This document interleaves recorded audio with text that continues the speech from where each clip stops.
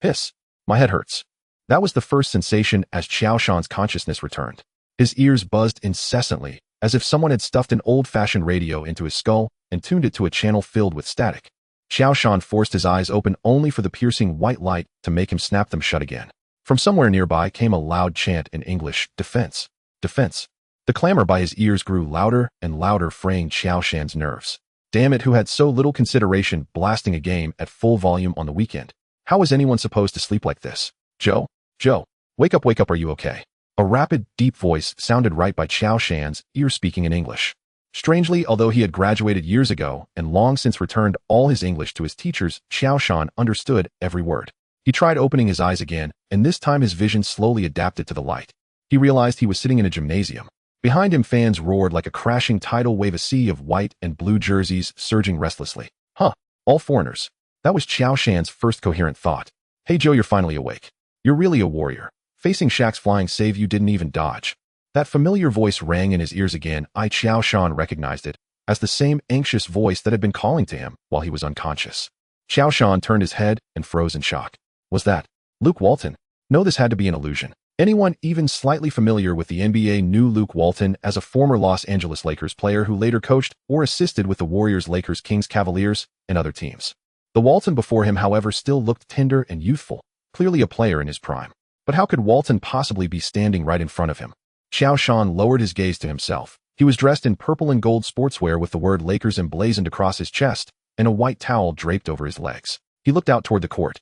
The man currently handling the ball on offense, Kobe, and down low, gritting his teeth while battling a big man with an afro.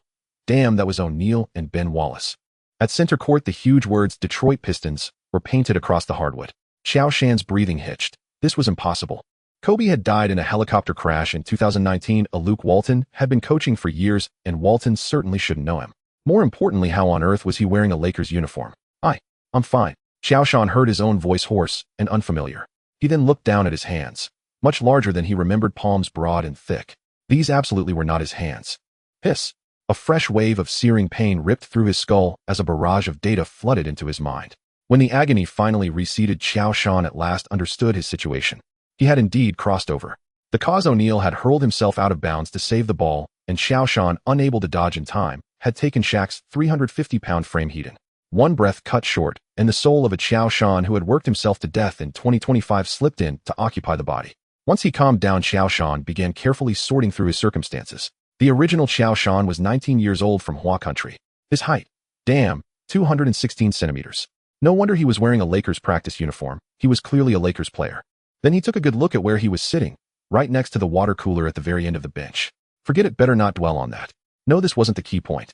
The original host had only begun playing basketball at 15. Lacking social savvy, he joined the city youth team, but was continuously listed as DNP by the coach for 2 full years, never appearing in a single official game, not even garbage time. In a fit of anger, Qiao Shan left the team. From then on, he just played pickup games with no systematic training and no professional guidance, drifting aimlessly. After Yao Ming was chosen first overall, a swarm of NBA scouts flooded into Hua country in search of the next Yao, and Qiao Shan was tricked into going to the States. Trick was exactly the word. The man who brought Qiao Shan to the United States was called Weber, though that name was probably fake as well. Only after arriving did Weber realize he had wasted too much time back in Hua country. The mid-season free agency window was about to close, and teams needing reinforcements had mostly completed their moves. After parading Qiao Shan around, only the Lakers were willing to take him, bringing him in under a special injury exception for Fox. After all, Qiao Shan's 216-meter frame was no mere ornament. With Fox and Malone both injured in succession, the Lakers' interior rotation had been reduced to O'Neal and Medvedenko. They were desperate for help. Weber dumped Qiao Shan on the Lakers, pocketed a fee, and then vanished without a trace. Qiao Shan could no longer contact him. The good news: the Lakers were overwhelming favorites for the championship. The bad news: as a complete rookie on a title or bust team, Qiao Shan had absolutely no opportunity to be developed. So far this season, the few garbage time appearances he had been given were downright disastrous. He fell into foul trouble easily. His offensive skills were crude. In the end, Phil had relegated him to the role of water boy at the very end of the bench. What a catastrophic start. Practically the beat 2-0. Qiao Shan let out a bitter sigh. What kind of sick joke was this? As for this particular game, it was none other than Game 5 of the finals between the Lakers and the Pistons. He glanced up at the Jumbotron. 10 minutes remained, and the Pistons were leading the Lakers 88-82. It was only a 6-point gap, but these were the 2004 Pistons and the 2004 Lakers. The Pistons, a championship machine built upon suffocating defense. The twin Wallaces Ben and Rashid, man stacked upon man, tormented O'Neal in the paint while the long-limbed Prince hounded Kobe with Billups and Hamilton ready to trap, at any moment cutting Kobe off from his teammates entirely. The Lakers, hailed as the most star-studded Super F4 in history, 4 future Hall of Famers banded together. Yet by 2004, Malone and Payton were little more than their names. Malone had been injured early in the season against the Suns, and when he returned his form had fallen off a cliff. As for Payton, he had spent an entire season drifting outside the team's tactical system. If nothing unexpected happened, this game would mark the end of the Lakers' season, followed by the disintegration of the F4, a Shaq's journey east, Malone's return home, Payton bouncing from team to team. Left behind would be the Milan blacksmith, Kobe repeatedly falling in the first round of the playoffs with teammates fit for a CBA squad until the rise of the young little Shaq and the arrival of Gasol. Ding. Super Center system activating. Scanning to determine whether the host meets requirements. Scanning height 216 centimeters, weight 265 pounds, position center. Ding. Host meets requirements. Binding to host in progress. A crisp mechanical voice suddenly exploded inside Qiao Shan's head. A system, fantastic. In his previous life as a corporate drone, Qiao Shan's only joy had been reading all kinds of free web novels, savoring the unparalleled pleasure of freeloading. Any seasoned fan of transmigration tales knew that as long as there was a system, you could act cool and soar. Basketball systems were the best. Learn Iverson's crossover in a second, master McGrady's sudden pull-up jumper, Curry's half-court threes. Others trained bitterly day after day, while the host merely allocated points and raked in honors until his arms were sore from lifting trophies, with team owners waving stacks of cash to sign him, and finally marrying into wealth and reaching the pinnacle of life. That beat the grind of 996 and dropping dead from overwork in his original world by a mile. Welcome to the Supercenter system. This system will assist the host in becoming the most dominant center in basketball history. I am the system, AI codename 9527. So system, what functions do you have? In response to the host, this system can provide you with the exclusive skills of every center in NBA history. The host can earn points through personal statistics, points, rebounds, blocks, assists, steals, personal accolades such as scoring titles, rebounding titles, block titles, assist titles, steal titles, MVP, All-Star, MVP Finals, MVP All-NBA teams, All Defensive Teams, Player of the Week or Month, and through wins. Points can be spent in the shop to redeem abilities. Then open the points shop right now. I'm sorry, host. Your current points total is 0. The shop cannot be accessed. Accumulate 1000 points to unlock the shop. Qiao Shan's mind was filled with question marks. The season was about to end, and at this rate, he would never even... As for next season, there was no guarantee he would even remain in the NBA. So what use was the system binding to him now? A super center system that demanded 1000 points just to open. He felt utterly exhausted. Let the world end already. Oh my God. Kobe missed the shot and Karl Malone went down while battling Ben Wallace for the rebound. Judging from Malone's pained expression, his night, perhaps his series, was over. As expected, the team doctor rushed onto the floor and helped him toward the locker room. The crowd rose to give a standing ovation to the veteran who had battled in the league for 20 years, hoping his injury was not too serious. For the Lakers without Malone, however, this game was all but finished.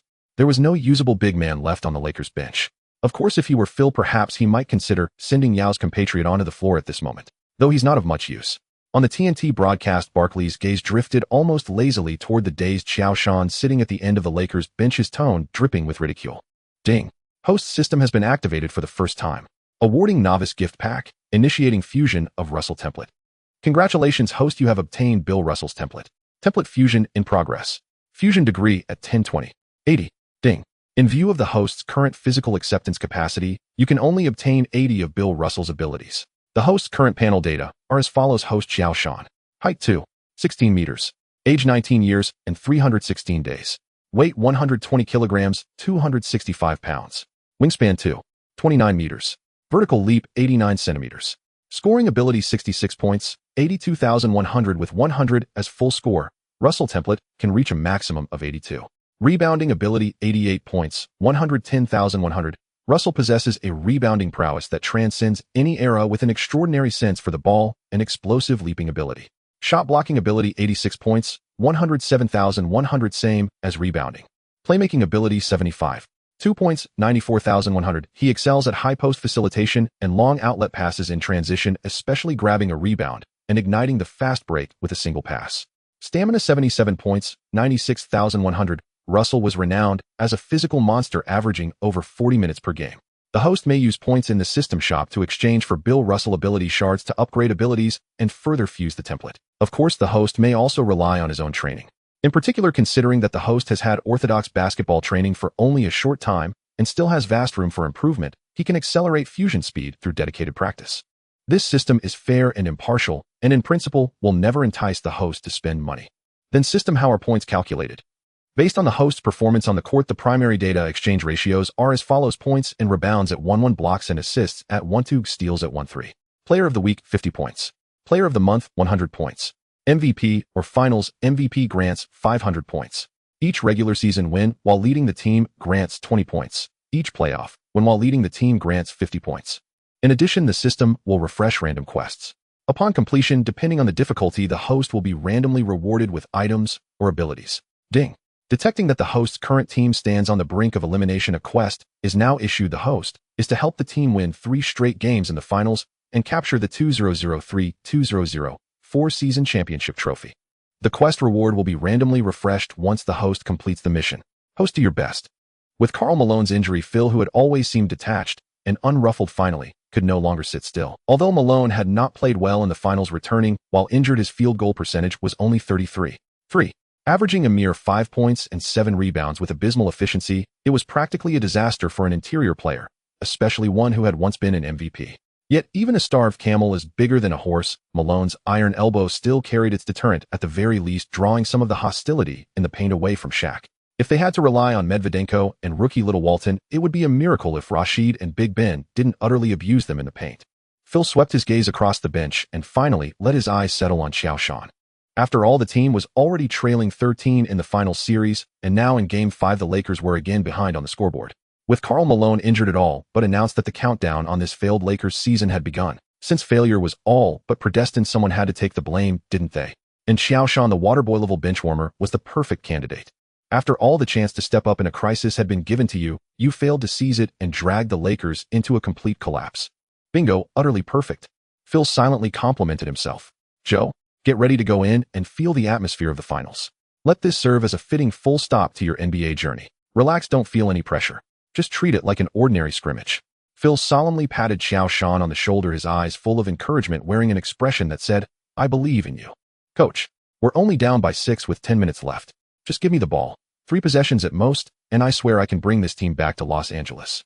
Before Qiao Shan could even react, the fiercely competitive Kobe exploded the moment he heard Phil was about to sub in Qiao Shan at such a critical time. The year 2004 was the darkest season of Kobe's career. Entangled in the Eagle County scandal, he had to shuttle constantly between the courtroom and the court. Because he lacked long-term practice with his teammates, all chemistry with the team had evaporated, causing the Lakers to stumble and falter all season long. The same scandal further intensified the conflict between Kobe and O'Neal. Their relationship had all but turned into open hostility. That single line, "Shaq did it too," made O'Neal lose all face. Malone and Peyton, meanwhile, stood firmly and without hesitation at O'Neal's side.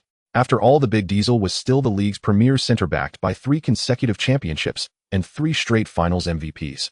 A truly unrivaled thigh to cling to. Everyone knew that after this season, either O or K would have to leave, and the odds strongly favored the Big Diesel being the one to go. Though he loathed to admit it, deep down Kobe understood that the chances of him single-handedly reaching the finals with ease again would be scarce. In other words, as things stood, this was Kobe's best opportunity to win another championship. With one more ring, perhaps the Eagle County scandal could be resolved more swiftly. Yet at such a critical moment, Phil actually wanted to sub in Qiao Shan, who had not played a single minute in the finals. How was that any different from tossing in the towel and declaring surrender? Phil sneered inwardly. So this is what it means to be young and arrogant. Did he really think that a lucky game-winning shot in Game 2 gave him the right to look down on everyone? Was he relying on that 38.1 field goal percentage and 17.4 three-point percentage, or on Shaq's 44.9 free throw percentage? 3 possessions. If 3 trips down the floor were really enough to erase the deficit, the team trailing in the series and being outplayed all night would hardly be the Lakers right now. Kobe Joe has unparalleled height and wingspan. I believe he can give the Detroit players a real surprise.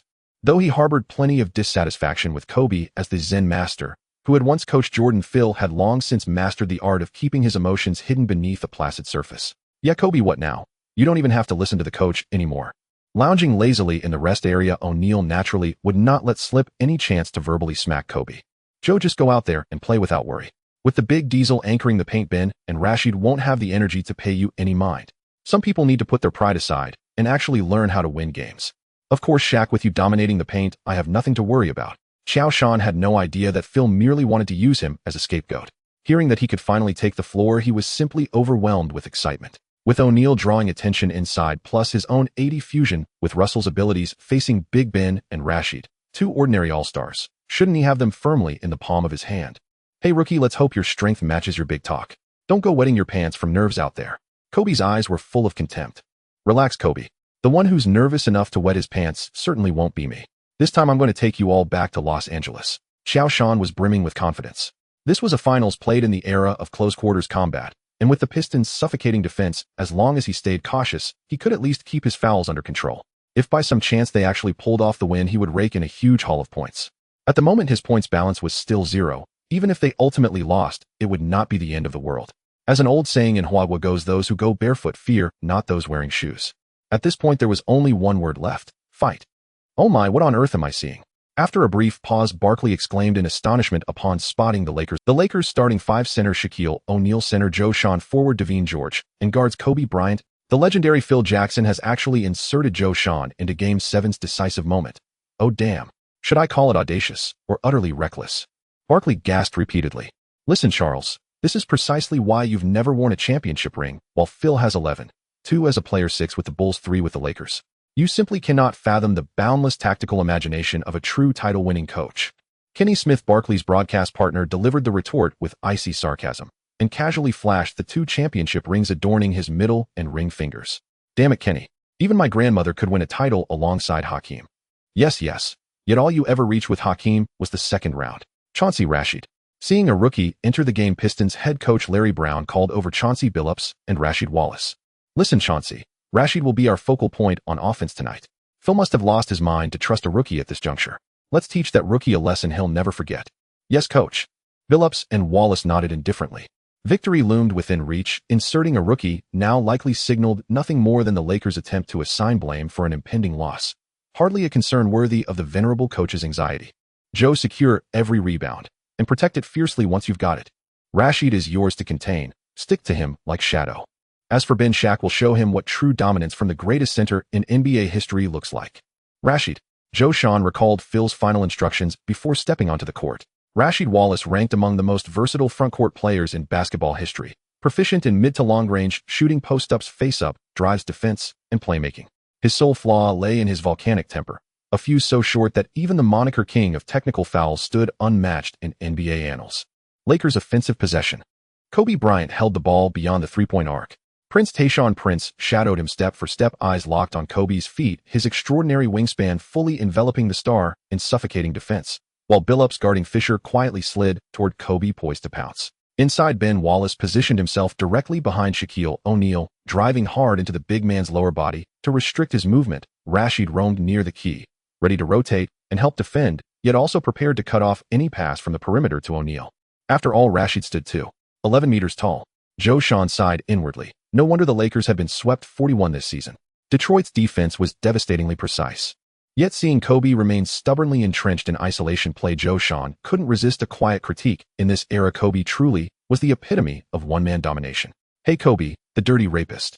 Without Shaq, you're nothing. Shaq, if I were you, I'd punch him out the moment he refused to pass. Gary, you spineless opportunist begging for minutes wherever you go. Yellowskin kid, have you weaned yet?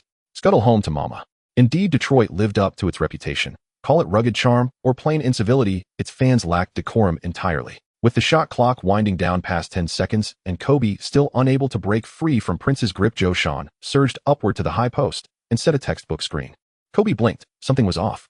When had this kid mastered such flawless screening technique? After all, Phil hadn't spared Qiao Shan garbage time minutes. He'd been dreadful, repeatedly exposed by opponents, perpetually out of rotation, lost in every scheme.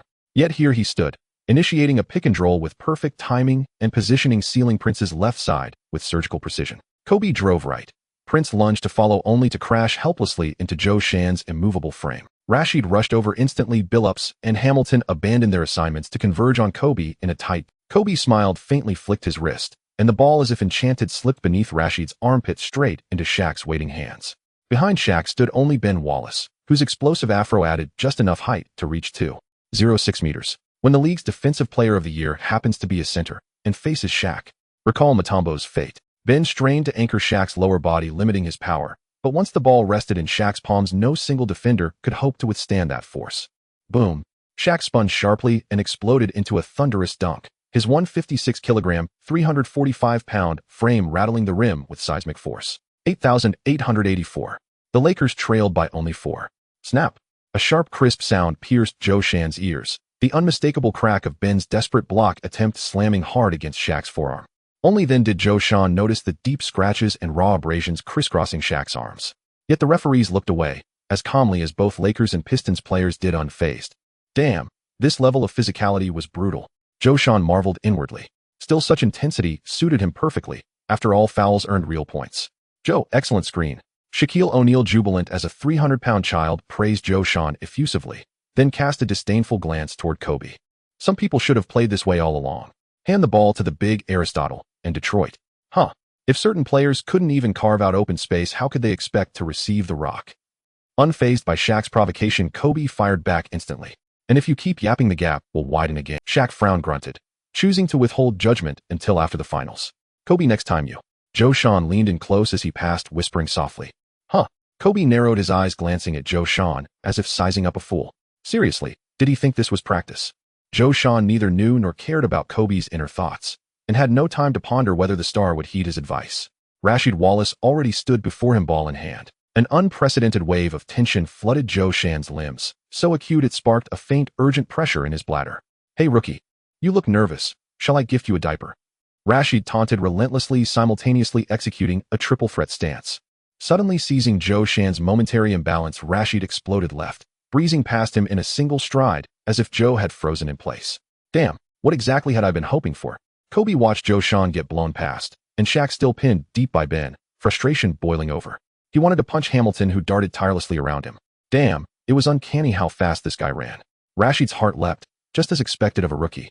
He launched into his signature three-step drive, cocking the ball high for a scorching dunk. Just as Rasheed rose halfway into the air, suddenly a massive palm-sized hand emerged slowly before his eyes. Qiao Shan had arrived. Rasheed's pupils dilated in shock. Damn, how could this rookie move so fast? And jump this high? Damn it, get down. I'm trying to dunk. Stay the hell away from me. Yamite. Thud. Midair with no purchase to push off, Rasheed collided violently with Qiao Shan, only for Joe to snatch the ball cleanly from Rasheed's grasp and launch a laser-guided quarterback-style heave toward the opposite end. The ball rocketed forward like artillery fire. Humph, manhood indeed. Watching Kobe sprint full tilt toward the other basket, Qiao Shan smirked with quiet contempt. Who would refuse a wide-open fast-break layup? Boom. Kobe slammed home a thunderous reverse dunk, igniting the Lakers' bench with electric energy. 8,886.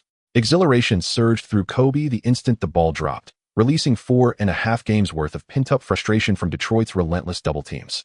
Then with theatrical flair, he cupped his ear, inviting the roar. Just moments earlier, as Kobe seethed in frustration, he'd glimpsed Qiao Shan closing the gap on Rasheed in a single stride, and instantly abandoned his chase of Hamilton, shifting his weight ready to sprint.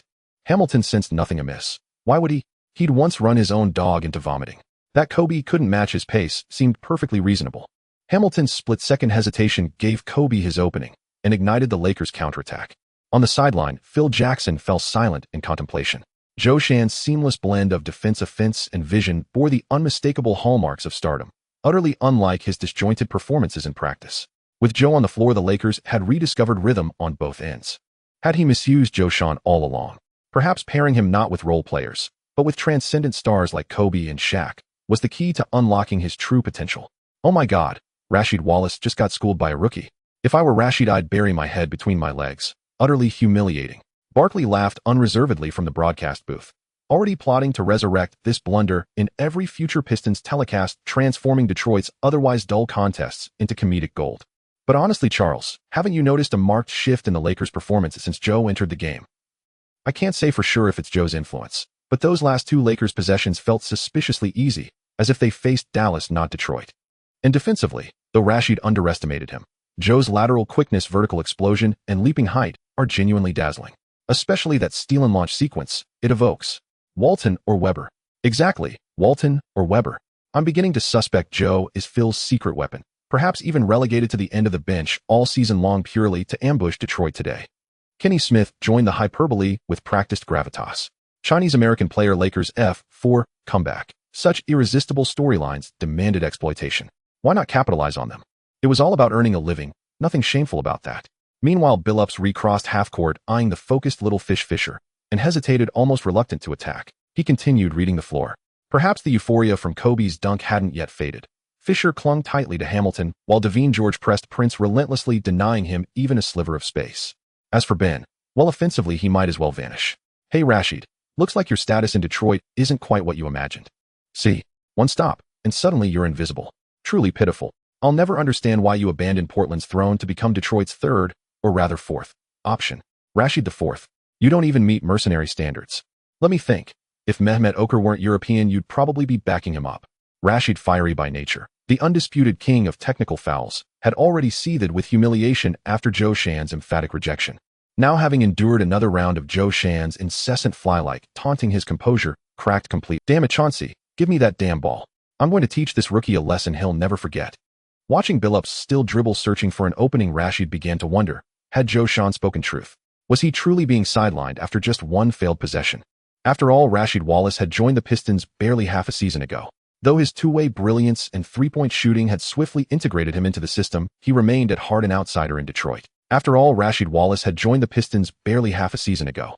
Though his two-way brilliance and having spent years in Portland's Jailblazers, he appreciated Detroit's continuation of the bad boys ethos, even if its culture felt warmer. If possible, Rasheed hoped to retire here. Rookie ball, don't lie. Receiving Billups' pass, Rasheed chose to back down Qiao Shan. Joe responded by lowering his center of gravity and locking his chest firmly against Rasheed's back. Thud. A fierce collision of muscle, but Qiao Shan stood unmoved. Awkward. Rasheed flushed, then redoubled his effort. Thud. Again, Qiao Shan held firm, immovable as stone. Though Russell wasn't a massive center, his core strength rivaled legends, capable of containing giants who defined an era.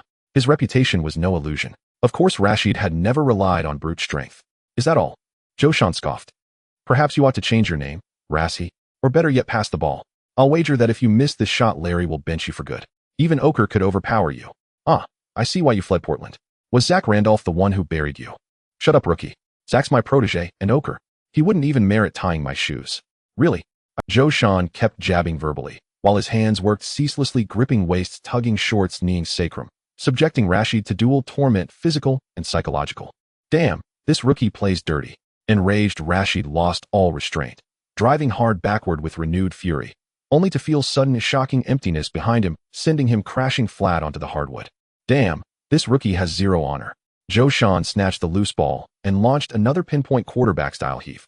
Kobe, already sprinting toward the free-throw line, caught it cleanly gathered and rose from the stripe. Bang! Instantly, the palace of Auburn Hills fell utterly silent. Indeed, as Kobe mentioned during the timeout, it only took 3 rounds to tie the score. There are still 8.5. Throughout the finals, the Pistons have consistently dominated the Lakers, relying heavily on their defense. With each physical confrontation and tight defense, they dismantled the Lakers' offensive structure, dragging them into their own rhythm, and then leveraging their vast experience left the Lakers bewildered. Just like a swan, no matter how noble, once dragged into the mire, it can be bullied by ducks at will. No matter how pure the school belle may be, if she's picked up by a beggar, she can only pose however she likes. Under the precise guidance of Qiao Shan, the Lakers didn't give the Pistons a chance to engage in close combat. The Pistons players were left in a daze. It wasn't as if a good person would neglect a superweapon like O'Neal and instead use a grenade. Are you not afraid of O'Neal coming back? It seems that apart from the first round where O'Neal easily scored on Ben, he had no intention of moving back to the front court in the remaining 2 rounds. Beep. Larry Brown finally couldn't hold back and called for a timeout. If they continued at this pace, they might really lose this game. Rasheed lifted up by Billups, and Ben buried his head in the towel in frustration. Why did he fall for that rookie's trick? Rasheed had been in the league for nearly 10 years, always a representative of versatile power forwards.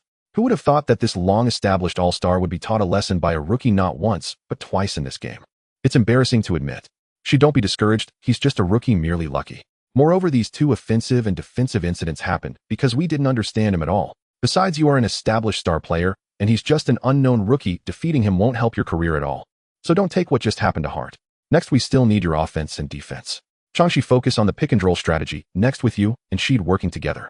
After setting the pick, Sheed don't roll away. If Changshi has no offensive opportunity, stay at the high post to facilitate, always watching Rip Hamilton and Tayshaun Prince for their cuts. If there's no chance, take the jump shot to finish them. Rip Hamilton run as much as possible to exhaust Kobe's stamina and cut off their defensive system.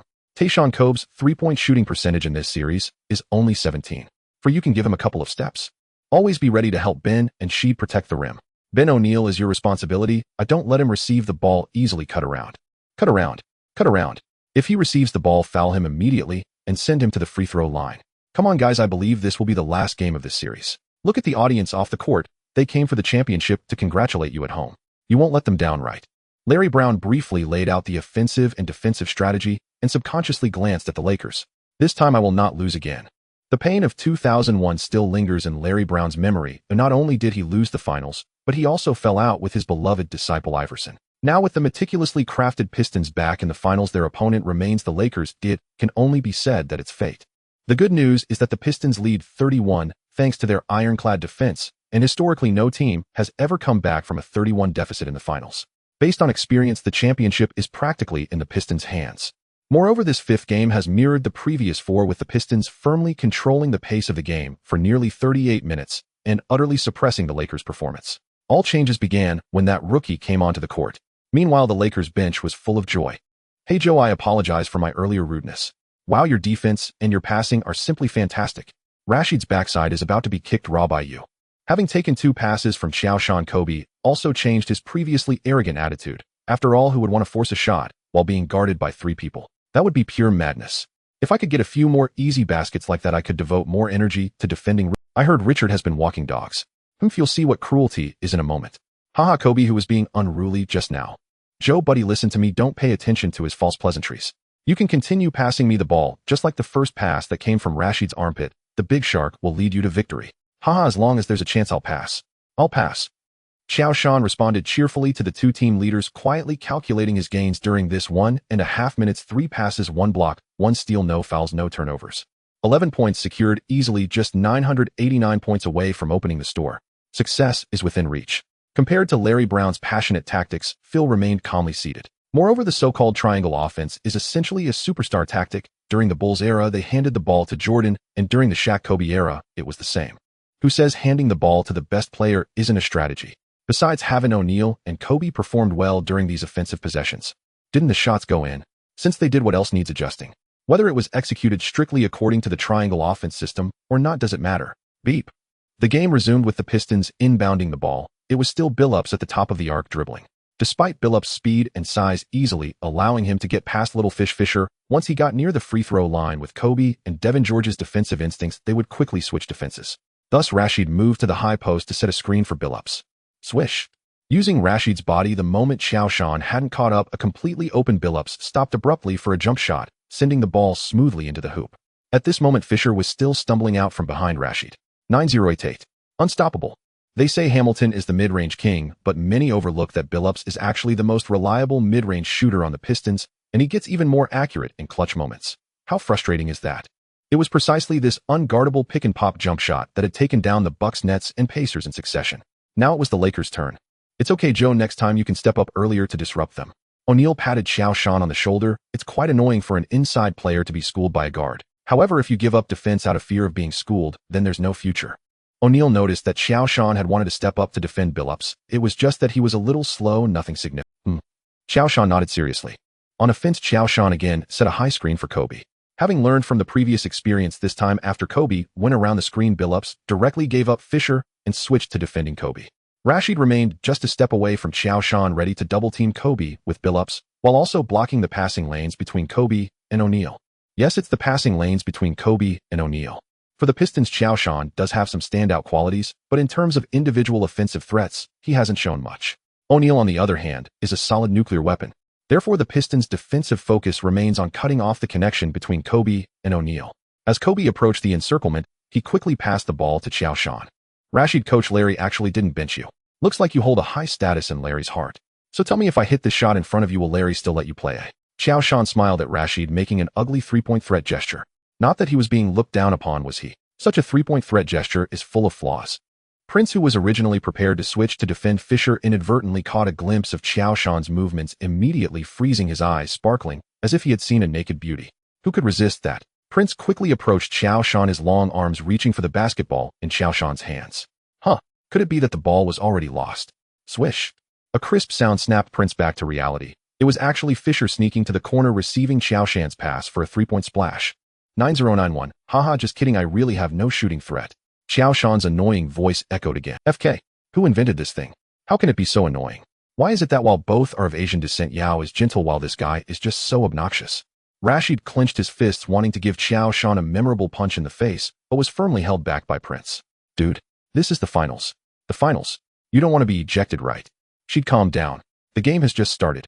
This rookie is indeed a bit interesting. Hey, Changshi, what do you mean? What's so interesting about this rookie? He's just using some tricks. In such a short time, he figured out how to exploit your weaknesses to try to provoke you and disrupt our offensive and defensive system. Isn't that interesting? Oomph. Rashid grunted, clearly displeased. Next, it's time to teach this rookie a lesson. Again with a pick and roll this time, Billups deliberately waited for Qiao Shan to defend before making a move directly shaking off Qiao Shan and passing the ball to an unguarded Ben under the basket. Bang! An unguarded Ben might have struggled against O'Neal too much, leading to a loss of muscle memory, or perhaps his offensive ability isn't strong. He actually missed the open layup. As the basketball bounced back, O'Neal, Qiao Shan, Rashid, Prince, and Ben all crowded under the basket. Qiao Shan leaped up with incredible verticality, snatching the basketball in the first instant and bending down to protect it tightly. Amazing. Joe secured the ball, grabbing it from the hands of rebounding experts like Shaq, Ben, and Rashid. Who can say this is how a rookie performs for the first time on the final stage, even in the playoffs? The commentary booth erupted in excitement. Dear Kenny, although you have 2 championship rings, have you ever shown such performance on the final stage? So as I said, my grandma won championships while following Hakeem during those 2 seasons. Dear Charles, take a look. Kenny Smith waved his 2 rings in front of Barkley, then flashed a provocative smile. This time Qiao Shan didn't choose a long pass. Instead, he passed the ball to Fisher, letting him bring it over half court. 9093, 9095, 9295, 9298. Time ticked away second by second, and when the last second was up, Kobe excitedly threw the ball up into the arena. 96105. Although the Pistons' established tactics succeeded multiple times, perhaps they really ran out of gas towards the end, with Hamilton, Billups, and Prince missing several open shots. Especially Rashid, who had been holding up the entire game, found it extremely hard to cope with Qiao Shan, who had only played for 10 minutes. As the final score settled, the Lakers won the game with a 9-point advantage on the road, narrowing the series to 32. This was also the first time the Lakers scored over 100 points in this year's finals, particularly in the last 10 minutes, with smooth offense and impenetrable defense evoking memories of the three-peat Lakers. The next 2 games will be held in Los Angeles. For the Lakers, with the home court advantage, winning both games is not a 2004 was the last time the finals used the 232 format. After the Lakers were eliminated, it changed to 22,111. Joe's emergence completely disrupted our offensive and defensive rhythm, and our transition defense was terrible. We didn't match up well. When Joe came on the court, his defense and passing triggered the Lakers' offensive and defensive transitions, allowing them to make some shots and build momentum. Yes, losing feels terrible. I admit that the main reason for this game's failure was that I didn't prepare in advance, didn't anticipate Joe's performance, and failed to implement targeted measures to suppress them during the Lakers' surge.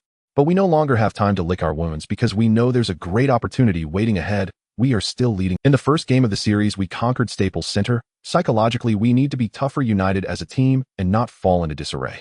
I believe in my players. We can still secure victory at Staples in the next game. Glory will ultimately belong to us, to Detroit. What kind of player is Joe? To say the least, I don't know this young man well, but from this game he indeed crushed us. Oh man, no exaggeration, we led the Lakers for nearly 38 minutes in this game. All changes began when Joe came onto the court. I've heard Sheets' complaints. This kid is a born Detroiter. He has the blood of bad boys running through him.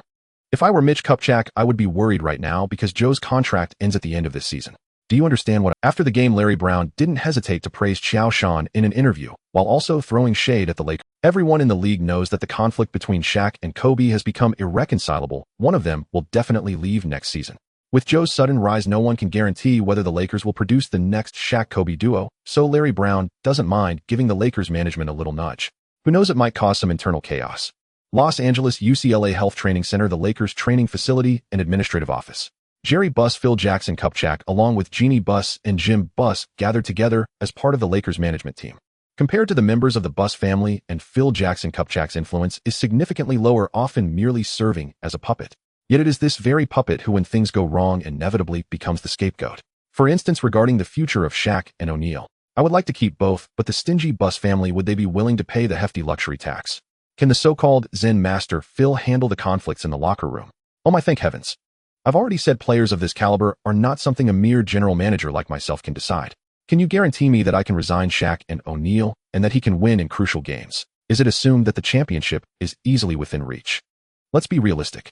When I signed Malone and Payton, you praised me as a brilliant general manager, yet halfway through the season Malone got injured and Payton couldn't fit into the system. Then you call me a garbage GM. How do you expect me to explain that? But isn't it Phil Jackson's responsibility if Peyton couldn't adapt to the system? And what about Kobe, who missed practices due to his court appearances? Does he bear no responsibility? Doesn't O'Neal's superstar privilege mean he bears no responsibility for refusing to train? And what about Malone's recurring injuries? Shouldn't that be the responsibility of the medical team and trainers? So in the end, all the blame is thrown onto my shoulders. Have they no shame? Mitch, Phil, what do you think of Joe? Is he worth our time to develop?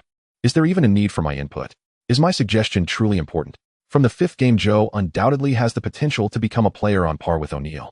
His basketball IQ, defense, passing, and even passion on the court are all exceptional.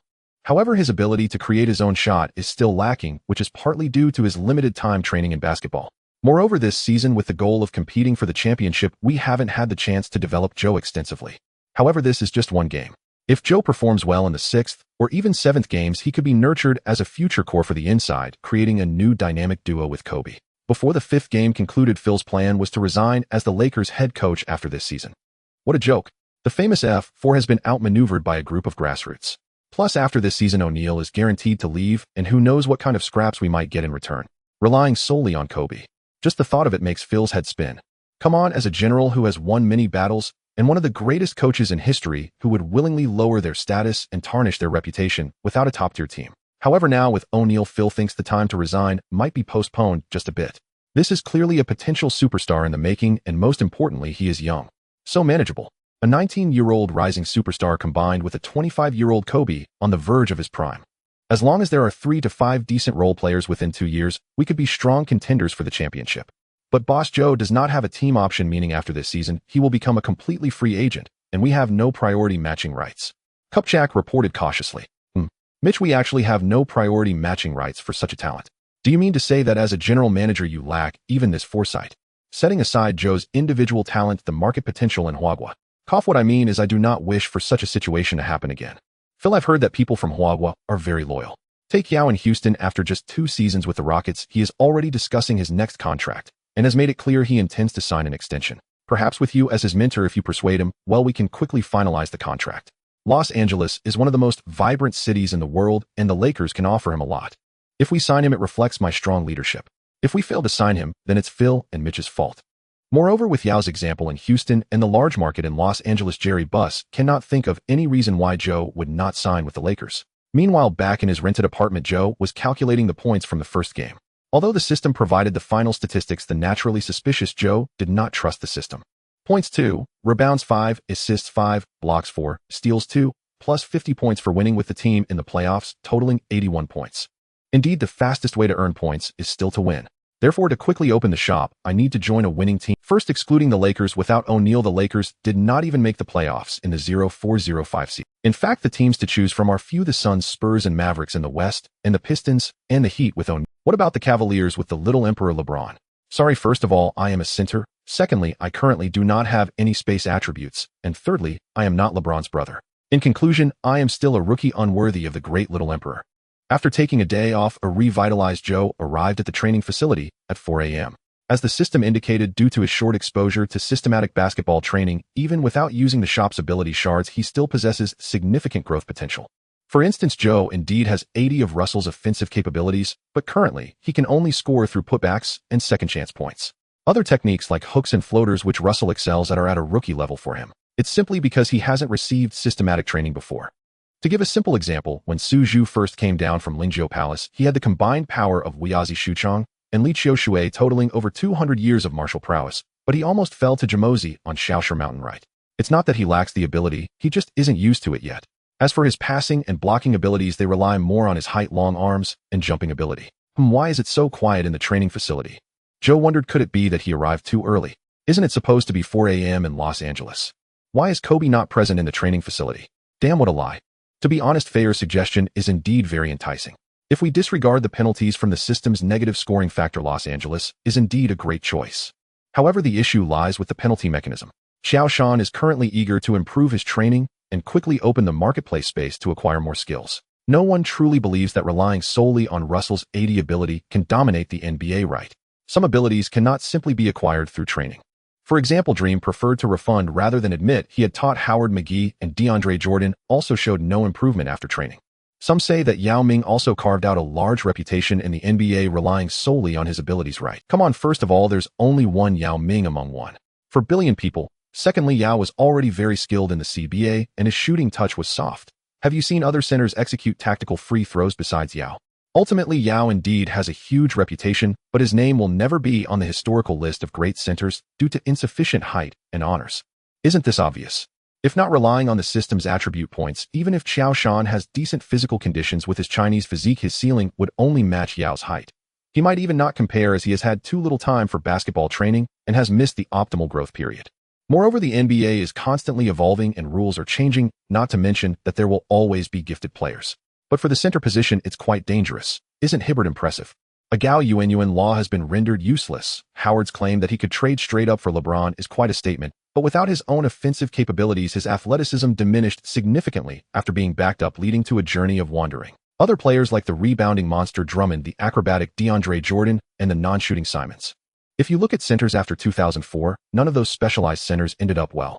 Just like now with Qiao Shan, if his defensive capability could be rated as A, his offensive ability might only be C or even C. With future training, his integration level with Russell at 80, and assuming his offensive ability remains unchanged, it might rise to C or even B, which depends on accumulated experience. Sometimes data is merely a reference, not an absolute value. Can Kawhi's 99 three-point attribute guarantee that every shot will hit? Are you joking? Moreover, who says that relying on the system's attribute points isn't through one's hard work? After all, points need to be exchanged for data.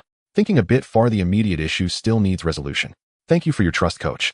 You know the finals are still ongoing.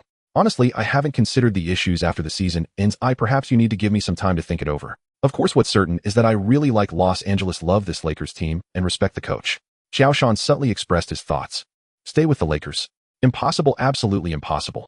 Not to mention that the Lakers are set to collapse next season, or just the fierce win-loss gap in the West makes it impossible for Qiao Shan to stay there. Likewise, the power struggles between Jim Buss and Jeannie Buss are leading the management into chaos. Stay with the Lakers. Am I supposed to stick the points I earn on the court directly into the system? No way. Anyway, I'll postpone my response until after the finals, then take action. Why should I learn from someone and deceive an old man with an ambiguous answer? Bro, come on, I'm still just a water boy who hasn't even gotten playing time before the 5th game.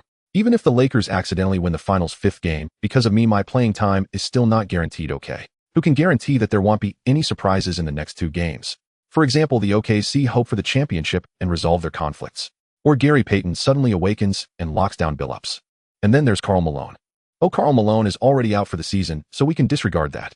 If Qiao Shan clearly refuses fair at this moment, believe it or not, if there's even the slightest chance that the Lakers can win without Qiao Shan on the court, he will be glued to the water cooler.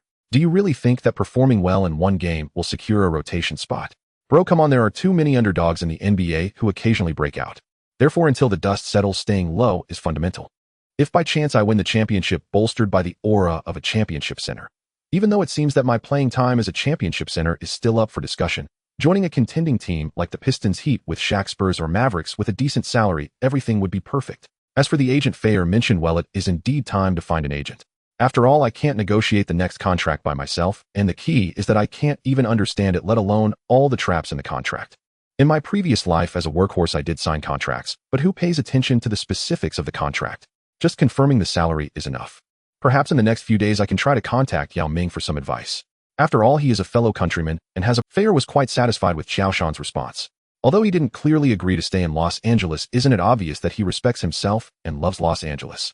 However, Qiao Shan is not wrong. The urgent matter is still to continue with the next 2 games. June 18th. Staples Center, Los Angeles. Sheed the Amore Oil law states that Sheed Shaq will kick your ass. FK Changshi. You're just a PR man's Gary. PT 300 starts, and the outside of Staples Center is already packed with Lakers fans. Even the local fans in Los Angeles did not expect that the game could return to Los Angeles. Since it has returned, they must warmly greet those guys from Detroit. So before the game even started, they greeted the Pistons players with a personal touch, using themselves as the radius and their family members as a breakthrough. It is said that the Lakers, from the team to the fans, regard themselves as noble. After all, whether in terms of market value or historical honors, the Lakers are unique in the entire league. In the first 2 home games of the finals, Lakers fans were calm and collected, boasting a luxurious F4 against a bunch of tough guys. Wouldn't it be a crushing victory? But no one expected that after 5 games the Pistons would actually be leading. Moreover, the Lakers almost didn't make it back to their home court. At this critical moment, who would care about those superficial things? First, release the emotions. Hey guys, are you Before the game started, Fayer led the Lakers players in a deep meditation, completely eliminating everyone's nervous. Now I will announce today's starting lineup. Shaq, Kobe, Devin, Payton. Fayer glanced at Qiao Shan and Joe. From the Lakers players' perspective, Qiao Shan starting was already expected. Firstly, Qiao Shan performed excellently in the last game, and secondly, with Malone injured, the Lakers inside was somewhat lacking. Qiao Shan's height, mobility, and playmaking ability are exactly what this Lakers team needs. Hey Joe, congratulations, this is your first start, right? Perform well. In jest, Kobe stood behind Qiao Shan, massaging his shoulders to help him relax. Wow, when did I get the treatment of Yao Ming?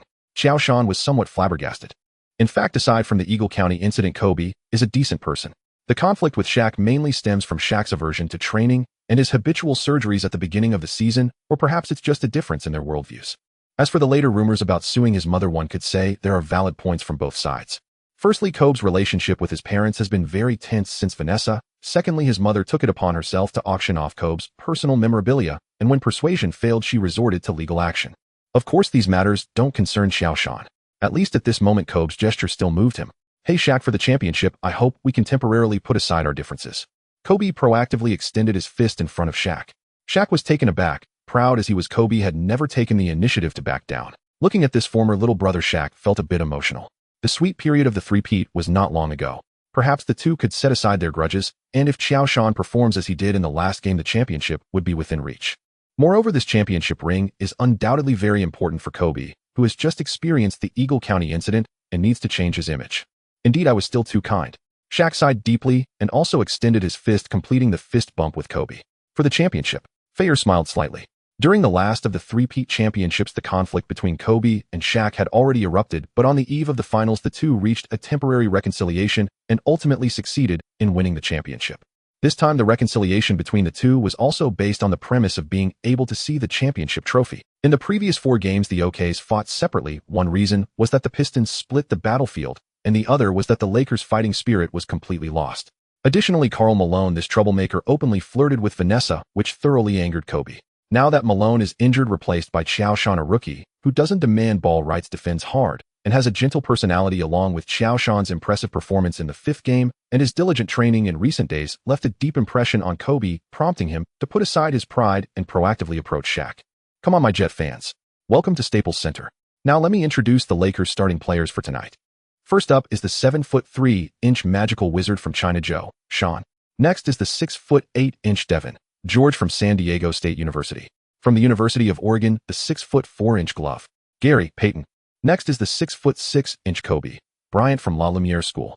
Lastly, from Louisiana State University, the 7'1" 3-time Finals MVP Shaquille. Those familiar with the NBA know that players are generally introduced in order of importance from lesser to greater, typically with interior players or role players appearing first and the team's absolute core, the star player, appearing last. Therefore, Qiao Shan being the first to come out. Besides being a starter, it doesn't hold any real significance. Perhaps it does, for after the last game, Qiao Shan, who had previously been relatively unknown, now had longtime fans coming to support him. He is the first player from China to step onto the NBA final stage as a starter, and he is unique. For instance, for this game, CCTV originally planned to broadcast the men's basketball warm-up match before the Sydney Olympics, but it was changed to the live broadcast of the Lakers vs. Pistons' 6th game. Thinking back to when Qiao Shan first entered the NBA, he indeed caused quite a stir in the country. However, his long-term role as a water boy, with an average of 10 towel swings, 15 water handouts, 13 cheers for teammates, and 20 claps, earned him the affectionate nickname of Lakers mascot. Hello, dear viewers. I'm very pleased to welcome Coach Zhang and Coach Su to commentate on this 6th game of the finals between the Lakers and the Pistons. Hello everyone, I'm Coach Zhang Heli. Hello everyone, I'm Su Jiqing. I'm very glad to commentate together with Coaches Sun and Zhang for today's game. Thank you both, teachers. So in the last game, our player Qiao Shan was called into action at the last moment and had an impressive performance. I've just received news from the front line that Qiao Shan has been directly entrusted with the starting position for today's game. What do the two coaches think about this player Qiao Shan? Can you predict the outcome of today's game for our viewers? Actually, I don't have much information regarding Qiao Shan. He hasn't played in any domestic leagues, nor did he go through the NBA draft, but joined the Lakers directly before. I found an interesting point here. During the regular season, Qiao Shan played a few times during garbage time, but he didn't record any stats in any game, well, except for fouls and turnovers. However, in the 5th game of the finals, Qiao Shan was called to duty in a critical moment when everyone thought the Lakers had given up, and unexpectedly, he led the Lakers to a comeback victory. Moreover, when Qiao Shan was on the court, he not only effectively defended against Rasheed Wallace, but also fully activated Shaq and Kobe. We all know that in the past three-peat championships, the Lakers primarily relied on Shaq and Kobe. Once these two can be activated, whether it's the triangle offense or the inside-out strategy, they can be fully unleashed, making a comeback against the Pistons quite achievable. As for this game, in my opinion, it still depends on Qiao Shan's performance. As long as he can maintain the level he showed in the last game, the Lakers' chances of winning are quite high. I agree with Coach Zu's opinion. We all know that the Lakers have a very glorious history, while the Pistons, in our words, are a civilian team. As long as Kobe and Shaq perform, well, they'll win. Oh, what a great shot. This one is truly amazing. This is Kobe, simply unreasonable. A textbook pick and roll. Qiao suddenly shook off Rashid, then rose to the high post to cut off Prince's defensive path. Just a fleeting opening, yet Kobe seized it, instantly sinking the shot. Truly, this play was executed with impeccable logic. For the Lakers to win, the ball must ultimately flow through Kobe's hands. As Kobe's diehard fan, Coach Zhang's pulse surged at the sight of that basket. His voice soared in unrestrained exultation. Qiao's screen was exceptionally solid, a detail we may have overlooked. Early in his NBA career, his screening technique had been notoriously poor. He often steered defenders straight into the ball handler, triggering double teams and crippling offensive efficiency. That is precisely why Qiao Shan, despite elite physical tools, remained relegated to the bench for so long. They say genius is 99% perspiration and 1% inspiration. I believe beyond our gaze, Qiao has poured relentless effort into his craft. With Qiao's current readiness, his inclusion in the national team could herald a breakthrough for China's men's basketball at the Sydney Olympics. Alas, Coach Su sighed softly. National team training had already commenced. 2004 marked a pivotal transitional year. The legendary '94 Golden Generation had fully retired, and the team's identity was shifting from small, quick, agile to an interior-centric system anchored by Yao Ming, and Lian. Qiao Shan's height, screen quality, and defensive acumen aligned perfectly with the national team's needs. His presence would profoundly unlock Yao Ming's offensive potential. Yet national team selection follows its own rigorous criteria. Though Qiao Shan delivered a dazzling performance in Game 5 of the finals, he lacked institutional pedigree. To veteran basketball professionals, spotting a promising talent first evokes thoughts of elevating national strength. Though this mindset does not extend to political appointees. Defense. Defense. The Staples Center roared, a chorus of over 20,000 voices threatening to shatter the arena's vaulted ceiling. Nicholson Wilde jabbed his finger furiously at Rashid, the most fanatical fan. In Nicholson's view, Spike Lee of the Knicks could only trail in his dust. Chauncey Billups advanced the ball calmly, unhurried. Against Fisher, he could dictate terms. Against Gary Payton, however, he dared not afford even a sliver of complacency. Though Gary Payton at 35 had seen time erode his athleticism, it could never strip him of his defensive. Indeed, Payton struggled all season to integrate into the Lakers system. But in unknown defense, any who underestimated him would vanish into obscurity as mere backdrop. Thump, thump, thump.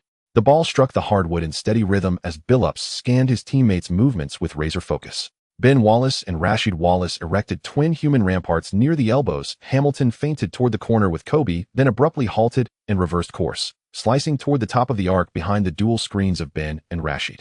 Snap! Kobe slammed into the twin walls, staggering half a step, only to lift his head and see Hamilton already receiving Billups' pass near the free throw line. I've got it. Seeing Hamilton cock his arm for a shot, Qiao Shan bellowed and surged forward to the high post. The free throw line, and indeed the entire mid-range zone, was Hamilton's sanctuary. Leaving him unguarded here was tantamount to gifting points. Though 2 strides still separated Qiao Shan from Hamilton, aggressive defense always commands respect. Yet Hamilton, with seasoned poise, delivered a masterclass in counterplay. In one fluid motion, he flicked the ball to Billups, then executed a sharp cut into the paint. Billups' Naluk bounce pass arrived with surgical precision. By the time Shaq and Qiao Shan were drawn out, the Lakers' paint lay utterly vacant. Hamilton finished effortlessly at the rim. Damn, so sneaky. Stung by the sudden reversal, Qiao Shan muttered under his breath. Snap! Payton slapped Qiao Shan's backside. Joe, you've done exceptionally well. Though this shot slipped through, the responsibility does not rest with you. Richard and Chauncey had forged seamless chemistry over 2 seasons. Often a single glance sufficed to orchestrate flawless execution. Even the league's Defensive Player of the Year cannot stifle every offensive possession from an elite scorer. Remember, preserve your energy, maintain your edge. Your name will inevitably surface in conversations about the next Defensive Player of the Year. Qiao Shan chuckled sheepishly, suddenly aware he'd taken the moment too personally. The NBA is a crucible of prodigies. Every player carries formidable skills.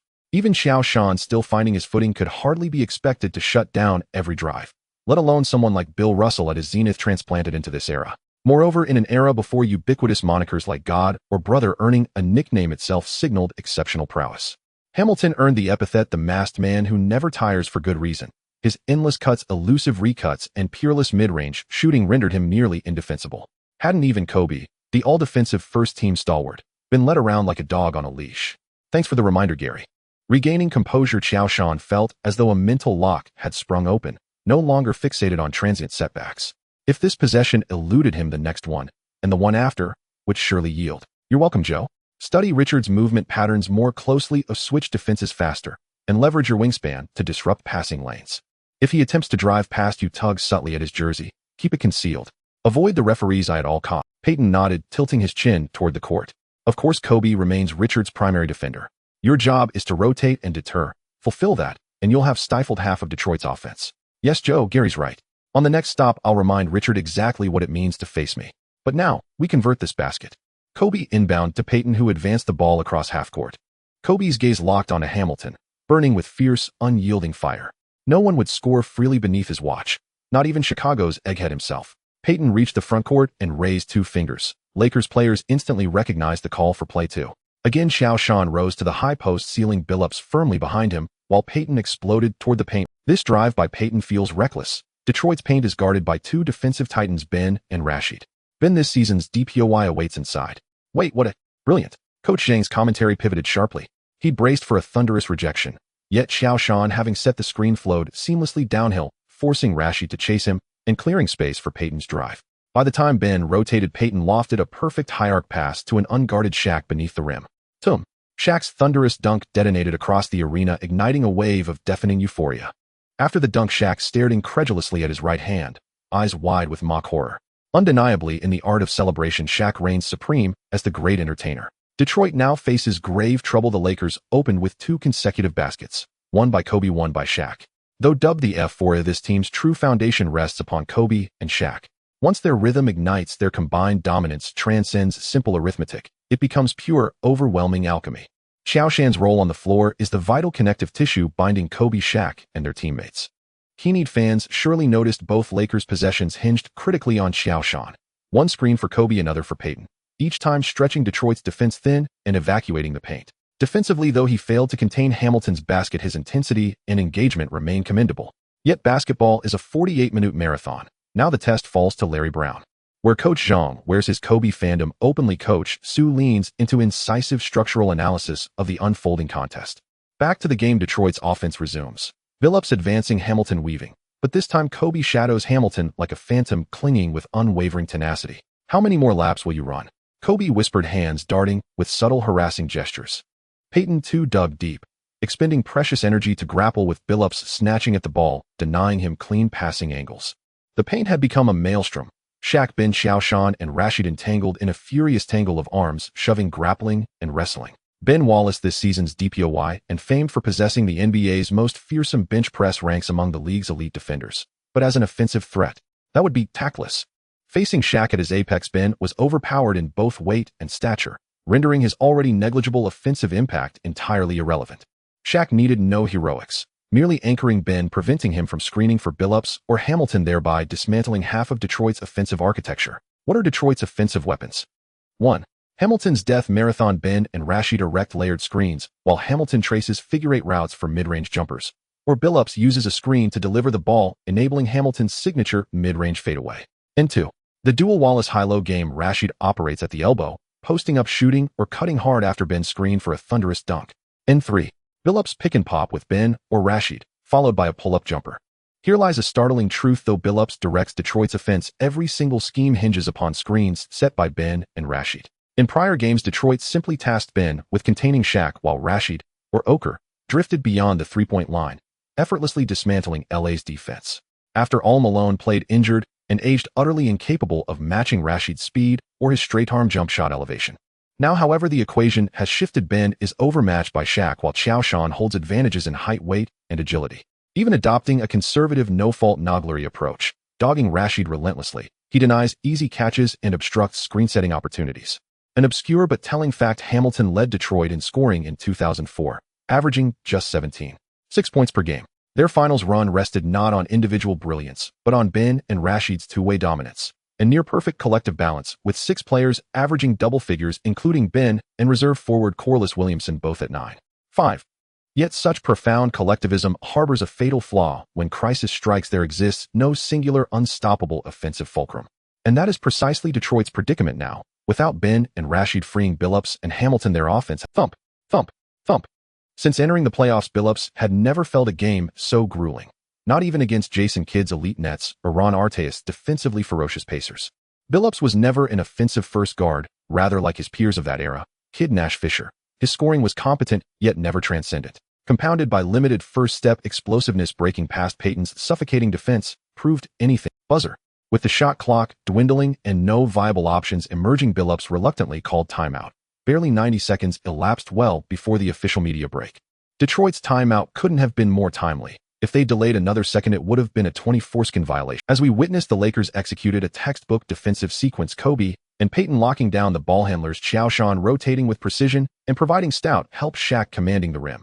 And even Devin George, the weakest link, defensively handled rookie Prince with effortless grace. Truly, the Lakers' defensive depth is staggering. Worth noting, Detroit ranked second in defensive efficiency this season, behind only San Antonio. Yet with Qiao Shan aboard, the Lakers' defensive might appears to surpass even Detroit's. Forcing a 24-second violation is hardly rare, but doing so in the finals, that defies belief. Gentlemen, did last night's Los Angeles escorts drain you dry? Or shall I summon your mothers to nurse you? Rid, if Ben and Sheed aren't screening for you, can you even play? In Chauncey, you've been shut down by Gary, a man decades your senior. That is disgraceful. I need you to attack with greater aggression. Use your strength, use your massive frame, to wear him down, to overpower him. Miss if you must, but exhaust him. Exhaust him relentlessly. And you, Sheed, remember you are the finest power forward in this league. Next time, show that rookie exactly what he's up against. Remember, you carry the honor of Motor City, the iron-willed legacy of the bad boys. You are cooler than Isaiah Thomas, tougher than Bill Laimbeer. Now fight. Victory belongs to us. Detroit basketball. Despite Larry Brown's preparations during the timeout, the situation on the court did not change due to the efforts of For disciplined teams like the Pistons and Spurs, the presence of any unreasonable player on the court can cause irreparable damage to the finely tuned machine. For instance, Kobe's performance against the Spurs in the 2001 playoffs and LeBron's against the Pistons in 2007-08 forced open the door to the finals with unreasonable breakthroughs, though LeBron in 07 did not inflict significant damage on the Spurs. When a superstar of the opposing team dominates the game and your side cannot respond effectively, the situation can only tilt overwhelmingly. In this finals, the Pistons faced the equally unreasonable Yao Ming. When the timeout ended and Hamilton finally maneuvered around Kobe's defense to receive the ball, Yao Ming was right in front of him. As one of the most underrated shooting guards in NBA history, Hamilton's combination of drive and jump shot was also mature. Seeing Yao Ming concede the drive but not the shot, he lowered his center of gravity upon receiving the ball and executed a crossover step to bypass Yao Ming. Unlike Kobe's violent dunks after breaking through, Hamilton preferred quick, mid-range jump shots gained through drives. Of course, the threat posed by O'Neal in the paint was also one of the reasons Hamilton dared not challenge easily. During the timeout, Phil also advised Shaq to strategically abandon Ben Wallace. After all, Ben's offensive capability was inferior to that of a wooden barrel in order to maintain intimidation in the paint. The young man indeed lacked experience. He was completely unaware that playing recklessly was merely handing points to the Pistons. Hamilton, breezing through for an easy 2 points, was feeling quite pleased with himself. Suddenly, a shadow swiftly overtook Hamilton from behind, leaping into the air with arms extending like springs, instantly blocking out the sun. Bang! Just as the basketball left Hamilton's hand, it was slammed down forcefully. Smack! The ball rebounded off Hamilton's face due to the immense force. In midair, Yao Ming did not care about the potential injury to Hamilton from the basketball crashing into his face. He grabbed the ball that rebounded from Hamilton's face and upon landing saw that Kobe had no fast break opportunity, so he tightly protected the ball in his arms. Hamilton, seeing that the referee did not call a foul, stood up in dissatisfaction. He then looked at Yao Ming with a face full of resentment, thankful that he was wearing a mask, otherwise his nose might have been broken again. In 2004, there were no players like Master Deng or Pressure Free Throw who relied on body hair to pressure referees. Naturally, Hamilton had not reached the star level of raising hands for a call. As long as the referee did not blow the whistle, it was considered good defense. This was, after all, the Lakers' home court. Even a slight move by the Lakers players would be overlooked by the referees. Hamilton understood this principle, so he did not argue with the referee. Everyone loves the Cinderella story of defeating Snow White, but more people prefer the satisfying conclusion of Snow White overcoming countless challenges to defeat the witch. From playing style to team history, the Los Angeles Lakers are undeniably the rich and handsome, while the Detroit Pistons are the biggest villains in this league. This has been the case since Jordan. After trailing 3-1, the Lakers finally welcomed a turning point. How could David Stern not steer the script in the direction most beneficial to the league's development?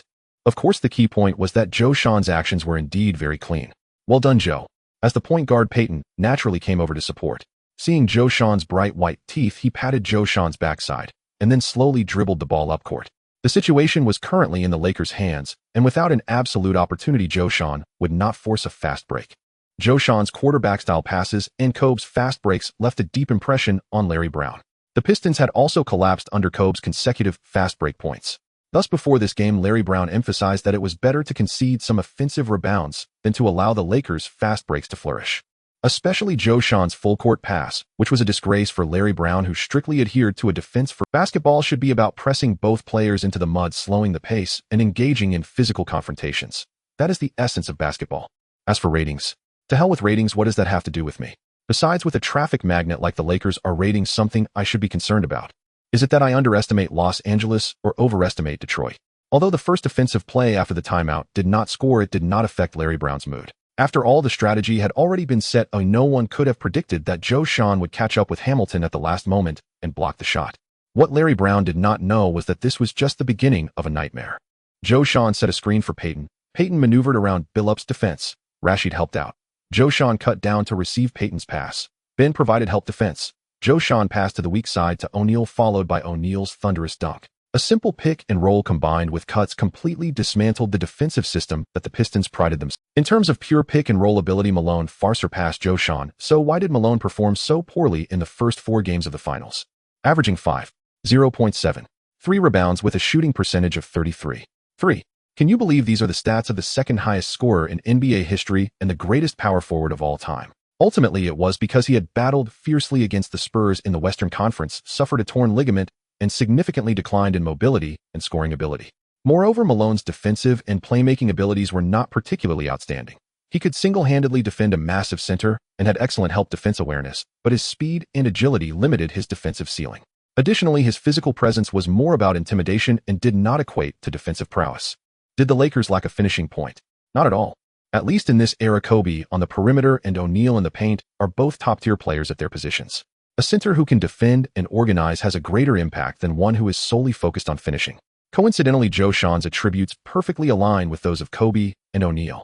In 2004, I personally believe that in terms of individual ability, Kobe is greater than or equal to Iverson.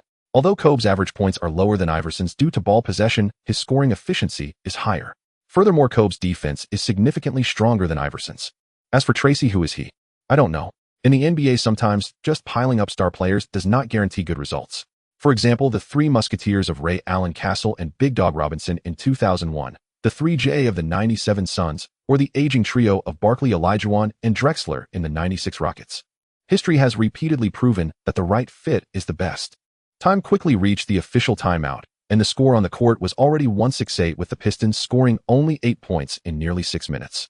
The scales of victory were slowly tilting towards the Lakers. Joe, you need to play with more physicality. In the Lakers bench area, Shaquille O'Neal quietly tucked the Gatorade handed to him by Radmanovic beneath his stool, then opened an unbranded functional drink and chugged it down. Glug, glug, glug. Qiao Shan let out a quiet sigh. Indeed, the role of the water boy was still best performed by himself. Though Gatorade had long been the NBA's official sports drink, many players disliked its taste. Its high sugar content appealed to Shaq, but he was currently in strict sugar control mode and dared not guzzle it recklessly. Just now I cleared Ben Wallace and Rashid Wallace out of the paint. You should have slammed that damn ball through the rim, not passed it to me. Had Shaq not been unstoppable, that offensive opportunity would have been wasted. As Shaq spoke, he flexed his massive muscles. As an interior player, you must be brutal. You must be relentless. The paint is your domain. Well, except when Shaq occupies it. Raise your iron elbow and shove aside every trash heap standing in your path. Only then will opponents tremble before you, and scoring will come effortlessly. Yes, Shaq. I just felt the ball was safer in your hands. Of course, buddy. Once the ball lands in Shaq's hands, everything's a breeze. But you must seize your own opportunities to shine. Overly selfless players never land lucrative contracts. No one dislikes playing alongside someone who shares the ball willingly. Shaq knew full well this was his final season with the Lakers, and if possible, he truly wished to continue partnering with Qiao Shan in the frontcourt. A teammate who labors tirelessly on defense battles for every rebound and genuinely passes up open looks. Whose side wouldn't anyone want him on? Yet Shaq's own future remained uncertain. All he could do was guide Qiao Shan's growth within the limited time. Hey Joe, don't listen to Shaq. Trust your instincts. Playing hard defense and sharing the ball isn't wrong. Listen here, Shaq. If you don't want the ball, I won't mind if Joe saves every offensive chance for me. Oh, Kobe, have you forgotten who brought you those first 3 championships? Trust me, Shaq knows better than anyone how to win. Damn it. Kobe cursed under his breath and exited the... Shaq was right. Though Kobe had been vying for dominance since their second title within Phil Jackson's system, Shaq remained the bedrock of the Lakers. With Shaq, championship contention remained viable, a truth universally acknowledged across the league. Compared to the Lakers' bench, loud, boisterous, and quarrelsome, the Pistons' bench hung heavy with gloom. Listen up, team. We're only down temporarily. This isn't the end of the world. Remember, we still lead in the series. Stay strong, young men. I believe in you. Lock in on every defensive possession. Even if we can't score, we won't let the Lakers. Joe hasn't scored yet. I've watched closely. He plays far too unselfishly. That's his fatal flaw. Once the ball reaches him, his next choice is always Shaq or Kobe. Remember, on defense, grant him extra space for jump shots and clog his rolling or passing lanes. Tayshaun, you're on standby to intercept any pass from Joe to Kobe. Remember, defense wins championship. Beep. After the timeout, Qiao Shan suddenly felt disoriented. Rasheed Wallace abandoned his man-to-man coverage entirely, instead joining Prince near the free throw line, ready to double team at any moment. While Hamilton swapped assignments with Billups took Kobe, and Hamilton covered the severely diminished offensive threat of Payton. As for Devin George, did anyone seriously expect a role player to dismantle the Pistons? Both Prince and Rasheed possessed extraordinary defensive range. Whether facing Kobe's or Payton's drives, Devin George's spot-up attempts, or Shaq's post-ups, they could instantly converge into a triple team. Larry Brown was betting everything on one assumption: Qiao Shan lacked both offensive desire and offensive capability. So now I'm just a mattress. Huh. Qiao Shan stared blankly. Wait, didn't I bind Russell's template? Why am I being treated like a glory? This is outright humiliation. Of the going to work 5, only Hamilton, constrained by his frame, was comparatively weaker defensively against speed-oriented or physically imposing guards. He occasionally struggled, but matched up against the aging Payton, he was rock solid. Meanwhile, Billups, Prince, and the 2 Wallaces wove a suffocating defensive web, effectively isolating Qiao Shan from his teammates. Indeed, in the playoffs, the mid-range jumper remains the deadliest weapon. Qiao Shan wasn't fazed. After all, he truly lacked mid-range proficiency. At least he lacked the ability to punish defenders with it. But who cares? If the mountain won't come to me, I'll go to the mountain. Since Rasheed voluntarily abandoned me, couldn't I simply lure him away from the basket? In 2004, Kobe's feud with Shaq caused many to overlook his elite passing ability. Though not on par with Kidd or Nash, players whose careers revolved around assists, he operated well above average. Qiao Shan's solution to loosen the Pistons' defense was simple: set repeated screens for Kobe, leveraging Kobe's penetration and playmaking to tear apart Detroit's defensive structure. Colloquially speaking, ride the coattails. If Rasheed refused to follow Qiao Shan up the floor, Kobe, using the screen, could exploit even the slightest seam to punish the Pistons with a mid-range jumper. By the 2003-04 season, Kobe's mid-range game and step-back jumpers had reached mastery, especially his pull-up jumper near the free throw line, nearly impossible to guard. If Detroit dared to leave him open, Kobe would bury them without mercy. After all, Kobe wasn't Devin George. If Rasheed chased Qiao Shan up high, Kobe and Shaq's synergy would leave Ben Wallace left alone under the basket, receiving a full dose of Mutombo's 2001 Finals experience. For Detroit, it was a choice between 2 poisons. Kobe was the sword, light, elusive, unpredictable, striking lethally the instant an opening appeared. Shaq was the warhammer, blunt, overwhelming, each casual swing capable of shattering mountains. Sure enough, as Rasheed hesitated, uncertain whether to follow Qiao Shan up the floor, Kobe used the screen to break free from Hamilton's grasp. In the split second, Prince peeled off Devin George to help Kobe, gathered the ball, and rose. Swish. The ball slipped through the net with a crisp, resonant whisper. That's Kobe's value. Cold-blooded execution when it matters most. This is precisely how the Lakers should play: get the ball to Kobe and trust him. At the CTV broadcast booth, Coach Zhang barely contained his rising excitement. Coach Zhang makes a valid point. The Lakers' greatest weakness lay at point guard. Payton failed all season to integrate into their offensive and defensive schemes. Fisher proved clutch in crunch time, but against elite floor generals like Francis Nash, Bibby, and Baron Davis, he lacked the firepower to dominate during regulation. This season, Phil Jackson entrusted Kobe with greater playmaking responsibilities, resulting in a career-high 5.1 assists per game. In a finals setting, a player like Kobe, who could score, defend, and orchestrate, was the Lakers' most terrifying weapon to pierce Detroit's impenetrable defense. And now, great play? Rasheed pulls up beyond the arc, catches Qiao off guard, and drains a 3-point. Rasheed possesses legitimate 3-point range. How will Qiao respond? Let's watch closely. Joe. Payton looked slightly embarrassed. Just moments earlier, Billups had initiated a post-up against him from beyond the... Height-wise, Payton's 193 centimeters gave him a marginal edge, but Billups weighed a formidable 92 kilograms, a full 12 kilograms heavier. At just 27, Billups stood at the peak of both skill and physical prime. Overpowering Payton was effortless. Qiao Shan, witnessing Peyton's abuse, attempted to slip past Billup's blind spot for a steal, only to completely lose track of Rasheed Wallace. "Gary, you've really aged. Anyone dares to disrespect you now," Qiao Shan teased lightly. With veterans like this, consolation was useless. The only effective tactic was provocation. This season offers at most 2 games left. If not now, when else will you give everything? Think of Huang Zhong at Dingjun Mountain, or Wang Shifeng at Shuiwen Nunnery. Damn it. Joe, watch closely. If anyone thinks they can run roughshod over me, Chauncey is still far too green. True to form, the already fiery Peyton, stoked by Qiao Shan's taunts, shot Billups a searing glare. That burning gaze sent one unmistakable signal: at this very moment Peyton was about to explode. As the Lakers initiated the play, Qiao Shan noticed Peyton surprisingly asking for the ball, so he tossed it out. The Pistons' defensive rhythm has always been like this, dragging the opponent into their tempo, and then using their familiar half-court offense and defense to crush the opponent. The current score is 1-8-1-1, with the Pistons trailing by 7 points. However, a game lasts 48 minutes, and this temporary deficit did not cause any panic for Billups. Instead, it made him more aware of what he needed to do: control the tempo, exploit mismatches. Billups was tired of wandering. He loved Detroit, the culture of the city, and the culture of this team: resilience, teamwork, toughness.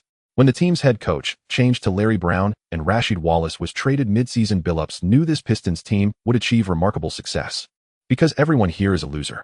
Larry Brown personally elevated Iverson to the pedestal, only to be stabbed in the back by his own beloved disciple. Richard was sneered at by the basketball gods, deemed unworthy to wear their shoes for not being an all-star. Ben was an undrafted player, while Billups, despite being the 3rd overall pick, wandered aimlessly.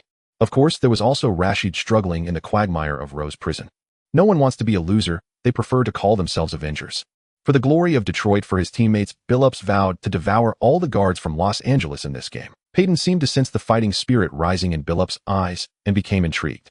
In terms of physique and speed, Peyton was indeed at a disadvantage, but he had experience. After all, he was a character who had battled the Chicago Bulls in the finals for 300 rounds. Bringing the ball across half-court, Peyton used his left arm to block Billups for a moment. Seeing the referee blocked by Qiao Shan, he casually raised his left arm, taking advantage of Billups' pushback. With a smack, he struck Billups hard on the jaw and exaggeratedly fell to the ground, rolling over. At that moment, Qiao Shan rushed to the free throw line, blocking the referee's view. From the referee's perspective, Peyton fell after being shoved by Billups, and without hesitation, he called a foul on Bill. This is the Lakers' home court, and the referee had also received instructions from David Stern before the game to assist the Lakers as needed. The story of grassroots rising is indeed moving, but this is the NBA, a business league, where making money is paramount. How to make money? Besides broadcasting, there are also jersey and sneaker sales.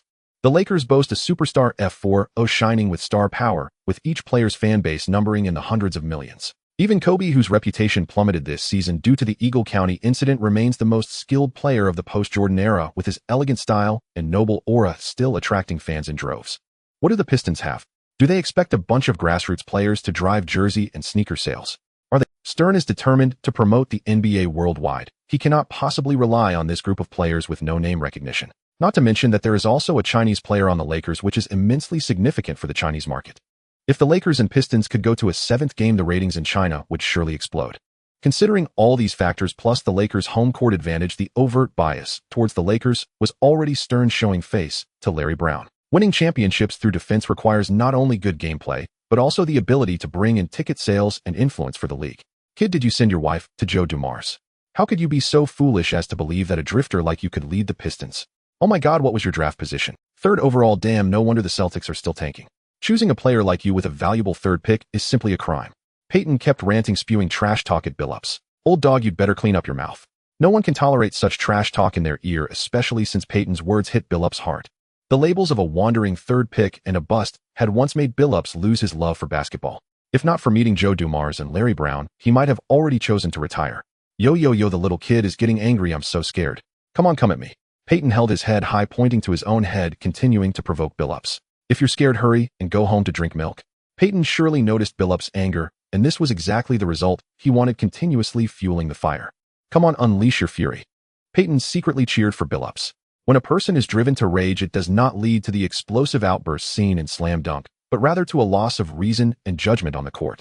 For a point guard, losing one's reason is the most terrifying thing. The point guard is the engine of the team's offense. If this engine malfunctions, the most direct consequence is the paralysis of the entire machine. Indeed, in the following several possessions, Billups no longer saw his teammates, nor did he entertain thoughts of organizing an offense. He frequently isolated and collided with Peyton, his gaze seemingly ready to crush Peyton. Kid, did your mother's milk go to someone else? Use more force, come on.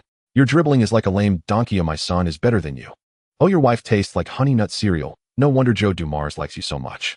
Peyton remained unfazed by Billup's physical pressure, constantly spouting trash talk that annoyed Billups. While in those two offensive possessions, Peyton forced Billups into an offensive foul and successfully stole the ball when Billups was not paying attention. What disgusted Billups the most was that after the steal, Peyton brought the ball to the front court and chose not to attack directly, but waited for Billups to chase back, using him to score while maximizing the humiliation. Bang! An infuriated Billups landed a heavy punch on Peyton, who fell to the ground. Damn! A brawl in the finals. Qiao Shan was stunned. What had Peyton done to provoke such wrath from the usually calm Billups? Could it be that the provocation went too far? Billups' heavy punch and Peyton's fall instantly silenced the previously noisy crowd. The sound of a pin dropping could be heard. In no time, the Lakers fans who reacted erupted. In the Lakers' home court, hitting their players so hard was simply disregarding them. Fuck Detroit. Truly a bunch of country bumpkins, so uncivilized. Get out of Staples Center, you are not. This is not defense, this is a crime. Detroit, get out of the NBA.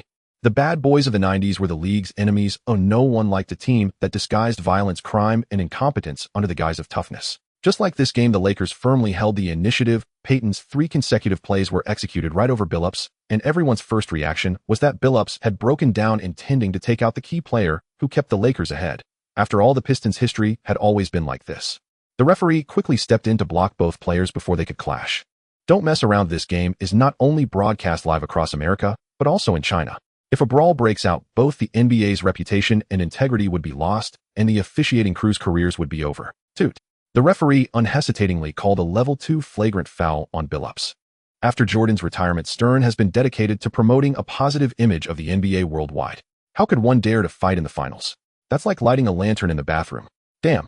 Seeing the referee's signal, Rashid prepared to explode, but Ben and Hamilton tightly held him back. Billups had already been ejected. If Rashid encountered more trouble, the Pistons' season could truly be over. Billups angrily threw his jersey towards the bench and cursed as he made his way back down the tunnel to the locker room. The taunts from Lakers fans were relentless, and some overly aggressive fans even threw popcorn buckets and water bottles at Billups. If it weren't for the security team desperately protecting him, he might have had to shed a layer of skin just to exit Staples Center. Joe, remember to defend well on the court. You not only need solid defensive skills, but also know how to effectively use. Without Chauncey, this game is already over. On the Lakers bench, Peyton applied ice to his sore, and while continuing to impart defensive techniques to Qiao Shan. Fuck, that little punk's punch was really hard. Peyton felt a dull pain in his eye. Indeed, he was getting old, unable to dodge the force of that punch. Without the offensive organization of Billups, the Pistons completely lost their rhythm. The substitute Hunter's defense was above standard, but his offensive organization was clearly incomparable to Billups. As for McGrady, one can only say not every James is a little emperor. 11072. The Lakers easily secured victory in Game 6 at home. Qiao Shan played for 32 minutes, scoring 8 points, grabbing 12 rebounds, making 7 assists, 3 blocks, and also had 2 steals. What frustrated Qiao Shan was that, perhaps due to excessive excitement, and also possibly because the referee aimed to balance the fouls, he ended up with 4 fouls and 2 turnovers in this game. Finally, adding the 50 points for the win, he accumulated a total of 96 points. That means after working hard for an entire game, if the Lakers hadn't won, he might have ended up in the negative. Damn. Qiao Shan helplessly stared at the technical statistics. Is this data flashy? Very flashy. As a rookie, achieving such statistics in the finals is already impressive, especially with Kobe and O'Neal consuming a lot of ball possession. But one cannot withstand the deductions from fouls and turnovers in the system points. Luckily, the system isn't deducting points anymore. Thank goodness the author remembered this and revised the content, otherwise losing dozens of points might have led to heavy criticism. Although Qiao Shan was not the offensive core of the Lakers, he needed to play a high-level role in offensive setups, which led to increased touch passes and long throws across half-court, inevitably resulting in more turnovers. In the last game, Qiao Shan only played the last 10 minutes, and due to Larry Brown's underestimation by the time, he noticed how Qiao Shan changed the game's rhythm. With his passing, the Lakers had already taken the lead. In this game, Rasheed Wallace and Prince intensified their focus on Qiao Shan's passing, resulting in only 2 turnovers, which were avoided thanks to a lot of screens set by Qiao Shan, Kobe, and Peyton before hand-to-hand passes, preventing disastrous interceptions. Phew. Indeed, relying completely on the system is simply unfeasible. Not to mention how long it will take to earn 1,000 points to unlock the system mall. It is still unknown how many points will be needed to purchase skill points once the mall opens. Even maintaining stats of 20 points, 10 rebounds, 5 assists, 3 blocks, 2 steals throughout the season would require at least 14 games to unlock points. In the 2000s, achieving such stats could definitely be considered the level of a top-tier star in the league. No wonder the system said at the start that it theoretically does not induce the host to spend money. This is ridiculous. Whether one can preserve points is another matter. This offseason must be spent training diligently, striving to fully integrate with Russell before the next season starts. Additionally, careful consideration is needed regarding which team to join. After recalculating the potential system points, Qiao Shan completely ruled out Western teams. The overall league still favors the West, and the survival environment for Western teams is harsh. Even the Spurs, Mavericks, and Suns cannot guarantee 60 wins in the regular season, and it wouldn't be surprising if teams like the Suns and Mavericks were upset in the playoffs. Especially the Spurs. Popovich's various crafty moves lead to main players resting and habitually choosing playoff opponents, making the team's performance unpredictable. As for the East, only the Pacers, Pistons, and Heat can be considered, and for the Heat it still requires O'Neal to join as in history. Qiao Shan's contract has never turned into a full contract, so after the season ends he will become a complete free agent, and the Lakers do not have automatic renewal rights, giving Qiao Shan a lot of maneuvering space. After calming down, Billups realized Payton's trick after returning to the locker room. Fuck. Billups hit himself hard. After calming down, he did not resent Payton's trash talk, only regretting his impulsiveness at that moment. Trash talk is also part of tactics. Even the mighty Jordan was almost broken down by Payton's words. However, Jordan ultimately exploded the Supersonics' entire defense with a scoring display of 45 points, while Billups chose the dumbest approach. From the big screen in the locker room, Billups watched his teammates being penetrated by the Lakers in various positions and stances, biting his lip, eventually choosing to painfully close his eyes. Big Ben was struggling against O'Neal in the paint. Rashid and Prince were frantically blocking Kobe and Payton's drives, while Hamilton continued to run tirelessly. All the teammates were giving their all, yet he ruined everything just because of his own stubbornness. As the final buzzer sounded, looking at the score of 11072 on the big screen, Billups seemed to lose all his strength, collapsing onto the chair. Damn, why couldn't I control my temper? There's nothing to say. The Lakers played well in this game. They deserved the victory. Of course, if it weren't for Chancey facing unfair treatment, who knows how the outcome would have turned out. The referee. No, I am not complaining about the referee's decisions. In fact, what I mean is that the officiating in this game was downright terrible. I can never imagine that a team's star guard would be ejected in the finals. If in the next game the referees want the Lakers to win, please inform us before the match, and we will choose to surrender instead of losing in such a humiliating manner. At the post-game press conference, Larry Brown angrily spoke about the unfairness of the game. Gary is a historically great player and deserves respect. Oh my God. Do you know how devastating that punch from Chancey is for an Oldimer? Unpredictable outcome. No, perhaps Larry should retire. The pace of the game has always been in our hands. Even if Chancey hadn't been ejected, the result would have been the same. Of course, the kind of criminal punch had no chance of being forgiven. Larry's timeouts were ineffective. This is Larry's level. Perhaps you have forgotten that 3 years ago Larry had Allen and Dikembe. What difference does it make? Phil scoffed at Larry Brown's complaints. Small trash, can't take a loss. Gentlemen, I apologize. It's all because of my impulsiveness. In the visiting locker room, Billups sincerely apologized to his teammates. Just as he thought during the game, these Pistons players are all a bunch of misfits. Reaching the final stage is no easy feat. If they lose the championship trophy because of himself, the entire Detroit would probably not forgive him. Hey buddy, cheer up, it's just back to the same starting line. What's the big deal? We've already succeeded by getting here. Chancey, calm down. We still need your organization in the next Game 7. Come on, brothers, Detroit versus everybody. Big Ben pulled Billups and the others together. Who gives us support on the court? Brothers. Who gives us courage on the court? Brothers. Who gives us confidence on the court? Brothers. With brothers, we are absolutely invincible. 3 days later at the Staples Center, Game 7 of the finals, Billups was not suspended and still started. After all, not everyone is green, and not every team has the privilege of suspending the opposing team's core players. Going to work. Facing the thunderous boos of the Lakers' home fans, Billups ignored the noise, pointed his finger at the sky, and jogged out of the player tunnel. Hello, audience friends. Today it's once again me along with coaches Zhang and Su bringing you the commentary for the NBA Finals Game 7 between the Lakers and the Pistons. In the previous game, Pistons player Chauncey Billups was ejected for a malicious foul on Payton, and the Pistons ultimately lost on the road with a score of 7-1-1-0. Now we see Billups officially returning for this game. What do the coaches think his return will change for this match? This game is still being commented on by coaches Sun Zhang and Su. Friends who have watched the Pistons play know how important Billups is to this team. Let's take a look at the Pistons' tactical system, which commonly employs strategies such as the hammer baseline cross-post split, low-post distribution, and delay offense, also known as the stall tactic. Who initiates these strategies? That's right, it's Billups. Indeed, this team only has Ben Wallace as a single all-star, but Billups is truly the soul and brain of this team. On the offensive end, he can execute pick-and-rolls with Rashid and Ben, and he can exploit mismatches to punish the Lakers' backcourt, while also possessing a certain degree of long-range shooting ability. Although Billup's three-point shooting percentage isn't high, he has the courage to take shots in crucial moments, and he can actually make them. It can be said that Billup's presence allows the Pistons' offensive system to be thoroughly organized. Moreover, let's be honest, Billup's defensive abilities are greatly underestimated. The pressure from him and Hamilton on the perimeter is key to the Pistons' 23-zone defense.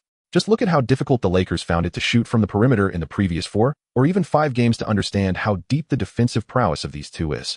The Pistons' collapse in the last game occurred after Billups was ejected, leaving no one to organize and punish the Lakers' backcourt, allowing Kobe and Payton to score at will, with Kobe even dropping 35 points, leading Rashid and Ben Wallace to hesitate in double-teaming O'Neal. How could the Pistons win under such circumstances? With Billups returning in this game, both the Pistons' offense and defense will see significant improvements, especially since this is Game 7 of the finals. Win or go home. I believe these two teams will definitely bring the audience a visual feast. Coach Shan's reasoning is quite sound. In NBA history, there have been 13 Game 7s in the finals with the home team winning 12 times, a staggering 92.3 success rate. 3. Interestingly, the only time a home team lost a Game 7 was also the Lakers, who were overturned by the Celtics at home, with Jerry West receiving the losing team's MVP award, while Elgin Baylor completely lost his spirit and announced his retirement shortly after. In this game, we see Lakers legends such as Jerry West, Elgin Baylor, Magic Johnson, and Kareem Abdul-Jabbar present in the Staples Center cheering for the Lakers. We can see Jabbar talking to young Joe about something. At the Staples Center, Kobe gazed resolutely at the championship trophy and the finals MVP trophy in the center, his eyes filled with intensity. This time, Kobe felt he was closer to the finals MVP trophy than ever before. In 6 games, Kobe scored 25, 33, 11, 20, 34, and 35 points, averaging 26.3. Although he had a poor performance in Game 3, he also had the game winner in Game 2 that took the match into overtime. Without that shot in Game 2, how would the Lakers have had a chance to witness young Joe's emergence in Game 5? Hey Joe, don't be nervous. As long as we don't hold back, we can leave the rest to Shaq and Kobe. Payton patted young Joe. Nervous? No, Gary, I'm not nervous at all. I'm just a little urgent. Young Joe let out a long sigh. Damn, I used to think it was embarrassing for players like Harden and Embiid to falter in the playoffs, but now that it's my turn to step onto the stage for Game 7, I find it hard to breathe. Oh, isn't that nervous? If you're not nervous, why are your legs shaking? Also, you've already gone to the restroom. Payton looked at him with disdain. Ah, the youth. After sneering at young Joe, Payton stood up to grab a bottle of water, only to thud and fall to the ground. Damn. Even with Payton's thick skin, he wanted to find a mouse hole to crawl into at this moment. He had just mocked young Joe, forgetting that it was also his first Game 7, and his legs had already gone weak in this door-die scenario. This was about whether he could win his first championship ring. Ha. Young Joe, O'Neal, and Kobe laughed unabashedly at Payton. Thanks to Payton's blunder, young Joe and Payton temporarily forgot their nerves. Beep. The referee's whistle sounded and O'Neal and Ben Wallace jumped for the tip-off. Despite Ben's official height being only 2.06 m, his 2.18 m wingspan and incredible leaping ability allowed him to tip the ball to Billups over O'Neal. Hey kid, in this game it'll stick to you like glue and even cover your mouth. As the game began, Gary Payton unleashed his full offensive on Billups, chattering in his ear. He made a subtle touch with his forearm against Billups' waist and twisted while the referee wasn't looking. Ben and Rashid exchanged glances, then moved up to the high post. This was the Pistons' most commonly used pick-and-roll tactic, with Ben setting a screen for Billups. O'Neal's size was imposing, but if he was drawn out of the paint, his intimidation factor would significantly diminish. Both Ben and Billups could easily exploit O'Neal's weaknesses with their speed, especially when Ben suddenly cuts inside after setting the screen to catch a high lob and dunk. This is a critical part of the Pistons' offensive system. If O'Neal doesn't step out, Billups' mid-range shot after bypassing the defense is just as lethal. If the Lakers choose to switch defenders with Malone or young Joe covering Ben, Rashid's high shot will also be something the Lakers cannot ignore. In the previous games, the Pistons' tactic had worked, repeatedly exploiting O'Neal's defensive weaknesses. Seeing O'Neal standing still in the paint, Billups smirked. He'll take these 2 points first. Without any crossover or hesitation, Billups merely accelerated. As Ben's screen came up, he used Ben's body to push Payton behind him, then accelerated again to near the free throw line. Young Joe was dragged out to the three-point line by Rashid, and O'Neal was still a meter away from the paint with no one in front of him. He stopped the ball, bent his knees, and jumped. The basketball flew from Billups' hand. Smack! Suddenly, Kobe came rushing in from the side and swatted the ball down just as it left Billups' hand. This is my house. Hamilton shrugged helplessly at Billups.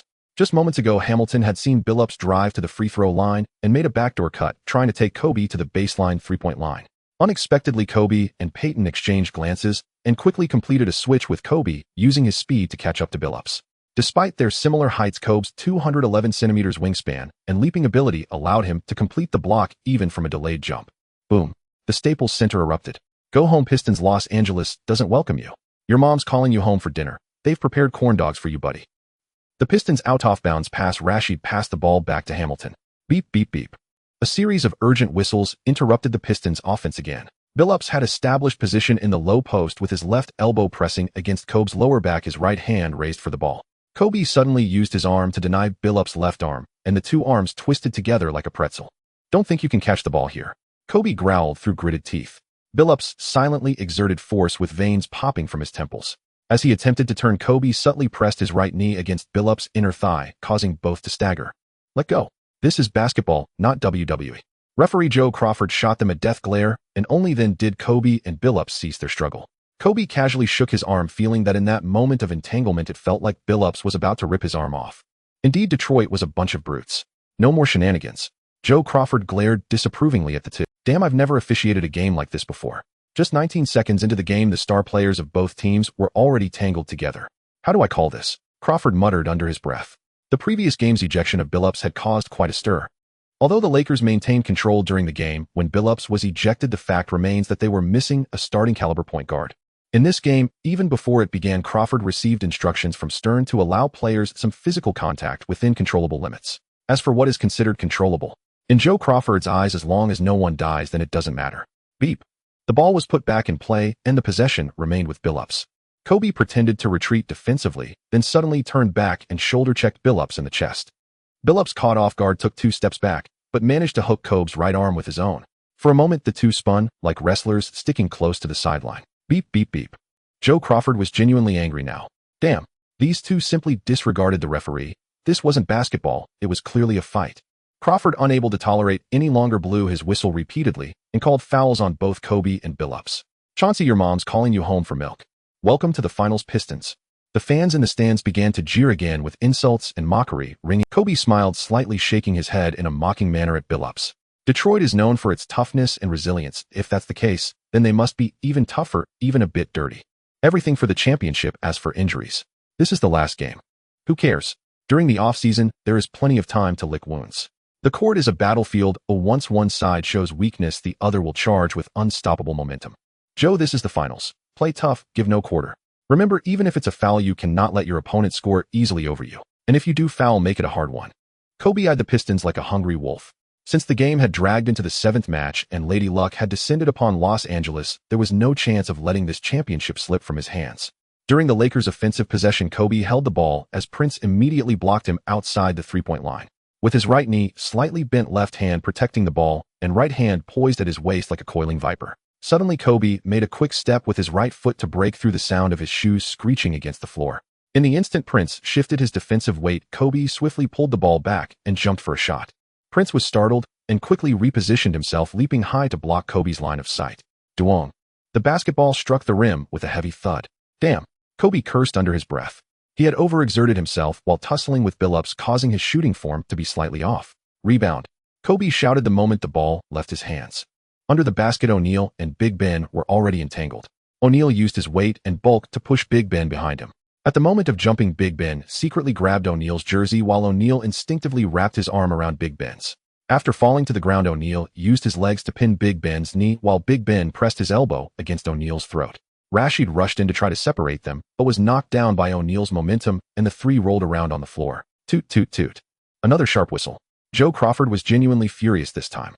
Couldn't this damn group of bastards show a little restraint? Kobe, Joe, and Peyton rushed forward to help O'Neal up. After getting up, O'Neal mimicked a professional wrestling move, flexing his muscles for the crowd, then disdainfully glanced at Ben Wallace. Defensive Player of the Year. Is that all? Huh. Damn.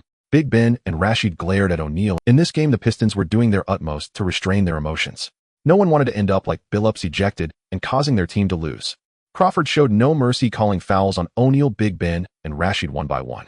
A flagrant foul. No. After all, this was merely physical contact within the rules. Lakers ball.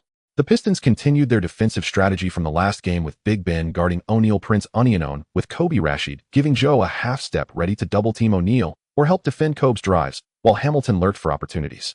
This time Kobe had learned his lesson. The Lakers' tactical foundation was the triangle offense, emphasizing player movement without the ball space utilization and reading defenses rather than fixed tactical positioning. Of course, all of that was just official jargon meant to impress ultimately, it emphasized the star player's ability to create their own shots. Since Joe's presence made Rashid hesitant to double-team O'Neal recklessly, they would start with an inside attack. As O'Neal established position in the left low post, Kobe wasted no time in lobbing the ball in. O'Neal cautiously felt out Big Ben's positioning with his back, then suddenly lowered his shoulder and powered. Big Ben, the NBA's highest bench press holder, held firm. O'Neal's sudden rush did not push him away, and Big Ben used both hands to brace against O'Neal's waist, preventing him from turning and dunking. You don't know when to quit. O'Neal pressed down with his elbow, channeling all his strength into Big Ben's arms. After dribbling once, he slammed into Big Ben again. This time the collision made Big Ben take a half step back, but he quickly pushed back, the sound of their muscles colliding distinctly audible. The consecutive collisions released O'Neal's full power, and his body began to loosen. Suddenly, O'Neal pivoted on his left foot and spun away from Big Ben. Big Ben attempted to jump and block, but O'Neal created space with his left elbow in midair and unleashed a powerful dunk with his right hand. Big Ben felt like a truck was crashing into him, stumbling back 2 meters upon landing, while O'Neal hung on the rim, roaring in triumph as the basket shook violently. MVP! MVP! The crowd erupted with deafening cheers. Big Ben, humiliated, got up and charged at O'Neal, their foreheads colliding as they exchanged curses. "Hey, listen up, buddy, you're like an annoying little dog, but in the end he'll throw you into the pool." It's well known that O'Neal's patience is as small as his ego. After being harassed by Big Ben for 6 games, he finally let his pent-up frustration out. "Fool. Try doing that without the ref." Big Ben stood his ground. At this moment, both teams' teammates rushed in to separate them, and Crawford ignored the altercation, signaling the game to continue. The early conflict set the tone for the game: muscle clashes, elbow jabs, and the floor trembling. Kobe's jump shot missed. Joe grabbed the rebound, and Rashid's elbow grazed Joe's brow, blood splattering on the floor. Hamilton shook off Kobe's grip, but as soon as he shot, he was knocked down by Gary Payton. The air in Staples Center was so thick it felt like it could be wrung out for water. Both teams seemed to be stuck in a quagmire. Kobe's eyes were bloodshot, O'Neal's knee wrapped in thick bandages, and every time Ben Wallace set a screen, it felt like he was tearing his Achilles tendon, while Hamilton's mask was cracked all over. Bang! Kobe, sandwiched between Prince and Billups, forced a fadeaway shot, the basketball ricocheting off the front of the rim. This was the Lakers' 8th miss in the first quarter as they struggled against suffocating defense. At the end of the first quarter, the Lakers had only scored 18 points while the Pistons managed just 12. Kobe shot 2 for 7, making 3 of 4 free throws for a total of 7 points. O'Neal shot 3 for 5, making 3 of 10 free throws for 9 points. Joe did not score, but grabbed 8 rebounds, including 3 offensive boards along with 2 steals and 2 blocks. The only consolation for Joe was that perhaps the game was too fierce. Crawford had seemingly glued the whistle to his lips, choosing not to blow for less obvious fouls. As for why O'Neal had so many free throws, they had already employed the hack-a-shack strategy. They couldn't really turn a blind. For the Pistons, Billups, tightly shadowed by Kobe, shot 1 for 6 in the first quarter, scoring just 2 points with 2. Billups' struggles on offense only made matters worse for the Pistons. If it weren't for Larry Brown's unconventional decision to bring in Oker, who suddenly exploded with 2 for 3 from beyond the arc, the Pistons might have been in serious trouble in the first quarter. After the timeout, O'Neal was still resting on the bench. Given O'Neal's physical condition, just making it through the first quarter was quite impressive. At this moment, the Lakers' players on the floor were Peyton, Kobe, Walton, Medvedenko, and Joe. Walton's father, Bill Walton, is a legendary NBA center and one of the most versatile centers in history, having led the Trail Blazers to their only championship. Walton did not inherit Bill Walton's basketball talent. Although he has high basketball IQ, his athleticism is quite lacking. As for the Pistons, they had Billups, Hamilton, Hunter, Oker, and Big Ben. Perhaps it was Oker's three-pointer in the first quarter that kept the Pistons in contention against the Lakers. At the start of the second quarter, Larry Brown continued to keep Oker on the floor. Do you really think I'm a spring mattress?" Joe was puzzled. He wondered if Larry Brown was overly confident in his judgment. Joe's height and weight were standard center stats, but because O'Neal dominated the paint, Joe played as a power forward, fulfilling the role previously held by Malone. Moreover, with O'Neal and Kobe consuming ball possession, Joe only needed to occasionally pick up scraps, but that doesn't mean Joe lacked offensive ability. Joe signaled to Peyton, who understood. The two had trained together for quite a while, and Peyton was astounded by. He recalled the first time they communicated after the pick and roll. Joe was still a bit wobbly catching the ball. Now he was starting to cut effectively. Who was the defender the Pistons sent out? Oker. Does Oker have defense? Joe wasn't underestimating Oker. While his shooting could occasionally catch a break defensively, he was nearly non-existent. Indeed, during the Lakers' offensive possession, Joe stepped up to set a screen for Peyton. While Oker was still debating whether to switch on defense, Joe had already received Peyton's pass. Standing at 2.16 m with a wingspan of 2.29 m, and a vertical leap of 89 centimeters. When Joe charged, though not as explosive as Kemp, he was still like a great bird casting a shadow, taking just 2 steps from just inside the three-point line to the basket. The Pistons' anchor in the paint remained Big Ben, whose height was only 0.6 m. Oh, and that's counting. Facing the airborne Joe, no matter how hard Big Ben tried, he could only watch helplessly as Joe soared before. Bang! A fierce sound of muscle collision. Big Ben and Joe collided heavily in midair. Then Joe slammed the basketball down hard through the hoop. Staples Center fell silent once again. 3 seconds, 5 seconds. Wow! Joe! Joe! The crowd erupted with deafening cheers. Unbelievable. Oh man, what did I just see? Joe, did he just fly? Am I still dreaming? Barkley exclaimed incredulously at the TNT commentary table. Then he pinched Kenny Smith hard on the thigh. Oh shit. Damn it, why did you pinch me? Kenny Smith howled in pain. It didn't hurt. Looks like Sir Charles has been sleeping poorly lately. Barkley continued to shit. Damn it. You pinch me, it hurts. Boss, trust me. During this offseason, we must do everything possible to acquire Joe, even if it means losing Steve and leaving ourselves with no salary cap. I believe that Joe will be the perfect partner for Dirk. In the private room of the Staples Center, Little Nelson was speaking excitedly and incoherently. The offensive trio of Nash, Finley, and Nowitzki was exceptionally magnificent, while their defense could only be described as utterly dreadful, akin to the leading performer of a brothel overwhelmed by 1,000 riders and 10,000 pressures, leaving chaos in its wake. And they were eliminated by the Kings in the first round. Even a king like this could press a small calf down and beat it fiercely.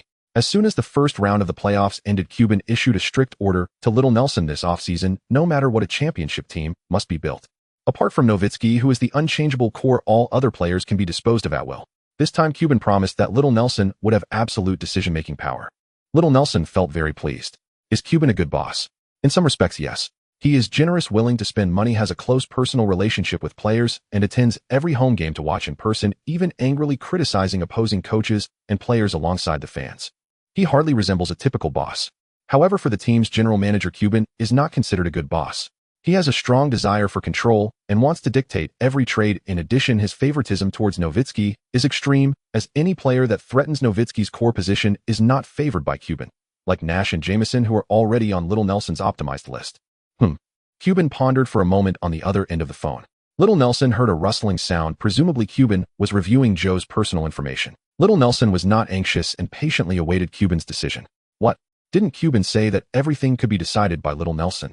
Come on, this is the workplace. The boss paints a grand picture, and just taking a symbolic bite to please the boss is enough.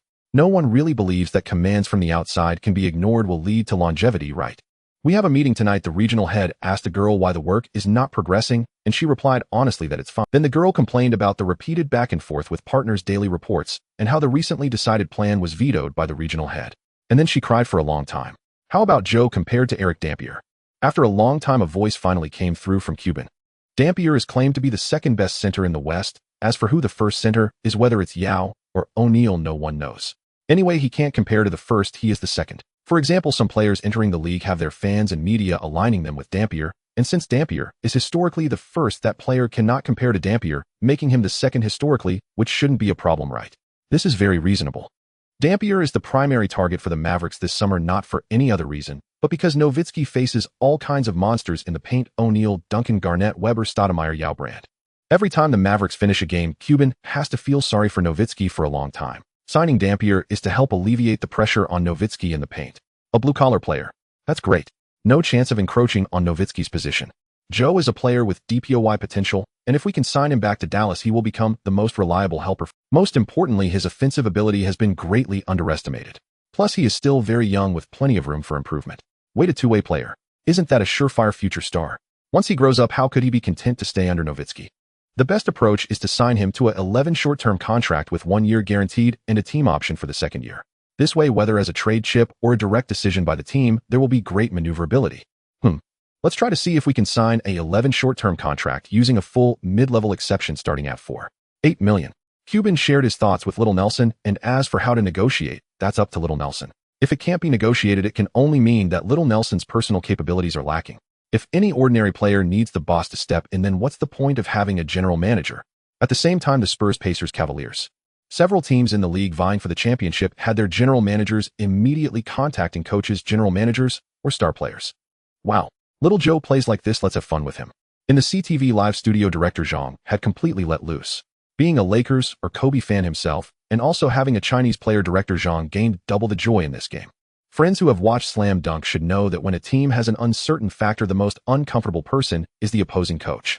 In the 5th and 6th games, Little Joe activated the Lakers' offensive and defensive system with his defense and playmaking. In the first quarter of this game, Larry Brown utilized the excellent help defense of Rashid to guard Little Joe while also covering the paint with O'Neal. This defensive strategy was sound. Considering the previous two games, I believe not just Larry Brown, but also us, and even the viewers in front of the TV, should not have anticipated that Little Joe not only excelled in defense and playmaking, but also possessed finishing ability, especially his pick-and-roll collaboration with Payton was so proficient. If I were Larry Brown, I would definitely put Rasheed Wallace in at this moment. Sure enough, we saw the Pistons start to make substitutions, Rasheed and Oker out. As soon as Director Sue finished speaking, Larry Brown brought Rasheed back into the game during the Pistons' offensive. Indeed, although Oker made 2 3-pointers in the first quarter after the Lakers switched to single coverage with Little Joe, they could no longer find any 3-point opportunities. Conversely, using Oker to defend Little Joe was practically giving points away. This was the 7th game of the finals, and time did not allow Larry Brown to make mistakes. Even if Little Joe's last attack was just a flash of brilliance, Larry Brown couldn't take the risk. After all, the Lakers had both O'Neal and Kobe, 2 superstars. O'Neal was still resting, and the OJK combination would be overwhelming for the Pistons. The Pistons' offense saw Billups briefly matched up against Payton. In the first quarter, Fisher had briefly guarded Billups, allowing him to make 1 shot out of 1 and Hamilton 2 out of 2. In comparison, Payton and Kobe's defense held Billups to 0 for 6 and Hamilton to 0 for 4. Helpless Fisher had to stick to Payton. After all, this is the last game. The stamina saved over a season cannot be wasted in this match or when else. Calmly, Billups disregarded Payton's trash talk as if it were nothing. With no women on his mind, his sword naturally felt divine. With no Payton in his thoughts, the game naturally felt divine. Billups pressed his elbow against Payton's waist, observing his teammates' movements as the Pistons' offense unfolded in an orderly manner. Rasheed wanted to come up and set a screen, but Billups waved him off, signaling to spread out. In the previous game, Billups had to leave due to Payton's interference, and if he couldn't take down Payton in direct matchups, this game would become a perpetual nightmare for his career. Gary Payton lowered his center of gravity to defend Chauncey Billups, and their previous game's conflict made their matchup filled with tension. Billups suddenly changed direction and evaded Payton's defense, seizing a fleeting opening to shoot. Swish! The Lakers players couldn't react in time as the basketball cleanly went through the hoop. Hey Gary, it's June now, the glove only works in winter. After scoring, Billups didn't forget to mock Payton. Payton nicknamed the glove, but it's summer now. Damn! Payton silently cursed and subtly twisted his ankle. He's getting older. Oh, just now, when Billups made his move, Payton had already anticipated it, but at the moment of lateral movement, a sudden discomfort shot through his ankle. If it were the Payton of old, he would never let Billups break through so easily. Time is fair to every player. Even Jordan felt powerless during his time with the Wizards. Payton did not take Billups' mockery to heart. Now he was only worried about one thing: how long his ankle could hold up. Karl Malone's injury, with Joe emerging suddenly from the water cooler and the Lakers reaching the Game 7, was already a stroke of luck. If Payton were to go down now, who could the Lakers bench count on to step up? Don't joke. Not even God would dare to favor the Lakers like this. It would invite lightning. Joe noticed Payton's movements and frowned.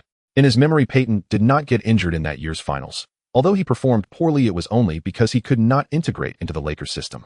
However, Joe forgot one thing due to Fisher's favoritism. Payton, although nominally a starter, did not actually play much time, and in the original timeline, he had only played 5 games. As for now, not only had he played 2 more games, but he had also become the defensive answer for the Lakers' backcourt, which was incomparable to the original timeline. Hey Gary, if you feel uncomfortable, why not take a break for a while? Joe paused, then walked over to Payton and said softly. Payton shook his head. If this were the regular season, he would definitely choose to rest. But this is the finals, Game 7, the closest Payton has ever been to a championship ring. He came to the Lakers this season, putting aside his pride, all for that ring, right? As Barkley said, I know I'm strong and I know Ewing and Miller are strong, but I can never sit at the same table with Jordan and Olajuwon. It's all because of that damned ring. Payton also knows he's strong. Even without a championship ring, entering the Hall of Fame and being recognized as one of the 75 greatest players in NBA history is not a problem. But as long as there's no ring, he will always have a regret. Joe doesn't understand the importance of a championship ring to these players.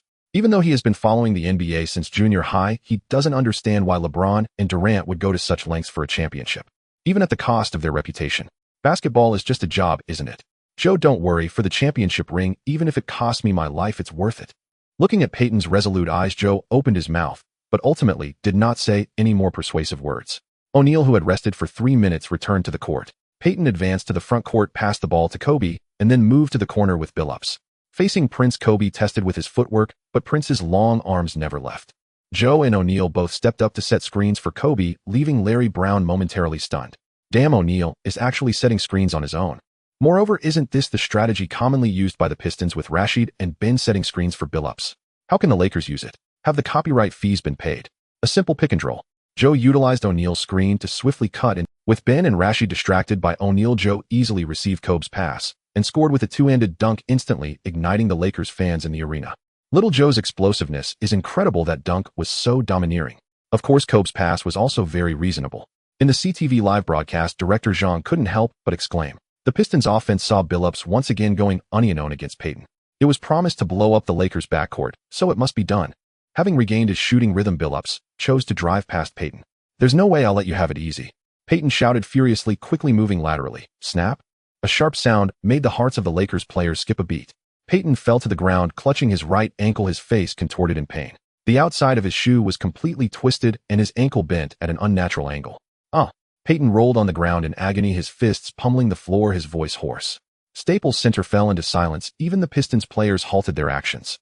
Oh no, it seems Gary is injured. On the TNT commentary desk, Barkley cried out. Barkley, who has never won a championship, knew how desperately Payton craved that championship ring, but who would have thought that at the most critical moment of the finals, the Lakers would lose two future Hall of Famers, Karl Malone and Gary Payton. The Lakers are going to face huge trouble now. Without Gary on the backcourt, who can guard Billups? Are they going to rely on Derek Fisher? But the Lakers still have Kobe. Kenny Smith timely reminded Barkley. Then who will defend Hamilton? Barkley retorted disdainfully. Gary Payton indeed couldn't keep up with Hamilton's speed, but relying on his extensive defensive experience, he managed to lock down Billups and Hamilton in the first quarter alongside Kobe. In a strict sense, it was a complete lockdown. Okay, this problem has to be solved by Fisher himself. Kenny Smith, the team doctors rushed onto the court, and Joe clearly saw Fisher's hands trembling slightly. Fisher, Devin George. The Lakers bench was silent, each face filled with sorrow. On the big screen, Joe saw a female fan covering her mouth on the verge of tears. As the staff carried Payton away on a stretcher, the entire audience stood up to applaud. Payton covered his face with a towel, but Joe still saw the movements underneath. This veteran, who had taken a pay cut to join for the championship, might just see his dream end like this. Larry Brown immediately called a timeout. The silver-haired old man's eyes sparkled with the light of a predator. He had caught the scent of blood. Devin, get ready to take the court. We need you to stick closely to Hamilton, even if it means running until you're sick. Do not allow him any easy chances to catch or shoot the ball, even if it means committing a foul. Phil's voice was unusually calm, but the veins on his forehead betrayed him. The usually composed Zen master could no longer maintain his tranquility. If the Lakers were to be eliminated by the Pistons as decisively as history suggests, Phil would have plenty of excuses. For instance, the decline in Malone and Payton's performance, the conflicts among the OK trio. But now the Lakers had dragged the series to a seventh game with control still in their hands. If they lost now, Phil would be thoroughly humiliated. Without a fully leveled character, he would be deemed worthless. Kobe. Phil then waved his hand. From now on, our offense will be organized by you. How we handle each possession is up to you. Phil was extremely grateful that this season, due to Payton's inability to adapt and Fisher being targeted in key games, he had opted to transition Kobe into a dual guard role. Despite Kobe averaging 3.5 turnovers this season in the finals against the Pistons' ironclad defense, he averaged 4.6 assists while racking up 3.8 turnovers. Even so, without Payton, Kobe remained the most reliable playmaker on the Lakers' backcourt. As Barkley said, could they really rely on Fisher? Phil believed that as long as Fisher dared to step onto the court, the Lakers' lead would quickly be devoured by the Pistons. Don't let the Lakers' current 3-2-4 lead mislead you. Some people always get distracted by Fisher's 0.4's buzzer beater and forget that he is merely a role player with a shooting percentage of 35.2 and a three-point shooting rate of 29.1. Of course, Fisher's strength and defensive tenacity are also quite impressive, but at 1.85 tall, isn't he just a mere target against Billups and Hamilton? Phil preferred Fisher, but preference isn't enough to justify a decision. Letting Fisher play at this stage of the finals would likely earn him a scolding from Bus. For now, the only option was to temporarily let Kobe take the lead while praying that Payton's injury wasn't too severe. Listen up, guys, they don't have a real point guard right now. In the Pistons bench, Larry Brown's voice was excited yet sharp. Fisher. Oh, is that Devin George? Larry Brown glanced over and saw that surrounding Phil was Devin George while Fisher was still nervously sitting by the water cooler in his practice gear. So it seems Phil's plan is for Kobe to organize the play. Chauncey Yu and Tayshaun will apply full court pressure to force Kobe into a passing mistake. She'd stick close to Joe, and as for Shaq in the paint. Larry Brown looked at Ben, then at Campbell on the bench, and smiled slyly.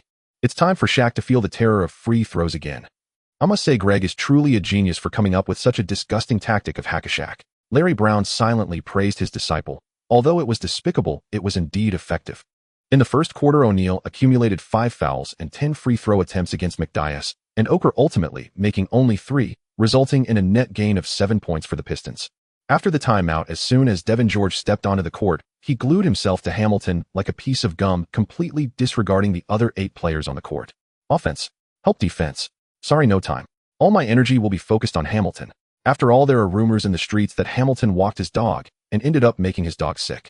Hamilton's most terrifying trait is his marathon-like maneuvering around screens, utilizing Ben and Rashid's solid picks, constantly weaving between the baseline elbow area and the three-point arc, mixed with sudden cuts like V cuts and L cuts. If the defender has even the slightest lapse in attention, Hamilton can complete a shot the instant he receives the ball. Therefore, the best way to defend against Hamilton is to stick to him like glue. Devin George primarily relied on his defense and three-point shooting, making him the top-tier 3D player of that era in modern basketball terms. However, during the finals against Hamilton and Prince's defense, Devin George, lacking offensive capability, was completely locked down. Although he remained nominally a starter, his actual playing time had dwindled to an average of just 15.2 minutes. Even rookie Luke Walton could manage to grab playing time. Who could he complain to? What? Josh is also a rookie. Devin George suddenly recalled that, counting Malisic from the Pistons, there were actually 3 rookies in the finals. Josh and Walton even managed to secure stable playing time on a finals team. Were rookies this powerful in this draft? The scariest part is that Josh and Luke Walton didn't even make the all-rookie team. How impressive must this year's best rookies be? Ugh. Devin George gasped in shock. How terrifying. Wait, the best rookie didn't make the playoffs. Just as Devin George was lost in thought, Hamilton used Rashid's screen to create a shot opportunity. In a flash, Billup's pass was right on cue. Swish. 3-8-2-6. The Pistons score again. Mine. Devin George's face turned red as he awkwardly smiled at Kobe and O'Neal, taking the blame upon himself. Phew. No more wandering thoughts. Devin George slapped his face, refocusing his attention. Josh passed the ball to Kobe, but suddenly Prince emerged from the side, stealing the ball, then passed it to Billups, who was already near the free throw line, using his body to block Josh and Kobe from getting close. Swish. Billups made the shot with ease. 3-8-2-8. Without Peyton, the Lakers have indeed fallen. In the TNT commentary booth, Barkley shook his head in disappointment. I seem to see the Pistons' helplessness from the last game without Billups. The Lakers inbound the ball. This time, Josh and Kobe were careful not to be careless. They confirmed Prince and Billups' positions. Kobe received the ball and slowly advanced, while Billups quickly pressured him, and Josh squeezed Prince forward to prevent him from double-teaming Kobe. Smack. Oh no. This is the 4th time Shaq's offense has been thwarted in this game. Ha, can he look? Shaq's face is about to explode with anger. Larry Brown is truly wicked. Barkley laughed so hard, he was doubled over. In this basketball court, if anyone hated free throws the most, it was definitely O'Neal. In his career until now, O'Neal's free throw percentage has only been 49. In the first 6 games of the finals, his free throw percentage plummeted to a shocking 28.9. In this game, just past the halfway mark, O'Neal had already taken 16 free throws and made only 4. That's right, since the second quarter, O'Neal had 1 out of 6 free throws. After the Lakers lost Peyton, the Pistons began to double-team Kobe without restraint. Rashid and Hamilton joined forces to seal off the passing lanes between Kobe and Josh, as well as between Devin George and Walton. With the outside offense failing to open up, Kobe chose to pass the ball to O'Neal, hoping to break through with him. But Campbell was not giving O'Neal any chance to shoot, always quick and precise in his attacks. Thanks to O'Neal's strong free throw ability, the Pistons managed to close the gap to 4-1-3-8 just before the second quarter ended. The Staples Center fell completely silent at this moment. Everyone knew of O'Neal's fear of free throws. No one dared to disturb him at this time. Only the glaring spotlight remained focused on the free throw line. Shaquille O'Neal stepped to the free throw line, his shoes squeaking against the floor. He took the ball handed to him by the referee, his palms sweating profusely as the basketball felt small in his giant hands. O'Neal took a deep breath, bent his knees, and lowered his shoulders. This motion he had repeated thousands of times, yet it still felt like he was lifting a mountain of stones. The hoop seemed to suddenly recede into the distance, as if separated by a vast desert. First shot. The moment the ball left his hand, his fingertips trembled. Thud. The basketball hit the front of the rim and bounced out. Laughter erupted from the Pistons bench, and Ben Wallace flashed a toothy grin. Second shot. O'Neal wiped his palms on his jersey. A child in the audience covered his eyes. The referee blew the whistle, and he mechanically took his shot. The ball drew a stiff parabola in the air like a falling brick. Clang. The basketball got stuck between the rim and the backboard, wobbling comically before finally falling down. Sigh.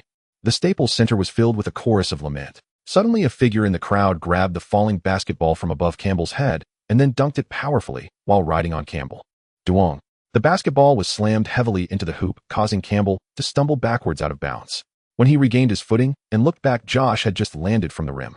Damn, he just got dunked on by a rookie. And a yellow-skinned one at that. Campbell was furious, raising his fists ready to charge, but O'Neal stepped in front of Josh to prevent any conflict. Old dog, do you want to leave the Staples Center lying down? It is well known that despite O'Neal's bulkiness when it comes to fighting, he is a top-tier fighter among the brothers. Of course, Kobe is the same. But this is the Lakers' home court, O'Neal's house. let alone the fact that Josh's putback helped O'Neal cover up the embarrassment of 2 missed free throws. Even without that play, allowing a role player to bully his little brother on the Lakers' home turf would threaten O'Neal's status in the league. Toot. The referee's whistle sounded at the right moment as Billups and Rashid pulled Campbell away. The Pistons had just gained momentum, and if this time was wasted due to Campbell's foolishness, everything would be in vain. Josh merely glanced at Campbell with indifference. If only this trash system had given him something like 8 Extremes fist from the start. Otherwise, if Campbell dared to show his teeth, he would have to pay the price. The Pistons attacked. Billups pushed the ball up the court, and the noise from the fans surged like a tide, but Kobe's world suddenly fell silent. He bit down on his jersey collar, slightly bent forward, arms spread wide, his fingertips almost touching the floor. As Billups crossed half court, he noticed the glow in Kobe's eyes, like a snake locking onto its prey. Billups suddenly felt uneasy. In fact, this was not the first time he faced Kobe's defense in this game. Every time he faced Kobe, he was exceptionally cautious. After all, Kobe was a member of the all-defensive first team. What? Defensive efficiency outside the top 50? Well, maybe. A player like that making the defensive team must mean that the coaches of various teams don't understand basketball or are unprofessional, right? They can't be compared to media reporters, right? Billups suddenly changed direction, his muscular body barreling through like a truck, but Kobe anticipated his move, sliding sideways to absorb the impact. No wonder even the aging Gary could defend against you. Indeed, Joe Dumars' judgment is questionable. Kobe smirked, mocking Billups. Billups pursed his lips and changed direction again. Kobe suddenly struck like lightning, slapping the ball. Billups stumbled but quickly regained his balance. Sweat began to bead on Billups' forehead. This damned feeling of pressure. Billups looked at his teammates. Hamilton was being physically restrained by Devin George while Ben and Rashid continuously set screens for him. Yet Devin George seemed oblivious to them, bulldozing through, never leaving Hamilton's side. In desperation, Billups had no choice but to call Rashid for a screen. With Rashid's screen, Billups finally found an opening to shoot. He jumped quickly, but Josh had somehow maneuvered around him with ghost-like stealth, leaping high to swat Billups' shot out of bounds. What a beautiful block. Little Joe's defensive awareness and speed are outstanding. CTV's Sue shouted excitedly. Oh my God, what am I seeing? Joe is everywhere. Joe can do anything. Barkley exclaimed excitedly at the TNT commentary desk. I swear, starting now, I'm a diehard fan of Joe. Kobe had already started sprinting to the front court as soon as he saw Josh, knowing he would secure the ball. Sure enough, when he arrived, so did the ball. Kobe took off from the free throw line, his body arching into a shape in midair, holding the ball behind his head, his forearm muscles tightening like steel. Boom. The basketball thundered through the hoop like an explosion, the rim shaking violently as Kobe hung on the rim for half a turn before landing. The whole arena fell silent for 0.3 seconds before the sound erupted, shaking the steel beams of the roof. The commentator's heart-wrenching shout of Kobe E, broadcasted worldwide via satellite. Fisher on the bench gaped, forming the words "holy shit" with his mouth. As Kobe landed, he didn't even stumble. He simply raised his right hand, pointing in Josh's direction. The second quarter still had 8 seconds left, and the Pistons were on the attack with Billups organizing once again. He tried to find a passing opportunity for Rashid at the high post, but Josh had anticipated the passing route, suddenly sliding over to intercept the ball.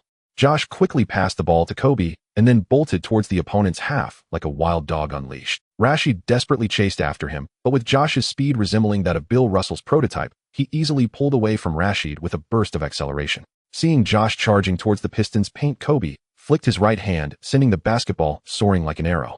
Noticing that O'Neal had also arrived under the basket, he chose not to shoot, but instead tossed the ball high toward O'Neal, the reigning force in the paint, who had made only 1 out of 8 free throws in the second quarter.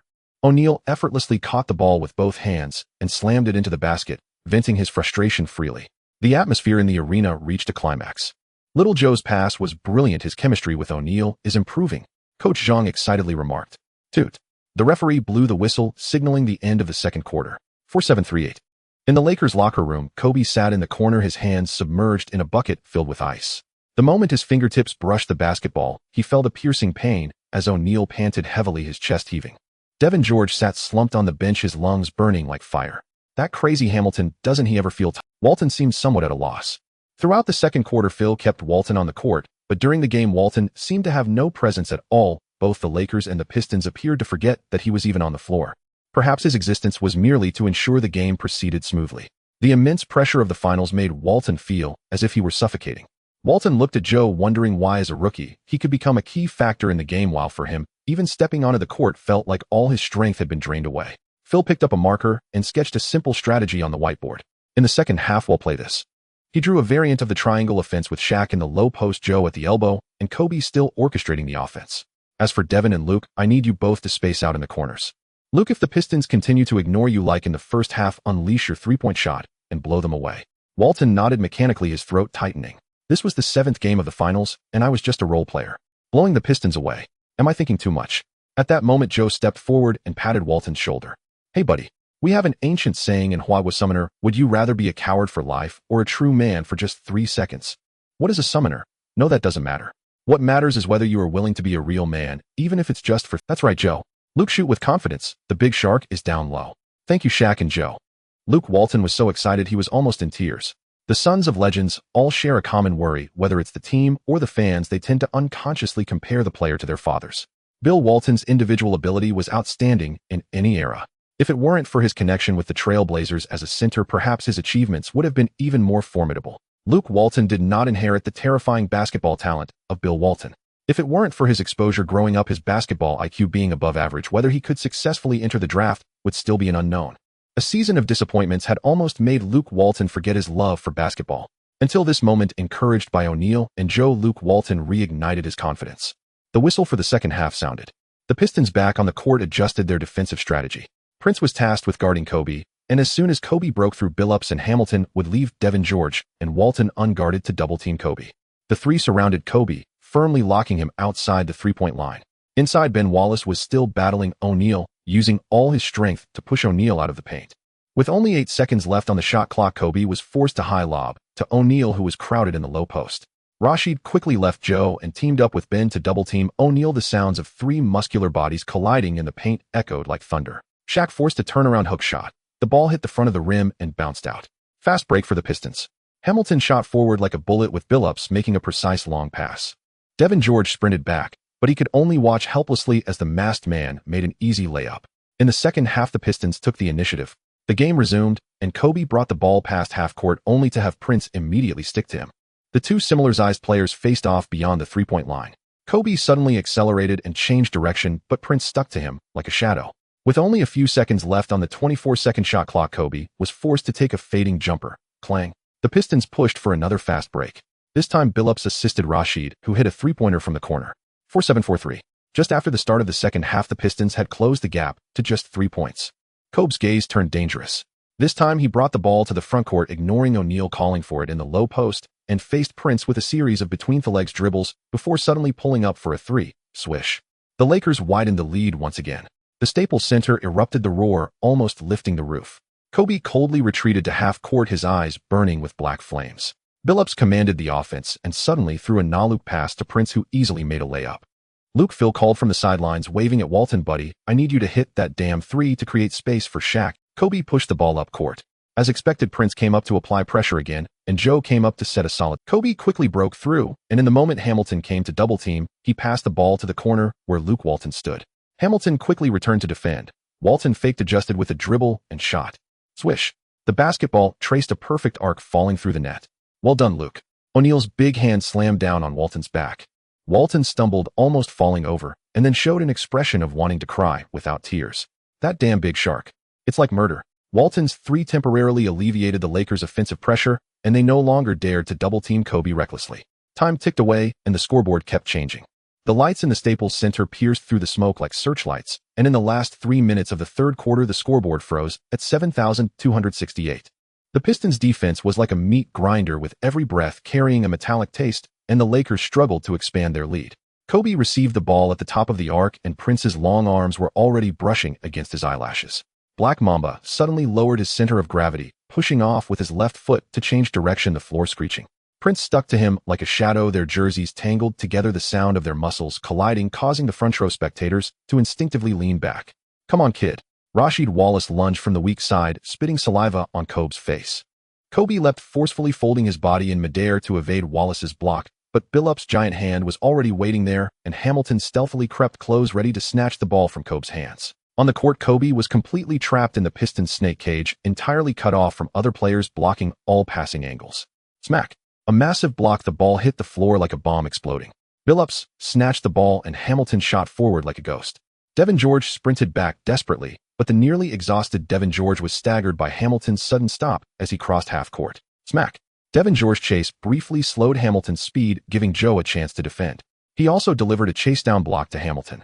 With 1 minute and 12 seconds left, O'Neal called for the ball in the low post. Ben Wallace stood firm against his waist like a tank while Rashid came in from the side to double-team the three steel bodies tussling in the paint, sweat flying in brilliant arcs. Boom. O'Neal muscled through the two and slammed the ball into the net, the entire rim groaning under the strain. He hung on the rim, glaring at Wallace, who merely shrugged and quickly moved to the front court. Fuck, O'Neal cursed. In the last attack, Billups controlled the ball while managing the clock. Little Fish Fisher defended tightly, their arms entwined like a twisted rope. 5-4-3. Billups suddenly dribbled behind his back, stepping back, while Fisher lunged too aggressively, falling to the floor. 2. At the moment the ball left his hands, a shadow darted out from the side. Smack. Kobe's fingertips grazed the ball, altering its trajectory as it hit the front of the rim. O'Neal, Joe, Ben, and Rashid jumped simultaneously, 8 arms twisting into a storm in the air. 7,670. The Lakers still held the lead. This season the Pistons had plunged the entire league into existential doubt. Consider their roster: a journeyman third overall pick paired with a slender guard whom Michael Jordan himself once deemed unworthy of wearing Air Jordans. Their frontcourt featured an undrafted member of the legendary 1996 draft class alongside a volatile enforcer whose technical fouls outnumbered his ordinary personal fouls. How precisely had this motley assemblage reached the NBA Finals? And not only had they pushed the star-studded Lakers to Game 7, they traded blows with them all the way. Not even the most audacious scriptwriter would dare pen such a narrative. Gentlemen, 12 minutes remain. The Lakers' only true threats are Shaq, Kobe, and Joe. Everyone else, Shaq's stamina won't carry him through to the final buzzer. In the fourth quarter, we accelerate our pace, wear them down with speed. In the Pistons' huddle, Larry Brown calmly diagrammed the next set of plays. Are the Pistons confined solely to half-court sets? Absolutely not. Hamilton, Prince, and Rashid all possessed reliable long-range shooting. This was the very foundation of their ability to run. When it came to tactical evolution, Larry Brown was never rigid. His inflexibility lay solely in his approach toward rookies. Of course, had Milosevic possessed the versatility of Qiao Shan, Brown would never have left him stranded on the bench. Most crucially, the Pistons were a championship contending team this season. There simply was no time to develop young talent. Milosevic's tragedy did not lie in encountering Larry Brown at the outset of his NBA career, but rather in being drafted by a franchise that had advanced to 6 consecutive Eastern Conference Finals. By the time Detroit finally entered full-scale rebuilding, Milosevic had long since faded from the NBA landscape. Oh my God, what did I just see? From the TNT broadcast booth, Charles Barkley's sudden roar prompted Kenny Smith to shrug helplessly, his expression resigned. Gary's returning to the floor. Oh no, could this be a Willis Reed-style heroic resurgence? In Game 7 of the 1970 NBA Finals, New York Knicks center Willis Reed, severely hampered by a thigh injury, defied medical logic and took the court.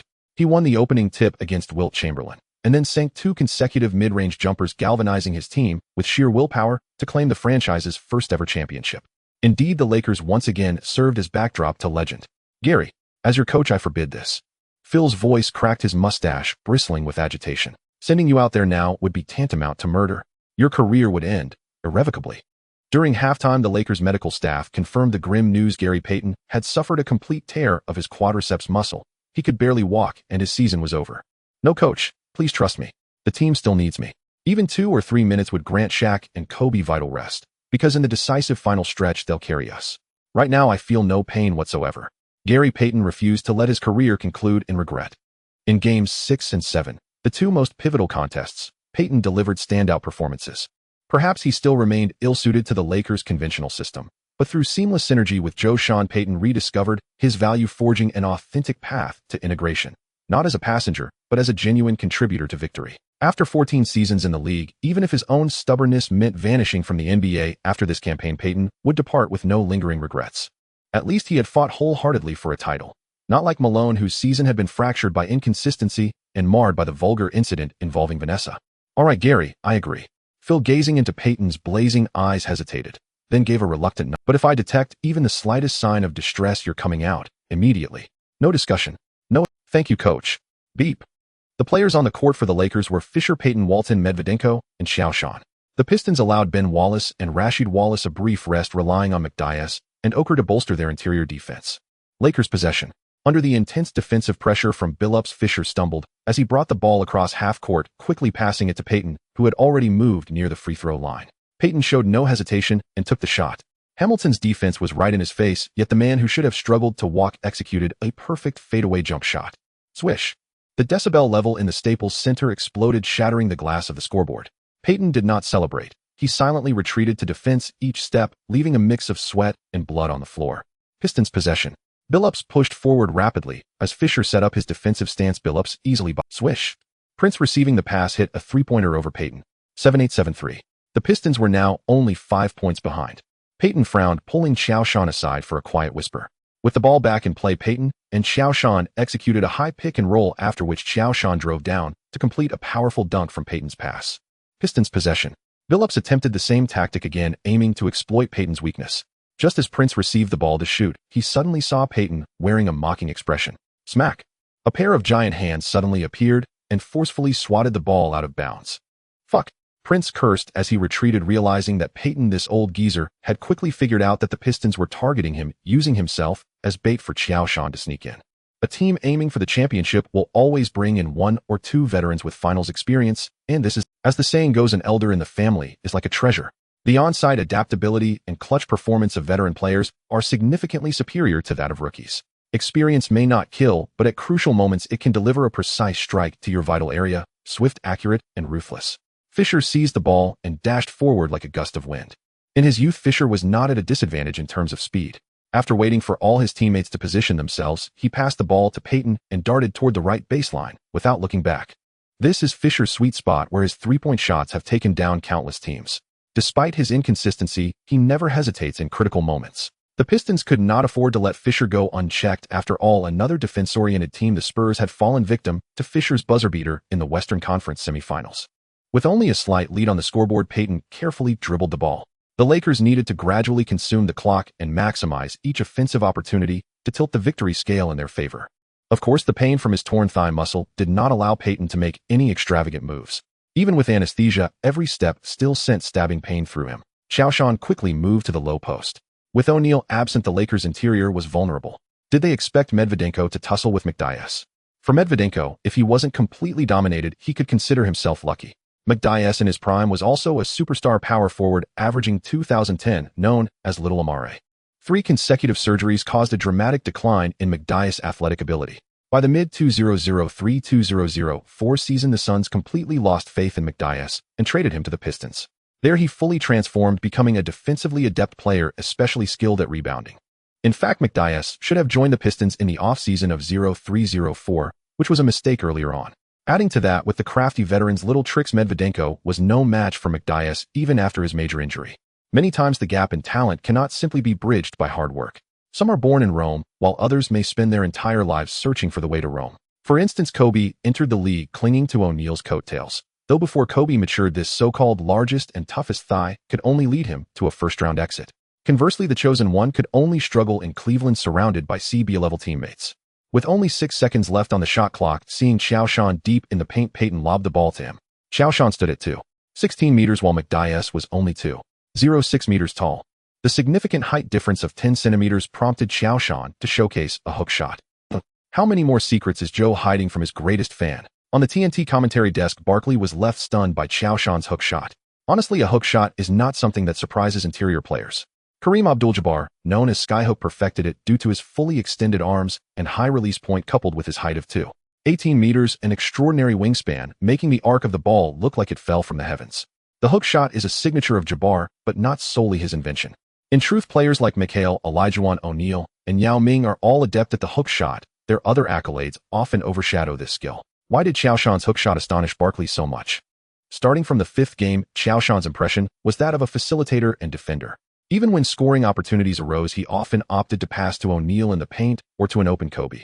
Of course, this was genuinely when opportunities presented themselves, not like those situations where teammates are heavily guarded, but he still chooses to pass when no one is defending him. His limited scoring came from second-chance points or cuts after screen and rolls with Kobe and Payton. Who would have thought that this guy also had a hook shot up his sleeve? Moreover, judging by Qiao Shan's fluidity, it was clear this was not his first time using it. What might that feel like? It's like watching the Sparks play for 2 years, and suddenly they pull out a dream shake in one. Payton looked at his young brother with a face full of pride. In recent days, aside from the regular team practices and pick-and-roll drills with Payton, Qiao Shan would also add some hook shot and mid-range training, almost more intense than Kobe's training regimen during his rookie season. Many times Payton felt a bit embarrassed. If only he had trained as hard as Qiao Shan in his youth, perhaps he could have slain the gods in that finals. At this point, Payton felt somewhat wronged towards Qiao Shan. Was this intense training purely out of passion or focus? Was it a great basketball dream? No, not at all. It was simply because he was poor. Qiao Shan only earned the minimum salary totaling only $3.00, and after deducting taxes, in the first half of the season's games, he ended up with only $8.00 in hand. 80000. He still had to pay rent, eat, and cover other expenses. During his downtime, what else could Qiao Shan do besides hiding in the training room mooching off the air conditioning, snacks, and water? Go to a bar or waste electricity and water at home? Did he think he had too much money? Are you kidding? With Qiao Shan's continuous efforts, Russell's integration rate has now steadily reached 89, and he should easily achieve the goal of 100 this offseason. Of course, performance on the court will not betray your sweat. In one game, Qiao Shan showcased his arsenal, delighting the general managers of all attending teams. This was still the early 21st century league. Even a purely defensive center was not lacking in suitors. Players like Mutombo, Big Ben, Mourning, and Ratliff were all defensive cornerstones for their teams.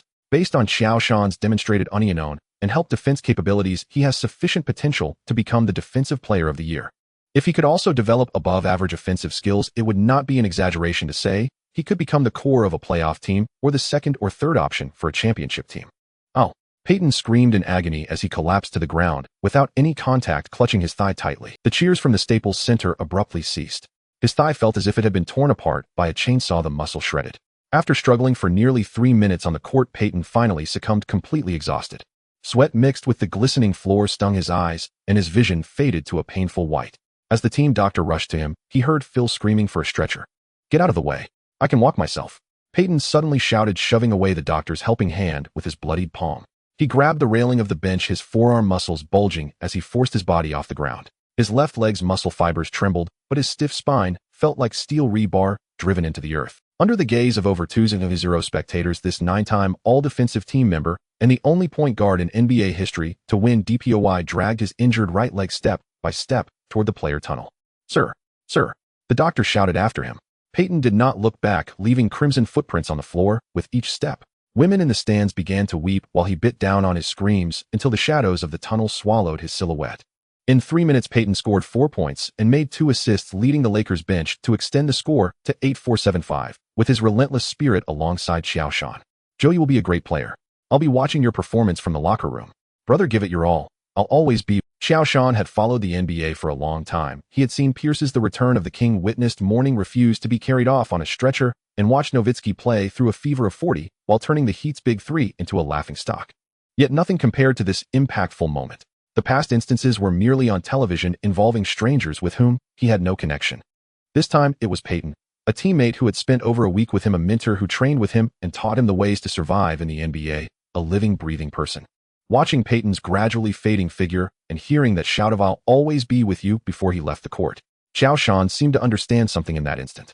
Since you have sacrificed so much for the pursuit of a championship, then this championship, even if it takes every ounce of effort, must be preserved for you. Qiao Shan silently vowed definitely. In the Lakers bench area, instead of being shrouded in gloom due to Peyton's departure, a terrifying battle intent gradually rose. Of course, only if the Pistons had someone with foresight. "Coach, I'm ready to go." O'Neal twisted his neck and rubbed his hands. Ultimately, Malone and Peyton came to ride the coattails. If they couldn't help secure this damn championship, how could they survive in the league afterward? It's time to show these clowns the bloodthirst of the big shark. "Coach, I'm ready too." Devin George noticed Phil looking at him and struggled to lift himself up, suddenly feeling despondent about having to continue wrestling with Hamilton. Would he really end up throwing up on the court? That would be on par with the Hamilton family dog, wouldn't it? All right, let's have Kobe organize the offense next. As the timeout ended, both teams sent out their full starting lineups. The Lakers lineup consisted of Kobe, Devin George, Walton, Qiao Shan, and O'Neal, with Walton replacing the injured Peyton. The Pistons maintained Billups, Hamilton, Prince, Rashid, and Big Ben for the championship. With the Pistons having possession, Billups used Big Ben and Rashid's double screen to penetrate, while Kobe stuck to him like glue. Seeing he couldn't break through, Billups was forced to pass to Rashid, and suddenly Qiao Shan sprang from the side. Smack! A beautiful block. The ball landed in Kobe's hands, who shot forward like an arrow towards the Pistons' half. Prince sprinted back, and the two leaped almost simultaneously. Boom! Kobe slammed it down over Prince. As the ball went in, Prince committed a shooting foul, knocking Kobe hard to the floor. And won. 8-7-7-5. The score was once again stretched to over 10 points. In the Pistons' huddle, Larry Brown paced, anxiously reminded of the helplessness he felt in the 2001 finals against the Lakers. Did hard work really mean nothing in the face of talent? Smack! The Pistons committed a turnover, with Qiao Shan appearing like a ghost in the passing lane between Billups and Prince. Fast break. Qiao Shan threw a long pass to the speeding Kobe with Prince right on his tail. Kobe used a Euro step to evade the block and finished with a reverse layup. 8975. Billups pursed his lips and exhaled slowly. He then brought the ball up the court. Once calm, he realized that the Pistons had been too anxious in the previous few possessions. Perhaps it was because they were trailing, or perhaps because they were startled by Payton's actions. Regardless of the reason, the more chaotic it became, the greater the score gap would widen. Swish. Billups, just at the three-point line, shot without waiting for his teammates to set up, landing a cold 8978. Let's defend this possession well. After scoring, Billups showed no excitement, simply clapping his hands to remind his teammates. He then steadied his stance and assumed a defensive posture. The Lakers had no true guards on the court, which might be the Pistons' only chance to win the game. Full court press. From the moment Billups made his defensive move, Prince knew what his team leader was aiming for, tightly sticking to Kobe like a shadow, giving him no chance to receive the ball. In desperation, Devin George rushed over to provide support. Did Devin George have ball handling skills? He did, but not much. Seeing George receive the ball, Billups immediately closed in. Devin George fumbled, and just as he was about to lose the ball, Kobe utilized Qiao Shan's screen to swiftly take over ball control. Before half-court, Billups abandoned George and closed in again with Hamilton. Meanwhile, Prince, like a cheetah, anticipated the moment Kobe passed and intercepted the ball. Fuck. Kobe angrily swung his fist. All 5 players on the Pistons had strong individual defensive capabilities. With 2 trapping and 3 trapping, even Kobe felt powerless. Swish. Prince landed another three-pointer. 8981. The Pistons once again closed the gap to within Lakers' possession. Kobe using screens from Devin George and Walton finally brought the ball up the court. As soon as they entered the front court, Billups and Prince's double team came again. This time Kobe learned his lesson and quickly passed the ball to Qiao Shan. Qiao Shan lifted the ball high, standing at 2.16 meters with a wingspan of 2.29 meters. Once he raised the ball, Billups and Prince were truly helpless. Give me the damn ball. O'Neal called for it in the low post with Ben Wallace's muscles tensed, blocking him like Qiao Shan made a high lob pass, and just as O'Neal received the ball, the Pistons formed a 3-man trap. Big Ben, Rashid, and Prince surrounded O'Neal. Boom. O'Neal licked his lips, demonstrating immense strength as he spun around, brushing his elbow against Rashid's nose, forcefully dunking it in. The hoop shook violently. 9181. Kobe stepped back, his sneakers screeching on the sweat-slicked floor. Forcing a jump shot, leaning back, Prince's fingertips brushed against his eyelashes. Duong. The ball hit the rim, and O'Neal's roar erupted. The rebound is mine. At the moment the final whistle blew, the Staples Center felt as if a shockwave had been unleashed. Kobe Bryant knelt on both knees, howling towards the heavens. Sweat streamed down his cheeks, mingling with tears. He opened his arms as if to embrace the cheers of the entire. Behind him, Shaquille O'Neal rushed over like an excited brown bear, pulling him up from the ground, and the two embraced tightly. We did it. Brother, we fucking did it. O'Neal shouted in Kobe's ear, his voice hoarse. Kobe patted O'Neal's back, unable to speak. From a 1-3 deficit to a miraculous comeback, from the discord between O'Neal and Kobe to setting aside their conflicts, from Malone's sudden injury to Qiao Shan's unexpected emergence, and Payton enduring a torn muscle for nearly 3 minutes. In 7 grueling games, every minute was agony. The Pistons' ironclad defense had given them a hard time, but in the end the Lakers struggled to the top. On the court, the Lakers players were engulfed in madness. Gary Payton and Karl Malone struggled to return to the court, kneeling at midcourt to kiss the floor, while Devin George and his teammates piled on top of each other. The bench players rushed onto the court, waving towels, screaming and jumping. Streamers poured down from the top of the arena, golden and purple, enveloping the entire court like a torrential rain. The cheers of the fans threatened to lift the roof off, with many holding signs proclaiming 16 championships, shaking them wildly. Ladies and gentlemen, your champions, the Los Angeles Lakers. The voice of the DJ echoed through every corner of the arena. At the other end of the court, the Detroit Pistons players appeared as if their souls had been drained. Chauncey Billups stood with his hands on his hips, staring at the floor, drops of sweat falling one by one. Richard Hamilton covered his face with his jersey, his shoulders trembling slightly. Ben Wallace angrily threw his towel to the ground and punched the wall as he walked towards the player tunnel. Rashid Wallace was the last to leave the court, glancing back at the celebrating Lakers players with a complex expression. Just 10 days ago, they had held a 3-1 lead, just a step away from making history. The change began when Qiao Shan suddenly emerged from the bench. He stood quietly on the Lakers logo at center court, and when the championship was finally won, his emotions were surprisingly calm. After all, Qiao Shan had only crossed over a little more than a week ago. He had not experienced the bitterness of Karl Malone's 19 years without a championship, nor the desperation of Gary Payton, who would sacrifice anything for a championship ring, and he had not felt the joy of Kobe and O'Neal returning to the peak after being kept out of the finals in the 2003 season. He watched the jubilant Lakers fans and players. Qiao Shan tried hard to blend in, attempting to shout a couple of times before giving up, feeling so ashamed. In this new world, for nearly 10 days, he was just a stranger, and even the body he occupied felt equally foreign. Most importantly, the body odor was overwhelming, and after an entire game covered in sweat, and saliva. Qiao Shan truly did not want to embrace or even kiss such a body. Even the thought of it made his stomach churn. He even found time to ponder whether had he chosen a different team during the offseason, he would have been able to earn this championship ring. Despite the fact that the shift in the finals outcome began with Malone's injury and Qiao Shan's sudden emergence. Joe, thank you. Without you, this championship trophy might have been taken back by the Pistons. It is you who kept it and lost. It's you who helped me earn my 4th ring. O'Neal, who was naturally lively, noticed Qiao Shan standing alone in the center of the court, seemingly at a loss. At least that was how O'Neal perceived it. You are the greatest hero of this finals, the pride of the City of Angels. With that, O'Neal pulled Qiao Shan into the wave of Lakers celebration. It's over, him not clean anymore.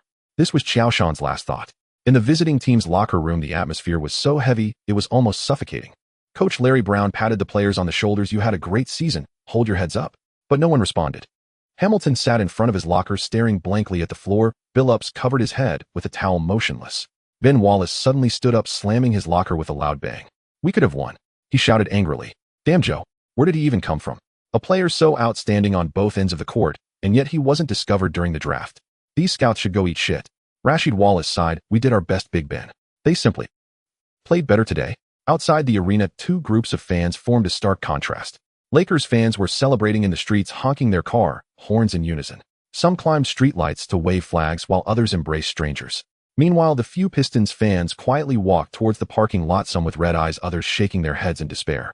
On the podium, Commissioner Stern presented the O'Brien Trophy to the Lakers. Ladies and gentlemen, the voice of the announcer brought silence to the noisy arena. Now please welcome NBA Commissioner David Stern to announce the most valuable player of the 200,304 finals.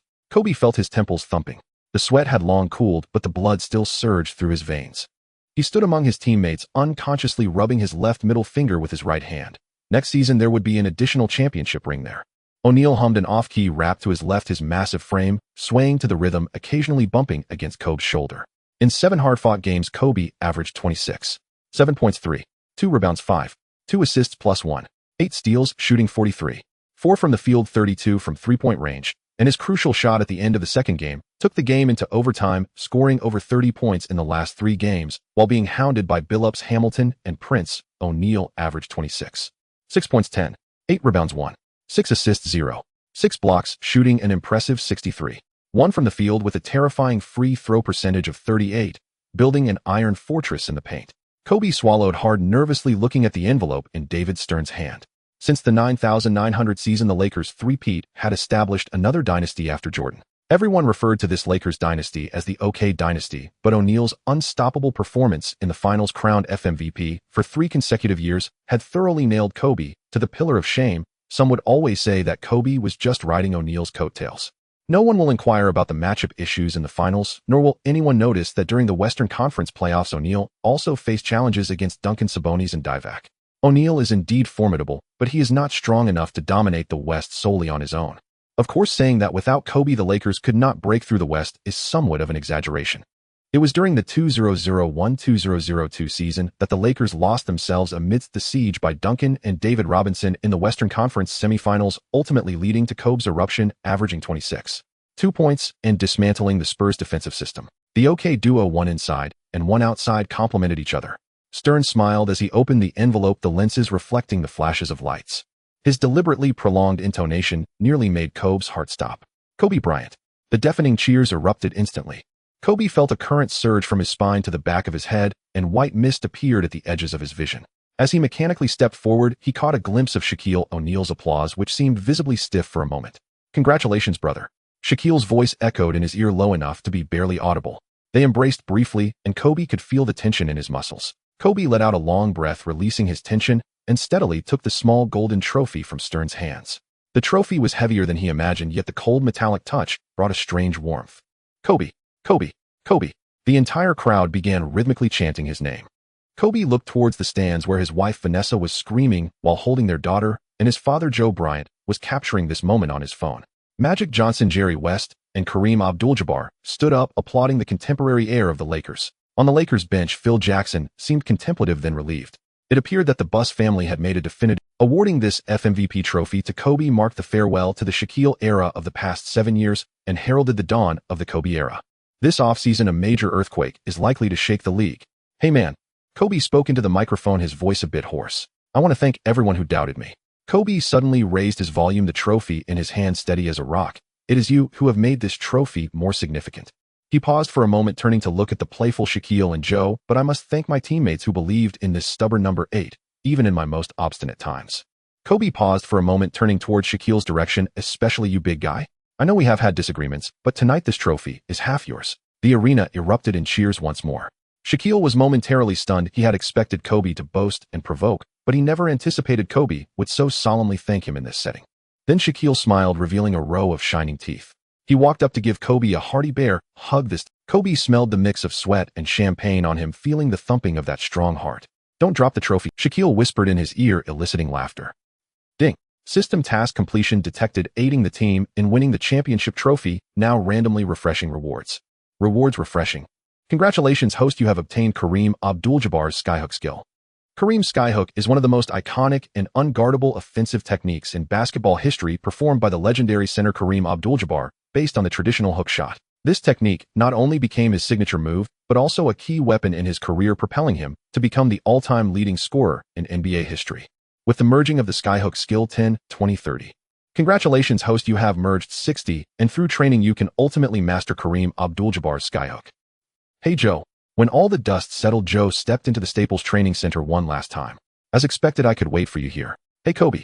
Oh no, should I say the new FMVP? How does it feel to be FMVP? Joe chuckled. Not bad. Kobe smiled. Oh, evidently this FMVP had entirely liberated him from his inner demons. Moreover, the league aimed to recreate the rivalry of the 80s, planning to support Kobe and LeBron in crafting a new era of rivals. Both are prodigies, both entered the league straight from high school, and both are successors to Jordan. Consequently, the league is making efforts to suppress any related news about the Eagle County incident as much as possible. ESPN, SLAM, and Sports Illustrated invited Kobe's teammates and family for coverage, while the parties involved in the Eagle County incident voluntarily came forward to apologize, claiming it was all due to their greed. After the finals, Kobe's image was instantly restored once again, becoming a quality idol for the public. The 8 vs 23 was set to open early under a series of plans.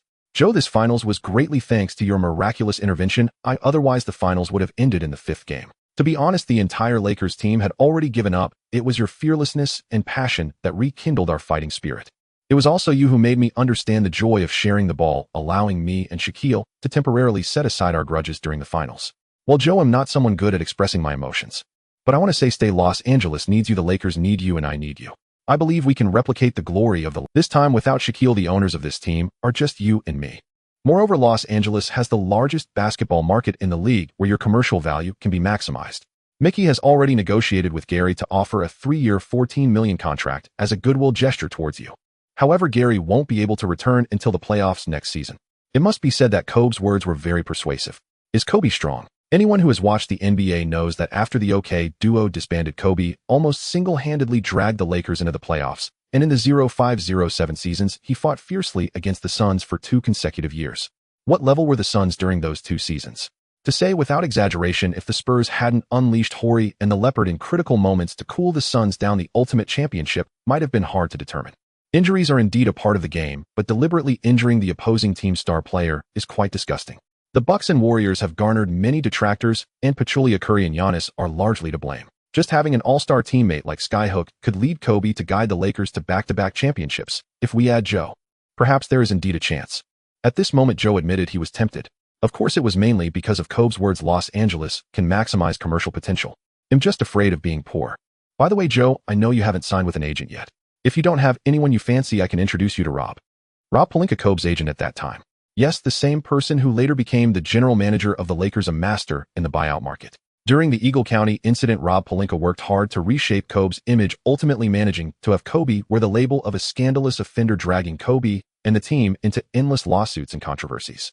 Without the finals MVP and the league's forced intervention, Kobe would likely still be caught up between the training facility and the court. Of course, the root of the problem lies with Kobe himself. A fly does not bite a seamless egg. Whether or not it really was a scandal, or if the price was not agreed upon, it all violated the will of women. There are plenty of rumors about NBA players. Even the great Jordan spread his seeds everywhere, and Magic Johnson was stricken with AIDS.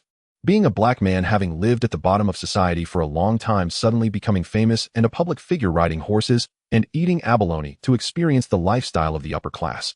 What's wrong with that? Moreover, even during his downtime, he diligently practiced his ball handling skills to maintain his touch. What's wrong with such a profound love for competitive sports? Yet the only superstar wearing the label of a scandalous offender is Kobe.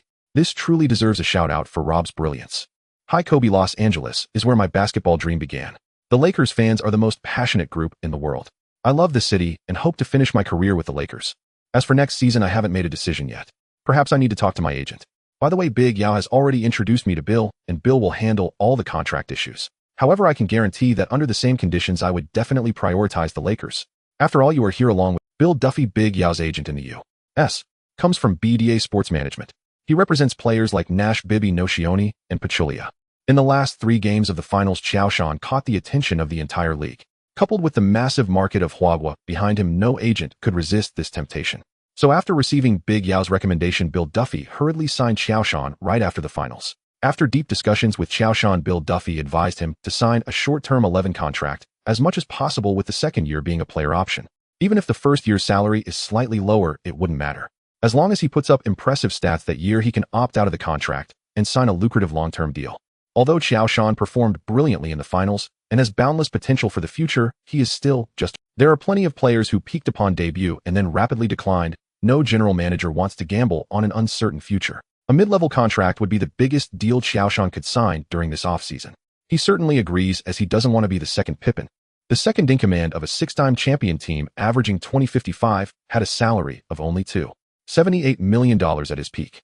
In comparison, Jordan's salary in 1997 was $14 million, while O'Neal earned $2 billion over 7 years. Without a doubt, Pippen is the best person in NBA history. It would be unreasonable if Jerry Krause didn't give him a nod during every holiday. Among the options Bill Duffy provided to Qiao Shan, the Lakers were the first choice. Firstly, O'Neal's departure from the Lakers has become a fact. Otherwise, Kobe's finals MVP votes wouldn't have overshadowed O'Neal's.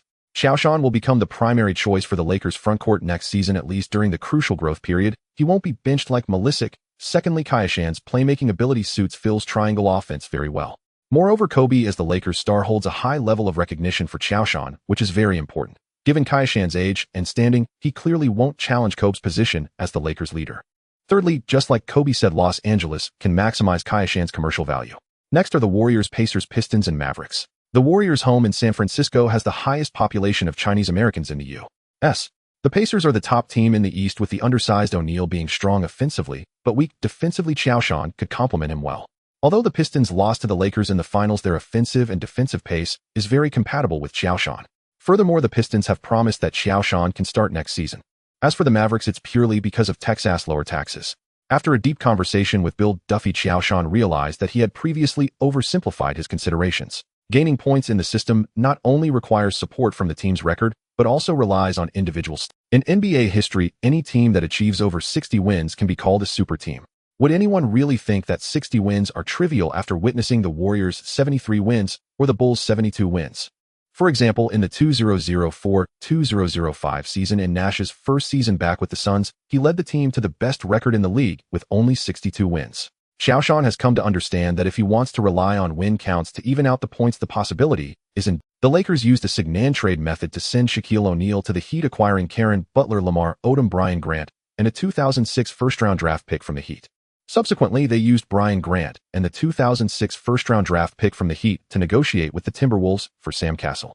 Rather than waiting for the Cassell contract to expire and leaving the Timberwolves without any leverage, it would be better to cash in during its peak value.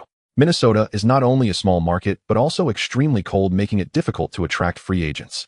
The most frightening aspect is that due to Joe Smith's phantom contract, the Timberwolves lost multiple first-round picks and were unable to replenish their young talent. Thus, the allure of draft picks for the Timberwolves cannot be overstated. Ultimately, after a negotiation reminiscent of great power diplomacy, the Lakers surrendered a second-round pick from 2004 to bring Cassell to Los Angeles. The Magic utilized Tracy McGrady as their main bargaining chip, trading Steve Francis, veteran Mobley, and Kevin Cato from the Rockets alongside coach Van Gundy, as Steve Nash joined the Suns as a free agent. The Spurs signed Brent Barry, the Pistons extended Rasheed Wallace, and the Knicks acquired Jamal Crawford. Kupchak did not reach out to Joe immediately. Instead, he expressed his sincerity through a series of trades. After trading Cassell and resigning Gary Payton, they sent Fisher to the Raptors in exchange for Alston. Although the alien is getting older, he has maintained good form with organizational skills and clutch performance that rank above average in the league. As for Alston, he is renowned for his flashy ball handling style and street basketball, excelling in chaotic situations, which can enhance the depth of the Lakers bench. An excellent center can only unleash their maximum potential if they have a trustworthy guard. Kobe is after all a scorer and an explosive player. Although he had moments of synergy with Joe in the finals, it was accompanied by numerous turnovers. Asking Kobe to completely transform and focus on playmaking is akin to losing a watermelon in pursuit of a sesame seed. With the guard reserves of Peyton Castle and Alston, Kobe can focus on scoring while ensuring Joe has the artillery support inside. In fact, while Kupchak focused on the free market, Joe received an unexpected text message. "Hi Joe, this is King. Hey brother, this is King James. I hope you can join the Cleveland Cavaliers next season, and together we can lift the first championship trophy for the city and create history." Huh. Qiao Shan looked puzzled. When did we get so familiar? To be honest, Qiao Shan has absolutely no objections to James. It is purely because of his own lack of skill. As a player who didn't even make it to the all-rookie team, what qualifications does he have to be brothers with the chosen one? The main issue is that Qiao Shan lacks a three-point shot and the ability to create space. The only playmaking ability he possesses. If he can't get the ball, how can he facilitate? Isn't that just dragging down James in Cleveland? Qiao Shan silently turned off his phone. As long as he didn't see it, he wouldn't have to reply. Perfect. Qiao Shan quietly gave himself a thumbs up and then accepted the invitation to Kobe's villa. The contract regarding Qiao Shan between Bill and Kupchak has been basically settled, 2 years for $11 million, with the first year fully guaranteed at $5.3 million. The main issue currently is the second year, where Bill insists on a player option while Kupchak holds firm on a team option. This is roughly equivalent to the contract amount offered by the Mavericks. However, the Warriors, Pacers, and Pistons are willing to offer Qiao Shan a contract ranging from $28 to $30 million over 4 years, which is close to all-star level contract money.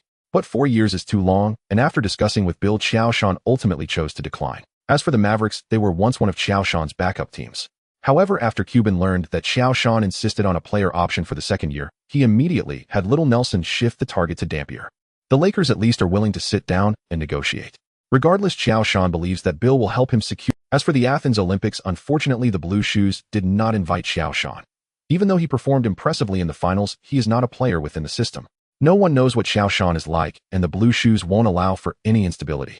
Moreover, as a Chinese person, Qiao Shan didn't immediately seek to join the national team training camp after the finals and pay the training fees, which also made some leaders of the Blue Shoes unhappy with him. Not participating in the national team's training camp is something Qiao Shan is quite pleased about, as he can use the offseason to improve himself.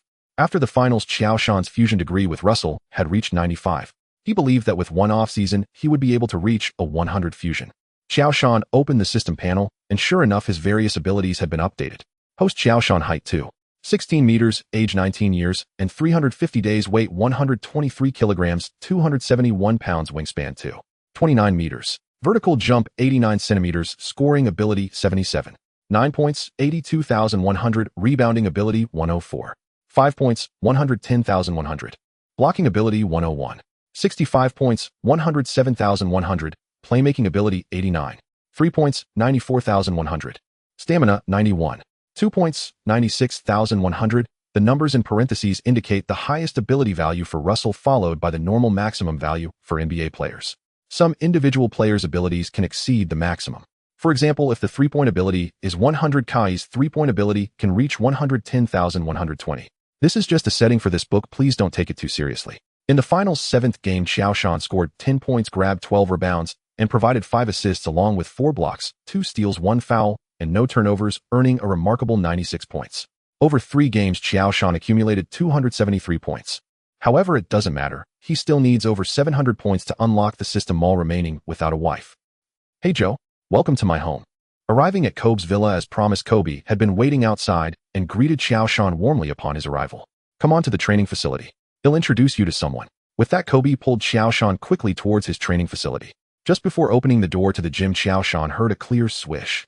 That was the sound of a basketball falling through the net. Is someone there?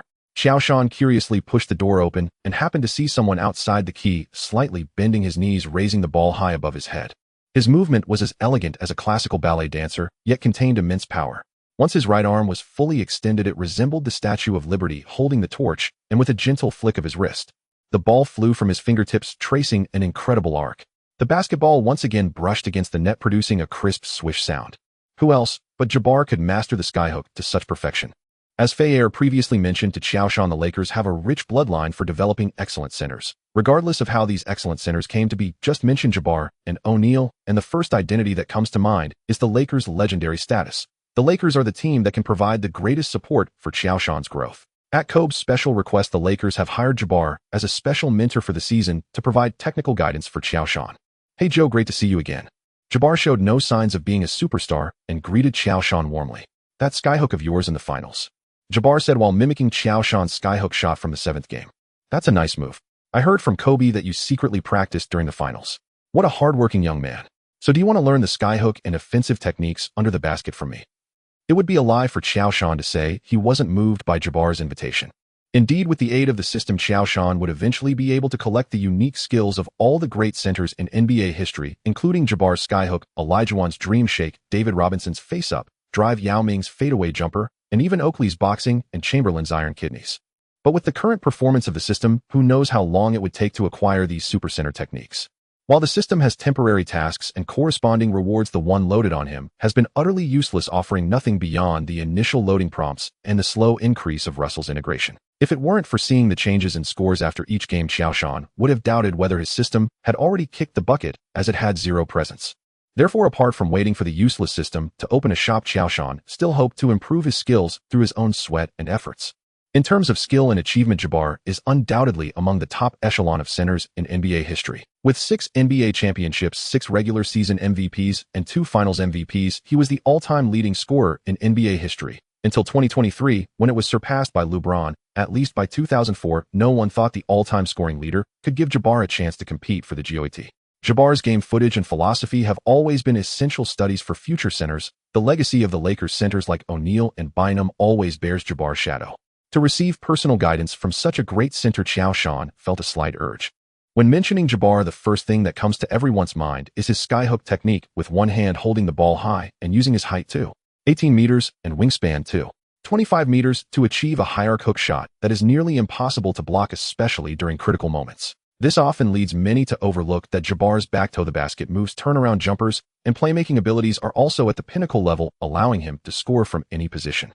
It wouldn't be an exaggeration to say Jabbar is one of the strongest scoring centers in history, right?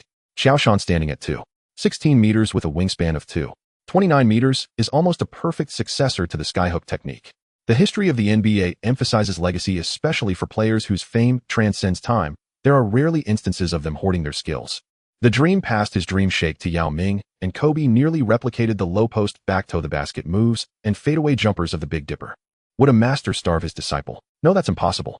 Just think of the story of Olajuwon's training camp, where it costs $5,000 per disciple. A successful disciple is living advertisement. My pleasure. Qiao Shan was extremely excited, feeling a twinge of guilt towards the Lakers management. The Lakers had shown him so much goodwill, and here he was still trying to secure his player option for the 2nd year. What a shame. After a couple of seconds, Qiao Shan suddenly slapped himself hard twice. Damn it, he had actually considered the capitalists because of a little kindness. Truly unforgivable. A week after becoming Jabbar's apprentice, Bill Duffy and Kupchak finally reached an agreement on a 2-year, $11 million contract with $5 million guaranteed for the 1st year and a player option for the 2nd. However, the contract stipulated that once Qiao Shan chose to opt out, the Lakers would have the priority to resign him. Qiao Shan didn't inquire about the contract details with Bill Duffy, not out of trust, but because. Qiao, your toes should grip the ground like tree roots, your knees slightly bent, and your back straight. Remember, the skyhook is not thrown with your hand, but with your whole body. Yes, very good, just like that, feel the power. Remember, at the last moment of the hook shot, your fingers must be steadier than an eagle clutching a rabbit. Your palms are large. A look at Kobe, that's your advantage. Exactly like that, elegant, so elegant. Higher. Yes, that height. Remember, the hook shot is not a toss, it's like throwing it to the moon. Dream shake. You think that's Hakeem's exclusive? You think the dream shake is cool? No, that's something I played with back in the 60s. Throughout that summer, Qiao Shan basically dedicated all his time and energy to Jabbar. In the 2nd week of becoming Jabbar's apprentice, Qiao Shan's integration with Russell reached 100, and he felt that his rebounding and shot-blocking instincts had significantly enhanced. As for why he had this feeling, don't ask, just consider it the damned 6th sense of a man. Well, in fact, every time Kobe joined the training, when Qiao Shan heard the duong-duong sound, he would subconsciously look for the point where Kobe's missed shot would land. Over time, he could basically judge from Kobe's shooting form and height whether it would be a miss or a score and the best timing to grab the rebound. In addition to Russell's integration reaching 100 under Jabbar's rigorous training, from the reconstruction of center fundamentals to hook shots from various distances and angles, low post back to the basket, moves, boxing out, and playmaking from the free throw line, Qiao Shan felt as if he had opened the door to a new world. During the 2004 NBA draft, just like in his previous life, Dwight Howard became the #1 pick. As for Emeka Okafor, who was looked down upon before the draft, he was overshadowed. Against Howard's absolute talent, Okafor's proud immediate combat effectiveness seemed laughable. In the NBA, sometimes having talent really allows one to do as they please. This draft had nothing to do with the Lakers. The only second-round pick they had was traded to the Timberwolves, so Sasha Vujasic was destined to have no connection with the Lakers. Without the starlight of Los Angeles, whether Vujasic could still get Sharapova became an unknown. As the offseason was about to end, the Lakers finalized their 12-man roster for the new season. Point guard Sam Cassell, Rafer Alston, Gary Payton out for the season, expected to return for the playoffs. Shooting guard Kobe Bryant, Devin George, small forwards Karen Butler, Bill Walton, and Kareem Rush, power forwards Lamar Odom and Jermaine Jones, and center Qiao Shan and Medvedenko. Compared to last season's star-studded F4, this season's Lakers nominally only had Kobe as an all-star. Among the starting five, the alien Cassell is well known, but he is about to turn 35, and no one knows how well he can maintain his form. Qiao Shan is in his second year, and Butler is in his third. Odom had proven himself during his time with the Clippers. Combining ball handling, passing, and rebounding ability, he earned the nickname the left-hand magician, the only downside being his lack of focus. Moreover, he represented the USA in the Athens Olympics, helping the team win its first-ever bronze medal.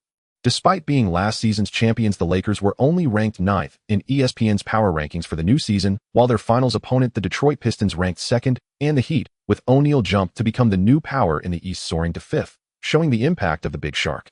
As the new season's preseason begins, preparations are heating up. Kobe, he just got lucky and my grandmother could win a championship alongside Shaq. Just wait and see this season. Without Shaq, Kobe will be left stranded. He always wants to go solo. That's not how you win games. Qiao Shan. Sorry, I don't pay attention to role players. Before the game, Ray Allen expressed his strong disdain for Kobe during an interview with reporters. As members of the '96 Golden Generation and representatives of the post-Jordan era, the conflict between Ray Allen and Kobe has a long history.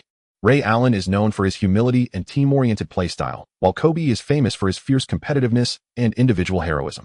They both look down on each other. In 2001, Ray Allen publicly criticized Kobe for being selfish, bringing their conflict into the open. Ray is a great shooter, but he will never understand my mindset. With that, Kobe smiled and waved his left hand, 3 championship rings sparkling under the spotlight. Oh, by the way, do you think I should ask Ray where I should wear my 4th ring? On which finger should I put it? Oh, my bad, I forgot Ray has never been to the finals. Perhaps this question is a bit difficult for him. Ray Allen cursed inwardly. How long has it been since the '96 Golden Generation entered the league? Just 8 years. During this time, aside from Jordan's last 2 championships, all other titles were divided between the Lakers and the Spurs. Only Kobe and Fisher, among the famous players of the '96 Golden Generation, hold championship rings. Kobe's blatant mockery made Ray Allen feel as if he had a lump stuck in his throat. We'll see in the game. Although it was just a preseason match, the verbal sparring between Kobe and Ray Allen raised the stakes of the game. Sometimes you have to admire the media's ability to hype things up. Ray Allen and Kobe, 2 players with contrasting styles, have become rivals through the media's push. In reality, the teams they both belong to are not even in the same league.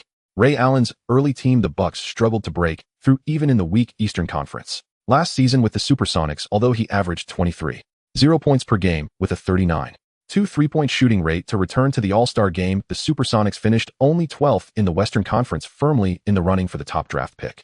The most frightening thing is that the Supersonics did not tank. Since becoming the main player, Ray Allen has fought for every game, but the Supersonics win rate just couldn't reach 50, which is quite frustrating. It's like the Super League where the players fight hard and the fans are enthusiastic, yet somehow after 8 rounds they haven't scored a single point. Oh wait, they did score one own goal. The Supersonics are in this situation now. Post-Payton, Ray Allen and Lewis formed one of the strongest backcourts of the 2000s, yet they still cannot bring victory to Seattle. It's quite frustrating. In the locker room, the atmosphere was subtle and tense. Newcomers Odom, Karen Butler, and Chris Mims sat in front of their lockers, cautiously surveying the space that once belonged to Shaq. The air was filled with a mix of cologne and muscle tape, along with some invisible pressure. Kobe was the last to enter, his damp hair proving he had just taken a shower. Everyone fell silent, their eyes converging on him. Looking around the locker room, Kobe spoke with a calm, yet undeniable power. From today on, we are a new team. The media says we're done, that without Shaq, we can't even make the playoffs. He paused, picking up the purple jersey with a, we will prove them wrong through our actions. Without Shaq, we still have Qiao Shan, and you all, Gary will return. Our strength is still terrifying. This season, our goal remains the championship. We will slap the media in the face with our actions. Kobe's cold gaze swept over each teammate's face. Tell me, do you want to be the softies the media describes? If you do, let me know, and I'll inform the management. He can leave right now. With that, Kobe took off his ring finger and waved it in front of everyone. I will keep this ring in the locker room. If you like, you can secretly wear it when I'm not looking, but after all, it belongs to me personally. If you believe in me, believe in Phil, and believe in Qiao, then I believe that at this time, next season, you will be ready to accept your first championship ring. Regarding Kobe's boasting, Qiao Shan did not interrupt. Indeed, during the offseason, the Lakers and Kobe both showed great sincerity and respect towards Qiao Shan, expressing a desire to develop him as one of the future cores of the Lakers, perhaps even as Kobe's successor. However, Qiao Shan had a clear understanding of himself. It was merely business jargon. This Lakers team belongs to Kobe. At least this season, at this stage, Kobe is the absolute core of this Lakers squad. As for Qiao Shan, even though he had completely merged with Bill Russell's abilities, he had yet to showcase this on national television. For most outsiders, Qiao Shan remains an undefined X. Moreover, Qiao Shan is only 20 years old, and this is just his second season. In simple terms, he has no standing in the league. The locker room was completely silent. Head coach Phil Jackson timely entered, clapping his hands. "All right, boys, it's just a preseason game, relax. Remember our strategy. Share the ball, quick rotations, and defense first." Odom and Butler exchanged a glance. They knew this game was far more than just a preseason match. Beep. With the referee's whistle, the first game of the 2004-2005 preseason officially kicked off. Lakers starting players: Alien Castle, Kobe Bryant, Karen, Butler, Lamar, Odom, Qiao Shan. Supersonics starting players: Luke Ridnour, Ray Allen, Lewis Radmanovic, Jerome James. Qiao Shan and Jerome James jumped for the tip-off.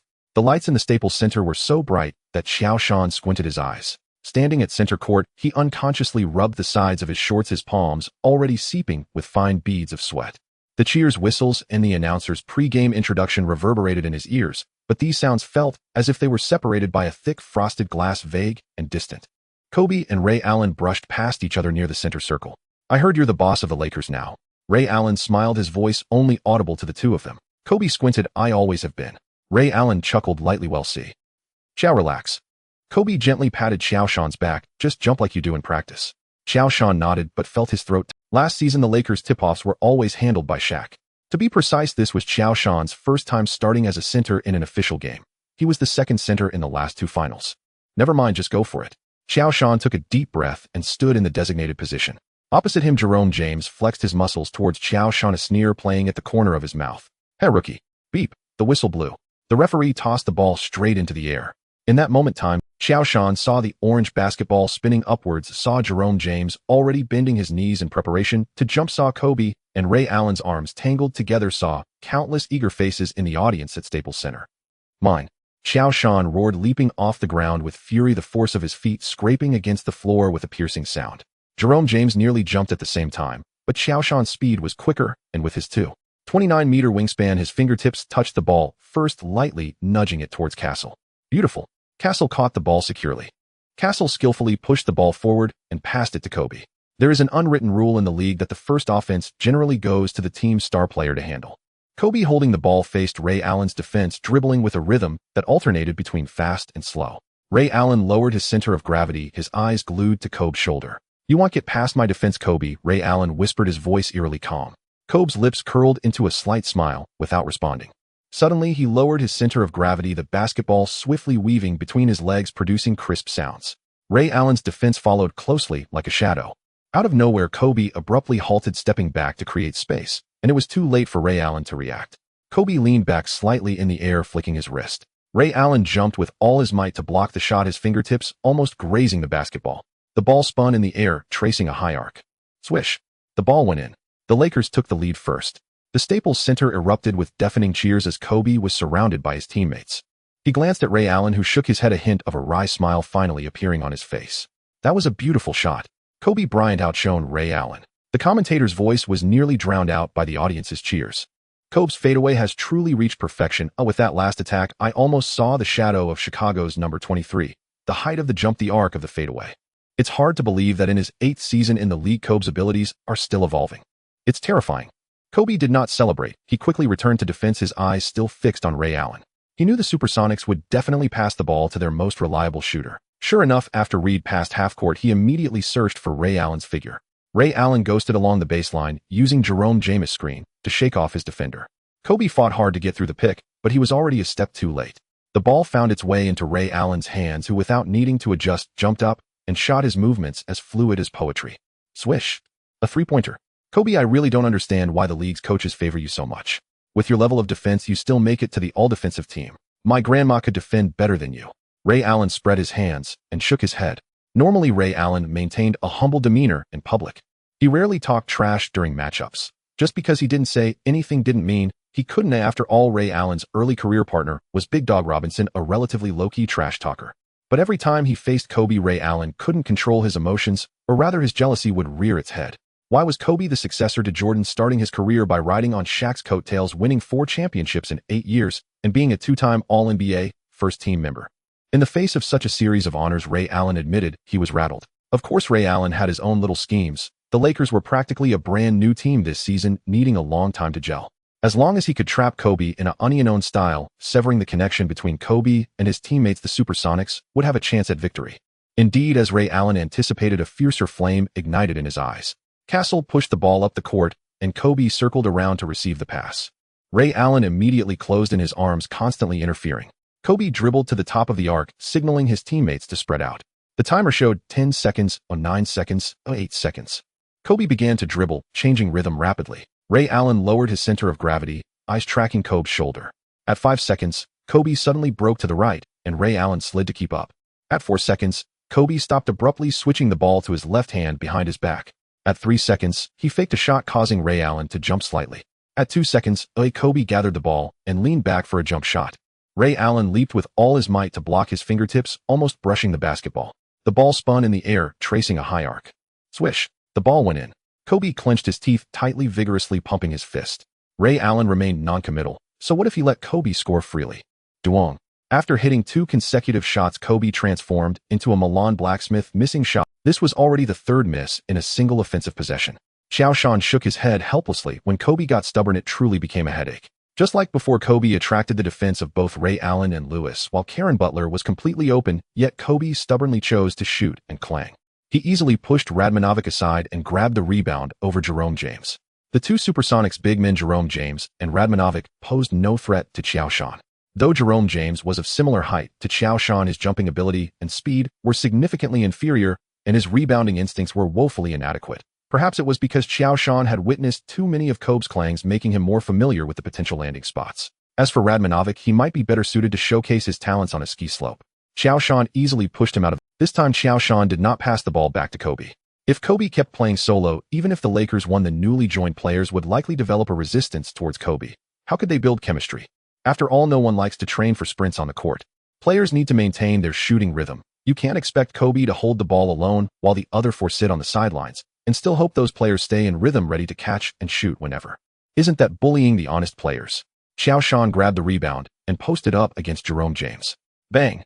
Bang! As Qiao Shan dribbled, Radmanovic and Lewis slowly converged towards him. In one offensive possession, Qiao Shan managed to snatch 3 offensive rebounds right under the Supersonics basket.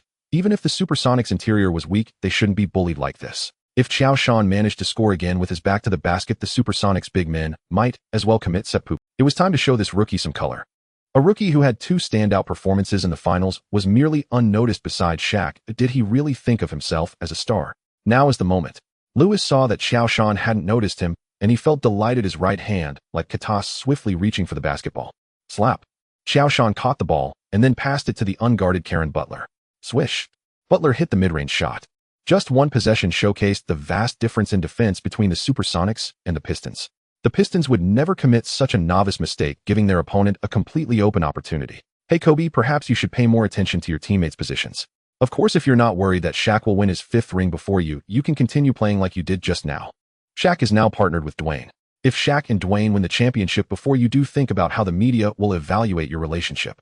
The Lakers retreated, and Qiao Shan whispered by Kobe's ear as he passed by. In fact, even during the finals, Kobe and Shaq temporarily set aside their feud, but the intensity of their conflict still remained as fierce as in their past lives. The Lakers signed Kobe to a 7-year, $136.4 million contract extension, one of the largest contracts in NBA history, while Shaq was traded to the Heat during the offseason.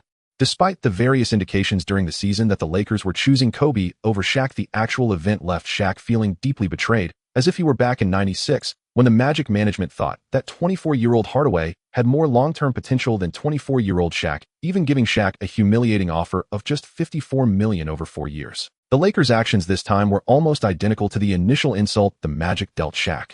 So during this offseason, Shaq didn't hold back in dissing the Lakers, and Kobe threw rap.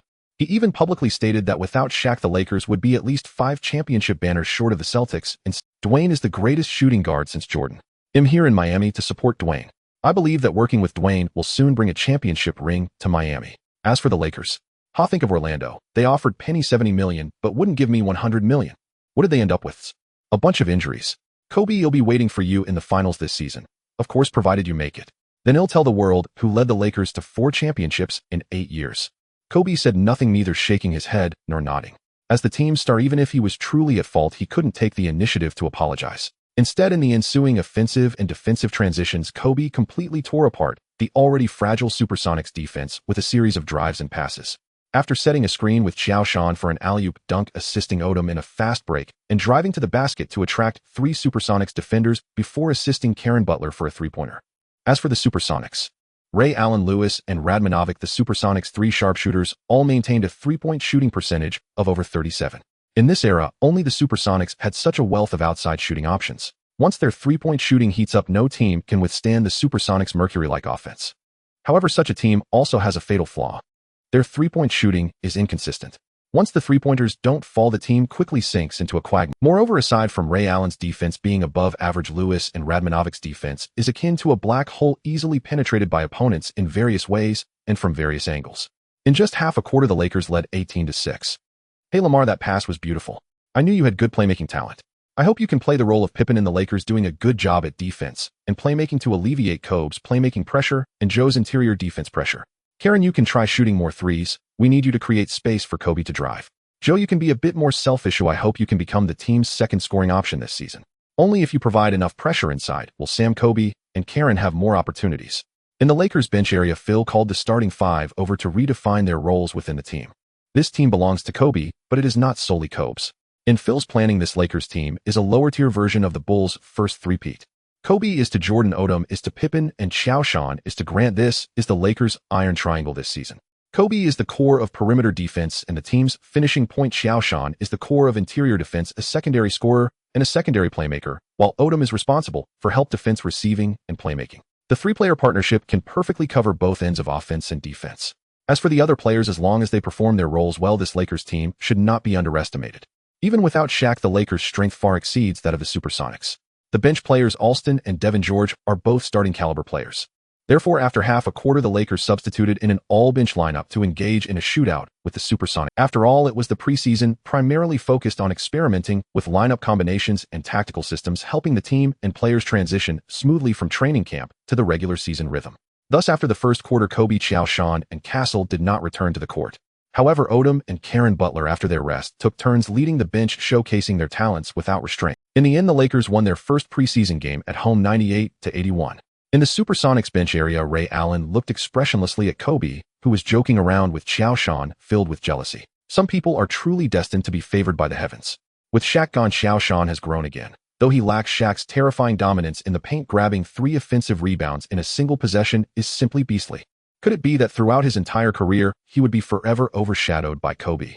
For a moment, Ray Allen. The good news is that the Lakers won, and Qiao Shan in his 6 minutes on the court racked up a luxurious line of 4.6 rebounds, 2 assists, 3 blocks, and 2 steals. Converted to 36 minutes, that's a super quintuple double of 2-4-3, 6-1-2, 1-8-1-2. Terrifying. The bad news is that the system showed no response. It seems that preseason wins and losses aren't counted in the standings. Damn system. Qiao Shan cursed inwardly. With a record of 7 wins and 1 loss, the Lakers dominated the preseason. In the last 2 games, Kobe missed due to right knee soreness. Qiao Shan also missed the final game. New Lakers acquisition Caron Butler averaged 18.2 points, becoming the second scoring option for the Lakers in the preseason. Odom averaged 11.7, 5 rebounds, 6 for assists, and 1.2 steals, becoming the Lakers' Pippen. As for Qiao Shan, he did not showcase much of the training results from the offseason during the preseason. Some things don't need to be revealed during the offseason. After a 4-day break, the Lakers officially welcomed the start of the 2004-2005 season. The Staples Center, bathed in golden light, cascading like a waterfall, illuminated the floor with a brilliant. Perhaps it was a deliberate arrangement by the league. The first game of the Los Angeles Lakers for the 2004-2005 regular season was against their finals opponent, the Detroit Pistons. During the offseason, the Pistons made few moves, resigning Rasheed Wallace to maintain the integrity of their starting 5, and also resigning Mike Davis as a backup inside. Oker was lured away by the Utah Jazz with a 4-year $32 million contract and a promise of starting, forcing Larry Brown to activate Malisic to bolster the Pistons bench. Fortunately, Melisic's skill set was similar to Oker's, an interior player capable of mid-range shooting.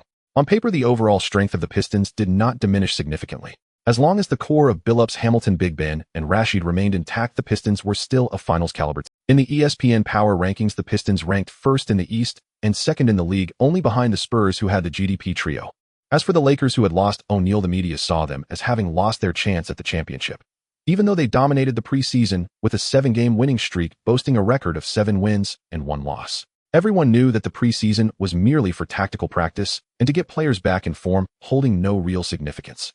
"Come on, my Jet team." The voice of the on-site DJ echoed throughout the arena, urging the crowd to give the warmest applause to welcome the 2003-2004 season champions, the sole darlings of Angel City, your Los Angeles Lakers. Kobe, MVP, MVP. Joe, thank you for staying. Los Angeles is your... The Staples Center fans were already in a frenzy from the finals to the preseason. Qiao Shan had won the love of the Los Angeles fans with his performance. Humble, selfless, and defensively aggressive. Most importantly, this big guy from the East would even blush when teased by fans in the front row.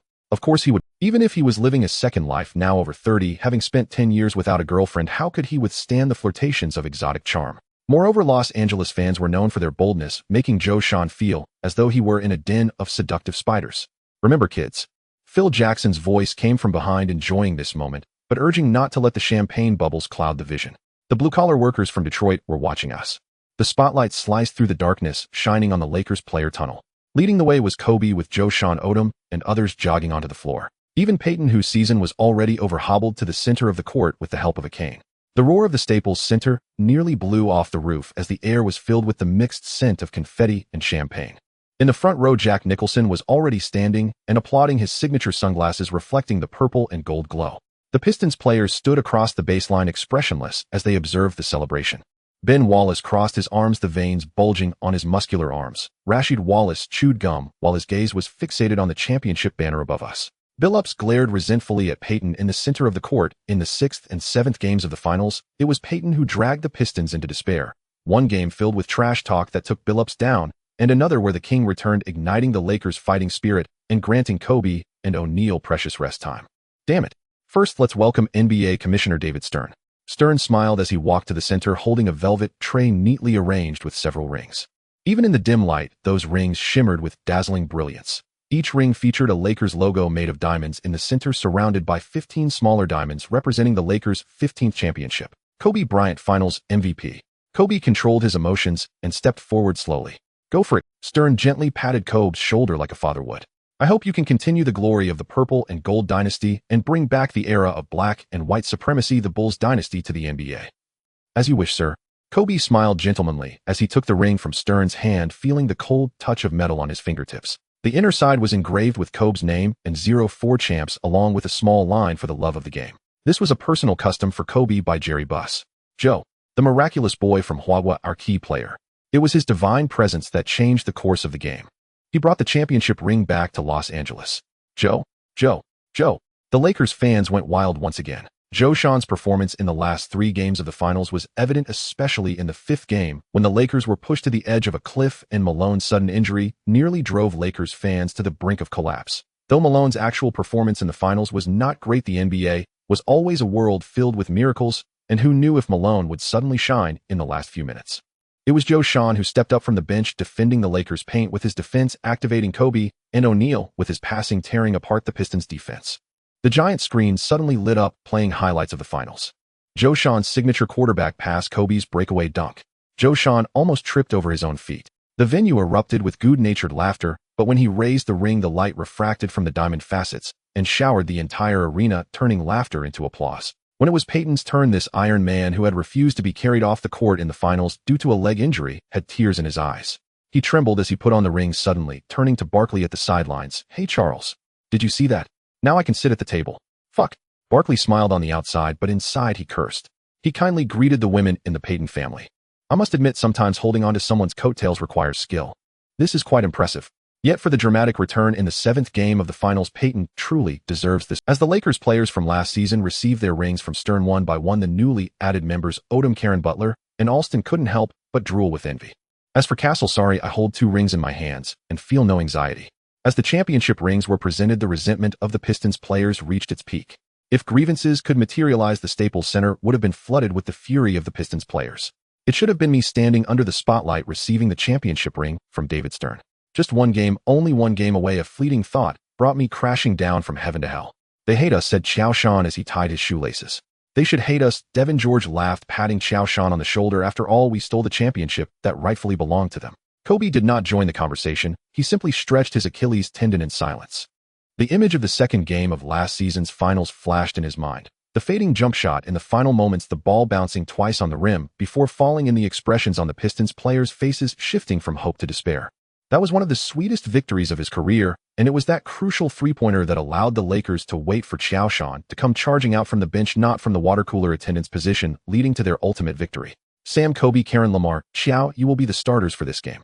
Phil Jackson's voice echoed softly. This was also the starting lineup commonly used by the Lakers during the preseason. Last season, the Lakers would have Devin George or Fisher lead the bench, depending on the opponent, but this season it has been basically determined that Devin George will serve as the team's sixth man. Additionally, the bench also boasts the streetball king Alston, who can cover for Devin George's organizational weaknesses.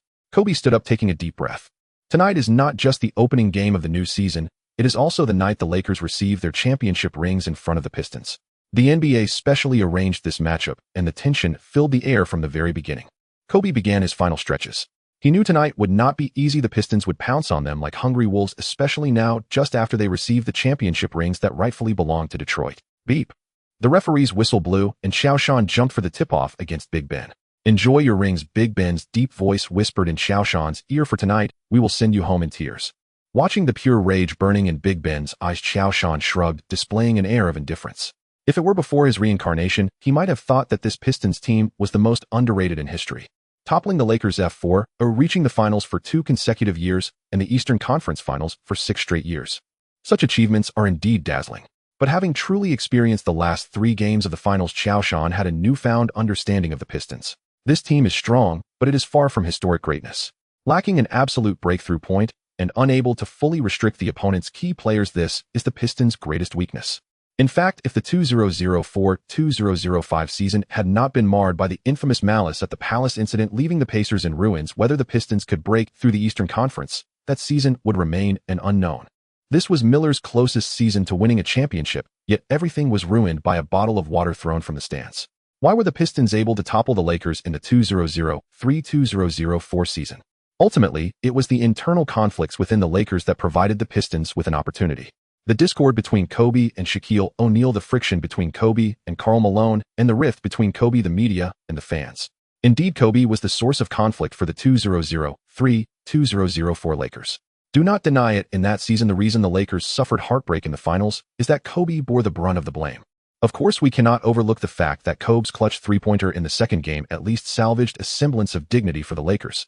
When Kobe and Shaquille could temporarily set aside their grievances in the last 3 games, the Pistons were utterly powerless against the talent of the Lakers. This was also thanks to the narrative focus given to Qiao Shan by the author. The ring will always be mine, Shaq. Kobe stepped behind Shaq and calmly replied, of course you can keep dreaming. Wallace's fist tightened, and Kobe could see the veins bulging on his arm. The referee quickly intervened to separate the two. Kobe mimicked Qiao Shan, shrugging his shoulders before walking over to him. Don't let them provoke you. That's exactly what they want. Just be careful with your own man. Qiao Shan pointed at Hamilton not far away, and Kobe frowned. Damn, every time I match up against Hamilton, it brings back unpleasant memories. Toot.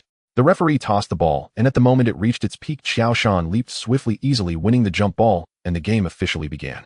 Kobe seized the ball and passed it to Castle. Castle, tall and experienced, managed to bring the ball past half court, even under the intense pressure from Billups. This alone was already a vast improvement over Fisher from the Lakers' backcourt last season. On the first offensive play, Kobe received the ball at a 45-degree angle from the right. Hamilton was glued to him, his arms constantly interfering. Kobe made a triple threat move, but Hamilton did not fall for it. As time ticked away, Kobe suddenly accelerated, executing a quick crossover before stopping for a jump shot. The ball traced a perfect arc and swished through the net. Nice. The Pistons quickly launched their attack, with Billups calmly orchestrating the play. Hamilton had already begun his relentless run around screens, while Rashid, Shaq, and Prince seemed like everyone on the court could serve as Hamilton's screen, with Kobe shadowing him like a ghost, giving Hamilton no opportunity to receive the ball. You can't escape, Kobe muttered, at least not tonight. Damn. Hamilton cursed under his breath.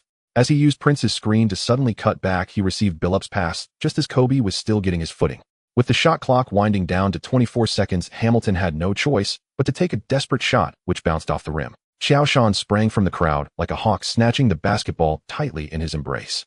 The Lakers pushed forward swiftly with Kobe receiving a pass in the front court.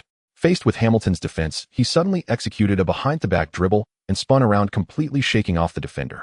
As he leaped, Rashid came to help, but Kobe quickly pulled the ball back, flicking it behind him from under Rashid's arm. Qiao Shan, following closely, leaped up to catch the ball and dunk it powerfully. With the score at 4-0, Larry Brown decisively called a timeout. "Shut down Kobe. Shut down Kobe. Shut down Kobe," Larry Brown shouted hoarsely while tapping on the tactical board. Everyone knew that Kobe was the absolute core of the Lakers this season, or rather the only core. As for Josh, based on his performance in the preseason, he was not a concern. As long as they locked down Kobe, the Lakers would naturally find themselves in a deadlock. On the Pistons' offense, Billups leisurely dribbled across half court, his eyes filled with an infuriating calm. Karen Butler stood in front of Billups, extending his long arms. The alien castle had age as a disadvantage. If forced to face Billups' offense and defense, he would struggle to hold on until the regular rotation, while Kobe needed to guard Hamilton. Kobe followed Hamilton closely, keeping an eye on Butler out of the corner of his eye. Butler was a good player with explosive physical qualities and an excellent defensive attitude.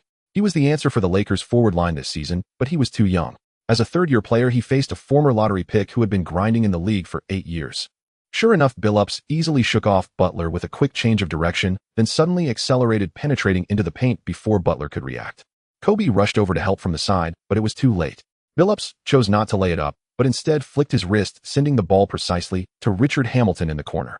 The masked man caught the ball and shot the basketball, tracing a perfect arc. Swish!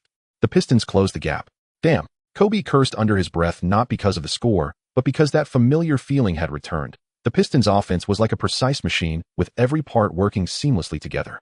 In last year's finals, this machine almost caused the Lakers to suffer heartbreak at the Palace of Auburn Hills. As Kobe crossed half court, he was immediately shadowed by Prince, while Hamilton was ready to assist from the weak side. The Pistons' defensive formation resembled a contracting steel web, and Kobe was like the fly caught in it. "Double team.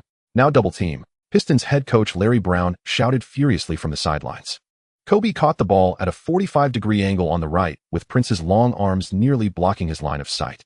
Kobe took a probing step, but Prince remained unmoved. Suddenly, Kobe accelerated to the right, with Prince sliding to keep up, while Billups abandoned his defense on Castle to rush over. Kobe stepped back in a feint, only to find Rasheed Wallace had shifted to block his driving lane. 3 players surrounded him. The Pistons' defensive strategy is too clear. No matter if they leave others open, they must lock down Kobe. At the TNT commentary booth, Barkley scoffed. Is Larry losing his mind? The Lakers are not just Kobe, they have Josh too. 3 players are double-teaming Kobe. Who will defend Josh? Are they seriously counting on Big Ben, who is just 2.06 meters with his hair? Oh my God. What am I seeing? Barkley suddenly broke his voice. Kobe, surrounded by 3 defenders, passed the ball to Josh in the low post. "Hey rookie, are you ready to go home and cry?" Ben Wallace's deep voice came from behind as his ironclad arms pressed against Josh's waist. Josh glanced at Big Ben with his peripheral vision, but didn't respond. Scoring in the paint is not about brute force, but about balance. Feel the position of the defender with your body. Power starts from the feet, travels to the waist, then to the shoulders, and finally to the wrist. Flow like water. Josh seemed to hear Kareem's teachings ringing in his ears. Huff. Josh took a deep breath, lowered his center of gravity, and began to feel Big Ben's position with his back. On the first collision, Big Ben remained unmoved. On the second, Josh adjusted his angle and nudged a bit of space with his shoulder. On the third, he suddenly executed a right turn feint, and Big Ben's center of gravity shifted slightly. Now's the time. Josh swiftly turned left while raising the ball above his right shoulder. His arm fully extended, he flicked his wrist gently, sending the basketball on a rainbow-like arc. Big Ben roared and leaped to block, but he didn't even touch the ball's shadow. Swish! The basketball went through the net. The sky hook. It's Kareem's sky hook technique. Oh my God, Josh has indeed evolved this offseason. Next, the Pistons know the entire league was going to face a big problem. During the finals, Josh used the hook shot at the last moment, which was just a basic post move. The parabolic arc was relatively flat, allowing the defender to interfere or block it with jumping or defensive experience. The Pistons had DPOY Big Ben in the paint. This is why they dared to let Big Ben single cover Josh while choosing to double-team Kobe. Based on limited samples, Josh's proactive scoring ability was almost zero. As for the hook shot technique showcased in the finals, Big Ben's rich defensive experience and excellent defensive awareness were enough to suppress Josh.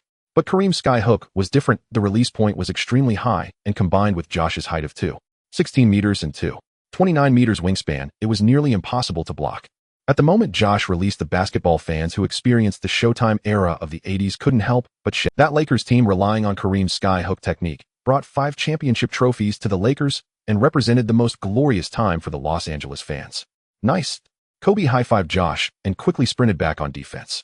As Billup's pass just left his fingertips, Hamilton had already sliced toward the Lakers' interior like a scalpel. The moment the ball landed, the Pistons launched a fast break. Yet a purple and gold lightning bolt suddenly cut across the court. Josh burst out from the side, soaring into the air, just as Hamilton caught the ball for a layup, his right hand slicing down like a guillotine. Bang! A thunderous block sent the basketball crashing against the backboard. As Castle turned to catch the ball, Kobe had already sprinted past half court. Castle's bounce pass zipped through Billup's fingertips.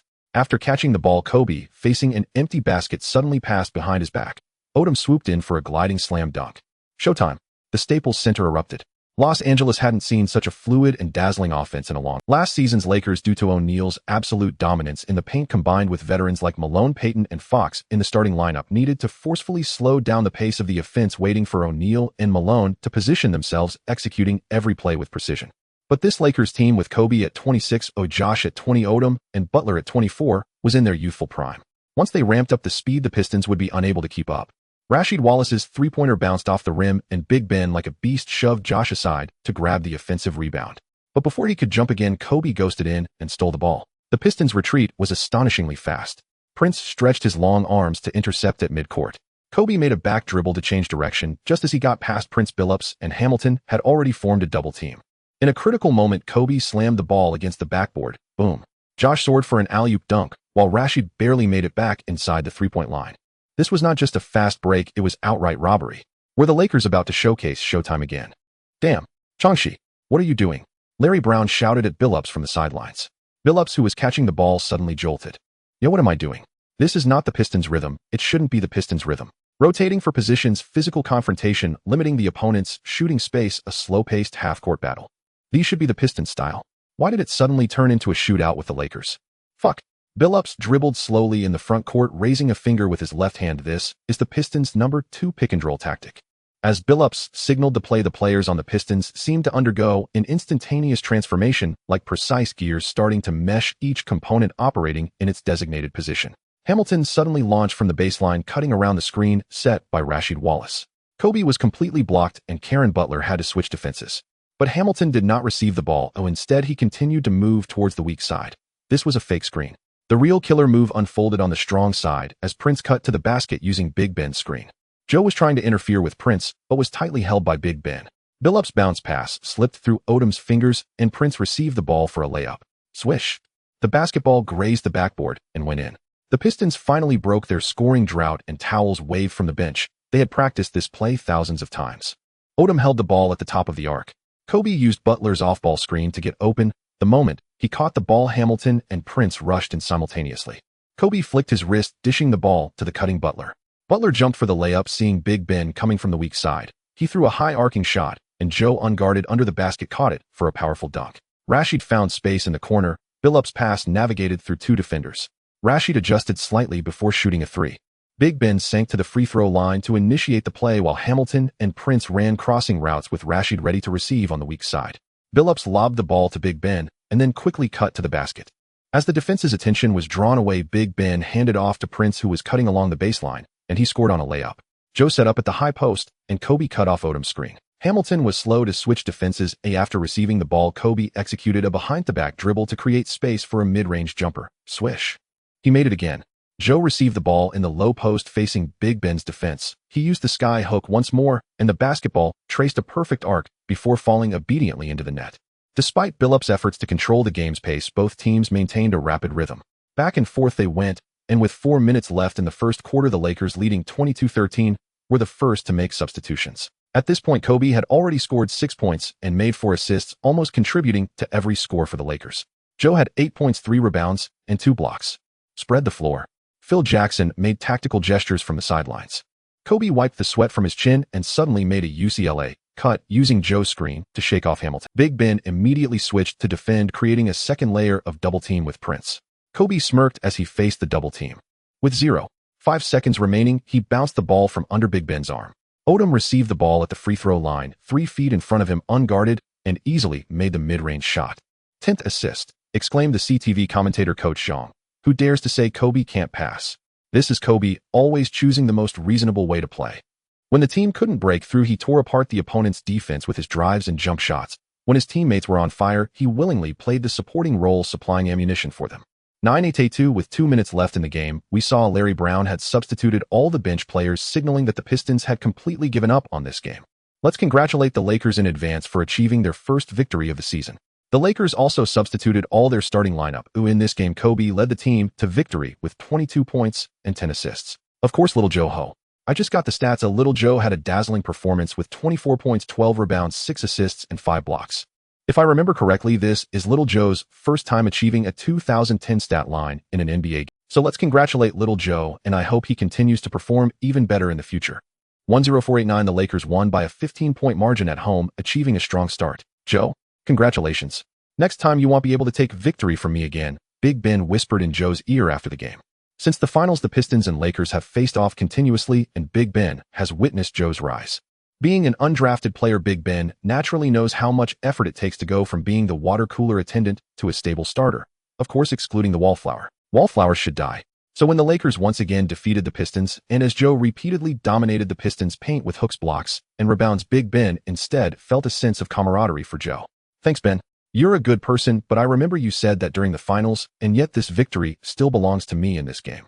As for the next game, I believe the result won't change. Damn. Big Ben pushed Joe away in disgust. The momentary sense of camaraderie vanished instantly. This guy appears humble on the surface, but harbors a belly full of malice. In the following games, the Lakers dominated, starting strong, with a 4-game winning streak tied for first in the league with the Phoenix Suns. Home win 112-86 against the Nuggets. Away win 118-92 against the Bobcats. Away win 107-84 against the Hawks. In this league, where the average score is 93 for points, the Lakers' average of 110.25 points per game places them at the top of the league with an offensive trio of Kobe, Joe, and Odom that instills fear in their opponents. Only the Suns, who fully embraced fast-paced play and adhered to the 7 seconds or less strategy, could match the Lakers on the offensive end. The Lakers' next opponent is the Suns. Before this game, Kobe had just been named Player of the Week, averaging 32 3 points, 5, 7 rebounds, and 6 3 assists, outpacing Nash's 20 3 points and 12 3 assists. Joe, who was also surpassed by Kobe, averaged 21 3 points, 10 5 rebounds, 5 7 assists, and 7 blocks with 2 steals, earning a nomination. Unfortunately, Kobe is the Lakers' star, and the face the league is currently promoting. As for the Eastern Conference Player of the Week, it was awarded to LeBron of the Cavaliers, who averaged 27 7 points, 8 3 rebounds, and 3 assists, leading his team to a 12 record. He surpassed Shaquille O'Neal, who led his team to a 30 record, and Jermaine O'Neal, who also had a 30. As for the 2 losses for the Cavaliers, one was against the Heat and the other against the Pacers. Sometimes the unspoken rules of league awards can be so plain and unadorned. Kobe is a thief. He stole Steve's Player of the Week award. Look at the transformation Steve has brought to the Suns. We've defeated the Hawks, Bulls, 76ers, and even the Celtics, a bona fide playoff caliber team. Steve is our leader, the league's assist king. Doesn't an average of 3 points and 3 assists, along with 4 consecutive wins, deserve Player of the Week? And yet I averaged 26 points and 9 rebounds, and wasn't even nominated. Have the league selection committee gone utterly blind? Before the game, Amare Stoudemire smirked with quiet derision, his fingers tapping idly on the table, each syllable dripping with dismissive indifference. Qiao Shan. Never heard of him. Who has time to track some unknown nobody? With 3 billion people in China, only Yao commands even a flicker of competitive interest from me. Everyone else is merely background noise. The Lakers' 4-game winning streak rests solely on Kobe, Phil, and Lamar. Qiao Shan. Nothing more than a clown leaping into gaps beside Kobe, scavenging stats like crumbs from a feast. Amare curled his lip. A Lakers squad without Shaq is like a tiger stripped of its fangs. Suddenly, every stray alley cat thinks it can reign supreme in 4 wins. No. Look at whom they've faced: the Nuggets, Bobcats, Hawks. Only Denver barely qualifies as a playoff team. The Pistons? Perhaps they were simply off their game. When the Pistons were mentioned by a reporter, Amare, either way, Phoenix is the league's finest team, and after this game, well, prove it to everyone. No one in this league stands a chance against us, TCH. At the press conference, Kobe raised an eyebrow upon hearing Amare's remarks, his lips curling into the faintest, most sardonic arc, as if he'd just overheard a ludicrous fairy tale. Well, settle it on the court. Kobe tossed the words over his shoulder before striding coldly away. As for Qiao Shan, at that very moment, Qiao Shan was lost in exhilarated disbelief, rereading Bill Diafay's message. At last, his own signature shoe. Through Bill DFA's and Yao Ming's mediation, Reebok offered Qiao Shan a 5-year $68 million endorsement deal, mirroring Yao's strategy of targeting the global market and center-specific technology, with the shoe design emphasizing elegance and creativity.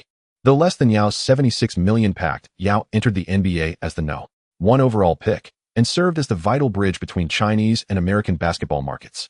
Qiao Shan, meanwhile, had only just begun proving himself. Reebok's willingness to invest $68 million spoke volumes about their conviction in his future. Still riding high on euphoria, Qiao Shan paid no mind to Amare's provocation. After all, Amare, the young lion, had seized Rookie of the Year from Yao by virtue of reaching the playoffs, becoming the NBA's first high school draftee to earn the honor, naturally brimming with fierce pride. This season, paired with Steve Nash, he became the interior engine of Phoenix's run-and-gun system. Blending speed and power, he surged down the floor in transition, rolled hard off screens for thunderous dunks, and finished with mid-range jumpers. In Qiao Shan's memory, this was the season Amare ascended to all-star status and edged out Duncan and Nowitzki for first-team All-NBA honors. Steve's arrival has transformed the Suns into a formidable force. His pace and extraordinary passing vision and execution bring Mike D'Antoni's 7-second offense to life. We've calculated that Phoenix moves from gaining possession to launching a shot in 7 seconds, or less. Sean Marion and Amare Stoudemire are their deadliest weapons. Quentin Richardson and Joe Johnson possess reliable three-point range. But Steve is Phoenix's absolute core, the catalyst who unlocks their athleticism and offensive brilliance. So tonight our focal point is Steve. Kobe Sam, you must control the clock on every possession and force matchups with him. Post him, wear him down, torment him. Joe Karen, step up tonight. Track Steve's passing lanes.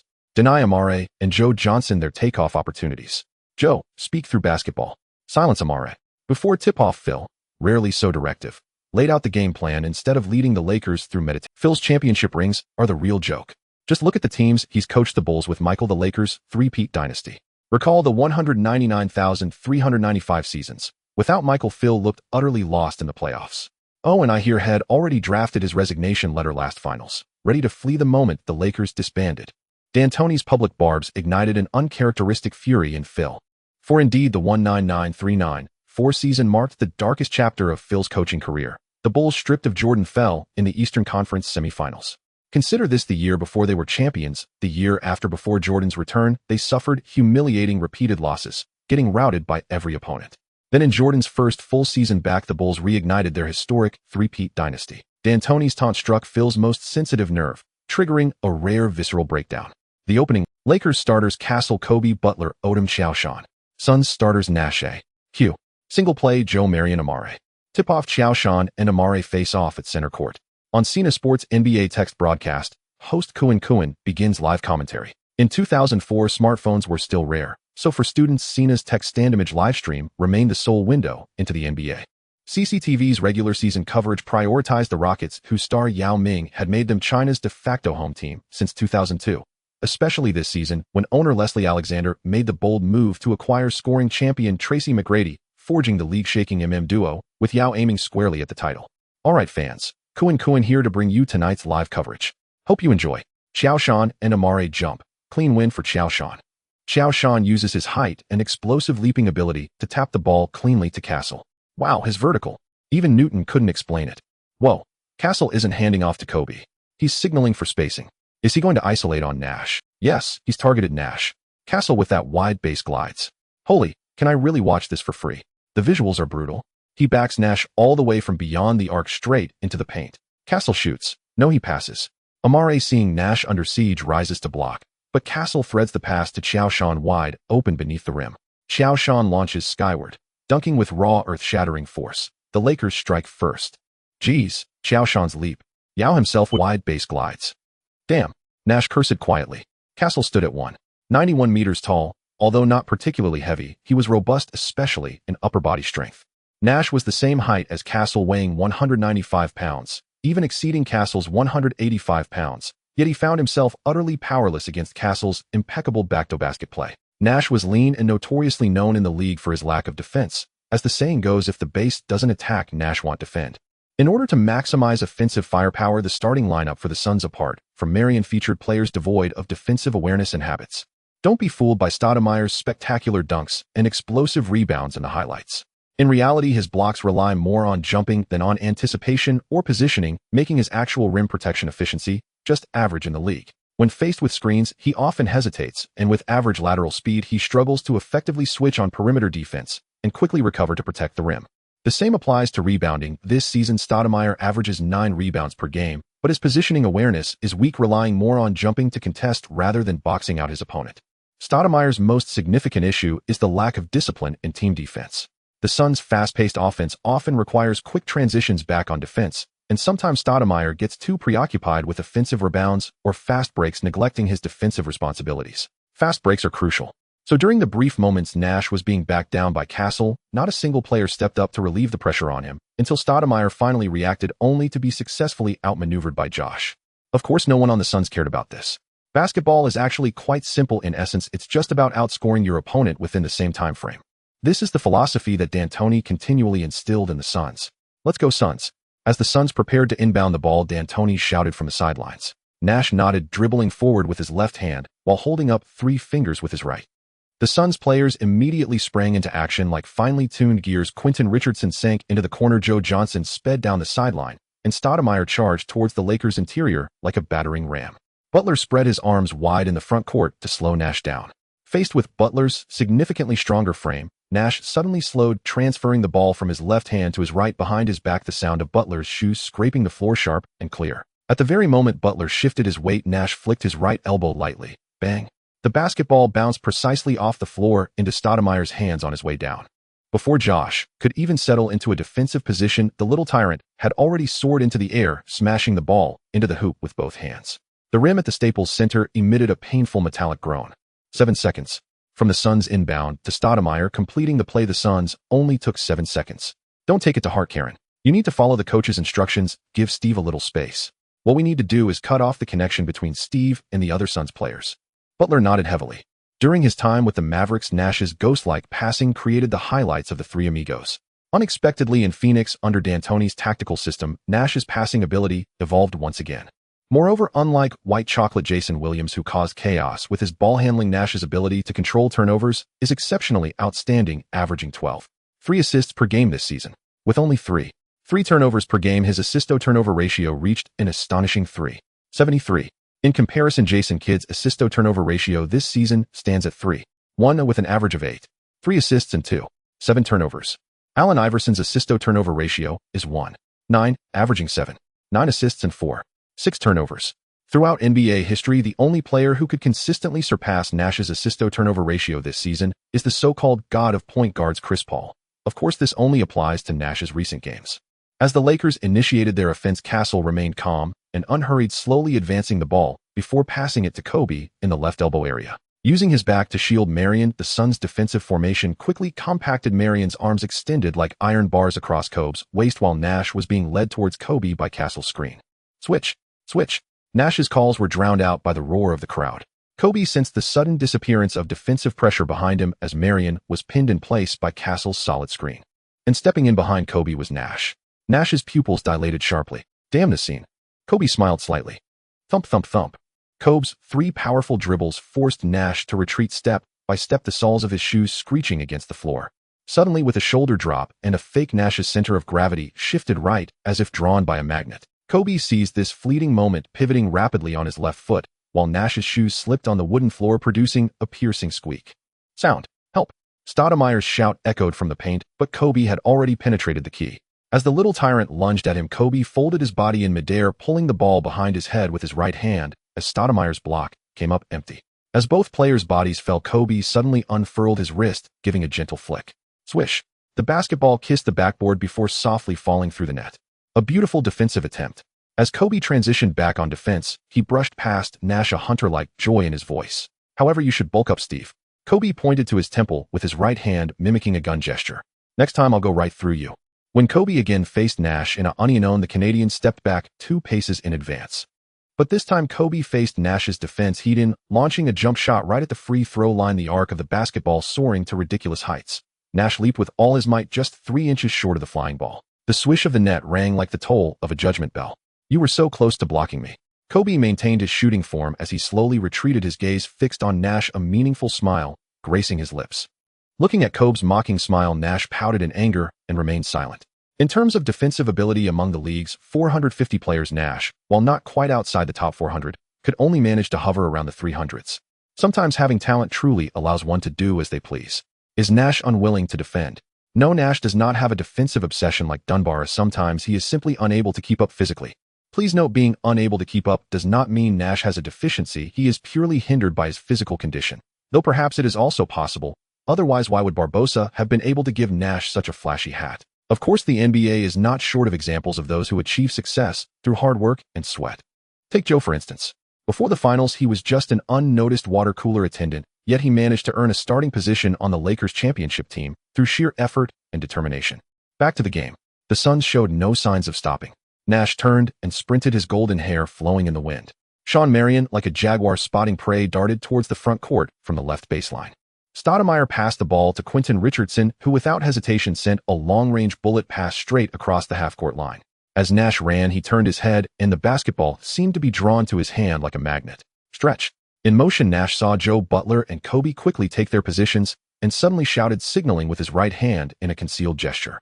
Stoudemire, already at the front court, immediately moved up like a moving brick wall, blocking Butler from Nash. The Suns' classic-shaped pick and roll was their absolute trump card in this season's 4-game winning streak. Nash broke, right using the screen, his dribbling rhythm suddenly changing like a CD player being fast-forwarded. Butler was tightly blocked by Stoudemire's solid frame, helplessly watching Nash drive towards the paint. Nash smiled slightly. Although Karen Butler had excellent physical attributes in terms of speed, by all definitions of the word, Nash had never feared anyone. Easily passing Butler, Nash saw Joe already waiting in the paint. At 2.16 meters tall, with a wingspan of 2.29 meters, when Joe spread his arms, his shadow could cover the entire painted area. Nash abruptly stopped at the free throw line, deftly switching the ball to his left hand behind his back. Everyone thought he was going for a layup, causing Joe's center of gravity to slightly rise. Amare. Nash's pass sliced through Joe's legs like a scalpel. As Stoudemire caught the ball, Staples erupted. He caught the ball just 3 feet away from the hoop. With Stoudemire's explosiveness and impact, a single step was enough for him to complete a slam dunk. However, as he leaped, he discovered that Joe, who should have been drawn away by Nash, had already returned to position. Indeed, when Bill Russell's integration reached 100, Joe's lateral speed significantly improved. Their bodies collided in the air, the sound of muscle striking resonating throughout the arena. Stoudemire attempted to fend off Joe with his left hand while using his right to slam the ball towards the hoop. But Joe's fingertips grazed the bottom of the basketball, altering its trajectory. Bang! The ball struck the back of the rim and bounced high. Fuck! Stoudemire stumbled as he landed, but saw Joe already turned and holding his position, effortlessly snatching the defensive rebound. Nash quickly sprinted back on defense, but out of the corner of his eye he spotted something even more alarming. Due to the Suns' rapid offensive tempo, everything unfolded in a flash, causing Alien Castle to not even reach half-court yet. Whoosh! After grabbing the rebound, Joe threw the ball forward, launching it like a cannonball over Marion, Quentin Richardson, and Nash's heads. At the moment he received the ball, Castle suddenly shone brightly, his speed cranked up to the max. He was no longer the slow, seemingly retired old man he had been moments ago. Facing the empty Suns backcourt, Castle took the ball directly from the free throw line and then made an easy 3-step layup. The basketball obediently dropped into the net. Sam. Damn it, you should have slammed the ball into the hoop instead of that soft layup. Is that all? Is that all?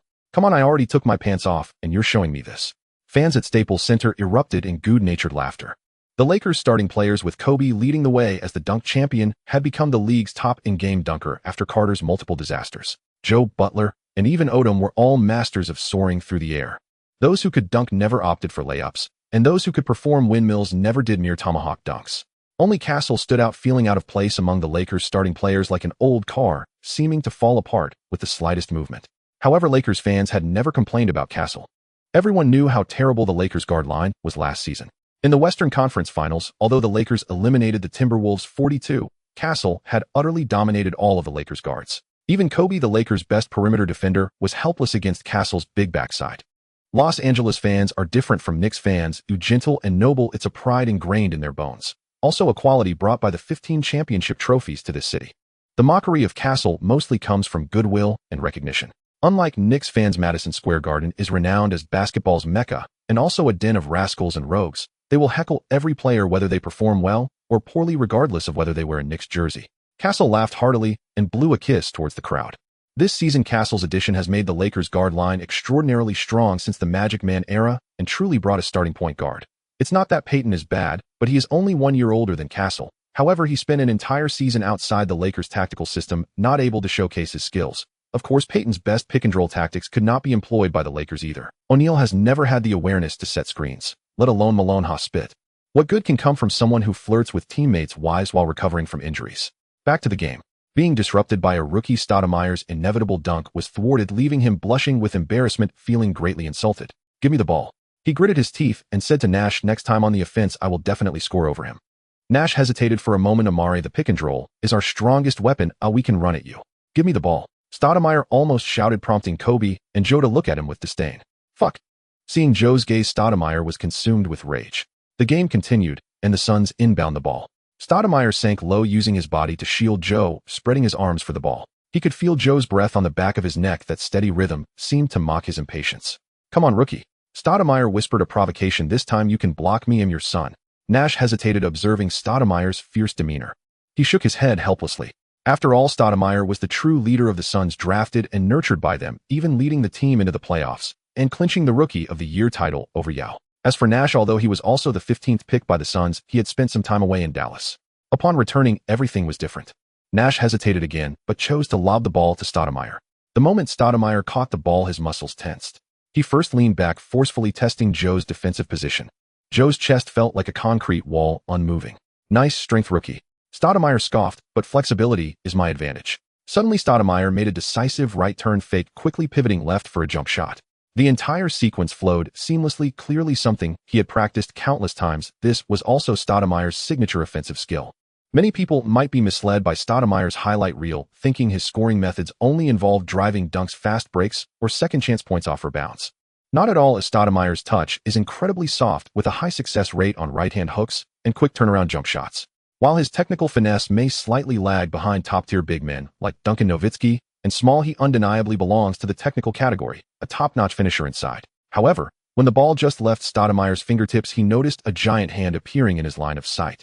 Stoudemire's official height is 2.08 meters, but in reality, he is closer to 2.06 meters with a wingspan of only 2.16 meters.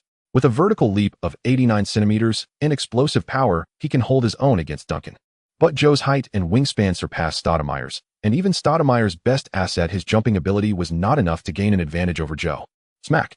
A crisp sound of a block resonated. The ball was swatted directly to the floor, bouncing towards midcourt. Stoudemire's eyes widened as he landed. "Seriously, bro. A big block right in front of him." Stoudemire looked at Joe in disbelief. He even saw that Joe hadn't jumped high at all. He simply used his height and timing to once again thwart his shot. 666. As expected, the nickname was well-deserved. He truly is the little overlord. Learning machine. Damn, that slap from Big Joe really hurts. In this era, streaming platforms have relatively more civilized interactions among fans, lacking the impatience of cool dog or eunuch terms, mostly supporting their favored players and teams. And with Joe, the Lakers were undoubtedly the team most supported by Chinese fans, especially facing off against Stoudemire, who had won Rookie of the Year over Yao. In fact, there was no argument over who deserved the Rookie of the Year award for the 2002-2003 season. Stoudemire and Yao had the same average points, with Stoudemire slightly ahead in rebounds, while Yao led in block shooting percentage and free throw percentage. Ultimately, because Stoudemire led the Suns back to the playoffs, he won the Rookie of the Year competition. Had it not been for the Rookie of the Year debacle in 2003, fans would only feel that Yao narrowly lost to Stoudemire without bringing up the playoff berths and improved team winning rates. James in 2003 indeed only surpassed Anthony in assist, block, steal, and turnover rates, and yes, his turnovers were higher than Anthony's. In terms of points, rebounds, and shooting percentage, he fell short of Anthony, who also led his team to the playoffs. Not to criticize or praise, but there were indeed some issues with the Rookie of the Year selection in 2003. Once again blocked by Joe, Stoudemire felt blood rush to his head, his ears buzzing. Fortunately, Nash relied on speed to grab the ball before Kobe could. "Give me the ball." Stoudemire shouted at Nash again, his tone brooking no refusal. Perhaps it was time to teach him. Nash thought to himself, then lobbed the ball to Stoudemire again. In fact, as an observer, Nash had long seen that Stoudemire was not gaining any advantage against Joe's defense. After all, having experienced the baptism of the finals, he did not falter against the Wallace duo in the first game. As for Stoudemire, limited by height, he was more suited for the power forward position than a pure center. But in the Suns' 7-second defense, where speed reigned supreme, relying on speed and impact, Stoudemire did not suffer at center. However, in half-court sets, his shortcoming was laid bare. This time, Stoudemire caught the ball deeper, just 3 feet from the hoop. This time, Stoudemire decided to solve the problem purely with strength. He dribbled and forcefully backed into Joe, his shoulder heavy against Joe's chest. 1, 2, 3. He could hear Joe let out a muffled grunt, his defensive position slightly compromised. "Now's the time." Stoudemire quickly pivoted and attempted a little hook shot. At this distance and angle, he had practiced it thousands of times, almost never missing. However, Joe seemed to have anticipated this, his long arm rising like a crane, fingertips barely grazing the bottom of the ball. The ball changed trajectory, hitting the front of the rim and bouncing out. Unbelievable. A third block. Incredible. Joe completely dominated the paint. Today in Los Angeles, takeoff is prohibited. At this moment, I especially want to ask Amare, if Joe is the clown he claims, then what are you being ridden by the clown? TNT's commentary booth, Barkley laughed heartily, replaying Stoudemire's consecutive blocks by Joe. Perhaps he thinks he's Batman. But in reality, he might just be Jason Todd, a second Robin, brutally beaten to death by the clown with a crowbar. After Stoudemire landed, he immediately jumped to contest for the rebound, but Joe easily tipped the ball to Kobe with his height advantage. The Lakers launched a fast break, Butler receiving a pass from Kobe for a dunk. Half a quarter and the Lakers led 189-80, stretching the score gap to 9 points, forcing the Suns to call a timeout. Most importantly, D'Antoni noticed that Stoudemire's condition seemed off. On his way to the bench, Stoudemire slammed the towel onto the ground. He could hear the jeers from the audience, see the replays of himself getting blocked on the big screen. What he couldn't endure the most was Joe's calm expression, like everything was as it should be.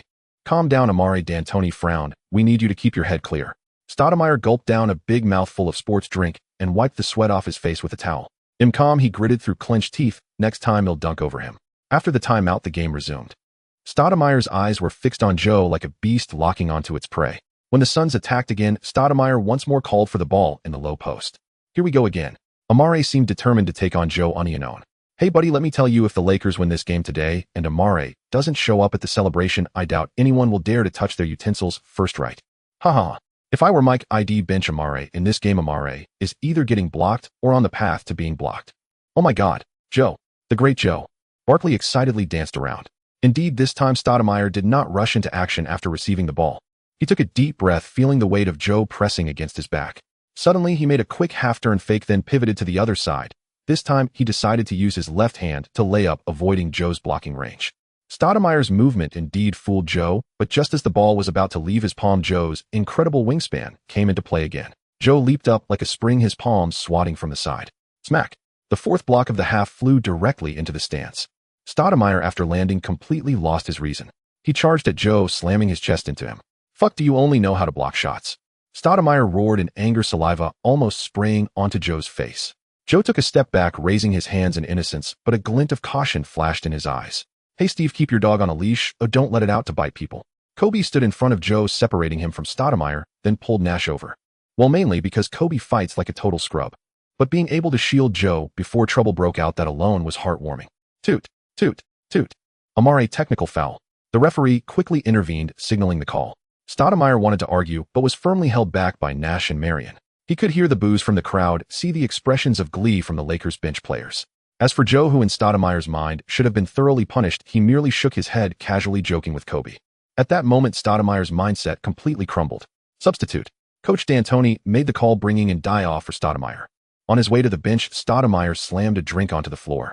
He slumped on the bench, covering his head with a towel. In 3 possessions, he was blocked 4 times by the same opponent. In 1 possession, he was blocked twice. No matter what offensive method Stoudemire used, he was completely suppressed by Joe. Damn, that rookie. As Nash was once again backed down and scored by Kobe, D'Antoni, feeling helpless, called a timeout and substituted in all the bench players. In this game, Stoudemire did not re-enter after being replaced by D'Antoni. Everyone saw Stoudemire arguing fiercely with D'Antoni on the bench. Overall, he shot 2 for 6, racked up 4 points, 3 rebounds, and 4 blocks. Meanwhile, Joe, matching up against Stoudemire, scored 22 points, grabbed 13 rebounds, recorded 6 blocks, and 5 assists, utterly dominating the Suns' interior. As for Nash, after being targeted by Kobe, Castle, and even Butler, his stamina took a significant hit. While he recorded 12 assists, he also had 5 turnovers. Kobe, on the other hand, scored 38 points, with 18 coming directly from isolating Nash. Ultimately, the Lakers won at home, routing the Suns 113-87. The Lakers became the only team to start the season with 5 consecutive wins, leading the league. Another exhilarating victory for the Lakers. Fuck. Oh, get off me. Hey, what are you doing? I want to play ball. In the game between the Lakers and the Suns, Qiao Shan boasted before the match, only to be utterly crushed by Qiao Shan during the game. Qiao Shan originally thought he would be heavily reported by the media, but unexpectedly, a shocking incident occurred in the Eastern Conference that allowed him to escape a calamity. Indeed, the most terrifying event of 2004, arguably the biggest stain in NBA history, the Palace of Auburn Hills incident, exploded. Compared to the original timeline, this world saw a slight adjustment in the schedule of some games in the 2004-2005 NBA season due to the Lakers' unexpected championship victory, which led to the Palace incident occurring just a tad earlier. Some things cannot be avoided simply because the wings of a butterfly flutter. The incident began simply. The Pacers were visiting the Palace of Auburn Hills with just 45 seconds left in the game. With the Pacers leading 98-79, the outcome was already a foregone conclusion. At that moment, Big Ben was fouled by Artest while attacking the basket. In his fury, Big Ben began to shove Artest. The Pistons, as the previous season's finalists, had already lost to the Lakers and the Heat, and in this game, they were being dominated by the Pacers, building up a lot of frustration. Artest's foul became the last straw that broke the camel's back. The Pacers were no saints either. Players like Qiao and Steven Jackson were known troublemakers. On the court, they wouldn't just avoid conflict, but would actively provoke it, especially since this time, it was Big Ben who initiated it. As last season's Eastern Conference rivals, the Pacers held a deep grudge against the Pistons. Artest had even openly expressed dissatisfaction with the Pistons' tough defense and the referees' calls. Artest and Big Ben were direct competitors for the DPOY award. NBA players who rely on defense can be categorized into two types: those who depend purely on technique and those who rely purely on physicality. Many defensive masters are known for their technical prowess. They do not rely on excessive physical contact or dirty tricks, but instead use defensive awareness, anticipation, footwork, basketball IQ, and precise disruptions to limit their opponents. Examples include Pippen, Hakeem, Duncan, and Battier, and even Peyton is among them. If we consider trash talking as part of physicality, Peyton can be excluded, as sometimes his verbal jabs can cause more damage to opponents than many dirty defensive moves. There are also defensive players who solely rely on physicality. Those who rely on their own bodies can be considered tough, like Garnett, Dwight Howard, and Mourning. As for those who rely on their opponents' bodies, well, think of players like the one who made Carter crash, the one who choked Kobe, and those who accidentally stepped on Kawhi's landing spot, or Adam's lifelong rival in Chasing Eggs. And Artest, while he might be seen as having a fiery temper and unstable emotions, his defense is not dirty. Artest's defense is known for physical contact, anticipation, and pressure, excelling at using strength and footwork to suppress opponents, particularly against top scorers like Kobe, Pierce, and T-Mac. Most of Artest's defensive actions fall within the allowed limits, especially since the early 2000s NBA permitted more intense physical contact.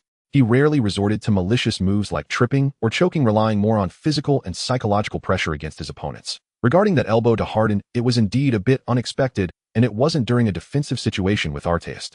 It was also because of that elbow that the NBA lost a potential all-around superstar. Offensively, Harden can be considered among the top in NBA history, but defensively, that elbow shattered his confidence. The Bad Boys 2.0 era Pistons had everyone on defense, with Big Ben and Rashid as representatives of toughness. It's essential to emphasize that tough does not equal dirty. The Eastern Conference battle between the Pistons and the Pacers was meant to be a thrilling physical contest, but the referee, Big Ben and Prince, frequently employed hand-checking and tight pressure, with the referees rarely calling fouls. Artest and Qiao's drives were uncalled, leading to a sharp decline in the Pacers' offensive efficiency. There were several particularly controversial moments. In Games 3 and 5 at the Pistons' home court, the Pacers were called for 47 fouls while the Pistons had only 33, with Qiao O'Neal forced to leave the game after just 28 minutes due to 5 fouls in Game 3. In the final moments of Game 6, Reggie Miller's critical layup was blocked by Prince. Although there was a foul, the referees did not blow the whistle, effectively burying the Pacers' hopes of a comeback. During their visit to the Palace of Auburn Hills, the Pacers were eager to redeem themselves. Artest and Qiao repeatedly attacked the Pistons' interior, causing damage to Big Ben and Rashid. Artest's gameplay during his time with the Pacers and Kings was entirely different from his Lakers tenure. At the Lakers, Artest gained weight and lost a lot of speed, making his dribbling and driving appear extremely uncoordinated, but during his Pacers and Kings days, he was above standard in both driving and shooting, truly a top-tier forward in both offense and defense. Until the final moments, Artest fouled Big Ben during an attack. Truthfully, even if Artest hadn't fouled, given Big Ben's offensive ability, it was highly likely he wouldn't score. Firstly, Artest finally avenged the grudge from the Eastern Conference and released his final fury. Secondly, according to the unwritten rules of NBA teams, with a significant lead, the Pacers could intentionally foul to substitute out their star players. But Big Ben seemed to have lost his composure in defeat. The referees quickly intervened to stop the conflict between the players, and at that moment Artest remained relatively calm, actively avoiding the crowd to let his emotions cool down by lying on the scorer's table. Then the exciting part came. John Green, a fan of the Pistons, threw his drink onto the court, accidentally hitting Artest in the face. This time, the once-calmed Artest could no longer contain the rage within him and charged into the stands, beating up a fan next to John Green. Steven Jackson, who had a good relationship with Artest, followed suit, charging into the stands like a warrior. But that wasn't even the most exciting part. When the Pacers attempted to leave the court, some fans provoked them. In a fit of anger, Shaquille O'Neal punched a fan who charged down from the stands. When it comes to historical dominance, Shaquille O'Neal is still a tier below O'Neal, but in a fight, Shaquille O'Neal could take down two O'Neals. One must say the quality of the people from Detroit. Poverty breeds thugs. If there are Pistons fans, they should know how the people of Detroit treated Iverson right. In an instant, the league was furious. After the game against the Suns, the Lakers had a rare 3 days of rest. On the second day of the break, Kobe actively invited Qiao Shan to his home. After the Eagle County incident, Kobe's reputation suffered greatly, compounded by conflicts with O'Neal and Malone, and his relationships with other teammates were quite poor. Think of Russell and Nick Young. No one likes to play with a snitch. After all, you could easily end up on the front page. Perhaps Kobe didn't mean to, but the fact is that phrase, "Shaq did it too," pushed O'Neal to the forefront of controversy, making O'Neal feel the brutality of being backstabbed by a brother. This wasn't Qiao Shan's first time visiting Kobe's mansion. In fact, throughout the entire offseason, Qiao Shan had basically spent his time at Kobe's house, or more precisely in Kobe's private training room, because the Staples Center was closed and Qiao Shan was quite poor. "Hey Qiao, come on in." Vanessa is already eagerly waiting. Qiao Shan had a black line on his face. Sometimes you have to admire these uneducated black folks. No matter how high their social standing, a lack of culture is still a lack of culture. The story actually began in the offseason. Feeling a bit guilty for constantly crashing Kobe's training facility and food, Qiao Shan proactively offered to borrow their kitchen. Kobe, who initially scoffed at this, had no idea that the next hour would completely overturn his understanding of the word. Qiao Shan took a quick look at Kobe's kitchen, and the fridge was stuffed with pasta, steaks, chicken breasts, pizza, breadfruits, yogurt. It seemed that these were the staples of a foreigner's dining table. Qiao Shan couldn't help but curl his lips. Honestly, sometimes he really doubts how foreigners live. Next, Qiao Shan made a kung pao chicken, a simple water-boiled cabbage, and created a light jade seafood soup using shrimp scallops and various seafood from the fridge, coloring it with spinach juice garnished with tender tofu cubes and mushroom slices. Finally, he used the remaining fruits to create a simplified version of mango sago. Mango and pomelo flesh paired with coconut milk and sago, refreshing and spicy, and added a hint of spice to the kung pao chicken. An hour later, when Qiao Shan served the dishes, Kobe and Vanessa eagerly invited him to sit down. Western cuisine is relatively straightforward and quick to prepare. For instance, common grilled dishes like steaks, garlic butter shrimp, and baked salmon can usually be done in about 15 minutes, while Chinese cuisine often requires much longer to achieve the right flavors. Of course, there are also Western dishes that are time-consuming, like French confit duck and roasted turkey. When Vanessa saw the water-boiled cabbage, she was deeply captivated. In America, cabbage is mostly presented as a cold dish, such as shredded and mixed with mayonnaise or yogurt, lemon juice, and carrots, paired with fried chicken burgers, hot dogs, or classic American barbecue and fish and chips. In Vanessa's mind, she had never imagined cabbage could possess such artistic value. A pristine lotus quietly resting in a bowl of crystal-clear broth crafted from the tender heart of the cabbage, gradually unfurling in the hot soup as if it were alive. Vanessa scooped a spoonful of soup into her mouth, and her eyes widened in an instant. Fresh. Not the brutal impact of heavy oil and red sauce, but a kind of almost divine pure freshness, like a drop that concentrated the essence of the entire ocean and mountains bursting on her tongue. She could even taste the richness of the ham, the sweetness of the scallops, and the depth of the old hen. Yet the soup was as clear as water. Vanessa stared with wide, beautiful eyes as she couldn't understand why such a clear soup could contain so many flavors. In fact, authentic water-boiled cabbage requires a top-notch clear broth made from a combination of old hen, old duck, ham, dried scallops, and pork knuckles simmered for hours, while Qiao Shan cleverly used ready-made chicken broth. Vanessa was still nursing along with a small slice of ham and a few slices of mushrooms, simmered for 15 minutes, boiling it, then adding a small spoonful of minced chicken, finely chopped chicken breast, and filtering it out. While it might not match the exquisite standards of a state banquet for home consumption, especially among foreigners, it was definitely a significant downgrade. As for the kung pao chicken, it basically all went into Kobe's stomach. As a professional athlete, Kobe's diet has always been disciplined, and chicken breast is among his most commonly consumed foods. He never imagined chicken breast could be so delicious. In this way, Qiao Shan conquered the stomachs of Kobe and Vanessa with a single meal. This led to Kobe proactively inviting Qiao Shan over. "By the way, today Vanessa has a friend coming over to my house as well. You must perform well and not embarrass me in front of the guests." Vanessa could thoroughly praise your culinary skills and basketball skills in front of her friend. "Although your level is slightly below mine, you are still quite good among the younger generation." "Hey Kobe, is that the real reason you invited me over today? Oh my God, I'm so hurt." Qiao Shan clutched his chest, feigning distress. However, in an instant, Qiao Shan stopped his exaggerated actions, his eyes fixated on the woman walking out of Jessica Alba. Or rather, she looked so much like that Hollywood mixed-race sweetheart. Her slightly curled chestnut brown hair tied in a high ponytail swayed lightly on her shoulders as she walked. Her tan skin glistened with a honey-like sheen under the gym's bright lights, making her deep brown eyes, inherited from her Mexican father, appear even more profound. Qiao Shan noticed a subtly visible mole at the corner of her mouth, like a grain of sand that slipped through the net when shooting a basketball perfectly caught at the world's most perfect curve. Qiao Shan noticed a subtly visible mole at the corner of her mouth, like a grain of sand that slipped through the net. Indeed, it was Jessica. Qiao Shan was momentarily at a loss. Fans who have seen Sin City should have a deep impression of Jessica, who played a stripper in the film. Her classic look of a red sequin miniskirt paired with a handgun is one of the iconic symbols of sexiness in film history. Especially in the black and white scenes where only her red lips, golden hair, and skirt color are retained, the visual impact is incredibly strong. At this moment, Jessica had just celebrated her 22nd birthday, the golden age of a woman. In this moment, Qiao Shan admitted to himself he felt shameful. "Hi Jessie, I'm also your fan. Know your admirer." Qiao Shan's face turned awkward. Damn it, he accidentally revealed his true feelings. In the Lakers, Qiao Shan maintained the persona of a pure-hearted boy, shy and reserved. Occasionally cracking jokes was only because he had become familiar with Kobe and Devin George. After all, a man's friendship starts from the moment they face challenges together, this challenge being a serious one. Seeing Qiao Shan somewhat flustered, Jessica tilted her head slightly and smiled. Her thick eyelashes cast a fan-shaped shadow on her cheeks, and when her lips curled up, it revealed that signature single dimple blossoming under the Californian sun, sweet as honey, sending a shiver to the heart. When she smiled, her eyes would slightly squint, then suddenly widen with amber glints dancing in her brown pupils, as if stars were falling into a chocolate-colored lake. Qiao Shan's index finger trembled slightly, and then he returned an awkward yet polite smile to Jessica. Both she and Vanessa were of Mexican descent, and their friendship was largely due to Kobe. Jessica once publicly stated in a post-game interview that Kobe was one of her most admired players due to his killer instinct and elegant playing style. And Vanessa, being Kobe's partner, naturally welcomed such a fan of Kobe, plus they both shared Mexican heritage, leading to a budding friendship. In fact, many Hollywood actresses are ardent NBA fans, often appearing at the Lakers' home games. Though it's not referred to as the Staples Center because it is also the Clippers' home, very few Hollywood actresses are seen at the Clippers' games. Of course, this fervor is conditional on exposure. Aside from the Bulls' Jordan era, the Lakers have always been the team with the most nationally televised games in the NBA, meaning that appearing at the Lakers' home games significantly boosts one's exposure. And exposure means popularity.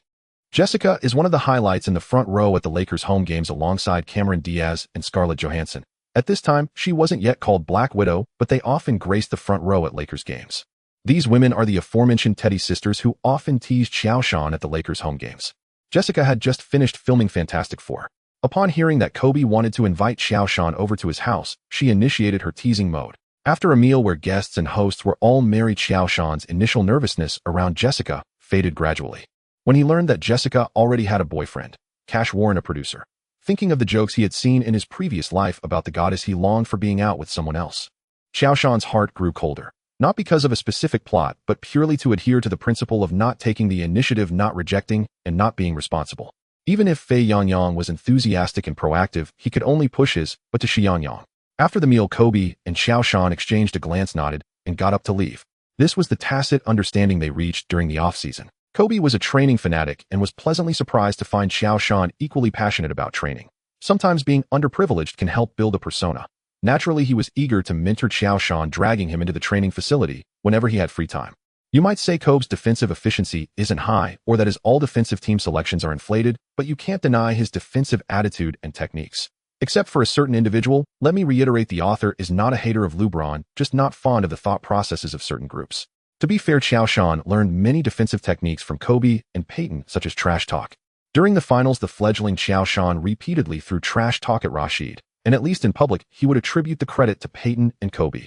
After all, Qiao Shan was a pure and shy big boy. Putting aside defensive efficiency, Kobe's defensive awareness is considered top tier in NBA history, especially adept at reading opponents' offensive habits, anticipating passing lanes to make steals. Unlike Iverson's gamble-style steals, Kobe's onion-owned steals rarely lead to positioning mistakes.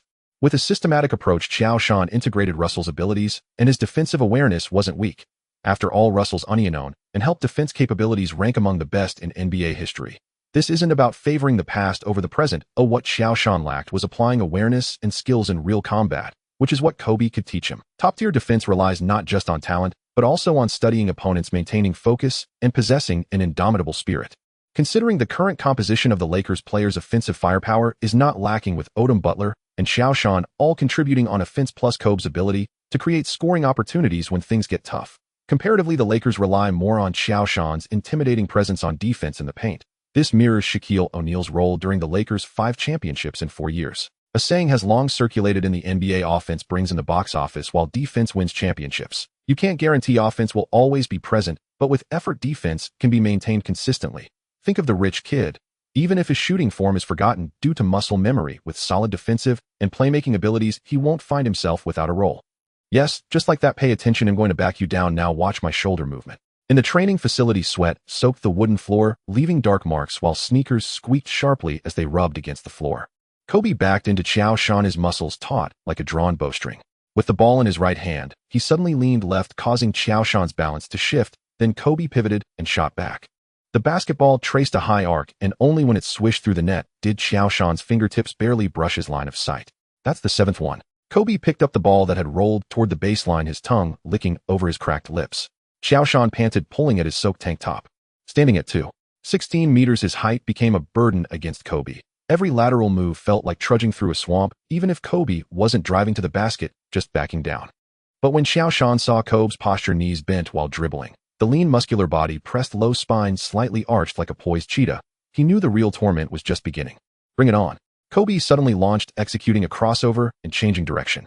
Qiao Shan's knee emitted a strained thud, helplessly watching Kobe glide past him from the right. Just as he turned back to chase, Kobe halted abruptly, the basketball hovering for half a second on his fingertips, and only when Qiao Shan stumbled forward did he take his shot with ease. The sharp sound of the ball hitting the backboard and going in echoed painfully in the empty gym. Do you know what the problem is? Kobe wiped his face with his jersey. Stop always thinking about blocks. Indeed, in terms of height, you have the advantage over me, but defense is not about waiting, it's about hunting. Perhaps you can study Hakeem Olajuwon's game footage. As a center, even when facing the drives of Mikal and Clyde Drexler, Hakeem could defend them easily. When defending, make good use of your long arms and footwork. Lower your center of gravity. Pay attention to changes in dribbling. Watch for shifts in rhythm to adjust, and rely on your mobility to limit smaller players' crossovers. Remember, don't always focus on shot blocking. While blocks can demoralize your opponent, you also don't want to face the humiliation of being scored on by smaller players, do you? Bring it on. Qiao Shan glared angrily at Kobe, and the new round of torment began. Who is the greatest center in NBA history? This question will never have a definitive answer. George Mikan, Bill Russell, Wilt Chamberlain, Kareem Abdul-Jabbar, and the four great centers of the 1990s. Each of them were stars in their own era. But when it comes to who has the best defense, the choices are clearer. It's either Russell or Olajuwon. In fact, Russell was the first supercenter to pioneer the concept that defense wins championships. Wilt Chamberlain was impressive, averaging over 50 points per game in a single season, along with 25.7 rebounds, scoring 100 points in a single game, and having an astonishing career of sleeping with 200 women. Ultimately, he was still outmatched by Russell's Celtics. In the same year's finals, the Lakers' star Elgin Baylor scored 61 points and grabbed 22 rebounds in Game 5, only to begin a tragic career where he was repeatedly defeated by the Celtics in the finals. Even without that heartbreaking finals journey, Elgin Baylor remains the greatest small forward in Lakers history. While some may argue LeBron James is one of the greatest small forwards of all time, Baylor truly stands alone in Lakers lore. Jerry West called him ahead of everyone else by 10 years. Bill Russell admitted, "Baylor was the only opponent that made me feel helpless on defense." Kobe's advice inspired Qiao Shan. Unable to find footage of Russell, and considering Joe's existing ability to integrate Russell's techniques, he thought it wise to learn defensive skills from Olajuwon. This season, the Rockets have specially recruited the Beast Ewing as Yao Ming's technical coach. It's quite interesting that while both were part of the 90s four great centers, Olajuwon is a Rockets legend, yet they invited Ewing without inviting Olajuwon. Reflecting on Olajuwon, who brought 2 championships to the Rockets, traded to the Raptors in his final year to free up salary space and avoid luxury tax. It's quite absurd. Another player who faced a similar fate at the end of his career is none other than Yao Ming, now coaching. The Rockets and Knicks have always been remarkably peculiar teams, more so than the 58 cities. All one can say is that the saying, "Don't let loyalty ruin you," continues to gain relevance. A commercial league is a commercial league. Loyalty is the most worthless thing. Though many disapprove of LeBron's decisions, they can be viewed as quite successful in light of his career. Durant demonstrated through action that LeBron's choices were indeed the easiest path to winning championships. One person, one city is certainly commendable, but it truly requires timing, geographical advantage, and harmony among people, all to be in place. In the 21st century, several players have been one-man onacity, with Duncan preparing to join the Magic only to have Rivers disrupt the plan with the team rule against family on team flights. Popovich really ought to bow to Rivers. Kobe's fuss in the summer of 2007 made headlines wearing a Bulls jersey, but ultimately retreated after realizing the lack of young promising players left after a potential trade for him. Only Dirk Nowitzki genuinely achieved a touching story with Cuban. Cuban truly loves Nowitzki.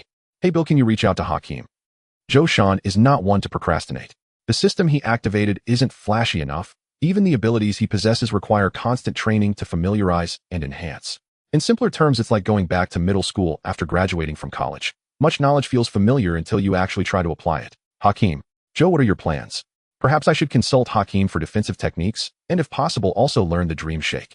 After retirement, Olajuwon focused mainly on his personal career and family, gradually beginning to influence the next generation of players as a technical mentor.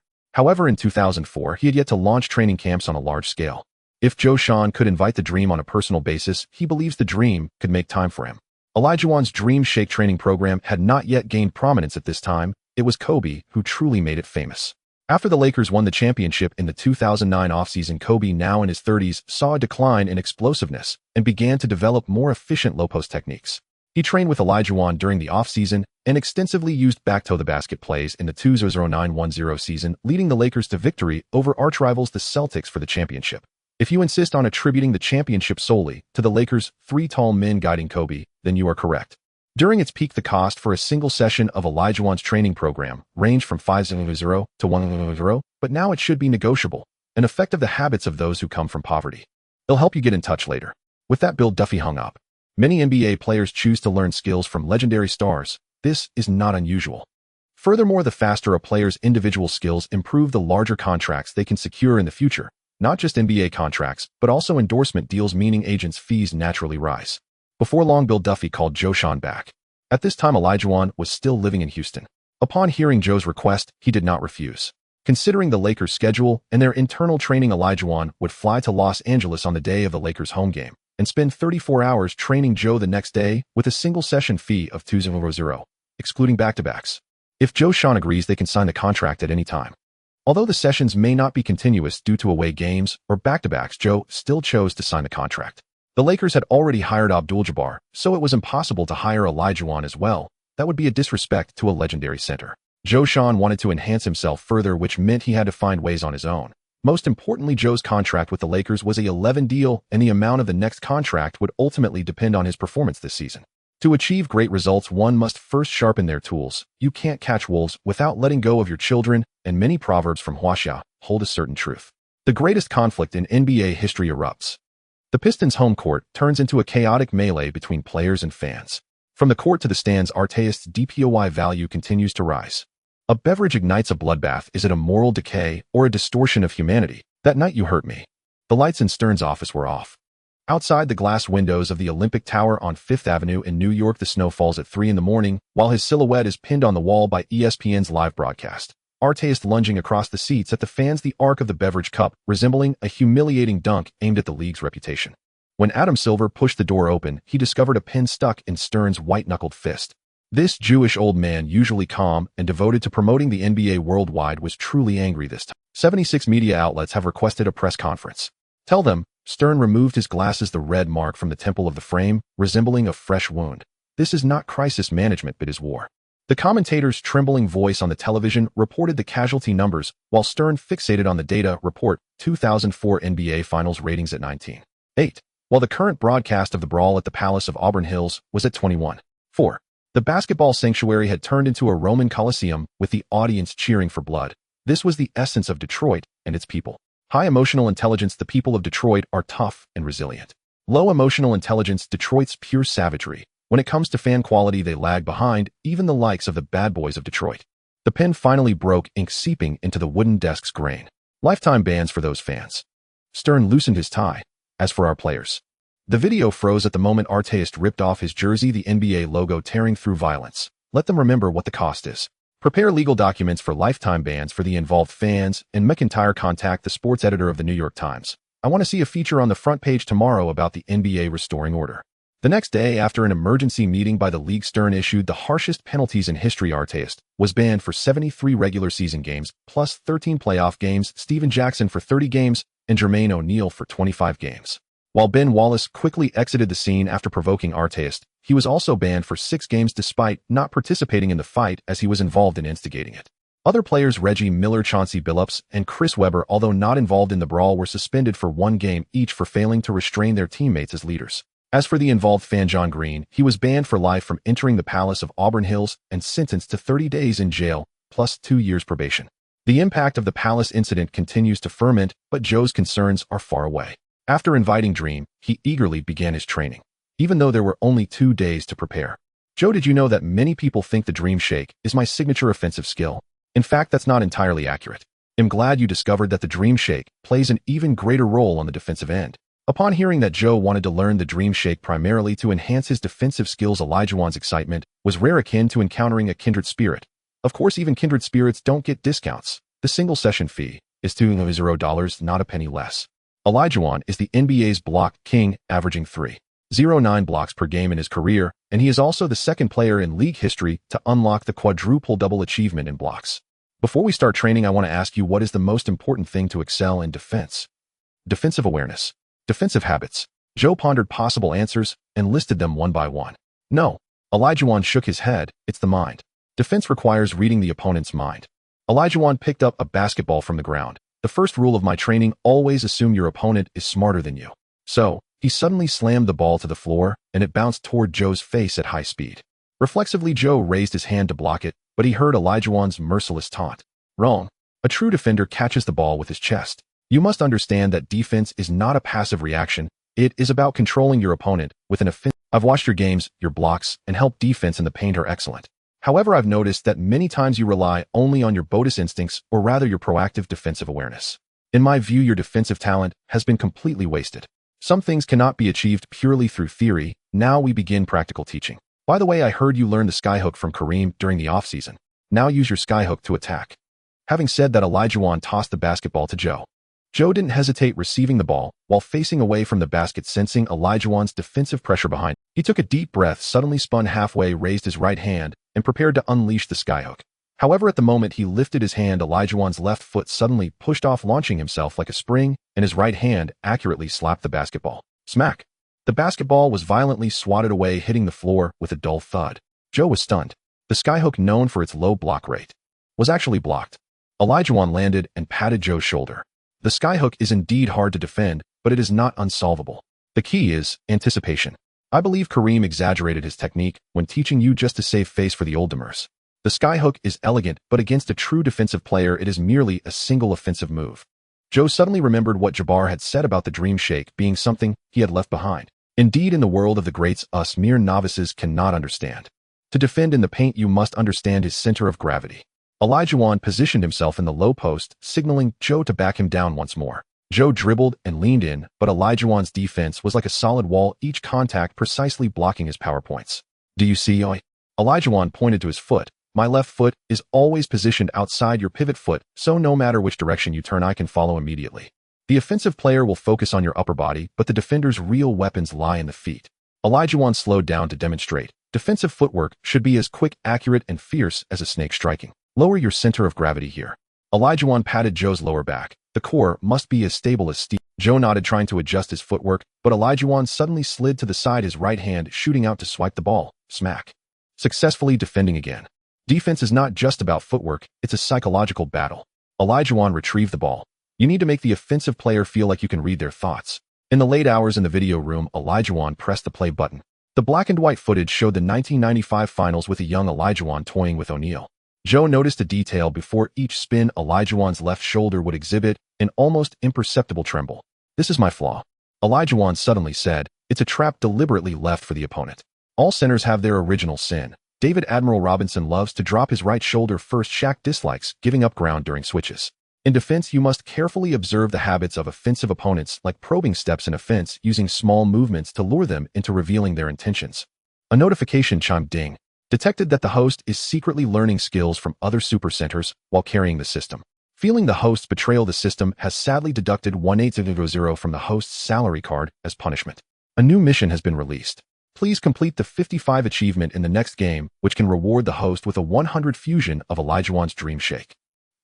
Just finished the first day of Elijahwan's course. Joe was about to go to bed when a familiar mechanical voice suddenly echoed in his mind. What are you doing, buddy? The system doesn't generally induce the host to spend money, right? So you didn't induce me, you just want me to pay directly. As for why, it was 180000. Joe's salary for this season is $5 million, paid in 12 installments with Los Angeles comprehensive tax, including a 3-agent fee reaching as high as $51.8. Joe ultimately took home $200, the fresh out kind. After deducting the $2,000 paid for Dream's first quarter class, and including his daily expenses, Joe had $1,820 left in his bank account. Was this a coincidence?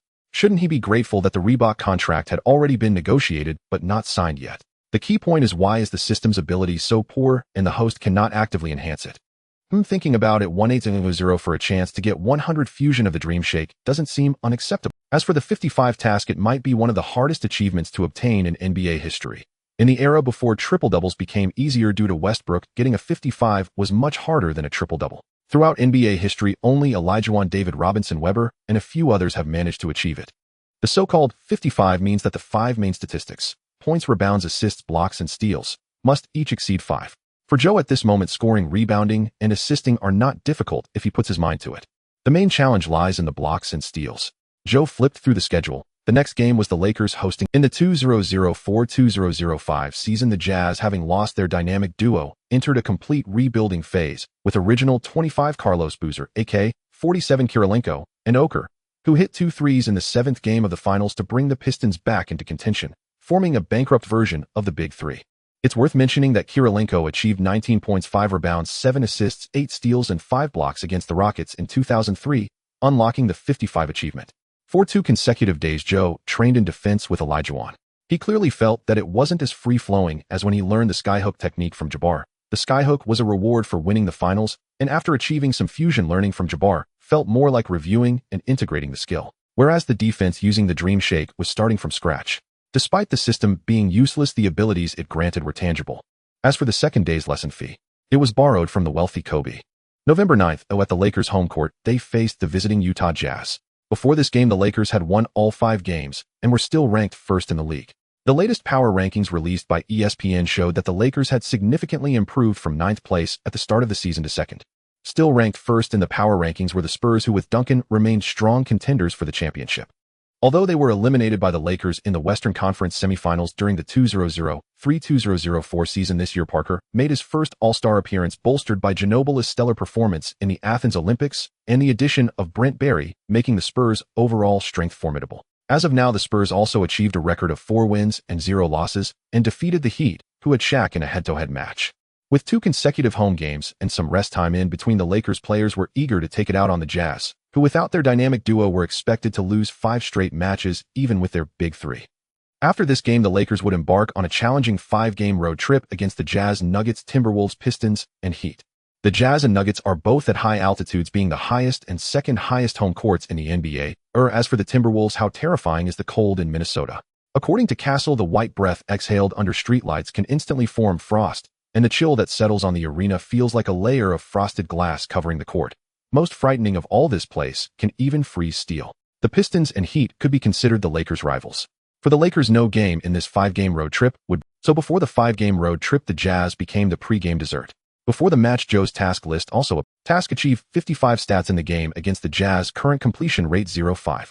To Joe's surprise, Jessica also visited the Staples Center for this game, but her boyfriend Karen did not accompany. The jersey Jessica wore was not Kobe's number 8, but Joe's number 26 jersey. The hem was casually tucked into her hot pants, revealing a hint of her fair waist. Many times you have to admire women, even in November's weather, they dare to wear hot pants. The two greeted each other warmly, and Jessica took the initiative to invite Joe to dine together during the game. In fact, after a hasty departure from Kobe's place, they didn't even exchange any contact information. Lakers starters Castle, Kobe, Karen, Butler, Odom, and Joe. Jazz starters Carlos, Arroyo, Gordon, Jirasek, Kirilenko, Boozer, and Oker. On the bench sat Matt Harpring and Raja Bell. The game begins with a jump ball as Qiao Shan and Oker walk to the center circle. This season, Qiao Shan is primarily responsible for jump balls for the Lakers, mainly because there is no one else available. The Jazz, on the other hand, are somewhat chaotic, with Oker, Boozer, and even Jalen Collins from the bench occasionally starting for jump balls in certain special games. Teams in a rebuilding phase often find themselves in such situations, taking a shot in the dark hoping to discover a star. After all, Qiao Shan of the Lakers made his way up from being a water cooler attendant. With jewels in front, one can certainly cherish the treasure behind. Fans from the 2000s would be familiar with this Jazz team. Oker, Boozer, Kirilenko, along with Darren Williams, acquired after the season through the draft, represents a painful memory for Yao Ming, who faced the Jazz in the first round of the playoffs, 2 consecutive years eliminated despite having home court advantage. Even with Darren added, it would be an exaggeration to say this Jazz team is extraordinarily strong. The Jazz's ability to counter the Rockets primarily lies with Boozer and Oker. Oker can stretch to the 3-point line, while Boozer has nimble footwork, both of which pose defensive challenges for Yao. During Yao Ming's time with the Rockets, the only time they advanced past the first round was against the Trail Blazers due to Odin's injury, leaving Puzzbala helpless against Yao. With Yao dominating the paint, the Rockets could smoothly progress. By the way, in the 08-09 season, McGrady missed the playoffs due to injury. Winning isn't scary, but missing a key player is awkward. During the finals, Qiao Shan and Oker had a brief encounter. Their offensive capabilities are not weak, but their defensive flexibility is insufficient. Slow lateral movement, average jumping, and explosiveness. During his time with the Pistons, Oker benefited from the team's defensive rotations, but after joining the Jazz, his defensive weaknesses gradually became apparent. In addition, Oker shows a certain awareness of positioning when grabbing rebounds. After all, he was teammates with Ben Wallace for 2 years. However limited by his physical attributes, his rebounding ability is not particularly outstanding. Since the start of the season, the Jazz's average defensive rebounds stand at 29.6, ranking only 21st in the league. Oker can be considered a representative center of the 2000s, combining skills with spacing, his shooting range extending to the three-point line, forcing opponents to defend out, thus creating driving lanes for his teammates. He also possesses certain low-post scoring and back-to-basket techniques. During the 1-0 Cavaliers era, various big-name players were introduced to strengthen the team. At least they were very famous at the time: Larry Hughes, Ben Wallace, Jamison O'Neal. It's puzzling why they never considered Oker, who complements LeBron from the 1-0 era perfectly. Without any suspense, Qiao Shan tipped the ball to Castle over Oker. At this moment, Kobe and Butler had already sprinted down the court, while the Jazz only had Kirilenko keeping up. Castle made a cross-court pass to Kobe, who was quickly pressured by Kirilenko, attempting to delay the Lakers' offense. With a subtle flick of his wrist, Kobe, among players of his caliber, has relatively smaller hands, which is why McGrady often showcased his single-handed ball control in front of him. Butler caught the ball and took off without hesitation. With a resounding bang, a powerful dunk established the Lakers' dominance. Kirilenko shook his head helplessly in a 2-on-1 situation. As long as Kobe doesn't mess up relying solely on Kirilenko, they have no chance of stopping him. Perhaps only in a zone defense could the God of Fire have a chance. Since this season began, explosive dunks have become a signature move for the Lakers. Qiao Shan's height, wingspan, jumping ability, and jumping speed are rarely matched in today's league. Among the 4 great centers, only O'Neal remains. Among the new generation of top centers, only Yao Ming of the Rockets and Ben Wallace of the Pistons can reliably win jump balls against Qiao Shan. Kobe and Butler both possess exceptional athleticism. They're transition speed rivals that of Stoudemire and Marion from the Suns. As Qiao Shan prepared for the jump ball, both soared into the air. High emotional intelligence comes from trust in teammates. Low emotional intelligence leads to simple plays. The Jazz's inbound play following Stockton's quiet retirement lacked the strength of their backcourt. Carlos Arroyo, a 1.88-meter Puerto Rican guard, representing Puerto Rican guards before the mountain of Puerto Rico, led Puerto Rico to a shocking victory over Dream Team 6 in the recently concluded Athens Olympics, scoring 24 points and providing 7 assists. Arroyo steadily brought the ball up the court. At 35, Castle rarely pressed actively to conserve energy. He simply aimed to delay, ensuring the opponent's guard couldn't easily penetrate, buying reaction time for Qiao Shan to assist defensively, seeking not glory but simply avoiding mistakes. Arroyo signaled for Boozer to set a high screen, which is the most frequently used tactic by the Jazz this season. Or rather, it has always been a foundational tactic for the Jazz, from the Utah duo to Darren and Boozer, and later to Mitchell and Gobert. The pick and roll has been ingrained in the team's DNA. In the moment Boozer solidly screened Castle, Arroyo made a sudden change of direction to break through, but Kobe had anticipated this, swiftly closing in from the weak side. "Watch out!" shouted Jazz coach Sloan from the sidelines, his voice drowned out by the crowd. Arroyo caught a glimpse of a purple and gold figure rushing in, and in a hurry chose to pass to Oker, who had dropped to the low post. However, Odom seemed to have been prepared. Like a cheetah, he leaped out and intercepted the basketball. Fast. Odom pushed the ball, quickly known as the left-hand magician. His ball handling skills are outstanding, and with a few strides he crossed half-court, the purple and gold jersey flapping wildly as he sprinted. Boozer chased desperately. Compared to his offensive agility, Boozer's transition speed is considerably weaker, leaving him helplessly watching as Odom increased the distance between them. But Odom's vision was already locked onto the front. Kobe cut in from the right wing like a flash of lightning, while Qiao Shan trailed from the left.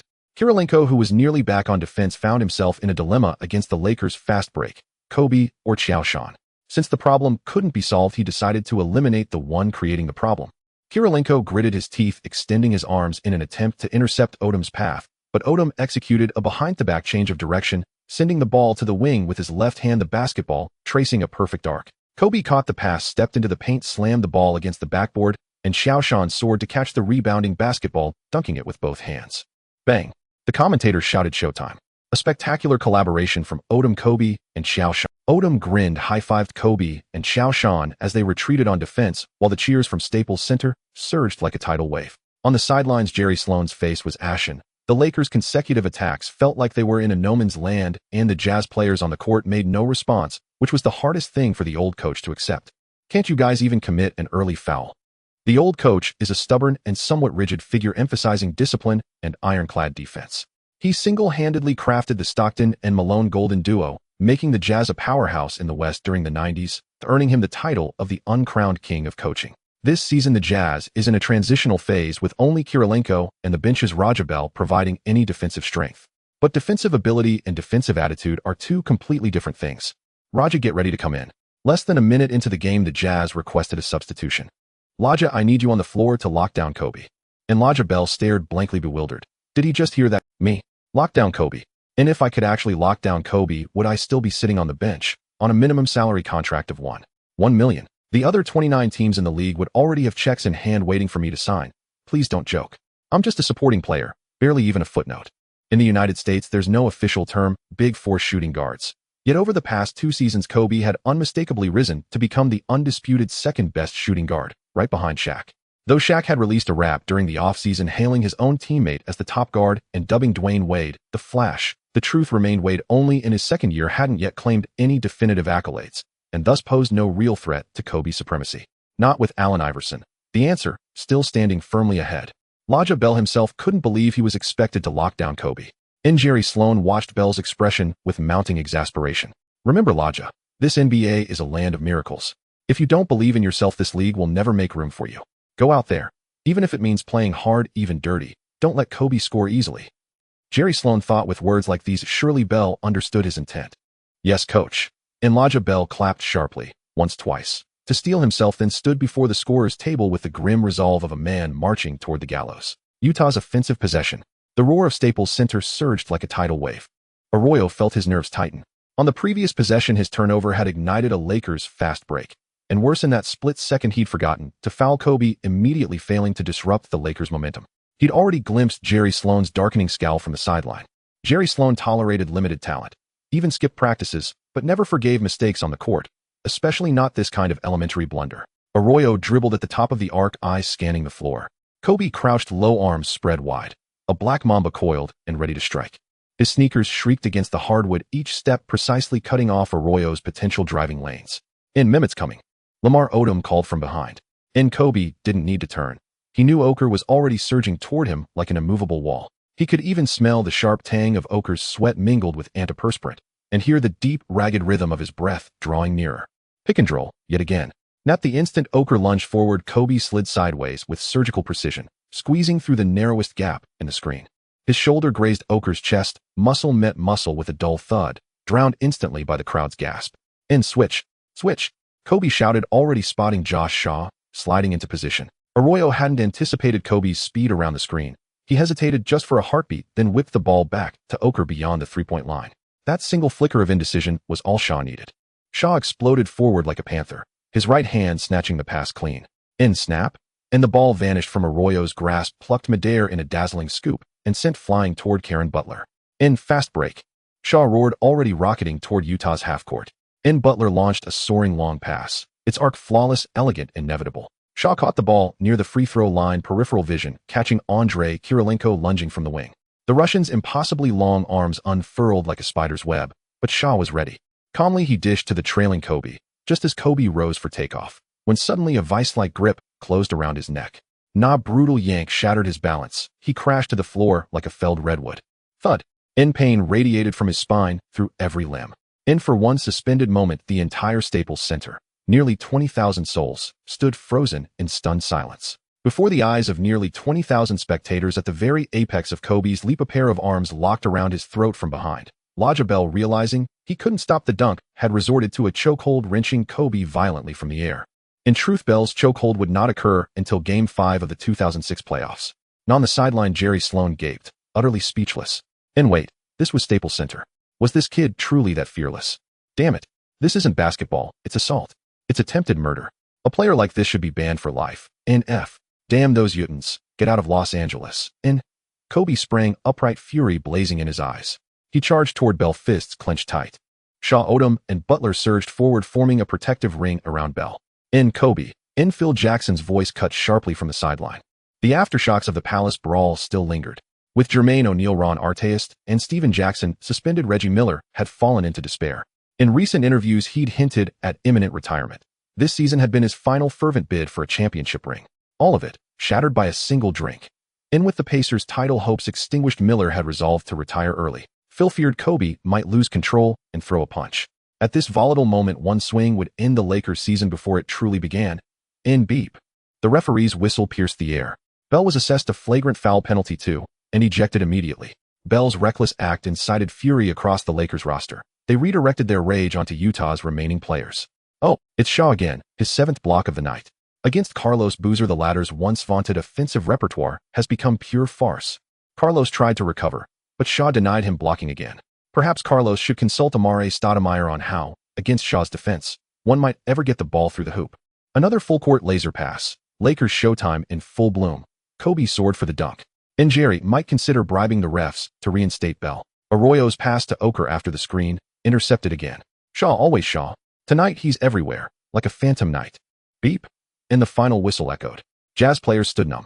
Offensively, Kobe and Shaw had sealed both the interior and perimeter. Defensively, Kirilenko had exhausted every trick, yet still watched helpless as Kobe raged through their paint again and again.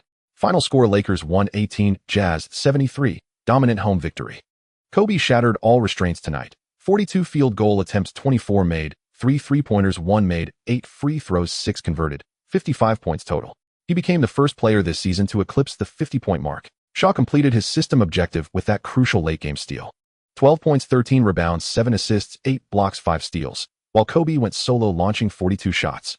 Shaw, by contrast, received only 9 shot attempts all game. Ding. Congratulations, host, on completing the task. In a single match, you achieved a 55 result and acquired the skill Dream Shake from Olajuwon. Skill fusion in progress. Looking at the system interface, Qiao Shan confirmed that the fusion of Dream Shake had not yet reached 100 and he needed to train further to fully master the skill. The good news was that the technique of Dream Shake had been imprinted in Qiao Shan's mind, just like the skyhook. The explanations from Olajuwon over the past 2 days made the previously vague and esoteric fakes crystal clear at that moment. However, Qiao Shan was not overly excited at this moment. He had promised Jessica to have dinner with her after the game, and now she had sent a message saying she was waiting for him in the parking lot. Qiao Shan quickly took a shower. Hi, Joe. Over here. In the parking lot, a silver-gray Mercedes CLK W09 was quietly parked beside the VIP lane. The sleek lines of the coupe glinted with a cold metallic sheen under the lights. The frameless windows lowered slightly, and the faint sound of jazz could be heard playing inside. Upon seeing Qiao Shan, Jessica Alba opened the car door, her long legs stepping out as her high heels clicked on the ground. She emerged from the driver's seat, casually brushing her wavy brown hair. Her hot pants from the game had been replaced by a form-fitting black dress topped with a short leather jacket, exuding both sensuality and coolness. Hi, Jessie. Qiao Shan greeted her shyly, always maintaining his persona. The ends of his hair still dripped with a few undried water droplets, telling the tale of Qiao Shan's rush to meet Jessica, who leaned against the CLK's door, a smile playing on her lips. Congratulations on your victory tonight. Your performance was simply incredible, and the entire crowd was cheering for you. Of course, that includes me. Qiao Shan seemed slightly shy, awkwardly touching his nose, always maintaining his persona. In truth, Jessica was feeling quite terrible today, having had a big fight with her boyfriend Cash Warren the night before. Interestingly, they had met while filming Fantastic Four, with Jessica portraying Invisible Woman and Warren serving as an assistant director. Under Warren's persistent pursuit, they quickly entered a romantic phase. If everything had followed the trajectory of history, they would have married and had children in 2008, managing a family and career together, becoming a model couple in Hollywood. But just yesterday, Jessica discovered that Warren had been cheating on her with another actress, Kerry Washington, the blind girlfriend of The Rock and Stone Cold. Feeling deceived, Jessica had a huge argument with Warren and stormed out. The thought of sharing a partner with a black man made Jessica feel somewhat nauseous. Strangely enough, after seeing Qiao Shan again at the Staples Center, she proactively invited him to dinner after the game. As for after dinner, Jessica glanced at Qiao Shan's face. Yes, everyone can look in the mirror now, and she unusually felt a blush creep over her cheeks. Since Warren did not acknowledge their relationship, she thought, then don't blame me for being unfaithful. Among the many black players, Qiao Shan's East Asian features brought a refreshing feeling to Jessica. She did not know when it started, but she found herself increasingly interested in this Eastern boy. Perhaps it was his shy demeanor when teased on the court, or perhaps it was the boldness he showed when blocking shots in the paint. Qiao Shan hesitated slightly before getting into the passenger seat. The car was filled with a faint scent of leather, and the blue backlight of the dashboard illuminated their faces. Jessica's slender fingers rested on the steering wheel as she lightly pressed the accelerator. The 3.5 LV6 engine let out a deep rumble, and then it sped into the night like an arrow. The convertible roof slowly lowered, and the wind swept through her hair. She controlled the steering wheel with one hand, while turning up the music, Norah Jones' voice mingling with the sound of the engine flowing in the wind. At that moment, Jessica seemed to forget her troubles with Warren. In the hotel, when Qiao Shan woke up, he found that Jessica had already left with a stack of cash and a note on the bedside table.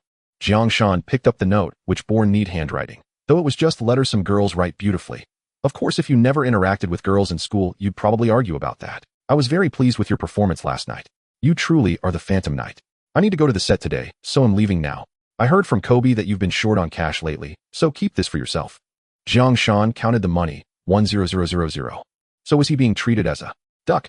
Qiao Shan shook his head, slightly feeling a bit bitter, but then he recalled the wildness of Jessica riding like the wind last night, as well as her brilliant singing voice, and he felt a sense of longing. One could only say she was indeed a Hollywood sweetheart, sweet and enchanting. After showering, Qiao Shan headed straight to the training facility. The Lakers game against the Jazz was on November 12th, followed by a challenging away trip. The flight from Los Angeles to Salt Lake City takes about 1 hour and 45 minutes. To ensure ample time to adjust to the time difference and the 1,300-meter altitude of Salt Lake City, the Lakers decided that the entire team would head there on the afternoon of November 11th. Although there were nearly 2 days of rest, Qiao Shan did not invite Elijah for training during this time. Thanks to the system's capabilities, he could quickly master the skills, and Elijah still had to earn his share. Toyota Sports Center do not overly rely on explosiveness. The Dream Shake is not acrobatics, it's about rhythm and deception. Defenders will focus on your shoulders and eyes, but your feet are the key. Every movement must have a purpose, like playing chess. Think 3 steps ahead. Your issue is not technique. However, you are too afraid of making mistakes, so you can never pull off a true fake.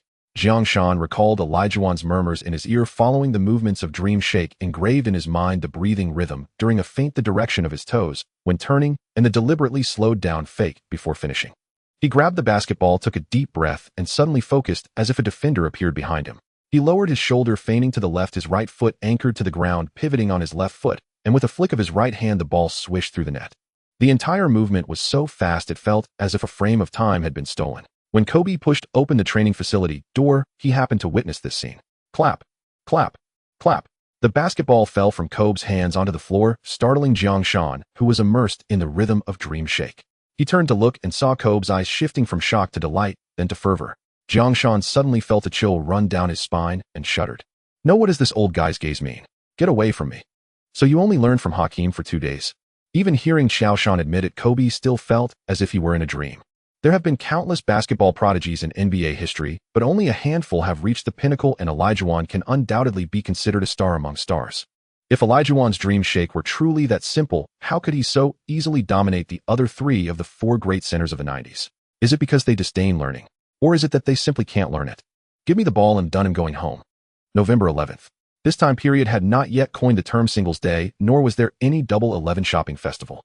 The Lakers gathered and boarded a charter flight to Salt Lake City. The moment the airplane door opened, it felt less like stepping out of the cabin and more like crashing directly into an invisible yet icy wall. The night wind of Salt Lake City in November carried a dry and sharp chill, mercilessly penetrating every attempt to keep warm. This cold was different from the damp chill of Shanghai, more like a frosted ice blade scraping the skin painfully yet distinctly. Hiss. So cold. Qiao Shan mumbled, quickly pulling the hood of his down jacket over his head. The brim. Qiao Shan took a deep breath, the air crisp like freshly shattered ice, with a slight sting in his lungs. He looked up. The night sky of Salt Lake City was exceptionally high and clear, adorned with several sharp cold stars, while the distant Wasatch Range loomed under the night, and fresh snow, exuding a silent and immense sense of oppression, like a dormant beast coldly watching this group of uninvited guests. The airport lights flickered in the cold wind. The ground was dry, but the air was filled with a unique, clean, and biting scent that followed the first snowfall of November in Salt Lake City. Qiao Shan felt his ears quickly becoming numb from the cold, his fingertips unconsciously curling in his pockets. He could feel each breath he exhaled condensing into a brief and dense white mist before being blown away by the wind. No wonder this is the NBA's most notorious home court. Just this weather. The reputation of the Jazz and Nuggets as a Devil's home court isn't due to the local fans being particularly crazy. Who is your daddy doesn't count, but rather the altitude of over 1,300 meters combined with the cold weather makes every player who comes here want to escape quickly. Hurry up, boys, this cursed place isn't for you to stand around and enjoy the refreshing air. The coaching staff urged in a rough voice, briskly dragging their suitcases toward the shuttle bus. His voice echoed across the empty tarmac scattered by the wind. Qiao Shan had no time to reflect, noticing his teammates with their heads down, shoulders hunched, silently following the group, and hurried to catch up. Occasionally, he could hear Kobe's teeth chattering lightly beside him. Despite it being his 8th season in the league, Utah remained Kobe's least favorite home court by far. The moment the Lakers players stepped into the Delta Center, a tsunami of noise and almost palpable hostility crashed down upon them. A suffocating sight greeted them, a deep navy blue against a white backdrop. The roar created by over 190 Jazz fans felt like a tangible shockwave repeatedly slamming against their eardrums. The air was permeated with the bizarre mixed scent of popcorn, beer, and a cold fervor. Beat LA. Beat LA. The synchronized hate-filled chant beat against every corner of the arena like war drums, from the front row suited tycoons to the young fans at the top tier, faces flushed yet still screaming wildly. In the last game, the Jazz visited the Staples Center, where Raja Bell's malicious foul got him ejected, and subsequently the Jazz were crushed by the Lakers by a massive 45-point margin, fueling the fans' hatred for this Lakers team. Kobe, you bow-legged punk. Enjoying the company of Salt Lake City's ladies. Damn it, Qiao, don't get cocky today. Andrei Kirilenko is going to kick your ass. Kobe, Karl Malone isn't here today. Do you know what he's doing? That's right, he's enjoying some Mexican girls. Lamar, look at my big but wanted. Insults, slanders, humiliations. The Jazz fans engaged in frenzied interactions, friendly exchanges with the Lakers players. Damn. Qiao Shan muttered in dissatisfaction. Don't take it to heart, Qiao, relax. In the NBA, many home fans regard this kind of malicious interaction as part of the game. They hope to apply psychological pressure on you, making you afraid and causing you to underperform. The best way to respond is to let your basketball do the talking. The harsher they insult, the harder you should punish the Jazz players, and naturally they will fall silent. Kobe saw Qiao Shan glancing toward the Jazz fans from time to time, pulling him close and whispering in his ear, "Remember, let your skills do the talking to shut them up." The game began. Lakers starters Castle, Kobe, Butler, Odom, Qiao Shan. Jazz starters Arroyo, Harpering, Kirilenko, Boozer. In the previous game, starter Gordon Jirasek was benched by Jerry Sloan for mediocre performance, while Raja Bell faced an additional suspension after the league reviewed his extremely malicious actions. Matt Harpering is an elite perimeter defender known for his suffocating man-to-man defense and tenacious physical play, sticking to his opponent like a chewy candy, draining their stamina and disrupting their rhythm. Bang! Another crisp and piercing sound of a hammer striking iron echoed. Fuck! Kobe cursed angrily, feeling a bit restless. The cold weather in Salt Lake City seemed to freeze his shooting touch and delay the memory of his muscles. Since the start of the game, besides the opening shot, which was a typical performance for the Lakers this season, Kobe executed a powerful dunk off a half-court pass from Castle. However, in the following 4 possessions, whether it was a quick pull-up jumper or a layup after a strong drive, the rim denied him every time.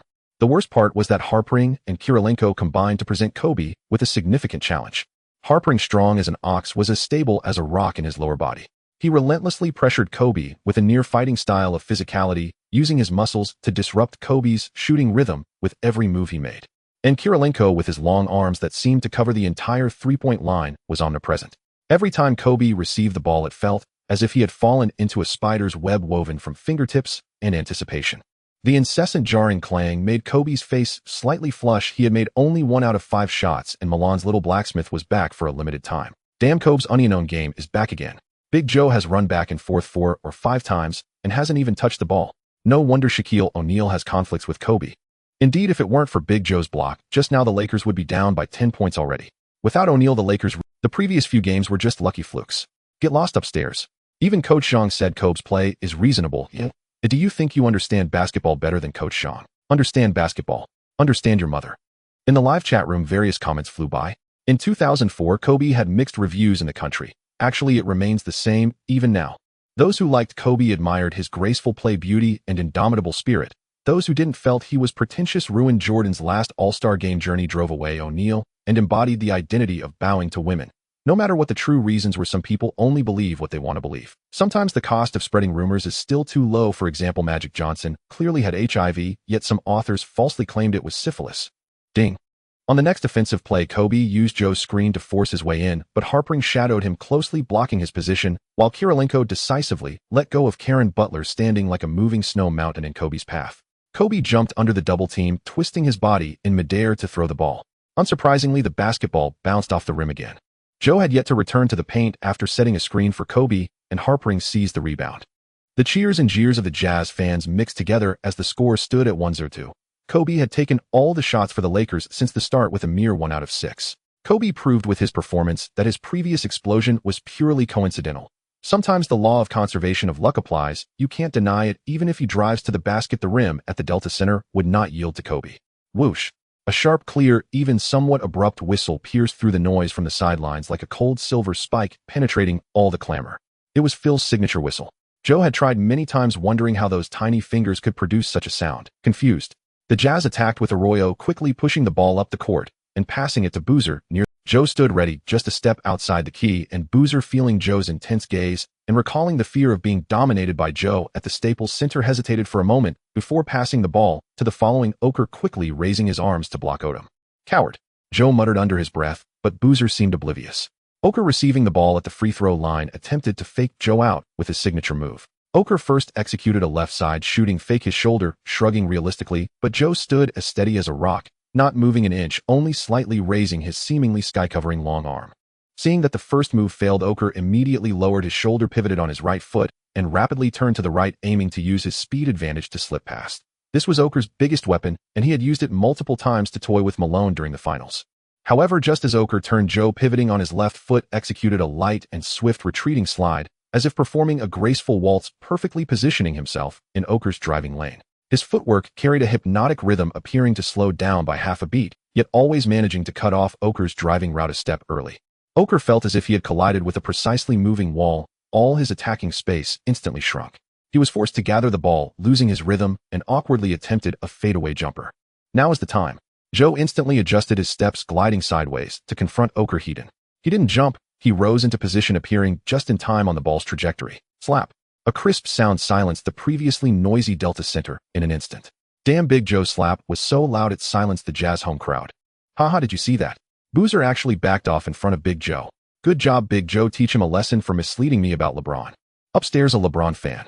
Anthony gives you a thumbs up. With Phil's earlier reminder, this time Kobe didn't get lost in isolation. After a few passes, seeing Joe drop low, Kobe actively passed the ball to Joe, then drew Kirilenko and Harpering to the free throw line. Ask yourself, if you were the defender, would you dare let Kobe shoot after he had made only 1 out of 6? At this moment, Oker, who was defending behind Joe, appeared somewhat awkward. Joe received the ball, lowered his waist, and posted up. The immense strength caused Oker to slide back uncontrollably. After a couple of nudges, Joe entered a comfortable attacking range. Just when everyone thought Joe would overpower Oker with sheer strength, he surprisingly executed a strong right half-turn fake, his shoulders and head realistically swaying towards the baseline, generating immense pressure that forced Oker to shift his weight and fully commit to blocking the baseline drive. But in the blink of an eye, Joe's pivot foot seemed glued to the floor, while his body, with an impossible flexibility and control, snapped back. His massive frame stirred the air, and the whole motion flowed as smoothly as silk gliding across glass. Oker's balance had been completely deceived, stumbling awkwardly towards the wrong direction, creating a huge opening. Only the basket remained before Joe. He didn't choose a gentle layup, but instead, gathering all his strength, he soared up, raising his right arm high and forcefully slammed the ball into the basket. Bang! The rim let out a painful groan as the entire basketball hoop trembled. The shot was good. The referee signaled that the score was valid. Joe landed, fists clenched, muscles bulging, and then let out a roar. After a long moment, Joe realized his Lakers teammates were looking at him in disbelief. Indeed, Joe had dunked many times in games, but never had he been so audacious as today. Oh dear, how embarrassing. Joe suddenly realized that he had to maintain his persona. The score was now 1-0-4. Although the Lakers were still trailing, the team's morale was completely ignited by Joe's dunk, opening the floodgates for Lakers offense. Joe's dreamy footwork was no secret within the Lakers. During the last 2 days of team practice, he had already cast a shadow over Medvedenko with it. In the following games, Joe dominated the Jazz's paint, scoring at will with Kobe, using screens to cut and shooting hooks, and finishing with layups after his dreamy footwork, passing to Butler for three-pointers after double teams, and even attempting a mid-range jumper, while it was just a little short. As Joe wreaked havoc in the paint, the Jazz dared not double or even triple-team Kobe anymore. Finally, with 2 minutes left in the first quarter, Kobe hit his first field goal in the flow of the game. The opening dunk didn't count, and the Lakers had now taken a 1-9-1-4 lead over the Jazz. After Joe's successful dunk, the Lakers scored a 1-5-4 run against the Jazz in just 6 minutes. The nightmare from the previous game continued to haunt the Jazz players. With half of the third quarter gone, the Lakers launched a fast break, with Joe receiving a pass from Kobe. Facing the returning Kirilenko, he jumped directly, slamming the ball hard into the hoop. Those with memory should recall the moment in the 06-07 season when Baron Davis dunked over Kirilenko in the second round against the Jazz, a moment that Rockets fans surely relished. After landing, Joe brought his right hand to his ear, This was a celebration move used by both Iverson and Kobe, but by now the Delta Center had been silent for quite a while. Watching their home team being beaten down by the Lakers was more painful than hearing about Jessica being stabbed by Joe. More and more fans cursed and left early, and helpless Jerry Sloan substituted all the starters with 10 minutes left in the fourth quarter, conceding defeat. 109-3 the Lakers won on the road. Over the last 10 minutes the Lakers bench was affected by the altitude and cold, failing to find their shooting touch, allowing the Jazz to close the gap by 13 points. With a perfect 70 record, the Lakers still led the entire league. Kobe scored 20 points on 9 of 24 shooting, with 0 of 3 from three-point range and 2 of 4 from the free throw line. Joe recorded 29 points on 13 of 20 shooting, along with 12 rebounds, 4 blocks, and 6 assists, filling out the stat sheet once again. 2 days later, the Lakers would visit the Nuggets, marking Joe's first encounter with Sweet Melon Anthony in the NBA. He had missed the earlier season opener against the Nuggets due to injury. Before the match against the Nuggets began, the list of the best players of the week for the second week was freshly announced. The Western Conference Player of the Week was still Kobe, averaging 37, 7 points, 5, 7 rebounds, and 3 assists, leading his team to a 3-game winning streak. Despite underperforming in a game against the Jazz where he scored only 55 points, his explosive performance against his direct competitor for the weekly honors, Nash, solidified his title as Player of the Week. In the Eastern Conference, the Player of the Week award went to Carter from the Raptors, who played 4 games this week, averaging 27, 3.6, 5 rebounds, 5, 0 assists, and 8 steals, leading his team to a record of 3 wins and 1 loss, including a staggering 43-point game against the Celtics. Qiao Shan was once again only nominated, while other nominees for the weekly honors from both the East and West included Nash, Ray Allen, Duncan James, and O'Neal. Denver Pepsi Center. This is the highest home court in the NBA, with an elevation of over 1,600 meters, 300 meters higher than the Jazz's Delta Center. The elevation advantage is also known as the Nuggets' most famous sixth man. Visiting players, especially those making their first trip to Denver, often find themselves weakened due to the thin air, experiencing fatigue, shortness of breath, and poor shooting accuracy, particularly in the latter half of the game. In contrast, the Nuggets players have long adapted to this, making it exceedingly difficult to secure a victory in Denver. As Qiao Shan stepped off the plane, he felt as if an invisible hand had suddenly tightened around his throat. It wasn't that he couldn't breathe, but rather that the air felt thin and powerless, as if no matter how hard he inhaled, his lungs could not find satisfaction. It felt as though he was just short of that one breath, instinctively prompting him to deepen his breaths. His heart felt as though it was lightly tapped, then began to beat at a slightly faster pace, yet somewhat weak, thumping against his chest in protest of the insufficient oxygen supply. Qiao Shan's body swayed slightly, and his face turned pale for a moment before he stumbled.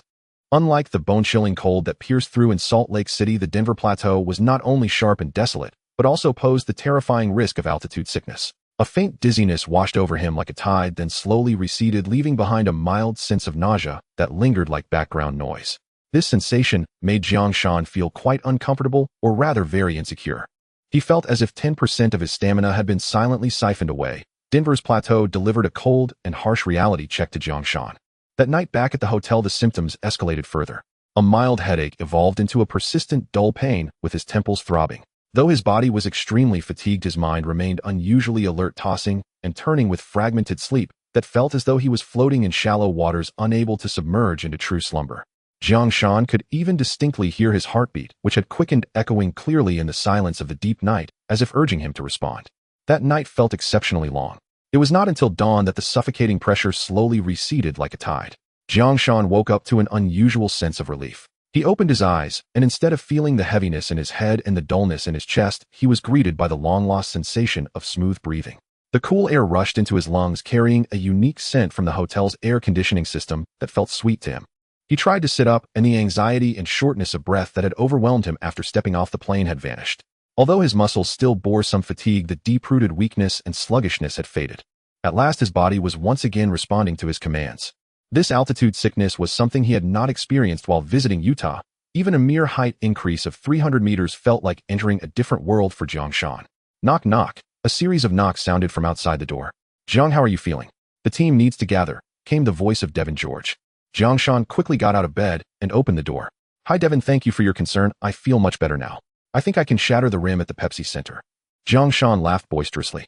Yesterday, Qiao Shan's performance was abysmal. Teammates like Kobe and Devin George, who had journeyed together through the finals, were fully aware of the significant impact altitude sickness could have on a person, but they did not have a good solution, only allowing Qiao Shan to adapt through his own body.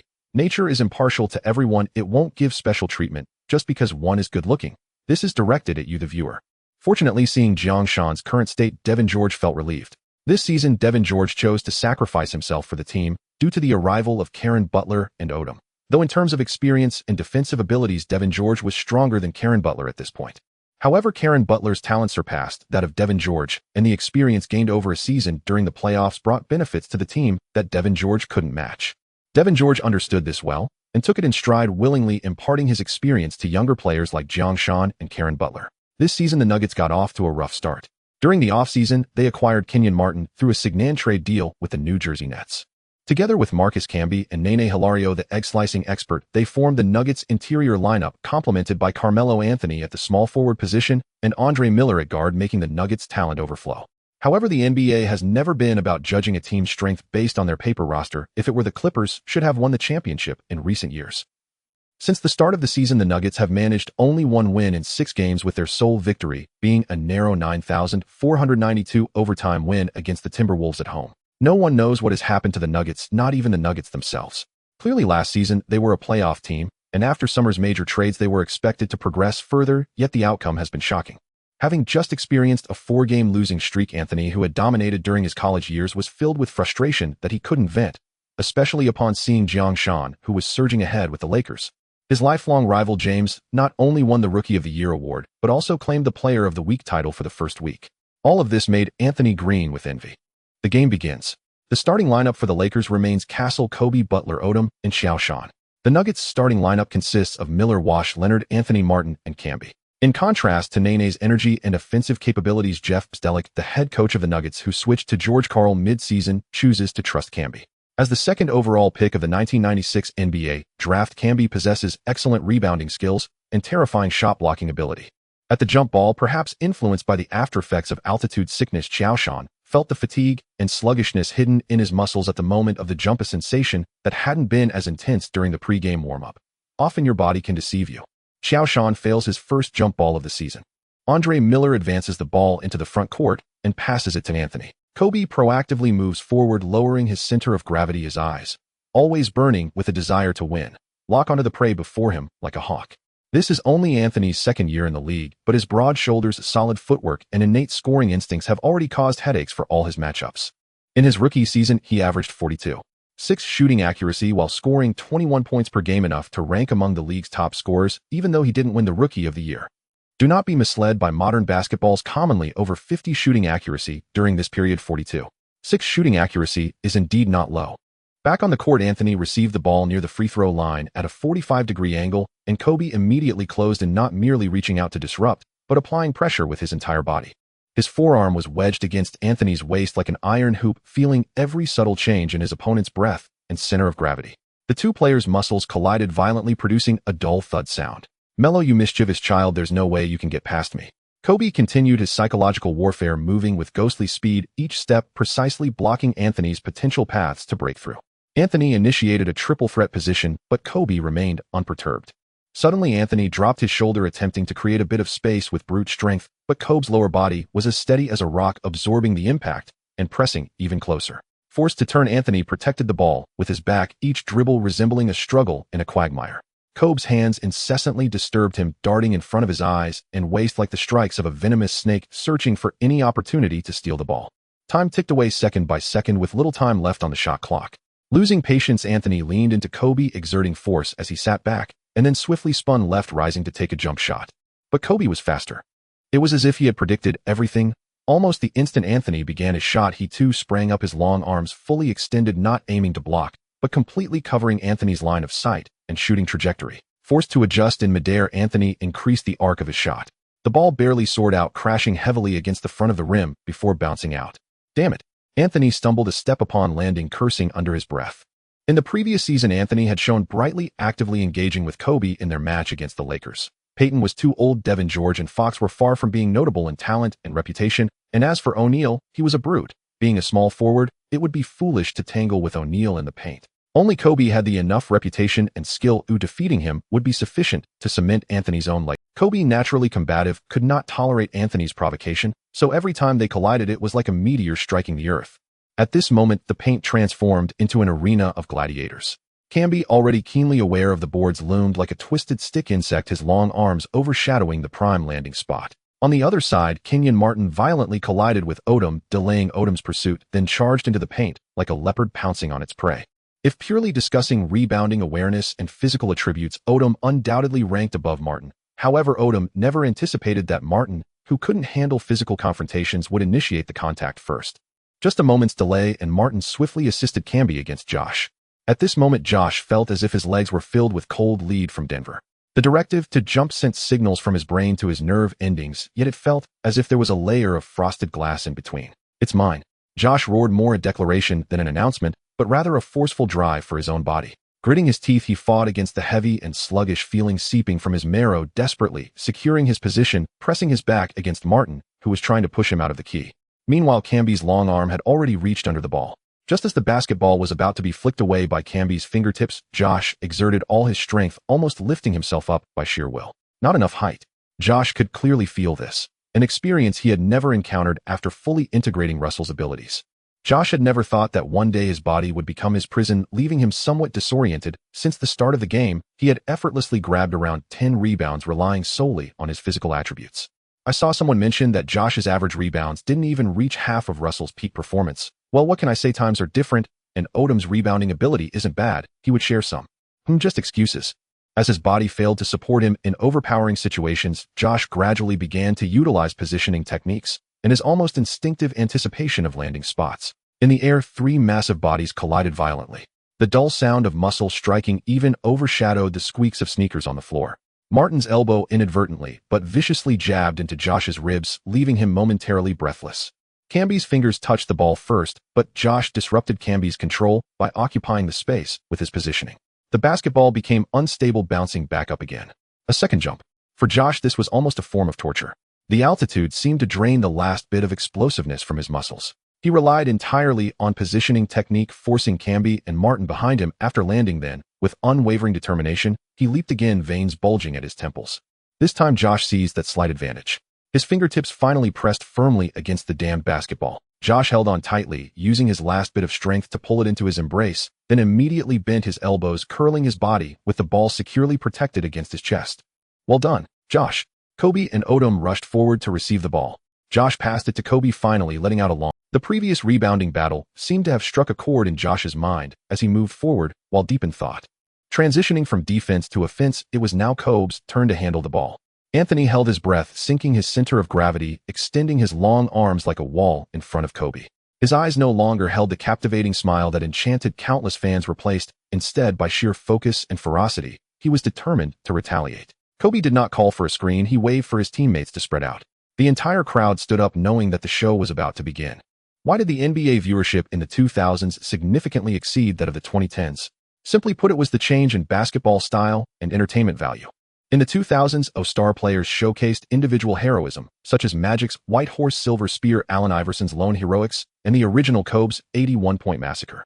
These perfectly aligned with the American dream of superheroes, combined with a slower pace and intense competition, attracting a large number of hardcore fans. Just like the confrontation between Anthony and Kobe now, which was precisely what fans loved. Muscle clashes, vendettas. Kobe's continuous dribbling between his legs was unpredictable. Each shoulder feint held lethal deception. Unmoved, Anthony firmly guarded the middle route, using his strong chest to provide Kobe with sustained physical resistance. Suddenly, Kobe executed a rapid change of direction, the ball seemingly glued to his hand as he pulled it from the right to the left, his first step, so fast it left only an afterimage. Anthony unleashed all his strength, sidestepping to block again, using his body to absorb Kobe's initial assault. Their shoulders collided, muscles intertwining, neither yielding an inch. Kobe was obstructed, pivoting around Anthony, who immediately closed in, hands raised high, interfering with Kobe's line of sight and passing angle. As Kobe turned halfway, he abruptly halted, executing another swift reverse turn. Anthony's defensive footwork had become somewhat disorganized, yet he relied on his excellent physical attributes to keep up, forcing Kobe to a standstill in the elbow area. This was a cramped space with hardly any angles to shoot. Kobe was forced to halt, facing away from Anthony as they battled for position in that confined space, using elbows, shoulders, and backs. Every part of their bodies became a weapon of contention, with movements so pronounced that every contact seemed to be on the verge of a foul. The referee hesitated, then ultimately decided to let the players decide the outcome. Kobe sensed all of Anthony's weight bearing down on him. He abruptly faked a shoulder move and leaned back, causing Anthony to instinctively push forward. In that instant, Kobe leveraged the momentum to swiftly pivot forward, leaning back, creating an extremely twisted, yet beautifully picturesque, fadeaway jump shot midair. Anthony's reaction was at its limit. He leaped with all his might to block his fingertips, nearly grazing the bottom of the basketball. Yet it was a hair's breadth away. The ball spun rapidly, tracing a high arc, soaring over Anthony's outstretched fingertips, and then, bang! A crisp sound of iron clanging. Rebound. Before Kobe could even finish calling for the rebound, a towering figure in the Lakers' paint soared up like a helicopter, snatching the bouncing basketball with one hand and then pressing down on the recently leaped Camby, forcefully slammed the ball into the basket.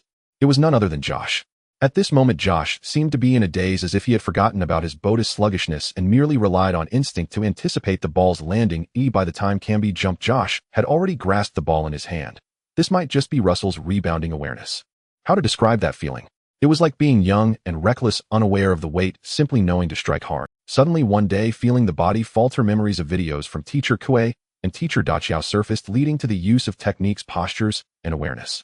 You would discover that it becomes easier and more enjoyable than before. Similar to a martial arts novel where one opens up the meridians, suddenly feeling the world broaden, mysterious and profound. Having touched the threshold, Josh went completely wild in the subsequent matches. Andre Miller's drive to the basket went awry. The basketball bounced again toward the other side of the rim. Kenyon Martin, with astonishing explosiveness, surged from the side, seemingly poised to pass the ball to his outside teammate. A shadow suddenly loomed over him. It was Josh again. He had just been battling Camby on the other side, but now he resembled a heavy tank that had just started up, moving over in 2 steps, his enormous body exhibiting an astonishing speed that defied physical logic. In the split second before Martin's fingertips touched the ball, he reached out with one hand and snatched the ball out of. His method of grabbing rebounds was filled with a violent aesthetic. Sometimes it was through sheer strength and positioning, effortlessly snatching the ball over the heads of Camby and Martin. Other times, it was due to exceptional anticipation, moving early and waiting at the landing spot. And at times, it was even driven by a raw desire, leaping between Camby and Martin with astonishing vertical speed and consecutive jumping ability, forcibly snatching the ball from others' hands. As his body gradually relaxed, the effects of altitude sickness on Qiao Shan were diminishing. When his already superior physical attributes surpassed those of Camby and Martin, combined with his gradually awakening awareness, Qiao Shan was like a magnet installed in the paint, irresistibly attracting the basketball. In a single quarter, he achieved 12 rebounds. Qiao Shan broke his own single-quarter rebound record in the NBA, also becoming the highest record since Barkley's 13 rebounds against the Knicks. In ancient times, the NBA also had some rebounding prodigies, such as Nate Thurmond's 18 rebounds in a single quarter, and there were rumors of Russell and Chamberlain achieving 17 rebounds in a single quarter. However, the NBA only began detailed statistical records in 1973, so according to the records, Barkley should be the record holder. Qiao Shan was excelling in rebounds, but the Lakers still ended the first quarter trailing the Nuggets by 2 points. On the defensive end, the Lakers made no mistakes, but on offense, perhaps influenced by altitude sickness, Karen Butler and Odom repeatedly missed open shots, and Kobe managed only 3 out of 8 in the first quarter. It seemed that the Milan little blacksmith had left his shooting touch in the previous game against the Jazz at home. Bang! Butler shook his hand in frustration. Once again, he took a shot from an open position that should have been a sure thing. His jump height was the same as usual, and his shooting form remained textbook perfect. At the moment of release, he could even feel the familiar texture of the basketball against his fingertips. However, the basketball hit the back rim and bounced out. Tonight, the hoop at the Denver altitude had completely denied. Damn it! Butler cursed silently, biting his lip as he quickly lowered his head to retreat on defense. As the second quarter began, Qiao Shan and Kobe were resting on the sidelines. The Lakers' interior presence was the championship member, Medvedenko. Without Qiao Shan's dominating presence in the paint during the first quarter, if they didn't quickly get back on defense, the Nuggets would immediately launch a fast break. A hint of worry silently crept into Butler's heart. Since the latter half of the first quarter, he felt as if lead had been injected into his muscles. Each jump and sprint required extra effort. Even more fatal was the slight, yet crucial deviation in his shooting touch that could determine the outcome of his shot. When yet another corner three-pointer fell short by nearly a whole hand's length, Butler truly panicked. A mix of shame and urgency churned in his chest. The more he rushed to prove himself with a score, the more his body rebelled against him. Breathing became increasingly difficult, and his movements exhibited a hint of unwanted stiffness. Devin. Phil noticed Butler's impatience and waved at Devin George. We need you to replace Karen, create space on the offense, and be decisive. We need your energy. Zen Master patted Devin George on the back, speaking earnestly. No problem, sir. Devin George jumped off the bench and ripped off his training jersey. There was no hesitation in his eyes, only the fiery glow of being needed. This was the role Devin George had consistently played this season. When the team needed him, he would use his defense and three-point shooting to ignite the bench.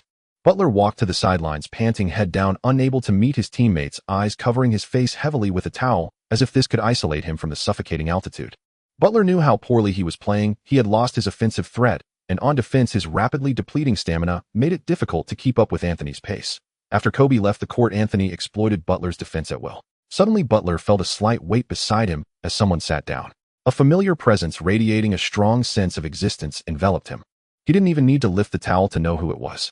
Kobe didn't speak immediately, just gently nudged Butler's towel-covered arm with his elbow. Butler hesitated for a moment, but eventually pulled down the towel, revealing a face full of frustration. He had even anticipated the fatherly admonishment that Kobe would give him. Everyone knew Kobe was somewhat excessively harsh on his teammates. After all, the conflict between Shaquille and Kobe stemmed from Kobe's disdain for Shaquille's lack of training and his waiting until the offseason to undergo surgery for injuries. But Kobe's reaction surprised him. Kobe's expression was calm, even tinged with understanding. "Hey CB," Kobe's voice was low but clear in Butler's ears. "Don't let negative emotions seep into your head." He paused, pointing to the court with his chin. "Listen, we've all been through this. This damn altitude can make your legs feel like they're weighted down and your shots feel like you're pushing against a wall. This isn't your fault. Breathe and just let it pass. Look at Qiao, isn't he?" Kobe directed Butler's gaze toward Qiao Shan, who was sneakily reaching into Walton's backpack. Inside were the bananas and energy bars Walton had prepared. Qiao Shan seemed to have noticed Kobe, and Butler's gaze, feeling a bit embarrassed, flashed a sheepish smile, quickly grabbed a banana and retreated. Suddenly Kobe didn't want to speak anymore. Considering how Qiao Shan had looked lifeless at the start of the game, it was surprising that he had come alive after just one quarter. "This is ridiculous, isn't it?" Butler took a deep breath. This time he no longer viewed the thin air as a torment, but as the beginning of adjusting his rhythm. He looked at Kobe, nodded, and the bewilderment and frustration in his eyes had faded, replaced by a renewed focus and determination. "Thank you, Kobe, I know what to do now," Butler said softly, his voice regaining its usual steadiness. "Get ready." Kobe patted his thigh, stood up, and redirected his gaze toward the court.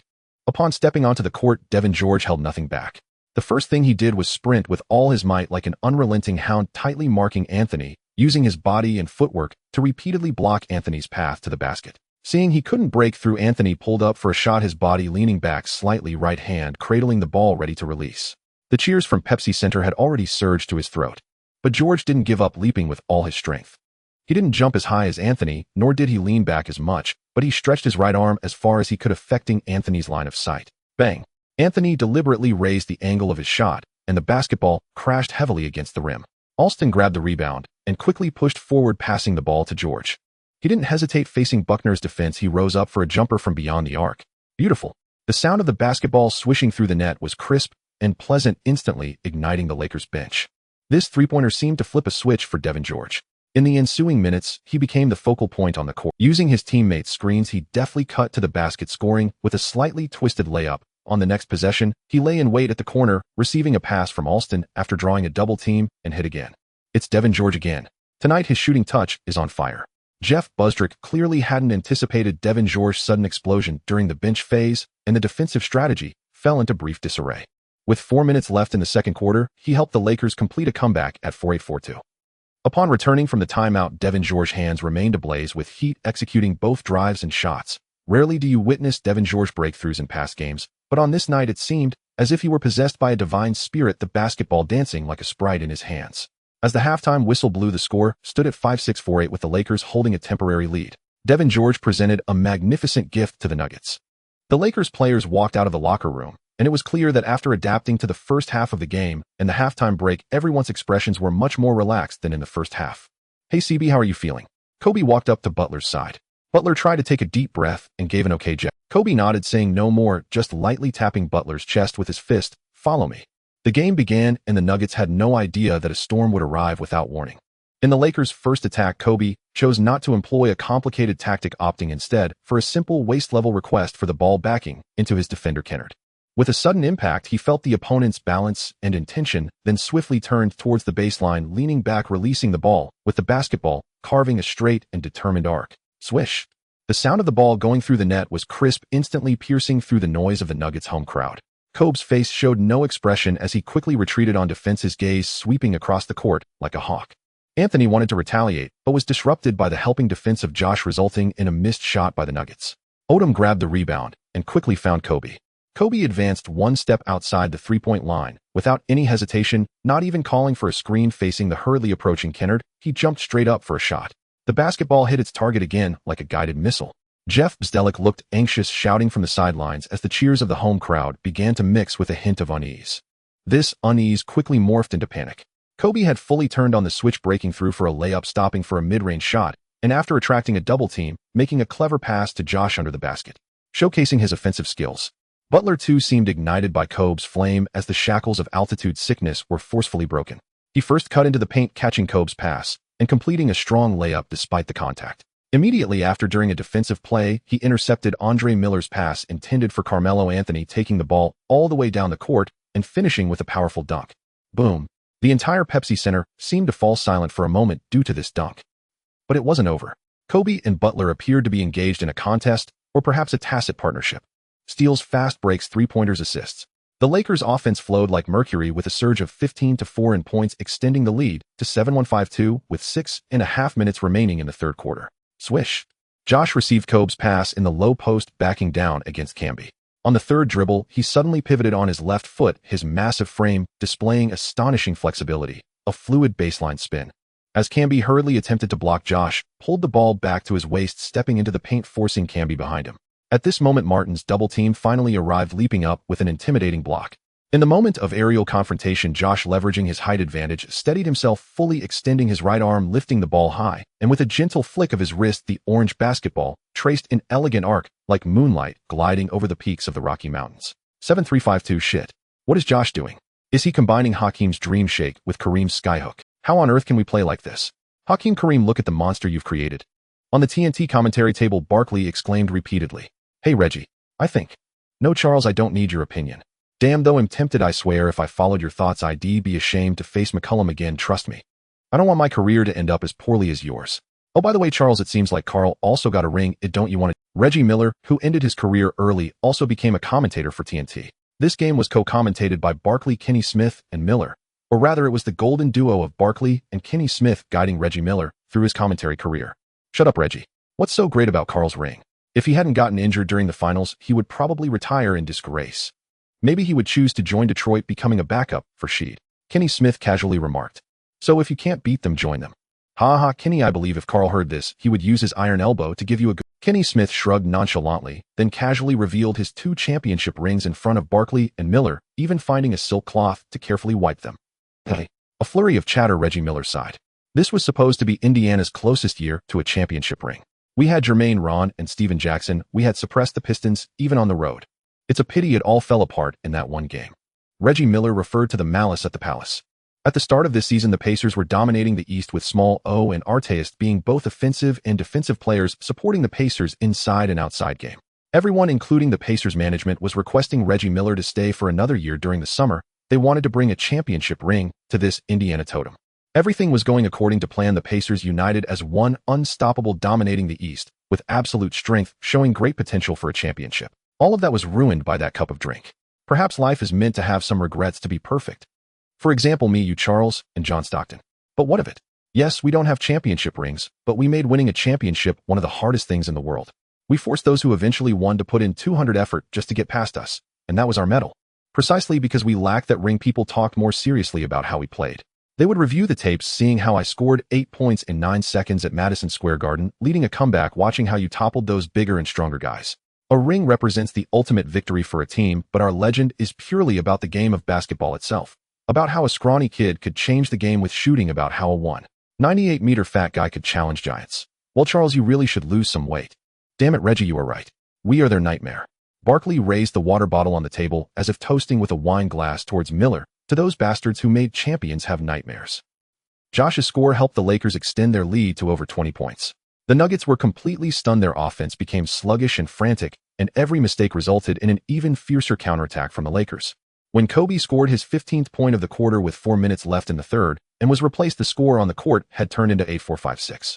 2 minutes later, Josh was also substituted out, and Jeff Bzdelik subsequently replaced all of the Nuggets starting players, signaling surrender. 1-1-2-7-7, the Lakers won again on the road. In this game, Josh grabbed 19 rebounds, breaking his own rebounding record. In the post-game interview, Anthony mercilessly criticized head coach Jeff Bzdelik's incompetence. Bzdelik's in-game reactions and tactical arrangements left Anthony dissatisfied. A team with a starting lineup featuring the first overall pick Martin, the second overall pick Camby, and the third overall pick. Anthony, a team that made it to the playoffs last season, had a record of 1 win and 7 losses since the start of the season. A cloud of gloom was hanging over Denver. What no one expected was that the league's #1 team, the Lakers, who had achieved 8 consecutive victories, were profoundly taught a lesson by the Timberwolves, who had been resting at home. This season, the Timberwolves lost their star guard Castle from last season, and the growing conflict between Garnett and the team's other star, the madman Sprewell, gradually came to the surface. The three-headed monster led the Timberwolves to the Western Conference Finals simultaneously, helping the big-ticket Kevin Garnett become the first and only regular season MVP in Timberwolves history. This was also the only MVP trophy in Hardaway's career. That summer, McHale, who was still the general manager of the Timberwolves at the time, traded Castle to the Lakers for draft picks at the behest of owner Glenn Taylor. Of course, Castle's original contract was set to expire after the 2004-2005 season. During the offseason, Castle publicly requested a long-term contract from the Timberwolves, but the management refused, citing his age of 35 and potential injury risks. At that time, feeling disrespected, Castle directly threatened the management, "Either renew my contract or trade me. For some reason, I thought of another person who felt disrespected." In the end, Castle was shown the door by the Timberwolves. As for Sprewell, his contract also expired after the 2004-2005 season. Early in the season, the Timberwolves management offered Sprewell a 3-year contract worth $21 million. After all, they had already gotten rid of Castle, and if they didn't renew Sprewell, Garnett would truly become a lone wolf. How should one assess the Timberwolves' offer? Considering Sprewell's troublesome nature and his age of 33, the contract wasn't too low. Defensive Player of the Year Arteas' contract that year was only $16 million, and the Pistons star guard Billups made just $45 million that season. But considering that in the 2003-2004 season, Sprewell averaged 19.8 points and 4 rebounds, along with the previous season's contract amount of $13.5 million. Of course, that contract was obtained with the Knicks, and everyone knows the Knicks are foolish with money. Sprewell felt insulted by the Timberwolves management both physically and mentally. Feeling self-satisfied, the madman immediately asked the management for a contract starting at $16 million per year. How to put it, Kobe's contract for that season was $17 million. AI's contract for that season was $625 million, and by making a horizontal comparison, one can understand why it's said there's only a wrong name, not a wrong nickname. The madman is truly mad in every aspect. Thus, a conflict arose between Hardaway and Madman. As the team's leader, should he not sternly reprimand his subordinate when the latter causes trouble due to not getting a big? It is said that Garnett is loyal, guarding the Timberwolves for 13 years. In fact, Garnett has had good teammates such as Marbury, Castle, and Sprewell, all of whom can be considered star-level teammates. However, these teammates share a commonality. They fell apart due to contract issues, and on this front, Garnett, as the star player, has never provided any help to his teammates. Minnesota is not just a small basketball market. The most frightening aspect is the severe cold.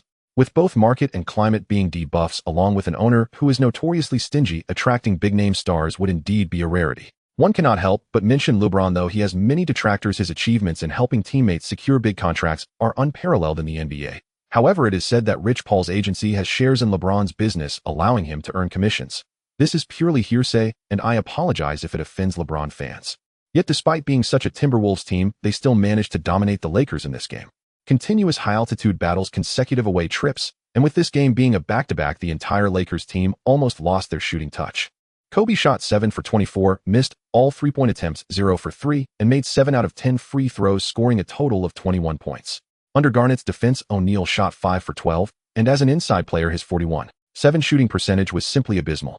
Although Garnett has never won the Defensive Player of the Year award, he won it in 08 with the Celtics, but hadn't yet at this time. In terms of defensive capability and intimidation, it is likely that few players in this era could compare.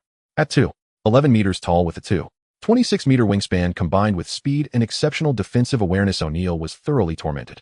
Many believe that with Hakeem's Dream Shake and Jabbar's Skyhook, O'Neal would be invincible on the offensive end. Is it really so? Basketball requires not only skill, but also the accumulation of experience. O'Neal has played only about 10 official games since his arrival, while Garnett has already been a veteran in the league for 9 years. Under Garnett's special care, could O'Neal really excel? Come on, to be able to wreak havoc against Garnett as a rookie, one must possess the strength of someone like Yao Ming. In the same game, Sprewell drove to the basket and shot from the outside, going 14 for 22, hitting 2 out of 5 three-pointers and making 7 of 8 free throws, scoring an impressive 37 points under Kobe's close defense. As long as I want, no one can stop me from scoring. Kobe can't, and McHale can't either. Everyone says KG is the real leader of this team and the MVP. Think about it, before I and Sam came along, what remarkable achievements did KG have? consecutive first-round eliminations, and only 7 pitiful wins in 7 playoff appearances. This is the true ability of the omnipotent KG you speak of. Remember, it was Sam and I who brought him to the Western Conference Finals, and it was us who led him to that damn MVP. Since the start of this season, I've heard a lot of criticism directed at me. So what? They just want to shift all the blame onto me simply because I asked for a fair contract. 3 years for $21 million. Oh, no way. Not even a dog would renew that. After the game interview, Sprewell vented his frustration. Look, even against the league's best Lakers, as long as I want, I can help the team win. He's gone mad. He's absolutely insane. Timberwolves owner Glenn Taylor was shaking with anger upon hearing Sprewell's interview. Tell Kevin McHale that I don't like being threatened. If Latrell continues to act like this, I'll bench him. This is his contract year. I don't believe that without statistics to back him up, a 33-year-old who is nearing retirement has any grounds to demand a big contract. Perhaps Glenn Taylor never expected that after this season Sprewell would choose to retire outright. This is the madman flipping the table and walking away when he feels disrespected. Auburn Hills Palace. The last time the Lakers played at home in Detroit was during Game 5 of the finals, where Malone was injured and Qiao Shan suddenly descended from the end of the water cooler like a divine weapon. Is it reasonable for someone to suggest that a water cooler attendant should take the blame? Of course not. For instance, after the 2011 finals, a certain player said in an interview that the reason for losing to the Mavericks was that the role players did not step up. Similarly, after the 2018 finals, some special groups blamed the loss on Hill's missed free throw and JR's ill-timed retreat beyond the three-point line, wasting a chance to turn the tide. Let's set aside how the tide was turned. What? Some people still criticize LeBron in 2018. First, we need to acknowledge what the Cavaliers roster looked like in 2018. At the start of the season, LeBron and Dwayne reunited with last season's regular season MVP Isaiah Thomas, ranked 5th All-Star caliber shooter Kyle Korver, and Derrick Rose, who had his best performance post-MVP season with the Knicks, averaging 0 points, 8 rebounds, 4 assists, shooting 47.1. And then there was the original Thunder trio, Jeff Green, who later won a championship with the Nuggets, and others, including Jay Crowder, Channing Frye, Calderon. Was this roster weak? You could argue that the roster didn't align with the Cavaliers' building philosophy, which we all know, but is it really fair to say these players were inadequate? The Cavaliers then faced a dismal start to the season. Though it wasn't too bleak, it was below expectations. Before the trade deadline, Thomas, Frye, Crowder, Wade, Shumpert, and Rose were all sent away, including the Kings' good brother Dwayne. As for Rose, who had just begun to show promise after being traded from the Cavaliers and waived by the Jazz, he felt despondent, nearly retiring. Some may criticize him, but doesn't he know his own state? If he retires, so be it. Then signed with the Timberwolves, experiencing a rebirth. Many should have a vivid memory of Rose's 50-point game with the Timberwolves, which only took place in the second half of the year after being traded from the Cavaliers. Many people say LeBron in 2018 was unprecedented. How should we put it? The Cavaliers were swept 40 by the Warriors in the finals, while the Pelicans in the same year managed to take one game off the Warriors in the Western Conference semifinals. To reiterate, I'm not a LeBron hater, but some perplexing behaviors from his fans really. Now let's return to the so-called blame incident involving Qiao Shan. As a backup inside player being called upon in the last 10 minutes of the finals, not just the last 12 seconds, to replace the injured Malone, is that unreasonable? You can't say you have an excuse for not participating in the exam just because you didn't study right. An internship doesn't justify not getting involved in projects, does it? When Qiao Shan left the game due to injury, the Lakers were only down by 6 points with Kobe and Shaquille the top 2 players in their positions on the court. If the Lakers collapsed due to Qiao Shan's absence, why shouldn't the blame fall on him? Moreover, this is in the beautiful country, and Qiao Shan's yellow skin inherently puts him at a disadvantage, okay? Most importantly, buddy, it's just a story. Why so serious? The loss to the Timberwolves actually relieved Phil. Since the season began, the Lakers' performance has far exceeded Phil's expectations, or rather it reflects the growth of both Kobe and Qiao Shan. If we say that Phil sided with Shaquille in the OK conflict, it isn't entirely accurate. Though Phil criticized Kobe heavily in his later book, technically Phil sided with results. In an era where centers were not yet in decline, building a team around Shaquille theoretically had a higher probability of winning a championship compared to building around Kobe, especially since Kobe had his individualistic tendencies. What Phil never anticipated was that this season Kobe would no longer be obsessed with isolation plays, but would utilize his drives and passing to connect the team's offense. And then in the Denver altitude, Kobe's guidance to Butler. If it weren't for the Milan blacksmith being limited to a time return, Phil would genuinely think Kobe was possessed by a demon.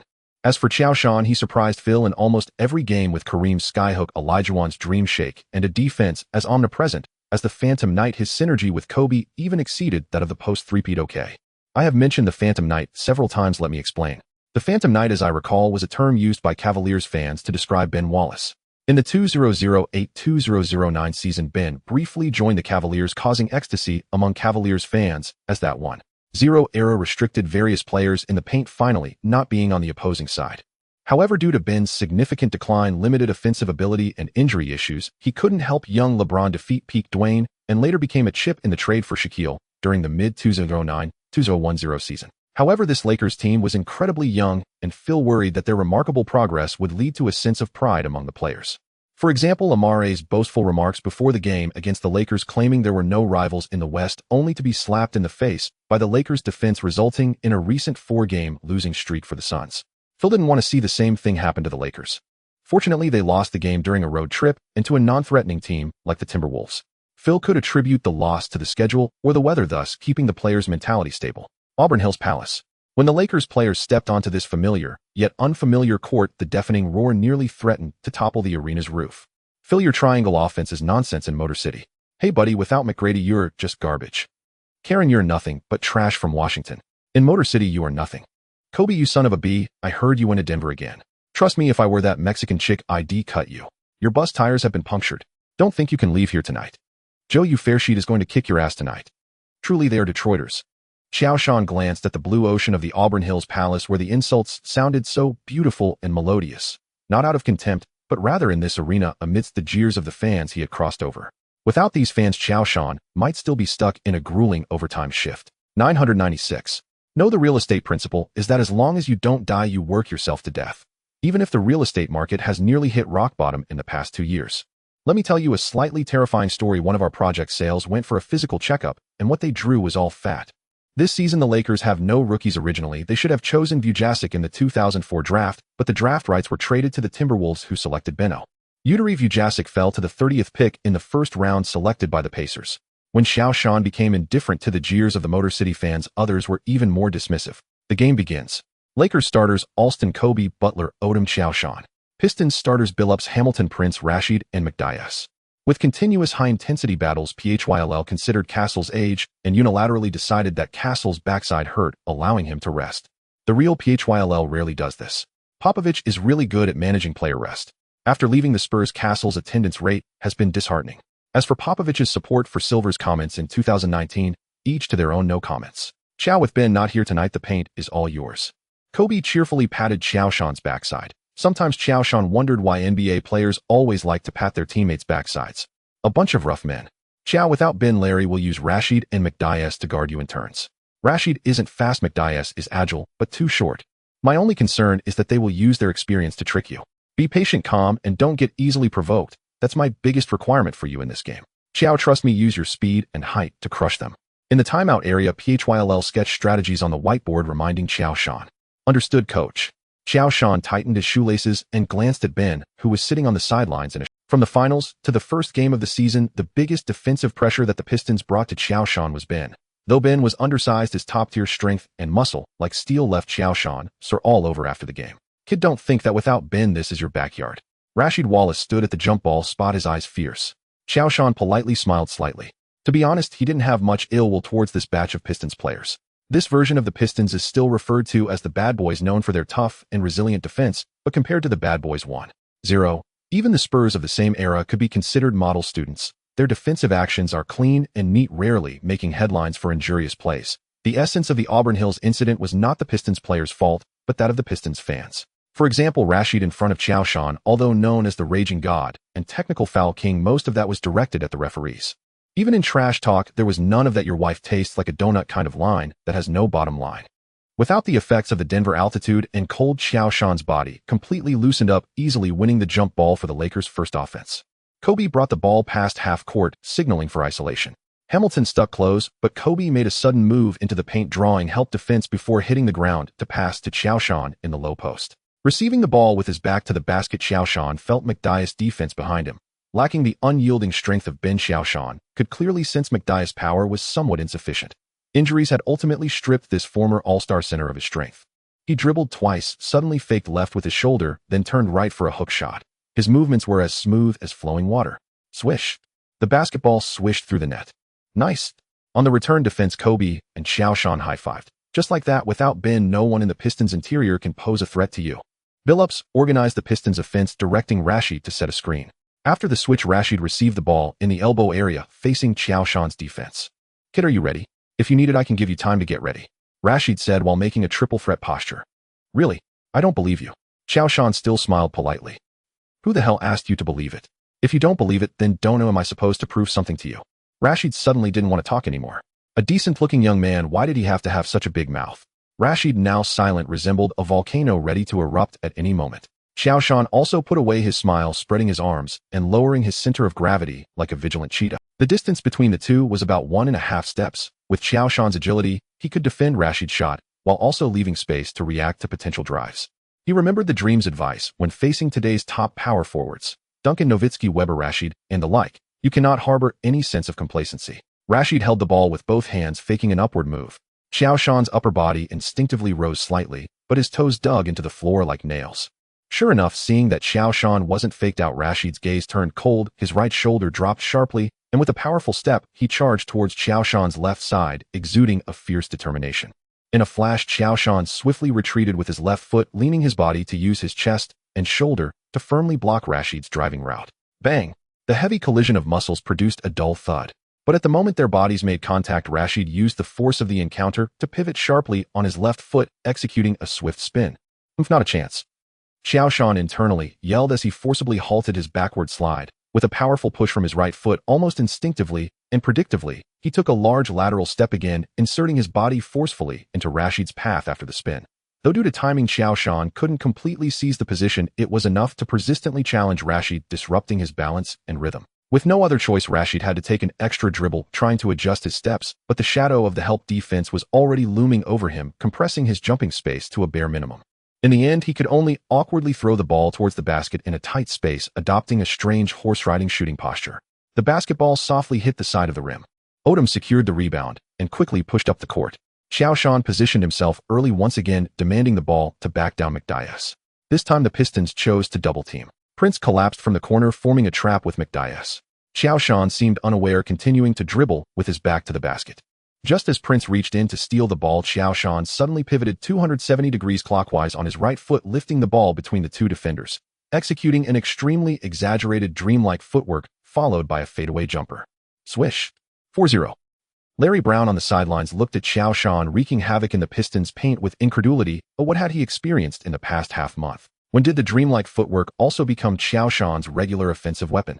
Larry Brown suddenly recalled the confusion and misunderstanding he had when he saw Qiao Shan's sky hook in the first game. Is there anyone who can intervene? This is outrageous. Qiao Shan didn't have time to care about Larry Brown's astonishment, continuing with his performance. Driving to the basket, he used speed and footwork to shake off Rashid, violently dunking before the help defense arrived. With his back to the basket, his magnificent footwork created space for a turnaround jumper, smooth and flowing. He even grabbed an offensive rebound, powering through the double team of Rashid and McDyess to complete a 21. Each time Qiao Shan scored, Ben's expression grew darker.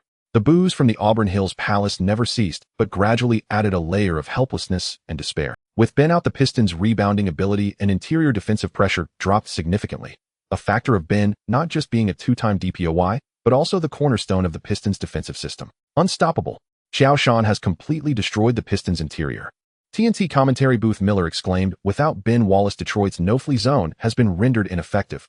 Of course, all of this is self-inflicted by the Pistons. If it weren't for that fight, the Pistons' interior wouldn't be so vulnerable. Of course, we must congratulate Qiao, the Lakers' new star. Not another super center in the league is announcing his rise. Hey Reggie, you can't do this, you can't take my job. Remember, I am Qiao's #1 fan, and this kind of praise should... Barkley beside Miller looked displeased. As the fourth quarter began, the Pistons, led by Billups, made their final. Billups first hit a three-pointer under Kobe's defense, then passed to the open Prince and Hamilton, who each hit a three-pointer and a mid-range jumper. The Pistons went on an 80 run, cutting the deficit to 10 points. In a critical moment, the Lakers again handed the ball to Qiao Shan in the low post. This time he faced Rashid's full defense. Receiving the ball with his back, he faked, turned, then faked again, but Rashid was not fooled. Qiao Shan dribbled hard for 2 steps, suddenly pulling the ball in for a shooting feint, and finally Rashid jumped. But Qiao Shan didn't shoot. Instead, he lowered his body and slipped through Rashid's armpit, directly facing the help defense from McDyess. Both jumped simultaneously, and Qiao Shan twisted his body in the air, raising his right arm high. Boom. Clap. The basketball was forcefully slammed down into the rim by Qiao Shan, while McDyess' hand also struck Qiao Shan's arm. Toot. The referee's whistle sounded, and an additional free throw. This was already McDyess' 6th foul in the game. The Auburn Hills Palace suddenly fell silent, with only sporadic cheers from Lakers fans. The additional free throw was successful, bringing the score back above 10. Toot. The referee blew the final whistle, and the Lakers won 10,889 against the Pistons. Throughout the game, Qiao Shan crazily scored 38 points, grabbed 17 rebounds along with 4 assists, 2 blocks, and 2 steals, the stats dazzling like a second-year rookie. Qiao, for the post-game interview, you and Kobe will represent the team. Qiao Shan was taken aback. Post-game interviews in the NBA have always been a very important segment and a platform for player exposure. Usually the Lakers' representative for post-game interviews this season has been Kobe. Even if Kobe performed poorly as the team's star player, this is Kobe's privilege. This is Qiao Shan's first time. In the press conference room, the lights were a bit dazzling, cameras set up behind, and dozens of reporters sat below, their eyes filled with scrutiny and curiosity. He followed the head coach, Zen Master Phil Jackson, sitting down at the table draped with the league logo. Phil remained his usual calm and composed self, as if the recent match had not been a fierce battle, but a chess game. The reporters first directed questions to Phil about the team's defense, about Kobe's playmaking, and the seasoned coach expertly answered them with his zen-like words. Then the focus shifted to Qiao Shan. Qiao, first of all, congratulations on winning the game. Though as a Detroit fan, I despise you, your performance deserves respect. I checked your performance this season, and tonight you scored a career-high 38 points along with a career second high of 17 rebounds. Considering Ben's absence, do you feel your breakout lacked a certain challenge? A local Detroit journalist asked with a hint of provocation. Qiao Shan raised his head, sweat trickling down his temple. The laughter and reminders of his teammates in the locker room still echoed in his ears. Kid, those reporters are all liars. They will dig various pits for you to jump into. If you encounter questions you don't want to answer, you have the right to refuse. Qiao Shan took a deep breath, his voice low, yet clear. First, thank you for your congratulations. Detroit is a wonderful city, and it always brings me good luck. Of course, I must say that there is no such thing as a lack of challenge in any NBA game. The Pistons are a great team, and their defensive system won't collapse just because one person is absent. Rashid and McDyess put substantial pressure on me. They are tough, and for every rebound, for every point, I had to give my all. He paused, his gaze sweeping over the reporters, continuing, but that's the NBA, or Ben's absence is also part of the game. My task is to give my all no matter who stands opposite me to help the team win. Tonight my teammates trusted me and passed the ball to me, and I was just doing my job. Qiao Shan's tone was neither humble nor arrogant, and Phyl beside him seemed to slightly raise the corners of his mouth. It seemed that the concerns for him were unnecessary. Qiao, you said Detroit always brings you good luck? Have you considered joining the Pistons? I believe not just me, but all Detroit fans would welcome your arrival. Another reporter quickly followed up. Yes, Qiao, think about it. If you form an interior combo with Ben and Rashid, Detroit's interior will sweep the entire. We still have Chauncey, one of the best passing guards in the league. Of course, I'm not insulting Sam and Kobe. What I mean is the Lakers' backcourt is rubbish. They don't deserve you. The first reporter quickly jumped in. What the hell? Phil was beside him, and he felt like it was all going wrong. Are they digging at his own face? Thank you for your kind intentions, but I'm still under contract. Los Angeles is a great city, and my Lakers teammates are all wonderful people. I am very happy right now. Qiao, can you talk about your relationship with Jessica? There are rumors saying you were seen on a date with Jessica. Are you dating? Jessica and I are good friends. In fact, I am a fan of Jessica. Yes, a fan. Oh, we just had dinner together. In fact, who doesn't like a Hollywood sweetheart? After saying this, Qiao Shan realized that using the word love was a bit abrupt, awkwardly pressed his lips together, showing a hint of shyness. This subtle expression drew a light chuckle from the audience, easing the atmosphere considerably. Finally, the post-game interview ended, and Qiao Shan felt his back was soaked. Back in the locker room, Kobe handed the game ball to Qiao Shan. Keep it, you deserve it. Other teammates also sent their congratulations. Qiao Shan smiled and thanked each teammate. In the shower, he let the hot water wash over his exhausted body, closing his eyes. Finally, after this game, the system points reached 1,011. The points mall can now be opened. Ding, congratulations, the host's points have exceeded 1,000, reaching the conditions to unlock the points mall. May I ask if the host wishes to open the points mall now? The mechanical voice of the system echoed in Qiao Shan's mind. Trash system. Qiao Shan silently cursed in his heart. If it weren't for his inherently suspicious nature, constantly tallying points after each match and muttering a few words while showering, just now the system would probably still be playing dead. What good system could there be that actively deducts from the host's salary card balance? Although exchanging 1800 for the task, dreamy footsteps, doesn't seem like a loss. No one is ever satisfied with what they have gained, while they will always linger on what they have lost. This is the theory of 10,010. If you do 100 caring things for someone, they might be very touched, but as soon as you do one thing that displeases them, the previous 100 count for nothing. Open them all. Even though he cursed inwardly, Qiao Shan still spoke obediently. A diamond glimmering icon labeled System Mall appeared in the center of the screen. In an instant, the interface transformed, presenting a dazzling array of product icons, like a cascading waterfall, clearly categorized and overflowing with options. At that moment, Qiao Shan admitted that he had spoken a bit too loudly just now. The system mall was divided into 4 modules: legendary techniques, talent module, status and assistance, and special and rare. Most of the icons in the legendary techniques category were dynamic, showcasing the signature moves of great centers in basketball history, resembling miniature holographic projections. Qiao Shan saw that the icons for Iron Blood Defense, Russell's Legacy, Sky, Hook, Jabbar's Legacy, and Dreamy Footsteps, Elijahwan's Legacy, were already lit up. Looking at their prices, wow, each of these 3 skills was priced at 1,000 points.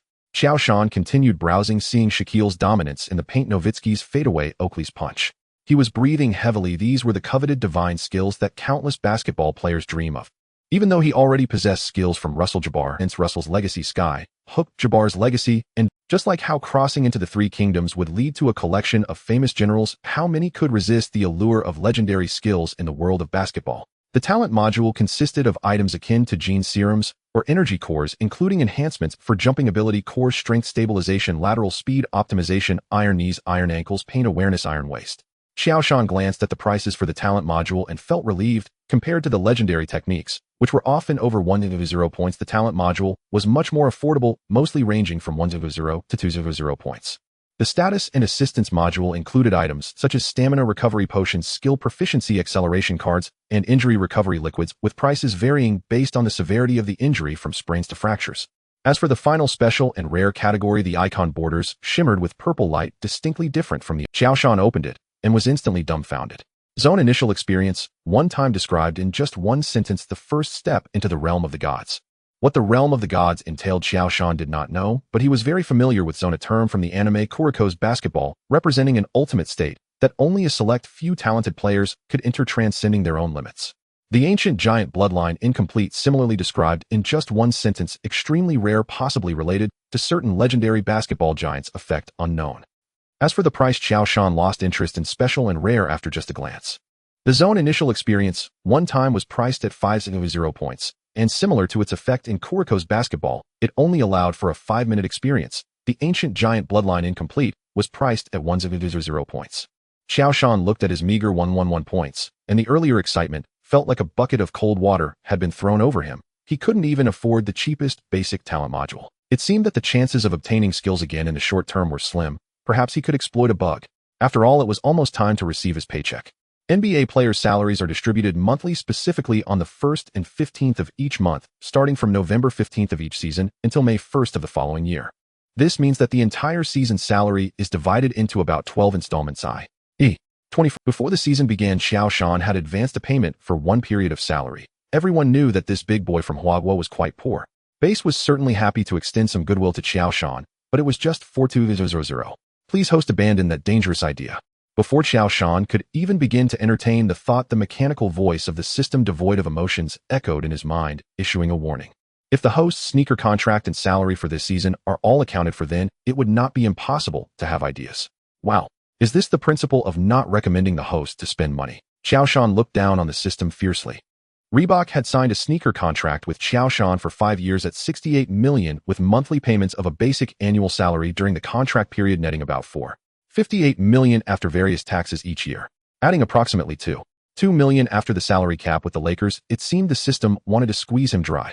After thinking for a moment, Qiao Shan's gaze fell on the talent module, and by some strange coincidence, he clicked on Iron Waist, priced at 1,500 points. Damn, forget it, let's save some points for now. With that thought, Qiao Shan prepared to exit the system mall. Ding. Detected that the host has opened the mall for the first time. A special reward of a 10 consecutive draw at 10 of the cost for the first time. Only 1,000 points for 10 draws. All prizes can be randomly obtained from the system mall, including the ancient giant bloodline incomplete. At that moment, the system's voice suddenly rang out again, but Qiao Shan did not notice that the usually calm and emotionless mechanical voice seemed a bit urgent. 10 consecutive draws for only 10 off. Qiao Shan's heart stirred. It is well known that in money-spending mini-games, a 10 consecutive draw at the start must yield gold. Since the system isn't a money-spending system, wouldn't the 10 consecutive draws be a sure thing? 10 consecutive draws. Since he was here, if he didn't take something away, Qiao Shan felt it would be unsatisfactory. Take a gamble, a bicycle turns into a motorcycle. Ding. The lottery begins. Thank you for your patronage. Thank you for your patronage. Continuous thank you for your patronage made Qiao Shan feel like he had been scammed, or perhaps he needed to download an anti-fraud app at this moment.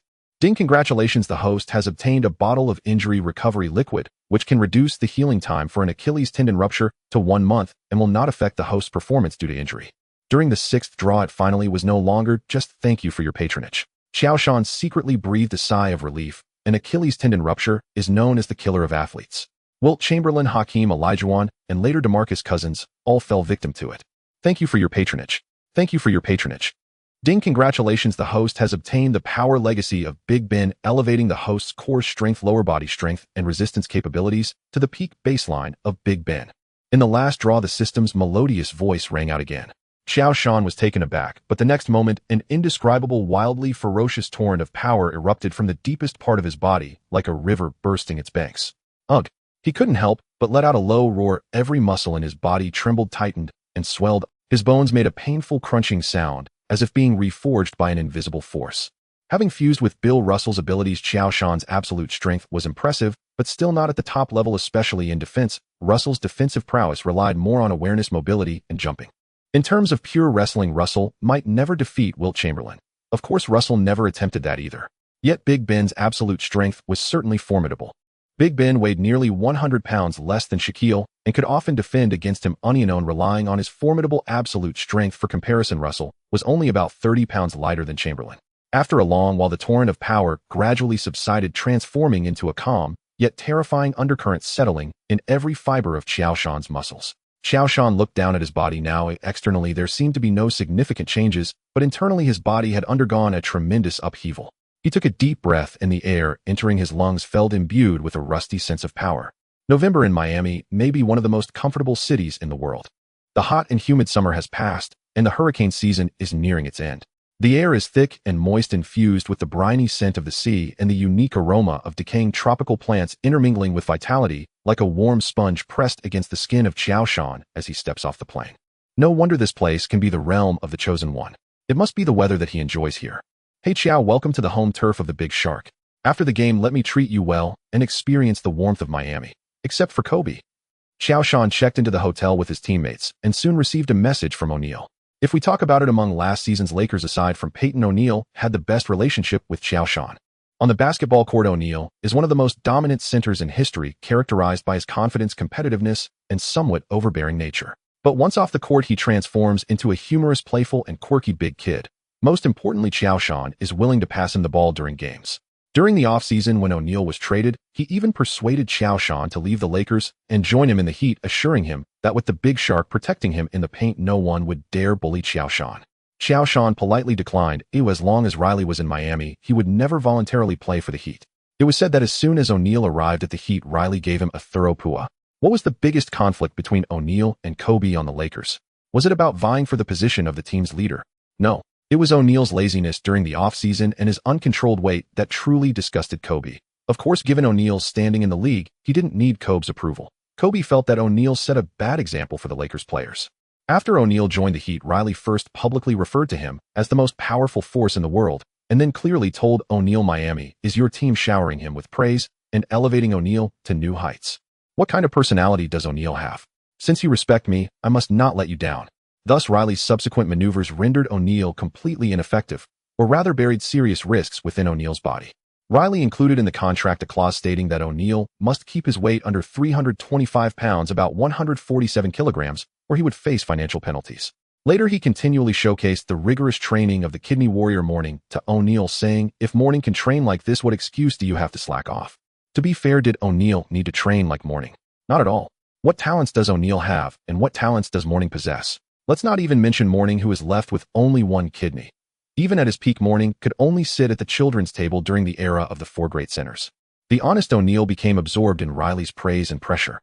Although he earned a championship ring in 2006, the high-intensity exploitation accelerated the decline of O'Neal's body, ultimately leading him to be discarded by Riley. If it weren't for the miraculous medical team of the Suns, O'Neal's career likely wouldn't have lasted 11 years. As for later stars like Wade and Butler, Riley truly takes calculating to the extreme. Even the elder Yen of the Sihyuan can be outmatched by him. Okay, if you still have the energy after the game, Qiao Shan couldn't help but tease. Of course, the Big Shark is invincible. On the court, I will definitely kick your butt. The game against the Heat is the last match of a continuous road trip, and after this game, the Lakers will enjoy a full 5 days of rest. The entire Lakers team is determined to win this game, especially Kobe. No one wants to suffer through 5 days of discomfort due to a single loss, and Kobe simply doesn't want to lose to O'Neal. It's like reuniting with an ex. Whoever is more down on their luck feels embarrassed.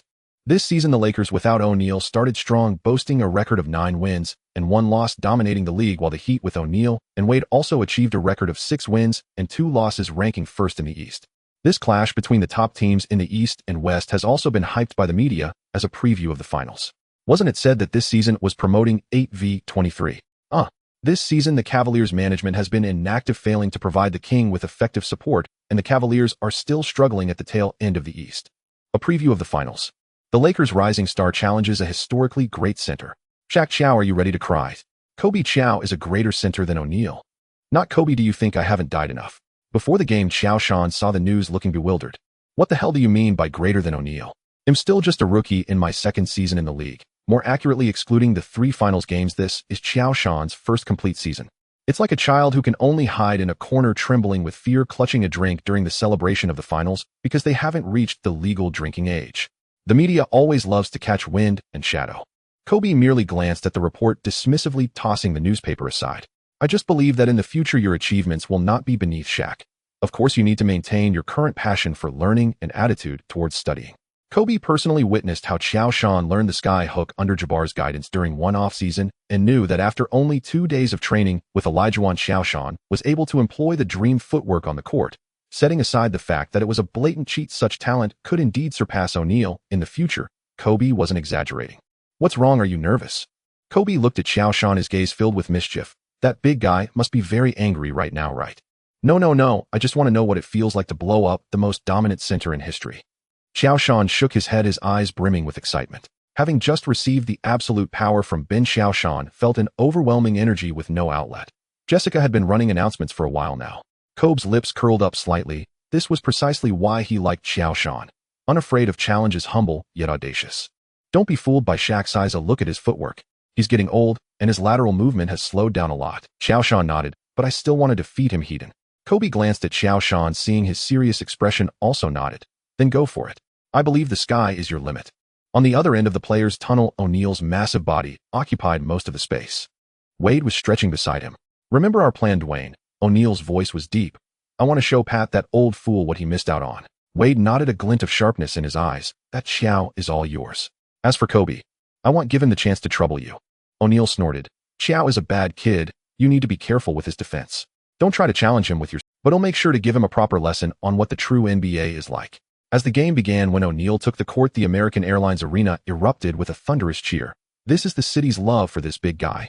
Kobe maintained a stoic expression, while Qiao Shan curiously scanned his surroundings. This was Qiao Shan's first visit to the American Airlines Arena, the venue that had rewritten the King's career.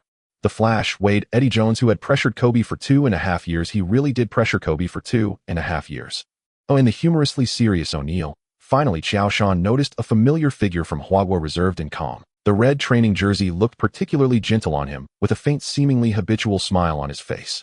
It was Yi Jianlian.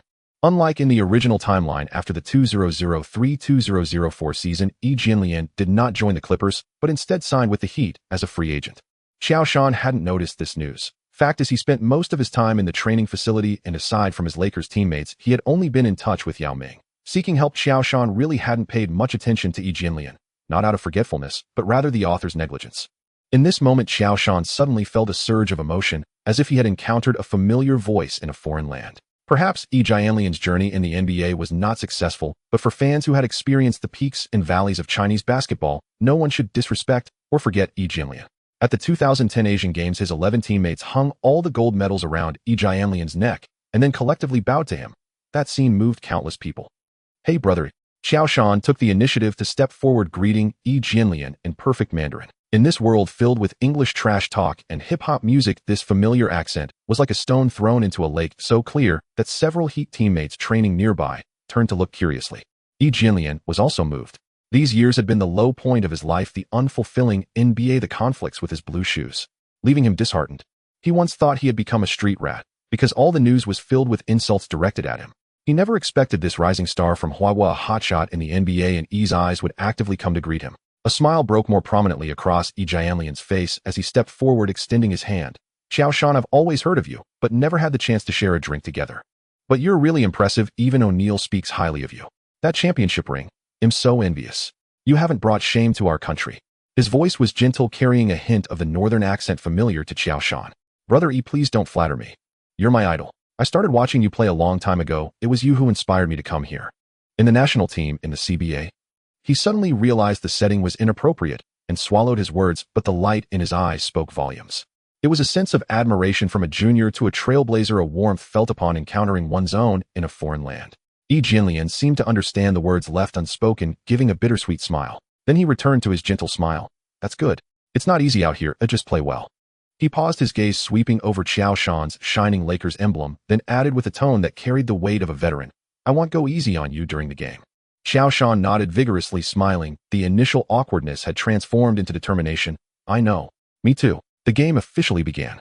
Lakers starting lineup: Castle, Kobe, Butler, Odom, Qiao Shan. Heat starting lineup: Damon Jones, Wade, Eddie Jones, Haslam, and O'Neal. Castle, who had suffered a painful backside in the last game, returned to the starting lineup. At the jump ball moment, O'Neal stood over Qiao Shan at center court, the 34-year-old big shark looking down at Qiao Shan with a grin. Qiao, are you ready for class? Qiao Shan didn't respond, his eyes fixed on the ball in the referee's hands. The whistle blew and the basketball was tossed into the air. The sharp whistle pierced through the noise. Almost simultaneously, the referee threw the ball vertically into the air. At the moment the basketball reached its apex, time seemed to stretch deliberately. Qiao Shan, who had long been poised for action, soared into the air like a rocket. Pure strength erupted from his feet, and with unparalleled explosiveness and bounce, he was the first to touch the basketball with his fingertips. Ha, Qiao, you're still a bit green compared to the shark. O'Neal seemed to have already calculated the arc of the ball's ascent, the speed of its rotation, and the timing of Qiao Shan's jump. He chose not to confront Qiao Shan head-on, but instead seized the moment, arriving late, yet effectively. Everyone considered O'Neal a symbol of brute force, yet most of the time, he was a tactician. This is the wisdom of a veteran. A light sound echoed.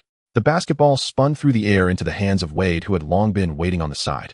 O'Neal stood at 2.16 meters tall, with an astonishing wingspan of 2.31 meters.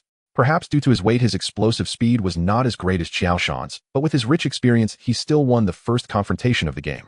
Wade dribbled past half-court, quietly waiting for O'Neal's positioning. Kobe tightly clung to Wade, knowing that a team with O'Neal always favored a ground game. As O'Neal's massive frame entered the paint, Wade's pass arrived right on cue. O'Neal backed up against Qiao Shan, producing a dull thud of muscle colliding like two giant rocks crashing together. Compared to O'Neal's overwhelming bulk, Qiao Shan appeared rather slender, yet he did not back down. With the absolute strength of his foundation, Qiao Shan's feet felt like steel stakes welded to the floor. If someone were to lift Qiao Shan's jersey at that moment, they would see his muscles taut, every line brimming with explosion. Qiao Shan positioned his arm against O'Neal's waist, his gaze sharp as an eagle devoid of fear, filled only with fighting spirit. Hey Qiao, you little rascal, don't crush the shark's waist. Qiao Shan positioned his arm against O'Neal's waist, his gaze sharp as an eagle devoid of fear, filled only with fighting spirit. Hey Qiao, you little rascal, don't crush the shark's waist. Bang! The savage clash of muscle produced a muffled sound. Qiao Shan was jolted by the sheer force, his shoes screeching against the floor due to the immense pressure, but he gritted his teeth and held his ground. O'Neal was taken aback. Had Qiao Shan's strength increased significantly over the past few months? During the finals, although Qiao Shan's defensive skills were decent, they relied merely on technique and awareness. His physicality, or rather his strength, was the greatest hurdle preventing him from becoming a DPO-level defender. In practice games, O'Neal could easily dominate the rim against Qiao Shan using sheer force. O'Neal furrowed his brow slightly. One push, then another. O'Neal exerted himself like a battering ram, trying to crush into the deepest part, but Qiao Shan's lower body was astonishingly stable. He lowered his center of gravity, almost adopting a horse stance, using his entire body as a shield to bravely withstand O'Neal's overwhelming onslaught. Damn, Qiao Shan cursed inwardly. Even with the absolute strength of his foundation, he still found it challenging to face O'Neal's brutal attack. The most embarrassing part was that he was getting pounded in the chest, and yet he had to pretend like it was nothing. This was a man's last dignity. Qiao Shan felt that if O'Neal rammed into him a couple more times, he might not last half the game and would end up lying down. A gentleman does not stand under a dangerous wall, so Qiao Shan began to prepare for some tricks. To hell with facing O'Neal head-on. At the moment O'Neal exerted himself again, Qiao Shan cleverly sidestepped, dissipating the force so that O'Neal's massive strength seemed to strike at empty space, momentarily disrupting his rhythm. O'Neal faltered, sensing a sudden drop in pressure behind him, and realized this kid. Fuck. In that flash of a moment, Qiao Shan moved. Pivoting on one foot, the other slid like a swift pointer, precisely stepping forward, his body gliding like a fish, slipping between O'Neal and the basketball, his long arm striking like a snake, accurately reaching for the basketball that O'Neal was about to lift. Without the pressure behind him, O'Neal instinctively wanted to rely on strength, but Qiao Shan's positioning was exceedingly irritating. Not only did he block O'Neal's most comfortable power point, but his constantly shifting and changing center of gravity in his cute yellow footwork made it impossible for O'Neal to judge Qiao Shan's true intentions and timing for jumping. O'Neal forcibly turned, attempting to use his weight advantage to complete a soft hook shot.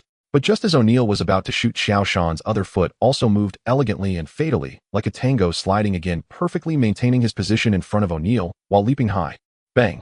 A crisp and loud sound echoed throughout the court. In that moment, both the players on the court and the spectators were stunned. O'Neal was actually blocked hidden. This was O'Neal. If the 90s were dominated by McGrady, then the early 2000s king was O'Neal. Duncan may have debuted at his peak, but his unadorned playstyle limited his popularity. O'Neal stumbled slightly due to the force of his own move, and after landing, he looked in disbelief at the young man before him, suddenly feeling a bit unfamiliar. In that moment, O'Neal seemed to feel the helplessness he faced against Olajuwon in the finals years ago. So, did this kid really learn the real deal from Olajuwon? Is it too late for me to go learn from Olajuwon now? Qiao Shan did not feel excited. The moment Kobe retrieved the ball, he began to sprint forward. Qiao Shan slammed home a thunderous dunk, sounding the opening salvo of the Lakers' offensive assault. Perhaps by mutual design, Kobe and Wade restrained their scoring impulses in the first quarter, repeatedly feeding the ball to the interior, transforming the court into a brutal arena of post-play. Shaquille O'Neal leveraged his experience and raw power to repeatedly overpower Qiao Shan near the basket, while Qiao Shan answered with blistering speed and deft footwork, even shaking off O'Neal entirely on one drive to finish with a resounding dunk. The two traded blows relentlessly, the scoreboard seesawing with each possession. Then midway through the second quarter, the climax erupted, sudden, inevitable, electric. Kobe blew past Wade's defense and charged toward the rim. O'Neal rotated to help. Midair, they collided with seismic force. Fate had orchestrated it. The legendary OK duo, once inseparable champions, now faced each other as adversaries for the first time. Kobe twisted his body mid-flight and released a desperate shot. The ball clanged off the rim. The referee's whistle pierced the roar. Defensive foul on O'Neal. Hey buddy, if your eyes aren't working, just donate them. That was clearly an offensive foul. Can't you see it? He ran right into me. O'Neal exploded, not out of frustration at the call itself, but because Kobe, his former protege, had drawn the whistle. His former apprentice. Calmly, Kobe stepped to the free throw line, tuning out the storm behind him. American Airlines Arena erupted in a deafening cascade of boos. You haven't changed a bit, Shaq, Kobe murmured after sinking the first free throw, always complaining about teammates. He sank the second, then turned slowly to face O'Neal. Tell me, whose spot do you see me standing in now? We no longer need you, Shaq. Those words shattered him. In truth, O'Neal was profoundly sensitive and notoriously thin-skinned. He'd left Orlando convinced management valued Penny Hardaway above him. He'd departed Los Angeles knowing he could never permanently eclipse Kobe's rising stature. On Miami's next possession, he set a hard screen, shoved Qiao Shan aside with his thick arms, and received Wade's perfectly arced lob. Catching mid-stride, he powered through Qiao Shan again and thundered home another dunk.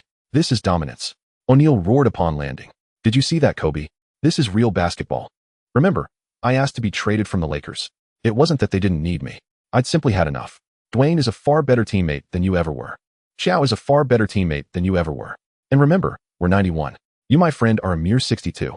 Perhaps today you'll fall to 63. Kobe pointed to the scoreboard. Lakers 35, Heat 31. Los Angeles led by 4. I won't deny it. You were the Lakers' ultimate weapon once, Kobe said, smiling faintly at O'Neal, then glancing toward Qiao Shan, still staggering from the collision. But now we wield a new one, Shaq. Qiao is a better teammate than you ever were. No, Dwayne is the better teammate. Huff, huff. In the fiery locker room, O'Neal gasped for breath, grabbing a drink and gulping it down before bowing his head once more. Just moments ago, during the Heat's final offensive, O'Neal demanded the ball in the paint. After receiving it, he turned his back to Qiao Shan and powered forward. Once, twice, Qiao Shan resisted fiercely. O'Neal spun for a hook shot. Qiao Shan leaped up, his fingertips barely brushing the basketball. The ball slammed off the front of the rim. Kobe grabbed the rebound and quickly advanced upcourt, then leaned back for a jumper in front of Wade, the ball tracing a perfect arc. Swish. The Lakers extended their lead to 6 points as the half concluded. At 32 years old, the Shaq felt the first pangs of time's erosion. Everyone said the Lakers were Kobe's team alone, but only O'Neal knew that this Lakers squad had more than just Kobe. It also had Qiao Shan. Qiao Shan's growth was astonishingly rapid, so much so that it left O'Neal feeling somewhat dazed. He still remembered the first time he saw Qiao Shan, just a 19-year-old kid blessed with enviable physical gifts, yet his skills were still quite raw. In this championship-caliber Lakers team, he felt like an outsider, out of sync with the squad. About half a year ago, Qiao Shan was merely a water boy who couldn't even break into the regular rotation for the Lakers. Everyone knew the story that followed, the miraculous rise in the finals. Perhaps Kobe and O'Neal were the pillars of the Lakers' championship run, but no one noticed that it was Qiao Shan's emergence with his defensive play and support that ignited the nearly demoralized Kobe and O'Neal.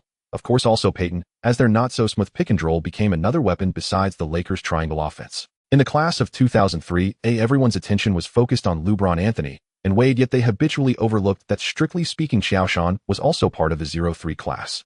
But why did everyone ignore his existence? Was it because LeBron Anthony and Wade were too dazzling?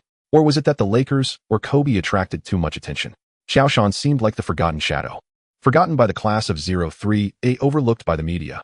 If it weren't for Kobe's words being misquoted by the press before the game, you might not have seen any news about Qiao Shan, even after he posted a 55-stat line against the Jazz. You could see LeBron named Player of the Week in the news, a testament to his status as the chosen one. You could read O'Neal declaring that Flash is a better teammate than Kobe. You could find Anthony complaining about not winning Rookie of the Year. But Qiao Shan, perhaps only in some gossip column would you find discussions about his relationship with Jessica. It wasn't until O'Neal looked at the stats that he realized Qiao Shan had grown into a 2010 caliber center. This was quite surprising. Coach, in the second half we need to pay more attention to Qiao. He will become our trouble. O'Neal inexplicably voiced his opinion to Stan Van Gundy. Qiao. Stan Van Gundy pondered, flipping through the stats. O'Neal had 20 points and 7 rebounds at halftime, while Qiao Shan had 11 points and 6 rebounds. This was still with the Lakers dominating the inside game. Is that all? In Stan Van Gundy's mind, from the flow of the game. Except for the first time O'Neal's offensive attempt being thwarted by Qiao Shan's luck. And from the stats, O'Neal was completely overpowering Qiao Shan, wasn't he? He shook his head decisively. No, Shaq, I trust you. With you in the paint, Qiao is not a threat, and Kobe is our main concern. Dwayne, in the second half, we need you to strengthen your drives. Kobe's pride will surely make him try to limit your scoring. What you need to do is to exhaust his energy as much as possible. Watching Stan Van Gundy speak confidently, O'Neal could only shake his head helplessly. No matter how Riley emphasized that this Heat team was O'Neal's team, and no matter how high O'Neal's stature was, ultimately, he was just an outsider, while Stan Van Gundy was Riley's most trusted disciple. At least publicly at this moment, Stan Van Gundy was Riley's most reliable disciple. O'Neal voiced his suggestion. Whether the head coach listened or not was beyond O'Neal's concern. In the Lakers' locker room, Qiao Shan was gulping down water. He looks even stronger than during the finals, Qiao Shan said to Kobe. Perhaps it's because we were teammates back then, and he didn't go all out during practice games. But you're right, he has slowed down. Whatever the reason, you did well. Kobe patted Qiao Shan on the shoulder. Let's go hard in the third quarter. Use your footwork and speed to wear him down. Trust me, Shaq's laziness will cost him. His stamina certainly won't last until the final moments. Of course, before that I will give that kid Shaq mentioned a good lesson. Just as agreed, as the third quarter began, Kobe and Wade simultaneously activated their attacking modes. Kobe first used Qiao Shan's high screen, stepped sideways, ignored Wade's defensive interference, and drained a pull-up three-pointer. In the next play, he backed down, executed a fancy footwork move, and then spun and leaned back the basketball, tracing an extremely high arc as it swished through the net again, driving to the basket, circumventing O'Neal's block. And Wade showcased his speed and explosiveness. Time and again, he made unreasonable drives, slicing through the Lakers' defense like a blade. Either he scored directly, or he crashed heavily to the ground. Smack! Another classic Wade-style drive, as Qiao Shan, who had been prepared, leaped up to block Wade's shot using incredible anticipation and extraordinary speed to come from the weak side.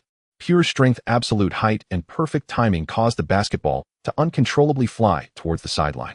In midair, Wade glanced at the referee and then crashed heavily to the ground again. Toot!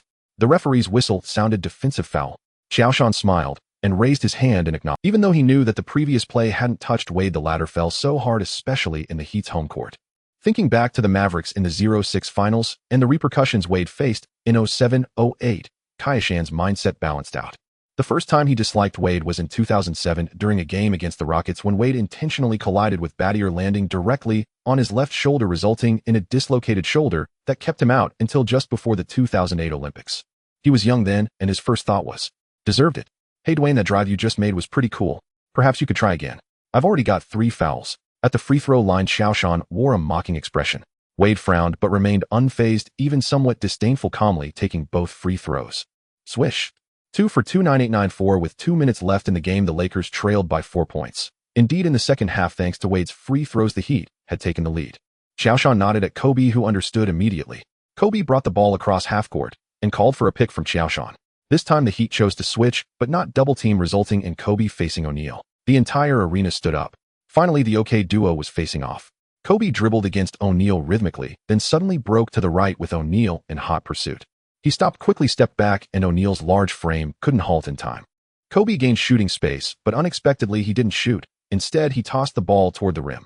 Qiao Shan cut in from the weak side, breaking free from Wade's grasp, leaping up to catch Kobe's pass, and emphatically slammed it down over O'Neal's defense. Hey Shaq, you didn't think I wouldn't pass the ball, did you? Have you forgotten who the best passer is in the Lakers? Kobe looked at O'Neal, his eyes full of mockery. In the next 2 minutes, the Lakers suddenly changed their rhythm, frequently using pick and rolls between Kobe and Qiao Shan, allowing Qiao Shan to use his speed to attack O'Neal. As Kobe anticipated in the final moments, O'Neal, lacking stamina, simply couldn't keep up with Qiao Shan's pace.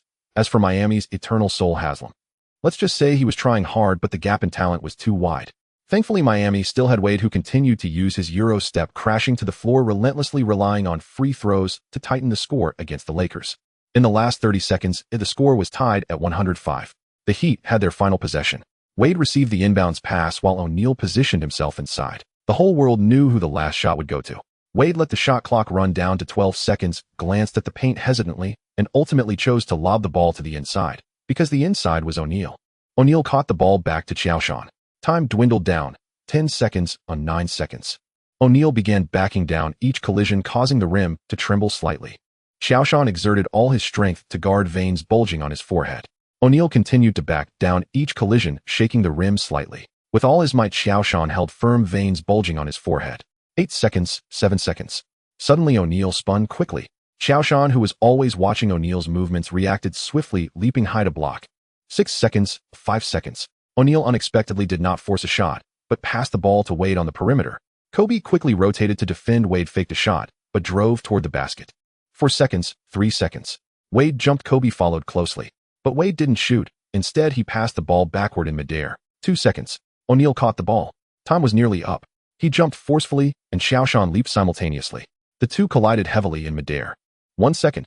O'Neal, using his immense core strength, made a slight adjustment in midair and shot the ball toward the basket. Beep.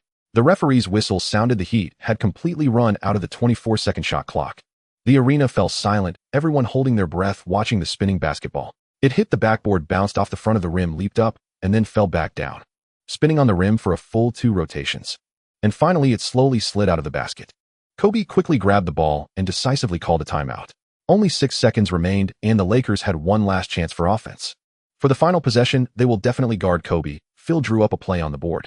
Kobe, this time we need you to be the decoy. Let Qiao take the final shot. Of course, if you insist, I can allow you to take the final shot too. In an NBA game, the last shot is generally taken by the star player.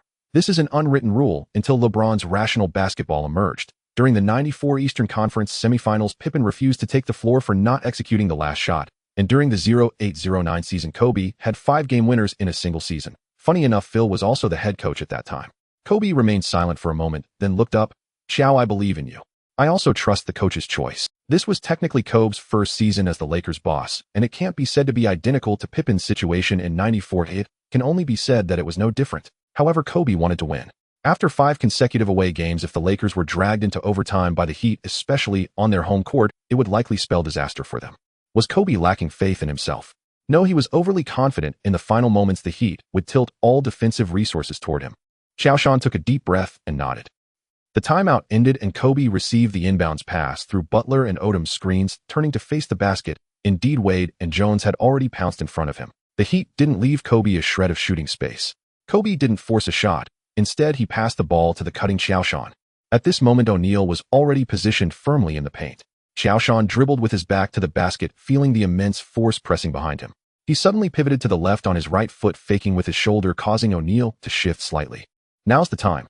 Qiao Shan quickly retracted his movement and spun toward the baseline.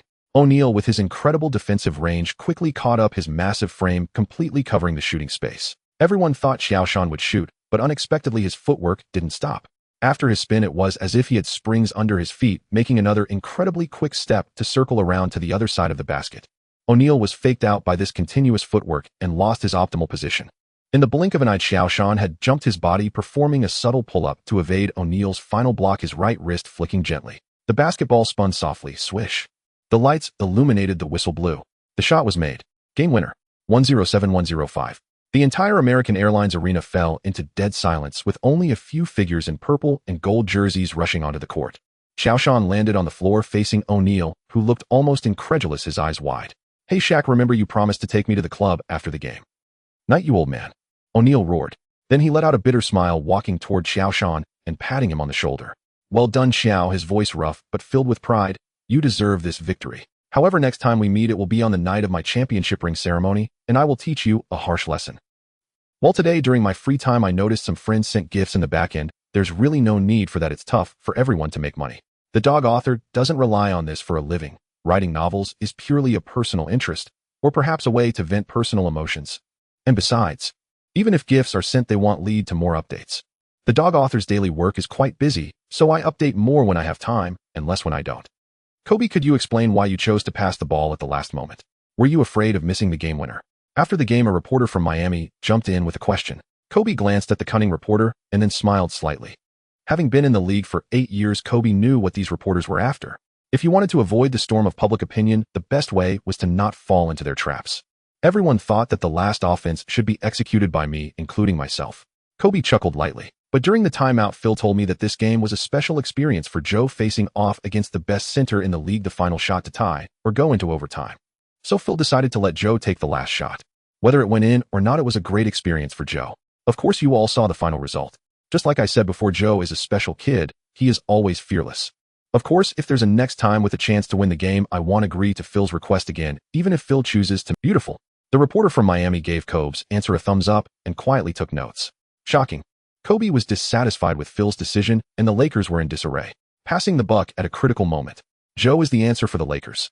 The next day, almost all mainstream sports media headlines were dominated by this game. The front page of the Los Angeles Times featured the moment Joe scored the game winner over Shaq, with Kobe raising his arms in triumph behind him. The bold headline read, "Game winner. The Lakers begin a new dynasty." This was striking, and the accompanying text was filled with praise, depicting the combination of Kobe and Joe as the new OK duo of the Lakers, while Shaq became a magnificent, yet bygone backdrop.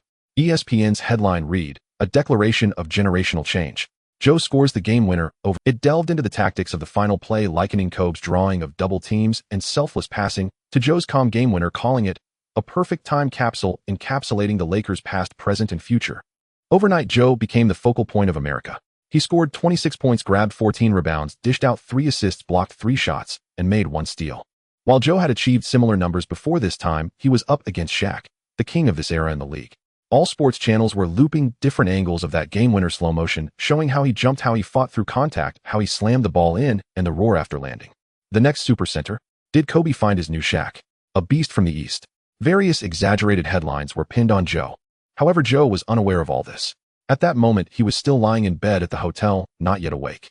After the game, Joe had declined Shaq's invitation. Besides, Joe wasn't of legal drinking age in America, and going to a nightclub meant he could only drink soda. About Miami's hot girls who would be interested after experiencing Hollywood's sweethearts. Most importantly, Joe was broke. Without the endorsement money and salary in his pocket, he had only the $1 overnight fee left by Jessica. Joe didn't want to go through a Kobe-like incident in Eagle County, mainly because he had no money to pay for it.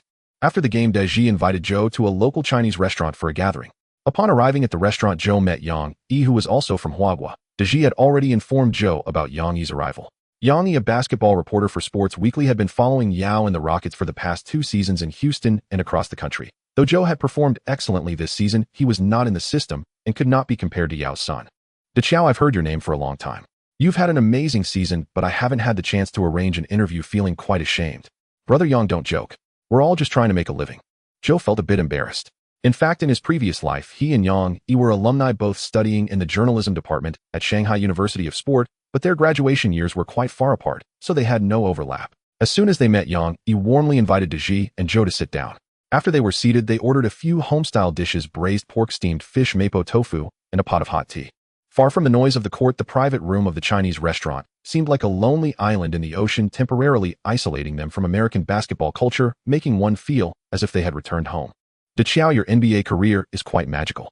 You first won a championship with the team, and this season you've secured a starting spot with the Lakers, averaging over 20 points and 10 rebounds. A feat even Yao couldn't achieve. I'm genuinely curious with your physical condition and you first won a championship with the team, and this season you've secured a starting spot with the Lakers, averaging over 20 points.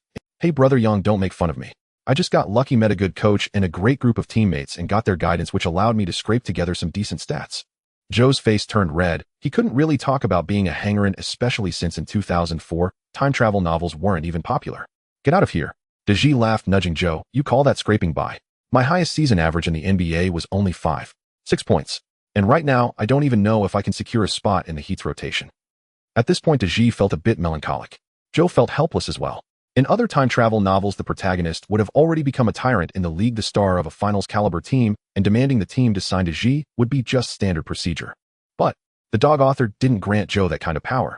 As for Deji's situation, Joe felt he couldn't help. Most importantly, everyone has their own path to walk. Returning to the CBA to lead the Bai men's basketball team to reclaim the championship is a good ending for Deji, isn't it? At this point, Yang Yi took over the conversation. Deji, I heard you are considering going back to China. The atmosphere in the private room subtly changed. Deji put down his glass and his expression turned serious. Joe also turned his attention to Deji, knowing the sensitivity of this topic. Deji had been stranded in the U.S. for many years due to conflicts with the Blue Shoes and had once been removed from the national team. Of course, he also knew that this period in the 04-05 season was when Deji began to thaw relations with the Blue Shoes. Yes, it's time to go back, Deji said, soft sensitivity of this topic. Deji had been stranded in the U.S. for many years due to conflicts with the Blue Shoes and had once been removed from the national team. Deji took a deep breath. Actually, I communicated with the Blue Shoes a few months ago, and things are moving in a positive. They welcome me back, and I am eager to serve the national team again. Actually, Deji took a drink and continued, his voice slightly choked. These past few years abroad, every time I watched the national team's games, it felt particularly unsettling. Especially during the Athens Olympics, I watched Yao lead the team into the quarterfinals, feeling both proud and regretful. That should have been our moment to fight side by side. Yang Yi was taking notes seriously, occasionally glancing at Deji's expression. So the success of the Olympics facilitated this reconciliation. Pretty much, Deji nodded. Yao's outstanding performance in the national team made the Blue Shoes realize the value of overseas players.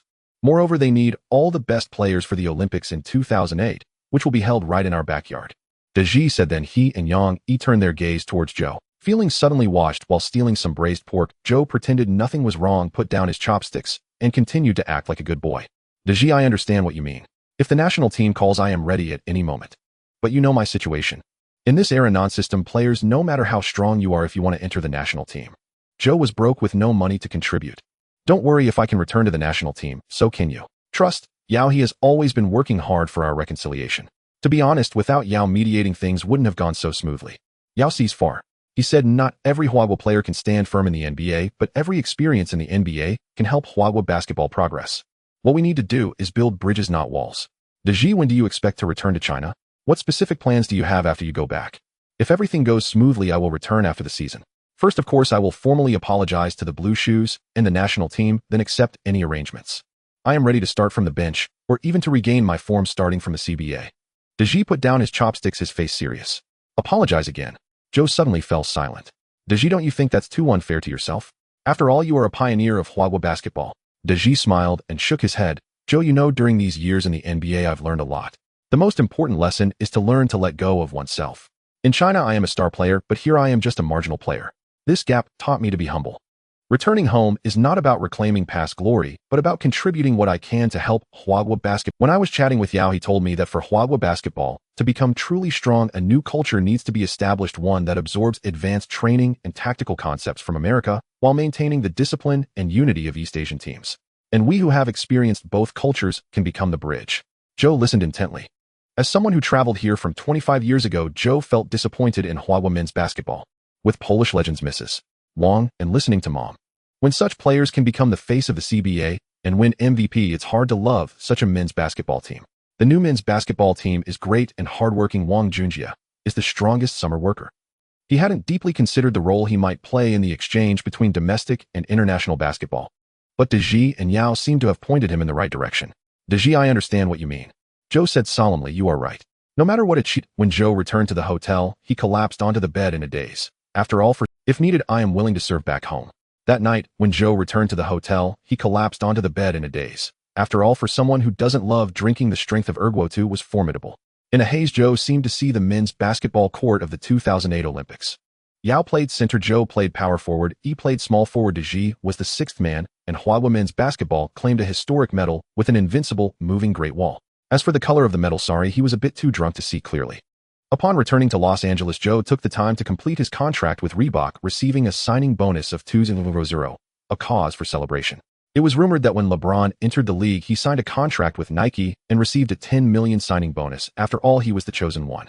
For a broke guy, $2,000 could do a lot. For instance, when Jessica texted him to ask Joe out for dinner, he could generously agree. At that time, Jessica was filming Sin City, playing Nancy the dancer who made countless gentlemen swoon. When she learned from Vanessa that the Lakers had 5 days off, Jessica, by some strange coincidence, sent Joe a message.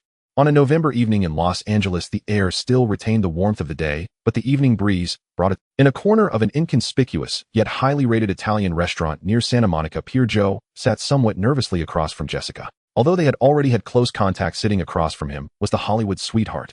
At 22 years old. So, Jessica's voice was filled with laughter as she gently stirred her lemonade. Did you really dominate Shaq? I saw in the newspaper that you were the Lakers' future, the next big thing. Joe's face flushed slightly, and he instinctively scratched his head. Don't believe that. Kobe drew a lot of defense at the last moment, and I just happened to get lucky to throw the ball into the net. Shaq is a great guy both as a teammate and as an opponent. I watched your games this week. They were fantastic. I believe if the league isn't blind, you will definitely be the player of the week. Jessica blinked, her long eyelashes fluttering like butterfly wings. Especially in the last game against Detroit, that dunk you had on that Serbian big guy Milicic was incredible. She mimicked the sound. With a bang, the entire palace of Auburn Hills almost exploded. Joe's eyes suddenly lit up. That shot was actually due to Kobe's excellent shooting choice, forcing Rashid to go for the block, leaving me wide open. In fact, judging where the rebound would land is more important than jumping. Joe nearly began a tactical analysis lecture, suddenly realizing that he was talking to Jessica, and then mentally slapped himself, thinking, damn it, loser nerd. He awkwardly smiled. I mean, thank you. Jessica was amused by his sudden transformation, letting out a clear laugh.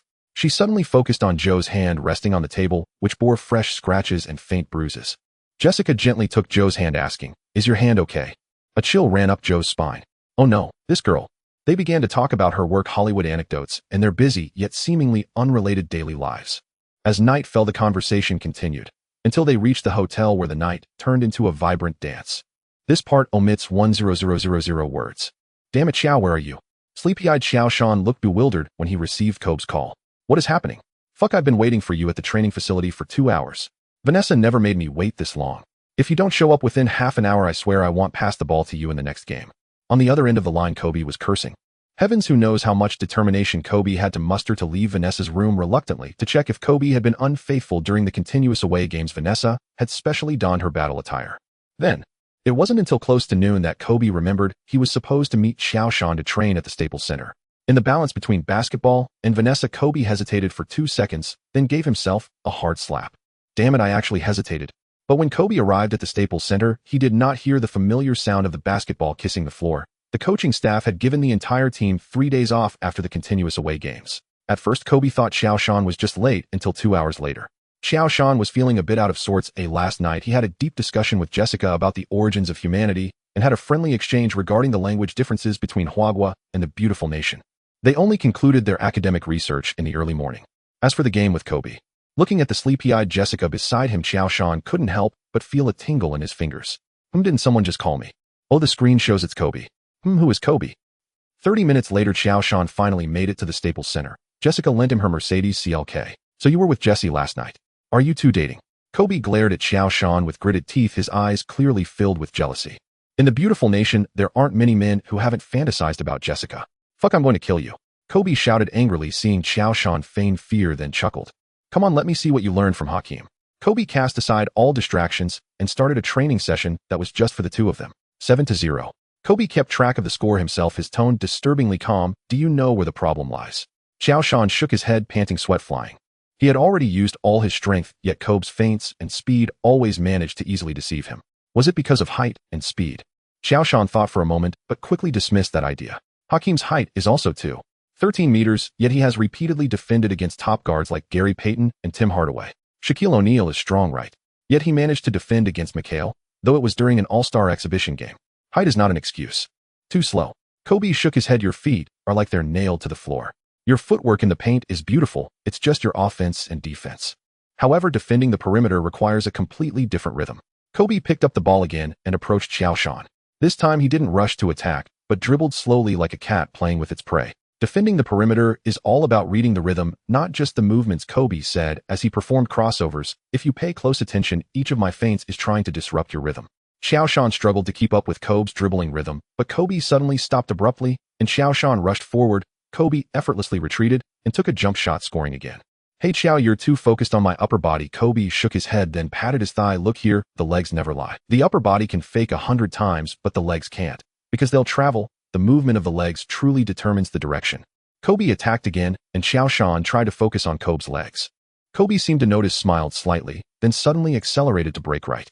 Qiao Shan, who had already sensed Kobe's movement, quickly slid to keep up, but after the first step, Kobe suddenly pulled the ball back and turned his back to Qiao Shan. Qiao Shan closed in again, but Kobe used the force of contact to pivot in the opposite direction, completely creating space and scoring with a jump shot.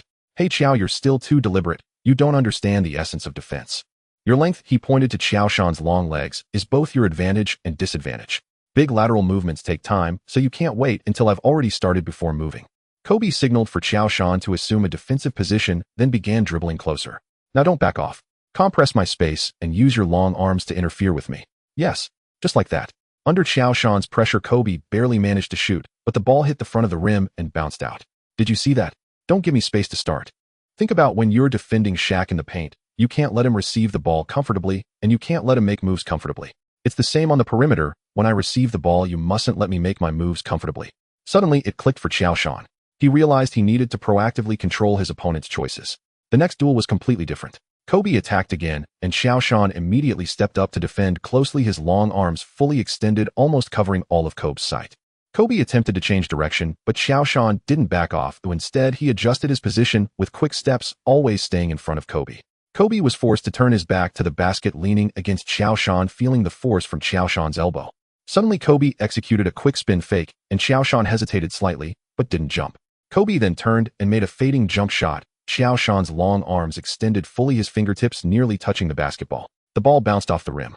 Well done, Qiao, just like that.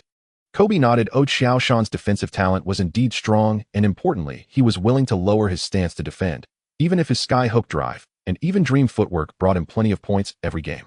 This was why Kobe was willing to share his experience. He loved young men like Qiao Shan who were talented yet diligent, low-key, and humble, with almost no bad habits. Except for his relationship with Jessica, which made Kobe a bit jealous. Qiao Shan excitedly clenched his fist, but soon calmed down. He knew this was just one success while Kobe had countless ways to score. Continue. Sure enough, in the next round, Kobe changed his strategy. He began to attack Qiao Shan with faster and more aggressive drives, using physical contact to create space. After one confrontation, Kobe suddenly stopped, and Qiao Shan, propelled by inertia, took half a step forward. That half step of space was already enough for Kobe. A fading jump shot, beautiful as a painting, swished through the net. 10-1. Kobe said, never overexert yourself, maintain balance. Control of strength is more important than sheer strength. The scoring of the game was based on the results of Qiao Shan defending Kobe. A successful defense counted as 1 point for Qiao Shan. Qiao Shan nodded firmly, remembering Kobe's words. He began to realize that defense was not only a physical challenge, but also a mental exercise. You must simultaneously consider the opponent's intentions, your own position, the court space, and all possible choices. It's the same on the perimeter as it is in the paint. After more than 20 minutes, Qiao Shan was already exhausted, but his eyes grew brighter. He gradually started to predict some of Kobe's moves, even once he completely read Kobe's fake, forcing Kobe into a passing error. Well done, Qiao. After another successful defense against Kobe's jump shot, he said, remember, defense isn't about completely stopping me from scoring.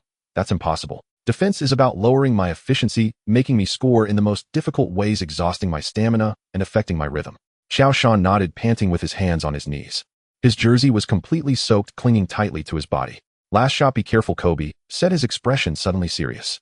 Kobe slowly dribbled, and Qiao Shan focused intently, keeping his eyes on Kobe's legs while also noticing his footwork. A change of direction. Qiao Shan quickly adjusted his footwork to keep up with Kobe's rhythm, maintaining his balance. Kobe then executed a behind-the-back dribble with Qiao Shan close behind. Suddenly, Kobe took a step back, creating a bit of space.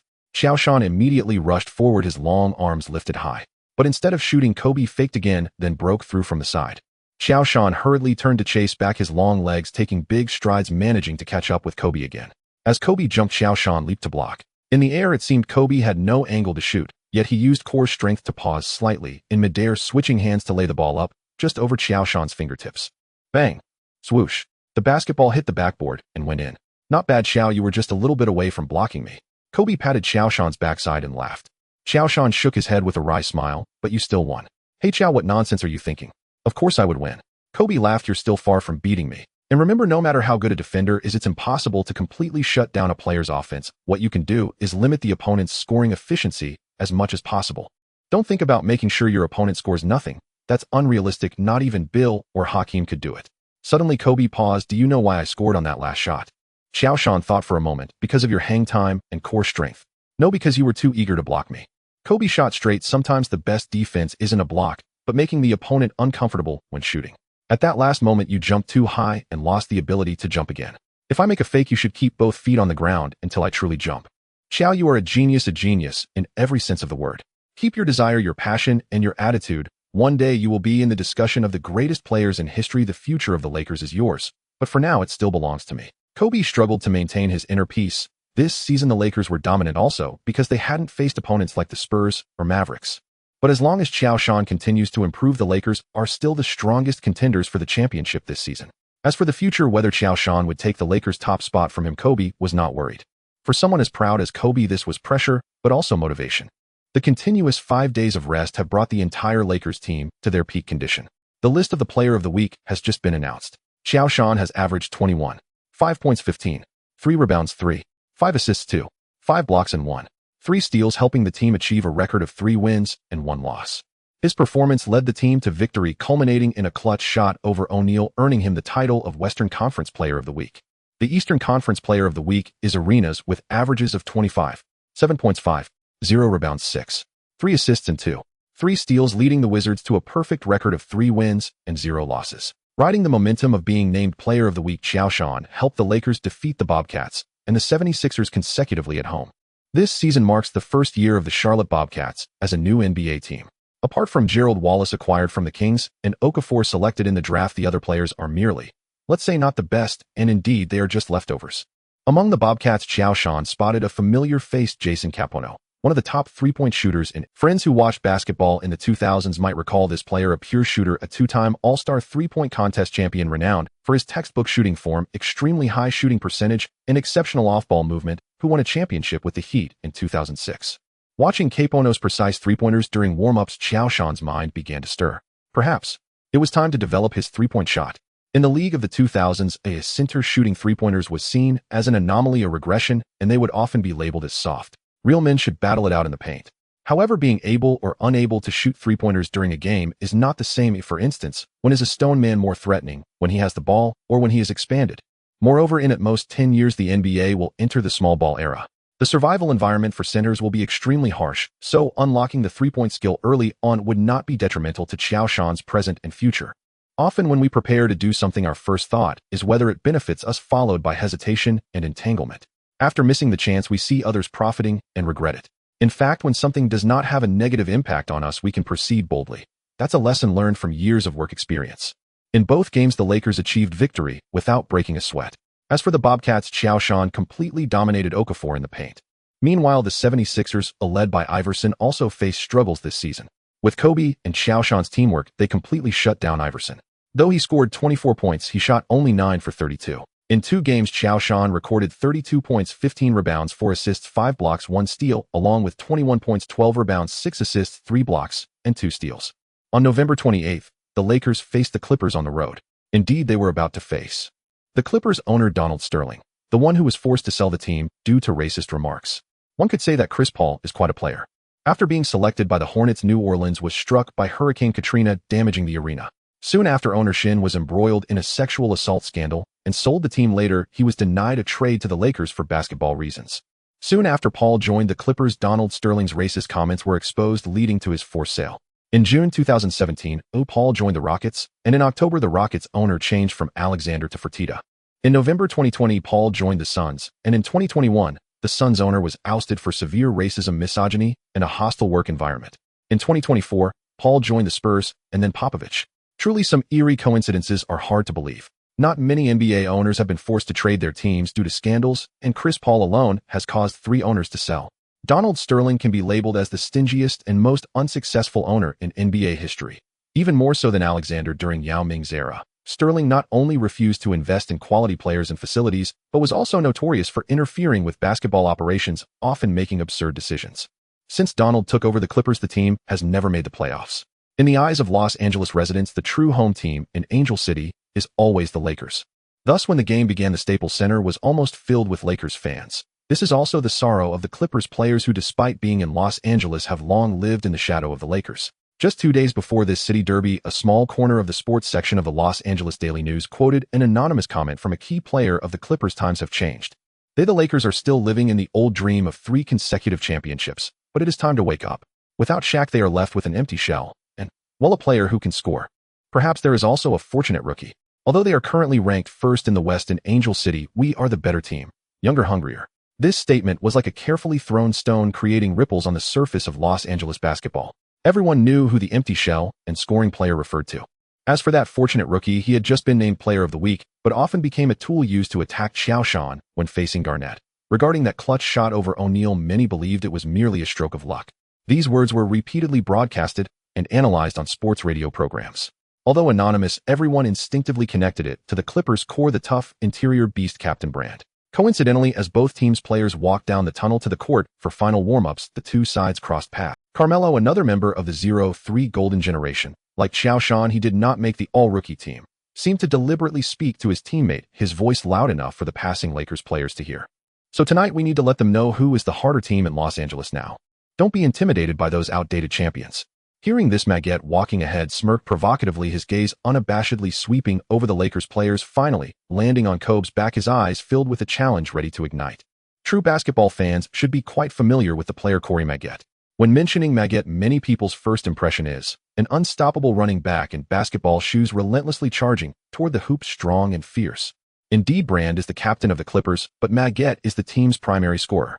This season, Maggette's explosive ability has risen again, averaging 3 free throws and reaching a career high of 2 points per game, leaping to become a top scorer in the league. Maggette finds it hard to understand why, as a top scorer in the league, Kobe has so many fans in Los Angeles, while he can't even make the All-Star team. Despite the fact that his playing style, often derided as that of a Milan blacksmith, truly attracts fans. The best way to respond is to face Kobe head-on and crush him on the court. In the face of Maggette's provocation, Kobe remains unfazed. The Lakers are the defending champions, and a champion must carry the air of a champion. If any random player jumps out to respond, it would diminish the prestige of the champions, wouldn't it? Most importantly, Kobe truly does not regard Maggette as a threat. He does not pause his steps as if he had. As for Qiao Shan, he carefully examined Brand, noting him short and stocky, just his preferred type. Compared to the calmness of Kobe and Qiao Shan, Butler has less patience. Upon hearing Coman's words, he immediately retorts, "Shut your stinky mouth, rookie. Let your basketball do the talking on the court." Laughter comes from the Clippers side. Although Elton Brand says nothing, he pats Coman on the back to calm him down. However, the steady confidence in his eyes seems to silently approve and agree. Indeed, this is Brand's confidence and the pride of being a #1 draft pick. As the star of the Clippers, Brand never thinks that the Lakers without O'Neal have the right to be the pride of the City of Angels. The new king must rise. During warm-ups, the Clippers' arrogance is even more pronounced. Every dunk is powerful, as if deliberately showcasing strength and vitality, and the shouting and communication are particularly loud. In contrast, the Lakers remain coldly silent. The media area captures all. Kobe's stern face, Maggette's provocative expression, the sparks between Butler and Coman, and Qiao Shan, who blends into the mix like a Labrador among wolves. "Hey Jesse, is that the yellow-skinned guy you've been mentioning, Qiao?" In the front row of the Staples Center, Jessica invites her friend Paris Hilton to join her in cheering for Qiao Shan. He looks rather ordinary. Paris pouts. She simply cannot understand why her best friend would choose an Oriental boy, especially one who is not wealthy. Paris is the great-granddaughter of Conrad Hilton, the founder of the Hilton Hotel Group. Born into immense wealth, Paris sees even Kobe, let alone Qiao Shan, as poor. Moreover, while players on the court are either excited, flamboyant, or cold, Qiao Shan maintains a gentle smile. Though it seems warm, he appears somewhat out of place among the competitors. "Hey Par, trust me, Qiao is not as simple as he looks. Just wait and see, the Clippers will pay for everything they've said." Jessica is full of confidence in Qiao, not just in his strength, but also in his endurance. TCH. Paris remains unmoved, realizing her friend is hopeless. The game officially begins. The Lakers' starting players are Castle, Kobe, Butler, Odom, and Qiao Shan. The Clippers' starting players are Marco Jarek, Bobby Simmons, Maggette, Brand, and Coman. Bobby Simmons, the most improved player of the 2004-2005 season, was once a teammate of Ian the Bucks. The referee walks to the center circle with the ball, and the noise reaches a peak. That anonymous report, the words in the corridors, the glances during warm-ups. Everything feels like a tightly wound spring, pushing the tension and hostility of this game to its peak. The 2003 draft class, Sadajuo, Qiao Shan, and Coman stand at the center circle preparing for the job. Coman is a very traditional center with refined skills and elegant footwork. Do not be misled by Coman's performance in the 2008 Olympics with the German team. He was simply overmatched by Yao Ming, which does not mean he is weak. In fact, in the 2000s, all traditional centers except O'Neal were overmatched by Yao Ming. Lucky kid, today I'll show you who is the best big man of the 2003 draft class. Come on grins maliciously at Qiao Shan. Qiao Shan is taken aback, then smiles lightly. Maybe it should be Chris. Come on feels better, his malice toward Qiao Shan diminishing. Indeed, Come on's full name is Chris Come on. Sorry, I meant Chris Bosch. Qiao Shan quickly changes his tone. Fuck. Come on realizes he has been played, and his anger skyrockets. Beep. The whistle blows. Qiao Shan easily passes the ball to Kobe. The Clippers also know the Lakers' habits this season. As soon as they see Kobe get the ball, they quickly position themselves to deny the Lakers a fast break. Seeing no opportunity for a fast break, Kobe passes the ball to Castle to organize the play. Castle notices that Kobe, who just arrived at the front court, is already double-teamed by Jarek and Maggette, so he slows down the pace. Kid, you want score on my watch. Come on bellows in the paint, muscles bulging, using all his strength to push Qiao Shan out of the paint area. Qiao Shan says nothing, merely lowering his center of gravity, slightly his left arm, like a mountain, blocking Come on behind him. Then he raises his hands to request the ball. This is a tactic devised by Phil before the game.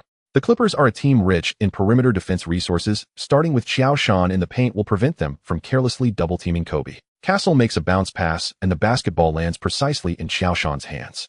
At the moment of receiving the ball, Qiao Shan doesn't even dribble.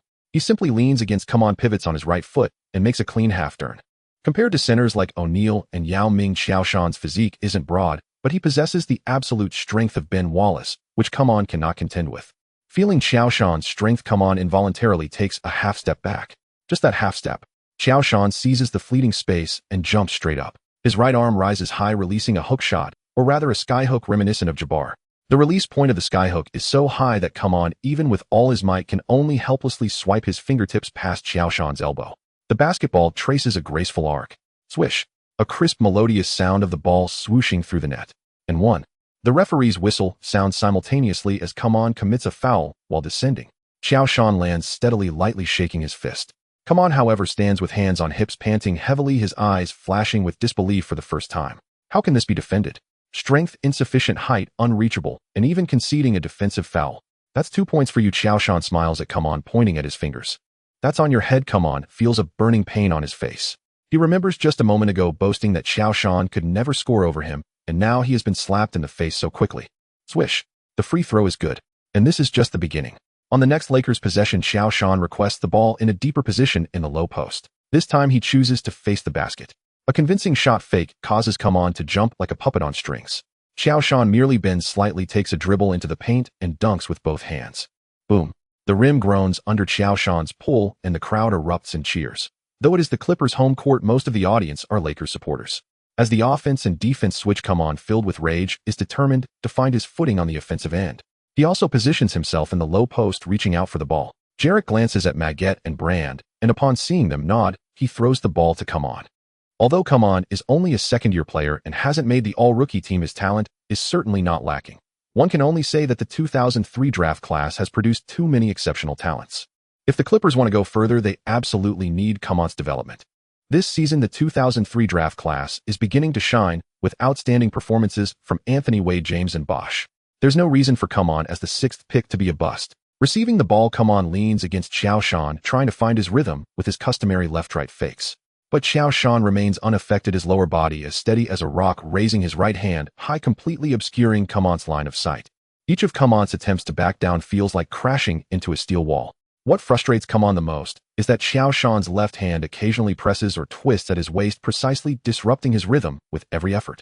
Come on, feeling anxious, forces a turn towards the middle, attempting to finish with a small hook shot. Just as the ball leaves his hand, a giant hand descends from above. Bang!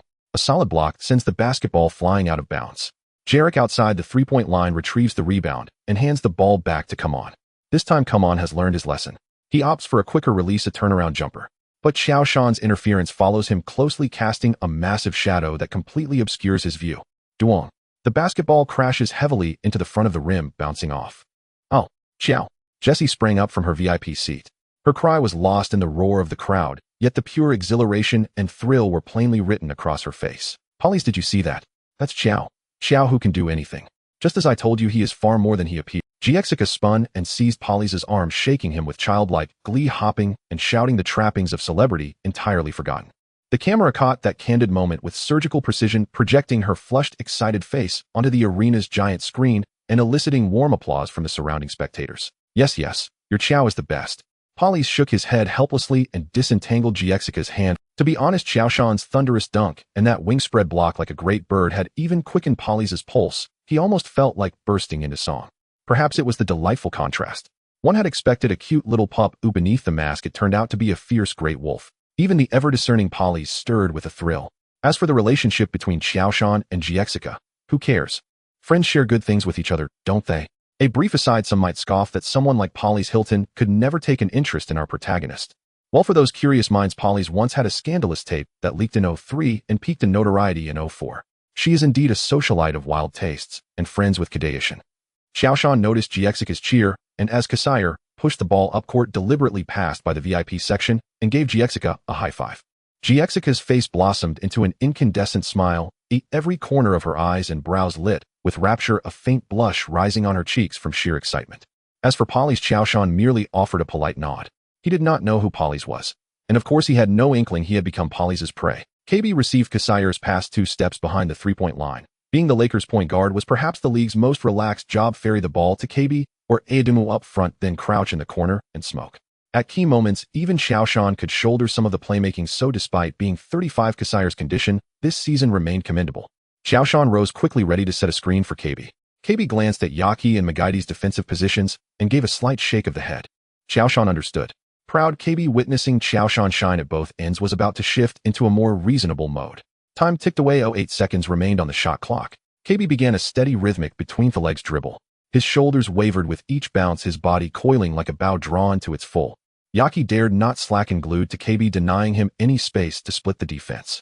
Yaki stood 2 meters and 1 centimeter tall, an unusually large guard. Those Clippers of this era favored hulking guards on their bench. Coincident. Suddenly, KB executed a lightning-fast in-front crossover, dragging the ball to his left with his right hand as his whole body tipped sharply left.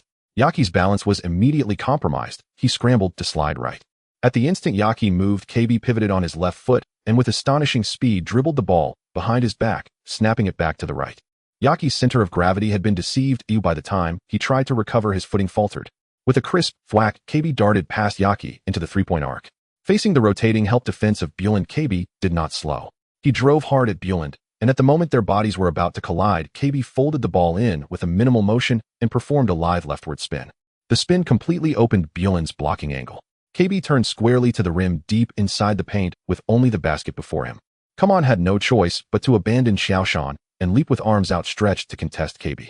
In midair, KB displayed his unrivaled core strength and abdominal control. First, a vertical shot fake to bait Kaman to the apex of his jump, and only as Kaman began to descend did KB truly unleash his power. His body arched back slightly, suspending him in a delightful hang time that evaded every block. His right wrist flicked with subtle grace. The ball spun rapidly, skimming past Kaman's fingertips, tracing a small perfect arc, kissing the backboard and nestling into the net with surgical precision. Swish! The crisp net sound. Staples Center erupted. KB landed expressionless and made a hush gesture which only provoked louder cheers from the fans, a tidal roar sweeping the arena. Damn, the showmanship. Qiao Shan bristled with indignation. They're both 2 points. Why does KB reap such thunderous acclaim? Magaidi felt the same irritation. Victory is fleeting, but being handsome is forever. Clippers on offense. Magaidi caught the ball beyond the right three-point line. Guarded by Battel, he made no flamboyant feints. Just a simple cross step, a lowered shoulder, and an acceleration like an armored vehicle at full throttle barreling down the right lane. Magaidi's first step explosion was ferocious and paired with a physique far stronger than Battel's. The defender's lateral slide could not prevent Magaidi from carving out half a body space and plunging toward the paint. Qiao Shan recovered quickly, leaping high with long arms fully extended in an attempt to swat. Their bodies collided violently in midair. A muffled thud. Qiao Shan felt as though a speeding truck had struck him. Magaidi of 04 in sheer physicality rivaled John in his heat prime. After the midair clash, Magaidi forced his shooting motion and lofted the ball toward the hoop. The shot was off, but the referee's whistle shrilled, blocking foul. Qiao Shan rubbed at the aching spot on his chest. When he looked at Magaidi again, his eyes brimmed with excitement.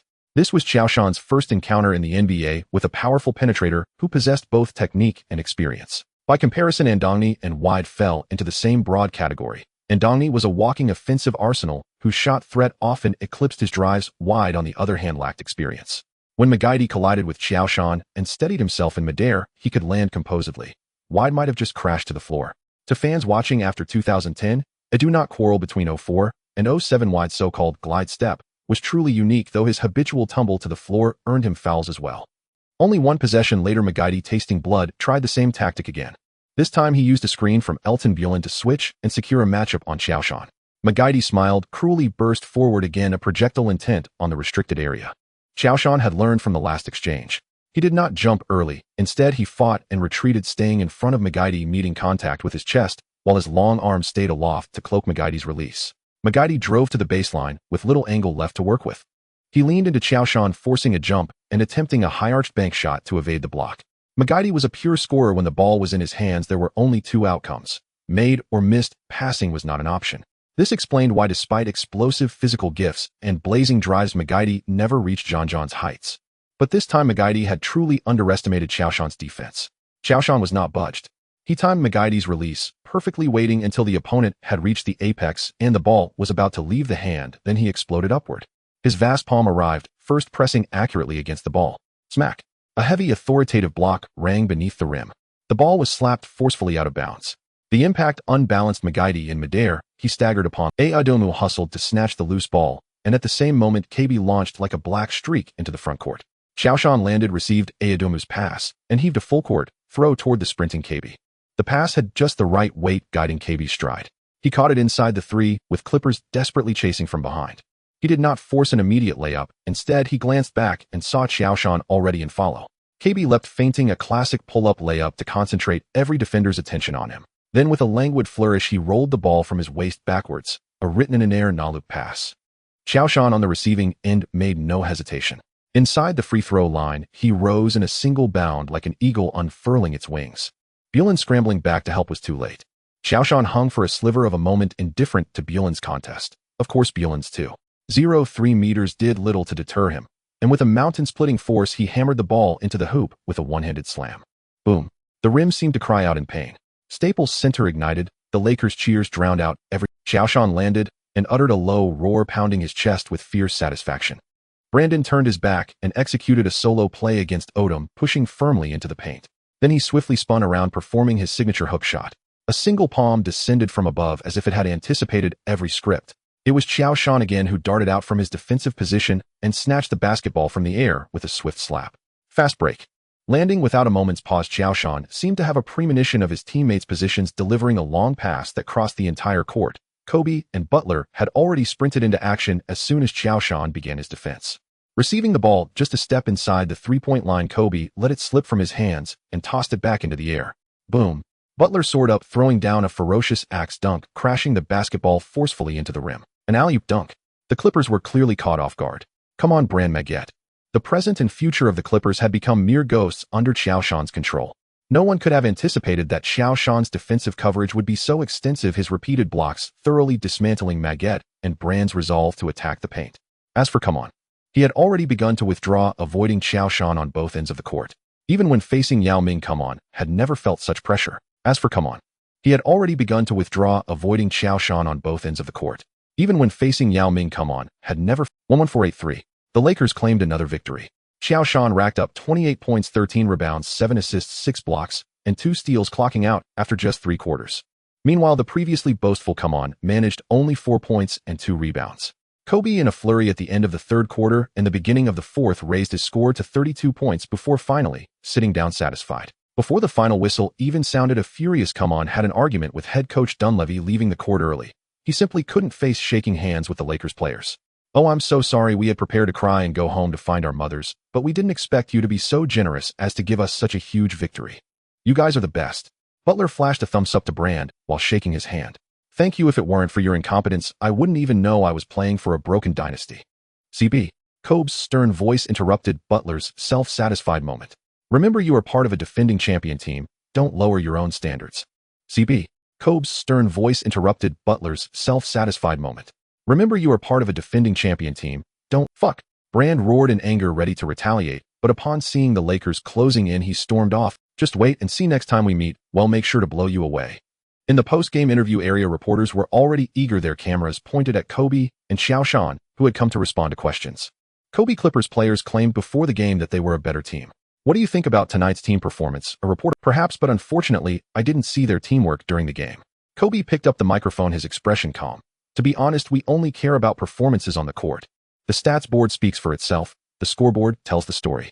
As for everything else, he paused, noise won't help us win games. A barely noticeable mocking smile appeared at the corner of Kobe's mouth as he added, when there's too much noise it often ends up being hard to wrap things up. Qiao, I'm your fan. Another reporter quickly stood up. Thanks. Qiao Shan felt a bit shy. After all, this was the first time someone publicly claimed to be his fan. Jessica didn't count as she was purely after his looks. Qiao, I watch every one of your games. In fact, in my impression, you have always been reserved and humble on the court, but in this game, you actually shouted. Or rather, you played like a beast. Or was it because of what the Clippers players said about you being a lucky kid before the game? Or was it because Jesse was on the sidelines? They weren't wrong. In fact, I am quite lucky. As I said before, luck is part of being on a team like the Lakers. I didn't pay attention to the pre-game news. Chris is an excellent player, and the competition during the game was very...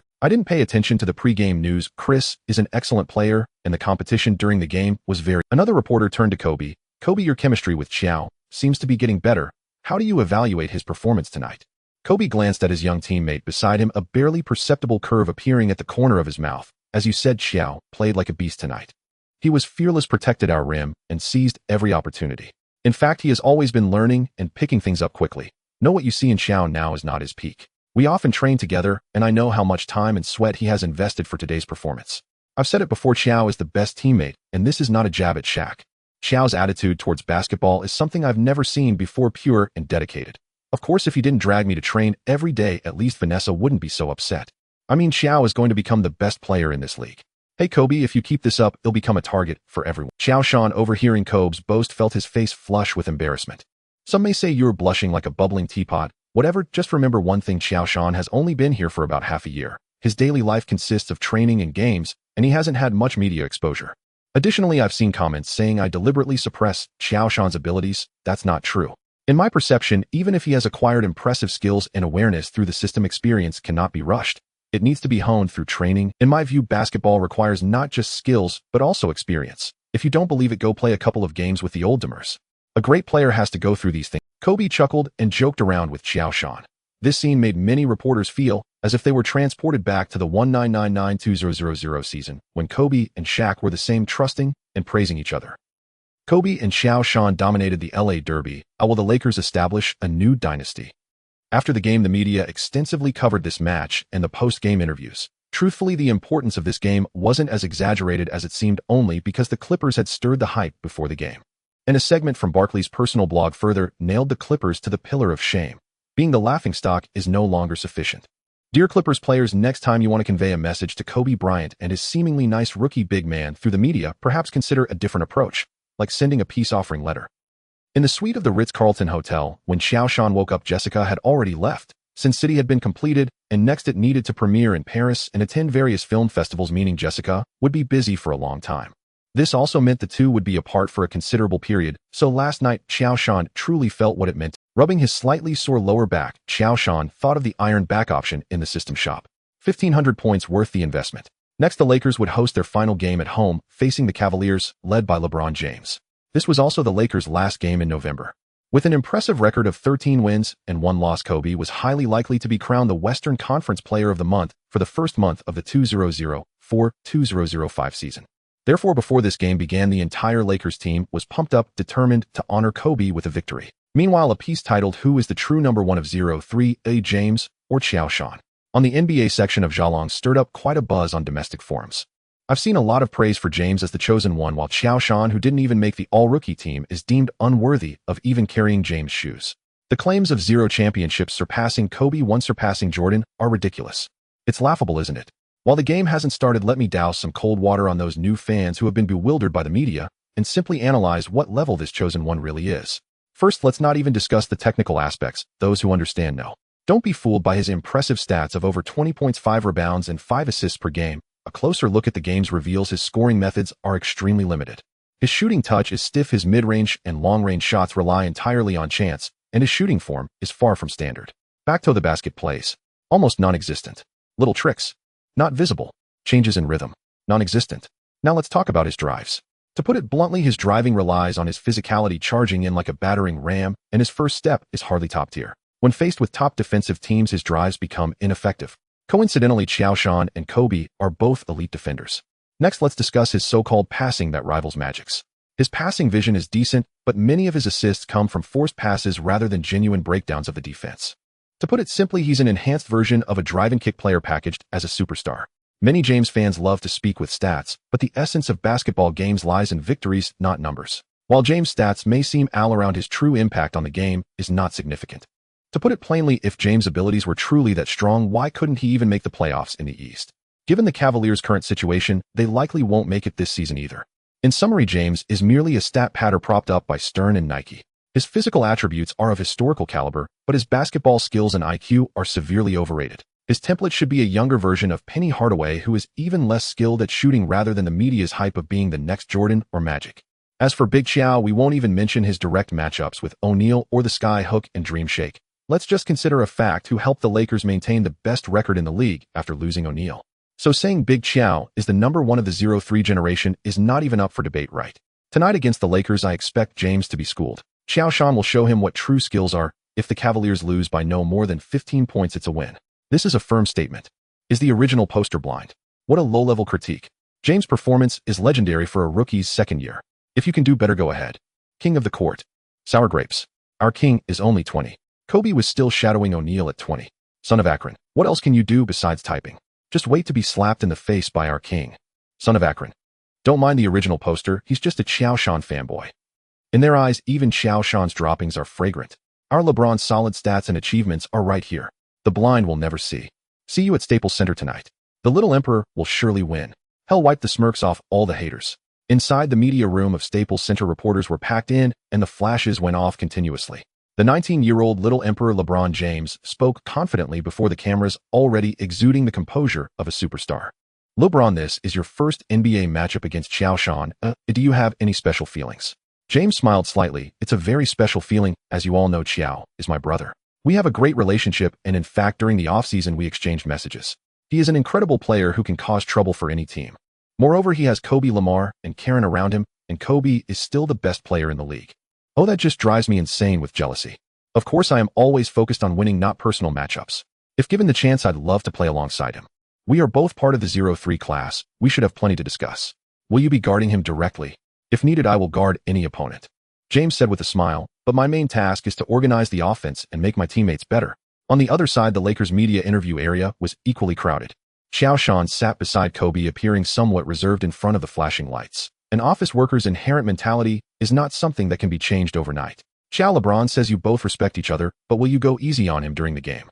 Qiao Shan glanced at Kobe beside him, who nodded slightly. There is no such thing as going easy on the basketball court, Qiao Shan said softly. Both LeBron and I understand that. It seems you're asking the wrong question. You shouldn't ask how Qiao will defend LeBron. You should ask how the Cavaliers will defend Qiao. My big man will tear them. Kobe took the microphone, his gaze sharp, and after a pause, he continued, oh, by the way, you seem to have forgotten that Qiao and LeBron are players of different dimensions. Oh, Qiao is a champion. 1-0. The referee's whistle blew and the match officially commenced. The Lakers maintained their starting lineup, while the Cavaliers' starters included Jeff McInnes, Ira Newble, LeBron James, Traylor, and Big Z. The changes in the starting lineup of James' team were quite significant. For instance, in the later part of the season, after trading for Drew Gooden and Donyell Marshall, Gooden became the starting power forward. Marshall is most famous for previously holding the record for the most three-pointers in a single game before Splash Brothers. Additionally, guard Snow would occasionally start as well. To be fair, during this period, James' teammates were somewhat lacking. Big Z is indeed an all-star, but compared to contemporaneous all-star caliber big men, he lacks much intimidation. He just looks plain. McInnes was an undrafted player who was released by the Trail Blazers mid-season in 2003-2004 and then joined the Cavaliers, becoming a key player there. Newble was a decent 3D player in the league at that time, but merely a role player. However, the performances of Gooden and Marshall, who joined the team later in the season, were commendable. As for Ricky Davis, who previously thought James came to support him purely in terms of scoring ability, he is likely slightly inferior to Monta Ellis. Compared to contemporaneous players like Anthony Wade and Bosh, James' teammates might be slightly less renowned. I have some extreme fans of James who dislike him, but I would never criticize him for the sake of criticism. Facing Big Z, Josh passed the ball to Kobe, effortlessly initiating the Lakers' first offensive play with a swift start. Fast break. Kobe dashed forward like an arrow while the Cavaliers' defense appeared a bit rushed. Kobe dribbled in rapidly, his eyes scanning ahead, who James was sprinting back with all his might, attempting to intercept. Kobe paused momentarily. Since entering the league, James' chase down blocks have often made the top 5 plays with his terrifying speed, exaggerated jumping ability, and impeccable timing. Many star players have been mere backdrop to James. Kobe didn't force the issue. As he drew Jameis' defensive attention, he flicked his wrist passing the ball like a scalpel to the fast-breaking Odom on the wing, who effortlessly passed it to Josh, who had already followed up near the free throw line. Josh caught the ball taking a large step and leaped into the air. At this moment, the Cavaliers' defensive formation had not fully settled. Big Z, having just completed the jump ball, was barely able to chase to the three-point line. Compared to the human essence of movement, Big Z seemed more like a little train. Josh soared, executing a James-style tomahawk dunk. The rim emitted a painful groan. Only 5 seconds into the game, a fast break collaboration from the Lakers. Josh's alley-oop dunk. A perfect start. Go big. Josh, the first man of the 0-3 generation, needs no explanation. Is the idiot upstairs serious? If it wasn't for Kobe drawing the defense's attention, could Josh have scored? What's so great about these simple plays? Oh right, since the team lost, James didn't lose right. All his teammates are from the Cavaliers' offense. James received the ball in the backcourt, advancing slowly, his expression serious, clearly aware of the unfavorable start. Kobe immediately closed and sticking to him like glue, providing intense physical resistance. Listen up, guys, the Cavaliers are LeBron's team alone. LeBron is strong, but unfortunately he is still young. From now on, we must make his drives feel like traversing through a thicket of thorns during every defensive possession. Kobe, you are the first line of defense. Josh, you are the last bastion. I need you to work together to strangle him. Kobe, I trust you won't easily relinquish the league's top position, will you? Before the game, Phil's words still lingered in Kobe's ears. Welcome to Staples, LeBron. Kobe's voice was low, laced with a hint of mockery. James did not respond. He lowered his center of gravity, attempting to overpower Kobe with strength and speed. Bang.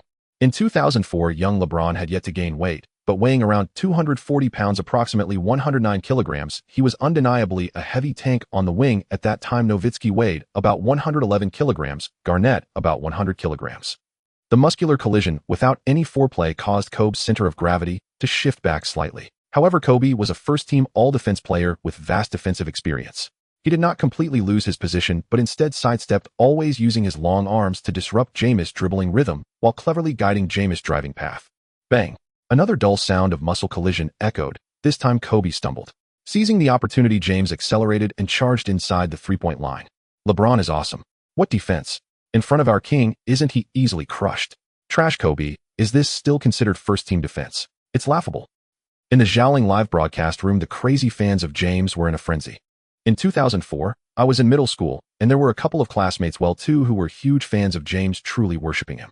By the way, to add, during high school and college, I had 3 classmates who were James fans. Ever since graduating and working, none of my colleagues or friends in my circle are James fans, so I've never quite understood why there are so many fans of James online. But if I were to say our lives aren't satisfactory, well, I was in an experimental class in middle and high school, and my classmates have been doing well after graduation. Having already charged forward, James saw Butler coming over for help defense. He made a change of direction, squeezed through, and a faint opening appeared before him. Without hesitation, he took off, ready to execute a powerful dunk to restore his reputation. However, just as he soared into the air, a massive shadow enveloped him. It was Josh. Josh's timing was impeccable, not revealing his intentions too early or too late. His astonishing wingspan fully extended, as if weaving an invisible net in the air. James attempted to alter his move in midair, but the coverage area of Josh's defense was too vast. Forcing a shot would almost certainly lead to a rejection. In a split second, James chose to pass, attempting to dish it out to a slightly open Ilgauskas. Smack!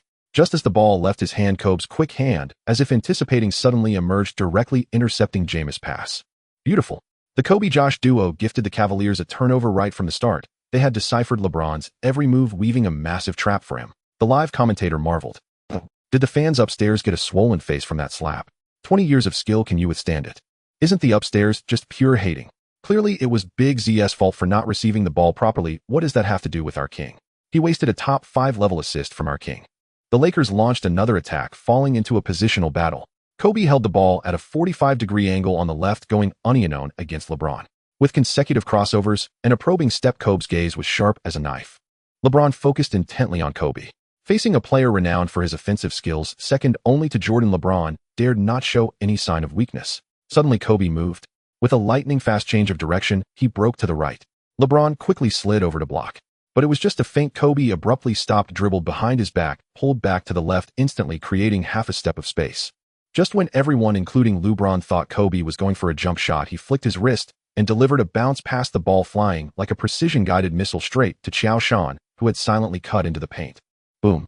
Facing the help defense from Treller, Qiao Shan did not hesitate, going up strong and slamming the ball viciously into the hoop. Treller, nicknamed the Tractor, powerful but slow.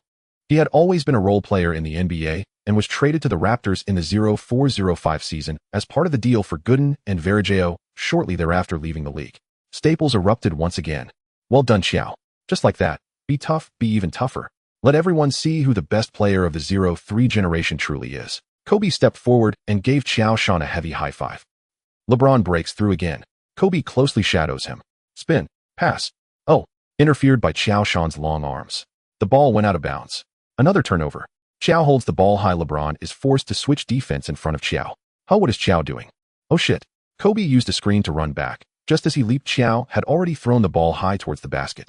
Kobe completed a powerful alley-oop dunk. It seemed everyone had forgotten that in the finals Qiao had relied on this high position playmaking to obliterate the Pistons. LeBron wanted to pass to Newbell in the corner, but the ball slowed down.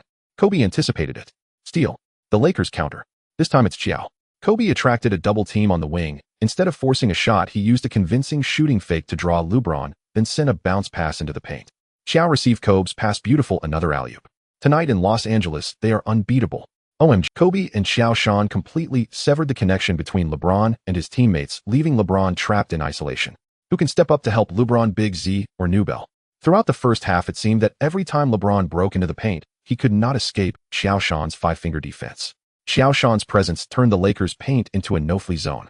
He not only had height and long arms, but also excellent anticipation, always able to position himself perfectly to thwart LeBron's moment of acceleration. LeBron attempted to overpower with his body, but found the opponent's core strength was not inferior to his own. Possessing the absolute power of Big Ben, Qiao Shan could occasionally handle even Shaq Onion, let alone against a young LeBron. He tried to use a layup to evade, but discovered that Qiao Shan's long arms covered an absurd area. LeBron's drives began to become hesitant, and his passes grew increasingly rushed. He even attempted several long-range shots which he wasn't particularly skilled at, but it felt as if the basket had a lid on it.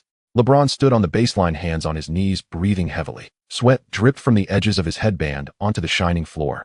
His face was filled with an unprecedented sense of defeat and urgency. The expression that usually bore a hint of smile or confidence had vanished, replaced by furrowed brows and tightly pressed lips. A flicker of confusion crossed LeBron's eyes. Why is this happening? It shouldn't be. I am the chosen one. I am the future face of the NBA. Why is it Qiao Shan, someone who didn't even participate in the draft, who didn't make the all-rookie team, who stands in the spotlight receiving fans' cheers?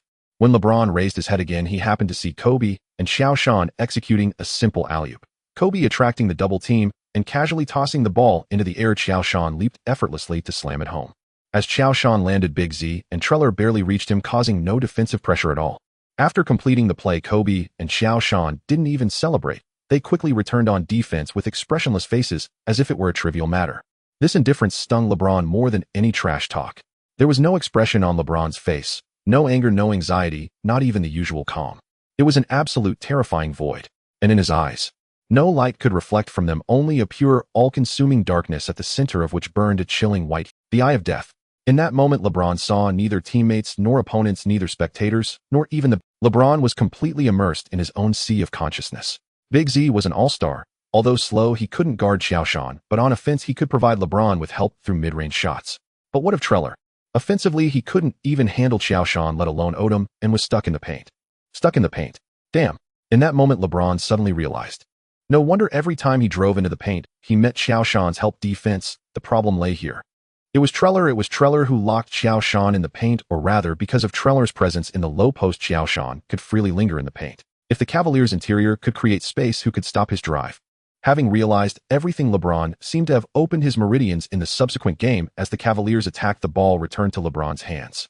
The team needed him to respond. Facing Luke Walton's defense, he accelerated once more, driving in forcefully. His determination was etched in every taut muscle line. Facing the help defense from Jermaine Jones, LeBron pushed off the ground, leaping into the air, his body bending backward like a taut bow, his right hand grasping the ball, slicing through the air. Jermaine Jones attempted to block, but was deflected as if he were made of paper. Bang! LeBron's body was still ascending, his elbow nearly level with the rim. Medvedenko leapt up to help, but only saw a shadow looming in the sky. That was the perspective of a king looking down upon his subjects. Iron-like fingers slammed down towards the hoop.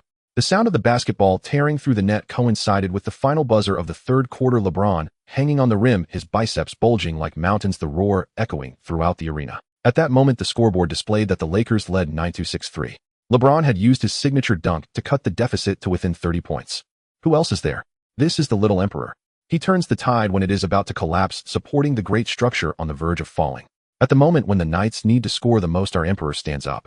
Even such an outstanding player faces criticism. Is there still justice? Is there still law? Speak, Black fans. Let me ask you, do you understand the significance of this shot? Kobe is incompetent. Qiao Shan is trash. Seeing our emperor in peak form, they dare only hide on the bench instead of fighting. The upstairs idiot has completed the assessment. When Qiao and Kobe are on the court, can Yao Ming be so arrogant? Not to mention the friendly interactions among various forces in the Zhaolang live broadcast room. The Lakers bench is relaxed, leading by nearly 30 points entering the fourth quarter. Unless something unexpected happens, this match is almost a sure win for the Lakers. Qiao Shan and Kobe have already put on their training gear, sitting on the sidelines and joking. James, gnawing at his nails, looks at them with jealousy. Damn, the Lakers lineup is too strong. Even if the Cavaliers made it to the finals with their current roster, they would probably struggle against the Lakers. James expressionlessly gave Rich Paul, his agent and most trusted partner, a look. Although Rich Paul has not yet officially become an NBA-certified agent, he is a core member of James' team, mainly responsible for basketball affairs, contract negotiations, and strategic advice on career planning. During the offseason, Rich Paul had already started pressuring the Cavaliers owner, hoping he could bring help for James in the free market. However, Cleveland's market is too small, and James is only a second-year player. No superstar would be willing to gamble their career to join the Cavaliers. Since signing in the free market is impossible, they can only force the Cavaliers owner to overdraw draft picks for a trade. Rich Paul gave James an okay hand gesture and quietly left the scene before the game ended. The Lakers fielded a mixed lineup of Alston, Devin George, Walton, Odom, and Medvedenko. The Cavaliers, on the other hand, were led by LeBron along with some bench players. The storm descended abruptly when everyone thought the calm had returned. In the first play, LeBron received the ball in the backcourt without waiting for his teammates to position themselves, like a black lightning bolt charging straight into the Lakers' territory. Medvedenko attempted to impede him, but LeBron accelerated to the extreme, was like a heavy motorcycle racing at full speed, effortlessly leaving Medvedenko behind, with a single step driving straight to the basket for a one-handed slam. The loud thud of the rim seemed like an announcement. James roared, venting his pent-up frustration. Seeing Medvedenko about to pass the ball, James shot him a fierce glare. Medvedenko looked confused, wondering what it meant. Did my passing bother you? The Lakers players didn't pay much attention. It was just one score, and they still led by 27 points. But in the next play, James directly intercepted Odom's careless pass, charging toward the front court, leaping from just inside the free throw line, and with a battle axe dunk, he slammed the ball down on Medvedenko, who had just rushed out from the baseline. On the Lakers bench, Kobe and Jordan also noticed James' performance, their smiles fading slightly. Then came the facing Walton at the top of the arc. James executed a simple hesitation move using his absolute strength to overpower his opponent, breaking through the middle, and against Odom's defense, he forced the ball into the basket amid aerial contact. And won. The free throw was successful. 22 points. There was no expression on LeBron's face, only cold focus and efficient killing. Without the clingy presence of Kobe, he didn't have to worry about Jordan's overwhelming help defense. James finally regained the pride of the league's chosen 1A. At this moment, facing the Lakers' second unit, he was like a fierce tiger charging into a flock of sheep. All-powerful and unstoppable. Breakaway layups, sudden jump shots, forceful draws of fouls. In just 3 minutes, James scored 16 points. He almost single-handedly brought back the suspense of the game. Meanwhile, the Lakers fell into a scoring drought during those 3 minutes. Devin George and Walton's three-point shots completely lost their accuracy, and Alston's drives were harshly thwarted by James' physical presence. 9-7-9, the Lakers' lead was down to just 13 points. Phil frowned, struggling to understand James' actions on the court. He stood up, preparing to call a timeout. But James did not give him time. In another fast break, he was like a charging knight receiving the ball, and without hesitation, he stopped just outside the three-point line and shot. The basketball traced a straight arc, smashing against the backboard. Bang. Swish. After hitting the backboard, it rebounded and went straight through the net. 10 points. The Staples Center erupted a huge roar mixed with disbelief. Timeout. Phil called for a timeout. Kobe suddenly stood up from his seat, tore off his jacket, his eyes filled with shock and anger at the challenge. Jordan also immediately rose, his expression extremely serious. The timeout whistle blew. LeBron walked back to the bench, welcomed by the almost worshipful gazes of his teammates and the complex stares of the home fans. He was drenched in sweat, his chest heaving violently, but his gaze remained cold as iron. James expressionlessly flipped through the stats, and at that moment his personal numbers were striking: 29 points, 7 rebounds, 7 assists, 2 steals, and 5 turnovers. In the 4 minutes at the end of the third quarter and the start of the fourth, he exploded with 21 points, showcasing an extraordinary scoring ability. Yet his gaze drifted past his cheering teammates to the opposite side of the scorer's table. Kobe and Jordan were standing beside Zen Master, about to re-enter the game. Fuck. James cursed under his breath, then walked straight up to head coach Paul Silas. Coach, I'm tired, take me out. Silas was stunned, the assistant coach was stunned, and the teammates nearby were also stunned. The momentum was strong, the deficit was down to 10 points, and the core player actively requested to leave the game. LeBron, are you sure? They just brought in the starters, we still have a chance. Silas attempted to persuade. James's tone left no room for negotiation, even carrying a hint of barely noticeable fatigue and relief. My task is complete. James instinctively glanced at Kobe and Jordan. Damn it. The defenses of these two completely restricted James' offense. Even against the league's so-called strongest defensive team, the Pistons, James had confidence in breaking through their blockade. However, Kobe and Jordan, one inside and one outside, made him feel as if he were drowning. James knew that perhaps he could still score a few more points under the pressure of Jordan and Kobe, but the rhythm of the game would be re-established by the Lakers, and the hope of a comeback remained bleak. More likely, his efficient scoring performance would be interrupted and his stats would no longer be perfect. With the return of Kobe and Jordan, the Lakers quickly stabilized. Kobe's mid-range shooting and Jordan's rim protection extinguished the flickering hope the Cavaliers had just ignited. Without LeBron, the Cavaliers were like a chariot without an engine, utterly vulnerable. Ultimately, the score settled at 108-86. After James left the court, the other Cavaliers players only managed to score 4 points in the remaining half of the quarter, rendering James' efforts futile. During the post-game handshake, Kobe proactively approached the Cavaliers bench, searching for James with his gaze, but finding no trace of the young king. At the moment the final buzzer sounded, James had already torn off the towel on his head and walked straight towards the player tunnel, disappearing into the dim entrance. Proud as he was, James had no mood to appreciate the celebrations of the Lakers players and fans. Now he only desperately wanted to acquire excellent teammates, players who could contribute in games, and also a coach. LeBron fought hard in the game, giving it his all. Hey guys, let's not forget that he nearly single-handedly brought the score within 10 points, scoring 19 points in crucial moments of the fourth quarter. What more can you ask of him? Now we need to go back and review the footage to summarize how to better cope with that level of defense. LeBron's exit was a collective decision by the coaching staff. We need to protect our king. In a post-game interview, Silas struggled to defend James against sharp questions from reporters. Finally, LeBron emerged freshly showered and dressed in a suit, yet his expression remained cold. The reporters on the sidelines were eagerly awaiting his arrival. LeBron, you chose to leave the game during the scoring surge with Kobe and Jordan about to return. What was your reasoning? Were you afraid of being locked down by them again? LeBron fixed a sharp gaze on the questioning reporter, his tone stiff. I am never afraid of any defense. The coach made what he believed to be the best rotational decision for the team. I obey the arrangements, it's as simple as that. Next question. You had impressive stats, but the team lost. How do you evaluate your performance? I never care about stats, they mean nothing to me. Victory is everything. We lost tonight, and my performance clearly wasn't good enough to lead the team to win. James' response was textbook in its standard, yet his tightly pressed lips and the slight twitch of the muscles around his eyes betrayed his inner turmoil. But at the end of the game, you went straight to the locker room without acknowledging your opponents. Doesn't that? I respect every opponent, LeBron interrupted. In fact, before this game, during a training session, I suffered a groin strain. Because of the pain at the end of the game, I chose to return to the locker room to get it checked. That's how it is. With that, James disregarded any further questions and quickly returned to the locker room. The following day, the media provided a detailed report on the game. LeBron James' explosive performance at the start of the fourth quarter was chilling, but his choices were puzzling when the true defenders returned. Is it a wise protection or an invisible retreat? In any case, victory belongs to the more resilient Lakers. Los Angeles Times.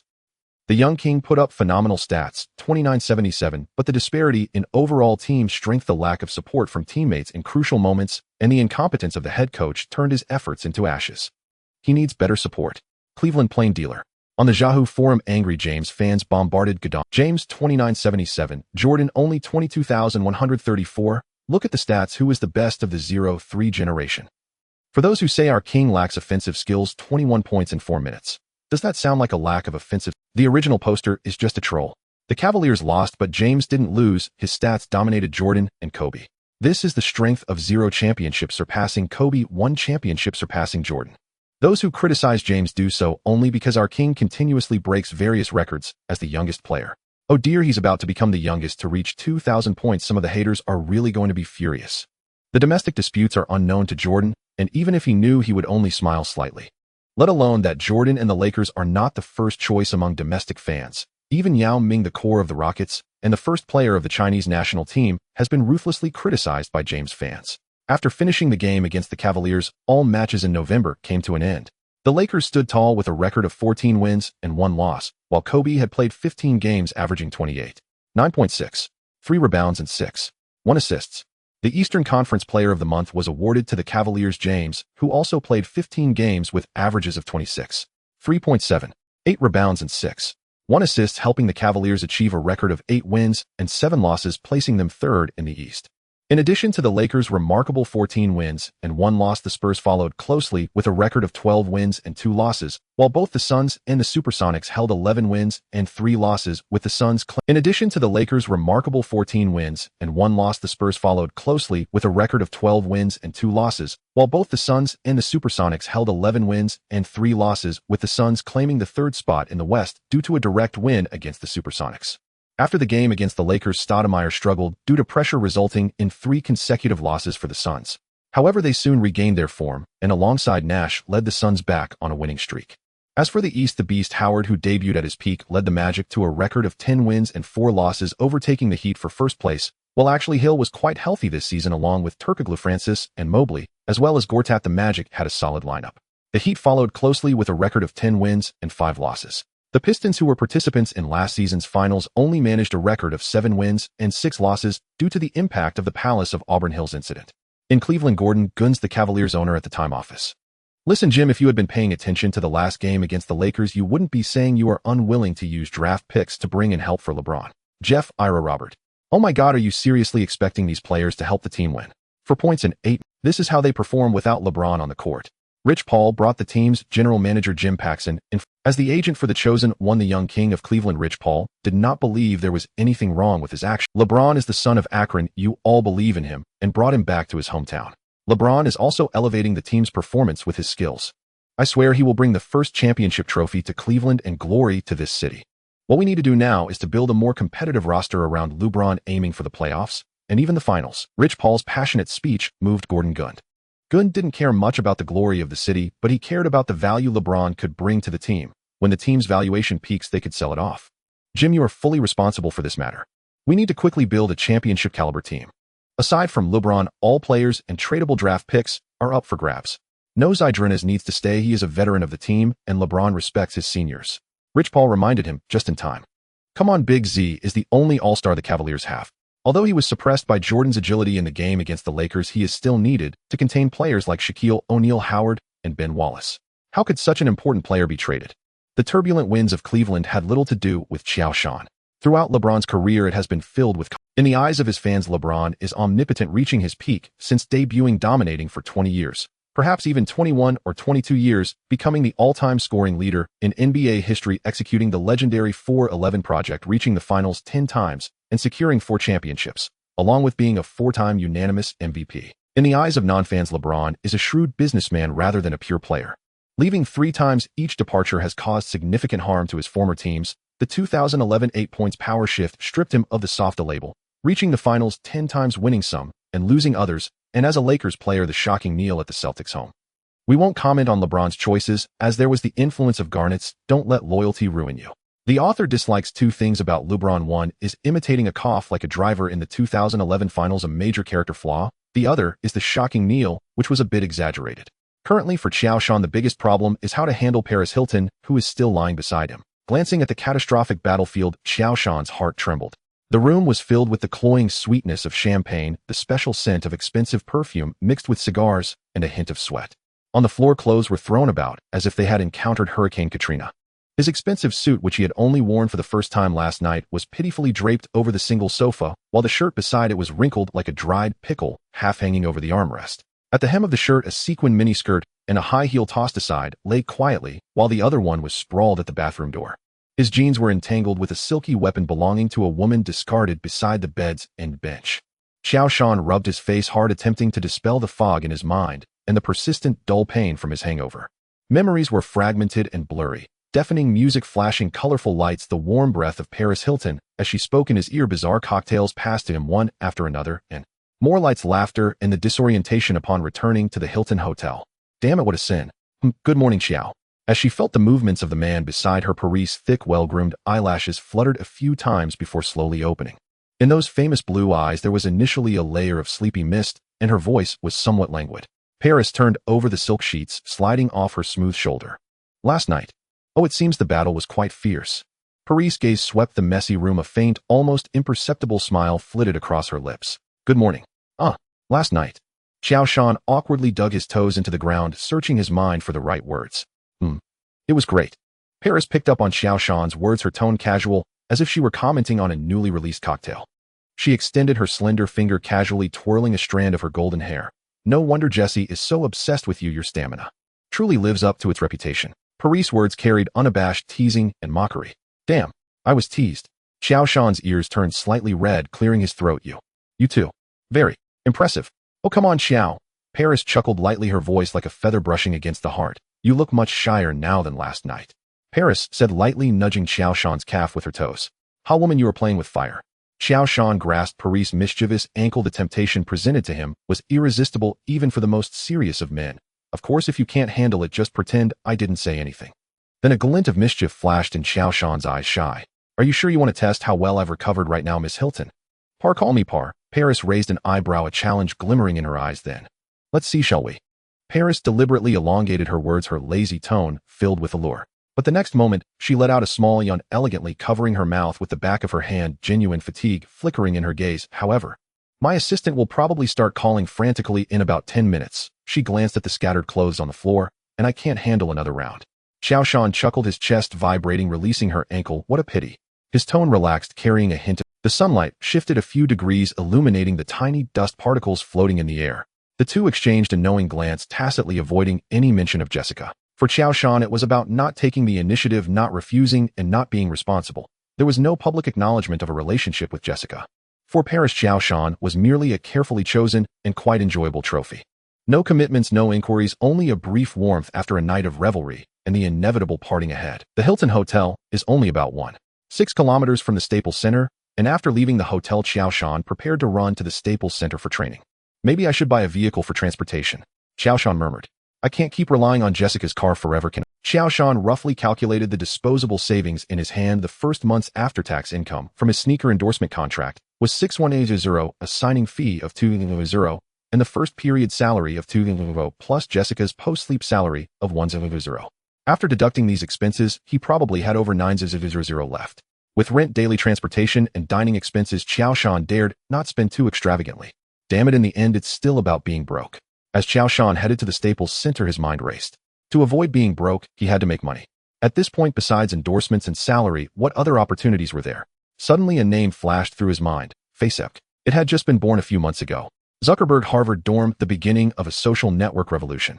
Qiao Shan's heart raced. This was a once-in-a-lifetime opportunity.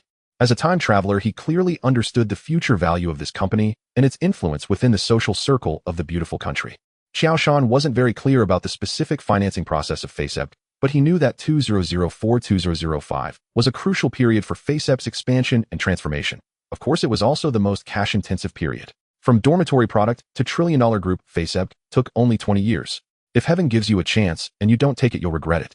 If he didn't seize this opportunity to make money, that would truly be a crime. Thinking this, Qiao Shan stopped in his tracks, took out his phone, and dialed Paris' number. Hi Qiao, I didn't expect my charm to be this great. We've only been apart for 20 minutes. On the other end of the phone, Paris giggled with a hint of playfulness. Hi Par, stop joking, I need your help with something. Qiao Shan ignored Paris, teasing, speaking seriously. In the phenomenal reality show Simple Life, Paris appeared to be the naive, sweet girl, but was actually a wealthy girl with a sharp business mind. In fact, this was Paris' true self.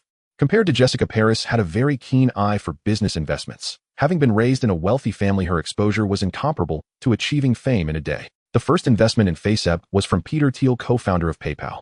This investment not only alleviated the operational cost pressure of Facebook, but also brought it immense credibility. And this was the purpose of Qiao Shan approaching Paris, utilizing her connections and fame to endorse Facebook. Part of the internet will connect everyone, and social interaction is the most basic human need. Facebook, or what may soon be called Facebook, captured the starting point of campus socialization, but it will not stop. It will become a global social platform, changing the way people communicate. Qiao Shan tried to remain calm. In fact, from what I understand, they already have about 1 million registered users. In the next 2 to 3 years, they may experience explosive growth. Listen, Qiao, you're just a devil. All right, I mean, you've almost convinced me. I think we need to discuss this face-to-face. Tell me your location. Oh, I'll come find you right now. Qiao, you truly are a genius. I've already had my assistant gather information, and Peter Thiel is indeed in contact with the company you mentioned. If we are to intervene, we need to act swiftly. As Paris entered work mode, she shed her signature socialite laziness. The slender fingers adorned with exaggerated silver nails that had danced across Qiao Shan's muscular lines last night unconsciously tapped on the table. Qiao, based on your estimates, how much should we invest? Paris looked up at Qiao Shan, wanting to test whether he was merely lucky or truly a business genius. What a business genius. If Qiao Shan could hear Paris' thoughts, he would definitely scoff. It was merely based on the fantasies of the future having coincidentally hit this timing. Try imagining if Qiao Shan were to travel back to the 2005 finals, he wouldn't know a thing about investment. I suggest we co-invest 500 aiming for a 13-15 equity stake. I'll take 50 and the rest is yours. We won't interfere with their operations and management. However, as you said, we need to finalize this before Peter does. So, Qiao Shan hesitated. He wasn't good at negotiations and hoped Paris could handle everything. But such a thing was somewhat difficult to voice. Paris laughed exuberantly, her ample and proud curves swaying along. Then you owe me a big favor. Paris tilted her head slightly, exuding a natural, yet deliberately provocative air, extending her tongue to slowly and suggestively lick her full lower lip. After saying this, Paris laughed again. All right, Qiao, it just so happens that I plan to go to Boston soon and I'll handle. Paris wasn't short on money. She simply enjoyed the thrill of wielding power in business. As for the equity percentage, Qiao Shan mentioned Paris didn't take it to heart. After entrusting the face-up matter to Paris, Qiao Shan also felt at ease and refocused his energy on the game. However, entering December, the entire Lakers team had issues, suffering consecutive losses to the Pistons, 76ers, and Wizards. In the home game against the Pistons facing DPOY Ben, Qiao Shan amassed 29 points, 16 rebounds, 4 assists, 2 blocks, and 2 steals, but Kobe shot only 8 of 27. Away against the 76ers, Qiao Shan achieved 32 points, 13 rebounds, and 8 assists, nearing a triple-double, while he and Kobe managed to contain Iverson. However, the young AI Iguodala suddenly exploded, scoring 28 points and leading the 76ers to a comeback victory. In the away game against the Wizards, General Arenas engaged in a fierce scoring battle, with Kobe ultimately scoring 49 points, and in the final moments faced with Kobe's defense, he hit a game-winning three-pointer, leading the Wizards to a narrow 109-108 victory. In this game, Qiao Shan only had 10 shot opportunities, hitting 7 for 14 points, 15 rebounds, and 11 assists, achieving his first triple-double, without becoming the youngest player in history to achieve a triple-double. After the Wizards game, Phil criticized Kobe with a hint of sarcasm. Kobe, knowing he was in the wrong, silently refrained from arguing with Phil. However, the upcoming matchup against the Magic would be a first harsh lesson for the young beast Howard. On December 7th, the Lakers faced the Magic at home. As the game began, Kobe effortlessly secured the jump ball from Qiao Shan in midair and without hesitation immediately launched a counterattack. The young spark exhibited astonishing athleticism, striding back to the basket, trying to build a barrier. Facing Howard, Kobe showed no signs of slowing down, or just a step inside the three-point line. He caught the ball, took 2 big steps, and soared towards Howard, his body stretching in midair as if defying gravity. Howard roared, leaping vertically with equal bounce, arms raised high. In terms of physical prowess, Kobe was equally unmatched. Using his strong core strength, Kobe briefly hung in the air. As Howard began to descend, he switched the ball to his right hand, pressed down on Howard's shoulder with his left hand, his body fully extended, directly riding on Howard's neck. Boom! The basketball was slammed into the hoop with immense force by Kobe. Howard lost his balance, stumbling to the ground, nearly falling. Rookie, welcome to the NBA. Howard looked bewildered, thinking, who am I, where am I, and what was I just about to do? Staples quickly fell into madness after a brief silence. Rookie, welcome to the Staples Center. Come on, Rookie, you were so close to stopping Kobe. In 2004, the Beast was still a sunny and cheerful young man adhering to the philosophy of happy basketball. In fact, until 2012, Howard maintained this personality, which was also the main reason for the severe conflict with Kobe. The Kobe who wanted to win met the playful spark, while the spark who wanted to win encountered the playful technician. Indeed, the NBA is a massive boomerang. After being dunked on by Kobe, Howard felt a bit dazed, looking at Kobe with a somewhat complicated expression. Isn't it good for everyone to perform happily together, mixing data and getting big contracts? Why so violently? Francis merely glanced at Howard and chose to remain silent. If he were still with the Rockets, who would dare to be so reckless under Yao's watch? Francis would have rushed in at the first moment. Previously, Francis was the absolute core and soul of the Rockets. He was the son of Houston, the chosen one who drew the first pick for the team. His playing style was explosive and his personality was distinct, making him one of the most entertaining guards in the league. However, this is the Magic, and the big man inside is neither Yao nor his brother. Traded from the Rockets to the Magic this season, Francis has lost his aim, or rather his passion for basketball. No matter how much you give to the team, you cannot escape the fate of being traded. Clocking in and out, Francis' drives remain sharp, and in some games he could still dominate, averaging 21, 3 points, 5, 8 rebounds, 7, 0 assists, and 1 for steals. Since the start of the season, Francis' stats have been impressive, and the team's record in November has also been soaring. However, the team's goal is to develop the young Howard, and head coach Johnny Davis repeatedly warned Francis to tear apart the opponent's defense with his drives and create good scoring opportunities for Howard. At this time, Howard was merely a primitive man with top-tier physical talent. Almost all of his points came from alley-oops, putbacks, cuts, and fast breaks. He lacked back-to-the-basket skills and shooting ability. Moreover, his arrogant personality was incomparable to that of his brother in Houston. The Magic inbounds and Cato passes the ball to Francis. Facing Castle, if it were before, Francis would have used his strong body to overpower Castle, but today Francis was obviously distracted. Just before this match, Johnny Davis had warned Francis once again that Howard was the future of the Magic, and if he wanted to play, he needed to make Howard happy. Haha, spit.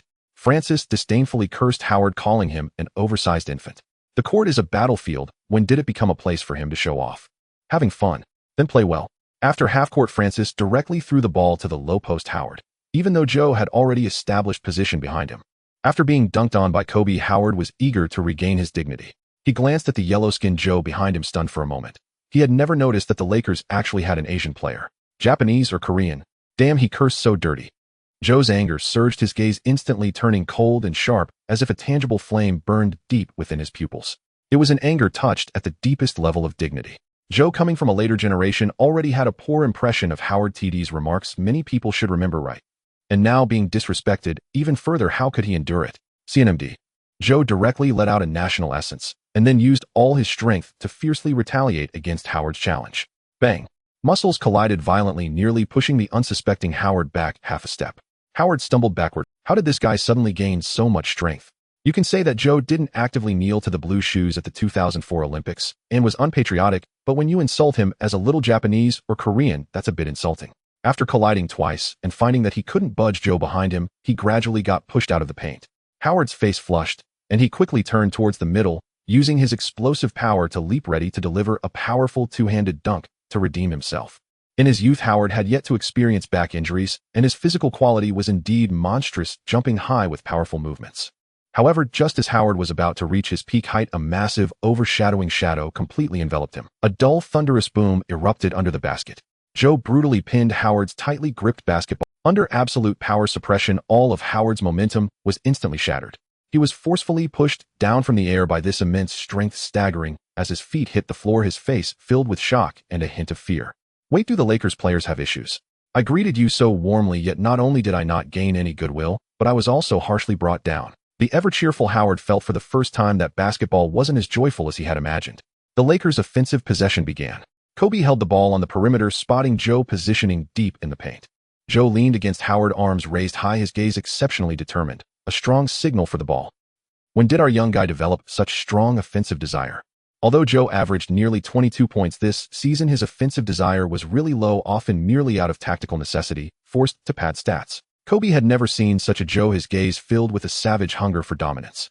With a flick of his wrist, he delivered the ball precisely. Upon receiving the ball, Joe felt Howard's strength against his back. This time he did not choose his usual dream steps or sky hook, but instead dribbled, lowered his shoulder, and used all his strength to back down. Bang! Bang! The sounds of muscle collisions were heavy and forceful. Howard did not expect this technically skilled big man to compete with him in sheer strength. If it were a technical battle, Howard might have hesitated, but if it were a strength contest, both were just two shoulders carrying a head. Who fears whom? Howard firmly rooted his stance and pushed back with all his might. However, Joe's fury transformed into astonishing core strength. After the third collision, he sensed a slight shift in Howard's balance, instantly pivoting on his left foot and rapidly spinning to the right. Howard was completely pinned behind by Joe. Howard reacted quickly, swiftly moving sideways and leaping, attempting to use his incredible jumping ability and explosiveness to make up for his missed position and swat Joe's attack away as revenge for the earlier affront. Yet at this moment, Qiao Shan remained unmoved, turning around and taking just half a step before firmly gripping the ball, with both hands launching himself into the air like a bamboo shoot sprouting from the ground, directly facing the soaring Howard. In the air, Howard stretched out his arms with all his might, his face bearing a fierce determination to succeed. As for Qiao Shan, his massive frame fully unfurled like a mountain, spreading its wings, he raised the basketball high above his head in a resolute stance, crashing down towards the hoop and towards Howard's outstretched arms with unyielding ferocity. Bang! A thunderous sound erupted above the hoop. With a higher release point, longer reach, and unwavering determination, Qiao Shan completed a two-handed dunk right over Howard's head. The tremendous force caused Howard to lose his balance, staggering backwards several steps before barely regaining his footing. Meanwhile, Qiao Shan firmly gripped the rim, swaying slightly. Upon landing, Qiao Shan, rarely seen in such a state, let out a roar towards Howard, pounding his chest with force, his eyes burning with intense flames. I am Chinese. Howard looked at the irritable Qiao Shan, still struggling to understand. Indeed, for this group of black individuals, especially black high school students, there wasn't a strong sense of national honor. For example, the servant of three surnames and the traitor Emperor Embiid. Well, buddy, forgive me for not knowing you. Howard shrugged indifferently to me. Huagua people, little Japanese and sticks are all the same. You all look quite alike. With that thought, Qiao Shan suddenly recalled the song Sunshine Rainbow Little White Horse, but glancing at the players on the court, he ultimately held back. Wounding the enemy 100 while losing 8,000 of your own. Involving racial discrimination, Qiao Shan wouldn't joke about his career. Most importantly, Howard only had a high school diploma. What if he didn't understand? What Howard didn't know was that the nightmare was just beginning. In the following game, Qiao Shan completely unlocked his offensive chains. First, he used his dreamlike footwork, weaving left and right, faking Howard out and easily scoring. Then he pulled up for a mid-range shot with a hook near the free throw line, ruining the Magic's interior compression strategy. On the defensive end, Qiao Shan teamed up with Odom to build a no-flee zone. He no longer gave Howard easy opportunities to receive the ball, using a tougher stance to exhaust the young beast every time he tried to position himself. No one would think the Howard who entered the league in 2004 was the peak version of the beast. Beep. Fuck. Howard angrily slammed the ball to the ground. Again. Hill's breakthrough drew all the Lakers' defensive attention, then he threw a perfect lob to Howard. However, just as Howard was gleefully preparing to showcase his talent by ravaging the rim, Qiao Shan's long arms, as if equipped with radar, solidly delivered a block to Howard. Rookie Los Angeles has a no-flee zone today, or it's not for Los Angeles people to take off. Qiao Shan said expressionlessly, his voice not loud, but it struck Howard's heart like a hammer. When had Howard, another chosen one, ever suffered such humiliation? As the first overall pick, who in the Magic organization from management downward didn't treat Howard with utmost care? Did you not see how Francis just looked at Howard being made to look foolish by Qiao Shan on the offensive and only to break his seal and score 2 points before being pinned to the bench by coach Johnny Davis? When he looked back at Qiao Shan, Howard's eyes were filled with resentment. Smack. With 10 minutes left in the fourth quarter, Kobe's precise alley-oop pass cut through the air of the arena, and Qiao Shan leaped, setting the court ablaze. Did you not see how Francis just looked at Howard being made to look foolish by Qiao Shan on the offensive and only to break his seal and score 2? Just as Qiao Shan was about to slam the ball into the basket, a hint of ferocity flashed in Howard's eyes. He gave up the block and forcefully pushed against Qiao Shan's waist. Time seemed to freeze at that moment as Qiao Shan lost his balance in the air, spinning like a marionette with its strings cut before crashing down. Thud. Qiao Shan's body hit the ground heavily. Oh shit. What is Dwight doing? He's committing a crime. Is he trying to ruin Qiao's career? In the TNT studio, Barkley slammed his hand on the table in anger. This move by Dwight indeed does not belong to what a basketball player should do, or perhaps he was provoked too harshly by Qiao. Kenny Smith shook his head. The young people of this era truly lack maturity. If you are being dominated on the court, just hone your skills and come back stronger next time. Yet he chose the lowest and most despicable way. This is simply a disgrace to the NBA. Stars from the 1990s did not shy away from physical confrontations on the court, but they maintained a zero-tolerance policy for intentional harmful actions. Otherwise the bad boys in the NBA wouldn't have been universally condemned. Perhaps the Lakers should look for their own reasons. Reggie Miller sighed. Seeing the confused looks from Barkley and Kenny Smith, he paused. That's right, the Lakers do have some issues. This team plays too cleanly, lacking a villain, or rather a bruiser. In their previous championships, they had Rick Fox and Carl, but this season, they don't have such players. Kobe was previously choked by Raja, and today Qiao was pushed down in the air by Dwight. A team aiming for the championship cannot lack such players. Of course, I do not support any violence on the court. Basketball is basketball, and everything needs to be resolved through basketball. No. Kobe's exclamation was drowned in the collective gasp of the audience. Qiao Shan crashed heavily onto the floor, his right leg twisted at an unnatural angle. A heart-wrenching scream echoed in the suddenly silent arena. After landing, Howard paused for a moment, then raised his hands in an innocent shrug. I didn't mean it, or in fact, he just lost control of his balance. The Lakers' medical staff had already rushed onto the court, carefully checking Qiao Shan's injuries. What the hell did you do? Kobe rushed forward, grabbing Howard by the collar and roaring at him. If Qiao is in any danger to his career, I swear I'll kill you. Seeing Kobe lose his composure, several referees and players hurriedly separated the two. Qiao Shan's consciousness was hazy. He only felt a piercing pain in his right leg, a buzzing in his ears, and vaguely heard the team doctor saying the Achilles tendon may be completely torn. To call an ambulance. Achilles tendon tear. Kobe froze upon hearing the doctor's words. Everyone knew how devastating an Achilles tendon tear could be for an athlete. The Lakers had been on a rampage this season thanks in large part to Qiao Shan's performance in the paint. He couldn't imagine where the Lakers would end up this season without Qiao Shan. For Qiao Shan, this was only his second season in the NBA, a rising star who had just begun to shine, now lying on the cold wooden floor, his career hanging by a thread. All of this was caused by that despicable high school student. Kobe glared fiercely at the background of the already ejected Howard like a venomous snake ready to strike. After Qiao Shan left the court, Kobe erupted like a volcano, tearing through the Magic's defense with breakthrough after breakthrough, dunking and riding the opponent, ultimately leading the Lakers to a massacre of the Magic with a score of 129-84. In the statistics, a terrifying number followed Qiao Shan's name: 30 minutes played, 38 points, 18 rebounds, 5 assists, and an astonishing 7 blocks. While Howard managed a pitiful 12 points, 8 rebounds along with 6 turnovers, and was ejected from the game. System: so the injury recovery serum can only be used after surgery. Affirmative host. This system's offerings are designed solely to accelerate your recovery and restore you to your pre-injury physical benchmarks. Remember, this system serves only as an auxiliary tool. Please place your trust in science. Qiao Shan felt his intelligence had just been insulted. He had already transmigrated, possessed a system, and even slept with Jessica and Paris, yet he was being told to trust science. Like hell I will. Out for the season. The team physician informed the Lakers front office. Rehabilitation will take at least 1 year. And given the Achilles tear, you know full well, there's no guarantee Qiao Shan will regain even a fraction of his former capabilities. 80%, 40, or perhaps less than 20. That bastard Dwight. That murderer. In the locker room, Kobe Bryant slammed his fist into a metal locker, leaving a deep dent. We'll avenge Qiao Shan. Next time we face Orlando, I'll dismantle every single one of them. Phil Jackson stood silently nearby, his expression grave. Dwight will face a lengthy suspension, but that changes nothing for Qiao Shan. 3 days later, Qiao Shan underwent complex surgery. The operation lasted 6 hours. The surgeons declared it successful, yet the road to recovery remained long and uncertain. You'll recover, Qiao Shan. Rest assured, focus on healing. We all need you back. I've already spoken with Phil and the front office. They've pledged full support for your rehabilitation. Kobe clapped Qiao Shan on the shoulder. Hurry up and heal. I can't wait to lift another championship trophy. Indeed, the Lakers are a storied franchise steeped in championship tradition and culture. This organization never abandons a player who bleeds purple and gold. Phil Jackson stood by the doorway, nodding in quiet agreement. Hey Kobe, you'd better watch out. There's an old saying in our homeland: victory is not frightening. What's terrifying is when the team falters the moment someone is absent.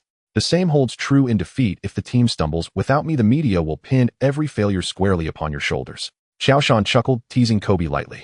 The Lakers were no Rockets or Knicks. Their pride would never permit them to discard a franchise cornerstone.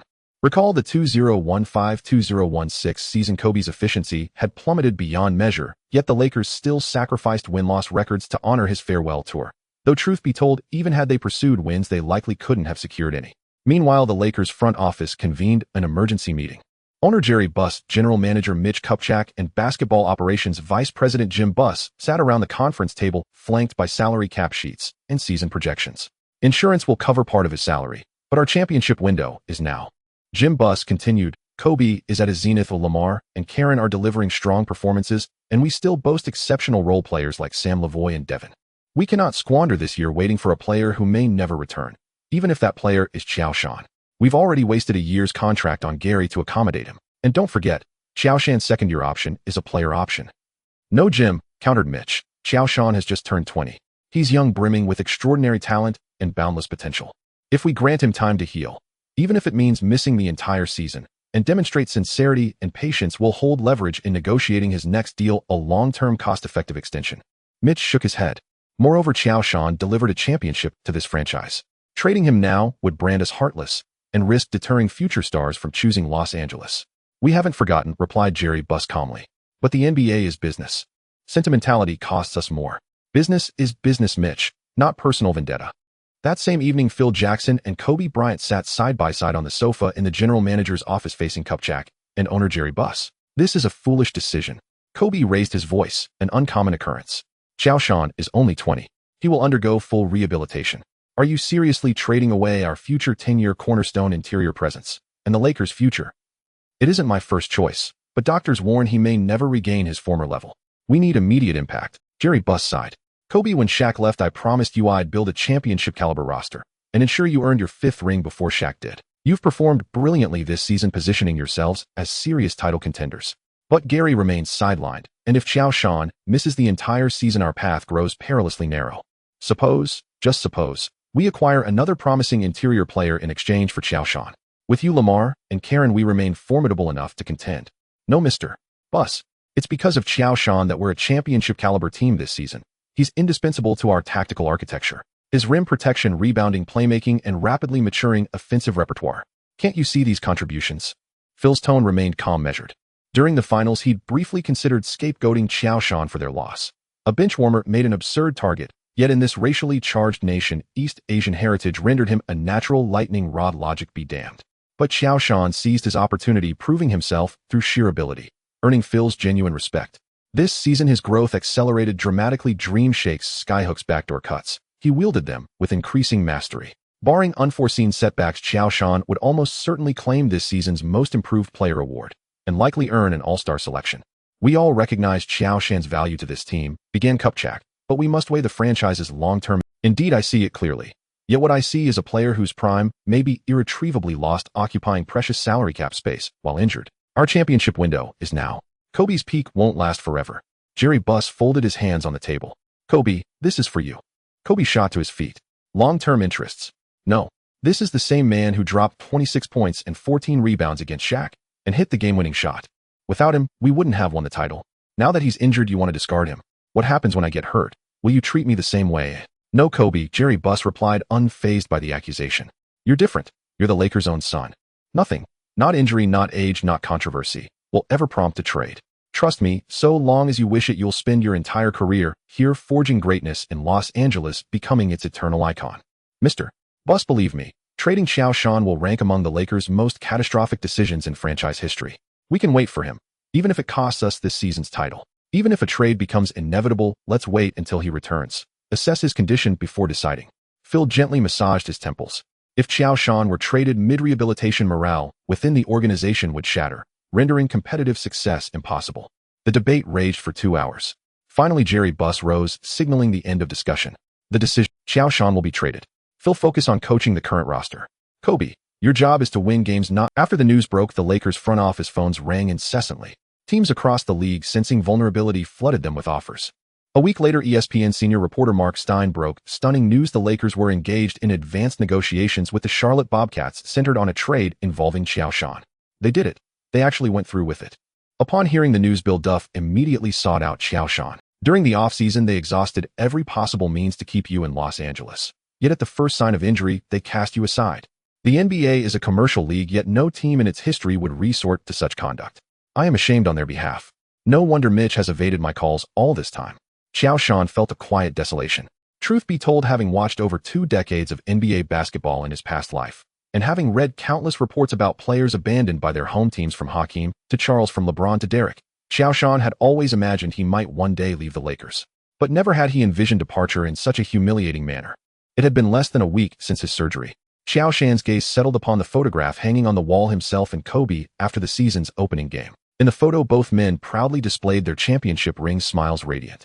Back then, he believed he was the cornerstone of the Lakers' future, convinced that loyalty and relentless effort would be rewarded. Reality, however, struck him with crushing force. What did Kobe and Fever say? Qiao Shan asked quietly. Kobe flew into a rage. He reportedly shattered objects inside the general manager's office.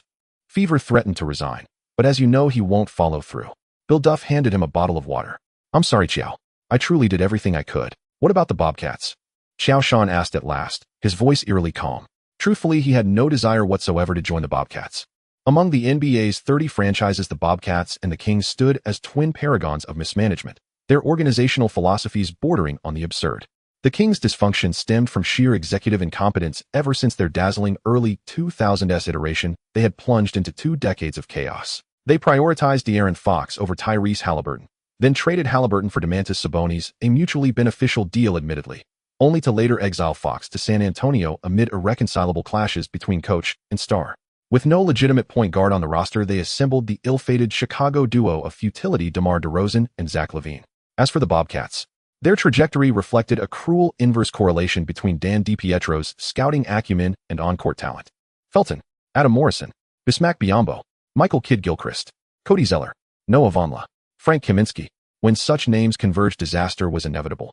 The Bobcats succeeding despite themselves would have been nothing short of miraculous. Mackey himself has pledged ample rehabilitation time and genuine opportunity. Frankly, this may well prove advantageous for you. There you'll command greater autonomy, no longer eclipsed by Kobe's luminous shadow. After all, Kobe reigns as the undisputed sovereign of Los Angeles today. Even at your absolute best, you'd remain forever second in command.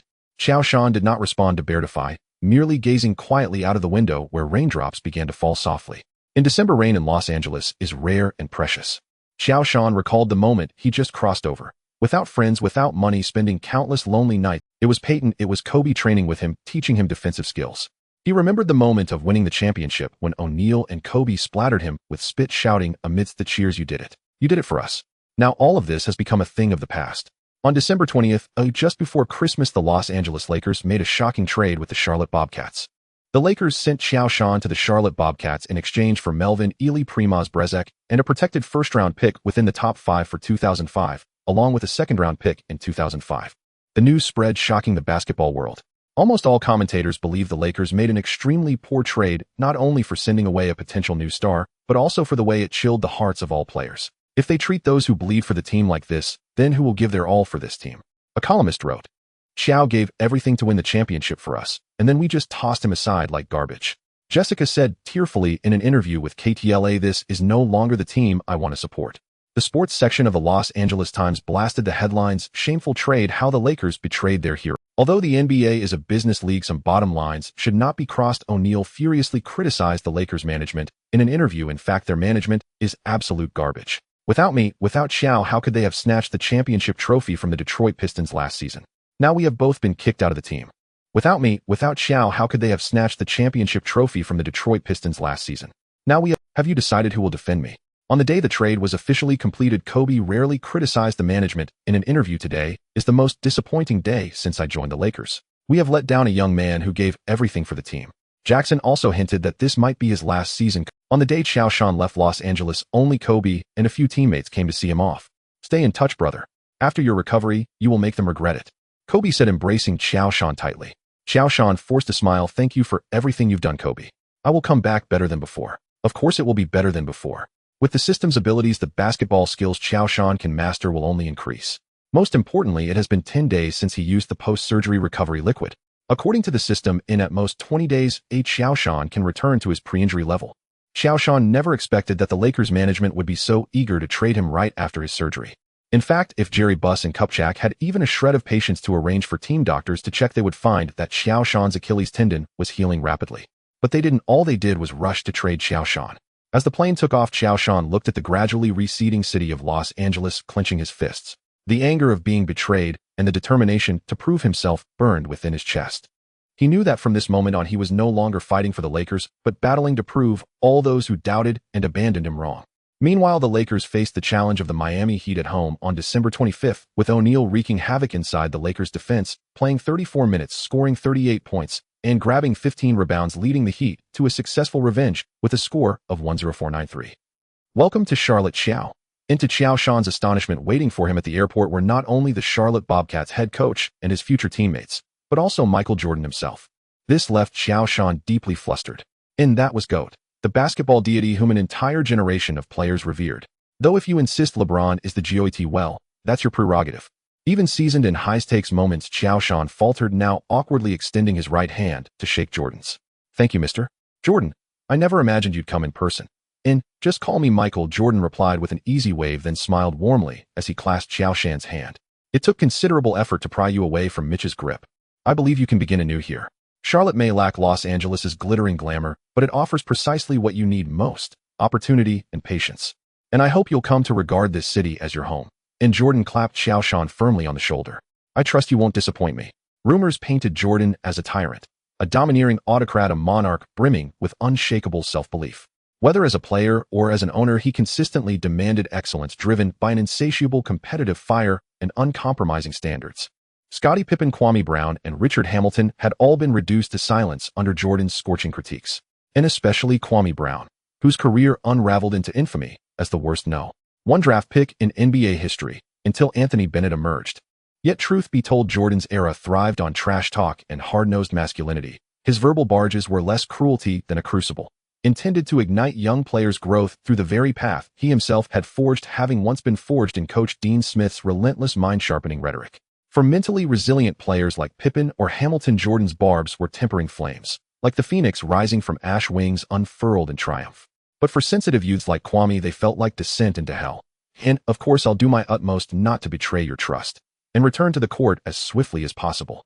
Though I know this trade is merely routine business, I still intend to defeat the Lakers on the court face to face. and on January 15th, the Bobcats would travel to Los Angeles. An opponent and date Qiao Shan had memorized the moment he learned of his trade.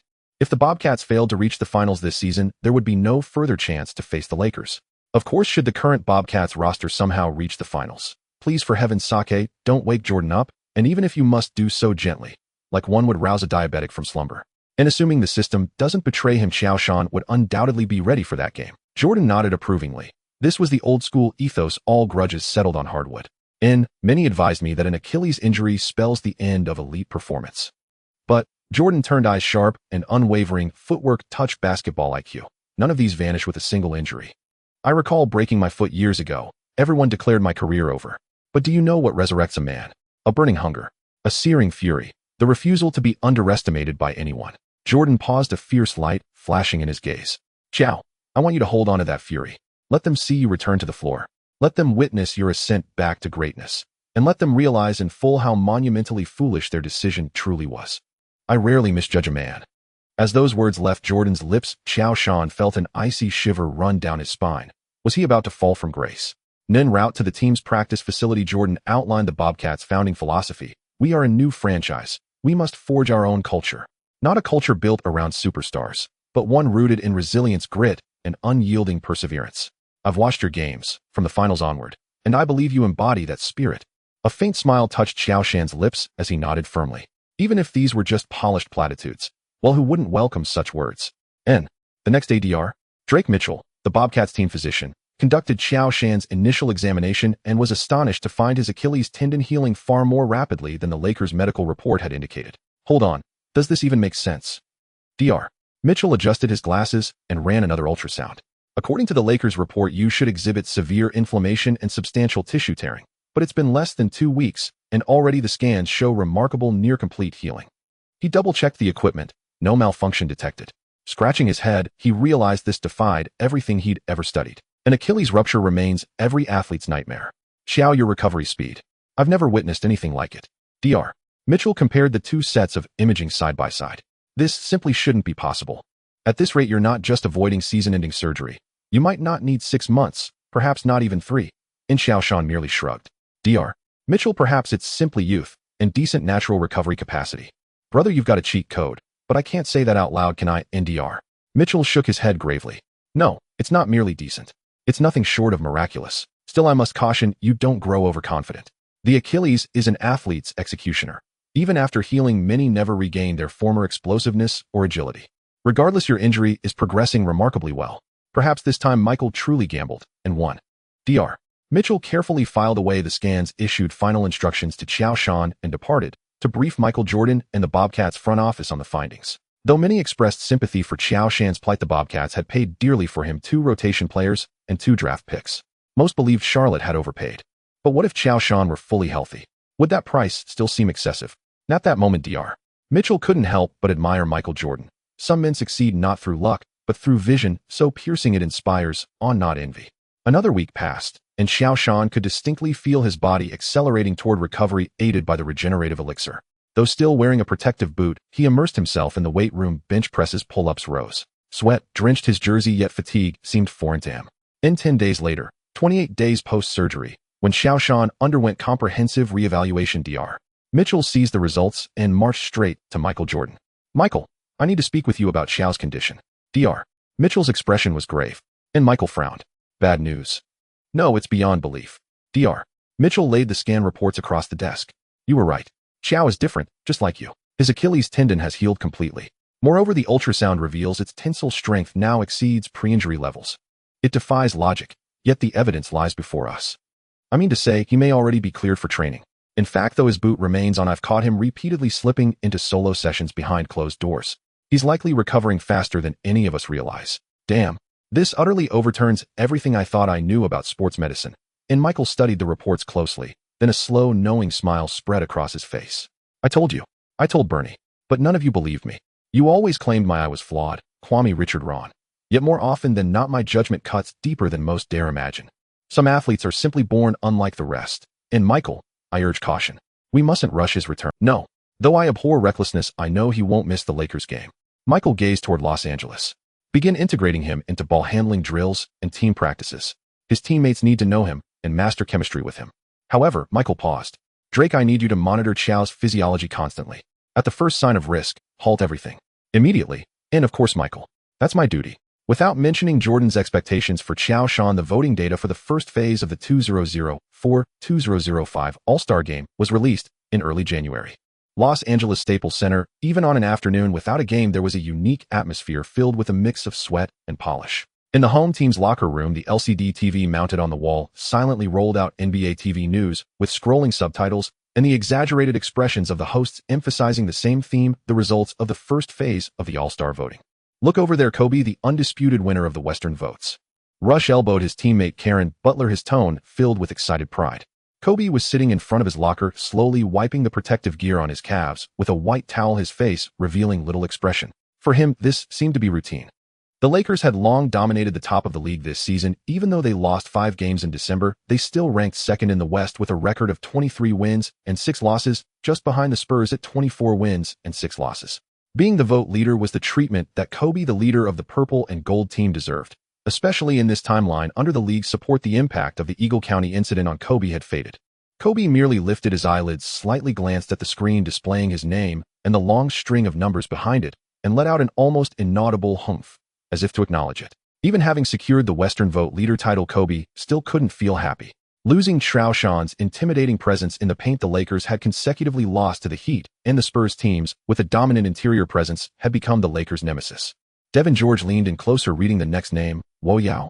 The top center in the West. The Chinese market is terrified. If Qiao were still here, who knows about the top center in the West? The locker room suddenly fell into silence.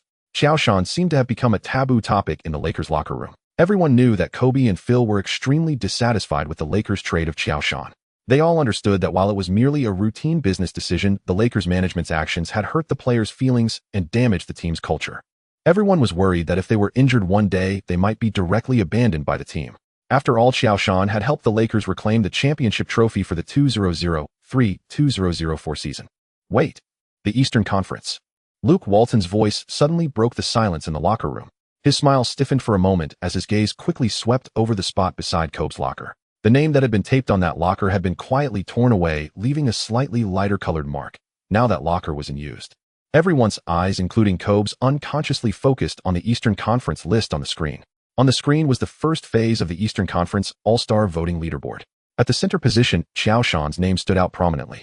Ironically, the photo of Qiao Shan was still one where he wore the Lakers' purple and gold jersey, yet beside it was the blue and orange logo of the Bobcats, making it seem somewhat jarring. Kobe paused his actions, his brow tightly furrowed. He stared at that familiar name and the unfamiliar team logo on the screen, his expression complex. He recalled the painful and desperate look in Qiao Shan's eyes when he fell injured, remembered the thin silhouette of the young man quietly cleaning out his locker with a cane. The management's decision was cold and commercial, something he couldn't change, but deep inside, he felt an unusual resistance to this trade. That was the future of the Lakers, the best teammate Kobe had publicly proclaimed. Now this sudden voting result felt like a resounding slap in the face of the Lakers management, who made the trade decision, plunging the entire locker room into an indescribable awkwardness and silence. It felt like a treasure that one once possessed, but did not cherish, suddenly being discovered by outsiders and publicly declared as a priceless gem. This honor was supposed to belong to the Lakers. Kobe and Qiao Shan could have teamed up in the All-Star game, even as starters, continuing the glory of the Lakers' Kobe and Shaq era. But everything changed because of Howard's criminal-like move. Are the fans crazy? He hasn't even played a game for the Bob. Or is it still because of his Chinese identity? Someone muttered quietly, their tone filled with sour grapes. Kobe's furious voice suddenly exploded in the locker room. Instead of whining here, why not think about why you're not on the All-Star list? Qiao's performance deserves his votes, not just because of his Chinese identity. Don't forget he's still leading the block. After saying that, Kobe threw the towel in his hand heavily into the laundry basket, stood up, and walked towards the training court, his back appearing somewhat rigid. He didn't need to say anything, but that unspoken pressure quickly silenced the locker room. Charlotte Qiao Shan finally began team training with the permission of Mitchell. When Qiao Shan walked into the training facility, the Bobcats players looked at him in surprise. They expected to see a teammate with a cane, or at least limping, not this agile giant. Dude, didn't you tear your Achilles tendon? The original Bobcat king Gerald Wallace couldn't help but ask. Friends who watched basketball in the 2000s should remember Gerald Wallace. He was the type of ideal puzzle player that any coach would dream of, non-ball dominant, capable of defending from 1 to 4, rebounding fast breaks, and scoring through cuts. Especially his professional attitude, an absolute hard worker. Unfortunately, his reckless style of play, diving for saves and crazily attacking the paint, led to his quick downfall beginning a wandering journey after 2011. Players like Gerald Wallace, who may only make it to the All-Star game once in their entire careers, still earn respect. Qiao Shan smiled. I recovered relatively quickly. The Bobcats were a brand new team. Most players were cast-offs from other teams. Even Gerald Wallace had sat on the bench for 3 seasons with the Kings. Qiao, congratulations. In the first phase of the All-Star voting, your votes ranked first among Eastern Conference centers. The head coach Bernie burst into the training ground waving the newspaper in his hand. Not only is Bernie the head coach of the Bobcats, but he is also the general manager. As a newcomer to the league, having an all-star player can tremendously enhance the team's market value and influence, especially since this player has finals experience. Since the start of the season, the Bobcats have only won 7 games in 2 months. On one hand, the overall strength of the Bobcats is truly lacking. On the other hand, the team lacks a definitive core player. Okafor as a rookie has demonstrated the value expected of a second overall pick, averaging 14.3 points, 10.2 rebounds and 1.8 blocks per game, making him a strong contender for Rookie of the Year. In fact, Okafor did indeed secure the Rookie of the Year title that season. However, Okafor's talent is average. He can be a top-notch defender and rebounder, but his contributions on the offensive end are limited to alley-oops, putbacks, and second-chance points. When the team is in crisis, Okafor's individual ability is insufficient to turn the tide. To explain why an average talent was still the second overall pick 2004 cannot be considered a strong draft year, with only one star player, Dwight Howard, emerging. Of course, that year produced many championship-caliber pieces, including Iguodala, Livingston, Ariza, and Tony Allen. Okafor's status as the second pick was largely influenced by his immediate impact, which is why Bernie is so excited. For a new team, the primary goal during early drafts and trades is to find foundational pieces. When a player from the team becomes an all-star, it is the clearest signal confirming the core and the future direction of the team's construction. The management can confidently build the roster around him. Even if not as the core, just his all-star status will greatly enhance his trade value. Regardless of how much Qiao Shan can recover his level, as long as he has the all-star title, his trade value will. Shuelas' level is mediocre as well. He made one all-star appearance with the Nets, but later became a key piece in the trade for Wiggins. In an instant, Qiao Shan was stunned. Compared to Yao Ming of the Rockets and Giannis Antetokounmpo of the Bucks, Qiao Shan has never felt he had a significant fan base in China. Yao Ming and Giannis had already made a name for themselves in the CBA, entering the NBA with the stature of MVPs, and had comprehensive promotion by upper management and professional teams. In contrast, Qiao Shan is merely a wild growth.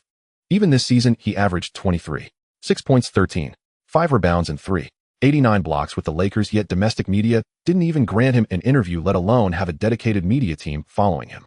At this moment, Qiao Shan's treatment among the media in the country resembled that of Yao Ming and Wang Zhizhi when they first entered the NBA. What allowed Yao Ming to surpass Shaquille O'Neal to become the Western Conference All-Star starter in his first season? Was it love? Was it skill? No, it was purely due to the sheer number of domestic fans who forcefully pushed Yao Ming into the All-Star starting. The scariest part was in the 2007-2008 season, when Giannis nearly pushed Kevin Garnett to the bench. Before this, Qiao Shan had never cared about the All-Star voting and never imagined he would become the top vote-getter in the Eastern Conference. Behind him were O'Neal and Ben Wallace. Is this really true? Qiao Shan's voice was filled with disbelief. Absolutely. Official data. Qiao, you are the top vote-getter for the Eastern Conference All-Star. The first phase's top vote-getter.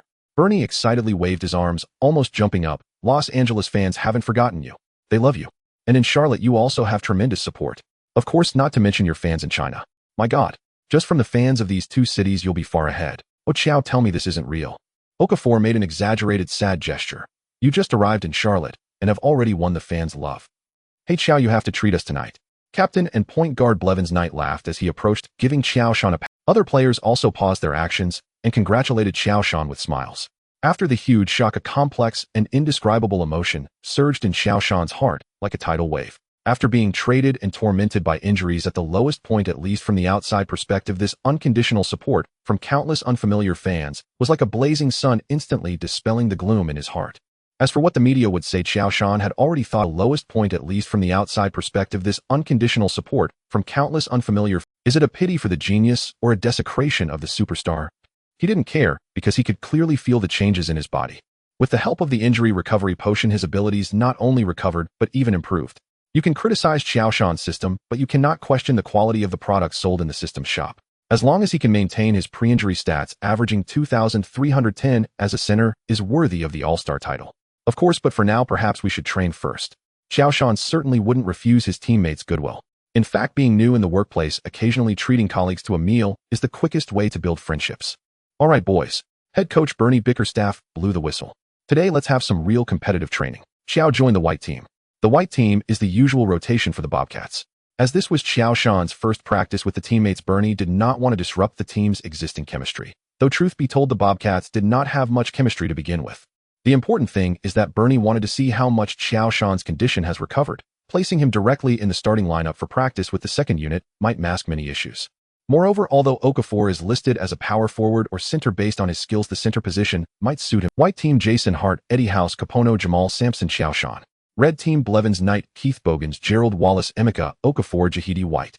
From the Bobcats lineup, it's not an exaggeration to say it's filled with misfits who Gerald Wallace has made an all-star appearance just once in his career, while the rest are known drifters in the league. Don't push too hard, take it step by step. He'll pass you the ball a bit more to help you find your rhythm. Hart walked over to Qiao Shan, patted him on the back, and whispered. Qiao Shan nodded gratefully.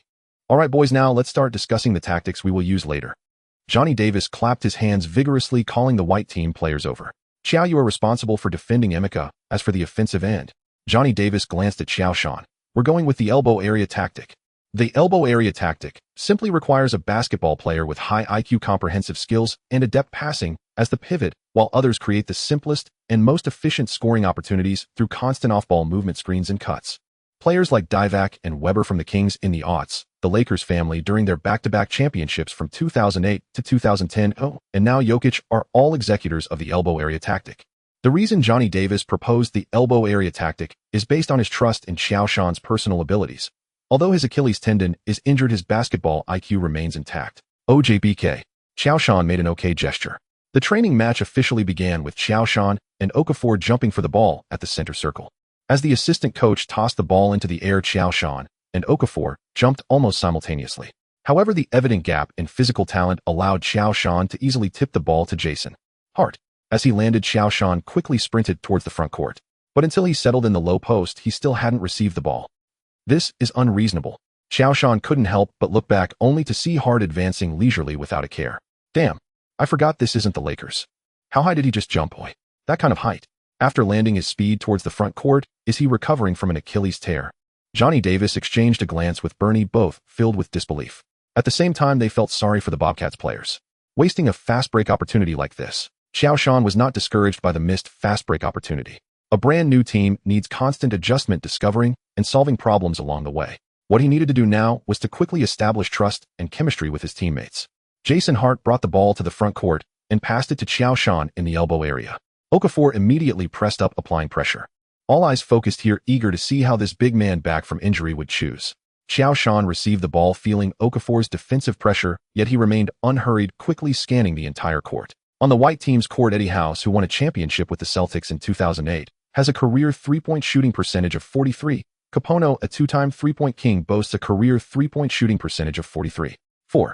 As for Jason Hart and Jamal Sampson, they were more of blue-collar players. Their offensive impact could be ignored. Bang! Qiao Shan dribbled twice, starting to back down Okafor from the elbow area. With Big Ben's absolute strength backing him, every dribble from Qiao Shan carried immense force, making Okafor feel the pressure in his chest. One step, two steps.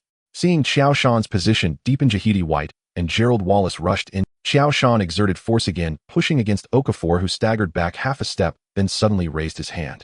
Is he going for a shot? Okafor hurriedly lunged up, desperately jumping to block, but saw Qiao Shan flick his wrist for a quick, discreet bounce. The ball zipped through the gap between Okafor and Gerald Wallace, landing perfectly in Kapono's hands, who was wide open on the wing. Swish! Kapono shot with precision. The basketball swooshed through the net. Nice job, Qiao! Kapono exclaimed. He had never imagined that scoring could be this easy. Kapono is a typical functional shooter, adept at creating catch-and-shoot opportunities through screens, baseline cuts, and weak-side slips, but lacks ball handling skills and self-creation. Such players are perfectly suited for a one-star four-shooter setup. Kapono was also a member of the 2003 Golden Generation, selected by the Cavaliers with the second pick in the second round. The Cavaliers didn't wait for him to develop, sending him directly to the Bobcats. Okafor paused, looked back at the hoop, then at Qiao Shan. Hey buddy, is this the job of a center? Qiao Shan just smiled and quickly ran back on defense. The red team attacked, and the basketball naturally went to Okafor in the low post. He backed into Qiao Shan, exerting force. Muscle collided, creating dull thud sounds. The rookie Okafor's low post offensive skills were already quite mature, with proficient hook shots and turnaround jumpers.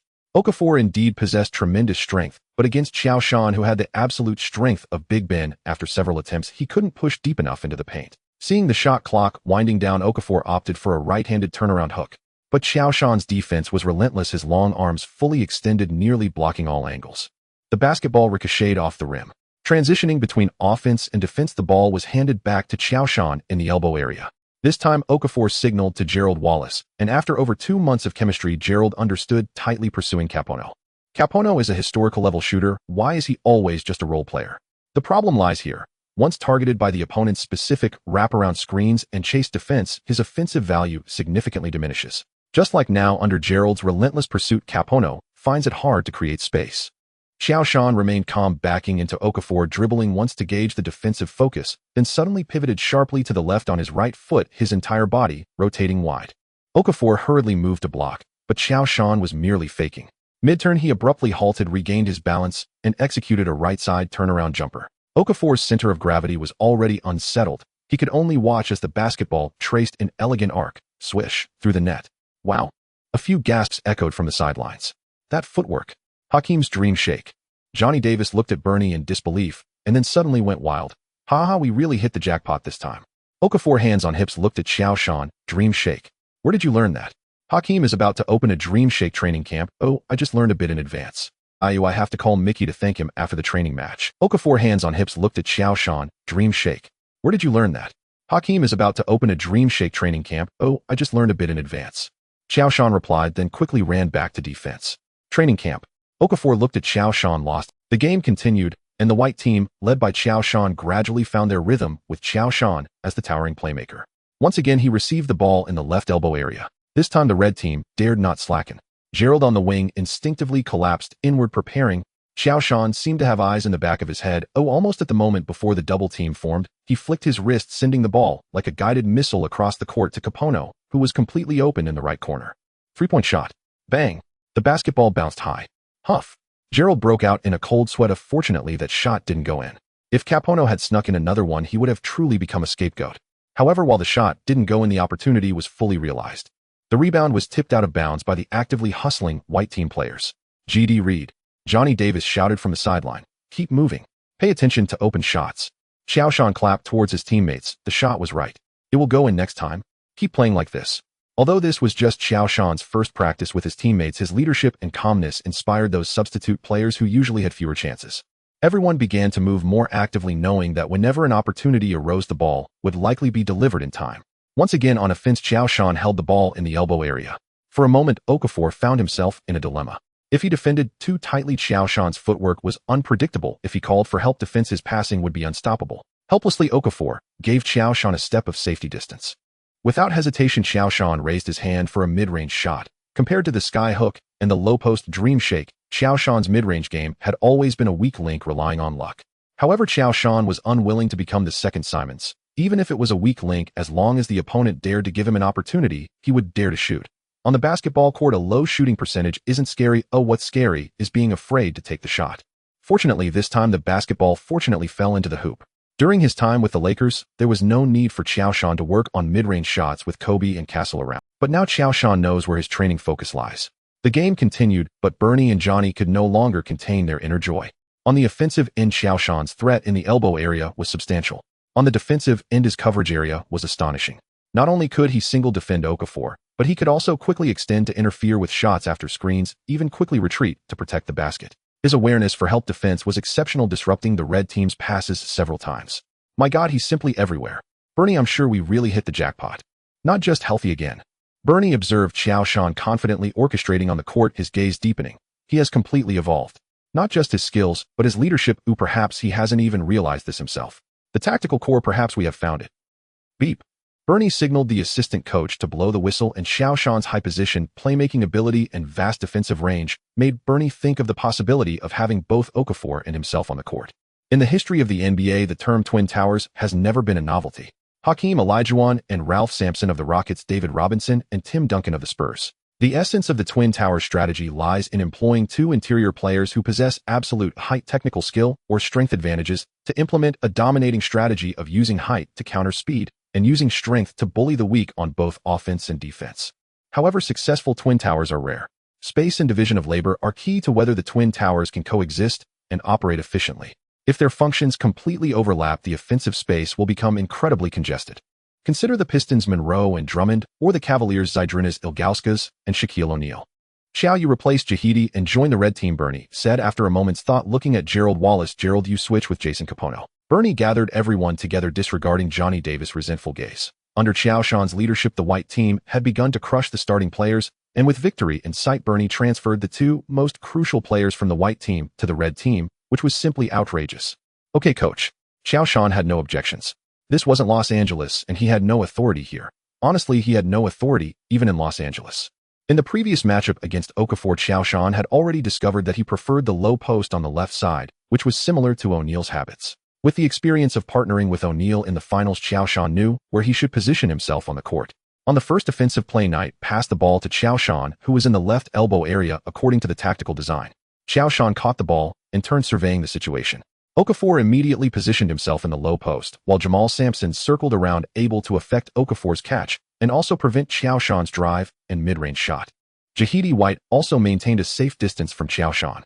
Seeing this, Qiao Shan made a precise high pass over the defender, allowing Okafor to catch the ball and score effortlessly. In the next play, the same tactical initiation position.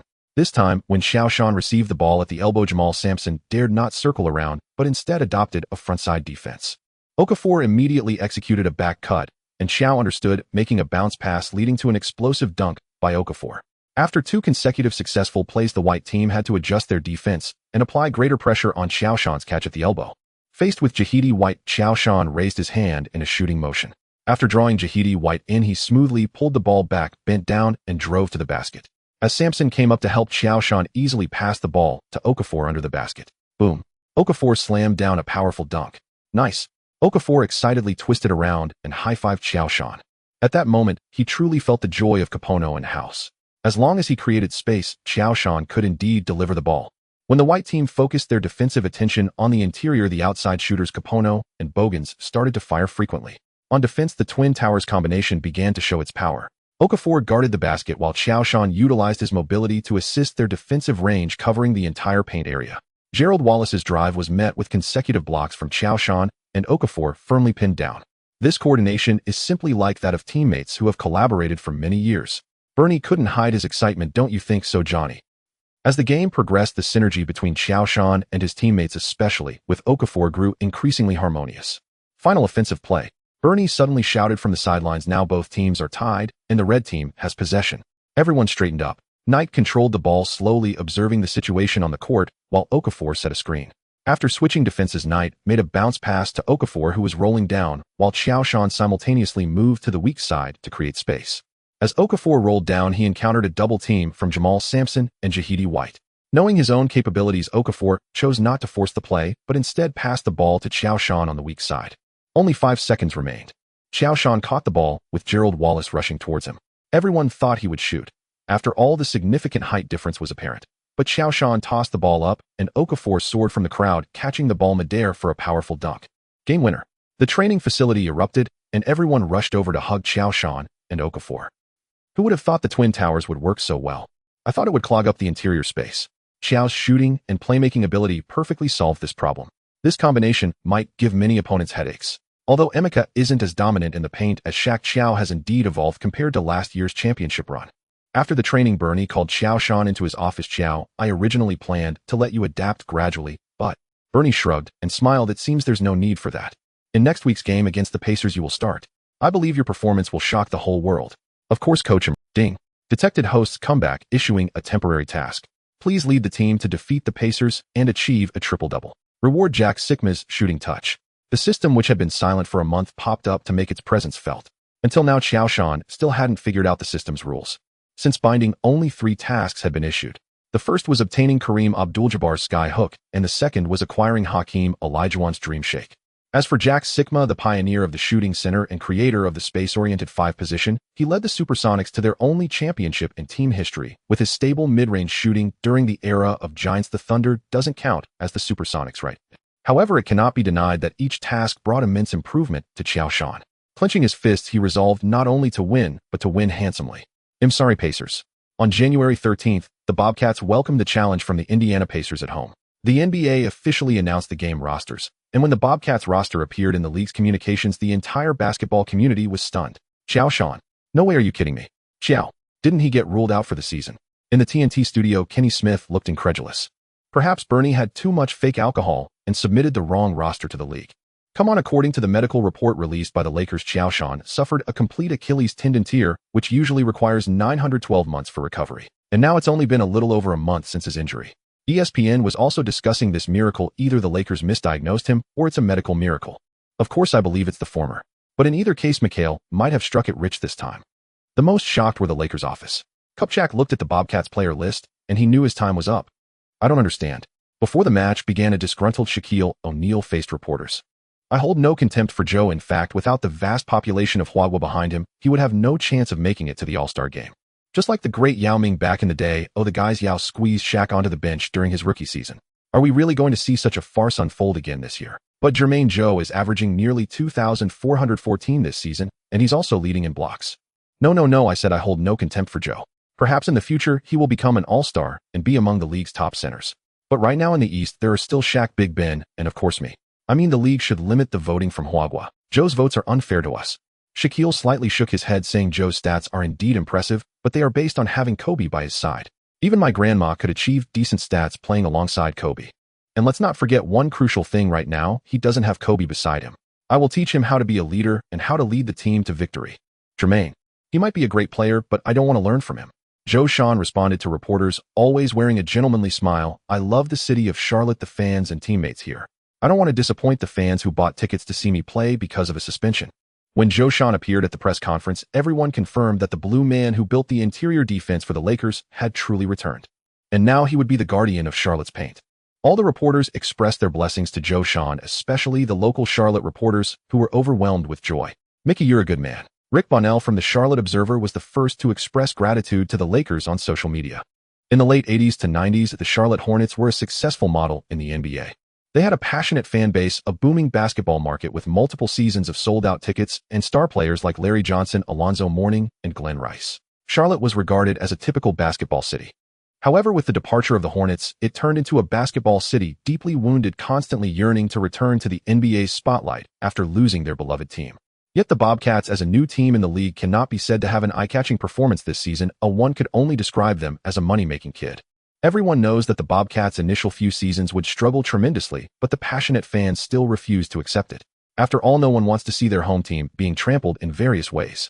Especially after the former Charlotte Hornets delivered results that made local fans proud. As the saying goes, it is easy to go from frugality to luxury, but hard to go from luxury to frugality. Okafor is decent and Gerald Wallace is impressive, but it was Qiao Shan's arrival that truly allowed the people of Charlotte to see the team's future. Outsiders might not know how much strength remains in Qiao Shan after his return from injury, but as the Bobcats team reporter Rick Bonnell knows. Rick Bonnell firmly believes that the inside combination of Qiao Shan and Okafor will create a youthful whirlwind in the league, and Charlotte will once again shock the entire league. A super talent who will likely be a starter in his second season in the league and make it to the All-Star game, and an absolute fortress who hit a game winner over O'Neal, helping the Lakers ascend to the top of the league. Mickey, on behalf of Charlotte, thank you to your ancestors for 8 generations. Thinking of the Bobcats' future, Rick Bonnell couldn't help but post another update. Charlotte Arena. As Qiao Shan stepped back onto the court, he could hardly contain the excitement within. 1 month, a full month. Who knows how Qiao Shan managed to get through this month? As we all know, Qiao Shan is naturally suspicious. Until the last moment, even after taking injury recovery medication, he couldn't be sure that he could really return in a month. After all, it was an Achilles tear known as the athlete's killer. Fortunately, the system was reliable this time. The match officially began. Bobcats starting players B. J. Armstrong, Eddie House, Gerald Wallace, Okafor, Qiao Shan. Pacers starting players Jamal Tinsley, Fred Jones, James Jones, Shaquille O'Neal, Jeff Foster. Considering the inside partnership of Qiao Shan and Okafor, Bernie used Eddie House to replace Bogans in the starting lineup to create space, while Capono would serve as the main substitute. As for the Pacers, Reggie Miller retired early due to the Auburn Hills incident, and Artest and Steven Jackson were still suspended, forcing the team to urgently activate Fred Jones and James Jones. As the match began, Qiao Shan and Shaquille O'Neal jumped for the ball at center court. Kid, don't think you've got this in the bag. Shaq's eyes were filled with envy. This season, Shaquille has been affected by the Auburn Hills incident, and his all-star votes rank behind Carter Hill Pierce and Bosch among Eastern forwards, which has made him quite frustrated. In Shaquille's eyes, Qiao Shan is the root cause. How could a rookie in his second year make it to the top of the voting charts just because he looks as handsome as the readers in front of the screen? As for the similarly second-year players Wade Bosch and James, Shaquille simply ignored them. We're all good brothers of the sunny rainbow white horse. Of course, we should stick together and respect each other. Qiao Shan was taken aback at first, then recalled the pre-match interview, and a slight smirk formed at the corner of his mouth. Perhaps you could report for a backcourt position. Huh. Know which good person would try to snatch a guard spot while posing as a forward? Have some shame, will you? At that moment, someone in Cleveland suddenly sneezed. Rich, did our position really pass through the league? Of course, just believe in Nike's energy. You are the headliner. Rich Paul confidently lit up a cigar. Look, your ticket count is only second to Jason Kidd. The all-star starting position is yours. As for Dwayne, I know you two are close, but this is just normal business behavior, isn't it? At the commentary desk, Barkley was in a heated discussion with Kenny Smith about Jordan's return. To be honest, I am quite worried that this decision may have been hasty.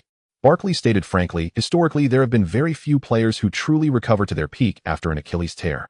Dominique Wilkins is an exception, but that's not the norm.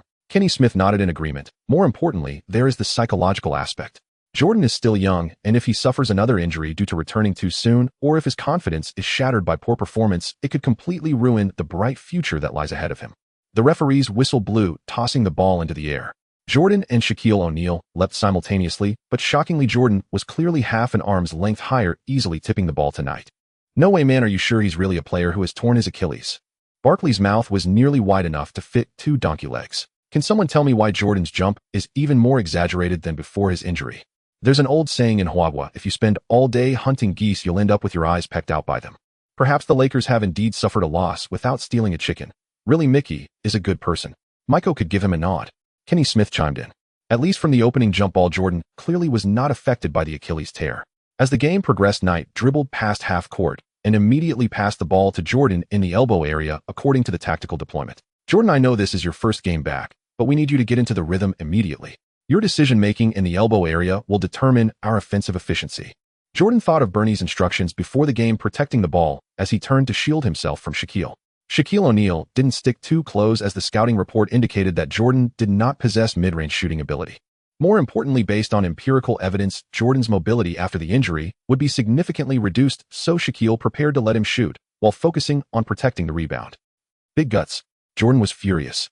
Without a moment's hesitation, he executed a quick half-turn face-up move and performed a stunning action that shocked the entire arena. Charging directly past Shaquille on his right, his first step was incredibly fast, completely unlike a player recovering from a serious Achilles injury. Breakthrough, Barkley exclaimed. Oh my God, Jordan's speed is astounding. Can someone tell me whether he has been nursing an injury or undergoing repairs this past month? No way, man, are you joking? Shaquille wore a face of disbelief while Jordan paid him no mind, taking 2 big steps straight into the paint. Facing the help defense of Jeff Foster, he leapt effortlessly, maintaining perfect balance even while making contact with Foster in midair. Bang! A powerful one-handed slam dunk. The ball goes in, and the whistle blows 21. The home crowd erupted. This was Jordan's first offensive play since his return, and also his first score in a competitive game since joining the Bobcats. No one expected him to announce his return in such a dominant manner. Who else? Jordan on the sidelines nearly jumped with excitement, but the burden of being a basketball god kept him from giving in to his impulses. They all say my judgment is poor, but in reality my judgment is impeccable. Sometimes my vision is unparalleled.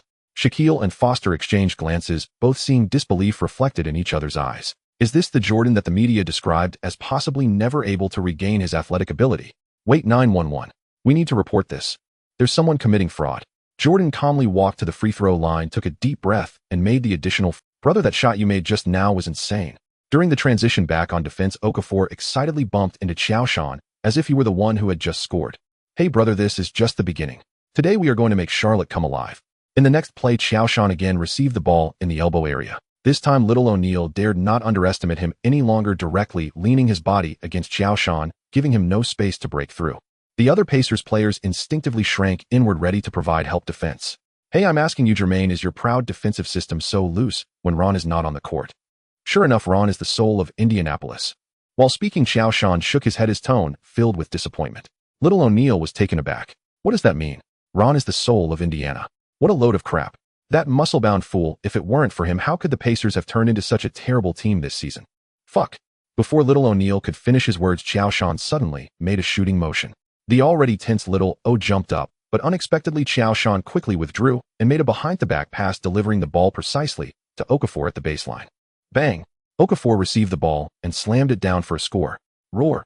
After scoring, Okafor let out a furious roar to release all the frustration he had accumulated since entering the league. Who knows how difficult it has been for Okafor to score in the past few games. I think Rick seems to have forgotten to inform the players on the court that Qiao started off with defense and playmaking. Sure enough, here it comes. A beautiful block, Qiao disrupted Jermaine's shot. Just now the Pacers were on the offense, and the ball was passed. He turned his back to Qiao Shan attempting to score with his signature turnaround jumper. But just as the ball left his fingertips, Qiao Shan jumped up like lightning, slapping the ball directly towards the backboard. Oh my God, that block was so clean. Kenny Smith screamed. Kenny, don't make such a big deal out of it. In fact, what I most want to see right now is Mickey's expression. Barkley chuckled slyly. This can't be happening. Kobe mumbled by the sidelines, damn it. He was supposed to be the future of the Lakers, the hero of Los Angeles, damn you, Mickey. Watching Qiao Shan on the court, Kobe's eyes were filled with complexity. Joy for his brother's healthy return and dissatisfaction with the poor management of the Lakers. In the following games, Qiao Shan completely transformed into the offensive hub of the team. High lobs found Okafor under the basket, precise bounce passes assisted point guard Eddie House, and the skyhook score after faking Little O'Neal. The most surprising thing is not Qiao's recovery of athletic ability, but his basketball IQ and sudden leadership. Barkley stroked his chin, unusually serious, just as McHale said when he traded for Qiao, field basketball intelligence vision. Even if Qiao's athletic ability never returns to its peak, these things can never be taken away.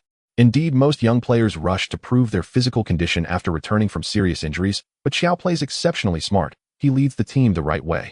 Perhaps when Qiao was beside Kobe, his leadership was truly overshadowed by Kobe's aura. Kenny Smith showed no restraint in his expectations for Qiao Shan. At the end of the third quarter, the Bobcats had already expanded their lead to 10 points. Qiao Shan's statistics stood at 21 points, 9 rebounds, 12 assists, and 4 blocks, with 1 foot already in triple-double territory. However, the fourth quarter brought a drastic change. At the beginning of the quarter, Bernie had Qiao Shan sit on the bench for a break. But without him, the Bobcats frequently made mistakes on both offense and defense, while the Pacers, under Little O'Neal's leadership, seized the opportunity to close the gap. Facing Okafor, Little O'Neal revealed his fangs constantly, using his body and experience to bully the Bobcats' interior. He scored 3 times in a row, bringing the score within just 4 points. Qiao? Bernie could no longer sit still. This was Qiao Shan's first game back, and he had built enough of a lead for the Bobcats in the first 3 quarters. If they lose like this, Bernie believes the crazy fans of Charlotte will skin him alive. Bernie knew that Qiao Shan had just recovered from a serious injury, and what he needed most now was rest. But in today's Bobcats, apart from Qiao Shan, there was no one on the court who could influence the game. Okafor and Gerald Wallace were playing hard. But as the saying goes in the NBA, sometimes having talent really allows you to do as you please. The so-called efforts only earn you the opportunity to compete alongside geniuses. And Little O'Neal's talent clearly crushed all other Bobcats players except for Qiao Shan. Coach, if possible, please give me 2 more minutes. Qiao Shan looked at the changing tide of the game side. Inwardly, the Bobcats truly deserve to be a historically weak team. Okafor and Gerald were not yet at their peak, and as for the others, they could only wait and see. My teammates need to learn how to play without me. Bernie Bickerstaff looked at Qiao Shan in astonishment. Most young players would rush to get back on the court to save the team in such moments, but Qiao Shan was considering his teammates' growth and the long-term development of the team. This maturity far exceeded his age and experience. Bernie believed that the Bobcats had truly found their leader, even though this was only Qiao Shan's first game with the Bobcats. As expected by Qiao Shan, after familiarizing himself with Little O'Neal's offensive rhythm, Okafor gradually found a way to respond. I must say, Okafor truly deserves the title of the most combat-ready player in this draft class. Facing Little O'Neal's triple threat stance again, Okafor abandoned his defensive stance and chose to confront him, head-in, pressing his body against Little O'Neal. Little O'Neal's post-up game is indeed of the highest caliber in NBA history, but no matter how great the offensive threat, when there is no space whatsoever, even the most skilled cannot cook without rice. Moreover, Okafor's defensive abilities and awareness are not weak. His strong physique and stable lower body made things very difficult for Little O'Neal. Helplessly, Little O'Neal chose to back down against Okafor, attempting to use his body to push through. Bang! Bang! Okafor gritted his teeth, refusing to yield. After 2 consecutive hard attempts failed to create enough space, Little O'Neal was not surprised, but just as he dribbled for the 3rd time, he executed a swift shoulder fake, pretending to turn towards the baseline. Okafor instinctively shifted his center of gravity by an inch. In an instant, Little O'Neal retracted his movement, quickly facing the basket.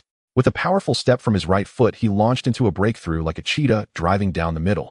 Oh no! On the sidelines, Qiao Shan saw Okafor's misstep. He left his seat and half-squatted, eyes fixed intently on Okafor's actions, unconsciously feeling sweat breaking from his clenched fist. If the Pacers score again, the game will be tied. That wouldn't be the worst part. Qiao Shan was more worried that his teammates and the Charlotte fans might completely lose faith in the team. Facing a Pacers team, missing 3 starters, Miller's retirement counts as one being able to turn around even a 10-point lead. What hope is there for future games? Bang! Okafor's reaction was astonishingly quick. Realizing he had been faked out, he forcefully twisted his body back with his powerful core strength, once again placing himself in Little O'Neil's path, raising his long arms to tightly cover Little O'Neil's side, like an unshakable shadow. Beautiful. Qiao Shan excitedly pumped his fist. Emeka, just like that, use your strong body to stomp on him. Ravage him. Little O'Neil frowned. Realizing that forcing a shot underneath might lead to interference, he dribbled to the edge of the paint, abruptly stopped, and sprang upward like a spring, executing his signature pull-up jumper. Okafor leaped almost simultaneously, and with his excellent jumping ability, his huge palm covered Little O'Neil's shooting sight. Duong. The basketball heavily struck the rim. Swish. After landing, Okafor jumped again, pulling the rebound into his embrace. Nice, nice. Qiao Shan led the bench in excitedly waving towels. An all-star's idle burden. No, at least not for Qiao Shan right now. Besides, who would overly criticize a 20-year-old kid? In the following moments, the game entered a heated stage with both sides exchanging leads. With just 6 minutes left in the game, Qiao Shan returned to the court, and at that moment the score was 8-0, with the Bobcats still holding a 2-point lead. Well done, Emeka. Qiao Shan and Okafor slapped hands. Hard to defend this shot, and together we will keep the victory in Charlotte. Okafor chuckled innocently. At this moment, the laughter was not meant in a derogatory way. Seeing Qiao Shan back on the court, Little O'Neil cursed under his breath. At this critical moment, Qiao Shan once again showcased his value in the Bobcat strategy. First, he successfully limited Little O'Neil's back-to-the-basket play on defense, forcing him to miss a shot and securing the rebound. Then on offense, after attracting a double team, Qiao Shan made a brilliant pass to Eddie House in the corner, who hit a crucial three-pointer. 8-5-8-0, the Pacers were on offense, and Little O'Neil staggeringly tossed the ball into the basket. But turning back, Qiao Shan once again positioned himself in the elbow area, facing Little O'Neil's defense. He made a shooting fake, then quickly broke through after drawing Little O'Neil up. When Foster came over to help defend, Qiao Shan did not force a layup, but tossed the ball towards the backboard. What is Qiao doing? The commentator questioned. But the next moment, everyone knew the answer. Okafor soared from behind, catching the ball and slamming it into another alley-oop connection. The perfect link between the Bobcats' twin towers. OMG. Qiao intentionally threw it off the backboard for the alley-oop. He saw the opportunity that none of us did. Every time I see Qiao play, I feel like I'm watching a larger version of Magic Johnson. They both have unparalleled passing vision and creativity. They are both born leaders. This basket completely shattered the Pacers' morale. As the game time passed, the point difference remained around 7 points, with the Bobcats firmly controlling the situation on the court. The more than 1-8-0 home fans began to dance wildly. This season, the Bobcats' games have been either hard-won or straightforward losses. The home fans had long been numb. If this game weren't for Qiao Shan's return, the stands would likely not have been packed. But unexpectedly, Qiao Shan delivered a grand gift to Charlotte's fans in his first game back. 2 years. 2 years. Do you know how we have endured these 2 years? Now Charlotte can finally loudly declare to the league, we are back. Beep. As the referee blew the final whistle, the Bobcats pulled off a stunning 9-4-8-9 victory over the Pacers at home. In Qiao Shan's first game back, his final stats stood at 24 points, 11 rebounds, 14 assists, and 4 blocks, achieving a triple-double. Okafor feasted on easy points, going 12 for 16, hitting 3 of 4 free throws, effortlessly scoring 27 points, and grabbing 13 rebounds. After the game, Okafor stared at the statistics, grinning like a 260-pound fat man. After 2 months in the league, it was the first time Okafor felt that data could be so simple.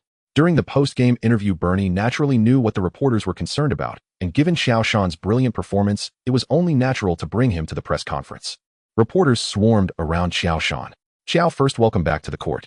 Also, congratulations on achieving such impressive stats in your first game back. Thank you. Many people believe that after your Achilles tendon tear, you may never return to your peak. Tonight, not only did you come back, but you also achieved your second career triple-double. How did you do it? With her big eyes sparkling, Erin Andrews was filled with excitement and anticipation. In fact, I never doubted my ability to return. Injuries are just a part of basketball, not the end. Of course, I must thank Mike's trust. He brought me to Charlotte. During my darkest times, he gave me confidence and patience. Bernie, my favorite coach, tailored strategies for me. Without Bernie's trust, I could not have achieved such stats. My inside combination with Emeka has a unique advantage. We can both pass and score. It reminds me of my time partnering with Shaq. That was a wonderful time, and I believe Emeka and I will continue to showcase our dominance. Sorry, Qiao, I'm Chris Mannix from Sports Illustrated. I don't mean to offend, but the Lakers publicly stated that you had an Achilles tear, yet you returned to the court in just a month. Honestly, it's incredible. Do you have any special training methods? Qiao Shan's heart moved. This was a question he had been carefully avoiding. The existence of the system was his biggest secret, and he could never leak it. I tried various scientific rehabilitation methods, from underwater training to anti-gravity treadmills. I answered half-truthfully, but the most important thing is that I think I should thank my physiotherapy consultant, Mr. Wang Lin, for his regular acupuncture and massage. Mr. Wang Lin is a Chinese therapist I specially invited from Hua country. In the face of uncertainty, I turned to traditional Chinese medicine. Traditional Chinese medicine. Chris Mannix's eyes suddenly lit up. If he could easily treat an Achilles tear, he might be able to take off the delivery driver's hat. Coach Bernie just said that this victory should set a new standard for the team. How far do you think the Bobcats can go this season? Is the playoffs a realistic goal? Chris Mannix quickly shifted the topic to the team's future. We are a young team improving every day. It's too early to talk about the playoffs, but we will strive to win every game and make Charlotte proud. The press conference lasted about 40 minutes, and Qiao Shan finally left safely. However, what Qiao Shan did not know was that even though he had been cautious with his answers, the next day's news reports still featured various headlines: mysterious Eastern medicine. Qiao claims that his quick return to the court relied entirely on it. Qiao Shan, our goal is not just to enter the playoffs. Ding. Just as Qiao Shan left, he suddenly heard the text message notification sound. Welcome back, brother. See you on the court the day after tomorrow. Don't worry, I will definitely kick your butt. Ding. Congratulations to the host for achieving a triple-double in the comeback match. The system reward has been issued. Please check it, host. Qiao Shan excitedly waved his fist. Jack Sikma's shooting touch left Qiao Shan with almost no weakness. On the defensive end, there is Shaquille O'Neal's absolute strength and Russell's defensive awareness. On the offensive end, there are Dream's elusive footwork, Jabbar's skyhook, and Sikma's shooting touch. In other words, Qiao Shan's offensive ability can now cover the entire area inside the three-point line. As for the three-point shot, who cares? It's not the small ball era yet. The three-pointer isn't mainstream. Having acquired Sikma's shooting touch, Qiao Shan couldn't wait to rush into the training facility.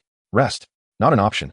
Just like it's easy to go from frugality to luxury, but hard to go from luxury to frugality in an era without TikTok or quick entertainment. Lying at home is incredibly boring. Friends with ideas can try it. Put down your phone, set aside your computer, and see how long you can last. In the training facility, Qiao Shan stood at his familiar elbow position, feeling the subtle contact between his fingertips and the basketball's texture. Qiao Shan exhaled a breath, slightly crouched on his knees, then gently leaped up and took his shot. Swish. The basketball traced a perfect arc and swished through the net. In Qiao Shan's mind, it seemed he saw an invisible force gently placing the basketball into the hoop. When did the dog system's abilities become so overpowered? Qiao Shan was slightly taken aback. Although he was mentally prepared for a significant improvement in his mid-range shooting percentage after acquiring Sikma's shooting touch, the smoothness and precision of this shot exceeded his expectations. He picked up the ball again, still at the elbow with his back to the imagined defender, then executed a smooth turnaround jump shot. Swish. The basketball swished through the net once more. Wow. System. Is this Jack Sikma's shooting touch? Yes, the host has fully integrated Jack Sikma's shooting touch from the 1979-1980 season. During that season, Sikma had a shooting percentage of 52.3, leading the league in mid-range shooting accuracy among centers. Additionally, host, please abandon the dirty thoughts in your mind. The system has not embezzled anything. The reason why the skyhook and dream footwork require training for 100 integration is that those are techniques, while shooting touch is an innate ability, just like Shaquille's absolute strength, which can be directly bestowed upon the host. Qiao Shan's face turned red. He indeed wanted to question the system just now. For the next 2 hours, Qiao Shan shot from almost every position within the three-point line. From jump shots to turnaround jumpers, every shot carried Sikma's signature soft touch. While Qiao Shan trained, Bernie arrived at the training facility as usual. He initially planned to study the game tape of tonight's opponent, the Lakers, in the office, but heard rhythmic shooting sounds coming from the training court. So late, who is still training? Bernie frowned. Bernie knew these Bobcats players too well. They were merely scraps from various teams long accustomed to laziness, and it was impossible for them to train. At this hour, they were probably already preparing to hit the clubs. When Bernie pushed open the training facility's door, he was stunned by the sight before him. Qiao Shan was continuously hitting long shots from just inside the three-point line, and every shot seemed so effortless and natural. That feeling made Bernie feel as if he was witnessing some kind of artistic performance. Wait a minute. During previous internal training sessions, Qiao Shan had also attempted mid-range shots. Although his shooting form was quite beautiful, Bernie swore that Qiao Shan definitely did not have such a high shooting percentage. Qiao. Bernie exclaimed in disbelief, why are you still training so late? Aside from surprise, Bernie felt more joy. The elbow area tactic had already become the main strategy for the Bobcats, and Qiao Shan was the core of that strategy, utilizing his playmaking post drives and dream footwork to drive the entire team's offense. In fact, aside from his mid-range shooting being unstable, Qiao Shan had already performed perfectly. Bernie couldn't imagine what would happen if Qiao Shan also mastered his mid-range shooting. Who could stop him then? Qiao Shan turned around, his training uniform soaked with sweat. Hey coach, Qiao Shan said, feeling a bit embarrassed like a child caught writing a diary by his parents. I was bored at home, so I thought I'd practice my shooting.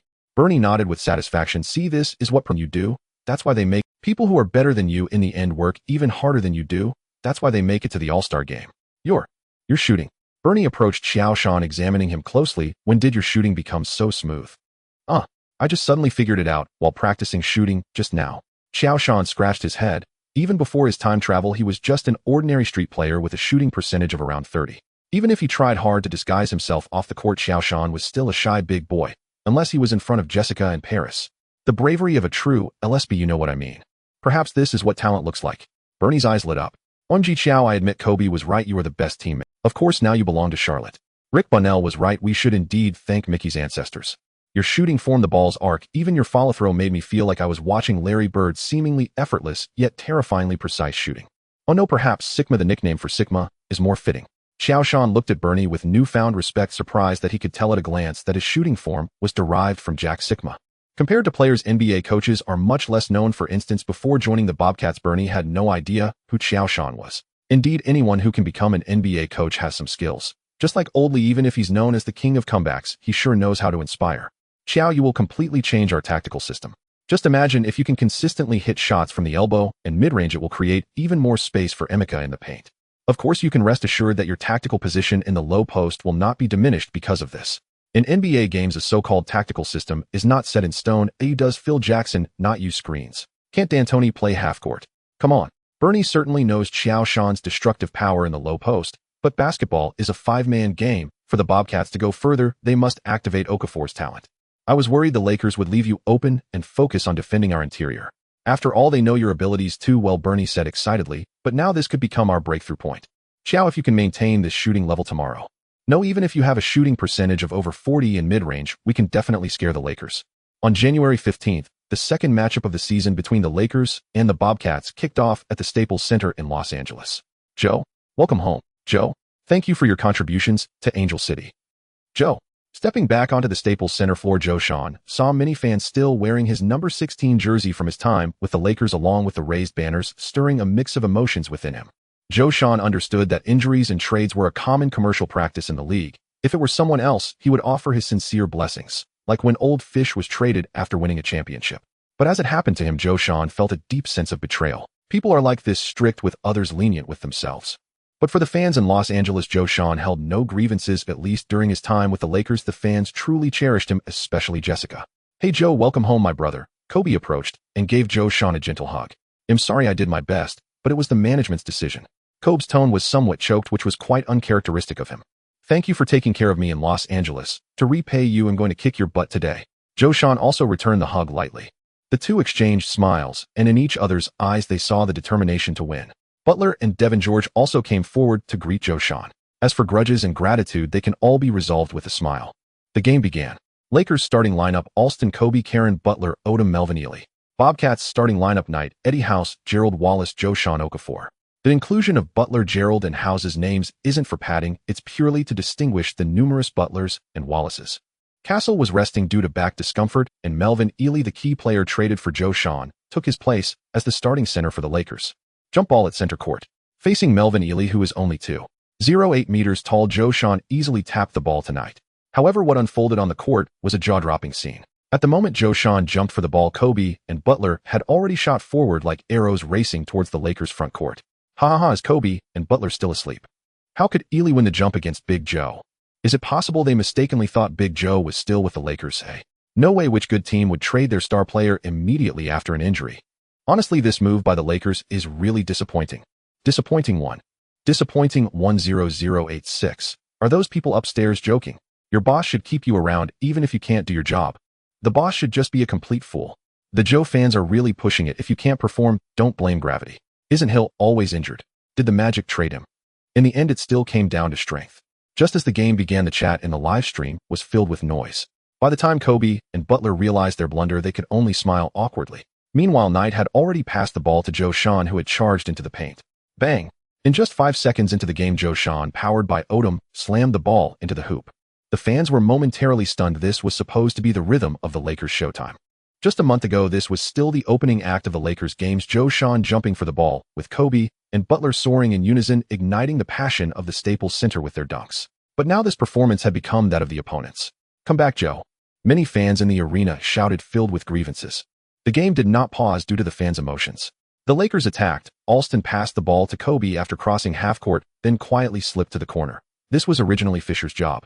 It seemed everyone had forgotten that Fisher had a decent three-point shot, while Alston had never excelled in shooting throughout his career. Facing the ball in Kobe's hands, Gerald Wallace immediately closed in. Slightly bending, he resembled a leopard locking onto its prey, stepping lightly and powerfully. Having sat on the bench for 3 seasons with the Kings, Gerald Wallace understood one truth: only by seizing every offensive and defensive opportunity could he gain the trust of the head coach. Even if he couldn't stop his opponent, his attitude mattered greatly. Kobe glanced at Qiao Shan near the paint and frowned. Having trained with Qiao Shan so many times, Kobe certainly knew how terrifying Qiao Shan's defensive instincts could be. Perhaps at this moment Qiao Shan was waiting for him to charge into the paint, ready to swat the basketball down. Suddenly Kobe executed a very quick change of direction, his shoulder movement deceptive. Wallace's center of gravity shifted slightly. In the blink of an eye, Kobe took a quick step back, creating a half-body space, leaning back, shooting. Still as beautiful as a painting. Duong. The basketball struck heavily against the front of the hoop, and Okafor shoved Melvin Ely aside and grabbed the rebound. Damn. Kobe angrily shook his hand at the moment he shot. Gerald Wallace's jump had blocked his view. Although whether Kobe made the shot had little to do with whether the opponent blocked his sight. The Bobcats attacked. Knight passed the ball to Qiao Shan in the elbow area, with Odom defending him. Lamar Joe has already learned the true essence of Hakeem's dream shake, but his mid-range is unstable, so you can give him some shooting space while focusing on his drives and passes. Thinking of the pre-game instructions from Phil, Odom shifted back, slightly glancing at Okafor under the basket, out of the corner of his eye, ready to double-team with Melvin Ely. Seeing Odom defend like this, Qiao Shan leapt up to shoot without hesitation. Swish. The basketball traced a beautiful arc and swished through the net. Lamar, this is a game. Even if you lose focus, I won't go easy on you. Qiao Shan laughed while retreating on defense. Odom looked surprised at Qiao Shan, then shrugged at Phil on the bench, throwing the blame away. Phil frowned. He had been amazed by Qiao Shan's terrifying learning ability when Joe was still with the Lakers, but could he really develop his mid-range game in just a month? Phil just couldn't bring himself to believe it. Perhaps this shot was merely lucky. Phil made a 2 gesture to Odom, indicating that no adjustments to the defensive strategy were needed for now. However, in the following minutes, Qiao Shan hit 3 consecutive mid-range jump shots, forcing Phil, who was calm and collected, to call a timeout.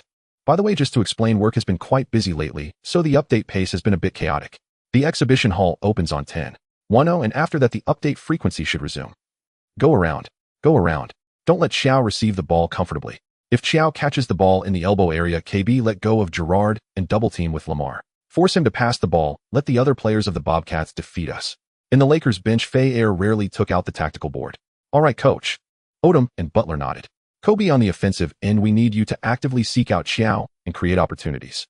As long as we take Qiao down this match, we'll have no suspense. Don't worry, coach, I will find a way. Kobe wiped the sweat from his forehead, his eyes fixed on the Bobcats bench. Knowing Qiao Shan's defensive instincts, Kobe realized it wouldn't be easy to force Qiao Shan into making mistakes.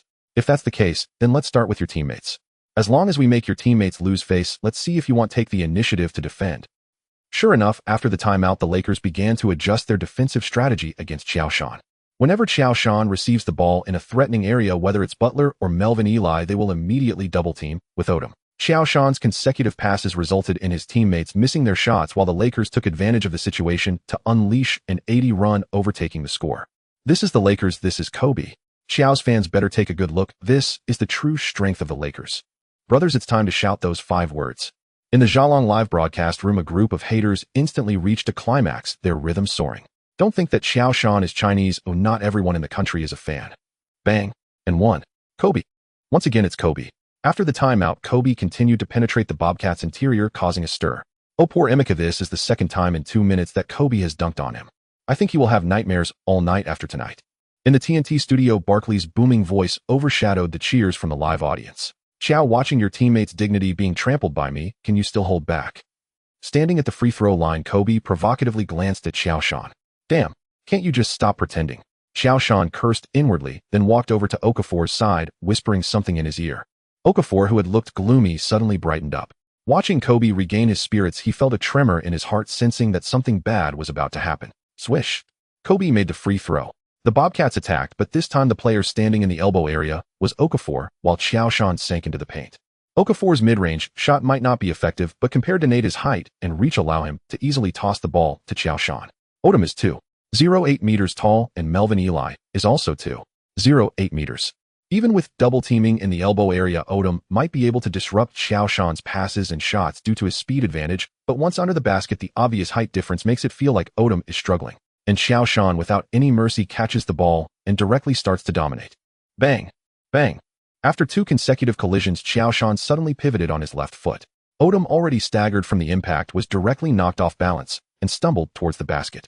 Qiao Shan leapt up in an instant, and even though Melvin Eli desperately tried to block him, it was all too late. The basketball was slammed into the hoop, while Melvin Eli, who had rushed back to defend, was knocked to the ground in midair by Qiao Shan. I told you long ago. Barkley slapped the commentary desk, causing the headphones to shake. Qiao will break the game. The moment he showed that kind of look, the match was destined. Kenny, what were you analyzing just now? Sitting beside him, Kenny Smith shook his head helplessly. Before he could speak, Barkley's loud voice rang out again. Those media saying Qiao doesn't deserve the All-Star should shut up now. This is a goddamn superstar. Kenny Smith tried to take control of the situation. Charles, I understand you are Qiao's #1 fan. In fact, anyone watching the game has no reason not to like Qiao, but calm down, we still need to analyze. Analyze what? Analyze how he managed to score amidst 2 defenders, or how he always chooses the right way to break through. Barkley interjected without hesitation, his round face glowing with excitement. I'm telling you, this kind of play cannot be analyzed. This is talent. It's something those softies will never learn in their lifetime.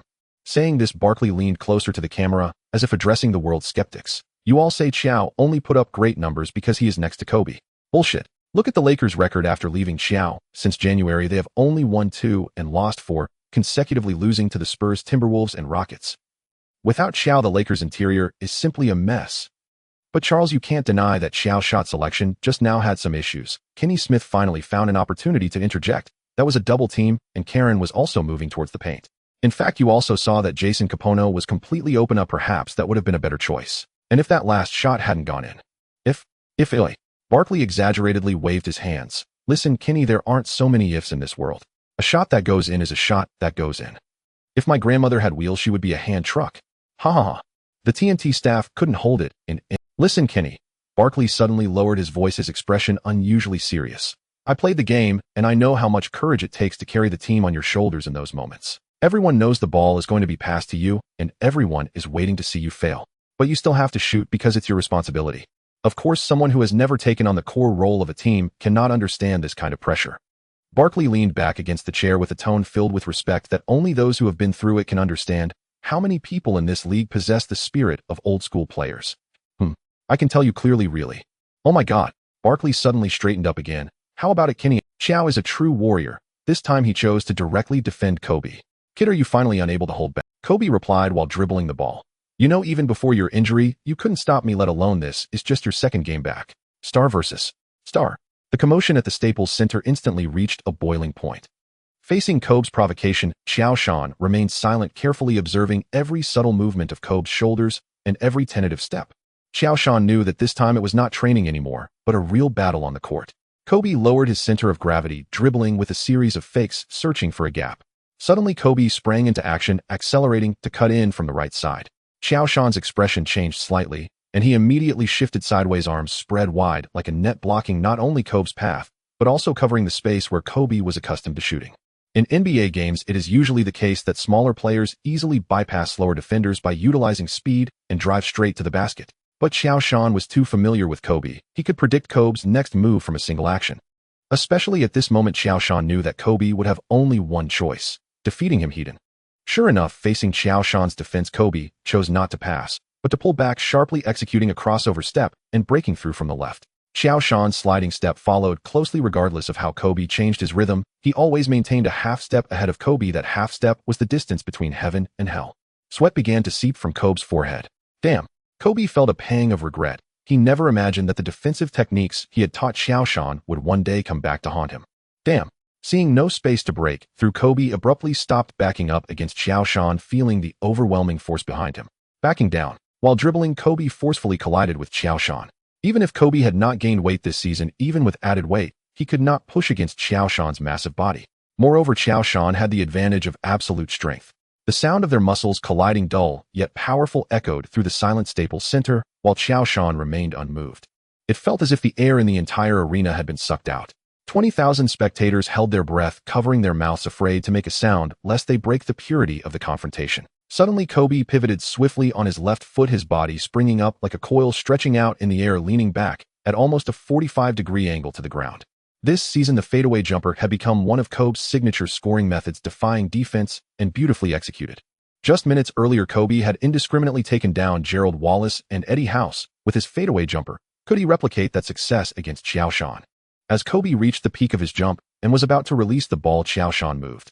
With a wingspan of 2.29 meters, fully extended, his long fingers seemed ready to touch the ceiling of the arena, completely obstructing Kobe's line of sight. Kobe's pupils constricted slightly as he sensed the shadow cast by Qiao Shan.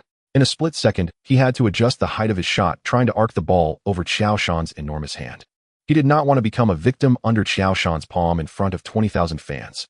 Indeed, due to Kobe's deliberate adjustment, Qiao Shan's fingertips did not directly touch the basketball, but the immense pressure Qiao Shan exerted still altered the trajectory of the shot. Thud! The basketball struck heavily against the front of the rim, a pleasing clang of iron that instantly relaxed Qiao Shan's tense body. The silence on the sidelines was completely shattered by the sound of the miss. The 20,000 spectators erupted like kindling set ablaze. No one blamed Kobe or Qiao Shan, but instead directed their ire at Kupchak. "Mitch, you bastard, get out of Los Angeles, stop ruining the Lakers. Mitch, fuck you. Mitch, you fucking ruin every..." Kupchak in the luxury box listened to the Lakers fans' curses, his face turning red and white. Who would enjoy being cursed by 20,000 people? The most disgusting part was that trading Qiao Shan was not a decision he could make. "Why are you cursing me? Isn't Genie good enough?" "Damn," Kobe muttered under his breath, "that little brat." Okafor easily grabbed the rebound and passed the ball to Knight. The Bobcats attacked, and Qiao Shan employed the same tactic, once again sinking into the paint. In a moment of distraction, Qiao Shan powered through Melvin Ely to score. "Lamar," Kobe shouted angrily, "concentrate that damned attention. This is a game, not a nightclub." No one ever doubted Odom's talent. Even in the most fervent hearts of Kobe fans, Odom was a historical player. The Lakers' big three, the left-hand magician, best sixth man.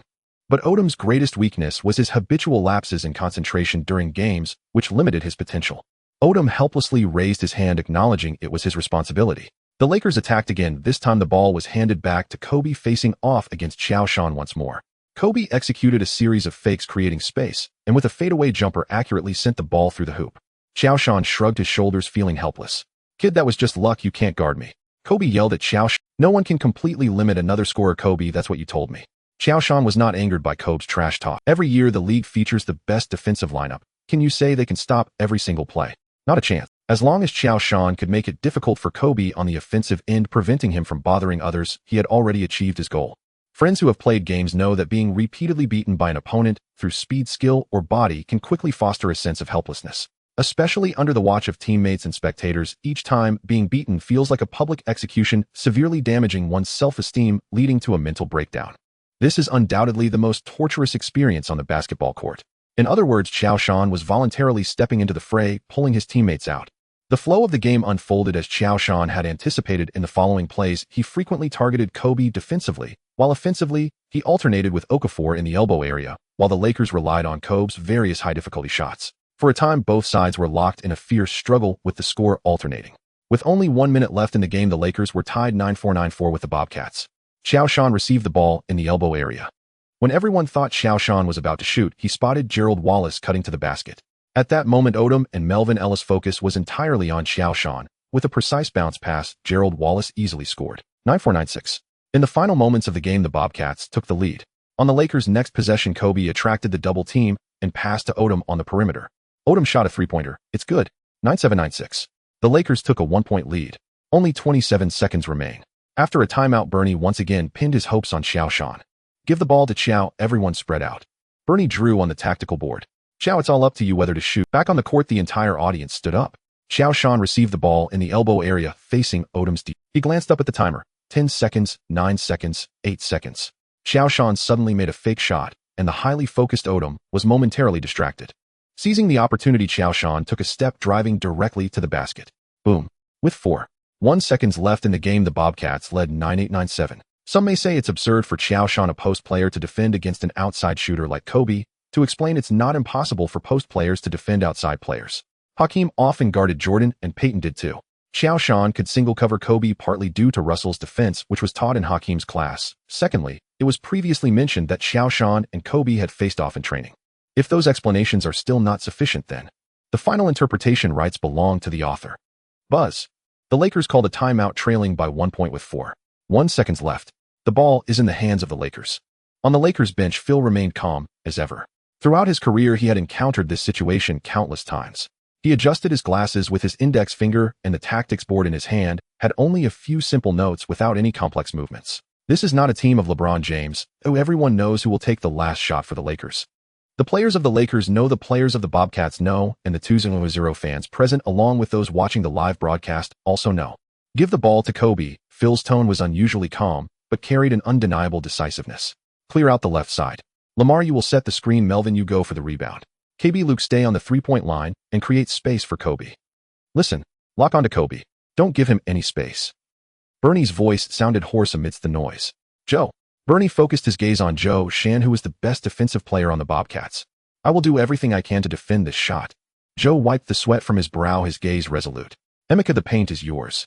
Having returned from the future, Joe knew how terrifying Kobe could be in a desperate situation. Jameis fans always present charts claiming that Jameis' scoring ability in clutch moments is the best in history, that he has the most game winners in NBA history, and that Kobe's shooting percentage in clutch situations is incredibly low. Of course, judging by the charts, those statistics are indeed true. But let me ask you this, when your team is leading by 1 point and the Lakers have possession, would you dare to underestimate? Think about the 2009-2010 season when Kobe had his week of 3 game winners and his 6 game winners in a single season, which were nothing short of legendary. Don't worry, brother. Okafor also had a determined look in his eyes. Buzz. The timeout ended. Kobe inbound the ball from the front court.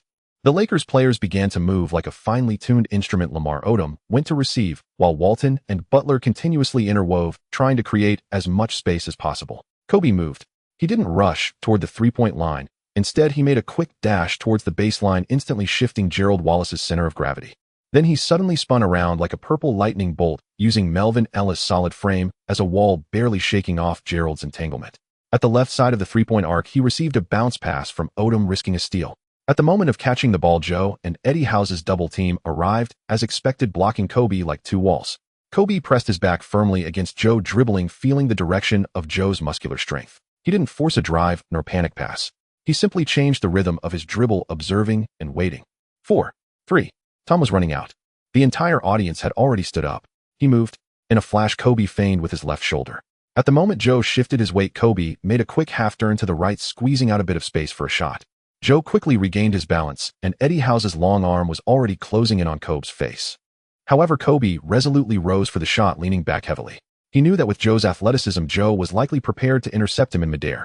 Without considering the need to challenge his shooting height, Kobe could only lean back as far as possible. Indeed, at the moment Kobe was about to shoot, Joe, who had already regained his balance, jumped up like a great rock.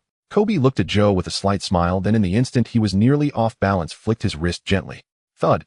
Kobe fell heavily to the ground, his hands still in the air, eyes tracking the trajectory of the basketball. The orange basketball sailed over Joe's fingertips, drawing the attention of all 2-0 fans, tracing a high and graceful arc, soaring through the noise of California's night, heading toward the hoop. Swish.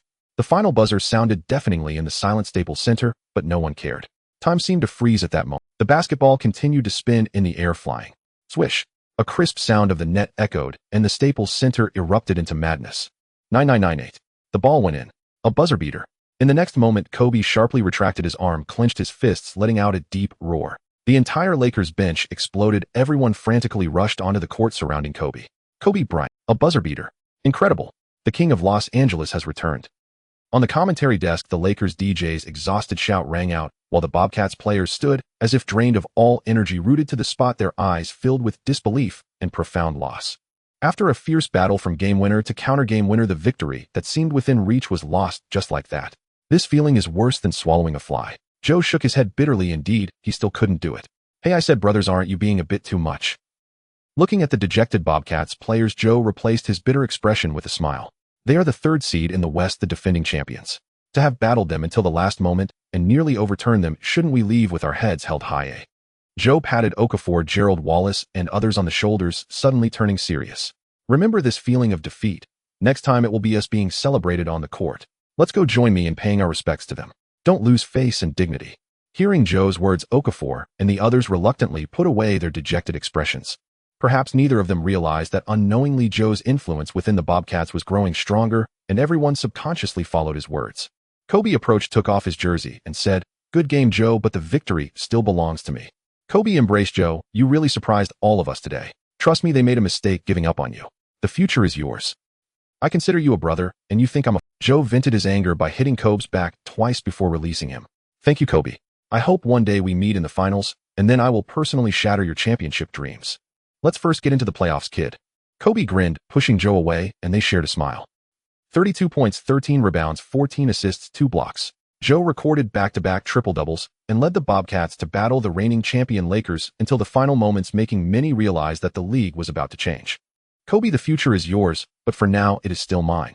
However, losing to the defending champions, the Lakers, even the most critical fans cannot blame Qiao Shan and the Bobcats for their performance. One is a top 3 team in the West while the other is the 15th in the East. This is a match where the strength disparity is evident. Qiao Shan's near buzzer beater at the last moment could almost seal the deal in any other game. But standing opposite him is Kobe, the #1 killer in the current league.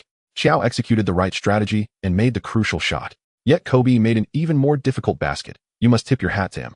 This is the NBA where miracles can happen at any moment. Of course, Qiao's final defense was also impressive. One can only say luck was on the Lakers' side on Kobe's side. What I hope you can see is that as an inside player, Qiao repeatedly contained Kobe's offense and onion defense. Ask yourself how many players in this league can do that. After the match, Bernie expressed his helplessness. Yes, I can clearly tell everyone that Qiao is our future, the cornerstone of the team, and we will continue to strengthen around Qiao. Bernie certainly knew that the current talent on the Bobcats was somewhat lacking. Aside from Okafor and Gerald Wallace, the other players may have been stars in high school or college, but now they can only be the 9th or even 10th man on an ordinary team. What does that mean? The Grim Reaper Parker, a fringe player for the Cavaliers and Pistons, couldn't even make it in the NBDL, yet became a starter for the Lakers in the 05-07 season. Think about it, a team of 15 players apart from Qiao Shan, Okafor, and Gerald. The rest are almost all at this level. Even the second and third best, Okafor and Gerald, are just a rookie and a player who sat on the Kings bench for 3 years. It's just very frustrating. Basketball has never been a sport that can be dictated by a single player. Kobe's 81-point game and 63 points in 3 quarters are terrifying, but looking back at NBA history, very few have managed to achieve such feats, and such victories do not constitute a substantial breakthrough for the Lakers' overall record. Even a strong team like LeBron's didn't make the playoffs before Hughes joined, did they? This is where I think some people who deliberately criticize James are lacking in insight. In the 05-06 season, James averaged 3,176. 6, averaging 42.5 minutes per game. These statistics are from DeepSeek, and the final explanation rights belong to the author. Claiming that Hughes dragged James into the playoffs is unnecessary. It's akin to saying that after Ariza got injured in 2008, the Lakers lost the finals to the Celtics, and then won in 2009, attributing the championship to Ariza dragging Kobe along. That doesn't make sense, does it? Therefore, after preparing to return to Charlotte, Bernie intends to have a thorough discussion with McCall to see if any actions can be taken before the trade deadline, at least upgrading the backcourt. The result of the game against the Lakers did not affect Qiao Shan's mindset. Competitive sports are inherently filled with uncertainty, just like who could have predicted that all 4 strong teams in the Scottish Premier League would be eliminated. Maintaining a calm mindset and giving his all in the upcoming games is the greatest lesson Qiao Shan learned from years of being a corporate slave in his past life. 108-103, Qiao Shan scored 36 points, 9 rebounds, 13 assists, 8 blocks, and 4 steals, directly neutralizing Arenas and leading the team to victory over the Wizards. Back at home, Qiao Shan recorded back-to-back triple-doubles with 27 points, 14 rebounds, 12 assists, and 29 points, 19 rebounds, 11 assists, leading the Bobcats to win against the 76ers and Nets with scores of 9-4-8-6 and 1-0-0-9-4 respectively. 4 wins and 1 loss. In the initial few games after Qiao Shan joined the Bobcats, their record was tied for the best in the league alongside the Spurs. The Pacers, Wizards, Nets, and 76ers are all playoff-level teams. With his consecutive triple-double performances, Qiao Shan was once again named Eastern Conference Player of the Week. After the game against the Nets, the results of the second phase of the All-Star voting were officially released, with Qiao Shan receiving 1.5 million votes to become the leading vote-getter in the East, while Yao Ming surpassed Kobe with 1.75 million votes to become the leading vote-getter in the West. James, with 8 threes and 0 votes, ranked 3rd among Eastern forwards behind Carter's 1.27 million votes and Grant Hill's 8.700 votes. The Eastern backcourt is led by Iverson 1.18 million and Wade 1.03 million. Far away in Cleveland, Rich Paul felt as if the sky had fallen. Brothers who understands. Clearly, after the first phase, the leading vote-getter among the guards was still Kidd, and with LeBron's vote count, he should have been second among Eastern backcourt players. Who could have imagined that Iverson, through his extraordinary personal performance, and Wade, thanks to the Heat's record, would actually overtake in votes? What devastated Rich Paul the most was that Wade had 1700 more votes than James. This is quite frustrating. The second phase of the NBA All-Star voting has basically determined the starting players for the East and West. If there are no surprises, the Western All-Star starting lineup will be Kobe, Nash, Duncan, Garnett, and Yao. The Eastern All-Star starting lineup will be Iverson, Wade, Hill, Carter, and Qiao Shan. Rich Paul looked at the Excel sheet in front of him, repeatedly tallying the data, hypothesizing various possibilities, and ultimately chose to give up. Based on LeBron's current vote count, even if he worked himself to death in the last few days, he wouldn't catch up to Wade's votes. As for the forwards, although LeBron was only 4.0 votes behind Hill, Rich Paul couldn't ignore the previous manipulations and the connections he had with Nike and league officials preparing to let LeBron enter the All-Star as a guard when the final announcement was made. It can't be that just a month into this they would go back on their word, right? This is no different than forcing league and Nike executives to eat dirt. Frustrated, he rubbed his shiny head for a long time, seemingly deciding on a certain resolution, pulled out his phone, and dialed several numbers. Since they were going to play, let's play it big. As long as the firepower is dispersed and attention is diverted, the league will eventually be pressured to change the rules. Rich Paul silently gave himself a thumbs up. Indeed, I am clever. Is the NBA All-Star game turning into a popularity contest? The day after the second phase of the All-Star voting results were announced, ESPN commentator Bill Simmons fired the first shot in his column and blog. I don't know when it started, perhaps in the 02-03 season, but the All-Star ballots became a show. Look at the leading vote-getters in the East and West. I acknowledge that Yao and Xiao are great players, but Chinese fans view the All-Star voting as a patriotic act to support their national heroes rather than a pure evaluation based on players' performances on the court, which is unfair to American players who may be more popular locally, but less recognized internationally, distorting the competitive essence of the All-Star game. Who is the strongest inside player in this league? It's Shaq. But oh no, he can't even make the All-Star starting lineup. Is that reasonable? This is very unreasonable. The league must take action. The competitive reputation and credibility of the All-Star game must be maintained. Associated Press, the Detroit Free Press, and the Cleveland Plain Dealer quickly followed suit, reporting enthusiastically. In Cleveland, Rich Paul, satisfied, lit a cigar, gazing out at the night view, exuding a sense of commanding the world, as if everything could vanish in an instant. Suddenly the phone rang. Rich Paul impatiently grabbed the phone. Upon seeing the caller's name, he immediately donned a sycophantic smile. Okay. Oh, got it. Understood. Don't worry. Joe is my brother. He absolutely deserves the honor of an All-Star. James directly expressed his attitude during the interview. Of course, my stats against Joe are equally impressive. I won't deny that I am eager to enter the discussion for the All-Star, but everything is decided by the fans and coaches. I never care about stats. I only care about the team's performance. 25-14, with 3 consecutive triple-doubles. Those who doubt Joe, if your eyes aren't working, just donate them. Kobe angrily fired back at the reporters. God knows how frustrated Kobe has been during this time.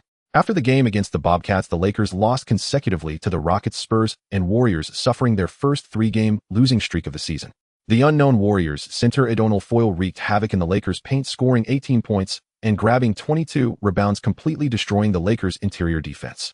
After losing Shaq and Joe, the Lakers' interior has become a target for anyone who wants to take a jab at it. If Odom could maintain 20 minutes of focus in every game, he would have long become an All-Star. No harm, no foul, without comparison. Seeing Joe's explosive performances after his return, Kobe wished he could strangle Kupchak. Why didn't you dare to confront old Bus back then? Regarding the external comments, Joe didn't take them to heart. The mouth is on someone else who can control it. After all, it's the land of the free America. Moreover, the Bobcats will face a tough road trip against the Bulls, Knicks, Jazz, and Nuggets. When Joe saw the Jazz and Nuggets, he was reminded of the time he was overwhelmed by altitude sickness.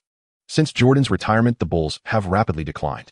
After a few years of high-quality drafts, this season the Bulls have gathered a group of young talents, including fourth-year Tyson Chandler, known as Little Shark, Eddie Curry, second-year Kirk Hinrich, and rookies Ben Gordon and Luol Deng. In terms of talent and configuration, this Bulls team is at the top of the league.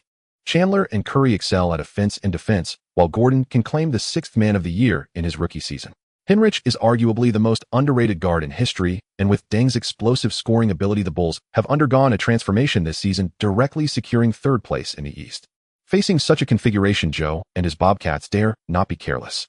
Especially Eddie Curry, who before the game issued a fierce challenge to prove who truly deserves the All-Star spot. Look at this. Eddie Curry jabbed his thick finger at his chest. This is the true low-post fortress. I admit Joe is agile, but that won't work against me. Once I sit my backside in the paint, he'll know what unstoppable power. He'll slice him up like I do with Peking duck. Joe only chuckled at Eddie's trash talk and did not respond. All reactionaries are paper tigers. As the game began, Chandler smoothly snatched the jump ball from Joe. This caught Joe off guard. He hadn't often been suppressed in jump balls this season. His height, wingspan, and jumping ability typically gave him an advantage. This, however, is precisely Chandler's strength combined with his experience, something Joe currently lacks. Joe has only played about 30 games so far, and without the absolute physical advantage against an experienced center, he inevitably finds himself at a disadvantage. Joe was momentarily stunned, but did not dwell on it. Instead, he quickly chose to retreat on defense. Hinrich steadily brought the ball up court and passed it to Eddie Curry, who had sunk into the paint. Facing Okafor's defense, Curry simply nudged him aside with a light bump, then easily turned halfway around and made a hook shot. Oh, Eddie is about to start his low post tutorial again. Charlotte, are you ready for tissues? You're going to need them. Hey Eddie, use your sexy big, but to teach that Chinese guy what the inside game is all about. The Bulls fans instantly erupted. After the post-Jordan era, the Bulls had fallen from grace, and everyone wanted to dance on the God's turf.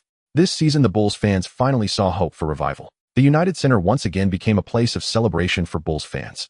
Eddie Curry seemed to hear the fans' taunts, opening his arms and waving them upward to stir the crowd's emotions. Joe, if I were you, I would stay near the free throw line. The paint is no place for someone with your small frame. Eddie Curry provocatively flexed his muscles at Joe. Maybe, but I think the fat guy should run the length of the court first, Joe retorted. Damn. Eddie Curry was instantly hit where it hurt. Weight and stamina had always been his Achilles heel. Despite being called Little Shark, Eddie Curry's destructive power in the paint never matched that of the real Shaquille O'Neal. The main reason is that he has Shaq's height and weight, but lacks that terrifying absolute power and enduring explosiveness. By the way, short-time frequent appearances, don't be shy about your weaknesses. Eddie Curry suddenly felt a buzzing in his head. Damn it, I'm just short on playing time, not short in general. After finishing his trash talk, Joe turned and dove into the offense. Okafor set a high screen, and Joe drove into the paint. After several games of adjustment, the Bobcat strategy is no longer a singular elbow play, but has integrated the offensive system of the 93-94 Rockets, centering the offense around Joe. Using Joe's isolation threat to disrupt the opponent's defensive scheme, whether attacking the paint or drawing double teams, to create open shot opportunities for Knight, Gerald Wallace, and Eddie House on the perimeter. The freedom to switch between the paint and elbow area is also a privilege Bernie has granted Joe on the offense. As for Okafor, after benefiting from Joe's return in the first game, Bernie proactively approached him for a chat, making Okafor the second option in the team's offense. Okafor didn't reject this decision too much. After enduring various humiliations at the beginning of the season, he had adjusted his mindset, thinking it wouldn't be bad to quietly stay beside Joe and pad his stats for a big contract, right? Or was he unhappy about the rapidly rising fame in China? Not everyone is like Kobe with a heart that desires to be the top dog. Seeing Joe call for the ball in the low post, Eddie Curry fought hard to defend him from behind the sound of muscle collision. Okafor tossed the ball to Joe, who caught it and dribbled backward twice, while Eddie Curry gritted his teeth, barely holding up against the first impact. Is that all you've got? The pancakes I had for breakfast weigh more than you. Although Eddie Curry was panting, he put up Joe remained unfazed, executing a smooth right spin. Eddie Curry, who wasn't good at defense, felt his nerves twitch and his center of gravity instinctively shifted right. But Joe unexpectedly didn't jump, instead he paused. As Eddie Curry, driven by instinct and desperation, lunged back in front, Joe calmly lifted his pivot foot, completing a final rotation to the right. At this moment, the paint was completely vacant. Joe gently flicked his wrist, and the basketball followed an impeccable parabolic arc, gracefully falling into the net. Well done, Eddie, you almost blocked me. You're lucky.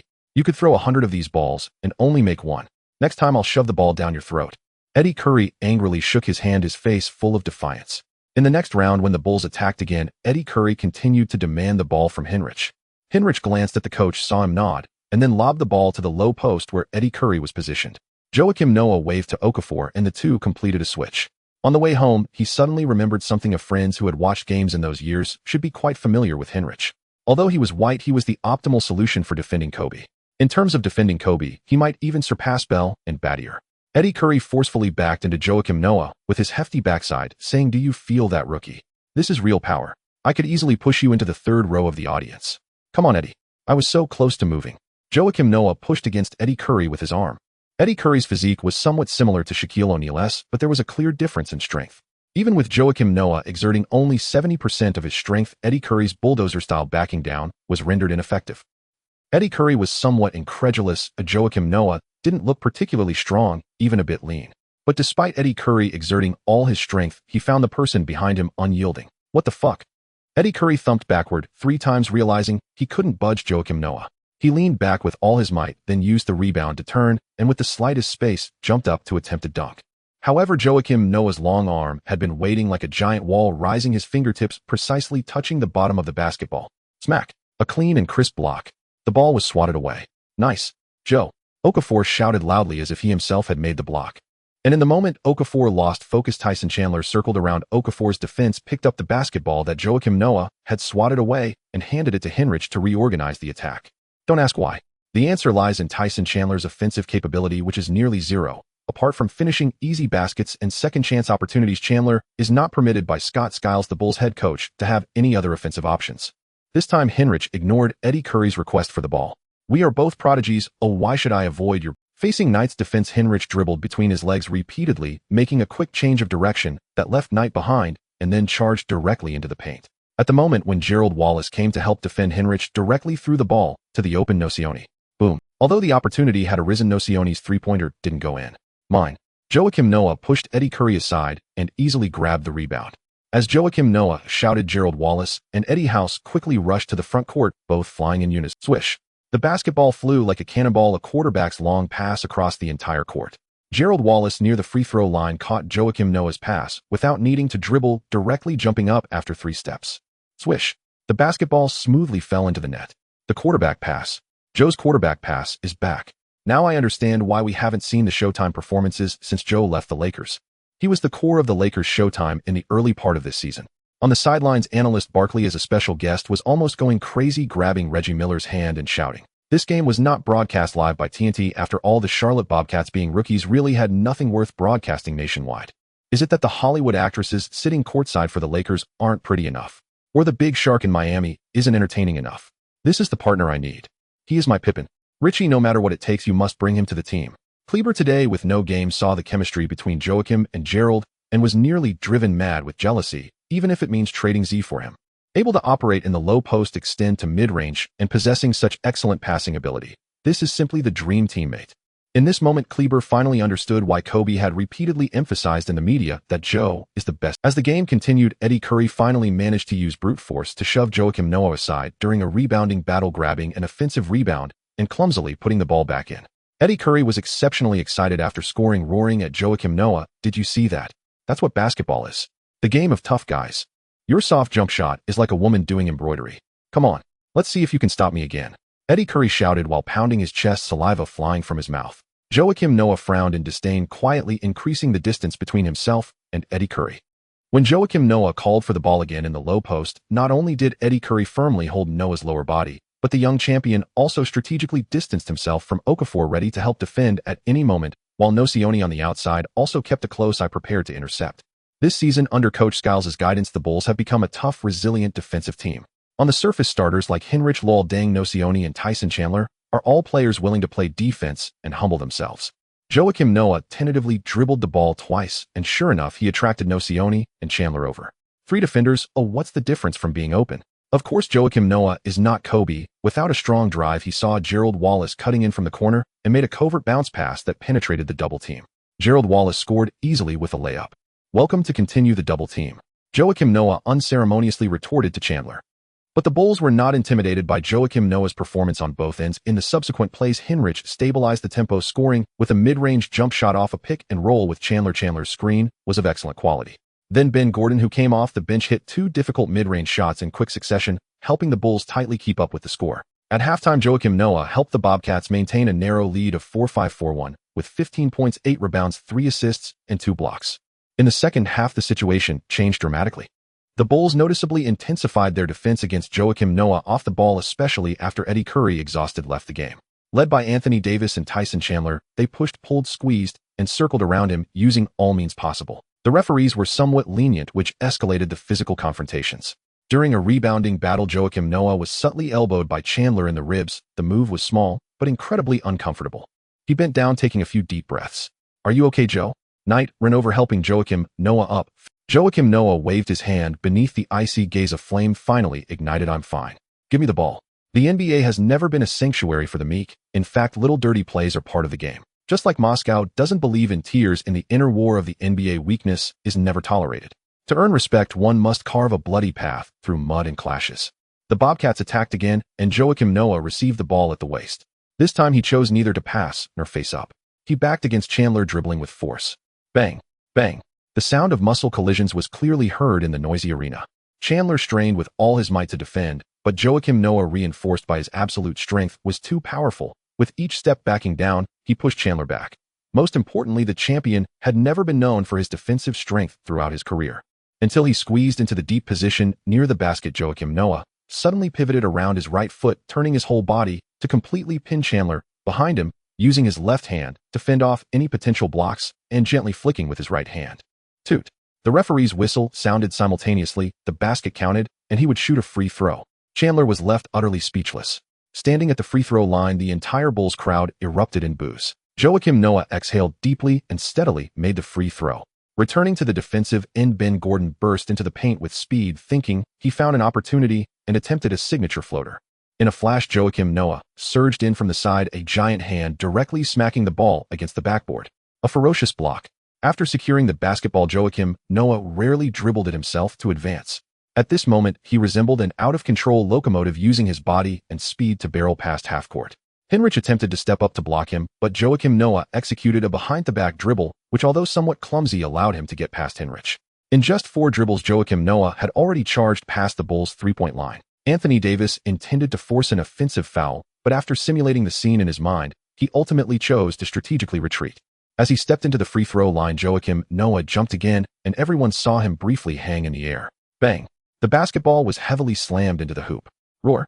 After landing, Joachim Noah let out a furious roar, pounding his chest, all his calmness and restraint transforming into a violent fighting spirit at that moment. The Bobcats' teammates all rushed over, surrounding him, celebrating wildly.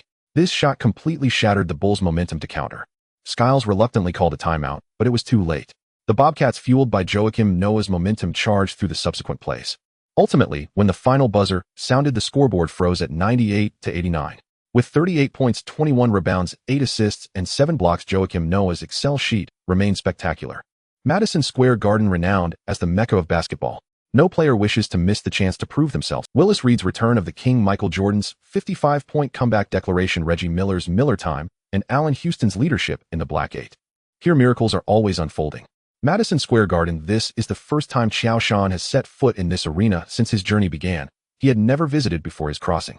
Allen Houston, once the king of mid-range shots, is sidelined for the season due to a knee injury, yet he is set to receive a nearly $20 million maximum salary.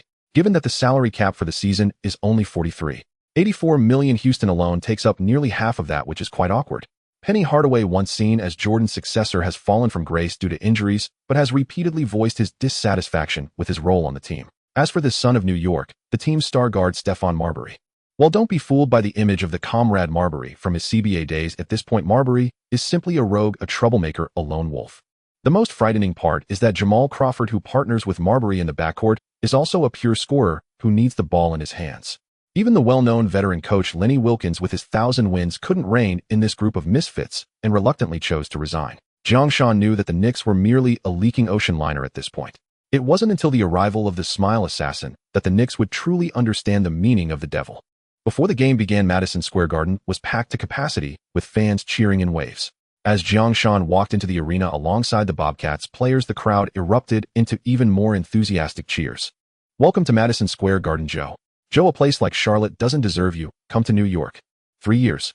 The proud New Yorkers never imagined that their team could fail to make the playoffs for 3 consecutive years. Moreover, with the season halfway gone, the Knicks were still struggling outside the playoff picture, which was simply unforgivable. The Knicks fans desperately hoped for a savior to arrive in New York, and Qiao Shan became the dream player of the New Yorkers.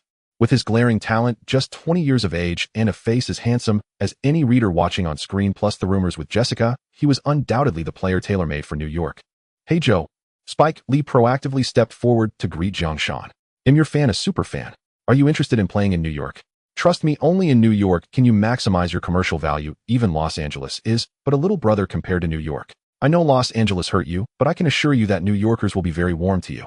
As long as you are willing, you can stay with the Knicks until retirement. The Knicks will retire your jersey and even build a statue for you. Moreover, if you are willing to join New York, I can specially produce a film for you and Jesse." Spike Lee believed he had presented a killer offer. No one would refuse more exposure. Even though Qiao Shan was already a hot commodity in the league, participating in a Spike Lee film meant far more than just a simple acting job. It was more like a cultural endorsement, an honor, and a profound identity recognition. Not to mention, it would provide an opportunity for Qiao Shan to bring exposure to his companion, even if it was just a rumored girlfriend. Everyone knew how Jessica would reward Qiao Shan upon hearing this news. In Spike Lee's view, it was simply a double-edged sword. Don't underestimate Spike Lee's influence in New York. Dolan is the owner of this team. While Spike Lee may not influence Dolan's specific decisions regarding basketball affairs, he can affect the surrounding public opinion environment. Of course, Spike Lee's willingness to make such a promise was also a decision made after consulting with Dolan privately. "Hey Spike, thanks for the invitation." Qiao Shan responded warmly to Spike Lee. "I really like the culture of New York. Willis and Patrick are my idols, but you know I'm just a player." Qiao Shan shrugged helplessly. Players in the 2000s still found the league's atmosphere relatively normal.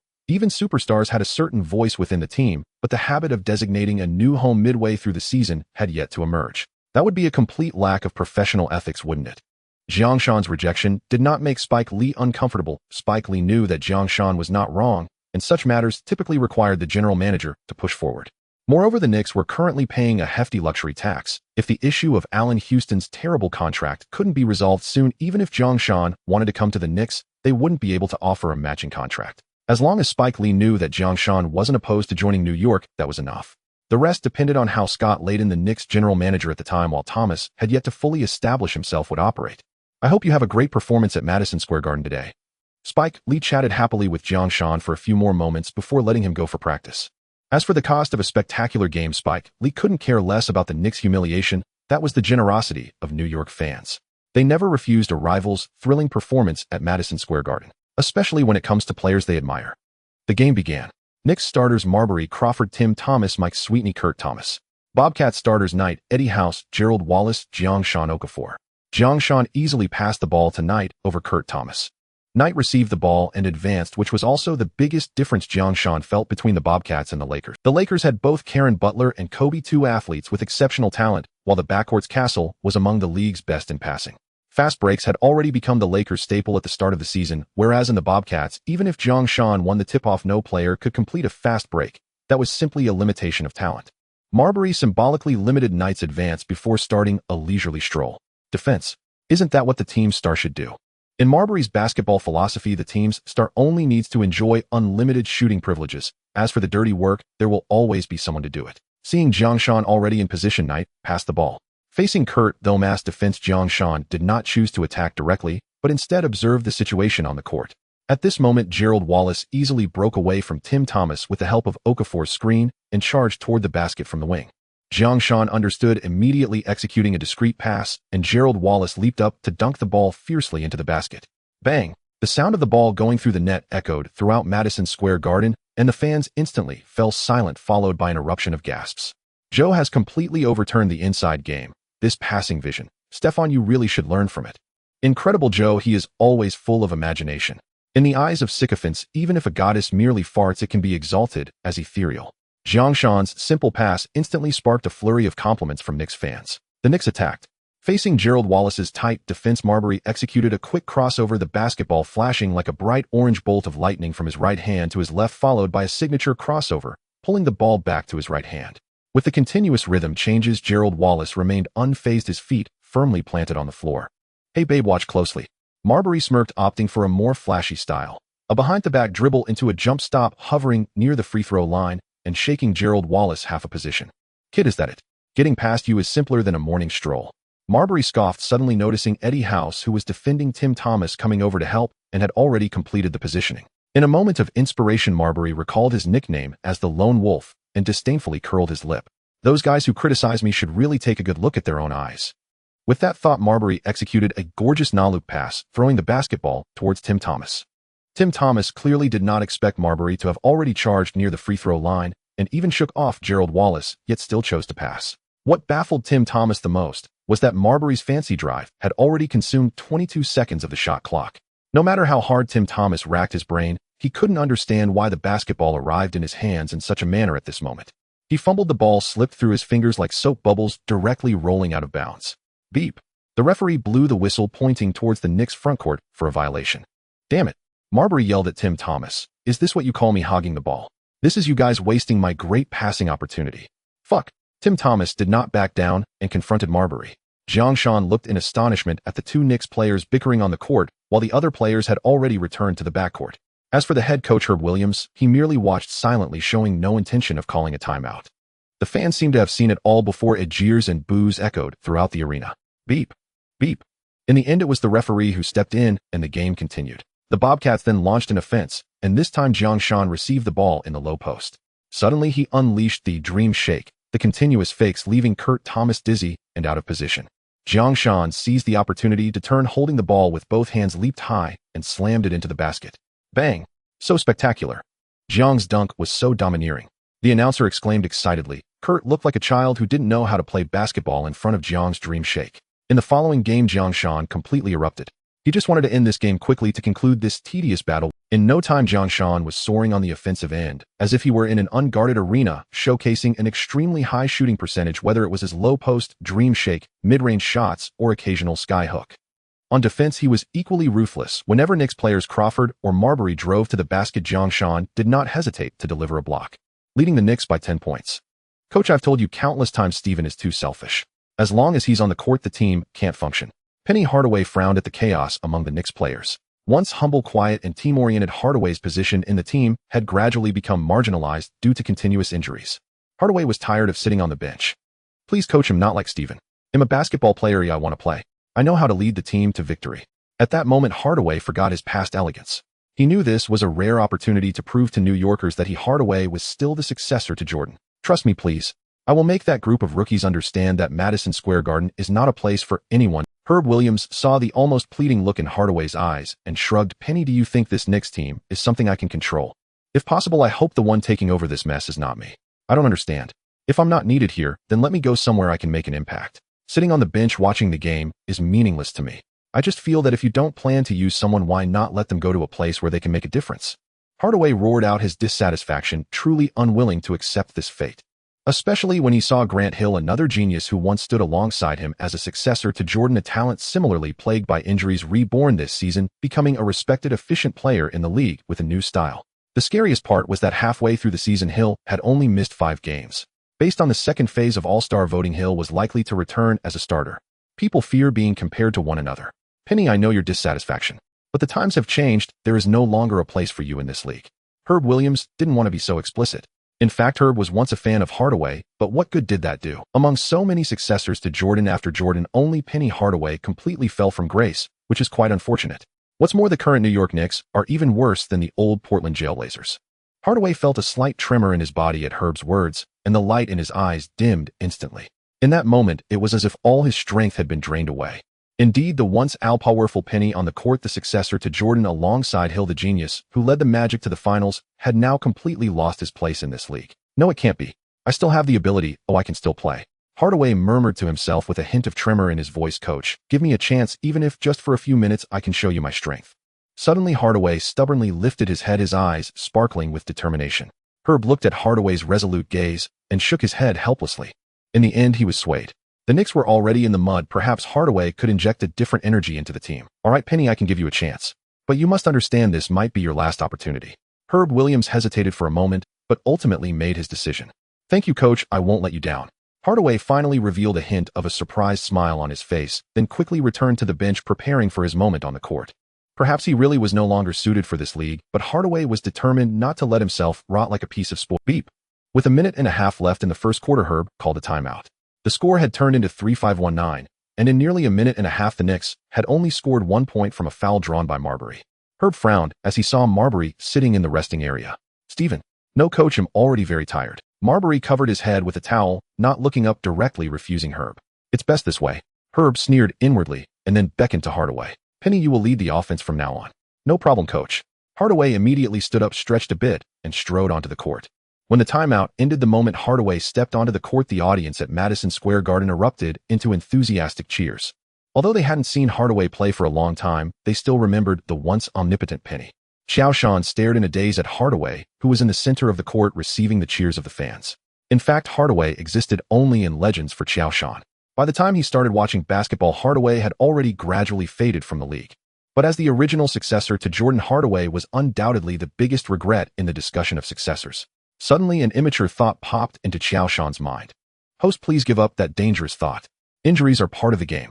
The system's injury recovery potion can improve the recovery of other players, but cannot restore them to their peak. Once again, I remind the host to trust science. The system seemed to sense Qiao Shan's thoughts, and a cold, mechanical voice echoed in his mind. Achilles tendon tears take a month to recover, and you tell me to trust science. I trust your grandmother's leg. Listening to the cheers of the fans, Hardaway was momentarily dazed. After a long time, Hardaway took a deep breath and adjusted his state. Looking at Bogans, who was defending him, Hardaway's gaze was filled with confidence and determination. The game continued, and Hardaway quickly got into the zone, running, passing, shooting, showcasing his superb skills, graceful and stylish, combining strength and beauty. The cheers from the audience grew louder as they seemed to see that once genius again. However, the game was not that easy.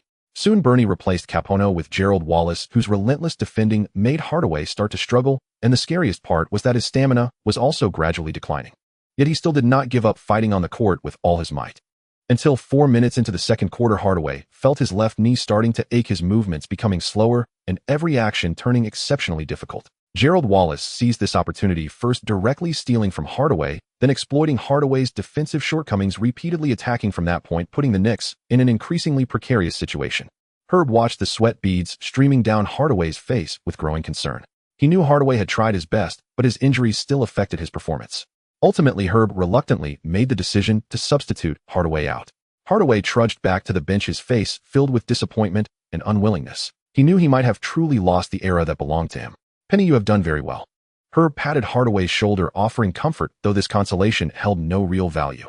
As Hardaway left the court, the thunderous applause from Madison Square Garden echoed endlessly, everyone paying high respect to this fighter. In fact, the way to earn respect is really very simple.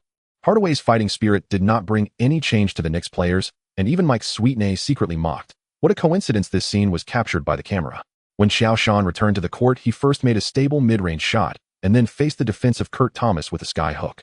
The basketball traced a perfect arc in the air, passing over the Omas' head and smoothly falling into the basket. Then in the elbow area, attracting a double team, he assisted Okafor for an easy dunk. Under Qiao Shan's leadership, the Bobcats expanded their lead to 20 points with a 9-0 run in the last 3 minutes of the third quarter. 1-0-2, the third quarter ended, and Qiao Shan's individual stats had already reached a triple-double of 36 points, 15 rebounds, 12 assists, and 4 blocks. Malone's casual passes, Tim Thomas's missed three-pointer from an open spot, and the utterly ineffective interior defense by Kurt Thomas and Mike Sweetney. The sole consolation for Coach Herb was rookie Trevor Ariza, who clung to Eddie House like a tenacious plaster, denying him any clean look at a three-pointer. Qiao Shan played symbolically for 2 minutes, raising his personal tally to 40 points before exiting to thunderous cheers from the Knicks faithful. "Qiao, the Big Apple will always welcome you. May you soon don the Knicks jersey." Even amid the roaring ovation, Knicks fans continued their earnest recruitment of Qiao Shan. Ultimately, the Bobcats secured a resounding 125,105 road victory. Qiao Shan delivered a phenomenal triple-double, 40 points, 18 rebounds, 13 assists, and 5 blocks. In this game, Qiao Shan etched his name into multiple records. He became the first Chinese player in NBA history to record a 40-point, 15-rebound, 10-assist, 5-block performance at Madison Square Garden. Moreover, his 40 points set a new franchise scoring record for the Bobcats. The winning streak of the Bobcats continued as they faced the Jazz away from home. This time, with previous experience, Qiao Shan did not suffer from altitude sickness. However, by the end of January, the weather in Salt Lake City had turned even colder, and the biting cold made Qiao Shan eager to escape this city. The frigid weather also directly affected Qiao Shan's shooting touch. Even with the shooting skills of Mark, his mid-range shots repeatedly clanked off the rim during the first quarter. With 1 out of 6 shots made, Qiao Shan fortunately used his ability to draw defenders and facilitate plays, assisting Okafor under the basket and Gerald Wallace on cuts. By the end of the first quarter, the Bobcats trailed the Jazz by only 3 points, 22-25. After resting for 4 minutes, Qiao Shan returned to the court and broke through the defense of Oku under the basket, sounding the horn of counterattack with a slam dunk. In the following moments, Qiao Shan unleashed a flurry of hooks under the basket, scoring consecutively and leading the Bobcats to take the lead. Gradually regaining his touch, Qiao Shan became unstoppable, ultimately achieving an impressive stat line of 27 points, 15 rebounds, and 9 assists, leading the Bobcats to a 9-8-9-1 victory on the road. After leaving Salt Lake City, the Bobcats hurried to Denver. This time, Lady Luck did not favor them. Nene was absent, and Qiao Shan faced an outrageous double team from Martin and Camby. Although Qiao Shan delivered a staggering 18 assists as a big man, he only managed 13 points and 8 rebounds, while Okafor's 27 points and 14 rebounds went to waste. Ultimately, the Bobcats lost to the Nuggets 8-6-9-5, ending this challenging 4-game road trip with a record of 3 wins and 1 loss. The Bobcats concluded their January schedule achieving a record of 7 wins and 2 losses since Qiao Shan's arrival, bringing their overall record to 16 wins and 28 losses. Back at home, the Bobcats once again triumphed under Qiao Shan's leadership, defeating the visiting 76ers and Bulls with scores of 102-99 and 97-92 respectively. Qiao Shan exploded in consecutive games, posting 27 points, 17 rebounds, 9 assists, and 37 points, 11 rebounds, 12 assists. On February 3rd, the much-anticipated All-Star starting lineup was officially announced. Eastern Conference: Iverson, James Carter, Qiao Shan, O'Neal. Western Conference: Kobe, McGrady, Garnett, Duncan, Yao Ming. It is perplexing that both James and McGrady were named starters as guards while Qiao Shan and O'Neal were both selected as centers. This caused a huge stir. In the ESPN studio, Stephen A. Smith nearly jumped out of his chair, exclaiming, "Hold up, brother, is there something wrong with my eyes? Why is LeBron in the starting lineup? This is a blatant mockery of the All-Star voting system. A player should be placed in their rightful position, not shuffled around to satisfy certain people's needs. Listen, guy, I love LeBron, just like I love Qiao. This kid is definitely going to be a legend in the future. But this season, Dwayne deserves to be there. This is robbery, pure robbery." TNT's Charles Barkley was even more direct, stating, "I don't understand why LeBron, a forward, is pairing with Allen in the Eastern All-Star backcourt. LeBron is unbeatable. As a rookie in his second season, he enters the All-Star as a starter. Yes, so what if Yao, who started as a rookie, and Qiao, also in his second year, have nothing to be proud of? 25-77, LeBron absolutely deserves to be a starter for the All-Star. Yes, you are the best, but he is a forward, yet entered the All-Star as a guard. Why are there so many haters despite LeBron working so hard? Don't you feel guilty, haters? Yes, LeBron is a starter, but his votes are fewer than Wade and Hill." Similar arguments erupted in every corner with basketball fans. On internet forums, supporters and opponents used every piece of data and every argument to prove their view. LeBron's fans listed his all-around performances. Wade and Hill's supporters emphasized positional purity. No one could understand why, despite Wade and Hill receiving more votes, LeBron was ultimately selected. In fact, even if LeBron was indeed elected as a guard, the 1-0 vote gap from Wade became the most potent weapon for the haters to criticize LeBron. Amid all this noise, LeBron chose silence. The day after the training, he was surrounded by reporters in the park. "LeBron, what do you think about the voting controversy?" The young emperor paused, took a deep breath, and said, "You know, Dwayne is he deserves all the honors. Of course, I feel I also deserve this position as it reflects the fans' recognition of my performance this season. Yes, this season I averaged 2,777.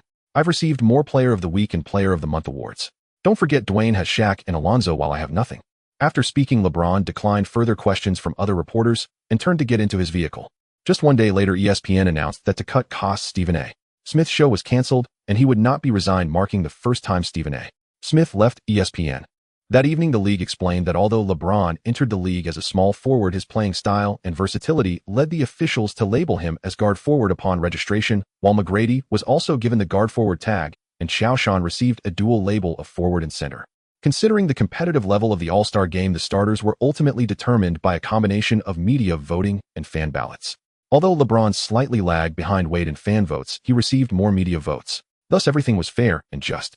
Those who criticize my emperor should take a closer look. The league has issued a statement confirming there is no issue with LeBron's starting qualification. Exactly why don't those who support Qiao mention how much the identity of being from Huagua has contributed to Qiao Shan's votes? And McGrady, what right does he have to enter the All-Star starting lineup, if not for his connection to Yao? Is it because of his beautiful calves? It was Yao and Qiao from Huagua who broke the voting rules for the All-Star game. If LeBron cannot enter as a starter, then Yao and Qiao should have their votes proportionally reduced for fairness. In the last game before the All-Star weekend, the Cavaliers faced off against the Heat on the road. The atmosphere in the Quicken Loans Arena was unprecedentedly tense. When LeBron broke through with the ball and was cleanly blocked by Wade, the audience erupted in thunderous cheers. But on the next possession, James responded with a thunderous dunk, asserting dominance, and after scoring, he glanced at Wade, saying nothing, yet it felt like he said everything. In the end, James concluded with a near triple-double of 28 points, 11 rebounds, and 9 assists, narrowly outshining Wade's 32 points, 5 rebounds, and 7 assists, as the Cavaliers lost by just 3 points. Meanwhile, the Bobcats embarked on a winning streak before the All-Star game, defeating the Bucks, Hawks, Wizards, and Trailblazers until their 6-game win streak was ended by the Spurs in the last game before the All-Star break. In this game, the Bobcats completely lost themselves against the Spurs defense. Aside from Qiao Shan's impressive 29 points from 12 of 18 shooting and making 5 of 6 free throws, no other player scored in double digits. Okafor shot 3 of 12, Gerald Wallace shot 2 of 14, and sharpshooters Eddie House and Capono combined to hit just 1 of 9 from beyond the arc. The only silver lining for Qiao Shan was that the Bobcats quietly climbed to 10th place in the Eastern Conference with a record of 22 wins and 29 losses. Just as the All-Star game was about to start, a series of big trades shook the entire league. The Heat sent Eddie Jones and Rasul Butler to the Hornets in exchange for white chocolate Jason Williams, James Posey, and a future first-round draft pick. The Kings traded their King Weber to the 76ers for Brian Skinner, Kenny Thomas, and Corliss Williamson. The Lakers traded Karen Butler to the Wizards in exchange for former first overall pick Kwame Brown. The Bobcats sent Bogans to the Celtics in exchange for Gary Payton, who had been sold off due to Qiao Shan's injury. Owner Qiao believed that the Bobcats' medical staff could help Payton recover quickly and return to his peak, especially given Qiao Shan's successful case. They then used some cash to acquire Jianlian from the Heat. On February 17th, Denver. The All-Star Weekend will officially begin on the 18th, and Qiao Shan, Okafor, and other players participating in the All-Star Weekend have arrived in Denver a day in advance. Indeed, in this year's All-Star Game besides Qiao Shan, Okafor will also participate. As the second overall pick in 2004, Okafor is set to compete in the Rookie Challenge. For Okafor, this year's rookie game is bound to be less than wonderful. In the previously released All-Star Reserve list, second-year players Bosh and Wade are both included. Wade, as everyone knows, should have been on the starting lineup if it weren't for the league's so-called competitive factors, and Bosh quickly became the core of the Raptors after Carter was traded to the Nets, averaging over 2010. Had it not been for the luxurious forward lineup in the West consisting of Duncan Garnett and Dirk, perhaps Anthony could have also squeezed into the All-Star selection. This means that the rookie is facing 4 players who are participating in the All-Star Game, 2 of whom are starters. Playing alongside these extraordinary athletes. This is not just a game. Qiao Shan is not worried like Okafor. He is still excited about participating in the All-Star Weekend for the first time. Standing by the floor-to-ceiling window, Qiao Shan overlooks the gradually illuminated downtown Denver. The winter evenings in the West fall early, and although it is only 5:30 p.m., the sky is already deep blue. In the distance, the outline of the Rocky Mountains flickers between the dusk, like a natural barrier guarding this city. Qiao, the schedule for tomorrow's media day has been sent to your email. Qiao Shan's PR manager Lin Shi approached from behind, handing him a glass of water. This is your first All-Star journey, and with your recent performance and exposure, it's expected to be quite crazy. Thank you for your hard work, Lin Shi. Qiao Shan turned around and took the water from Lin Shi's hand. It turns out that Lin Shi is also from his hometown, introduced to him as his PR manager by Bill Duffy. As Qiao Shan's popularity rises, image building and crisis management requires such a manager to help handle matters. Lin Shi nodded, slightly flipping through her tablet. The interviews with ESPN, TNT, and Sports Illustrated are fixed, and Slam Magazine wants to shoot a special photo set using those special edition sneakers you brought. Alright Xiao Ge, there's one thing you need to pay special attention to. Tomorrow CTV's Yu Jia and Su Junyang want to do an exclusive interview with you which may be broadcast live in the country. This is also your first formal appearance before domestic fans. You must pay attention to your personal image and what you say. Qiao Shan nodded. Don't think just because Qiao Shan is Chinese he will automatically gain the goodwill that comes with being Chinese. If you really think that, you are gravely mistaken. In fact, domestic fans excel at being sarcastic, and with the slightest dissatisfaction, they can greet a player's female relatives with unkind words. In 2005, although fan culture had yet to penetrate the sports realm, the internet's hostility was not something that began with fan culture. In reality, they are meek in person, but strike hard online. Don't think that even Yao Ming, Jianlian, or Zhao Jian just escaped criticism. What about community outreach activities? Regarding the content of the interview, Qiao Shan thought for a moment, and as said by LeBron's little brother, when you see someone harboring such deep malice towards another person living a fulfilling life and enjoying a successful career like LeBron, it usually indicates that their own life is problematic. They are dissatisfied with their own lives, so they seek comfort by belittling someone immensely successful. Note, although LeBron mentioned that those who dislike him would still have to live their old lives the next day, after the 2011 finals, the real-life dissatisfaction warning was created by LeBron's little brother. In terms of meme creation, LeBron's little brother is simply a genius. Rather than being paralyzed by the fear of rumors, it is better to show openly, and CTV is not like those unscrupulous media outlets in later years, taking whatever gimmick they can find. Tomorrow morning at the Denver Children's Hospital. The league has arranged for 10 All-Stars to go together, so you don't need to worry too much. The focus will be on Kobe and LeBron. Lin Shi flipped through her tablet. These two are the league's face figures. Especially Kobe, after the Eagle County incident was suppressed, as the most successful Jordan successor. As long as nothing goes wrong, he is bound to ascend to the pantheon. After chatting a bit longer about work, Lin Shi took her leave. The next morning, the Denver Convention Center was bustling. Hundreds of reporters crowded the media workspace, the shutter sounds of cameras, the chatter of journalists, and the guiding voices of staff mixed together, forming a unique symphony characteristic of the All-Star Weekend. Qiao Shan, dressed in a dark gray suit with a white shirt underneath, did not wear a tie, maintaining a casual yet dignified appearance. He had just finished an interview with TNT and was walking towards the CTV area, and reporters were constantly reaching out to him along the way. Qiao, look this way. Qiao, can you share your thoughts on the Lakers' recent performance? Qiao Hakeem said you will become the greatest center in history. What do you think? Qiao Shan smiled and waved, but his footsteps did not stop. Before coming, Barkley had already warned Qiao Shan that if he stopped to answer these minor reporters' questions, it would lead to considerable trouble. When Qiao Shan arrived at the CTV area, Yao Ming, Yu Jia, and Su Junyong were chatting, occasionally bursting into cheerful laughter. Upon seeing Qiao Shan, the three stood up. Big Yao, you gusu go. Qiao Shan hurriedly stepped forward to, "Hey, isn't this our championship center?" Big Yao jokingly teased, then hugged Qiao Shan. "Little Qiao, you really are like a dragon that appears rarely. It's been so long since you've been in the league, and this is our first time meeting, isn't it?" It just so happened that when he was still with the Lakers, they hadn't played against the Rockets yet. After being traded to the Bobcats, the two teams' games this season had already concluded, which made the much-anticipated first Chinese derby only officially unfold at the All-Star game. "Big Yao, please don't laugh at me. It's just that I never had the opportunity. I spent the entire offseason training with Jabbar, and not long into the season I encountered injuries."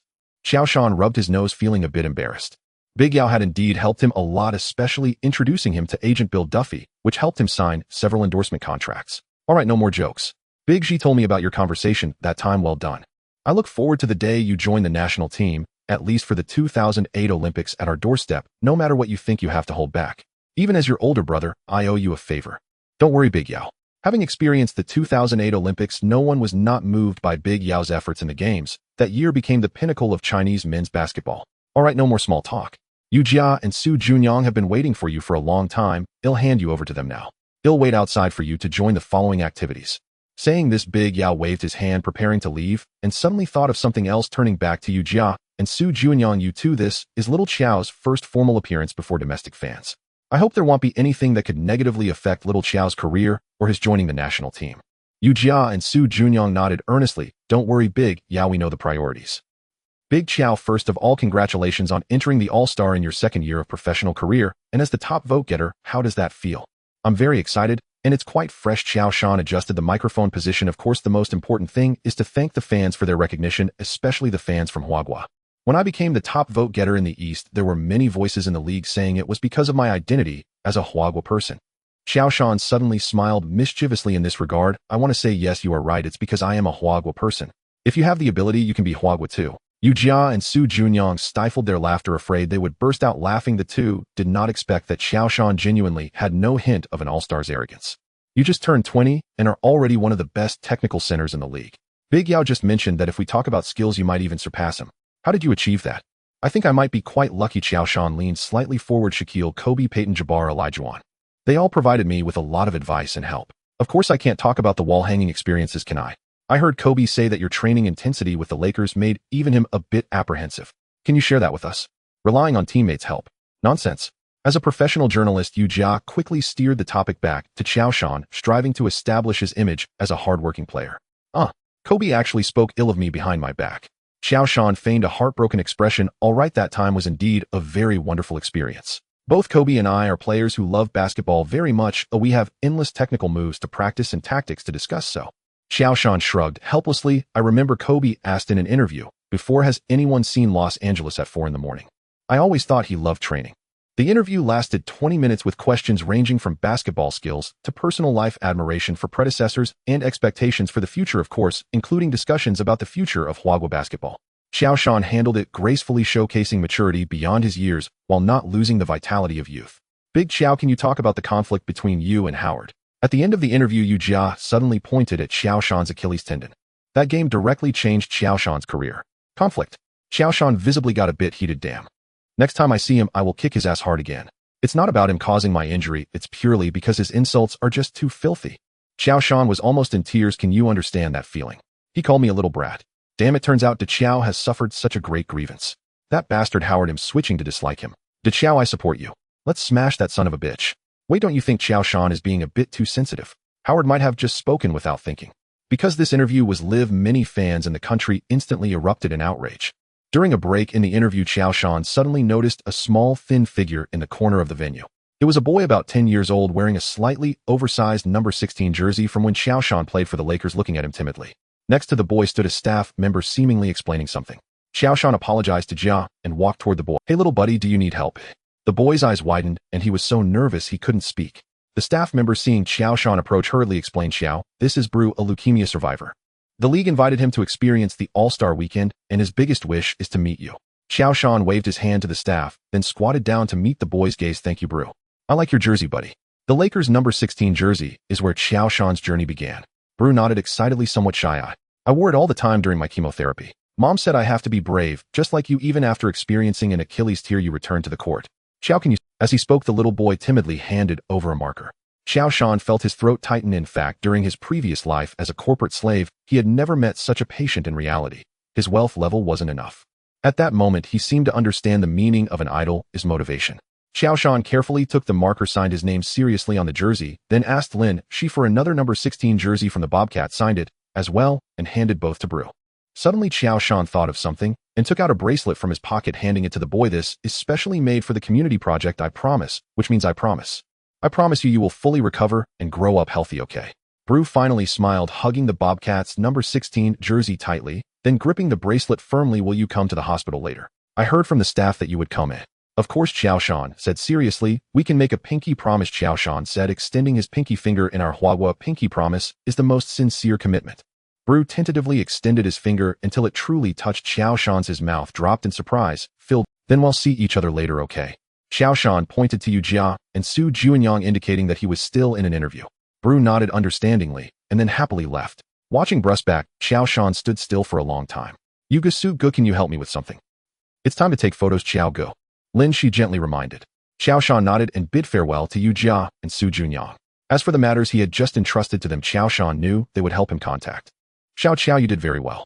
Outside, Yao Ming was chatting with Duncan and Garnett, and they all noticed the interaction between Qiao Shan and that little boy. Well done, rookie. Garnett patted Qiao Shan's shoulder. We were just discussing community activities, Tim said. He could feel that the kid was genuinely happy. It's just doing what I can, Qiao Shan said humbly. To be honest, sometimes I don't know who is helping who. The inspiration they give me might be more. Duncan nodded, his expression becoming serious. Last year, I met a little girl in a children's hospital in San Antonio, and she later left us. But her mother told me that the day I visited was her happiest day during her illness. This is more important than winning any game. It was Garnett who broke the silence. I brought some special edition sneakers to give to the kids. Also, the league has arranged some basketball activities which should be fun. It was Garnett who broke the silence. I brought some special edition sneakers to give to the kids. Also, the league has arranged some basketball activities which should be fun. If you need help, just say so, Garnett said. We can cooperate with you. After all, you're just a rookie. Oh, I heard from Kobe that you're still a broke loser, ha ha ha. As he spoke, Garnett laughed recklessly. Qiao Shan's face darkened. Certainly, if it weren't for the last sentence, that kind of support and recognition from seniors would make him feel warm and also reassure him that he was on the right path. In the afternoon, Qiao Shan followed Kobe, Garnett, Duncan, Yao Ming, and others to the Children's Hospital in Denver. The activity area of the Denver Children's Hospital was decorated with a basketball-themed. Posters of all-star players hung on the walls, and small basketball hoops were placed in the corners where a group of children in hospital gowns eagerly waited. Qiao Shan specifically brought some special edition sneakers. After the event started, the players dispersed to different areas to interact with the kids. Some were assisting with painting, others were playing video games in the game area, while Qiao Shan went straight to the basketball activity area with Kobe. Hey guys, who wants to team up with me to beat Kobe? Qiao Shan shouted to a group of kids. The kids excitedly gathered around, and Qiao Shan quickly formed a 5-person team to gang up on Kobe. Kobe also changed his usual seriousness and happily joked around with Qiao Shan. However, Qiao Shan's gaze kept sweeping across the whole place, seemingly searching for someone. Are you looking for Bru? At that moment, a staff member approached and asked softly. Qiao Shan nodded. He has a bit of a fever after returning. The doctor is checking on him, but he said he would come to see you no matter what. He should be here soon. Sure enough, a few minutes later, Bru was wheeled and looking a bit pale, but his eyes lit up upon seeing Qiao Shan playfully extending his little finger. That was the promise made with Qiao Shan. The community event lasted nearly 4 hours. Fans always think we are heroes because we can make crucial shots and win games. Qiao Shan's voice was calm yet powerful, but the real heroes are kids like Bru who fight hard battles every day without ever giving up. They teach us what true courage is. Saying this, Qiao Shan took a pair of custom sneakers from the staff and squatted in front of Bru. Buddy, I know how brave you are. These are specially prepared for you. Bru carefully took the sneakers, stroking the embroidered words on the surface. Fearless, resilient. In our Huagua language, resilience means not retreating in the face of difficulties, but actively confronting them. Qiao Shan explained the embroidered words on the sneakers. I believe in you. You will defeat the disease.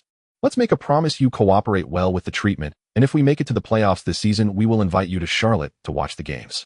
Saying this, Qiao Shan extended his pinky finger again. Bru nodded vigorously like a chick pecking at rice, while his mother stood not far away, covering her mouth with her hand as tears silently streamed down her face. At 1900 local time, in Denver, the All-Star Rookie Game officially began. First-year team head coach K.C. Jones, a Celtics legend and participant in 8 consecutive championships. Rookie team members Dwight Howard, Jameer Nelson, Orlando Magic, Ben Gordon, Ronald Dupree, Chicago Bulls, Andre Iguodala, Philadelphia 76ers, Emeka Okafor, Charlotte Bobcats, Al Jefferson Boston Celtics, Josh Childress Atlanta Hawks, Devin Harris Dallas Mavericks. Second-year team head coach, Hubie Brown head coach of the Memphis Grizzlies. Team members Carmelo Anthony Denver Nuggets LeBron James Cleveland Cavaliers, Qiao Shan Charlotte Bobcats, Dwayne Wade Udonis, Haslam Miami Heat Chris Bosh Toronto Raptors, Kirk Hinrich Chicago Bulls, Josh Howard Dallas Mavericks Kyle Korver Philadelphia 76ers. Unlike the All-Star game, the rookie game has only 9 players per team. First-year starters Nelson Dupree, Iguodala Okafor Howard. Second-year starters James Wade Anthony Bosh, and Qiao Shan. Don't say the second-year team lacks a reasonable guard lineup. They have a player who entered the main game as a guard. Hey guys, this is Melo's home court. I propose that this time the MVP be Melo. Before the game started, James naturally took the center position, gathering the second-year players together. I have no Wade, a fellow Banana Boat brother, was the first to express his support, and Haslam naturally supported Wade. Qiao Shan shrugged nonchalantly. The All-Star game, including the rookie game, is essentially a customary game where everyone helps the home player win. McGrady silently gave a thumbs up. As for James' commanding demeanor, Qiao Shan felt no dissatisfaction. Really, not even a little. Bosh hesitated for a moment, seeing that everyone agreed, and also expressed no objections. Thus, after a discussion among several big shots, the MVP was confirmed. Thank you for your support, brothers. No more talking after the game. Everything will be arranged by me. Anthony, glowing with joy, felt that missing out on Rookie of the Year was compensated by having an All-Star MVP. As for what to do if they lose to the first-year team, just kidding. As long as nobody from the 0-3 generation competes with me, beating that bunch of misfits from the first-year team is a foregone conclusion, isn't it? Qiao, do you have any other thoughts? James suddenly noticed Qiao Shan glancing at the first-year team from time to time. Following Qiao Shan's gaze, he saw the jovial Dwight Howard among the first-year players. Everyone knew that there was a conflict between Qiao Shan and Howard. Howard's foul could have ruined a player's career, though no one knew why Qiao Shan could return in just a month, not only without a decline in strength, but with explosive statistics after leaving Kobe's shadow. However, Howard's actions had genuinely harmed Qiao Shan. Most unacceptably, Howard had never publicly apologized to Qiao Shan. James' words instantly piqued the interest of the second-year players. At that moment, everyone began to think creative. Half a season had passed, and everyone was already familiar with Qiao Shan's playing style. He could score inside and outside, assist, and shoot, attack and defend, and even with a seemingly lean physique, he could withstand Shaquille O'Neal's impact. That was quite terrifying. Qiao Shan's style of play was truly all-purpose, fitting for various players. Moreover, Qiao Shan's contract was a 11, with the next season being a player option. If they build a good relationship, now wouldn't there be plenty of maneuvering space during the off-season? Dwight's actions back then were indeed too much. So everyone, how about helping Qiao vent his anger for my sake? James boldly pulled everyone into a circle again, this way, this way. Everyone's eyes lit up. Qiao Shan twitched his lips. This might not be good. With the sound of Barkley's whistle, the 2004-2005 All-Star Rookie game officially began. That's right, Barkley was guest refereeing. Qiao Shan and Howard walked to the center circle. Howard, still laughing, raised the corners of his mouth slightly when they reached the center circle. Hey softy, I knew your injury was fake from the start. No one recovers from an Achilles tear in just 1 month, you know. Because of you, I got fined 1-0 by the team. You little man, today, I'm going to teach you a lesson. Is that so? I hope so, you giant baby. I hope you can still laugh this much later. Qiao Shan truly had no good feelings for Howard. High emotional intelligence, Howard is a carefree player. Low emotional intelligence, Howard has no accountability, pure giant baby. The game officially started. Qiao Shan easily passed the ball to James, who quickly threw the ball to Anthony as Wade and Anthony had already charged into the front court. Facing no defense, Anthony did not shoot immediately, but waited for the entire first-year team to retreat. Until he saw Howard arriving late, Anthony accelerated, directly crossing Iguodala and dunking over Howard. Boom. The basketball was forcefully slammed into the basket, leaving Howard, who had just entered the key area, bewildered. What the hell? Wasn't it said that the All-Star game was an exhibition match? Back on offense, a still dazed Howard received a pass from Little Nelson. Just as he was about to redeem himself with a dunk, Qiao Shan suddenly emerged from the side, slapping the ball away with a smack. The second-year team attacked with James controlling the ball beyond the three-point line. Wade used Qiao Shan's screen to step around Dupree, and James' pass was already in the air. Wade caught the basketball in midair without pausing, using his left hand to press down on Howard's shoulder and dunking the ball into the basket again. OMG. What am I seeing? Poor Dwight dunked on again. The camera precisely captured Shaquille O'Neal and Kevin Garnett on the sidelines, their mouths twitching as they humorously leaned to one side. Boom. My goodness, did Dwight offend everyone? Oh, poor kid, this time the dunker is LeBron. It's Chris who can tell me when Chris became so ruthless. Here it comes, Qiao. Indeed, the second-year team must have discussed this beforehand. In just 2 minutes, the second-year team took turns completing dunks over Howard. Dazed and confused, Howard was left with only one thought: who am I, where am I, and what am I doing? Beep. Casey Jones requested a substitution, taking Howard off the court and bringing in Al Jefferson. Anyone with a discerning eye could see that Howard was being targeted. K.C. Jones glanced at the sophomore team, noticing the playful demeanor of Qiao Shan, and understood. As a legendary player of the Celtics' 8 consecutive championships, K.C. Jones did not mind players having minor antics on the court, but blatant actions aimed at ruining another's career, like Howard's, were equally disdained by him. After all, the All-Star Game is fundamentally an exhibition match.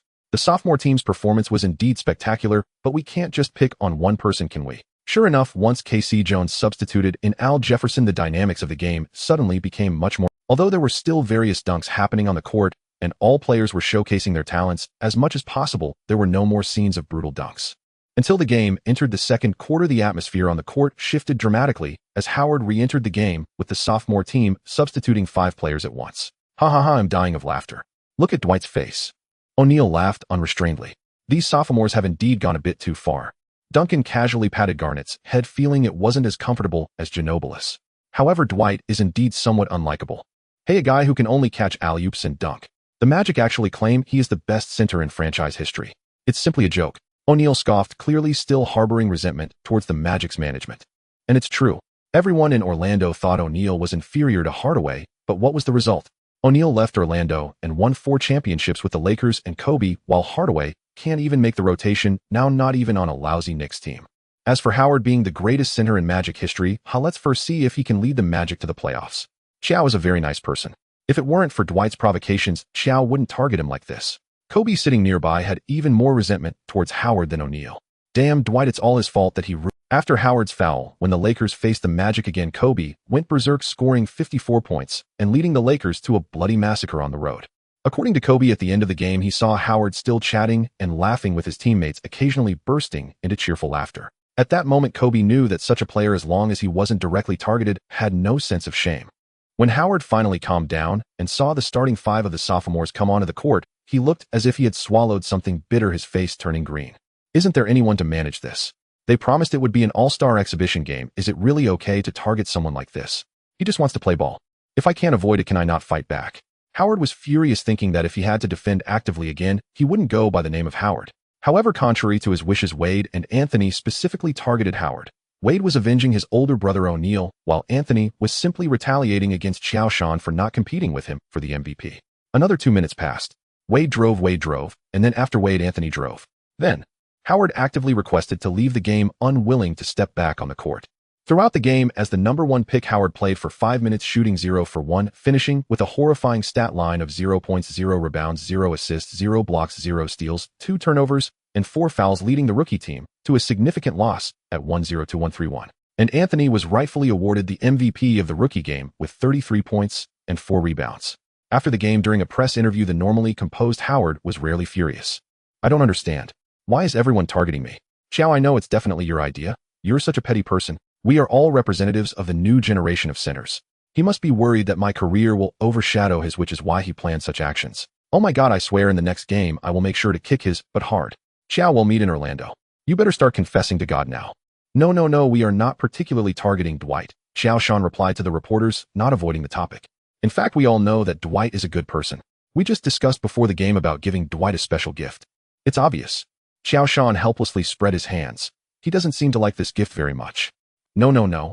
Qiao Shan quickly waved his hands. There is no conflict between Dwight and me. Injuries are part of the game.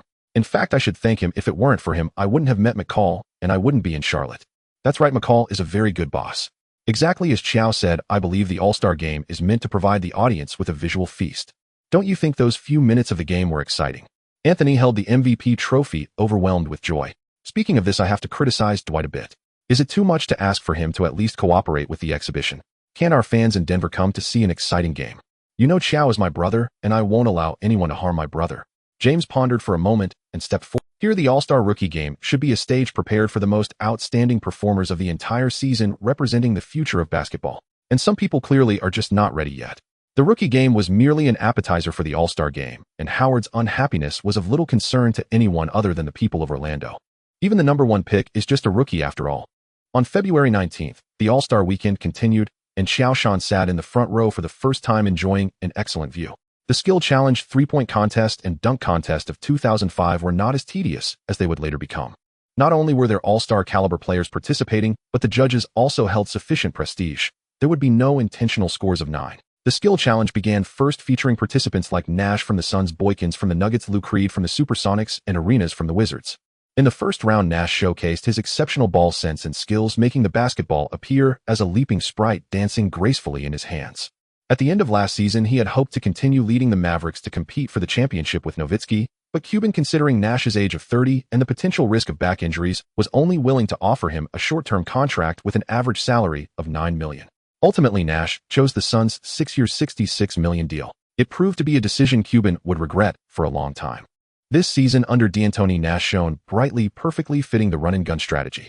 After the Lakers' performance declined, Nash even briefly surpassed Kobe on the MVP leaderboard, claiming the top spot.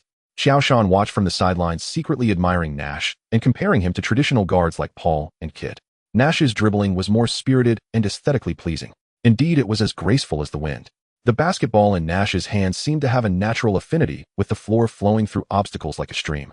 His bounce pass cleared the first hurdle with ease, and his high pass hit the target without any excess force.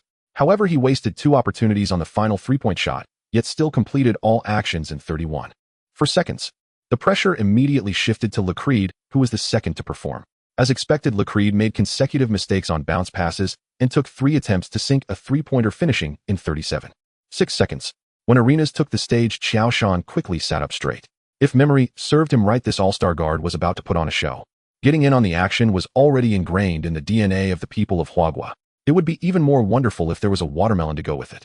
Seeing Qiao Shan suddenly sit up straight with sparkling eyes, the Yao sitting next to him looked a bit puzzled. Know that gaze? It was reminiscent of local aunties seeing young men and women returning home during the new year.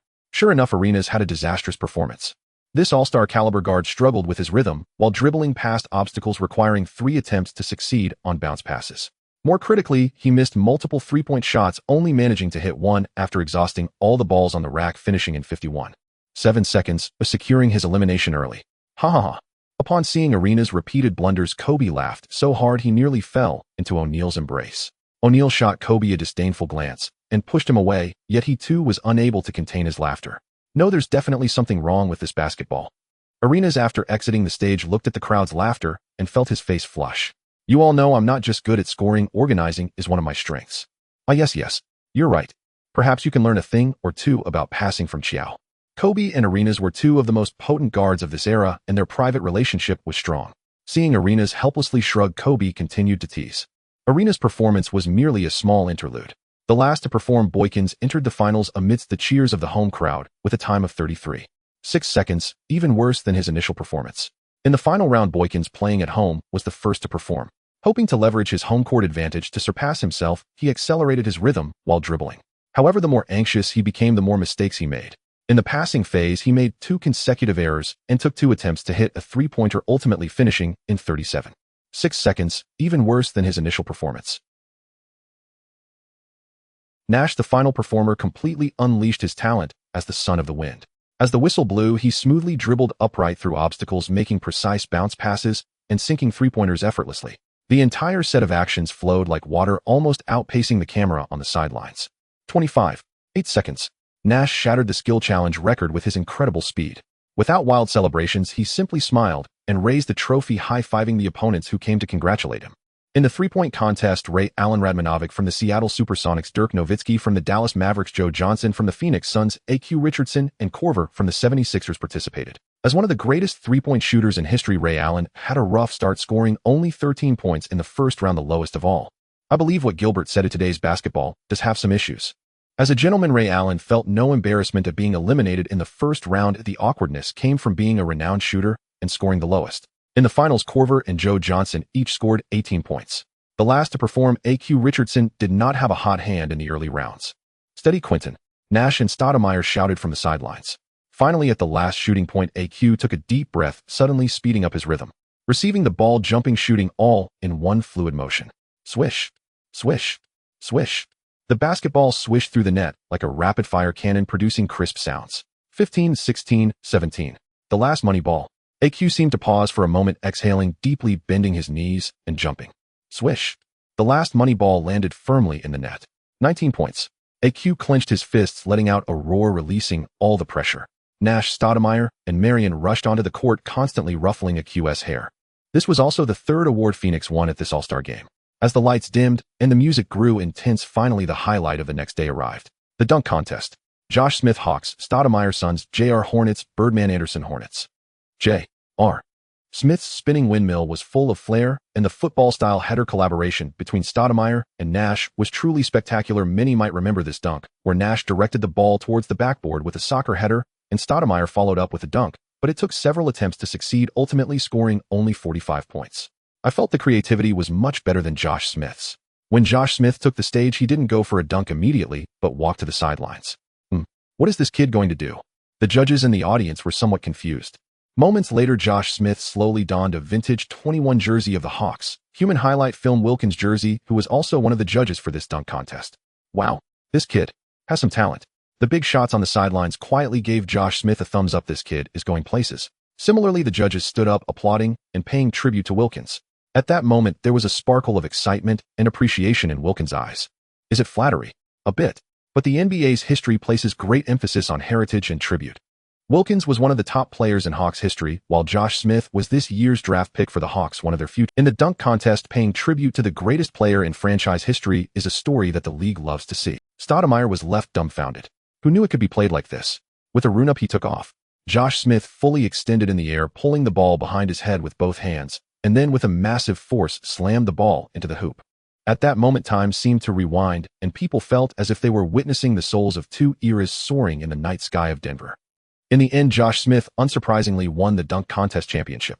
Even though Stoudemire had countless grievances, he forcefully swallowed them back at this moment. During the finals, Stoudemire attempted to leap over Little General Johnson, failing 3 consecutive times before opting for a rather unremarkable axe-style dunk to conclude his performance. 36 points indeed paled in comparison to Josh Smith's 50 points. As he watched Josh Smith holding the dunk contest trophy, Stoudemire began to ponder which dunking legends had graced the history of the Suns. Finally, Stoudemire realized he'll never participate in the dunk contest again. At this moment, James, sitting on the sidelines, was equally entangled in his thoughts. Before the All-Star game began, the league had repeatedly invited James to participate in the dunk contest. After all, James was one of the best dunkers in the league, especially known for his signature axe dunks during fast breaks, which were immensely thrilling. If he could win the dunk contest championship, would it enhance his historical status in the future? The answer was undoubtedly yes, but not significantly. Jordan and Kobe both won the dunk contest, but who would say that their historical status was established by that championship? However, if he were to participate in the dunk contest and be defeated by a rookie or a role player, that would be quite the... For instance, take Stoudemire, who now looked as if he were constipated. Hesitant James recalled Rich Paul, knowing that with Rich Paul's genius for promotion, there must be a way to have the best of both worlds. Just like this time's All-Star starting lineup incident. When the league stood by and showcased McGrady, Johnson, and O'Neal simultaneously to share the spotlight, no one questioned James' qualification for the starting lineup. Of course, LeBron, we have to capitalize on the buzz from the dunk contest. Everyone wants you to participate, and if you outright refuse, it will undoubtedly disappoint the fans and let Nike and the league down. You can be vague, for instance, promise to participate in the dunk contest in the coming year or years, but as the event approaches, use an injury as an excuse. This way we can maximize the buzz while avoiding the concerns you have. Indeed, some professional matters should be left to professionals. Seeing Rich Paul's response, James silently gave. This move was quite nice. The next day, the All-Star game officially commenced. The rosters for the Eastern and Western All-Stars had already been announced. Western All-Star starters: Kobe, McGrady, Garnett, Duncan, Yao Ming. Reserves: Nash, Ray Allen, Nowitzki, Stoudemire, Marion, Ginobili, and Lewis. In addition to the Suns' Big Three, the Supersonics Twin Stars also made their debut in this All-Star game. Eastern All-Star starters: Iverson, James, Carter, Johnson, O'Neal. Reserves: Wade, Grant, Hill, Paul Pierce, Jamison, Arenas, and Ben Wallace. Johnson was selected as a starter as a forward, while Ben Wallace was fortunate to become a center reserve. For fans, this year's All-Star game had an abundance of highlights. The 4 great shooting guards competing as pairs for the first time, the best center in the league battle between O'Neal and Yao Ming, the rise of the 0-3 generation Johnson, and Yao's China Derby. Before the game even started, the atmosphere was already explosive. Similarly, in China, many people were already glued to their televisions. Check, I have a great idea. Just before the game began, Johnson suddenly pulled O'Neal aside. Johnson, tell me about it. O'Neal was also getting into it. As the most entertaining big man, O'Neal always wanted to do something spectacular during the All-Star game. But this year, having just moved to Miami, and under Riley's pressure, O'Neal hadn't prepared much. This made O'Neal feel quite uncomfortable. When you take the stage, bring a basketball. Like this and that. Of course, the premise is that you can convince the others. Oh my God. Johnson, I knew I was right about you. You're a genius. How did I not think of such a perfect idea? O'Neal exclaimed, hugging Johnson's head and giving him a hard peck, leaving Johnson with a mouthful of saliva. Johnson disdainfully wiped his forehead, thinking, damn, O'Neal has this one flaw, though I wonder if he has any contagious diseases. This moment was precisely captured by the camera. Haha, I'm dying of laughter. Big Johnson got taken advantage of by O'Neal. Look at Big Johnson's disdainful little eyes. Big Johnson, please don't come near me. Big Johnson, some people just have no sense of boundaries. Who is it? I won't say. No, why should Johnson be disdainful? He shows no respect for his seniors. How can such a player still make it to the All-Star game? I'm not very active online, so I don't really know how to insult people. Listen up, guys. O'Neal clapped his hands, gathering the Eastern All-Stars together, presenting Johnson's idea. Then shamelessly proclaimed, isn't my idea awesome? O'Neal's status in the league goes without saying. Even the serious Ben Wallace and the gentlemanly Hill did not object.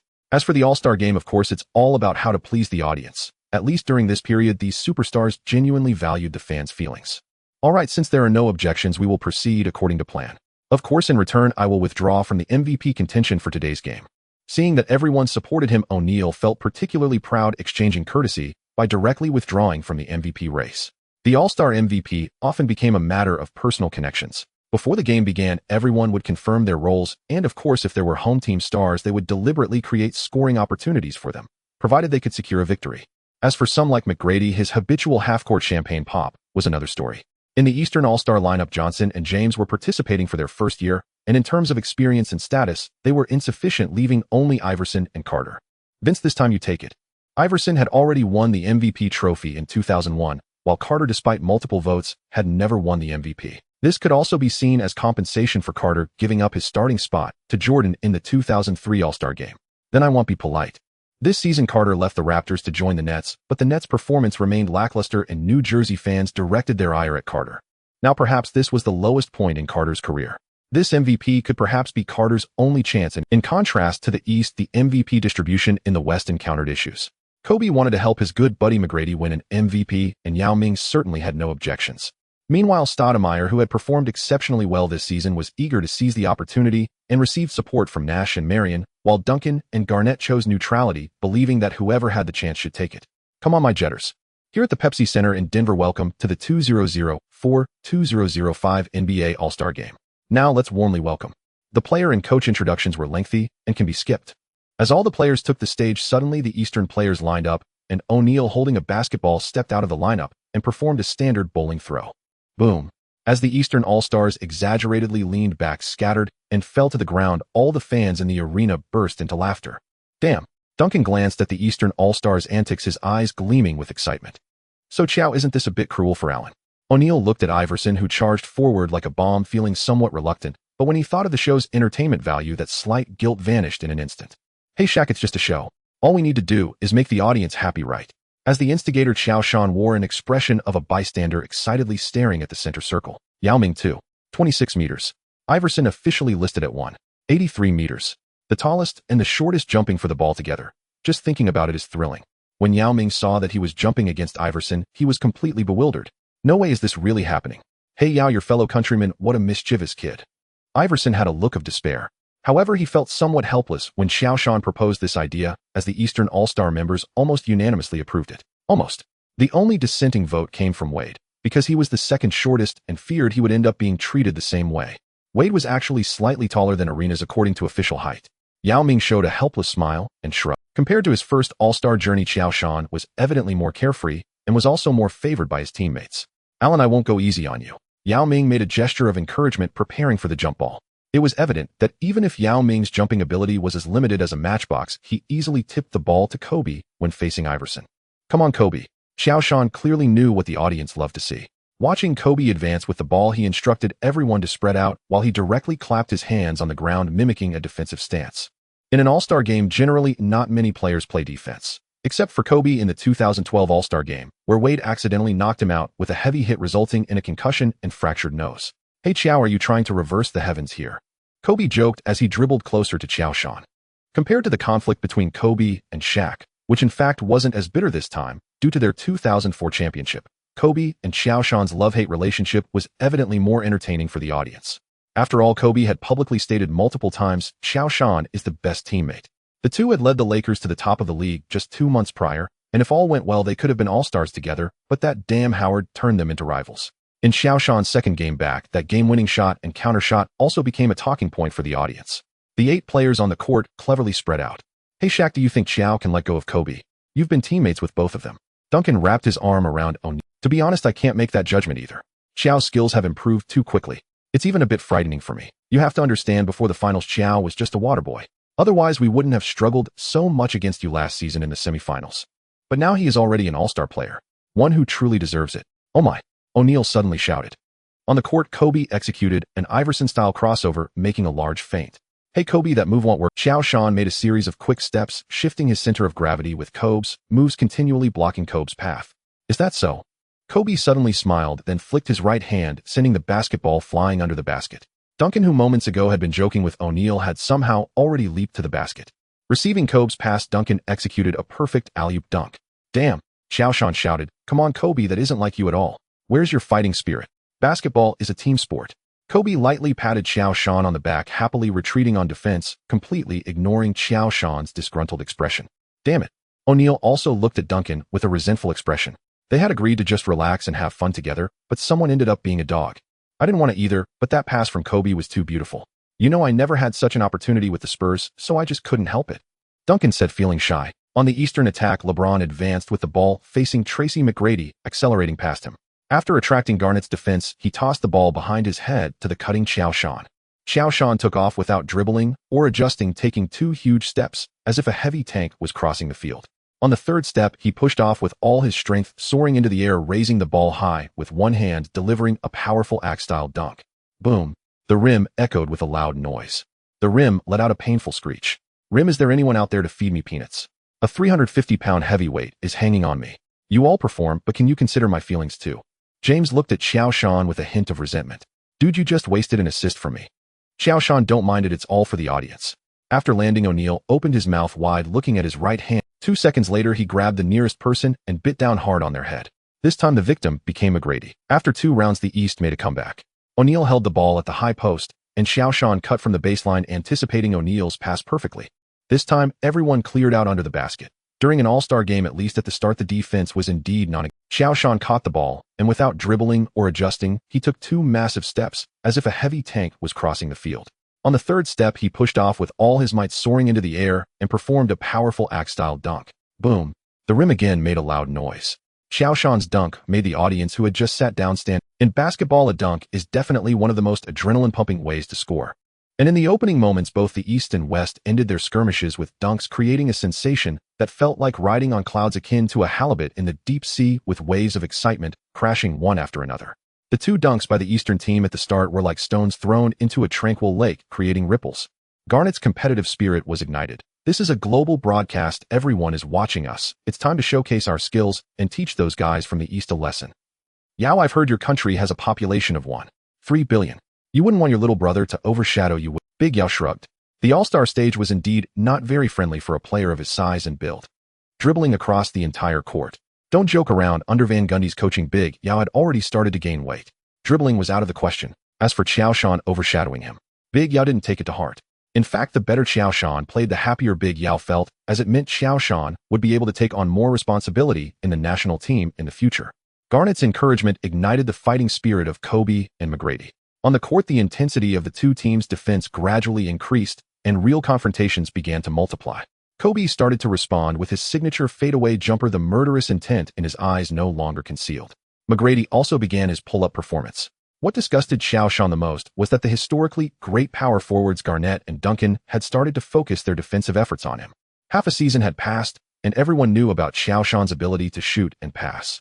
With mid-range shots, dreamlike footwork, and a skyhook, combined with a calmness that belied his age, whenever the ball reached Qiao Shan's hands, he would always choose the most suitable way to handle it. Thus, Garnett and Duncan exchanged glances and understood each other's intentions. The best strategy was to ensure Qiao Shan could not receive the ball.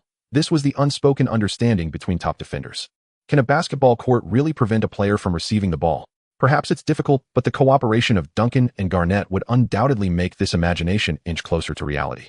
Garnett's defense covering half the court, Duncan's rock-solid guarding, and his keen sense of help defense. With the 2 of them working together, the weaknesses of the Eastern team gradually emerged. There was not a single legitimate point guard, making it difficult for the ball to circulate. Is there really someone who expects high-level play from Jameis' organization? Moreover, this was still young James. In critical moments, Iverson and Carter stepped up. A steal right in front of McGrady led the Eastern team to launch a fast break. Iverson dashed forward like lightning, but the West's defense was also swift. Iverson didn't rush any after attracting the defense. He tossed the ball high towards the side of the backboard. At that moment, a deep blue figure rushed in from behind. It was Carter. He shook off all the returning defenders, leaped with all his might, caught the pass with one hand in midair, his body fully extended like a taut bow, and forcefully slammed the ball into the basket. Bang! An alley-oop dunk during a fast break. The entire audience stood up once again, marveling and erupting in cheers. It must be said that Carter's dunks can definitely be counted among the most aesthetically pleasing in NBA history, even compared to the likes of the human highlight film Dominique Wilkins and Michael Jordan. Note this is only referring to the aesthetic of in-game dunks. Carter's dunk also directly sounded the horn for the Eastern team's counterattack. O'Neal attracted a double team under the basket. Qiao Shan received the ball, and when Garnett arrived to help, he threw the ball to Carter, who was open beyond the three-point line. Swish. The basketball swished through the net, adding 3 points for the East. Carter's dunks are impressive, but he is more than just a dunker. His three-point shooting ability might be the most consistent among the four shooting guards, with a career three-point shooting percentage of 37.4. As for McGrady, who was praised as a god for his 35 points in 13 seconds, his career three-point shooting percentage is only 33.8, with a playoff percentage of just 28.6. Some may argue that Carter played in the small ball era. Not entirely. Three-pointers have always been a significant part of Carter's offense, and unlike other three-point shooters, Carter's three-pointers serve as a tactical starting point, opening up space for drives. In the West's offense, McGrady hurriedly took a jump shot, missing the three-pointer. Qiao Shan grabbed the rebound over Big Yao, and upon landing saw that O'Neal was still in the backcourt, instantly understanding the situation. Get back on defense. As soon as Qiao Shan grabbed the rebound, Kobe started shouting. Having been teammates with Qiao Shan for so long, Kobe was very familiar with this scenario. Whoosh! Before Kobe's voice fell, the basketball had already shot out like a cannonball, swiftly flying towards the West's backcourt. Even though Kobe and Garnett had already pushed their limits, human speed could never compare to the speed of the ball, especially with a pass from a veteran like Qiao Shan that crossed the entire court. Kobe and Garnett, who only reached the three-point line, could only watch as O'Neal stood under the basket, exuding an overwhelming presence. The most infuriating part was that the big guy leisurely waited for Kobe and Garnett. But the West quickly responded. Midway through the first quarter, both teams began to rotate their lineups. Nash continuously assisted Nowitzki and Stoudemire, leading to a small 40 run that kept the score tight. Wade zipped through half-court like a flash, his zigzag steps dazzling. Under Nash's defense, Wade made a sudden change of direction and stopped for a jump shot. Nash advanced to the front court, completing a classic pick-and-roll with Stoudemire, who easily scored with a layup. During the rotation period, both teams' defenses were quite loose, showcasing their dazzling offensive skills. As soon as Xiao Si and Qiao Shan faced each other, the flames instantly intensified. Even though Qiao Shan had already traded for the Bobcat and the Suns had far surpassed the Lakers in their current achievements, Xiao Si still remembered the humiliation brought by Qiao Shan's consecutive blocks during their earlier showdown for the top spot. When facing Qiao Shan again, Xiao Si took the initiative, using his back to pin Qiao Shan down, leaning in forcefully to create space for his shot. Swish! With a fiery touch, Xiao Si scored over Qiao Shan's head. Roar! Rookie, you can't guard me. After making the shot, Xiao Si yelled at Qiao Shan in anger. Heh! Qiao Shan scoffed, realizing that things were starting to get interesting. Really? Qiao Shan looked at Xiao Si, who was nearly vibrating with excitement, then shook his head. I don't. In the Eastern Conference's offensive set, Iverson drove the ball forward. Spotting Qiao Shan already positioned low in the post, he passed him the ball, preparing to let Qiao Shan execute the play. Amare listened carefully. First pivot left, then retreat pivot right, and finally finish with a hook shot. Qiao Shan leaned his back against Xiao Si, speaking incessantly. A pure-hearted, shy young man, Qiao Shan never uttered trash talk. What? Xiao Si stared blankly. Was this condescension? Realizing what had just happened, Xiao Si flared with fury. True, his defensive skills were subpar, but no one had ever dared to announce their entire offensive sequence outright, right before his eyes. This was provocation, blatant, unvarnished provocation. Rookie, don't worry.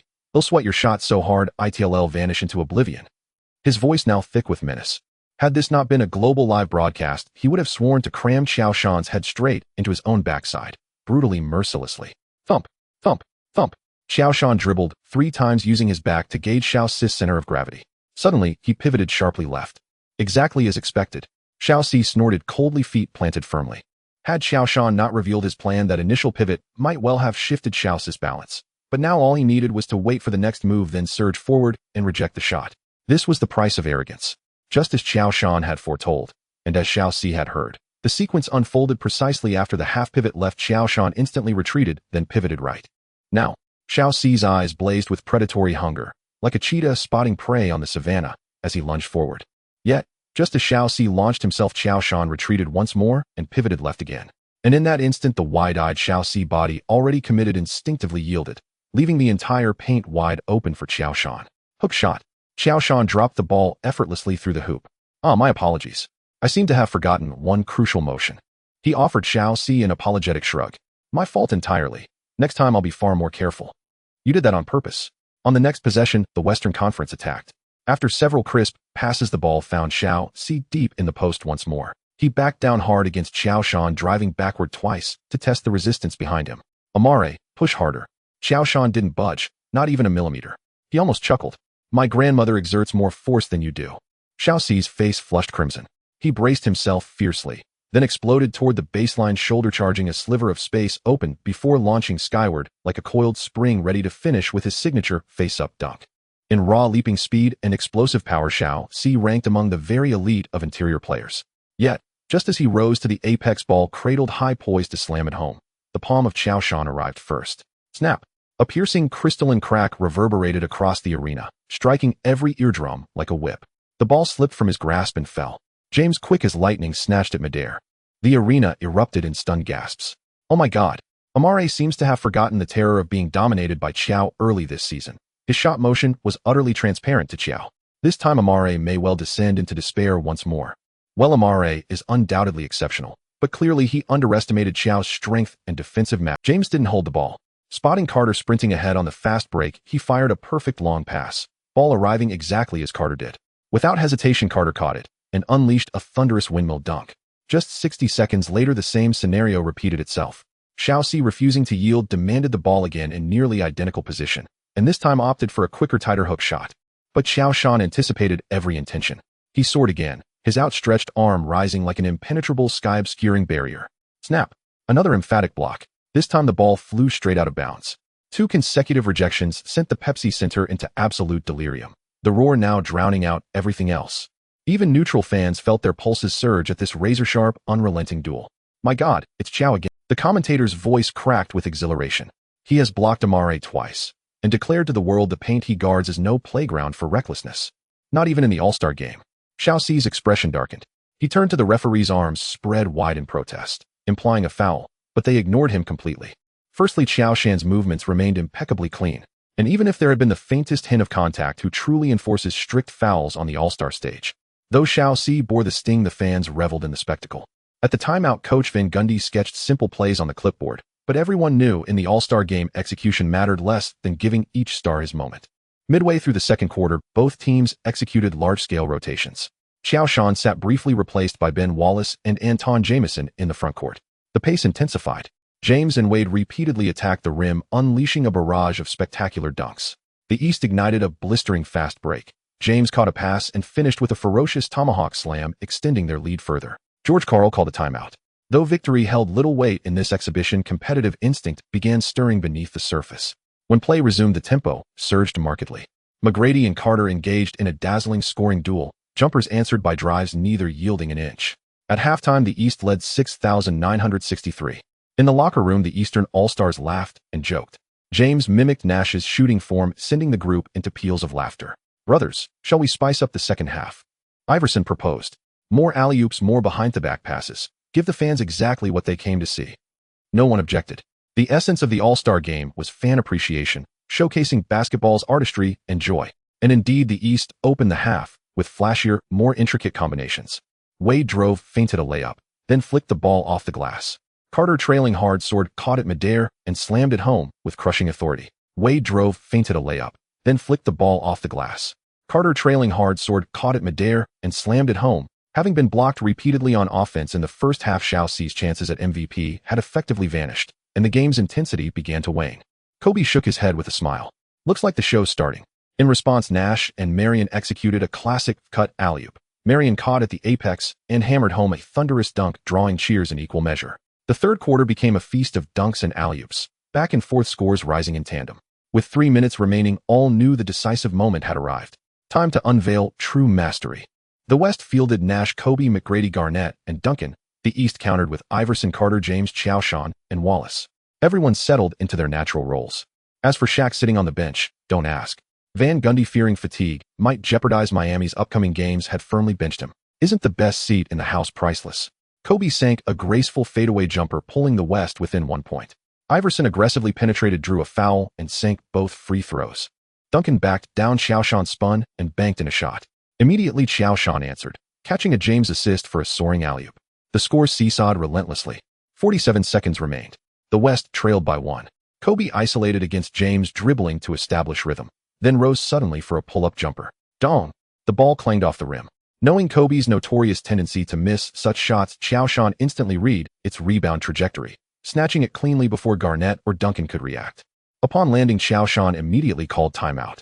Final possession, Van Gundy declared, standing at the center of the huddle. We have 2 options: push for a quick 2, or control the clock for a deliberate last shot. What do you think? Vince, your call. Iverson turned to Carter, who led the East with 31 points. With the East leading by 1, the final shot, whether made or missed, would secure the MVP trophy for Carter provided the clock expired. Let's go for 2 quickly. Leave the West time to tie. Isn't that the script fans love most? Carter, unfazed by the gaze of his teammates, spoke with effortless grace. Whether he'd ultimately missed the trophy mattered little to him. Indeed, reviewing Carter's career reveals a player remarkably indifferent to personal accolades, yet one who earned profound respect from generations to come, honored with jersey retirements by 2 franchises. Agreed, so it's settled. Qiao, the final play is yours to orchestrate. Van Gundy glanced at the East lineup. Though Iverson and James manned the backcourt, Qiao Shan stood unchallenged as the team's premier playmaker. OJBK. Qiao Shan flashed a crisp thumbs up. As the timeout ended, players returned to the court. Every fan in the Pepsi Center rose to their feet, the air thick with tension and anticipation. Wallace inbound from the sideline. Qiao Shan established deep post position near the key. Duncan pressed hard behind him. The pass arrived cleanly, and Qiao Shan felt Duncan's defensive pressure the moment he caught it. Qiao Shan dribbled, backing down. He noticed Garnett rapidly sliding inward, likely preparing to double-team. Meanwhile, Iverson and Carter were tightly guarded by Nash, Kobe, and McGrady. Suddenly, inspiration struck Wallace, having just thrown the inbound pass, was slicing hard from the baseline, while Duncan and Garnett remained fully focused on Qiao Shan. Opportunity. Duncan, still straining to contain Qiao Shan, suddenly sensed a drop in resistance, then surged forward, attempting to shove Qiao Shan out of the paint. Watch out. Garnett's warning rang out, just as a gust of wind rushed past Duncan's back. Then, Wallace, cutting hard from the baseline, caught Qiao Shan's pass mid-stride, leapt, and slammed the ball through the hoop. Nice. Landing, Wallace slapped hands exuberantly with Qiao Shan. Who says role players never get their moment? After this game, whenever anyone recalled the 2004-2005 All-Star game, they remembered it was Wallace who scored the East's final decisive basket. 3 points. The East left the West 22 seconds, ample time for a full offensive possession. In a regular game, the West would likely attempt a quick 2-point shot first, then employ intentional fouls. But the Western All-Stars clearly had other plans. Nash advanced the ball, then handed it off to McGrady beyond half-court. McGrady faced Carter, while all others spaced the floor. In truth, McGrady hadn't played well. 18 shots, only 6 made, 6 threes, 2 good, 3 free throws, 2 converted, just 16 points. Kobe and Yao had created countless chances for him, yet tonight the Beautiful Legs award seemed disappointingly unearned. Still, the final shot belonged to McGrady. If McGrady could tie the game and force overtime, his odds of claiming the trophy would rise dramatically. Most significantly, McGrady and Carter shared an extraordinary bond, not only cousins, but former teammates with the Raptors. In that instant, the spotlight burned brightest of all. Beyond the 3-point line, McGrady leisurely controlled the rhythm of time, his previously dazed eyes now sharp and focused. 105-122. With 22 seconds remaining and trailing by 3, the Eastern Conference was granted this final chance, and the Western Conference would not resort to trickery. If the 3-pointer goes in, it leads to overtime, and the final outcome remains uncertain. If it misses, victory slips away. Carter lowered his center of gravity, extending his long arms, each lateral step filled with strength and vigilance. In a venue of over 2,000, silence enveloped the crowd. The spectators anxiously covered their mouths, afraid to make a sound lest they disrupt this climactic battle at the pinnacle. Time began its countdown. 15 seconds. Initiate. McGrady made a swift change of direction, his shoulders movement exuding an innate sense of deception. Before his major injury, McGrady possessed the fastest first step in the league. At this moment, as he took his first step, he instantly gained half a body advantage. But Carter, familiar with McGrady's offensive moves, would not be easily shaken off. With a lateral shift, he stayed closely glued to McGrady, constantly applying pressure with his body. At this time in 2005, Carter was likely the most physically robust among the 4 shooting guards. Indeed, Carter's pressure limited McGrady's movements. 10-9, 8-7. As time swiftly dwindled away, McGrady realized he had to shoot, or it would be too late. Despite continually altering his dribbling rhythm, he could not shake off Carter and dared not waste any more time. Suddenly, McGrady came to a sudden stop, then stepped back, his entire body recoiling like a drawn bow. McGrady's signature quick pull-up jump shot. Carter was like a shadow lunging forward, his right hand almost blocking McGrady's shot. In that moment, the space felt constricted to its limits. Whoosh! As McGrady reached the pinnacle of his jump, he released the ball. As soon as he shot, McGrady felt the moment. The basketball traced a beautiful arc as it left his hand, and he kept his arms raised, savoring this show-off moment. Everyone's gaze followed the orange basketball, ready to witness this historic moment. Seeing the ball getting closer to the hoop, a smile crept onto McGrady's lips. Indeed, in crucial moments, one must rely on watched McGrady gently rubbing his fingers. He had barely grazed the bottom of the basketball with all his might, and clang! Just when everyone thought the basketball would smoothly drop into the net, a delightful sound of iron hitting metal plunged the venue into silence. Tracy, just a little bit more. Carter chuckled as he watched McGrady gently rubbing his fingers. He had barely grazed the bottom of the basketball with all his might and felt a bit of pain. Beep! The final buzzer sounded simultaneously. 125-122. With McGrady's last shot missed, the Eastern All-Star team clinched the ultimate victory. This dramatic scene sent the crowd into a frenzy. This was not the Toyota Center. While there were a few McGrady fans in attendance, they were few. Though McGrady's final shot did not unfold as scripted, this All-Star game was enough for everyone to feel that the ticket price was very much worth it. The clash of the four great shooting guards, the rising power struggle of the 2003 generation, Hill's return to glory, and the climax of the battle. Although McGrady's crucial moment still fell short of expectations, the narrative of this All-Star game in the eyes of the audience was truly rich in stories. All the Eastern All-Star players rushed onto the court surrounding Carter in cheers, while McGrady awkwardly retracted. As expected, Carter lifted the MVP trophy for the 2004-2005 All-Star. The All-Star feast concludes. UFO first lifts a MVP trophy. Still half-man, half-god, Carter has not fallen. 96 versus 03. Which draft class is the best in history? Are you ready? The 2003 generation begins to seize power. Amare Jordan is just a lucky guy. He was never my nemesis. Tracy, if I teamed up with Shaq, we could win 6 championships. After the All-Star game, various outlandish remarks shocked the league, especially Tracy, whose single statement thrust Yao Ming into the spotlight. Fuck, is Tracy an idiot? Rockets owner Alexander raged in his office. That's Yao Ming. Since he joined the Rockets, he has brought Alexander an enormous amount of profit, especially in the Chinese market. Go ask anyone in China who is their main team. It's the Rockets. That's right, Kobe is strong, but we love the Rockets. Yes, Shaq is the most dominant center in history, but we only like the Rockets. What about Jordan? Hey, the Bobcats are alright, but the Rockets are our main team. From CT5's broadcasts to the exposure of Rockets players in China, isn't everything relying on Yao Ming? McGrady publicly stated in front of everyone that teaming up with Shaq could lead to 6 championships. What would Yao Ming say? Is it discontent towards Yao Ming? Notify Tracis agent to clarify quickly. The Rockets are Yao Ming's team. Remember Yao Ming's team. Boss, I think there's nothing wrong with what Tracy said. This is free America. This is the NBA, and players should enjoy. Besides, Tracy is the successor to Jordan, one of the faces of the league, while Yao Ming is just a Chinese. How can he be the leader of the team? Seeing Alexander furious, Mago quickly advised. Privately, however, he rolled his eyes, thinking, how did I end up with such a foolish boss? Yao Ming's contract has already been signed. Oh, what else could go wrong? As long as he is promised benefits and flattered a bit, isn't that enough? But McGrady, he is the one whom even Kobe has said possesses the highest talent among the 4 shooting guards, and he is also a 2-time scoring champion. Isn't it more suitable for the Rockets to make McGrady the leader than Yao Ming? According to my model, Yao Ming's contribution to the team's victories, whether he is on the court or not, is significantly less than Tracis. Setting facts aside, let's look at the statistics. Yao Ming has only averaged 18 points and 8 rebounds this season, while Tracy has averaged 25, 7 points, 7 rebounds, and 6 assists. The data speaks for itself. Don't forget, Tracy once scored 13 points in 35 seconds against San Antonio. That's the kind of game the audience loves to see. Most importantly, Kobe and Shaq only played together for 5 years and won 4 championships. Based on my model and data analysis, Tracy is capable of matching or even surpassing Kobe. Oh, of course, he has that confidence now. Given that we already have Yao Ming, shouldn't we focus on role players? Moga's eyes turned, formulating a plan.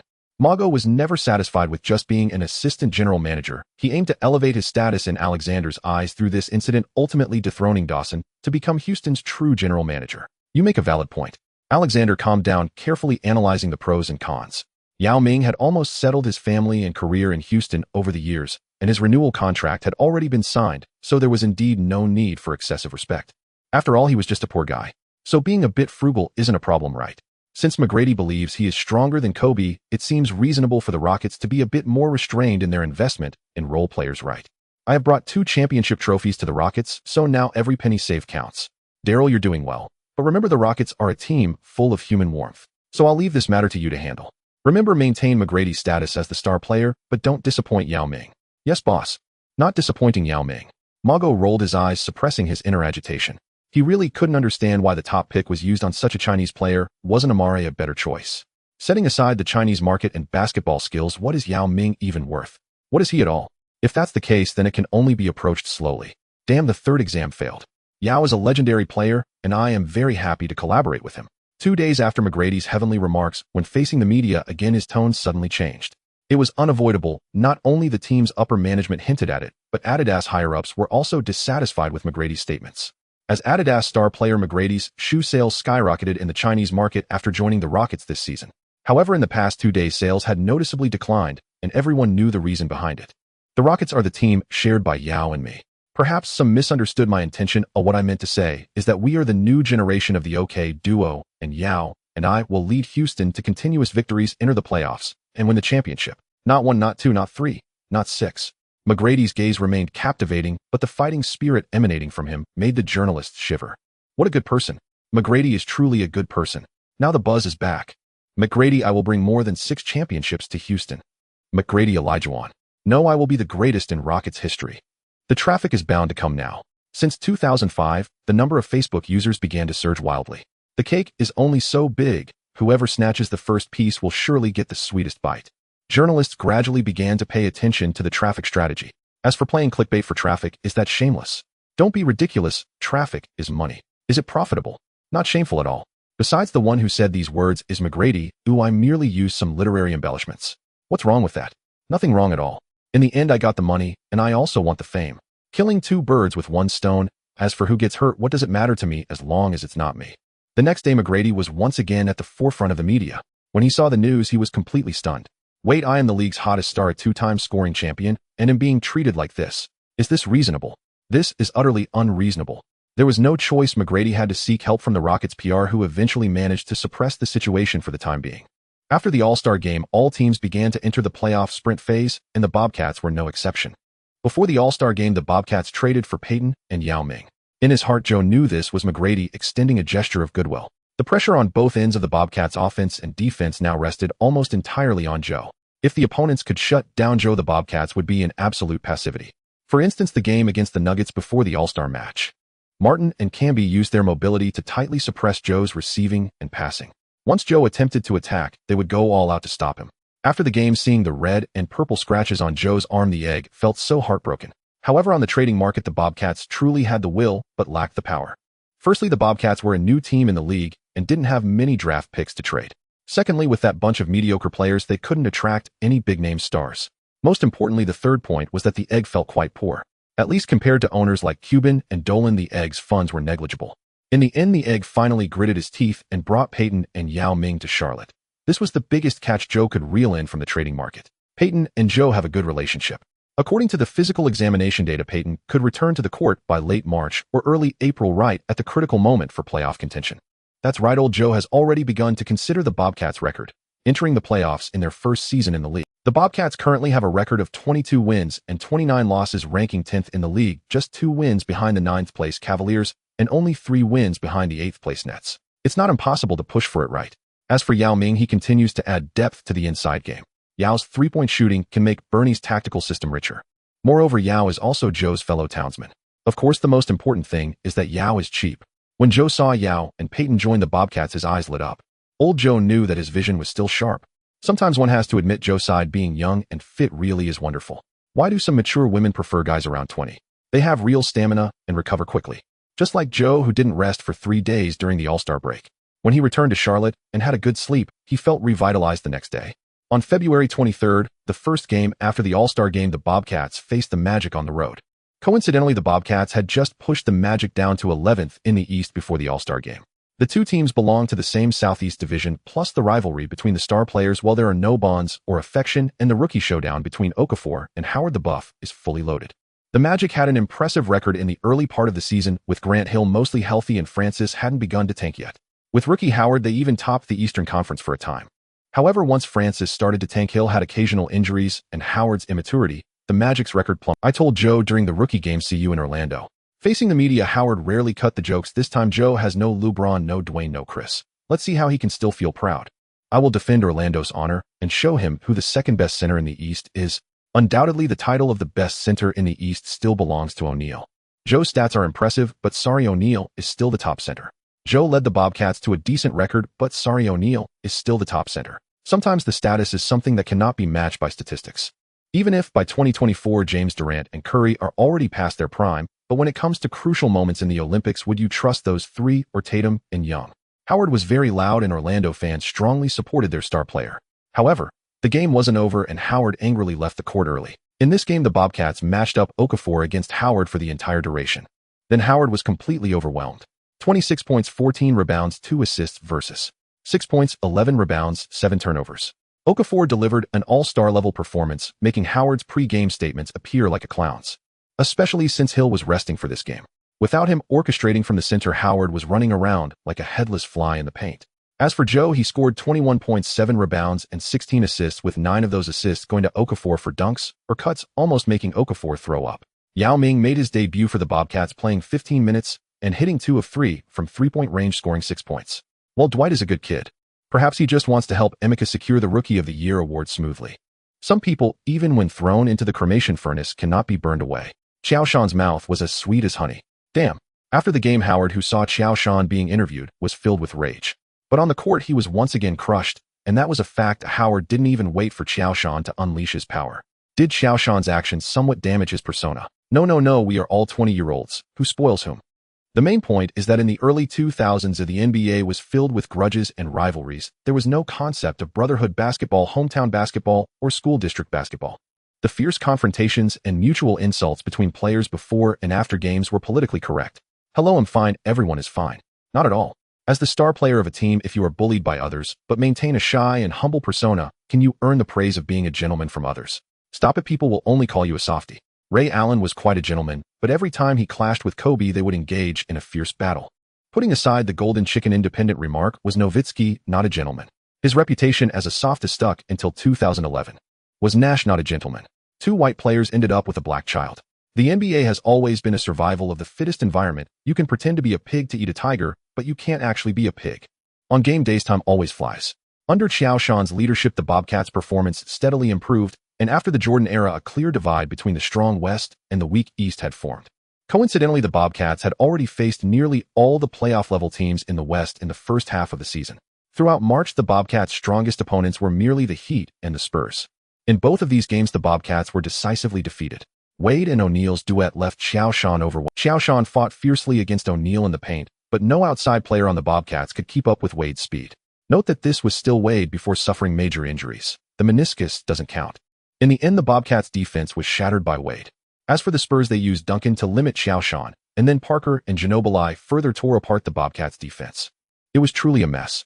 The 2 games against the Heat and the Spurs taught the entire league how to cope with Qiao Shan and his Bobcats. A top-notch interior presence that can occupy Qiao Shan would leave the Bobcats weak on both ends. Adding a scoring threat to disrupt the Bobcats' defense would ensure victory. But soon most teams cursed and gave up on this option. Damn it, which team can boast an interior player like Duncan? Did you not see how the all-star Bosh and Big Z were subdued and beaten by the furious Qiao Shan, causing him to unleash all his pent-up anger? Throughout March, Qiao Shan led the Bobcats to an 115 record.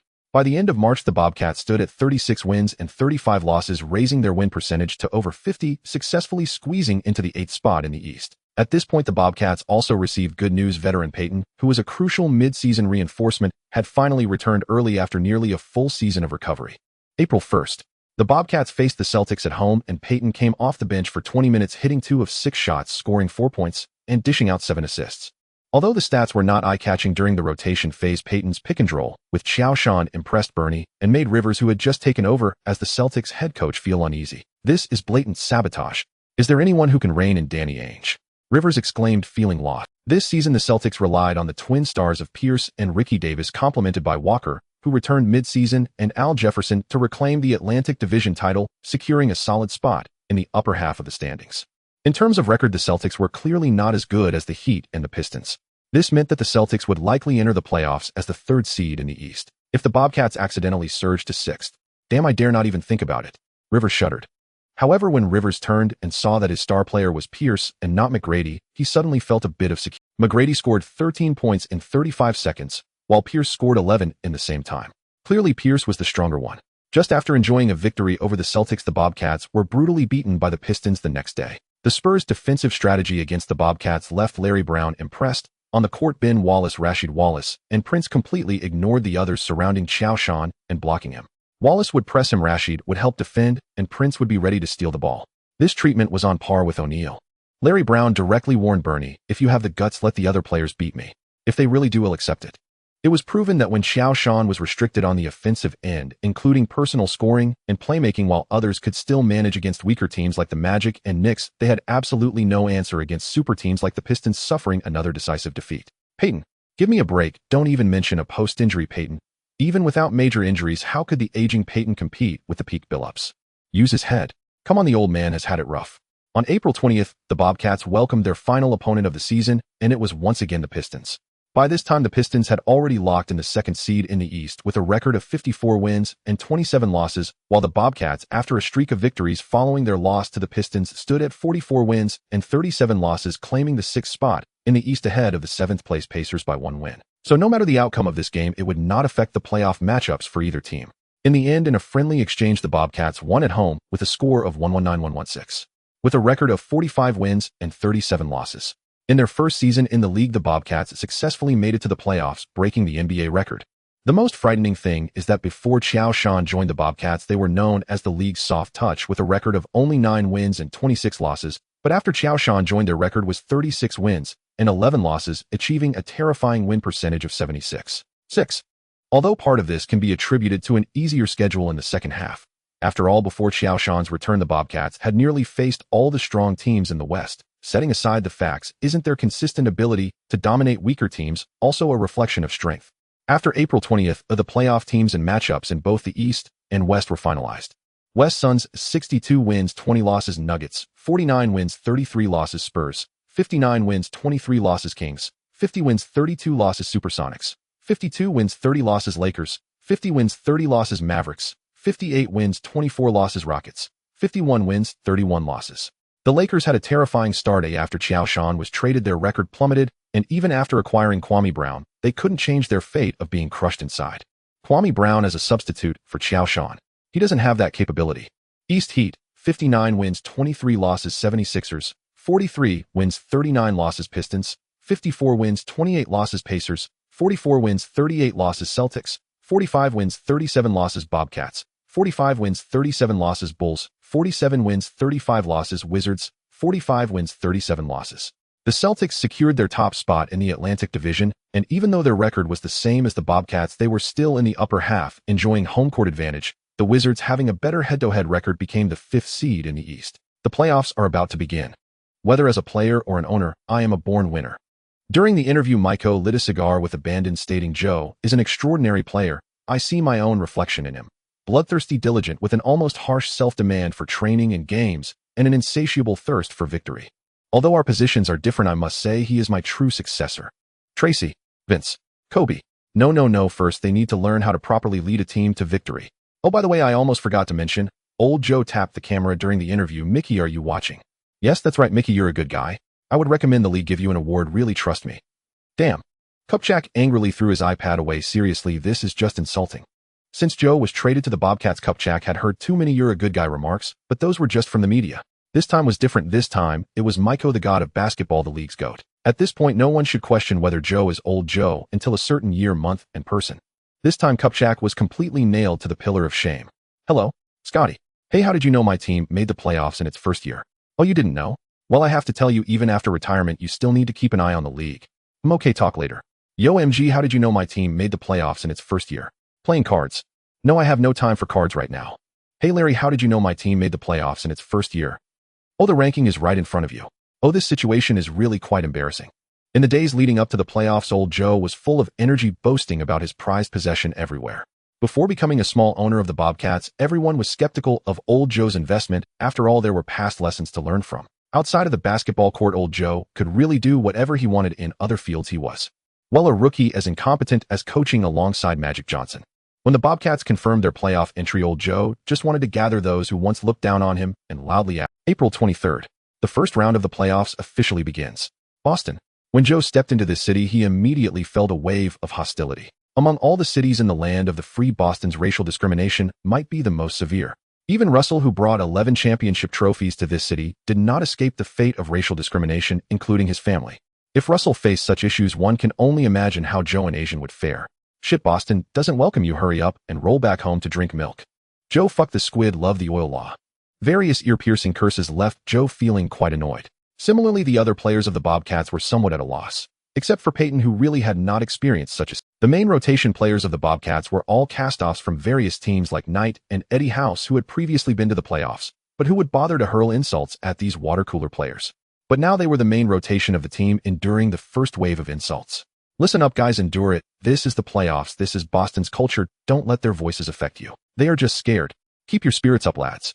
Bernie protected the Bobcats players from the trash thrown by Boston fans while comforting them. Security. Just a bit. The security personnel are also Bostonians. They can choose to be selectively blind as long as no one dies right. However, this was just the beginning. During practice, Joe missed 3 consecutive mid-range shots before realizing that their basket was crooked. Helpless practice had to be temporarily suspended while waiting for the repairman to arrive. After some delay, once the repairman fixed the basket, the referee announced the start of the game. 9-6-8-2. In the first playoff game, Boston secured a victory at home. The unprepared Bobcats players made various mistakes on the court. Even the steady Peyton could suddenly lose the ball while dribbling. It was truly frustrating. Even though Joe dominated inside against the Celtics, shooting 15 out of 26, making 5 out of 7 free throws, and scoring 35 points with 14 rebounds, it still could not change the outcome. In this game, Joe only had 1 assist. It wasn't about being selfish. No matter how Joe passed, his teammates always managed to throw the ball precisely into the basket. Okafor could even bridge the gap under the basket. Can you believe it? Rookies, welcome to the playoffs. After the game, Pierce, who had 24 points, 5 rebounds, and 6 assists, was wildly showing off. I admit Joe is a great player during the regular season, but this is the playoffs, and here Boston is not a place where just anyone can act recklessly. That's right, Joe indeed has many areas to learn from. When Oldley learned that their opponent in the first round of the playoffs was the Bobcats, he admitted he was a bit anxious, but after the first game, he felt confident again. The small Bobcats easy to handle. You know, before this game we did a lot of preparation work. Every player knew Joe's playing habits. As long as we isolate Joe from his teammates, the game is not a concern. The spirited Oldley spoke confidently. 35 points. No, this is our strategy. Basketball is a team sport. Even if Joe's personal stats are impressive, he still cannot win a game relying on himself alone. April 25th. The Bobcats face the Celtics again away. 9-3-8-9. The Celtics take another victory at home. Joe's stats still exploded, playing 45. 6 minutes, shooting 19 out of 28, making 8 out of 9 free throws, scoring 46 points and 17 rebounds. Okafor warmed up this game, scoring 13 points in the first 3 quarters, helping the Bobcats to lead by 4 points before the start of the fourth quarter. But at the start of the fourth quarter, Okafor was called for a foul and fouled out, followed by Pierce hitting 2 consecutive three-pointers, leading the Celtics to a comeback victory. Joe, how do you view your teammates' performance in this game? Even though you scored 45-15, you still couldn't lead your team to victory. Is it because your teammates are too poor? Joe, if the Bobcats have the same roster next season, will you choose to request a trade? Joe, see you in Charlotte. The Charlotte arena is bustling with energy. This is the first playoff game for the Bobcats, and all 2400 seats are filled to capacity. From the confusion and uncertainty at the beginning of the season to the glory and madness, now Charlotte's fans have completely become supporters of this new team in the league within just 1 season. When Qiao Shan and the Bobcats faced various injustices against the Celtics, the fans in Charlotte spontaneously gathered for this game, shouting and cheering passionately for their team. 2400 white and orange t-shirts formed a surging tide. A massive flag bearing the roaring Bobcats passed through the stands like a medieval battle standard, raising its emblem. Every fan's face displayed the same emotion, an almost obsessive faith and a fierce determination to stand with the team through thick and thin. In the second game, had it not been for Okafor's ejection at the start of the fourth quarter, the outcome would have been uncertain as Qiao Shan stood alone. In their own home court, could the referees still favor the Celtics? Let's see if these referees can make it out of the arena in one piece. It's wrong for fans to hit referees, but if I take off the home team jersey, wouldn't it be fine since I'm not a fan? We believe in you. Lead Charlotte to victory in this game. Qiao, we will always support you. Looking at the fans below who were shouting frantically, Qiao Shan felt a moment of daze. Those seemingly well-dressed gentlemen were raising their fists with bulging veins. The elegantly dressed ladies in the front row would suddenly turn around and hurl creative insults at the Celtics bench that he couldn't understand. The people of Charlotte loved this team. Even when the attendance was low at the beginning of the season, it was merely out of fear that this team might move away again. Watching the Bobcats rise from the mud from being underestimated, I mean, from being bullied to entering the playoffs as the sixth seed, everyone has witnessed the resilience and future of this team. They have their own all-star, their own rookie of the year, and in the future, they might even contend for the championship. For the fans, this is the most wonderful imagination. On the sidelines, legends like Pippen Rodman and Oakley, who once belonged to the Bulls, were present, along with Magic Johnson, Barkley, Olajuwon. Qiao Shan looked around, his mouth agape in shock. Did old Qiao use all his connections for this? Qiao Shan took the initiative to walk to the sidelines and greet the veterans. After all, he was the star of the Bobcats, and sometimes there was really no choice but to put on a show. Hey Qiao, do you have confidence in winning this game? As soon as Barkley saw Qiao Shan, he immediately grinned widely. As the #1 Qiao fan, Barkley was not happy with the last two games, and even publicly questioned the referee's judgment during the broadcast. Therefore, for this game, TNT didn't dare to let Barkley commentate again. Of course, this is not Boston. Qiao Shan made an effort to maintain a professional smile. I will focus 100% on this game. Charles, I think you should give it a rest. Qiao is a natural big game player, and I think you should go remind Paul Pierce. Olajuwon said with a smile. Qiao, thank you.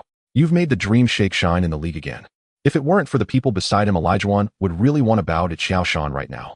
This season, Qiao Shan frequently showcased the dream shake in games, and the biggest beneficiary has been Olajuwon. As the season hasn't ended yet, Olajuwon has already received numerous training camp requests from players. This summer, Olajuwon is destined to be busy, but he can also make a lot of money. Qiao Shan happily chatted with everyone for over 10 minutes, mostly receiving advice and expectations from the veterans while he acted like a good boy. Toot. With the referee's whistle, the third game between the Bobcats and the Celtics officially began. Bobcats starting lineup: Payton, Eddie House, Gerald Wallace, Qiao Shan, Okafor. Celtics starting lineup: Delonte West, Ricky Davis, Pierce, Walker, LaFrentz. After returning, Payton played 2 games off the bench, pushing Knight to the sidelines. Even disregarding star attributes, Payton's experience, ball control, and understanding of the game's dynamics are not comparable to Knight's. Of course, these are not the main factors. The primary reason is that Payton has a better chemistry with Qiao Shan, and their pick-and-roll strategy has become one of the main tactical systems for the Bobcats' sprint towards the playoffs. The elbow area strategy combined with the pick-and-roll tactics ensured that the Bobcats had a fruitful game. LaFrentz. White symbolically jumped once before quickly retreating to defend the paint. The ball was directly passed from Qiao Shan to Payton. It's not LaFrentz. White's fault. In the previous 2 games, LaFrentz. White exerted all his strength, but still couldn't win the jump ball against Qiao Shan, which allowed the rushing Bobcats to execute a fast break. To play it safe, Rivers had already warned LaFrentz. White before the game to retreat. He must retreat immediately to suppress the Bobcats' offensive rhythm. Seeing the Celtics quickly retreat, Payton slowed the pace. Okafor quickly moved up to set a screen for Payton, who swiftly shook off West, using the cover of Okafor's screen to pass the ball to Qiao Shan, who had sunk into the paint. Receiving the ball, Qiao Shan shoved LaFrentz White aside and executed a powerful dunk, slamming the ball into the hoop. Celtics offense: West dribbled past half court and passed the ball to Pierce. Seeing Gerald Wallace closely guarding him and denying him shooting space, Pierce turned around and thrust his backside out. Kobe and Pierce. Description from the 2006 issue of Slam magazine: during the time when Carmelo had not yet risen, Pierce was undoubtedly the offensive kaleidoscope of the league. In terms of physique and strength, how could Gerald compete with Pierce? With a bang. Bang. After 2 consecutive dribbles, Pierce pushed Gerald Wallace to the vicinity of the 45-degree free throw line, then gathered the ball his shoulders, shaking left and right to shift Gerald's defensive focus. Suddenly, Pierce pivoted to the left, taking a step back, his body leaning back to create space between himself and Gerald. Just as Pierce was about to shoot, Gerald swiftly stepped forward, then jumped, aiming for Pierce's shooting position. The basketball was slapped down by Gerald. In terms of offensive ability, Pierce is undoubtedly among the top 10 in the league, but he also has a significant flaw: he is purely a ground player. Once it comes to aerial battles, Pierce loses any advantage. And this is also the Bobcats' defensive strategy for this game. Okafor patrolled the paint while Gerald swept near the free throw line. Boy, that's unsportsmanlike. Pierce fumed. This was the postseason stage. Being emphatically blocked by a second-year rookie had sent his composure, honed over nearly a decade in the league, careening toward total collapse. Qiao Shan paid no heed to Pierce's complaint. With so many legendary figures seated courtside, victory wasn't merely desirable, it was imperative. After all, who would willingly embarrass themselves before their idols? As for precisely which legends stood among the dignitaries, well, any one of them would do. Hard on the heels of blocking Pierce's shot, Qiao Shan sprinted full throttle toward the front court, only to find the Celtics' defense already locked in. The starkest distinction between postseason and regular season basketball: fast breaks. Impossible. Either you lie motionless on the floor, or I do. Take the Suns of the 2005-2007 NBA seasons. Weren't they formidable? The Celtics' ancestral creed has always been clear: defense wins championships. That ironclad ethos is etched into their very DNA. Even outliers like, especially Nash Horace's brutal, unrelenting collision shattered the Suns' dreams. In the Western Conference, the Celtics' ancestral creed has always been clear: defense wins championships. That ironclad ethos is etched into their very DNA. Even outliers like Ricky Davis and the portly Walker couldn't dilute their collective defensive rhythm. Peyton raised his right hand high. Qiao Shan understood instantly and stepped up near the free throw line. The Celtics well knew the magnitude of Qiao Shan's offensive threat: 35 points in one game, 46 in another. His mid-range accuracy bordering on supernatural. How could they possibly afford to leave him open? As Ricky Davis was physically impeded by Qiao Shan, Walker and Rafe White immediately abandoned the paint, converging with the halted Davis to form a three-man trap around Qiao Shan. Switch on to Peyton. Another year older and still recovering from major injury, the glove was no longer feared offensively. Would exhausting him truly slay the Celtics? Peyton felt no resentment at the Celtics' disregard. He knew his own condition better than anyone: declining physical capacity, diminished scoring threat. His role now was simple: to orchestrate, to steady the tempo. Spotting Okafor cutting sharply from the wing toward the basket, Peyton flicked his wrist, sending the ball perfectly into Okafor's hands, followed instantly by a thunderous two-handed slam. Excellent play. They say having an elder in the house is like possessing a priceless treasure. Peyton's decision-making here was flawless. In the CTV broadcast booth, Coach Zhang chuckled softly. Indeed, this play succeeded primarily because of Qiao. His offensive gravity drew the attention of three Celtics defenders. Exactly, Coach Zhang is absolutely right. Across the league, players have vastly underestimated Qiao's offensive impact. Everyone knows Qiao built his reputation on defense. His devastating transition game helped the Lakers secure last season's championship. Even during the first half of this season, while he remained with the Lakers, fast break offense remained their primary weapon. But after joining the Bobcats, Qiao's offensive brilliance erupted fully. What astounds me most is that, even without Kobe's gravity drawing double teams, Qiao's efficiency rose after receiving the ball. It didn't falter but soared. Let me share a stat: before injury, Qiao averaged just 22.9 points per game. After returning from injury, his average surged to 28.2. That kind of firepower commands respect from any team. As Coach Zhang said earlier, the Bobcats' entire offense orbits around Qiao's gravitational pull. Coach Su continued calmly, grounding his analysis in facts and logic. Meanwhile, as he spoke, Pierce executed a fluid crossover dribble mid-stride, feinted right with his shoulder, then abruptly stepped left past Gerald Wallace, sinking a clean mid-range jumper. Truly, Pierce lived up to his moniker, offensive kaleidoscope. Gerald Wallace played with relentless grit, but expecting him alone to contain Pierce was simply asking too much. I told you, if it's not a sneak attack, you simply cannot stop me. Having just scored, Pierce swayed his head with swagger, though his mannerisms bore an uncanny resemblance to involuntary tremors. Seeing no Bobcat respond, he clicked his tongue. Clearly, they were still afraid of him. The Bobcats launched another offensive sequence, again leveraging Qiao Shan's gravitational draw, and Okafor slipped in for an easy basket beneath the rim. Pierce felt a pang of frustration. Every Celtics possession demanded Herculean effort, yet each time the Bobcats found effortless openings. It was maddening. Moo, moo, moo. Following the sound, Pierce turned to see Rivers pacing courtside, roaring with intensity. Anthony, tighten your help defense on Emeka. Don't let him score so easily again. Okafor had now secured 2 uncontested dunks beneath the basket, a glaring lapse. As team captain, Pierce felt compelled to urge his teammates to recalibrate their defensive scheme. Anthony Walker rolled his eyes, saying nothing. The paint. Not even a dog would go there. Wasn't winning simply about outscoring them. Time then for the three-point deity to perform. Sure enough, on Boston's next possession, Walker caught Pierce's pass one step beyond the arc and rose instantly to shoot. Swish. The ball ripped cleanly through the net, missing a brick by mere millimeters. Damn it, Pierce nearly strangled Walker. That possession had been born purely of desperation. Trapped tight by Eddie House and Gerald Wallace, he'd sought only to reset the play through Walker. Instead, Walker had gone rogue again. Pierce knew Walker's obsession with three-pointers well. They'd once been Boston's twin stars. But brother, this was the playoffs. The Bobcats advanced again. This time, Okafor screened for Peyton, while Qiao Shan sank deep into the paint, received Peyton's pass, and faced White. No hesitation. Qiao Shan rose powerfully, slamming the ball home with authority. Dream shake. No, Qiao Shan favored ruthless simplicity. In the previous game, he'd logged 45 minutes, yet failed to secure victory. Tonight, 47 minutes, no more no less. His mission: conserve energy on offense, using his scoring threat to draw defenders and enable teammates' mid-range attacks, just as forcing contact inside to finish strong. Both served that singular purpose. Within the opening 2 minutes, the Bobcats unleashed an 82 run, sounding the clarion call of their count. Men, look at me. As the fourth quarter began, Coach Lee brandished his clipboard. The Bobcats led 7,461, 13 points ahead. From tip-off, Charlotte had dictated the game's tempo and flow. Back on their home floor, the Bobcats rediscovered their shooting touch. Once Qiao Shan cleared out Boston's interior, Peyton, drawing upon years of instinct, delivered pinpoint passes to Okafor and Wallace on backdoor cuts, while Eddie House capitalized on the chaos with 2 3-pointers. And when Qiao Shan shifted gears, settling deeper into the paint, each powerful drive rattled Boston's defenders. Moreover, his commitment to efficient, economical offense preserved precious stamina for defense. Beyond Pierce, Boston's offense remained stagnant. Walker clung stubbornly to his 3-point attempts, yet his accuracy plummeted. Ricky Davis excelled at penetration, but Okafor's deep drop coverage combined with Qiao Shan's sweeping perimeter rotations yielded several emphatic rejections, quickly sobering Davis. Even entering the fourth quarter, Coach Lee still hadn't deciphered how to crack Charlotte's defense.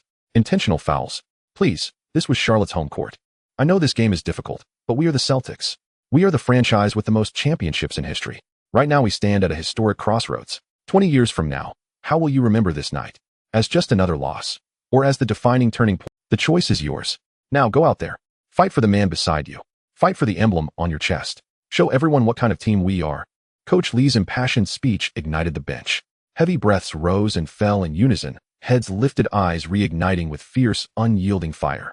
Good, exactly like that. Satisfied, Coach Lee gave himself a quiet internal nod. Qiao, do you need... Bernie watched Qiao Shan slump sideways into his chair, concern softening his gaze. Qiao Shan had already played 35 minutes, 3 full quarters, with just 1 minute of rest. No, I'll keep going.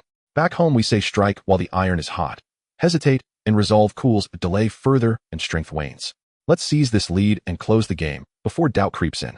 Qiao Shan glanced toward Boston's bench, seeing their players surge with renewed ferocity after Coach Lee's fiery exhortation, and furrowed his brow, declining Bernie's offer. You might critique Coach Lee's tactics, but you cannot deny his enduring value. He possessed undeniable. Qiao Shan exhaled deeply, grateful he'd bound himself to Bill Russell's template, famed across NBA history for superhuman stamina. Had he chosen Yao Ming's template instead, he'd likely be spent by now. Before tip-off, he'd considered spending a fortune from the system shop on an endurance recovery elixir, but ultimately dismissed the idea. He was already an anomaly. Why cheat further? Was he still human? Qiao Shan wanted to test how far raw talent and relentless sweat could carry the Bobcats. Not because he begrudged spending 700 system points, nor because playoff victories awarded only 200. Absolutely not.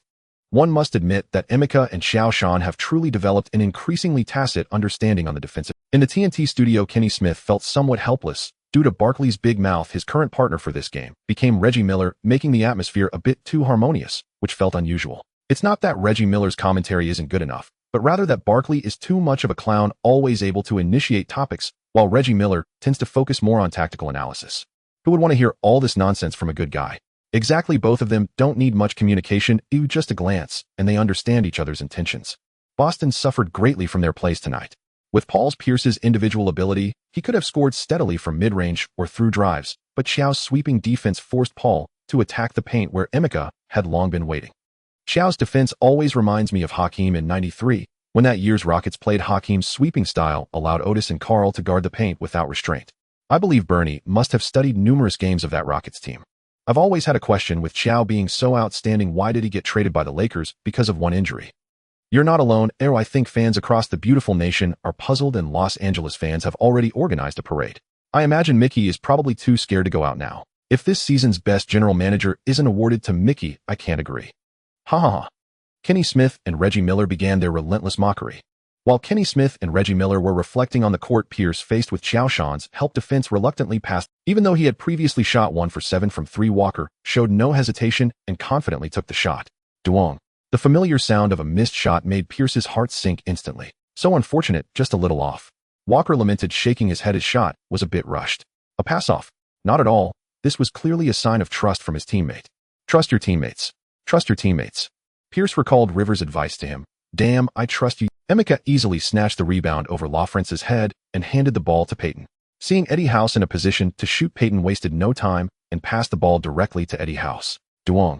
Eddie House returned the favor with a missed shot. The ball hit the front of the rim and bounced off heavily. Then came the familiar and explosive scene for the Celtics. Okafor squeezed past Lafrence, and Qiao Shan easily grabbed the rebound. I really can't compete for rebounds. Lafrence had long since become numb. He could no longer remember how many times this had happened in the game, or rather how many times he had experienced this. Although Walker played as a power forward and had a hefty build, he truly had an aversion to the paint that bordered on obsessive. Meanwhile, Okafor and Qiao Shan's cooperation was seamless. One pressed, the other grabbed, leaving LaFrance utterly exhausted. After landing, Qiao Shan jumped again. LaFrance circled around Okafor to help, but unexpectedly Qiao Shan faked a shot and made a behind-the-back pass directly to the open Okafor. Boom! Okafor slammed down another powerful dunk. The score was once again stretched to over 15 points. Pierce suddenly felt a bit lost. During the earlier game pause, did old Lee not mention how to break the Bobcats' Twin Tower strategy? It seems he didn't. So where did my full fighting spirit and winning belief come from? Of course, these are all unimportant. The question is, how do we turn the tide now? Move, move, move. Pierce looked somewhat hesitantly towards the sidelines where the coach was still passionately directing. Oh, I get it, move around. Don't give the Bobcats easy scoring opportunities. At that moment, Pierce understood. It turned out the coach had always been teaching us how to break the deadlock. Beep. At the moment the referee blew the final whistle, Pierce was still murmuring like a walking corpse. No, this shouldn't be happening. Meanwhile, LaFrance, who was already drenched in sweat and nearly exhausted, let out a long sigh. Finally, it's over. 9-7-8-1. The Bobcats decisively defeated the Celtics at home, changing the score to 2-1. Qiao Shan played a total of 46 minutes in the game. He shot 19 out of 29, made 4 of 6 free throws, scoring a game-high 42 points, while also grabbing 15 rebounds, dishing out 11 assists, and blocking 4 shots, achieving his first career triple-double in the playoffs. Okafor also had a stunning performance, shooting 11 of 16, making 1 of 3 free throws, tallying 23 points, and sweeping away the gloom from the previous 2 games. 35, 46, 42. With 3 consecutive playoff games scoring over 35, Qiao Shan became the first player to achieve such statistics since Jordan. Furthermore, the 40 triple-double also made Qiao Shan the 4th player to achieve such numbers in the playoffs after Big O Robertson, Jerry West, and Barkley, while Qiao Shan is the youngest player to achieve a 40 triple-double in the playoffs. Qiao is remarkable, but don't forget we are still leading the series. The youngest player to achieve a 40 triple-double in the playoffs. What does that matter? We are still leading the series. I admit we underestimated Qiao's ability, but we still have a chance. Please note, I'll emphasize again, we are leading the... After the game, during the press conference, Pierce held his head high, determined to show he was not intimidated. As for Rivers, he was much more gracious. Qiao's performance was phenomenal. What I mean is no coach could refuse. Unfortunately, the Lakers didn't make a trade with us. Of course we lost this time, but in the next game we will definitely win back. We will return to North Shore Garden with a 3-1 lead and finish the battle in the 5th game. Rivers did not feel there was any problem with this game. Who would have thought Walker would only hit 1 of 10 3-pointers? How can a kid cry every day? How can he miss every 3-pointer? In the next game, as long as Walker's threes start hitting, the Bobcats won't dare to let Okafor camp out again. 2 days later, the Bobcats hosted the 4th game against the Celtics. Snap. Peyton took advantage of the fierce entanglement between Pierce and Qiao Shan, completing a steal from Pierce's blind spot. Indeed, in this game, Qiao Shan took the initiative to volunteer alternating defense against Pierce with Gerald Wallace. Gerald's ferocity combined with Qiao Shan's physique and skills made the defensive rhythm a nightmare for Pierce. The good news is that Walker's 3-pointers finally started hitting this game. By the middle of the 4th quarter, Walker was 4 for 7 from 3 with a shooting percentage over 50. The bad news is that the Celtics' offensive core, Pierce, struggled under the relentless pressure from Gerald and Qiao Shan. He only managed to shoot 5 of 18. 8-9-7-7. The Bobcats evened the series at 2-2. In this game, Qiao Shan delivered another steady performance, scoring 31 points, 14 rebounds, 8 assists, and 3 blocks.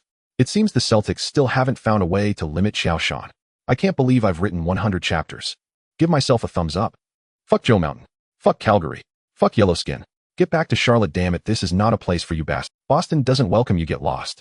Joe, listen to me, fuck the squid, love the oil rule. You damn guys, we will be the ones laughing in the end. The Boston fans remained enthusiastic with various unsightly banners and an array of insulting curses spewing from their mouths. It felt, how to say, like if the Bobcats players had accidentally slept with their wives. This time the Bobcats players experienced as they were did not panic. Joe Mountain subtly adjusted his glasses, although he was just wearing a frame to show off, wasn't adjusting glasses in public legal. Then since it's adjusting glasses using the middle finger makes sense, right? Damn Joe, how dare you fuck us. You're dead meat. Joe, you uncouth bastard. While the Bobcats were having a friendly interaction with the hospitable Boston fans, other matchups in the first round of the East and West were in full swing. The Heat and the Pistons both led their opponents 3-1. The 76ers traded for Weber before the All-Star game, which might be the true All-Star teammate for Iverson in his career, and Weber's top playmaking ability and high-post offensive initiation along with the pick-and-roll with Iverson indeed filled the 76ers fans with hope. Ultimately, with the joint efforts of Weber and Iverson, the 76ers made a comeback to the playoffs. However, facing the still peak Shaq and the rising Wade, the significant gap in paper strength left the 76ers on the brink of elimination. The Pacers were the same. Even though they hated the Pistons' Arteas suspension, he was still suspended, Miller's retirement, and O'Neal's injuries rendered the Pacers almost powerless against the Pistons. The Bulls and Wizards also ended up tied at 2-2, with the Bulls' youthful Storm showing no fear, while the Wizards' arena's Larry Hughes and Karen Butler, previously mentioned as trade bait for Kwame in the All-Star game, formed a strong backcourt, making it a tough battle. As for the West, the Suns and Spurs both easily eliminated their opponents with a 4-0 sweep, with Carmelo's first playoff journey being shaved clean, while the Kings, having lost Webber, completely declared their exit from the finals contention. The Supersonics, led by Ray Allen Lewis and Radmanovic, took a 3-1 lead over the Lakers. Once again, Kwame Brown proved to be a good choice by Old Joe. In the other matchup in the West, the Rockets, under the leadership of Yao Ming and McGrady, pulled off an upset with a 3-1 lead. "We won't keep the Phoenix people waiting too long. In the next game, we will end this fight." McGrady was full of spirit in front of the reporters. He could clearly feel that this season was the best moment for him to win the championship. Being touched by the heavens with 13 points in 35 seconds, pulling off an upset playoff journey, and then winning the championship, claiming that damn FMVP. Just thinking about it, it feels so wonderful. Joe Mountain didn't pay much attention to the West's matches, mainly because there's no point in paying attention. If the Bobcats wanted to meet a Western team this season, it would only be in the finals. With the current roster, could the Bobcats realistically face the Heat and the Pistons to reach the finals? Sorry, that's just wishful thinking. The strength of the Bobcats lies in Joe Mountain's position. Coincidentally, the Heat's O'Neal and the Pistons' Ben Wallace-Rashid are all all-star level centers.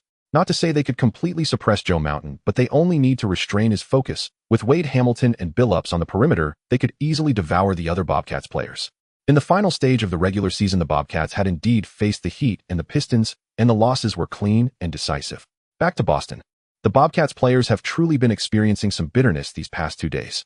Perhaps the previous 2 games really triggered the Celtics fans, making the Bostonians feel a sense of crisis. Hence, they privately escalated their tactics, constantly coming up with all sorts of underhanded tricks. At night, outside the hotel where the Bobcats were staying, they made a crazy noise, and during the day, they blocked entrances. Even the hotel restaurant refused to serve food to the Bobcats players. This is just quite messed up. After the Bobcats players dealt with these issues and wanted to arrive early at the North Shore Garden for warm-ups, they found the doors locked, and the loud voice of Pierce inside the arena explained everything. One must admit that this series of actions by the Celtics and Boston fans continuously raised the anger level of the Bobcats players. Were the fans' actions wrong? And did they do anything wrong? In the NBA, this kind of active support from fans for their team has long become a culture, not to mention the high stakes of a playoff Game 7. Even in regular season, fans in certain areas are happy to engage in such antics, imagining those millionaires and multimillionaires trembling under the intimidation and threats of us commoners. But indeed, the behaviors of the fans and the team truly united the Bobcats players. If the fans make mistakes, then the team has to pay the price. Can't hit the fans and can't hit the team either. With the safety net of the previous 2 games, Joe Mountain was full of confidence for this Game 7. Just kidding, I'm the man with a 100 win rate in Game 7. With such emotions, the 5th game of the series against the Celtics, also a Game 7, officially began. As the playoffs progressed to this stage, both sides countered each other's moves, and there were no more secrets. It was all about the head coach's in-game command and how much the players could unleash their skills on the court. In this Game 7, the Celtics actively sought changes, placing Ricky Davis on the bench and starting Al Jefferson to enhance their rim protection. Al Jefferson, along with Okafor, were both rookies this year, standing at 2.08 meters with excellent rebounding awareness. He is a good rebounder, and his low-post offensive skills are decent, which can enrich the Celtics' offensive system. Most importantly, Al Jefferson is young and plays hard. At least he won't play like Walker, who acts as if he's died the moment he enters the paint. Although I don't know how oldly convinced Ricky Davis when Joe Mountain looked at Ricky, that guy showed no signs of discontent. Sometimes you have to admit that Oldley has some skills. Celtics starting lineup: Delonte West, Pierce, Walker, Al Jefferson, Raef LaFrentz. The Bobcats roster remained unchanged, still featuring Joe Mountain and Okafor as the inside duo. Beep. The referee's whistle sounded, and the game officially began. Joe Mountain once again overpowered LaFrentz, making first contact with the basketball, giving the Bobcats an early advantage. Damn, the Celtics really hit hard. Qiao Shan shook his hand, cursing. Just now, during an offensive play, Qiao Shan received the ball in the elbow area, and facing Raef LaFrentz's defense, went straight to the basket, only to be brutally struck on the arm by Al Jefferson as he reached the paint. In an instant, a bruise appeared on his arm. Back in their home court, the Celtics fully unleashed their iron-blooded style, many actions no longer concealed, but openly displayed. As for the referees, well, you could consider them blind. Before the reign of David Stern and the implementation of the new rules, the NBA didn't have so many ticky-tack fouls. As long as the fouls weren't particularly outrageous, the referees typically remained silent. Harden's drawing fouls is utilizing the rules, while Butler's drawing fouls, aside from last season's comical air fouls, can mostly be considered legitimate attacks. Of course, this needs to happen on your home court. Qiao Shan was certain that if the Bobcats players retaliated in kind, they would surely be called for a foul. This is the advantage of playing at home. Are you kidding? What was the point of battling for a top seed throughout the regular season, if not to seek special treatment? Qiao Shan knew that if he showed any signs of weakness, the Celtics players would only intensify their aggression, gradually eroding the Bobcats' lead. After the inbounds pass, Qiao Shan received the ball from Payton in the paint without any hesitation, executing a Oni-and-a-half turn and leaping skyward against Al Jefferson. Boom. Smack. At the moment the basketball went through the hoop, another palm print was left on his arm. Seeing that the referee remained unmoved, Qiao Shan frowned. Damn it. They are committing murder. And you don't call that. I will definitely report you scoundrels to the league. Ew, I suspect you are involved in match fixing. Bernie, seeing his beloved disciple being fouled time and again with the referees ignoring it, roared in anger. Sir, please do not affect our officiating. The head referee looked at Bernie, perhaps realizing he was being a bit excessive. If you continue to cause a ruckus, I will have to call a technical foul on you. Damn it. You're too scared to call me a foul, you scumbag. Bernie showed no mercy, continuing to provoke the referee, clearly trying to get a technical foul. Is it foolish? Not at all.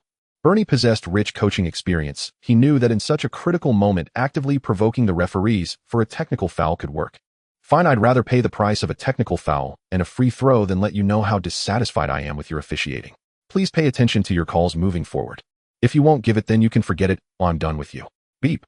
Sure enough, the head referee reluctantly called a technical foul on Bernie. If things really got out of hand, the referees would definitely take the blame. This technical foul was also a signal to Bernie that they would try their best to maintain fairness. Of course, it was only a matter of doing their best. Qiao Shan silently gave Bernie a thumbs up. Many times a coach pressuring the referees is more effective than a star player doing so, especially with veteran coaches. Players throwing their hands up at the referees. Currently, that trend has yet to emerge. On the court, the game continued as the Bobcats players were deeply inspired by Bernie's technical foul, each one seemingly infused with adrenaline, their fighting spirit soaring. Okafor and Gerald frequently cut into the paint, and without the referee's interference, Qiao Shan completely unleashed his potential. On offense, Qiao Shan repeatedly plunged into the paint. Simply by backing down, he could easily shove Rafe LaFrance or Al Jefferson aside before executing a powerful dunk. With the absolute strength of a powerhouse like Qiao Shan in terms of pure physicality, he completely overpowered the rookie Al Jefferson. After being called for 2 fouls in quick succession, Al Jefferson's movements became more cautious, while Qiao Shan seized the opportunity to relentlessly attack. In the paint, still in the paint. The Bobcats capitalized on the Celtics' weaknesses in the interior, exploiting their strengths against their weaknesses. On defense, Qiao Shan wove a massive web within the three-point line, a lone guardian that no one could breach. Even a fly passing through the Bobcats' interior would get swatted away. The only thing Rivers was pleased about was that both Walker and Pierce were in good shooting form, barely keeping pace with the Bobcats' offensive rhythm. Eddie House could still hold his own against Ricky Davis, but facing Pierce's bulk, he was somewhat powerless, repeatedly getting mismatched and beaten up. And Gerald Wallace had to guard Walker. Letting Eddie House guard Walker would only lead to further humiliation. Thus, there was an almost surreal balance between the Bobcats and the Celtics on the court. Qiao Shan towered in the paint while Walker and Pierce were always able to respond from the perimeter. But everyone knew that shooting form couldn't be maintained indefinitely. This is why there's a saying in the NBA that whoever controls the paint controls the game. Interior players scoring in the paint are bound to have more stable scoring efficiency than those shooting from outside, unless you're someone like Donut or Kwame. Centers are the safety net for a team's performance. Sure enough, as the second quarter's rotation phase began, the tides of the game changed. Leveraging Qiao Shan's presence in the paint, Deji continuously fired from beyond the arc, hitting 3 out of 4 and scoring 9 points in just 3 minutes, while Walker and Pierce struggled to respond, allowing the Bobcats to widen the score to a lead of 11 points at halftime, 4-6-3-5. Qiao Shan tallied 19 points, 8 rebounds, 2 assists, and 3 blocks by halftime. Old Lee's idea of boosting Ricky Davis' bench scoring wasn't wrong, but he couldn't handle the fact that Qiao Shan was determined not to leave the court this game. After all, before the game, Qiao Shan had been psychologically pressured by the Celtics fans, saying that if they played dirty, they had to pay the price. Ricky Davis excelled at driving to the basket, but every time he did, he was met with Qiao Shan's thunderous blocks. What a waste. Ricky Davis, being an emotional player, lost focus on defense after consecutive offensive failures, allowing Eddie House to thrive once again. After establishing a lead, the Bobcats, under Bernie's instruction, were not in a hurry to expand their advantage, starting to control the pace of the game, ensuring that every possession was handled by Qiao Shan. Qiao Shan also exhibited patience, dragging each offensive possession down to the last 5 seconds to finish, whether it was his mid-range shot or drawing defenders before passing to Okafor for a finish or Gerald Wallace cutting to the basket, methodically wearing down the Celtics' fighting spirit. By the time the fourth quarter began, the Bobcats still held a double-digit lead. The Rockets next door have been beaten so badly by the Mavericks that they can't even find their way home, down by 40 points. Dude, is this what your McGrady meant by ending the battle in Game 5? McGrady scored 25 points. Oh, what the starting center for the Western All-Stars only has 8 points and 5 rebounds. Can you believe that? Honestly, after watching this game, I really don't know how the Rockets led in the first 4 games. Big Qiao is very likely to win this match.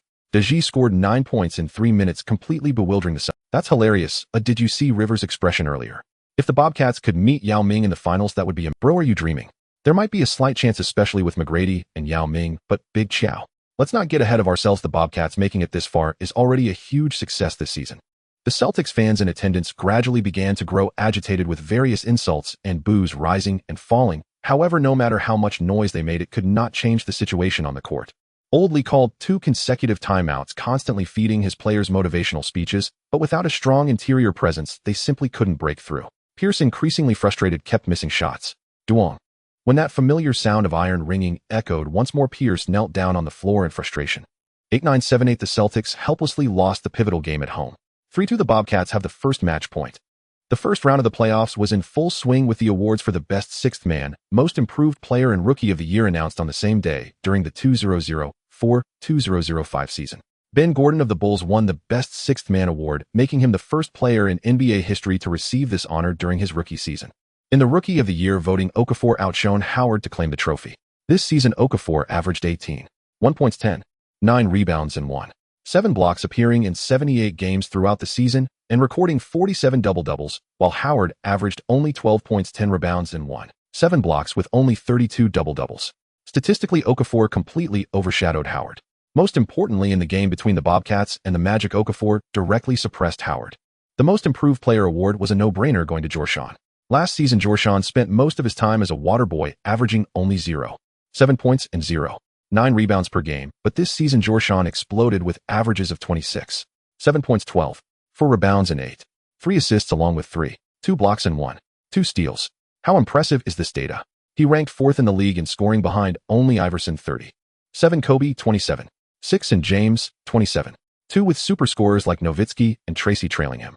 He ranked 2nd in the league in rebounds, just behind Garnett's 13, 5, is slightly ahead of Big Ben's 12. He ranked 2nd in the league in blocks, only behind AK 47's 3. Although his steals ranking is somewhat distant considering Qiao Shan plays as an interior player, it's quite terrifying. Qiao Shan also became the only player this season to rank in the top 4 for points, rebounds, assists, and blocks. The last player to achieve such statistics was Garnett during his MVP season.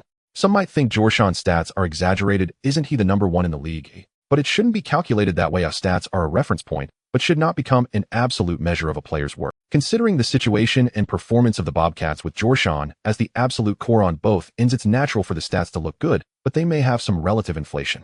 For a simple example, in the 05-06 season, Bosh averaged 22 points, while Duncan averaged 18. Would you think Bosh is better than Duncan? Thank you, Jor. Okafor immediately sent a message to Qiao Shan to express his gratitude after winning the Rookie of the Year award, as Qiao Shan's presence provided Okafor with many easy scoring opportunities, causing his stats to soar. Most importantly, Okafor finally tasted the sweetness of victory again. As an NCAA champion, and MOP, Okafor was used to winning, but after entering the NBA, he had only won 7 games in 2 months. Okafor was fed up with losing. If the Bobcats continued to lose like this, it would be uncertain who would ultimately claim the Rookie of the Year award. After all, last season there was a precedent. Even if Okafor's stats were better than Howard's, it was still uncertain. The next day, the 6th game of the first round of the playoffs arrived as scheduled. For the Celtics, this game was their last chance. If they won, they could return to the North Shore Garden for a Game 7. And the outcome was still in doubt. If they lost, it would only be time to go fishing. From the very start of the game, the Celtics displayed the determination of a do-or-die effort. Learning from the previous game's defense against Pierce, Lafrance and Jefferson moved in sequence to set screens for Pierce. If Qiao Shan followed out to defend, Pierce could use the screen to drive into the paint. If Qiao Shan didn't follow out, Pierce could directly opt for a mid-range shot. If Qiao Shan switched defenses, both Jefferson and Lafrance had decent mid to long range shooting abilities. With no retreat possible, the Celtics opened with an aggressive strategy, relying on Pierce's exceptional individual talent, placing 2 poisons before Qiao Shan and the Bobcats. This tactic caught the Bobcats completely off guard. Pierce either shot or drove, scoring continuously in the first 4 minutes, and helping the Celtics to a 1-8 lead over the Bobcats. Qiao Shan frowned. He was all too familiar with this tactic. Since the previous season's finals, he had faced this kind of strategy. The Pistons' dual screens in the paint. Pierce played the role of a more powerful Billups. The Pistons managed to reach the Eastern Conference Finals for 5 consecutive years using this tactic, which is no small feat. Fortunately, the Celtics were not the Pistons, and their discipline and individual abilities were a notch lower. The main reason they were able to catch the Bobcats off guard early on was due to the element of surprise. After Pierce hit another open mid-range shot, Qiao Shan leaned over to Okafor and Gerald Wallace, whispering a few words, and Okafor and Wallace nodded. In the next possession, when the Celtics attacked again, Qiao Shan and Okafor switched defenses simultaneously, with Qiao Shan directly guarding Pierce, while Okafor followed the cutting Jefferson. Qiao Shan was betting on LaFrence's outside shooting percentage. In a dual-screen tactical system, the defense switching to the perimeter is most worried about allowing the ball handler to exploit mismatches, resulting in being toyed with by the ball handler's speed.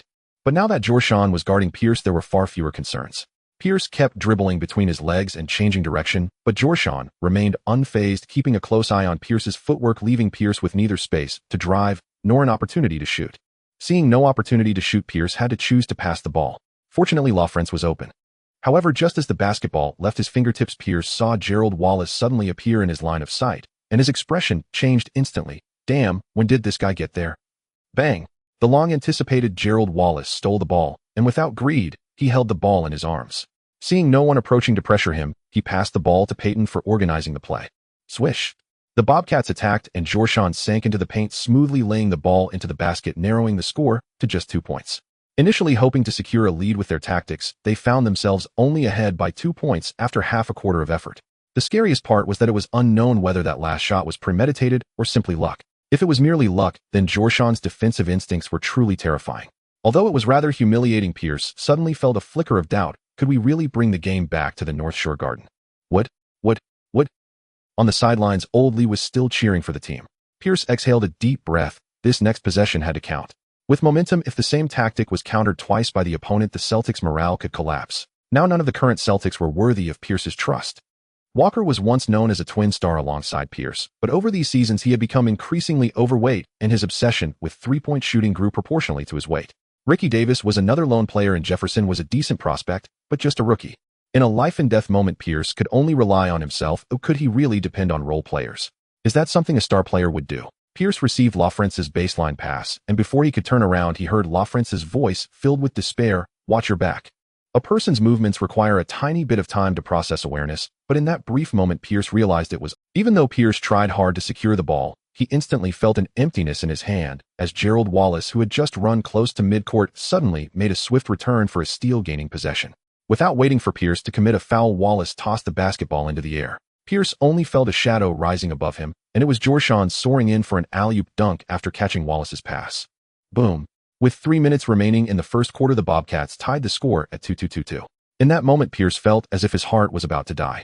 Although the score was tied now, the Bobcats had already gained momentum, and the scales of victory were gradually tipping in. Pierce looked at the coach on the sidelines with a hint of anticipation. Old Lee was still passionate and had no intention of calling a timeout. Calling a timeout during the game is a great disrespect to the players. This was a famous saying from Chuck Daly when he led the Dream Team.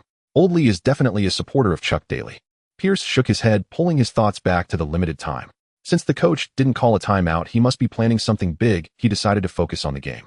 In the subsequent plays, the Celtics offense was still initiated by Pierce, with Al Jefferson and Rafe LaFrance providing double screens. The Bobcats repeated their tactics, with Josh chasing down Pierce once again. This time, Pierce was not careless. He carefully observed the situation on the court, confirmed that LaFrance was open. LaFrance hesitated for a moment before taking the shot. Duong. Pierce's heart sank as the rebound was snatched by Okafor. At this moment, the Celtics were indeed in a passive position. Come on, guys, play like this. Josh clapped his hands vigorously to motivate his teammates. Seizing the opportunity, the Bobcats wouldn't give up such a good chance to take the lead. Josh set a screen for Payton, receiving Payton's pass, and faked a drive towards the basket against Al Jefferson, making all 5 Celtics players tense up.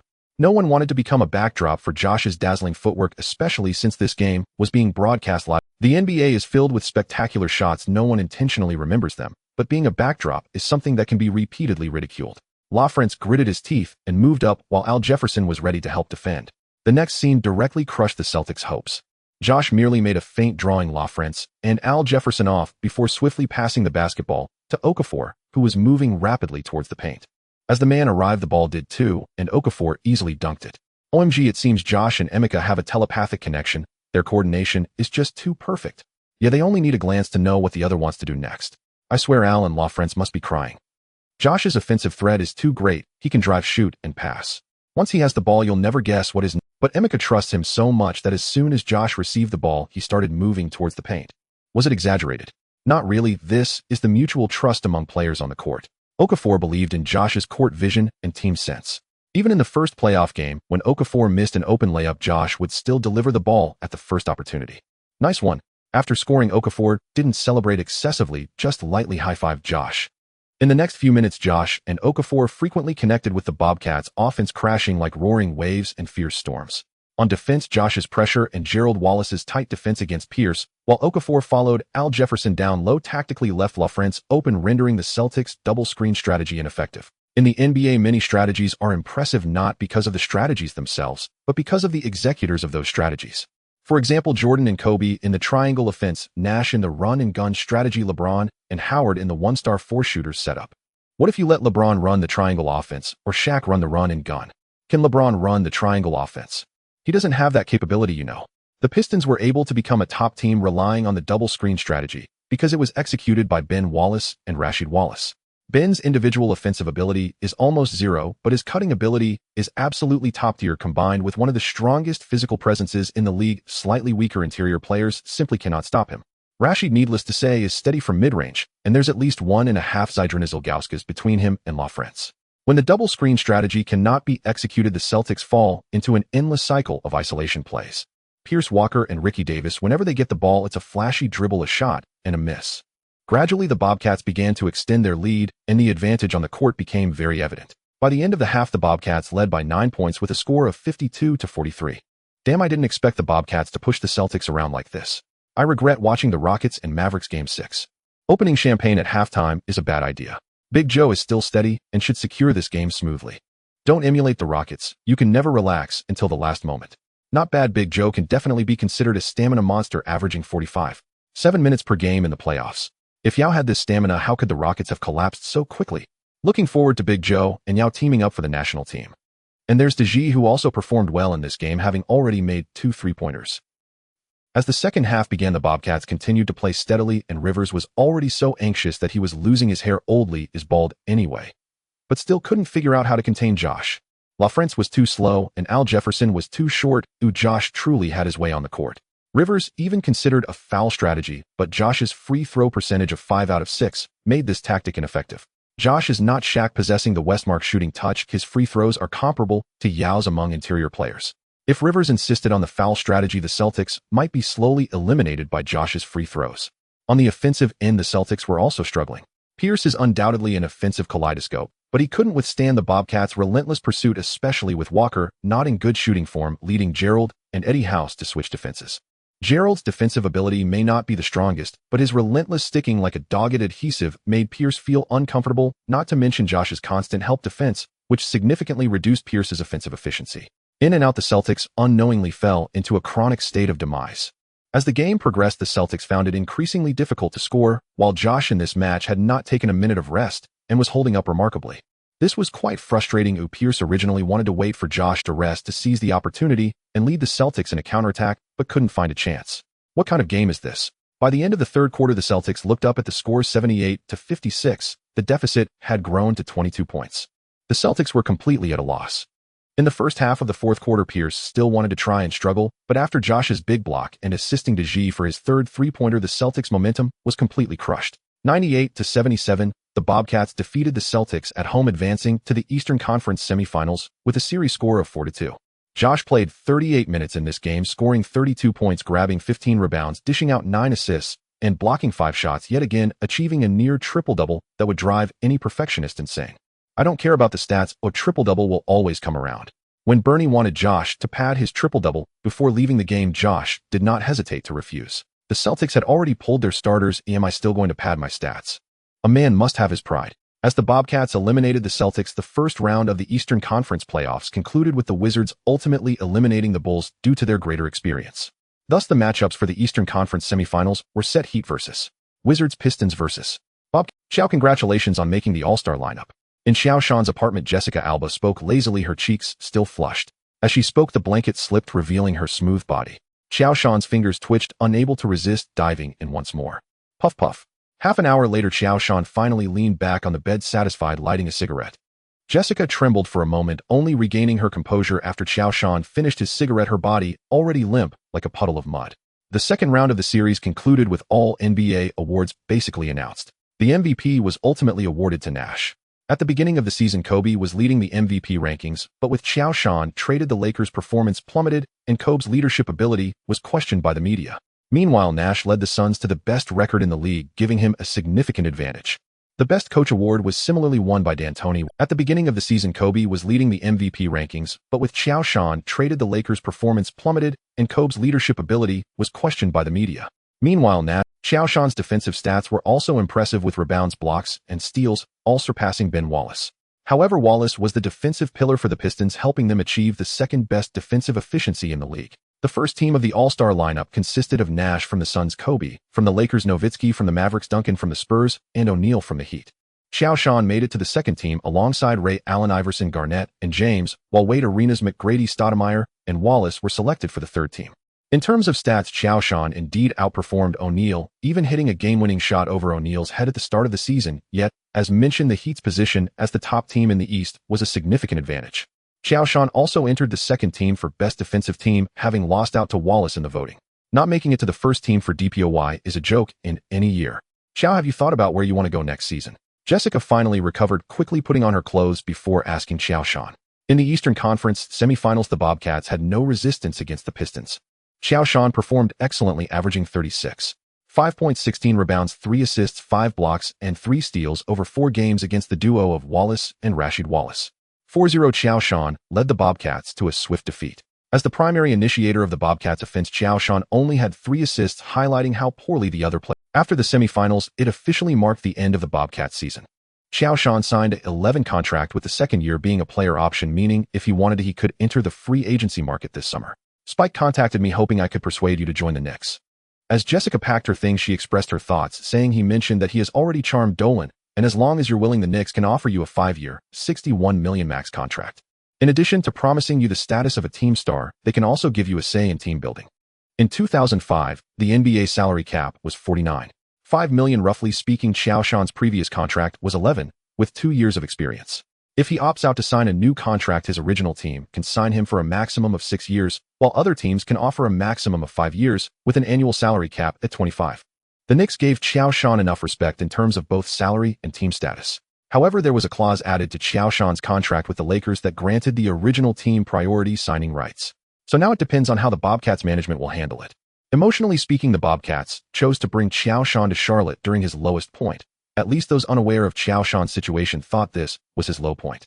A torn Achilles tendon is an injury that can affect an athlete's entire career. No one likes a disloyal or ungrateful player. At least that's how it is in this era. In a time when the league's atmosphere had not yet soured, Qiao Shan had no reason to actively ruin his own reputation. New York is bustling with overseas Chinese. Let's talk later.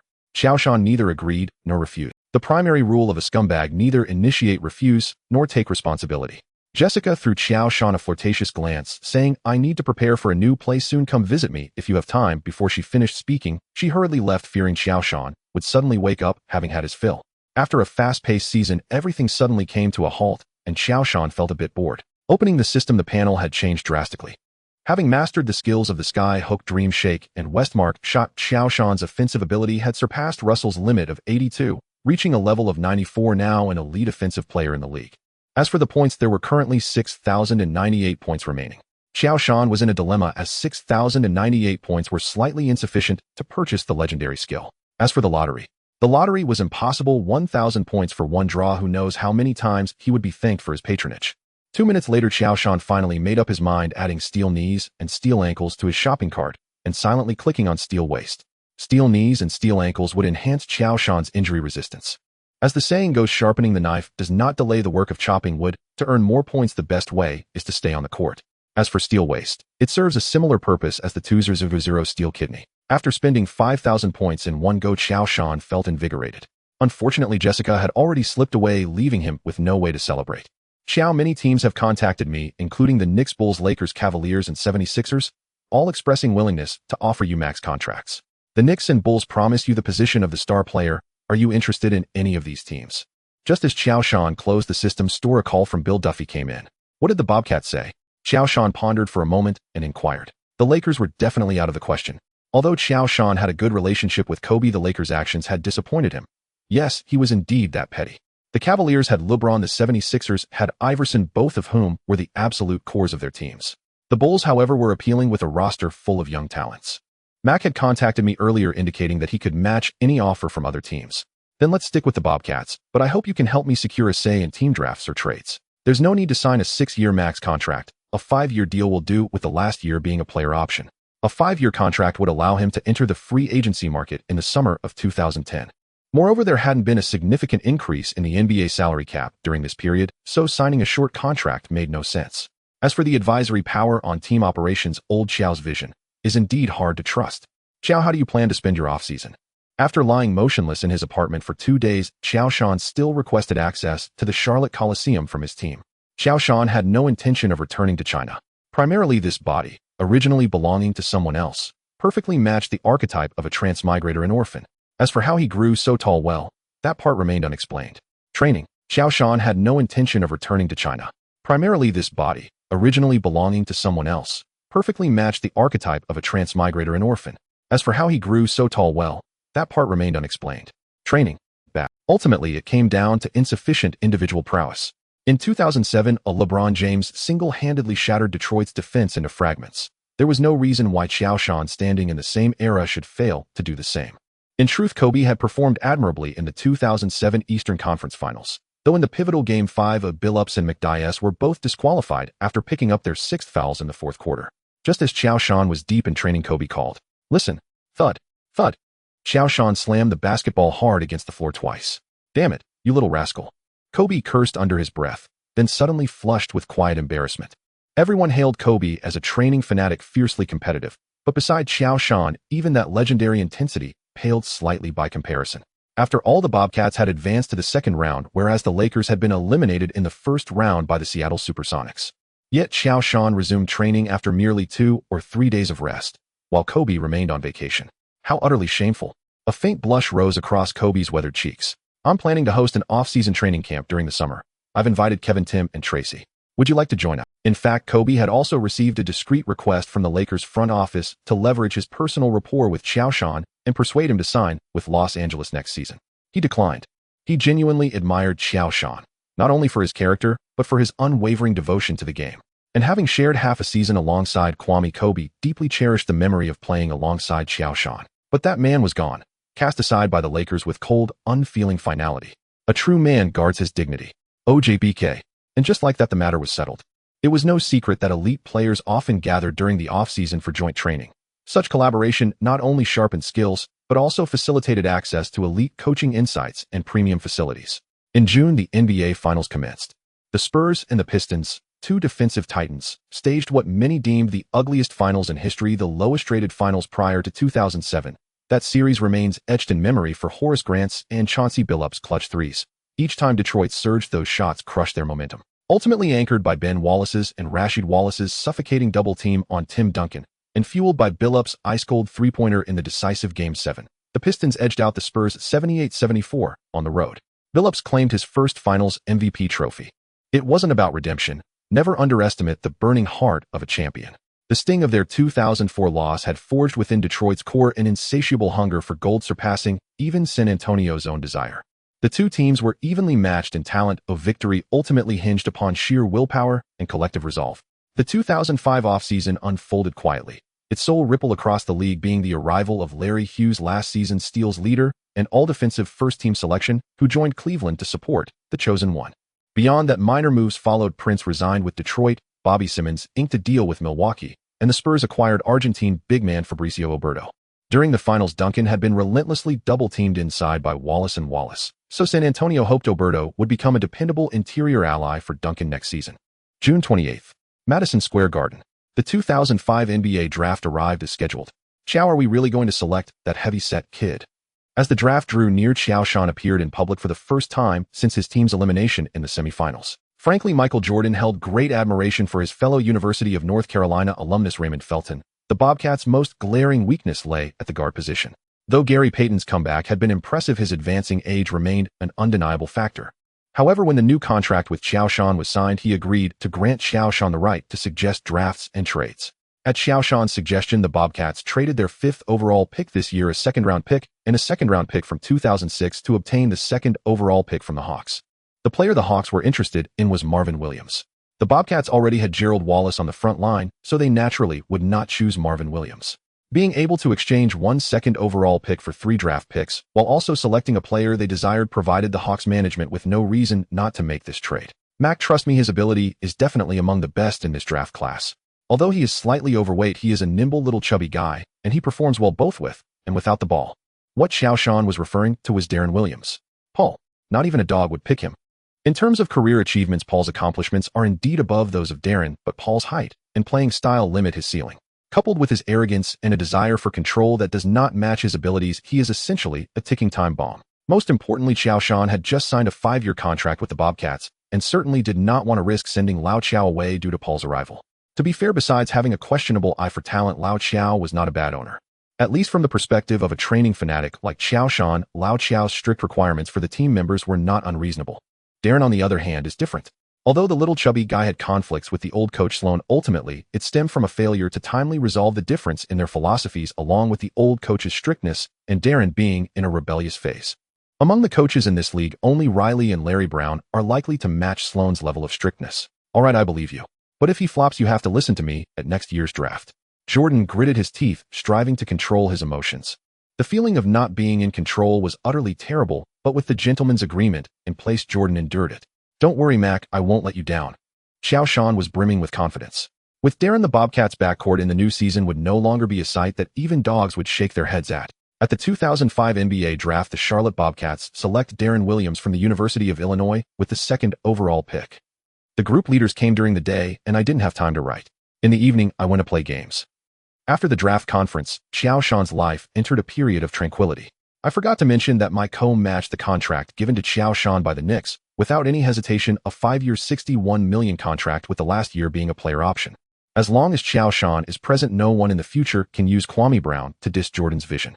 No one. When Darren heard that it was Qiao Shan who suggested the Bobcats trade up for a draft pick to select him, he felt he had found a kindred spirit. Brother Shan going through fire and water. Brother Shan. For the same 4-year contract, the 2nd overall pick would earn about $1.5 million more than the 3rd pick. This is real money, and Darren couldn't guarantee he would be chosen at the 3rd position. After all, this year's point guards included not only Darren but also Chris Paul and Raymond Felton, all of whom were dominant players in college. It is well known that the Bobcats' guard line cannot match the inside players, so entering the Bobcats means one will definitely be focused on development with guaranteed ample playing time. This is also why Darren was pleasantly surprised. After the draft conference, another thing that pleased Qiao Shan was that Okafor and Gerald Wallace actively approached him, hoping to train together. In the 2nd round of the playoffs, Okafor and Gerald Wallace were indeed hit hard. Okafor was no match for Ben Wallace and Rasheed Wallace, and even though Ben and Rasheed only devoted some energy to defending Qiao Shan, it was already enough to leave Okafor at a loss. During the regular season, Okafor averaged 18.1 points, making him the 2nd scoring option for the Bobcats, but in the 4 games against the Pistons, Okafor could only average 11 points. With an overall shooting percentage of only 37, as an inside player, this shooting percentage can hardly be described as dismal. As for Gerald Wallace, there has always been a legend that Hamilton had his dog run and throw up, and Gerald had been made a dog twice. Gerald Wallace's physique is very similar to that of the future Kawhi Leonard, and he has the will to defend. He indeed possesses the potential to become a top defender, but lacks defensive experience and awareness. At this time, Gerald Wallace was not yet the later king of the Cats. This was only his 1st season as a main player, and his image of diving for every possession and defending fiercely had already made a deep impression. Averaging 1.7 steals and 1.3 blocks is already excellent for a forward. Naturally, Qiao Shan welcomed teammates who were willing to train with him. Qiao Shan did his best to pass on the defensive skills he learned from Peyton and Kobe to Gerald. As fellow perimeter players, the defensive techniques of Peyton and Kobe might be more suitable for Gerald. As for Okafor, the two explored inside offensive techniques together. Indeed, not everyone can learn the dream footwork. If it weren't for the system, Qiao Shan would probably be like Okafor at this moment, turning around and losing his sense of direction. Additionally, there was strength, endurance, and stamina training for the 3 of them. After a few days of training together, other teammates gradually joined in. During the off-season, everyone had their own matters to attend to. You couldn't expect or have the right to demand others train as crazily as you do. This is precisely why Jordan and Kobe were disliked by their teammates. If you're grinding, that's fine, but if everyone agreed to go out together after being eliminated, and you claim you stayed home playing video games for 3 days without stepping outside, and someone can testify to that, then that's just too much. In the Summer League, Qiao Shan did not pay much attention. The Summer League is meant for rookies to familiarize themselves with the pace and rules of NBA games, and it's also an opportunity for second-round picks, undrafted players, and fringe players to compete for contracts. Of course, many players who performed well in the Summer League often struggled in formal games, such as Yao Ming, who went 5 for 5 in the Summer League. Darren performed well in the Summer League, playing only 3 games and averaging 12 points and 6 assists. Although his shooting ability was somewhat unstable, Darren's strong physique allowed him to easily utilize strength and skills to break through and create fouls, and his passing awareness was also showcased during the Summer League. Another rookie on the team, Marcin Gortat, also proved his shooting ability was somewhat unstable. Darren's strong physique allowed him to easily utilize strength and skills to break through and create fouls. I will prove to the Bobcats who the best guard of this draft class is. Darren was the guard Sloan most wanted, but unexpectedly he was snatched by the Bobcats, leaving him no choice but to select Paul at the 3rd pick. Paul was very angry about being picked after Darren. He publicly dissed Qiao Shan and the Bobcats in front of the media. Amidst all this, Qiao Shan, who was focused on training, remained unaware. Perhaps even if he knew, he wouldn't care and might even feel a bit excited. Given the personalities of Paul and Sloan, putting them together, the Jazz's locker room in the new season is sure to be quite interesting. Also, let's hope the Jazz's owner hasn't done anything illegal or else. Yikes. September. In the Bobcats training facility, the team's first gathering of all players for the new season has Bernie resigned as head coach to focus on the team's basketball affairs, and the team hired Rick Carlisle as the new head coach for the upcoming season. After the Malice at the Palace incident, Carlisle had thoughts of leaving. After all, the Pacers were somewhat of a pitfall. They were originally a solid contender for the championship, but everything was ruined by Arteis' punch. Qiao Shan had no objections to Carlisle as coach and expressed warm welcomes. He is a top coach who can be called a tactical master in any era. Qiao Shan scanned the room and already had a preliminary understanding of the Bobcats roster for the new season. Centers Okafor, Marcin Gortat. Power forwards Qiao Shan, Primoz Brezek, Kevin Burleson. Forwards Gerald Wallace, Melvin, Ely Capono. Guards Eddie House, Bernard Robinson. The team's 15-man roster is not yet full, and they may pick up a couple more players from undrafted free agents or the free market. Qiao Shan paused when he saw the roster. Indeed, with the strongest center system, Qiao Shan was assigned to the power forward position by Carlisle for the new season. This also reflects Carlisle's positioning of Qiao Shan based on Duncan's performance with the Spurs. Duncan is undoubtedly the greatest power forward in history, but in the Spurs, Duncan mostly played the center position. Given Qiao Shan's excellent pick-and-roll ability and mid-range skills, it would be a waste if not utilized properly. Of course, Carlisle isn't asking Qiao Shan to slack off. When it matters, Qiao Shan's ability to attack from the low post is still needed. The Bobcats roster has changed significantly. Only Knight Capono and Eddie House remain from last season's role players. Other players were either cut or became trade chips. As for the newly added players Darren and Gortat, the 2 lottery picks will be the main focus of development for the team this season. As for the others, Qiao Shan did not know them particularly well. Overall, with the injection of fresh blood along with the growth of Okafor and Gerald Wallace over a season plus Rick Carlisle's coaching ability, the Bobcats' strength in the new season is definitely expected to rise compared to last season, especially since Qiao Shan had been holding back during the offseason. While Qiao Shan observed his new teammates, they were also observing him.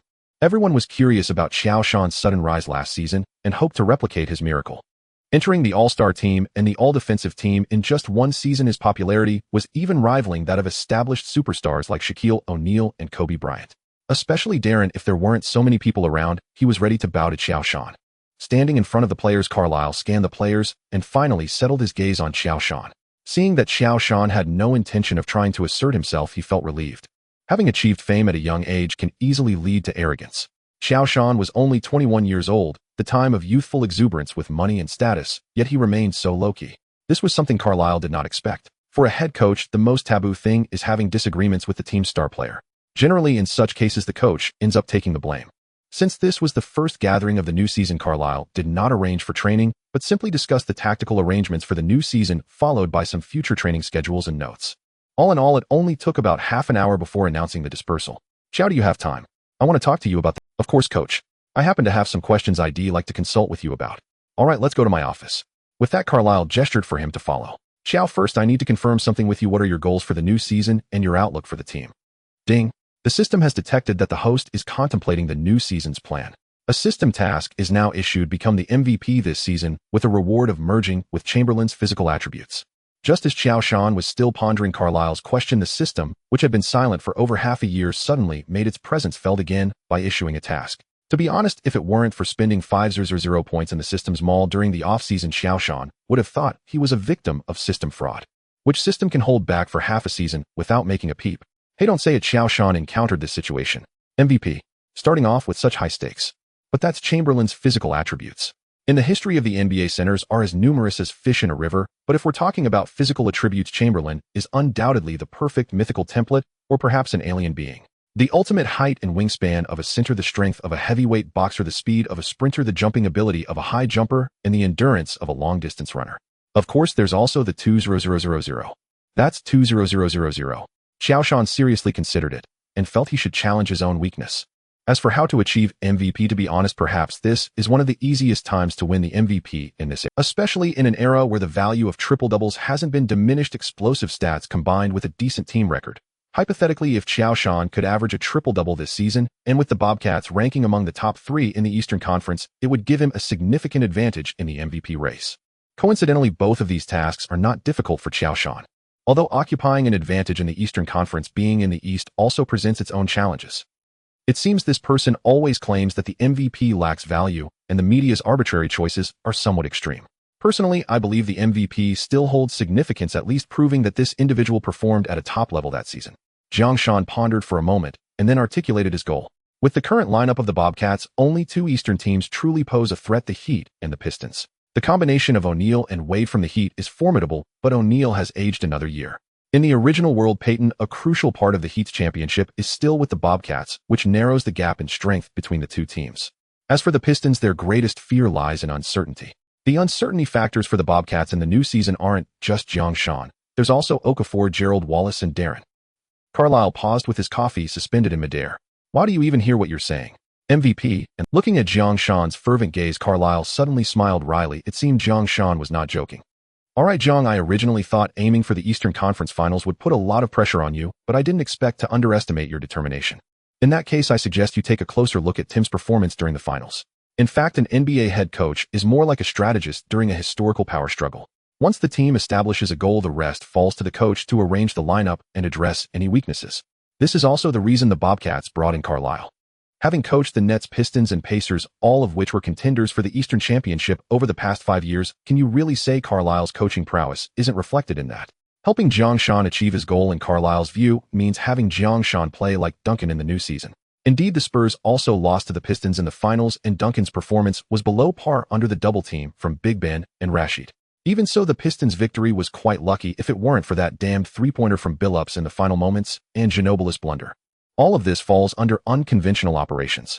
Time quickly arrived at the opening game day, and the Bobcats were ready, turning their attention to the upcoming new season. The league is quite interesting. The first day's games feature only 2 matches: the Spurs against the Pistons, a rematch of last season's finals.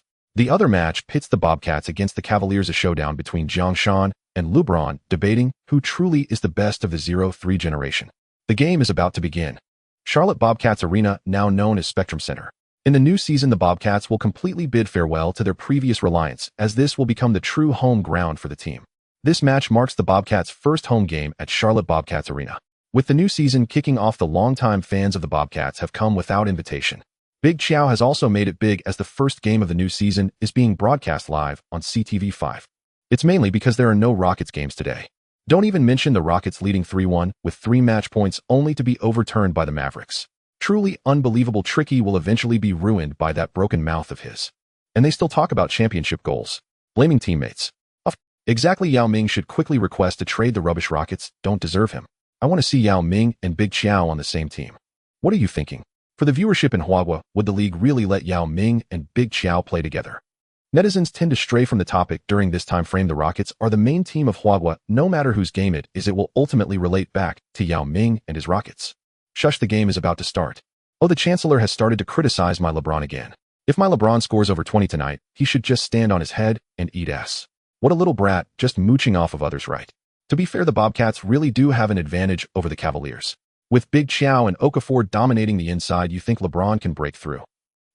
Don't forget the Cavaliers have brought in the best defensive lineup this season and last season's Steals champion Larry Hughes. The outcome is still uncertain. Hey Qiao, my brother, it's a pity you couldn't join the Cavaliers. If you and I teamed up, we would definitely be strong contenders for the championship this year. Before the game, LeBron proactively approached Qiao Shan.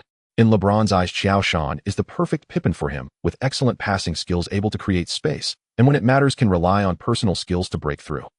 A person like that not supporting him is simply wasting talent. Too much. Sorry LeBron, you know that Macaw has helped me before. Qiao Shan shrugged. The NBA isn't just about fighting you, it also involves interpersonal relationships. Except for Howard, who is truly relentless, Qiao Shan has maintained friendly relations with everyone else. In fact, before crossing over, Qiao Shan was a big fan of LeBron, very much so. I understand. If I were in your shoes, I might make the same choice. Just like with Cleveland, I would never consider leaving Cleveland. Yes, you're right. I hope 5 years from now you still remember what you've said. Over Qiao Shan's head, a little devil with wings seemed to appear, already doubled over in laughter. LeBron, you truly are a model for our generation. Ha, even if you flatter me like this, I won't go easy on you. Our goal this season is singular, and that is the championship. Of course, the same goes for me. See you in the game. Qiao Shan and LeBron bumped fists and parted ways, returning to their respective teams. Beep. The referee's whistle sounded, and the game officially began. The Bobcats starting lineup: Peyton, Eddie House, Gerald Wallace, Qiao Shan, Okafor. The Cavaliers starting lineup: Snow, Larry Hughes, LeBron, Drew Gooden, Big Z. I heard that last season LeBron requested the management to use you as a trade chip to get him a better partner. Is that true? In the center of the court, Big Z, preparing to jump ball, was momentarily stunned by Qiao Shan's words. Not dude who starts trash talking during jump ball. Big Z is definitely a nice guy, but he just thinks Qiao Shan is talking trash. No way, you can't still be unaware of this. Looks like your relationship with LeBron isn't that good. No chatting during the game. The referee, seeing Qiao Shan's incessant chatter, couldn't take it anymore and quickly stopped him. Although the gossip was indeed quite interesting, the referee's professionalism required him to officially start the game.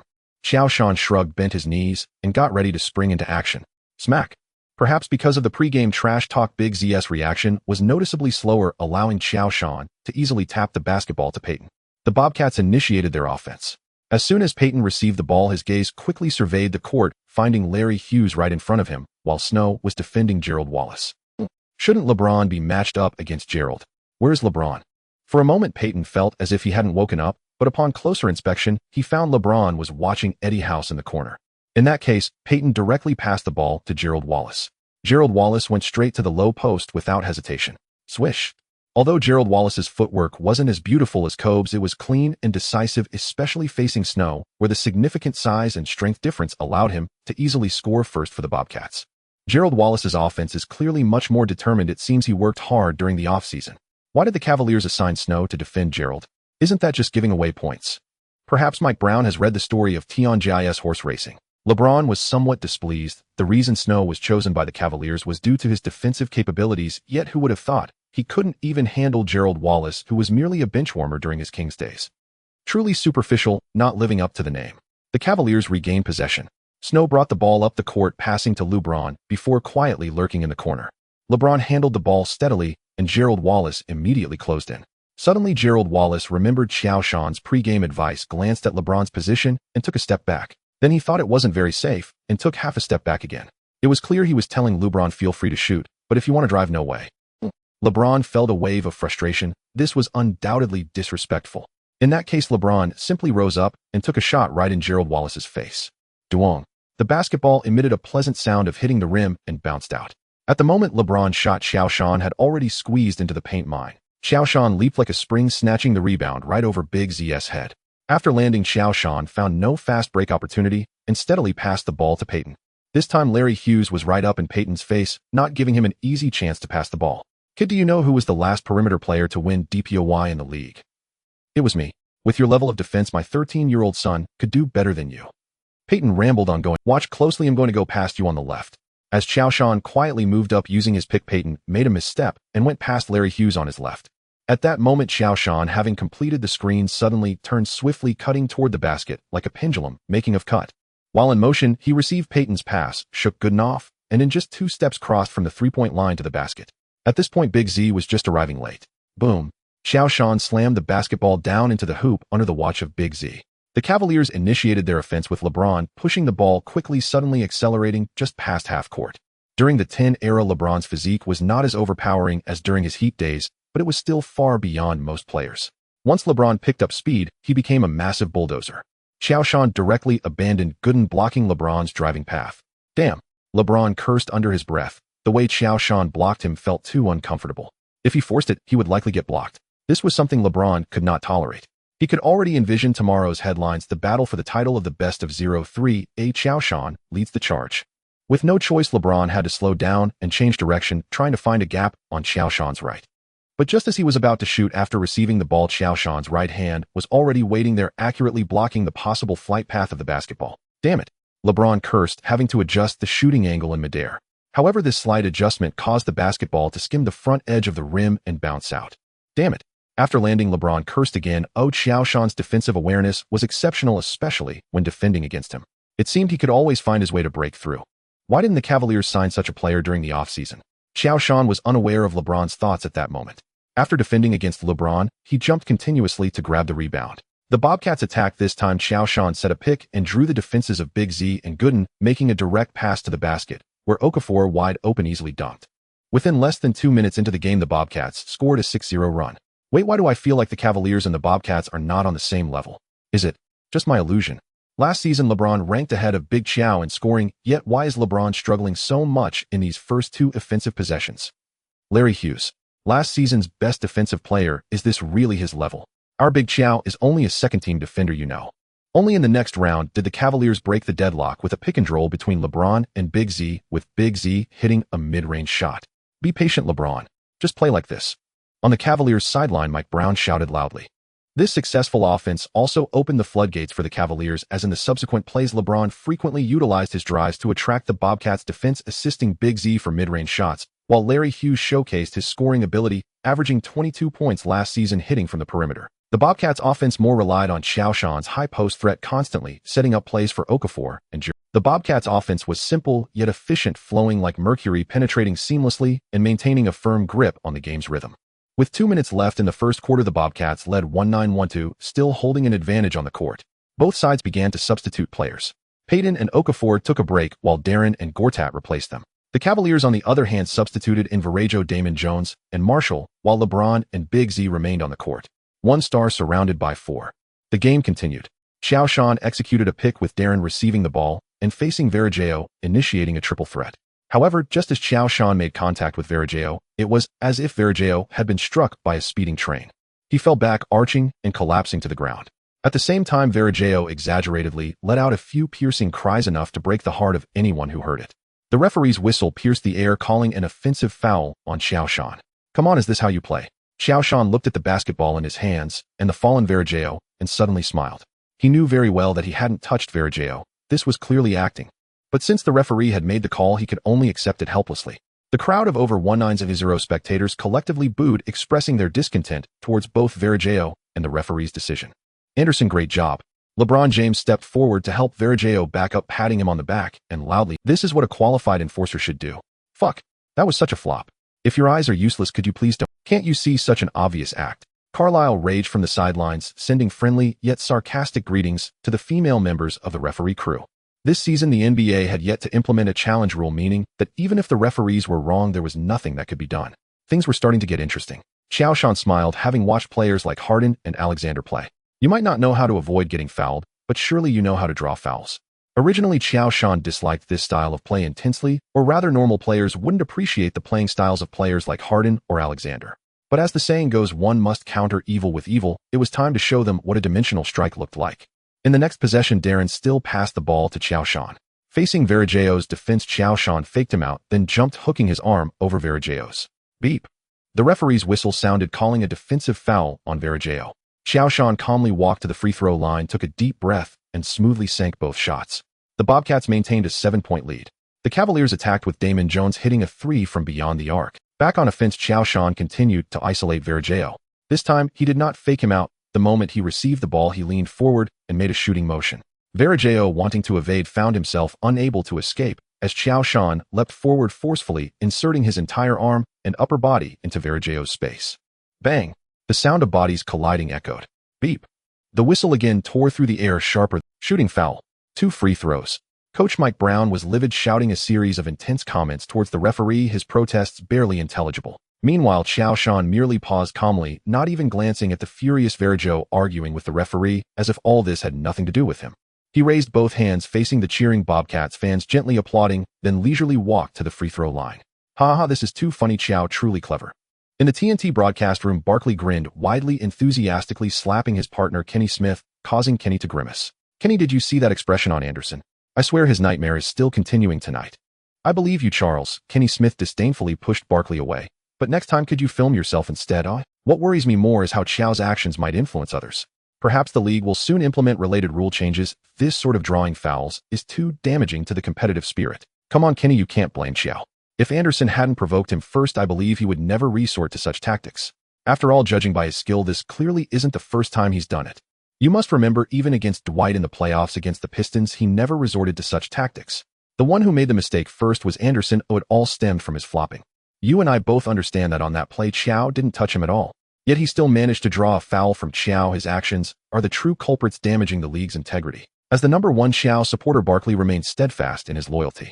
Maybe so. Kenny Smith shrugged, helplessly lamenting, Varejao, why did you have to provoke Qiao? With both free throws made, the Bobcats maintained a 6-point lead. As time ticked down, there was one final possession left in the first quarter, and Darren once again passed the ball to Qiao Shan. Facing Qiao Shan again, Varejao's palms were slick with sweat. Come on, it was just one offensive foul. Did it require such relentless pursuit? Qiao Shan smiled at Varejao, leaning slightly forward. The feint with his shoulder made Varejao's heart race. Already a startled bird, Varejao instinctively recoiled. Suddenly, Qiao Shan exploded towards the basket, slanting towards the right side, where Varejao stood, pushing his way through. Varejao instinctively moved sideways to block, and their arms inevitably tangled. Beep! The sharp whistle, as if scripted, sounded once more. The referee signaled the foul, pointing at the bewildered Varejao. Who am I? Where am I? What am I doing? For the third time. In Varejao's 2 minutes on the court, aside from the initial offensive foul he caused on Qiao Shan, he quickly racked up his third personal defensive foul. Damn. Qiao, you are insulting basketball. LeBron angrily confronted Qiao Shan. A person shouldn't be, at least not this shameless. This is a desecration of the game. You could clearly score using a more honest method rather than resorting to such ugly. Qiao Shan shrugged his shoulders at LeBron, feigning innocence. Perhaps you should advise your teammates instead. Don't worry, I just want to return to a normal rhythm of the game. LeBron, feeling somewhat helpless, looked at Varejao, no longer possessing that earlier sense of with you, I can do. The referee's whistle sounded, signaling the end of the first quarter, with the Bobcats leading 2-5-1-7. Qiao Shan had tallied 10 points, 4 rebounds, 5 assists, and 1 block in the quarter. Beep. As the referee's whistle sounded, the second quarter officially began. The Cavaliers initiated the attack, with LeBron James steadily advancing, while Gerald Wallace had already clung to him like a stubborn adhesive. Damn. The team's deficit and Joe's continuous fouls in the first quarter had already driven LeBron into a rage. Seeing Gerald's relentless pursuit only added fuel to the fire. Bang. LeBron collided violently with Gerald Wallace, the tremendous impact causing Wallace to stagger back 2 steps, and it was these 2 steps that provided LeBron the space to accelerate. Speeding up, ball in hand, Joe strategically blocked LeBron's breakthrough path. 1-2. Joe counted LeBron's steps silently. As LeBron took his second step, Joe began to jump, waiting for LeBron to deliver the basketball into his hands. Suddenly, Joe was astonished to find that LeBron, having taken his third step, did not jump, but effortlessly slipped past him from under his armpit. Jump shot, layup. Swish. Joe heard the crisp sound of the basketball net behind him. Joe was momentarily taken aback. No way, buddy, this is just the first game of the 2005 regular season. Isn't the 8-step rule supposed to start only in the playoffs against the Wizards? On the bench, all Bobcats players stood up, mimicking walking steps with their hands, but the referee's whistle did not blow. After scoring, LeBron pressed his hands down, feeling somewhat unsatisfied, and pounded his chest with his fists, letting out a long repressed roar. Even if the Bobcats exhausted their best defensive resources, wasn't he able to easily break through to the inside and score? Can he please pinch me? I feel like I'm still dreaming. In the TNT studio, Barkley appeared, dazed, before letting out a pitiful scream. Barkley turned to look at Kenny Smith, who was comfortably blowing on his fingers. Charles, really, I've never heard such a request. If it weren't for partnering with you for so many years, I would even doubt you had some peculiar habits. It turns out you are not dreaming. Fuck. Barkley warmly greeted Kenny Smith. By the way, that shot by LeBron just now was definitely traveling right. If I saw correctly, he took at least 5 steps. Exactly, Charles. But why did the referee turn a blind eye? Perhaps he just didn't see it, or maybe because it's LeBron. Hey, LeBron, that shot you just took was definitely The Bobcats were on the attack. Joe passed by LeBron, frowning. What? LeBron looked at Joe incredulously and shook his head. No, Joe, you can't slander me just because you couldn't defend me. That's slander. Do you understand slander? As long as the referee didn't call it, it's a good basket. Saying this, LeBron continued to follow Eddie House to the corner, leaving Joe feeling confused in the wind. Joe, focus. At the sidelines, Carlisle's voice came at the right time. Joe made an okay sign, refocusing his mind back on the game. Often when there is a player with such a unique identity on the opposing team, it really messes with the mindset. But basketball, in the end, still has to speak with strength. Even though he had already committed 3 fouls, Mike Brown still didn't take Varejao off. The Cavaliers' three towers Big Z and Gooden couldn't keep up with Joe's speed, leaving only Varejão's speed to slightly keep pace. Fourth foul. Joe faced Varejão with the ball lightly exhaling. This time Varejão jumped back like a startled chihuahua, even tucking his arms behind his back. His expression screamed, "I'm just being honest, please let me go." Haha, Varejão's defensive posture really shows he's scared of Big Joe. 2 minutes 3 fouls. If it were me, I'd react the same way as Varejão. So the evil needs to be tempered by the evil. Clearly capable of defending well, but who told him to like to flop? Seeing Varejão give up space, Joe easily hit a mid-range jumper.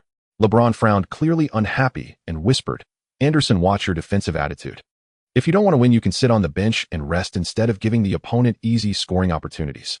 Varejão shrank his neck, raised his right hand, indicating it was his responsibility. The Cavaliers attacked again. LeBron once more broke through to the basket, but just as he jumped, Joe and Gortat came to help from both sides. Gerald Wallace, who had been shaken off, also chased up, creating a wall of 3 arms beside LeBron.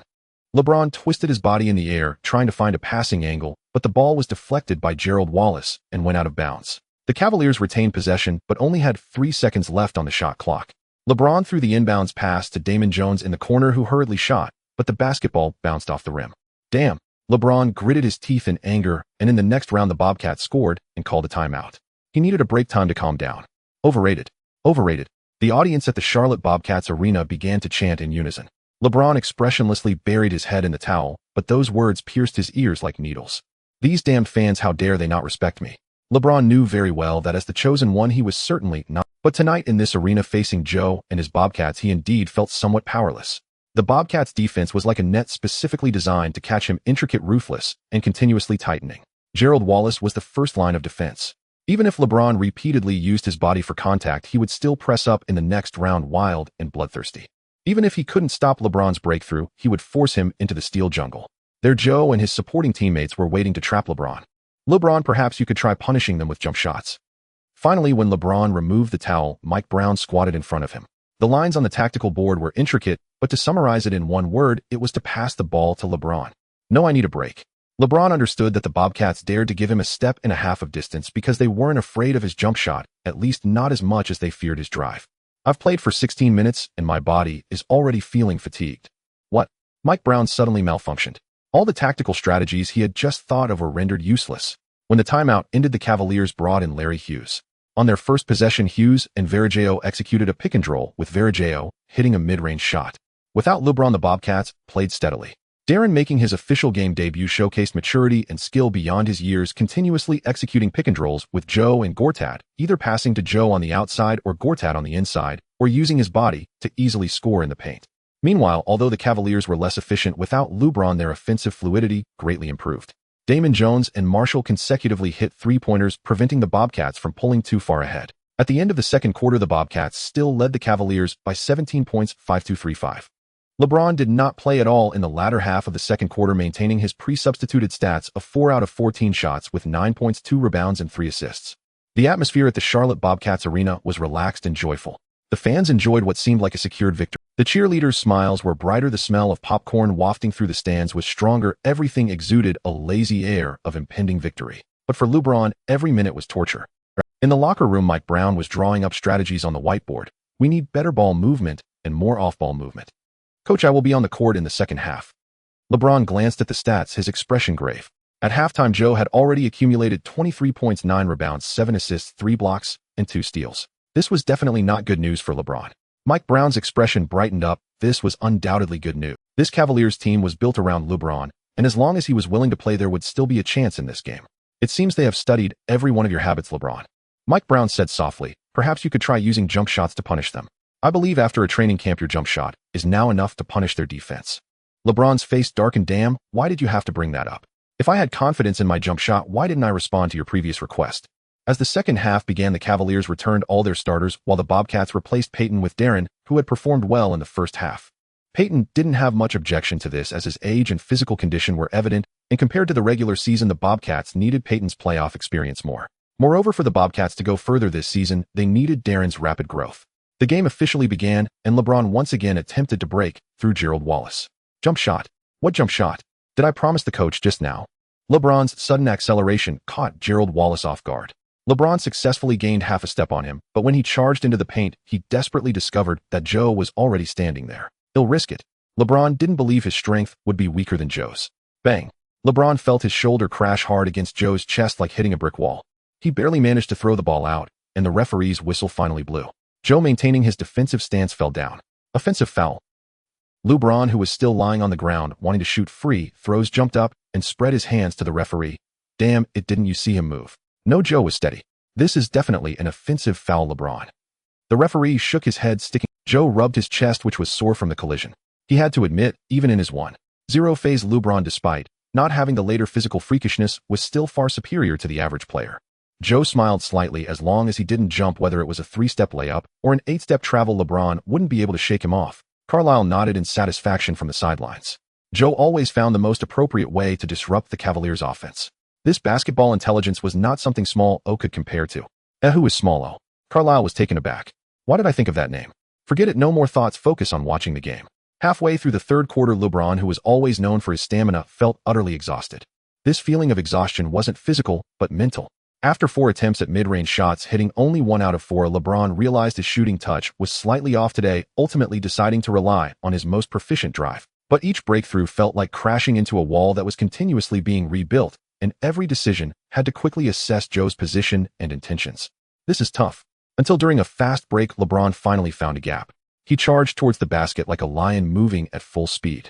Gerald chased from behind, but LeBron's speed left Gerald far behind. LeBron jumped, his body stretching, preparing to complete a dunk worthy of the top 10 plays. But just then Joe caught up from behind, also jumping. In the air, their bodies collided violently, and LeBron felt a tremendous force halting his progress. The ball slipped from his hand, flying out of bounds. The referee's whistle sounded again. Defensive foul. Joe raised his right hand in indication. LeBron glared angrily at Joe. Damn it, ruining an opportunity for his showcase. The fourth quarter entirely turned into garbage time. Mike Brown substituted LeBron early in the quarter, allowing him to sit on the bench and watch the remaining time of the game. LeBron wrapped a towel around his head, watching the bench players engage in a meaningless contest. His focus wasn't on the game, but on how to deal with reporters after. In this matchup between two generational talents, it was clear that LeBron was temporarily at a disadvantage.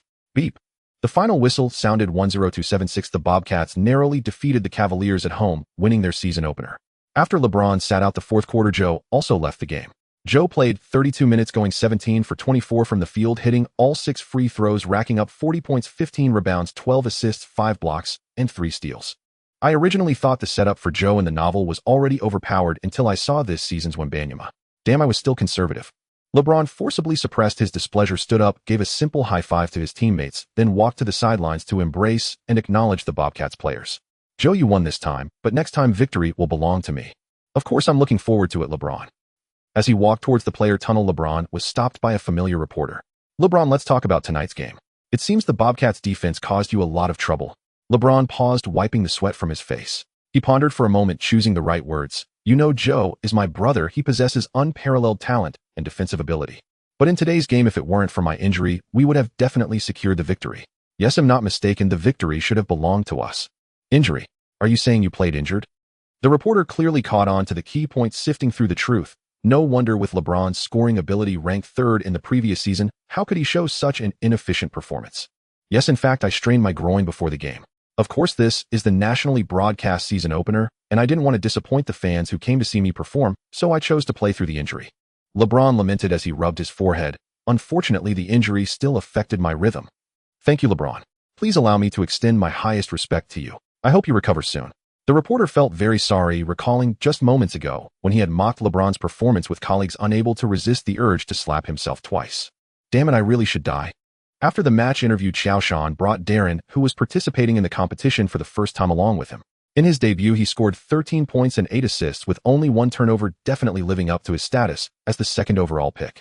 This is the Bobcats, a team that reached the Eastern Conference semifinals last season, with all-star caliber players like Qiao Shan sharing ball handling duties, unlike players like LeBron and Anthony, who were chosen as the core of their teams with unlimited shooting rights. Don't be nervous, DW. If you don't know how to answer the reporter's questions, just refuse to answer directly. Qiao Shan patted Darren's shoulder, sharing his experience. Okay, brother Shan, I understand.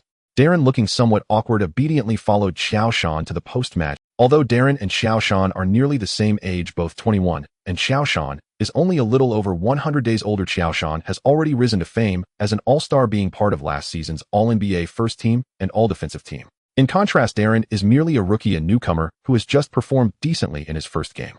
Qiao, first of all, congratulations on your victory in this match, achieving a triple-double with over 40 points in just 3 quarters. Can you share how you accomplished that? The ESPN reporter Erin Andrews was the first to grab the opportunity to ask a question, then turned to her colleague beside her with an apologetic smile. No one can lack tolerance for a pleasant-looking woman, especially since Aaron is from ESPN. Since the first game of last season, when Qiao Shan made his comeback, Aaron has completely fallen for this Eastern boy and has become ESPN's traveling reporter in Charlotte. Thank you. I must thank Coach Rick, who devised a special strategy for me. Rick is a great coach. He always helps us find the most comfortable way to play the game. Of course, I am not saying anything bad about Bernie. Bernie, did you see that? I really didn't say anything bad about you. I also want to thank my excellent teammates in Charlotte. As you know, after being eliminated by the Pistons last season, we were all very disappointed. So during this offseason, we trained and worked together, and now it's time to test the results of our offseason efforts. Of course, we cannot forget DW. He is a genius guard. Qiao Shan shifted the focus onto Darren. Facing the cameras, the slightly chubby Darren appeared a bit uneasy. This is not the NCAA. There won't always be praise. If you show even the slightest sign of underperformance, those reporters who were once kind will mercilessly criticize you. Hey DW, this is your first game. How does it feel? The second overall pick chosen by the team must be well protected. Rick Bonnell, chief of the Charlotte Observer and Bobcats traveling reporter already introduced before, jumped in front of everyone. Playing with Qiao is truly amazing. Chris Paul said he would prove in the new season who the best guard is. What are your thoughts on that? In fact, we have faced each other many times during college. Darren tilted his head, pondering for a moment. Chris is a strong player, and he might become a great guard, but he shifted his tone, his gaze firm. I will also prove that I will not let the team and management down. Clap, clap, clap. The youthful passion of these young players is the key to maintaining the competitiveness of the NBA. Qiao, I have received news that LeBron said he played this game injured. Otherwise, the Cavaliers would have won this match. Come on, buddy, who uses injuries to explain a loss in a post-match interview. Suddenly, Qiao Shan recalled some jokes he heard in his past life and tentatively asked, is it a groin injury? After receiving a positive response from the reporter who asked the question, Qiao Shan shrugged. As you know, LeBron is my brother, and we have a great relationship. I am truly sorry to hear that. I wish him good luck. Also, may all injuries fall upon B. Dardo instead. He almost slipped up. Qiao Shan gently wiped his forehead, wiping away the cold sweat. Bogote is the first overall pick of this year's draft, and saying something that could offend someone would surely make his PR manager Lin Shi busy until he is foaming at the mouth the next day. Touching. I never expected Qiao Shan to have such a close relationship with LeBron. Even the team and himself were unaware of LeBron's injury, yet Qiao Shan already knew in advance. What a heartwarming bond. Brian Windhorst from the Cleveland Plain Dealer had long forgotten his resentment towards the Cavaliers' defeat to the Bobcats in their first game, instead concocting a tale of rivalry and love-hate between Qiao Shan and James. On the day after the opening game, the Bobcats faced their second opponent of the season at home, the Rockets, led by McGrady. After being eliminated in the first round by the Mavericks last season, Mo Gao was officially appointed by Alexander as the general manager of the team. The first thing Mo Gao did upon taking office was to confirm McGrady's position as the team's star player. In response, Yao Ming's domestic agent team expressed strong condemnation and has made serious representations to the Rockets management, demanding that they stop this erroneous action. The two parties tussled for an entire offseason, but ultimately failed to reach a satisfactory resolution. However, one thing was clear: during the playoffs against the Mavericks from the fifth game onward, Yao's poor performance was a foregone conclusion, and it was precisely because of this that the Rockets suffered a turnaround despite leading 3-1. In the last 4 games, ignoring the number of shots taken, Yao did not score over 20 points in any game. Can such a performance still be worthy of being the team's leader? At the beginning of the season, facing back-to-back games, Qiao Shan felt helpless. One can only say that the league is quite aggressive for the sake of viewership. Last season, Qiao Shan's outstanding performance helped the Bobcats establish a large fan base in Huagua, with the jersey sales of main players like Gerald Wallace and Okafor surging, bringing considerable revenue to the league. Therefore, at the beginning of this season, the league decided to increase the media exposure of the Bobcats as much as possible. The competition for the title of the first player of the 0-3 generation, the Huagua Derby. In the eyes of the fans, this is a topic, a story, but for the league, this is traffic, this is money. Big Yao, how does your ankle feel? Before the game began, Qiao Shan actively approached Big Yao. This offseason, Big Yao might be the busiest among NBA stars. Despite his ankle injury, he was called back by the national team and participated in the Four Nations Basketball Invitational, the Stankovic Cup, and 3 rounds of the Asian Championship. Qiao Shan has always been puzzled. The Asian Championship aims to compete for a spot in the World Championship, so it makes sense for Big Yao to participate. However, the Four Nations Basketball Invitational is merely a warm-up match. Oh, what is the significance of having Big Yao play while injured? Oh right, there's also the Stankovic Cup. Could it be just to ensure a championship and certain individuals' political achievements? Xiao, you really are something. signing such a big contract and not treating us when you return home." Big Yao chuckled. "Don't worry, I've already checked, my ankle is fine now." Seeing Qiao Shan hesitate, Big Yao stopped him. "I know what you're going to say, but sometimes one is not in control of their own circumstances." That said, Big Yao's expression darkened a bit. "If I hadn't agreed to their terms back, then do you think I could have left the country peacefully? If it came to that, it would just turn into another Deji situation. Fortunately, those people have no way to deal with you. Even if one day I really can't hold on anymore, at least the Chinese national basketball team still has you." Qiao Shan truly felt helpless. Everyone has their own path to walk. How could a fish know the joy of another fish? As the game was about to start, the audience was pouring in like a tide. Looking around, vast swathes of red filled the vision. Countless small national flags were waved by excited fans. Many Chinese faces and even some local fans wore specially prepared t-shirts for tonight, featuring Qiao Shan's number 16 Bobcats jersey on the front and Big Yao's number 11 Rockets jersey on the back. A huge banner unfolded in the stands. The Great Wall of China Derby roars. The Yao Qiao Showdown shining in the NBA. On the sidelines, the press area was already packed. A row of cameras with long lenses far exceeded the specifications of an ordinary regular season game, with reporters from major Chinese television stations, print media, and emerging online media standing ready. In previous NBA games, the Chinese Derby had occurred where Big Yao Deji and Ba had faced off, but Deji and Ba were merely role players. Which team would go to such lengths for them? This game, however, is different. Big Yao is the core of the Rockets, well, one of them. Qiao Shan is the darling of Charlotte, leading the Bobcats to the second round of the playoffs in his rookie season. To be fair, given the performances of both players last season and their uniqueness, it's worth the league's attention to the hype surrounding this match. What Qiao Shan didn't know was that to give him a special gift. Of course, the most important thing was to capture the massive viewership of the Chinese Derby. The moment the contract was settled with Qiao Shan, Jordan began conspiring with Stern to prepare for this game. All of this went unnoticed by Qiao Shan, who focused on training during the off-season. Over 19,000 custom jerseys were given away to the audience on site. For this game, old Qiao really put in a lot of effort. As Qiao Shan entered the arena and saw the special fans, the unique banners, the familiar Chinese characters and dialects, and Jessica Alba, who quietly came to cheer for him, his eyes turned red. "Know that person, Paris Hilton? I'm talking about you. Don't give me those flirty eyes."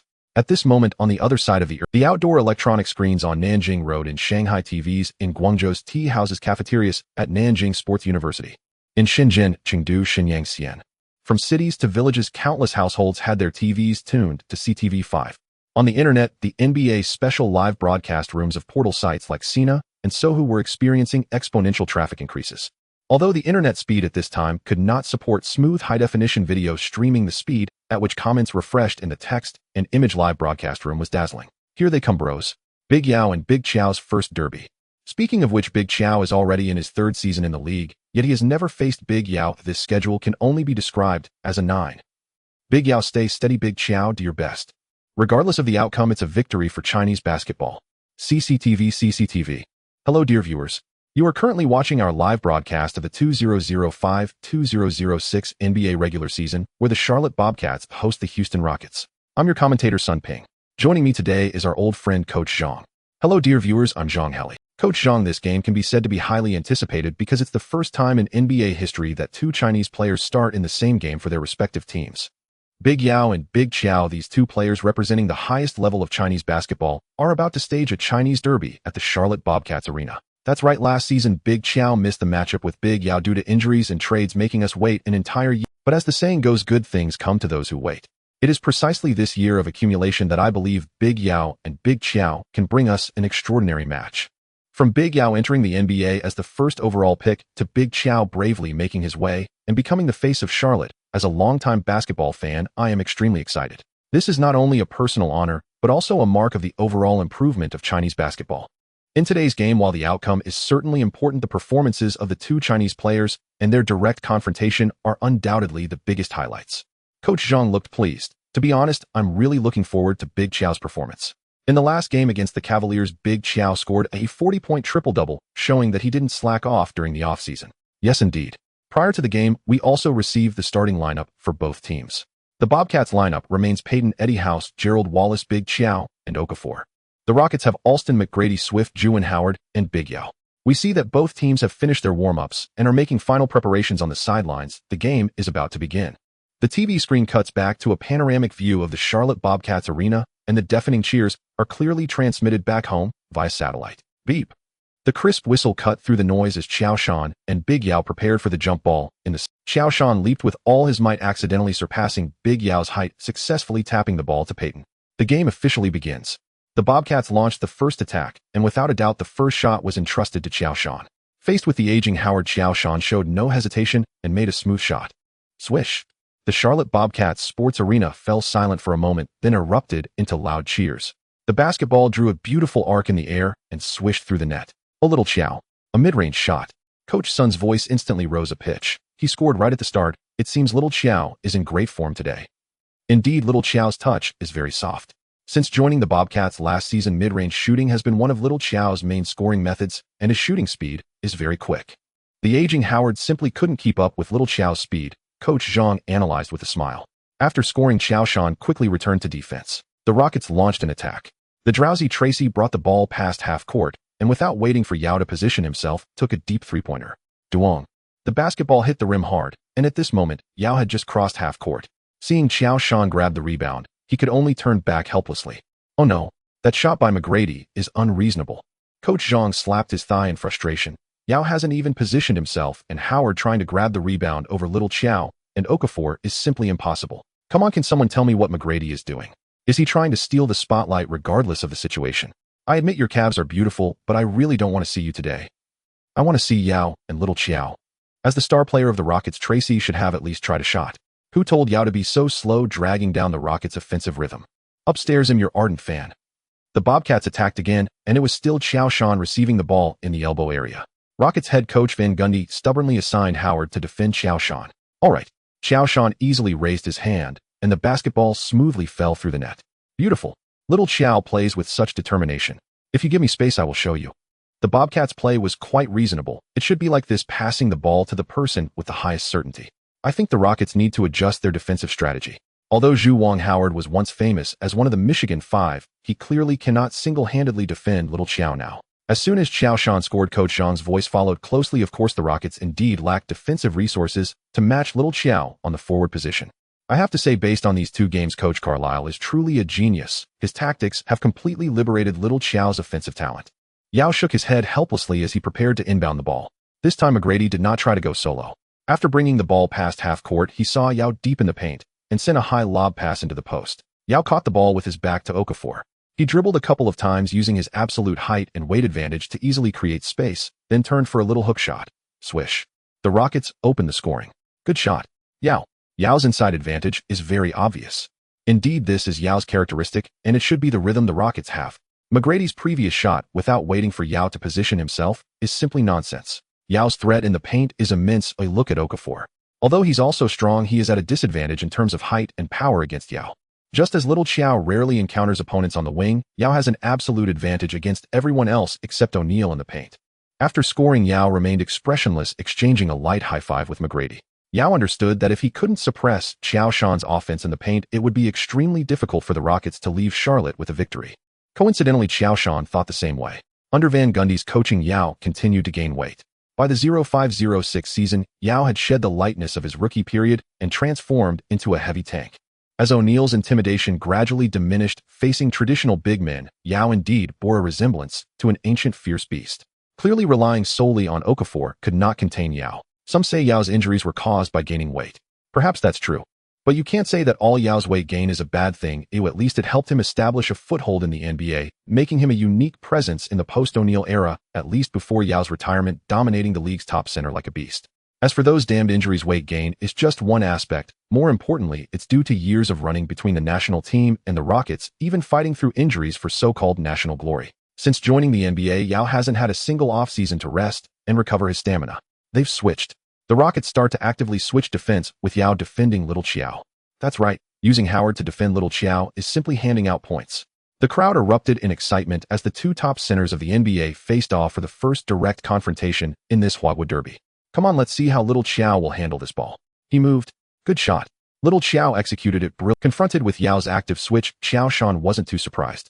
After all, Yao's height and wingspan were evident, and it wouldn't be easy for Qiao Shan to make a smooth shot.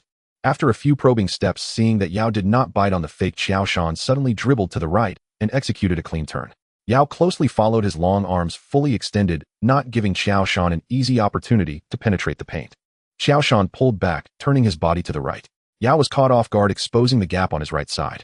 However, instead of shooting directly, Qiao Shan made an inner pass, threading the needle to Okafor, who cut in behind Howard. Boom. Okafor completed the attack with a powerful dunk. This is little Qiao's playing style, very intelligent. As an inside player who can shoot, pass, and drive, you'll never guess his next move. The Rockets are attacking. Tracy over here. Yao's deep voice echoed under the basket as he had already established position with Qiao Shan right behind him. Damn, I didn't see it coming. Little Qiao looks so lean, yet his strength is astonishing. Yao cursed. McGrady, entangled by Gerald Wallace, ignored Yao's call for the ball, made a change of direction, and took a jumper. The basketball traced a beautiful arc. Bang. It bounced out. Tomato. Yao cursed, trying to use his height to grab the rebound. However, at the moment McGrady shot, he immediately felt the increasing pressure on his back. Qiao Shan, also a skilled player in the paint, positioned himself accurately and forcefully. His hands were constantly moving, pushing Yao and applying pressure. Meanwhile, Okafor also squeezed in. Under the double team, despite Yao's height and long arms, he ultimately fell short, and the rebound was secured by Okafor. As the play transitioned from defense to offense, the Bobcats immediately launched a counterattack. Peyton pushed quickly while Qiao Shan sped down the middle, his strides immensely covering the court in no time. Peyton scanned the court and made a precise bounce pass to the descending Qiao Shan. Little Qiao, taking off. Beautiful. That was a tough play. Coach Sun shouted excitedly. Zhang Weiping also praised this play, showcased little Qiao's excellent athleticism and explosiveness. Look at his stride and jumping height. It's completely the style of an American forward. It's so uplifting. But this time the Rockets are in trouble. Clearly McGrady's shooting touch at the start has not been good, with 2 consecutive shots hitting the iron, while the Bobcats played more reasonably. At this rate, the Rockets are in deep trouble. Beep. Little Van Gundy called a timeout, hoping that after the break the Rockets will make some changes. Who understands the family? I've been looking forward to the Huagua Derby for a long time, hoping to see the peak showdown between Yao and Qiao, but there's always that shrimp-headed guy trying to steal the spotlight. McGrady, just use my ID directly upstairs. In the Rockets' timeout area, Van Gundy roared angrily, defense, defense, defense. I'm emphasizing again, do not give Qiao an easy chance to score. And Yao, you need to exert your intimidation in the paint. From now on, we will focus on a ground battle around Yao. Looking at you, McGrady, I know you've faced a lot of pressure since last season's playoffs and want to prove yourself. But to win the championship, you must understand the team. This is not Orlando, you are not alone. You have Yao, and you have Stoudemire, you are the strongest trio in this league. Swift curled his lip disdainfully. He was the most important addition to the team this season, yet during his first game, he had not even touched the ball once despite being on the court for so long. Pass me the ball later, and he'll dunk on that kid from Huagua. After the timeout, Swift pulled Alston aside. Alston looked at Swift as if he were an idiot. Wait, is this guy really that brave? Alston had been teammates with Qiao in the Lakers last season, and he knew how terrifying and angry Qiao could be. Forget it, good advice is wasted on the damned. In the end, it won't be me who suffers. Toot. The referee's whistle blew and the game continued. The Bobcats brought in Darren. Carlisle knew that having Darren debut in such a highly anticipated game would greatly help in building the players' confidence. Carlisle has unique insights into the excavation and utilization of guards. From the first game, Darren is the current answer for this Bobcats team. This season, if the team wants to go further, it cannot rely solely on Qiao. Darren's rapid development is also Okafor and Gerald Wallace are great, the perfect puzzle for a championship team, but to become the second or third in a championship contending team, their talent limits their ceiling. Sure enough, after learning from Peyton during an offseason, Darren came in and forced Alston into a mistake. However, in the end, it was Darren who knocked the ball out of bounds, still in the hands of a Rockets player. Nice. Qiao patted Darren's backside in encouragement. Howard inbound the ball to Big Yao in the paint. Qiao quickly helped defend, and Yao dribbled backward a couple of times, feeling the resistance behind him before suddenly executing a half-turn hook shot towards the baseline, the motion fluid and seamless. Swish. Even though Qiao did his utmost to interfere, the absolute height difference left him powerless. Good shot. Yao's footwork is truly solid. He maintains his balance well against the pressure. Even for Qiao, it wasn't easy to defend against Yao. The game continued. Perhaps Van Gundy's tough attitude during the timeout had an effect. McGrady no longer took reckless shots and waited for Yao to get positioned before initiating every play. Though unwilling to admit it, McGrady knew his shooting touch was not great this game. Thus, he began attempting to drive for fouls to seek free throws, hoping to regain his shooting rhythm. At the same time, Yao displayed immense dominance inside. Neither Okafor nor Qiao could contain him alone. He repeatedly demanded the ball deep in the post, scoring steadily with hooks or turnaround jumpers. Even when double-teamed, Yao would pass out to the perimeter, helping teammates find opportunities. Meanwhile, the Bobcats were constantly using screens with Qiao, Okafor, and Darren to exploit their speed and keep scoring. For a time, the two teams exchanged leads in a tug-of-war. As the game progressed, Swift, who had not touched the ball, began to feel anxious. Wait, this damned flea, Alston's nickname, meaning jumping soul, why not pass the ball to me? Once again during a Rockets attack as Alston prepared to pass the basketball to McGrady, Swift suddenly sprang out and snatched the ball from Alston. Damn it, watch me perform. Watching Swift's actions, not only Alston but also Qiao was stunned. The only ones who had done such things in his memory were JR and Nick Young. Who the hell is Swift to be so bold? After stealing the ball, Swift faked a shot to get Eddie House out of position and then drove straight to the basket. Swift's chest burned with an almost arrogant flame. He wanted not just an ordinary 2 points, he wanted a dunk. Last season Yao was his underthela ghost, and Qiao would definitely be no match. He intended to slam the basketball along with Qiao's dignity into that damned hoop in the most humiliating way. With a whoosh, Swift leaped into the air as he approached the paint, his right hand firmly gripping the basketball. He was about to ignite the heavens. Swift could already imagine that after this dunk, everyone who loves basketball around the world would know him. Perhaps in Huahua, he would become the nation's enemy. Qiao now believed that when a person is speechless, they can, just like now. Without any intention to avoid, just as Swift approached the basket, Qiao jumped straight up, meeting boom. The two collided midair, and the dull sound of muscle against muscle resonated through the microphones to the ears of viewers at home. Holy shit. Swift felt a pain in his chest. Smack. Immediately after, a crisp and loud sound reached Swift's ears. Then Swift felt a great force on his hand. The basketball, as if hit by a cannonball, slipped from his grasp and flew directly into the stands. Swift's body lost all balance midair and stumbled to the ground, barely using his hand to support himself before he steadied himself. For a moment, Swift's face showed a frozen expression. Wait, who is the black guy here? With such immense strength, do you really think it belongs to a yellow-skinned person?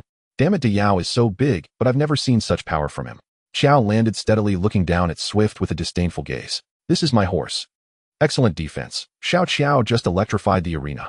Indeed, Swift clearly underestimated Qiao's defensive prowess. Last season, Qiao Shan earned a spot on the all-defensive second team. Swift's brazen provocation could only be described as sheer arrogance. The game resumed. Faced with the Rockets' taunts, Qiao Shan ignited with competitive fire. In such a special matchup, couldn't everyone simply enjoy racking up stats together? Fueled by fury, Qiao Shan abandoned the Bobcats' conventional offensive sets and sank deep into the paint. He needed the raw physical collision of muscle against muscle to vent his emotions. Coach Carlisle shrugged helplessly, tacitly permitting Qiao Shan's defiance. After all, franchise stars sometimes wield certain privileges, and for now the Bobcats still held a narrow lead. Thud, thud, thud. Receiving the pass from Darren in the low post, Qiao Shan launched an unrelenting series of backdowns. On the first drive, he drove hard. Yao Ming stood firm, immovable. On the second, he struck harder. Yao Ming yielded slightly backward, then instantly reattached. Tomato. Yao cursed inwardly. This kid truly had no sense of restraint. On the third dribble, after another jarring impact, Qiao Shan subtly shifted his left shoulder. Yao Ming's center of gravity wavered. Just then, Qiao Shan exploded rightward in a lightning-fast spin move. One step, past Yao Ming. Facing an empty lane beneath the rim, Qiao Shan launched himself skyward, like a spring uncoiling from dry earth, soaring with unstoppable momentum. Damn it. Inwardly, Yao Ming had already cursed Swift's entire bloodline. You caused the chaos, then walk off, leaving your father to bear the blame. Qiao Shan did not leave Yao Ming alone for long. On the next possession, as Houston inbound, Darren surged forward, pressing Alston, relentlessly compressing his dribbling space. Just as Alston prepared to pivot and shield the ball, Darren snatched it cleanly from his hands. In the blink of an eye, Qiao Shan sprinted full court. Simultaneously, Darren's pass arrived perfectly in his hands.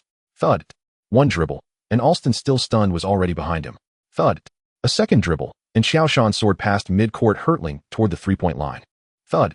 On the third dribble, Qiao Shan crossed inside the free-throw line, leaving Houston's chasing defenders inside the arc. Qiao Shan gathered the ball, leapt, and soared, his body fully extended in midair. Crash. The basketball slammed violently through the hoop. Charlotte Bobcats arena had fallen utterly silent by Qiao Shan's second dribble, every spectator frozen in disbelief. Only after the ball dropped did several breathless seconds pass. Then the arena erupted. Roars shook the rafters. Bench players leapt to their feet, ecstatic. Across living rooms and internet cafes in China, cheers burst forth. What on earth did Qiao just do? 3 dribbles across the entire court. You're telling me this is a Chinese player? This is a Chinese player. Tell me honestly, who on earth can possibly stop Qiao? Somebody save me. I'm done. I can't hold back anymore. I'm going to murder Jessica, that little wretch. Sis, count me in. Yao Ming hadn't been left isolated for long. In that instant, the entire Rockets roster became mere backdrop to Qiao Shan's brilliance. Wait, bro, tell me straight, was that the monster I just tried to posterize? Swift sat stunned in Houston's bench, jaw slack, eyes wide. Did I seriously just attempt that? Thank goodness. Thank goodness. He twisted his ankle on that earlier block shot. Yes, a severe injury. fully justified to sit out the rest of the game. Swift silently gave himself a mental thumbs up, then pulled a towel over his head, so Coach Van Gundy wouldn't see him. On the court, Yao Ming watched Qiao Shan's dazzling solo performance, and a flicker of quiet admiration passed across his eyes. This young man truly possessed the credentials to stand tall. Coach Van Gundy promptly called a timeout. That basket had dealt a devastating blow to morale. If left unchecked, Houston's chances would vanish before halftime. Even though less than 4 minutes remained in the first quarter, and the score stood at a modest 2,114, the urgency was palpable. His team needed composure, and they needed to halt Charlotte's scoring surge. Out of the timeout, Yao Ming's stamina began flashing red. Houston substituted Mutombo and Hayes for Yao and Howard. Meanwhile, Charlotte kept its twin tower lineup intact. Qiao Shan and Gortat both remained on the floor. This season's greatest evolution for the Bobcats lay precisely here, the towering trio of Qiao Shan, Okafor, and Gortat, ensuring height dominated the interior at all times. With Yao off the floor, Qiao Shan continued his relentless, efficient assault, now facing the aging Mutombo and the undersized 198-meter Hayes. On one possession, he snatched an offensive rebound beneath the basket. Then amid a double team from Mutombo, and Hayes rose powerfully, not only converting the shot, but drawing a foul on Hayes. And one. Qiao, absolutely fearless. Commentator Sun lost control, roaring with passion. That's dominance. Qiao is tearing apart Houston's interior, even against Mutombo, a 4-time Defensive Player of the Year. Qiao Shan stepped to the free throw line and exhaled deeply. MVP. MVP. Somewhere in Charlotte Bobcats arena, a lone voice began the chant, tentative at first, then swelling rapidly until the entire arena thundered in unison, MVP. A roar that shook the heavens, fierce and unbroken. Coach Zhang Xiao's form today is simply unstoppable, Sun sighed. Absolutely right. Houston's frontcourt has no answer for him. Yao Ming possesses ideal height and bulk, but lacks lateral quickness. Mutombo and Howard are veterans past their prime. Hayes is too short, too green, a rookie lacking both strength and experience. As long as Charlotte keeps attacking Yao, Houston remains trapped. And Coach Sun, have you noticed something else? Qiao's stamina. Even compared to legendary endurance athletes like Kobe Bryant or Allen Iverson, he matches them stride for stride. Yet he's a center. And, being Chinese, Coach Zhang paused, leaving the thought unfinished. Everyone knows China's men's national basketball team has never lacked pure talent, the golden generation of '94, the mobile Great Wall of Daba, Ji, and Yao. Yet China has consistently failed to achieve breakthrough results on the world stage. The fatal flaw has always been stamina, fierce battle in the first quarter, slight decline in the second, total collapse by the third. But Qiao Shan averaged a staggering 46 minutes per game in last season's playoffs. That defies belief. Why among all intervertebral discs is his the one that bulges? I once discussed this with Deji. According to him, Qiao Shan's training volume is, well, Deji is a military man, his willpower unquestionable. But during his first joint practice with Qiao Shan, he had to be revived by the team physician. And after last season ended, Qiao Shan resumed training after only 2 days rest. Gifted and indefatigable, Qiao Shan's achievements thus come as no surprise. Beep. As Sun and Zhang spoke, the first quarter ended, with Charlotte leading Houston 29-20. Qiao Shan posted 17 points, 4 rebounds, 4 assists, and 2 blocks on 7 of 9 shooting, and 3 of 3 from the line.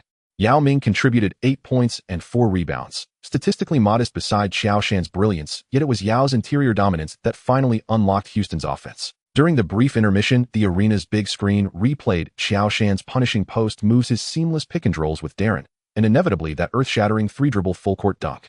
In this era, who had ever witnessed such brutal, unrelenting basketball? Each replay triggered fresh waves of cheers and awe. In the second quarter, both teams rotated their benches. Qiao Shan and Yao Ming both rested. Yet intensity didn't wane. McGrady gradually seized control of Houston's offense, while Charlotte countered with Darren's pick and rolls, feeding Gortat and Okafor for consecutive scores. Midway through the second quarter, Qiao Shan and Yao Ming re-entered. No words exchanged, no ceremony. Instantly, they reclaimed center stage. Qiao Shan backed down, feinted left and right, then dished a perfect assist. Yao Ming sank a graceful hook shot, exploiting his height advantage. Qiao Shan faced up, probed with a jab step, then drained a mid-range jumper. Yao Ming spun, elevated, and released a perfect arcing fadeaway. For the remainder of the second quarter, the court became a dual stage, where 2 Chinese titans alternated masterful displays. Yet Yao found himself quietly frustrated every time Houston scored. Qiao Shan answered immediately, not only scoring himself, but sensing openings for teammates and delivering pinpoint passes without hesitation. By contrast, whenever Yao received the ball, his teammates stood motionless, like lifeless fish, as Joe Vasic once quipped about Sharapova. No cuts, no backdoor sprints, no baseline flares. Just blank stares as Yao battled alone against Okafor and Qiao Shan in the trenches. At halftime, Yao had amassed 17 points and 9 rebounds. but the scoreboard read 5,441. Charlotte had widened its lead to 13 points. Damn it. Even Yao's famously gentle temperament visibly flared red. In Houston's locker room, thud. Coach Van Gundy kicked a chair across the room. Damn it. Did the nightclubs drain every ounce of grit from your bodies this off-season? I have never coached a group so devoid of spirit, so shamelessly apathetic.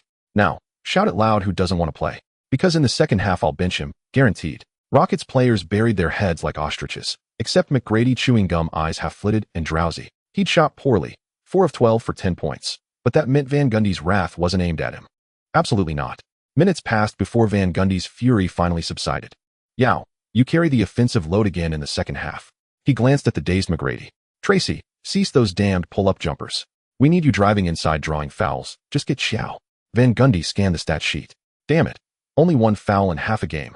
Is that even possible for a center? Just get Emeka off the floor, and Qiao will stand alone in the paint. McGrady tilted his head, nodded slowly. After all, this was national television. McGrady had no desire to lose too disgracefully. The second half began, and perhaps Van Gundy's tirade had taken root. Houston found rhythm beyond the arc. McGrady and Hayde hit consecutive threes, launching a 62 run that cut Charlotte's lead to single digits. Defensively, Van Gundy adapted swiftly, swapping Howard for the younger, more agile Hayes, who employed aggressive fronting to disrupt Qiao Shan's entry passes. Every time Qiao Shan caught the ball, Yao Ming swarmed in alongside Hayes for a double team. 2 straight possessions ended in failure for Charlotte. Coach Carlisle wasted no time, replacing Payton with Darren. The effect was immediate pick-and-roll. Yao Ming's height and strength made him terrifying in the paint, but speed remained his Achilles heel. Why had Houston been eliminated by Utah in back-to-back playoffs? Because Yao couldn't guard the perimeter, so Boozer, Oker, and Darren exploited pick-and-rolls, stepping out to drain shots until Houston collapsed. Of course, McGrady's uncanny streak of misfortune remained the deeper cause. Qiao, pop off the screen. Mid-range jumper, 1 step inside the three-point line. Houston's defense has broken down again. Catch, rise, shoot, in one seamless motion. Swish. The net snapped taut. That's Qiao's 4th mid-range bucket this quarter. There's simply no answer. Yao Ming cannot close out that distance. Before the third quarter concluded, Charlotte led 8,367, a 16-point advantage. At this rate, Houston had no viable counter to Qiao Shan. Barring catastrophe, Charlotte had already secured victory. Indeed, McGrady's shooting tonight has been abysmal. Had it been Kobe, he'd have attacked the rim relentlessly by now. But McGrady. Coach Zhang shook his head. Early in the third, McGrady had driven twice, once blocked by Qiao Shan, once missing a reverse layup, and then retreated to the perimeter. Is that the team's leader? Great play. Sun shouted, elated. On Houston's final possession, McGrady launched a contested 3, off target. Yao Ming fought through traffic for an offensive rebound. Drawing triple coverage, he calmly fired an outlet pass to an unguarded Hayde beyond the arc. Hayde settled Rose and launched his 3. Bang. The ball clanged hard off the rim. That rebound was crucial and showcased Yao's immense interior gravity. Had Hayde converted, Houston would enter the 4th down just 13, still within striking distance. What a pity. Sun sighed, shaking his head. After 3 quarters, Qiao Shan had amassed 34 points, 15 rebounds, 12 assists, 4 blocks, and 2 steals. A brief rest, and the 4th quarter commenced. Houston sent out its starters for one last stand. Yet, swish, swish. Eddie House and Darren drained back-to-back threes, pushing Charlotte's lead past 20 points. Van Gundy resisted for 2 more minutes, then resigned, replaced all 5 starters. Surrender acknowledged. Carlisle responded by pulling Qiao Shan, leaving only the young stout reserve on the floor. For rookies, there is no such thing as garbage time. Beep. The final horn sounded. Charlotte won at home, 10,893. 34 points, 15 rebounds, 14 assists, 4 blocks, 2 steals. Qiao Shan became only the 3rd player, after Oscar Robertson and Michael Jordan, to record consecutive 30-point triple-doubles. He also stands as the youngest in NBA history to achieve this feat. This being the inaugural rivalry matchup, the narrative naturally unfolded with heightened detail. Brother Yao, after the game ended, Qiao Shan approached Yao directly. You little rascal. Yao chuckled and clapped Qiao Shan on the shoulder. Treating me like some rival from Japan, no restraint at all. Wait till we get to Houston. Qiao Shan scratched his head sheepishly. During the game, he'd gotten carried away and forgotten Yao Da's lingering ankle injury. Brother Yao. Qiao Shan opened his mouth, then hesitated, words faltering on his lips. In another timeline, Yao Da devoted his entire career to the Rockets. But the team's owner Leslie Alexander and GM Daryl Morey formed an ill-fated pair, one obsessed solely with cost-cutting, the other a consummate self-interested pragmatist. Together they reduced Yao Da to little more than a cash cow, a tool to exploit the Chinese market. Reviewing Yao Da's Rockets tenure, aside from the injury-plagued Tracy McGrady and the single-season stint of Ron Artest, not a single other bona fide star shared the court with him. They say Kevin Garnett endured 13 grueling years in Minnesota, but even he had Stephon Marbury, Sam Cassell, Latrell Sprewell, and Mike Miller beside him, who stood alongside Yao Da. The Divine Bird, Carl Landry. The Leaping Soul, Rafer Alston. Or the Batman, Shane Battier. Houston isn't worth it. If you ever get the chance, make your move early. Near the end, Qiao Shan voiced his concern plainly. But both were adults, as some truths need only be whispered, not shouted. I'll give it serious thought. Yao Da nodded solemnly. Lately he'd sensed turbulence rippling through the Rockets' front. Carol Dawson's departure, Morey's ascension, McGrady's startling remarks to the press, and of course the front office's quiet disapproval of Yao Da playing for China while injured. A fellow Chinese never deceives another. Yao Da felt genuine care behind Qiao Shan's words. Fortunately, this was still 2005. Yao Da's Houston journey had yet to begin in earnest, and thanks to Qiao Shan's emergence, domestic media attention and brand interest were no longer monopolized by the Rockets. All possibilities remained open. In the mixed zone interview area, American and Chinese journalists jostled for position. Yao Da spoke first. It was an exceptionally tough game. Yao Da said in English, then switched to Mandarin for Chinese reporters. Xiao Qiao played superbly. His growth is undeniable. I'm truly delighted to see another Chinese player establish himself firmly in the NBA. And what advice would you? Don't tease me. Haven't you watched the game? He completely outplayed me. In with that, Yao Da flashed his signature. I've made up my mind. I'll officially become Xiao Qiao's student this offseason. He turned toward Qiao Shan. Xiao Qiao, no holding back now. Ha ha. In warm laughter filled the room. In meeting a compatriot on an NBA court, it's a strangely magical feeling. We represent more than ourselves, or even our respective teams. In a deeper sense, we carry the hopes of countless Chinese fans who stand behind us. I hope our performance hasn't disappointed them. In Qiao Shan took over. Brother, Yao has been my idol. Honestly, if he hadn't blazed that trail in the NBA, I might still be playing street ball back home. So glad I didn't embarrass myself facing my idol. Going head-to-head with brother, Yao taught me more than I could have. Come on, Xiao Qiao. You keep praising me like this, and I'll really lose face. In the next day, headlines across global sports media were dominated by this China Derby. Yao falls, but still stands tall. China Derby makes history, read the Houston Chronicle. In the Charlotte Observer declared, Qiao shines in Derby, Bobcats edge Rockets. In NBA.com hailed it as a milestone moment in the league's global expansion, the duel of China's giants. China coverage was overwhelming. The People's Daily proclaimed Yao Da and Qiao Shan's NBA clash, a pride of Chinese basketball. In the Sports Weekly ran, the China Derby, 2 stars, 1 legacy. NCNA Sports featured a special report, From Yao Da to Qiao Shan, the torch of Chinese basketball. NCCTV5 Sports News devoted 5 full minutes to the match. This China Derby in Charlotte was far more than a game. It was testimony to Chinese basketball's arrival on the world stage. From Wang Zhizhi and Monk Botter to Yao Da, and now to Xiao Qiao, the march of Chinese basketball has never ceased. Amidst the flood of China Derby reports, Adrian Wojnarowski, who had accurately predicted the lottery destinations of Darren Williams, Charlie Villanueva, and others in the draft, dropped another bombshell on his blog. The Rockets are preparing major moves. Yao will be placed on the trade block. Not a single sentence sent shockwaves across the league. And this wasn't Shaquille O'Neal nearing the twilight of his career. This was Yao Da stepping boldly into his prime. Moreover, behind Yao Da stood the colossal Chinese market. Alexander's profits from that market had left every other owner green with envy. Especially Jerry Buss, whose directive to Mitch Kupchak was absolute: bring Yao Da to Los Angeles, by any means necessary. Across the Lakers roster, only Kobe Bryant was untouchable. Every other player, and even the team's next 3 years of draft picks, were on the table. Perhaps the decision to trade Qiao Shan was the one act Jerry Buss regretted most. Watching Qiao Shan flourish with the Bobcats pained him more than hearing about Jenny Buss and Phil Jackson's private moments. This time, Jerry Buss resolved not to miss his chance again. When Morey received calls from rival GMs inquiring about Yao Da's value, he was utterly stunned. What the hell? Are you all dogs? Sniffing him out already? In truth, internal discussions about trading Yao Da were indeed underway. The decision, however, remained undecided, and Morey was baffled how had Wojnarowski learned of it. Unlike the earlier era, when the Rockets were the sole NBA team featuring a Chinese player, brands now had 2 compelling options: the Charlotte Bobcats and Qiao Shan. Years of frustration with Alexander's stinginess and arrogance had already prompted many to delay or suspend their Rockets partnerships. Put plainly, Yao Da's commercial value to Alexander was no longer irreplaceable. Compounding the issue, the Chinese national team, never considering Yao Da's physical condition, recalled him every offseason for international duty, drawing sharp criticism from Alexander. If Morey had harbored even a sliver of hesitation about trading Yao Da, it vanished the moment he heard the offers pouring in from rival franchises. His eyes lit up instantly. If the owner knew how much money this deal could save the franchise, he'd surely hand me a massive bonus. And so, trading Yao Da might just be viable. Still undecided, should Yao Da join the Lakers to play alongside Kobe, the Timberwolves with Garnett, or the Spurs with Duncan. In the midst of the league's turmoil, Qiao Shan and the Bobcats wisely chose not to get involved. Regardless of the final outcome for Yao, one thing is certain: it will not be the Bobcats, at least not during this time. If the Chinese National Derby had not generated such high interest previously, Stern might have turned a blind eye.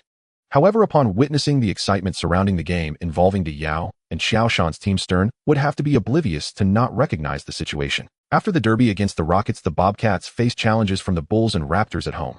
Last season, the Bulls returned to the playoffs, but unfortunately, they could not withstand the experienced Wizards and ended up losing 2-4. The performances of young players like Hinrich Ben, Gordon Luol Deng, and Tyson Chandler have filled the Bulls' management with hope for the future. During the offseason, one of the Bulls' twin towers, Eddie Curry, had a fallout with the team over weight management and health issues, leading to his trade to the Knicks in exchange for Tim Thomas, while also signing Othella Harrington to provide experience. As fellow newcomers in the league and part of the youthful guard, the matchup between the Bulls and Bobcats turned into a thrilling, offensive showdown. Without Eddie Curry, the Bulls had only Tyson Chandler to rely on in the paint. Though Chandler's defensive skills were exceptional, he found it difficult to handle the duo of Qiao Shan and Okafor without compromising elsewhere. In the end, the Bobcats secured victory with a decisive advantage in the paint, winning 108-101. Qiao Shan recorded 31 points, 14 rebounds, and 8 assists, while Okafor added 21 points and 11 rebounds. DeLon, making his first start, excelled with 15 points and 11 assists, achieving his first career double-double. As for the Raptors' post-Carter era, they have fully entered a rebuilding phase. Although the team has all-star power forward Bosh, he is their only standout. At the draft, they picked Villanueva, the Unibrow guy from the Bucks, and Calderon, focusing primarily on developing young talent for the new season, while other players like Jalen Rose and Mike James are not part of the team's future plans. In this game, both teams embarked on a joyful scoring spree, with the Bobcats ultimately defeating the Raptors 115-106. Qiao Shan once again achieved a triple-double with 42 points, 11 rebounds, and 10 assists, while DeLon also contributed with 12 points and 7 assists. Bosh for the Raptors scored 37 points and grabbed 15 rebounds. Qiao Shan was slightly disappointed not to have a single block. After the game against the Raptors, the results for the first Player of the Week selection were announced. Without any doubt, the Eastern Conference Player of the Week award went to Qiao Shan, averaging 36. 7 points, 13. 7 rebounds, 11 assists, and 7 blocks, leading the Bobcats to a 40 record, tied with the Pistons, who also hold a 40 record at the top of the East. The Western Conference Player of the Week was Ray Allen from the Supersonics, averaging 24. 3 points, 8 rebounds, and 5 assists, also leading the Supersonics to an undefeated 30 record. Following the game against the Raptors, the Bobcats faced consecutive away challenges against the Pistons and Heat, which would serve as the most important tests of the Bobcats' strength as a contender. After all, although the Bobcats won their first 4 games, the strength of their opponents was quite limited. The Cavaliers and Raptors had not even made the playoffs last season, while the Rockets and Bulls were merely first-round exits. In contrast, the Pistons and Heat are both championship-caliber teams. Note, I said caliber, and they have also remained undefeated since the season began, not to mention that the Pistons have defeated teams like the Spurs. Thus, even with 4 consecutive wins, the quality of the Pistons' victories is evidently higher. November 9th, Auburn Hills. Stepping into the city of Detroit once more, Qiao Shan felt a wave of nostalgia. Perhaps this is the city that Qiao Shan is most familiar with aside from Los Angeles and Charlotte. The Bobcats players were also fired up, especially Okafor and Gerald Wallace. Last season, they had no resistance against the Pistons' defense here. Throughout the offseason, Okafor and Gerald Wallace had been holding back their frustrations, vowing to show the Pistons this season what it means to be treated differently after 3 days apart. After the Auburn Hills incident, the Pistons' home fans have become much more subdued. After all, no one wants to watch a game only to be suddenly struck by an angry fist from the sky, especially when you might just be a scapegoat. When the Bobcats players took the court, there were no insults, no friendly greetings towards the families of the Bobcats players. Only scattered boos could be heard. Of course, it is also possible that the Pistons won the championship last season, and the burden of being the defending champions has made the fans feel they should not behave as recklessly as before. Most importantly, judging from last season's performance, the Bobcats are truly not the Pistons' match, so the Pistons fans did not regard the Bobcats with much respect. Qiao, you will regret your choice. Detroit is the team that suits you best, Rasheed Wallace whispered during the jump ball. During the offseason, Larry Brown, Ben Wallace, and Rasheed all lobbied for Qiao Shan to join the Pistons, but returned empty-handed. "Sheed, if I join the Pistons, you'll have to come off the bench." "Why not?" Rasheed Wallace, who had already tasted the sweetness of the championship, was not satisfied and became even more obsessed with the championship trophy. With Qiao Shan's individual ability, if he were to join the Pistons while retaining their championship roster, this year's championship would still belong to the Pistons. Even if Rasheed Wallace were to take on the role of sixth man. Rasheed's answer did surprise Qiao Shan. He never expected that a guy like Rasheed with his prominent features would willingly give up his position for the team. Toot. The referee's whistle sounded, and the game officially began. Qiao Shan quickly reined in his emotions, ready for the battle. As the basketball was thrown into the air, Qiao Shan jumped swiftly, touching the ball just before Rashid and expertly directing it towards DeLon, giving the Bobcats the first possession. DeLon brought the ball up and Billups immediately pressed forward to apply pressure. "Rookie, welcome to the NBA." Billups chattered endlessly while waving his arms, trying to disrupt DeLon's dribbling rhythm. Qiao Shan moved up to set a screen for DeLon, overhearing Billups' trash talk, and rolled his eyes. Seriously, does this group of people really lack culture?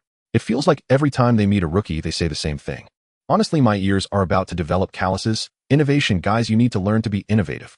DeLon did not respond to Billups' provocation, calmly observing the situation on the court. Seeing Qiao Shan move forward to provide cover, DeLon accelerated, using Qiao Shan's body to shake off Billups, and then drove straight to the basket. Rashid did not directly switch to guard DeLon, quickly following Qiao Shan as he stepped outside. Compared to the rookie DeLon, the Pistons players clearly feared Qiao Shan's threat more and did not dare to be careless in the slightest. With Big Ben guarding the paint, it was enough to prevent DeLon from penetrating the restricted area. Suddenly, Qiao Shan made a backdoor cut, and as Rashid prepared to follow, he collided with a wall of flesh with a thud. It was Okafor stepping up to set a screen, effectively blocking Rashid. Qiao Shan moved down, and DeLon's pass reached him instantly. At the moment he caught the ball, Qiao Shan was already in his familiar elbow area, and Big Ben dared not stay in the paint any longer, advancing toward him. Seeing Big Ben advance, Qiao Shan did not panic. He faked a shot to get Big Ben to bite, then drove hard to the right side. Big Ben, a four-time DPOY, quickly adjusted his balance after realizing he had been faked and kept up with Qiao Shan, maintaining tight defense. Qiao Shan made a sudden stop and jumped directly. A shot. This time it couldn't possibly be a fake. Big Ben smirked inwardly and leaped with all his might. When Qiao Shan reached the highest point of his jump, Big Ben's massive hand had already covered Qiao Shan's line of sight. But in that instant, Qiao Shan withdrew from the shooting motion and directly passed the ball to Gerald Wallace, who was cutting into the basket. Fake shot, real pass. Bang! Faced with an entirely open basket, Gerald Wallace did not hesitate at all and executed a powerful dunk. Big Ben shot an angry glance at Prince. Prince helplessly pointed at DeLon, and only then did Big Ben notice the little chubby guy. Unbeknownst to him, he had set a screen for Gerald Wallace, allowing Gerald to succeed. In the 2000s, aside from the Suns, Mavericks, and the Warriors of the old Nelson-era defense was the theme emphasized by all teams. You might not be able to stop the opponent, but you can't just stand around while your teammates are outnumbered. 2-0, the Bobcats took the first lead. Carlisle nodded in satisfaction. The Bobcats executed this off. Qiao Shan screen for DeLong, Okafor screen for Qiao Shan, and DeLong screen for Gerald Wallace. This was a different kind of infinite screening. What is Qiao Shan's greatest strength? Aside from his exceptional scoring and defensive abilities, it's his playmaking. This is Qiao Shan's absolute advantage over other big men in this era. Last season's game against the Pistons proved that even against the Pistons' ironclad defense, Qiao Shan could still score 40 points, but so what? Relying solely on Qiao Shan without any external means the Bobcats could hardly secure a win. Carlisle would not let Qiao Shan be stuck in endless isolation while severing his connection with his teammates. This was the trap that the Pistons set for Qiao Shan and the Bobcats, or rather it was the Pistons' consistent defensive strategy. Of course, infinite screening is not limited to just that. Carlisle smiled at Pistons coach Saunders, hinting that more surprises awaited. This summer, after leading the Pistons to the championship, Larry Brown's request to be involved in team management was rejected, leading to a rift with the management. Coincidentally, the Knicks were in chaos, and the Smile Assassin saw Larry Brown's control over the team, leading to a perfect match. After Larry Brown left, the Pistons hired Saunders as head coach.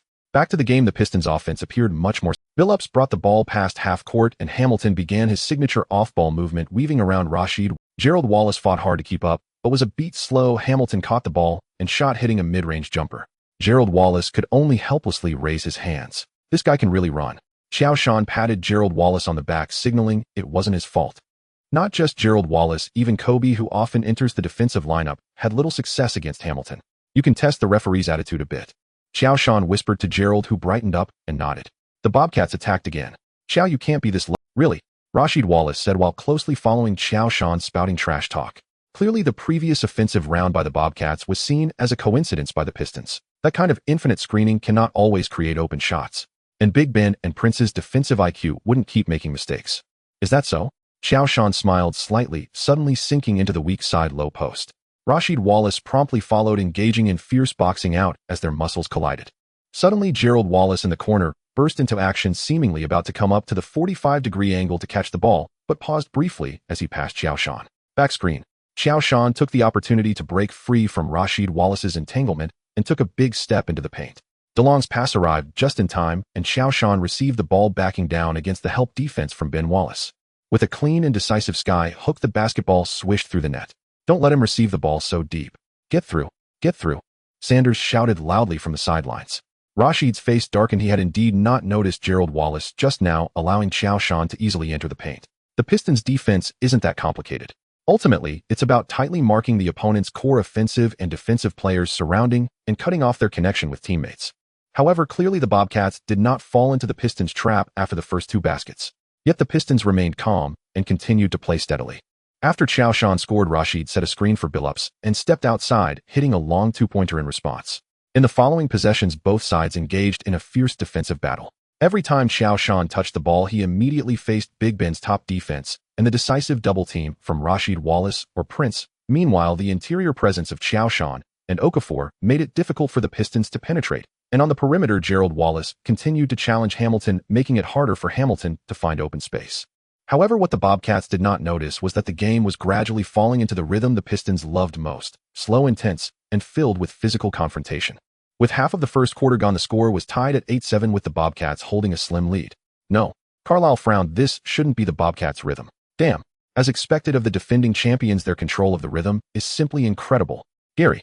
Carlisle waved, catching the attention of Peyton, who was analyzing the situation with Knight as he took off his training gear. DW is indeed still too young. We need you to change the rhythm this time. Gary Payton nodded. That's exactly what he was here to do. In the next dead ball, the Bobcats substituted first, bringing in Gary Payton for Eddie House.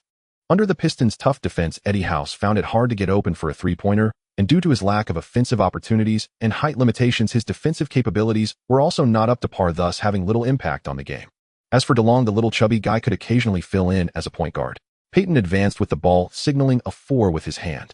Upon seeing this, Qiao Shan immediately moved into the paint, trying to establish position. Big Ben was like a wedge stuck behind Qiao Shan, preventing him from entering his most comfortable scoring zone, while on the wing, Prince and Rashid were ready to help. Payton did not pass the ball to Qiao Shan immediately. Instead, he passed it to Gerald Wallace on the wing and then began to run without the ball. At the same time, on the weak side corner, DeLong suddenly surged, forming a cross screen, with Okafor coming down from the top. Okafor's solid screen blocked Hamilton, who was chasing DeLong, allowing DeLong to successfully cut out to the three-point line to receive the ball. Billups, who was chasing after Gary Payton, immediately switched to guard, not giving DeLong a chance to shoot. At that moment, taking advantage of DeLong and Okafor's cross screen, Gerald Wallace quietly moved to the weak side, penetrating the paint once again and providing Qiao Shan with a solid back screen. Qiao Shan instantly took off like a beast, breaking free from shackles, driving straight to the basket. Switch. Big Ben sensed something was wrong and shouted angrily. Prince and Rashid simultaneously came over to help. At this time, Payton was completely open. An absolute open shot. DeLong's pass was delivered just in time like a guided missile, and Payton effortlessly hit a mid-range jumper. 107. Beautiful collaboration. In the TNT studio, Barkley was dumbfounded, only relaxing his tense throat after the Bobcats' offensive ended. So thrilling. Who would believe that the Bobcats, who usually relied on Qiao Shan's individual talent to solve problems, could actually execute such teamwork against the Pistons' tough defense? And this is just the beginning. In the next possession, Payton dribbled past half court. Facing Billups' aggressive defense, Payton did not cling to the unknown, but waved for Qiao Shan to come up. Qiao Shan's massive frame acted like a moving wall, providing solid screening for Payton. Billups was effectively blocked, and Rashid was forced to switch, delaying his defense. Payton was not a rookie like DeLong. Even after a major injury, his mid-range shooting remained above standard. The Pistons could gamble on DeLong being off under pressure, but they wouldn't dare take a risk with Payton. Payton's speed did not decrease. He lowered his shoulder and accelerated. Just as Rashid Wallace tried to keep up, he collided heavily with a wall with a thud. It was Okafor's screen once again. Now's the time. Payton accelerated again, shaking off Rashid Wallace, and was already close to the paint. At this distance, whether it was a sudden jump shot or a floater, he could easily score. Big Ben could only rush out. This was the Pistons' last line of defense. However, when Payton raised his hand, Big Ben knew things were going to go badly. Payton did not choose to attack himself, but made a bounce pass to the cutting Qiao Shan. Qiao Shan received the ball, took a large step straight to the basket, and even the desperately defending Rashid Wallace could only watch as Qiao Shan executed a powerful one-handed dunk. OMG. The timing of Gary's pass and Qiao's cut was simply seamless. Indeed, a beautifully executed pick and roll, but you can't overlook Emeka's secondary screen. Alright, I admit it, the Bobcats are using the Pistons' most common offensive method to defeat them. Kenny Smith couldn't help but admire Rick has indeed brought so much change to this team. Their tactical system has clearly become richer. Last round was a tactic often used by the Spurs, and this round is the Pistons' offensive strategy. With all due respect, when you have a player like Qiao, the head coach can truly do as he pleases. DW, did you get it? Peyton pulled DeLong over. You are the commander on the court. Remember, don't let the team fall into the opponent's rhythm. DeLong nodded. In the next possession, DeLong and Qiao Shan executed a pick and roll. This time the Pistons chose a stronger trap, trying to prevent DeLong from passing the ball. However, DeLong protected the ball with his strong body and with keen passing awareness found the open Okafor, who hit a mid-range shot. With both DeLong and Peyton on the court, the Bobcats' offense became even more fluid. At the end of the first quarter, the Bobcats led the Pistons 2-3-2-0. No one expected that just one off-season later the Bobcats, who once faced a swift collapse against the Pistons, could actually match up with them and even take the lead. The Pistons' substitute Mike Davis scored consecutively in the paint, leading the team on a 7-3 run. Carlisle, not daring to be complacent, quickly substituted in Josh and Darren along with Peyton. At the end of the first quarter, Darren and Peyton performed well together in the backcourt, and Carlisle saw this as an opportunity to evolve their tactics. As soon as Josh stepped onto the court, he instantly changed the dynamics of the game.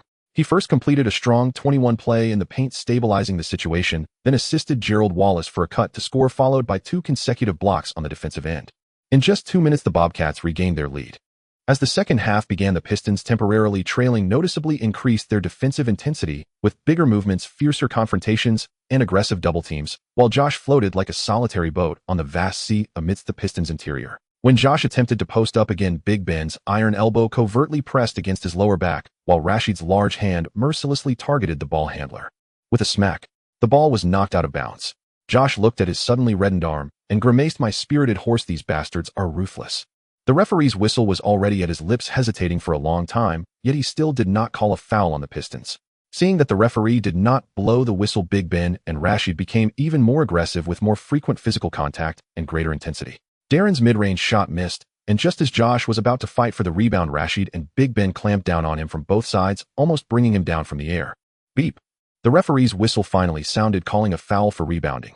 Big Ben and Rashid Wallace shrugged, nonchalantly indifferent to the foul, as long as they could consume Josh's physical energy and will. The Pistons' foul tactic clearly took effect. With Josh being restricted, the Bobcats' offensive efficiency dropped significantly. Fortunately, the Pistons were not a team known for their offensive prowess, especially with Okafor and Gerald Wallace responding in kind. With 50 seconds left in the game, the Bobcats still led the Pistons by 2 points at 9-4-9-2. After a brief pause, the Pistons reorganized their offense. Billups glanced at the timer, silently calculating in his mind. 50 seconds, a rather awkward point in time. Theoretically, this time allowed the Pistons 2 offensive opportunities, but considering that the Bobcats were leading, this possession was crucial. Billups pushed the ball forward with Darren closely trailing him, shadowing his every move, not daring to show any carelessness. Sweat had already beaded on his forehead, and even so Darren didn't dare to wipe it away, fearing that a moment's distraction would allow Billups to break through. Rick is out of his mind at this moment in the game. He actually dares to let you, a rookie, defend me. Billups dribbled while spouting trash talk. Kid, watch closely, I'm going to break through your left side. It's easier than crossing a road in the morning. With that, Billups suddenly lowered his shoulder and feigned a breakthrough to Darren's left. Darren was startled. He didn't dare to hesitate. He spread his arms and moved laterally to the left, giving Billups no room to break through. With its own, Billups, who was originally breaking through, suddenly pulled back, causing Darren to stumble and completely yield space. Billups smiled calmly, jumped, raised his hand. Swish! The palace of Auburn Hills erupted with cheers like a tidal wave. Three-pointer. With just 44 seconds remaining in the game, Billups hit a crucial three-pointer, changing the score to 9-5-9-4. Rookie, you're still inexperienced. Billups reveled in the cheers of the palace of Auburn Hills. This is my house. Darren gritted his teeth in frustration. DW, relax. At that moment, Qiao Shan walked over and gently patted Darren on the shoulder. It's not your fault. To become a historic point guard, you must learn to control your emotions. Darren nodded, closed his eyes, and exhaled a breath of stale air. He refocused his attention on the game. 44 seconds were enough for the Bobcats to reorganize their offense. Defense. Defense. Amidst the deafening shouts of the palace of Auburn Hills, Darren steadily brought the ball to the front court, with all the Bobcats players starting to move. Gerald Wallace and Okafor continuously set cross screens for Qiao Shan on the strong side. Qiao Shan first used Gerald Wallace's screen to try and shake off Rashid Wallace's defense, suddenly making a cut, colliding heavily with Okafor. Finally, he gained a brief window to receive the ball near the free throw line extension. Darren's pass arrived just in time. Qiao Shan caught the ball and feigned a strong attack to the basket, instantly drawing the attention of Ben Prince and Billups. In a moment of crisis, Qiao Shan flicked the ball behind his head, sending it back to the wide-open Darren. After a slight adjustment, he took the shot from the open position. Bang! The basketball hit the back rim heavily and bounced high. Damn! Darren's mind suddenly went blank. Had he just wasted such a great opportunity? However, in the next instant, a massive figure soared above the Pistons' paint.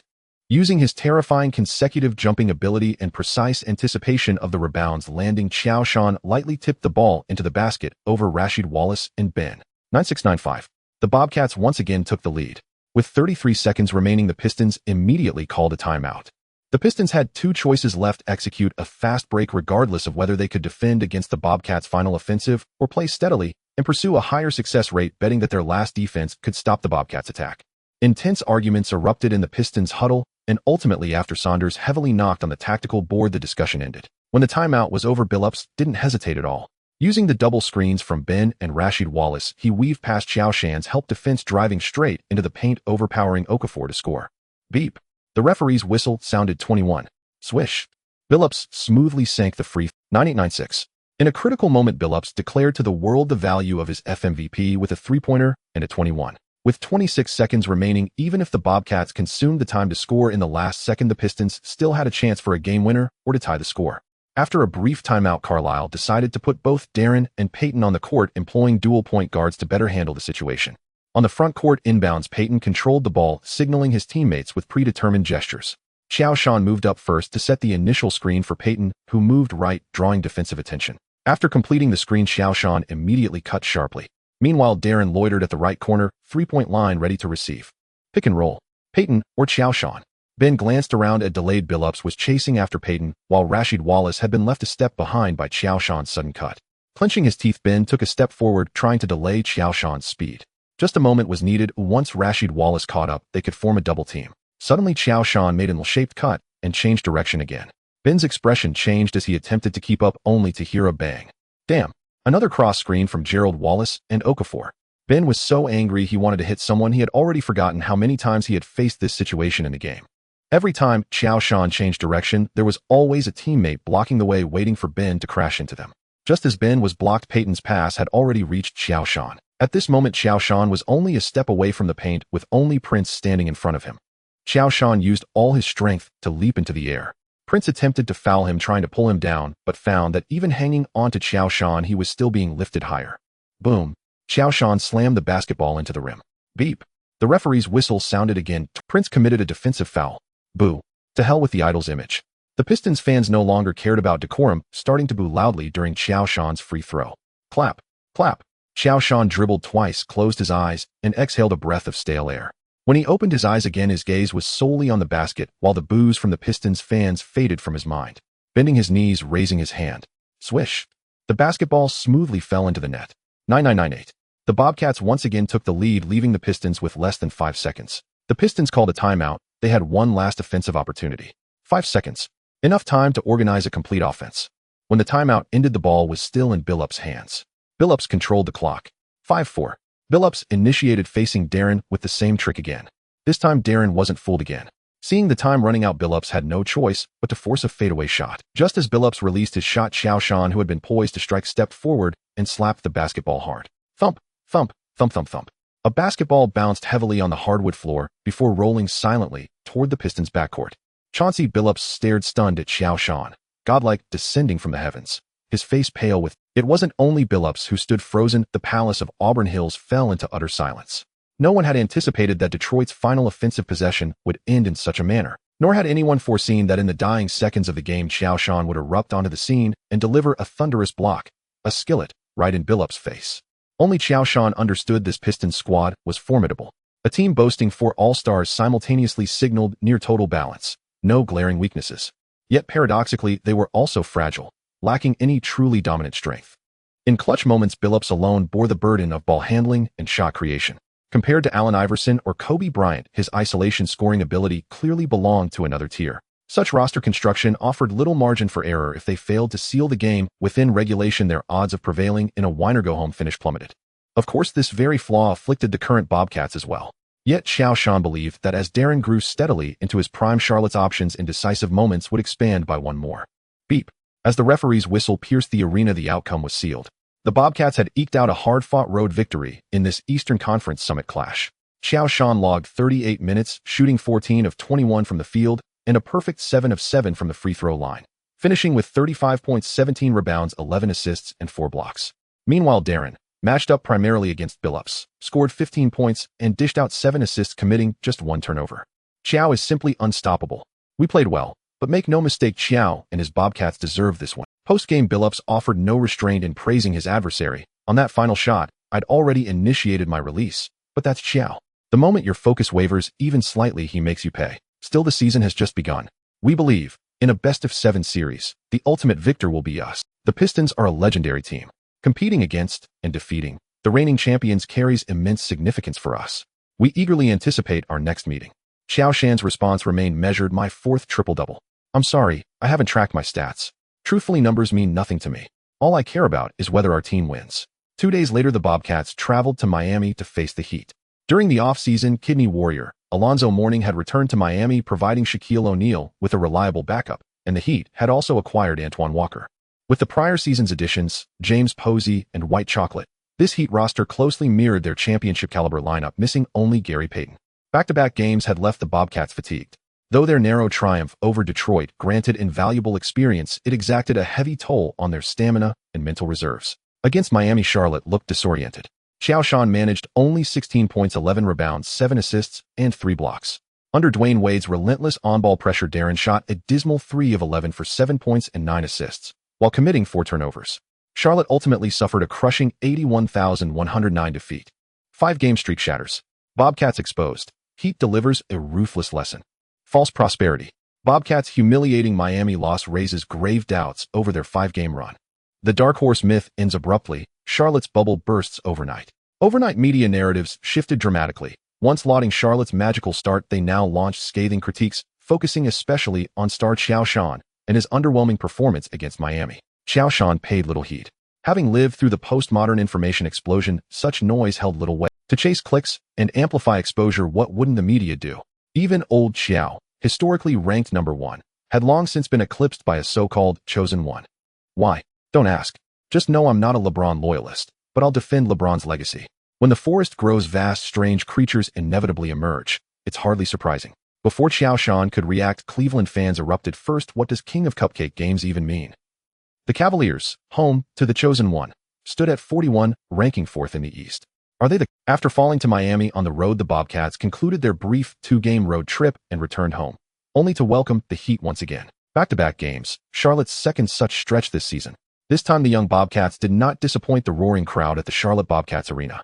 Amid deafening cheers from the home faithful, 3 young players, Emeka Okafor, Gerald Wallace, and Darren Williams, burst forth like unleashed Siberian huskies, slashing, cutting, dunking, combining for 42 points, 24 rebounds, and 17 assists.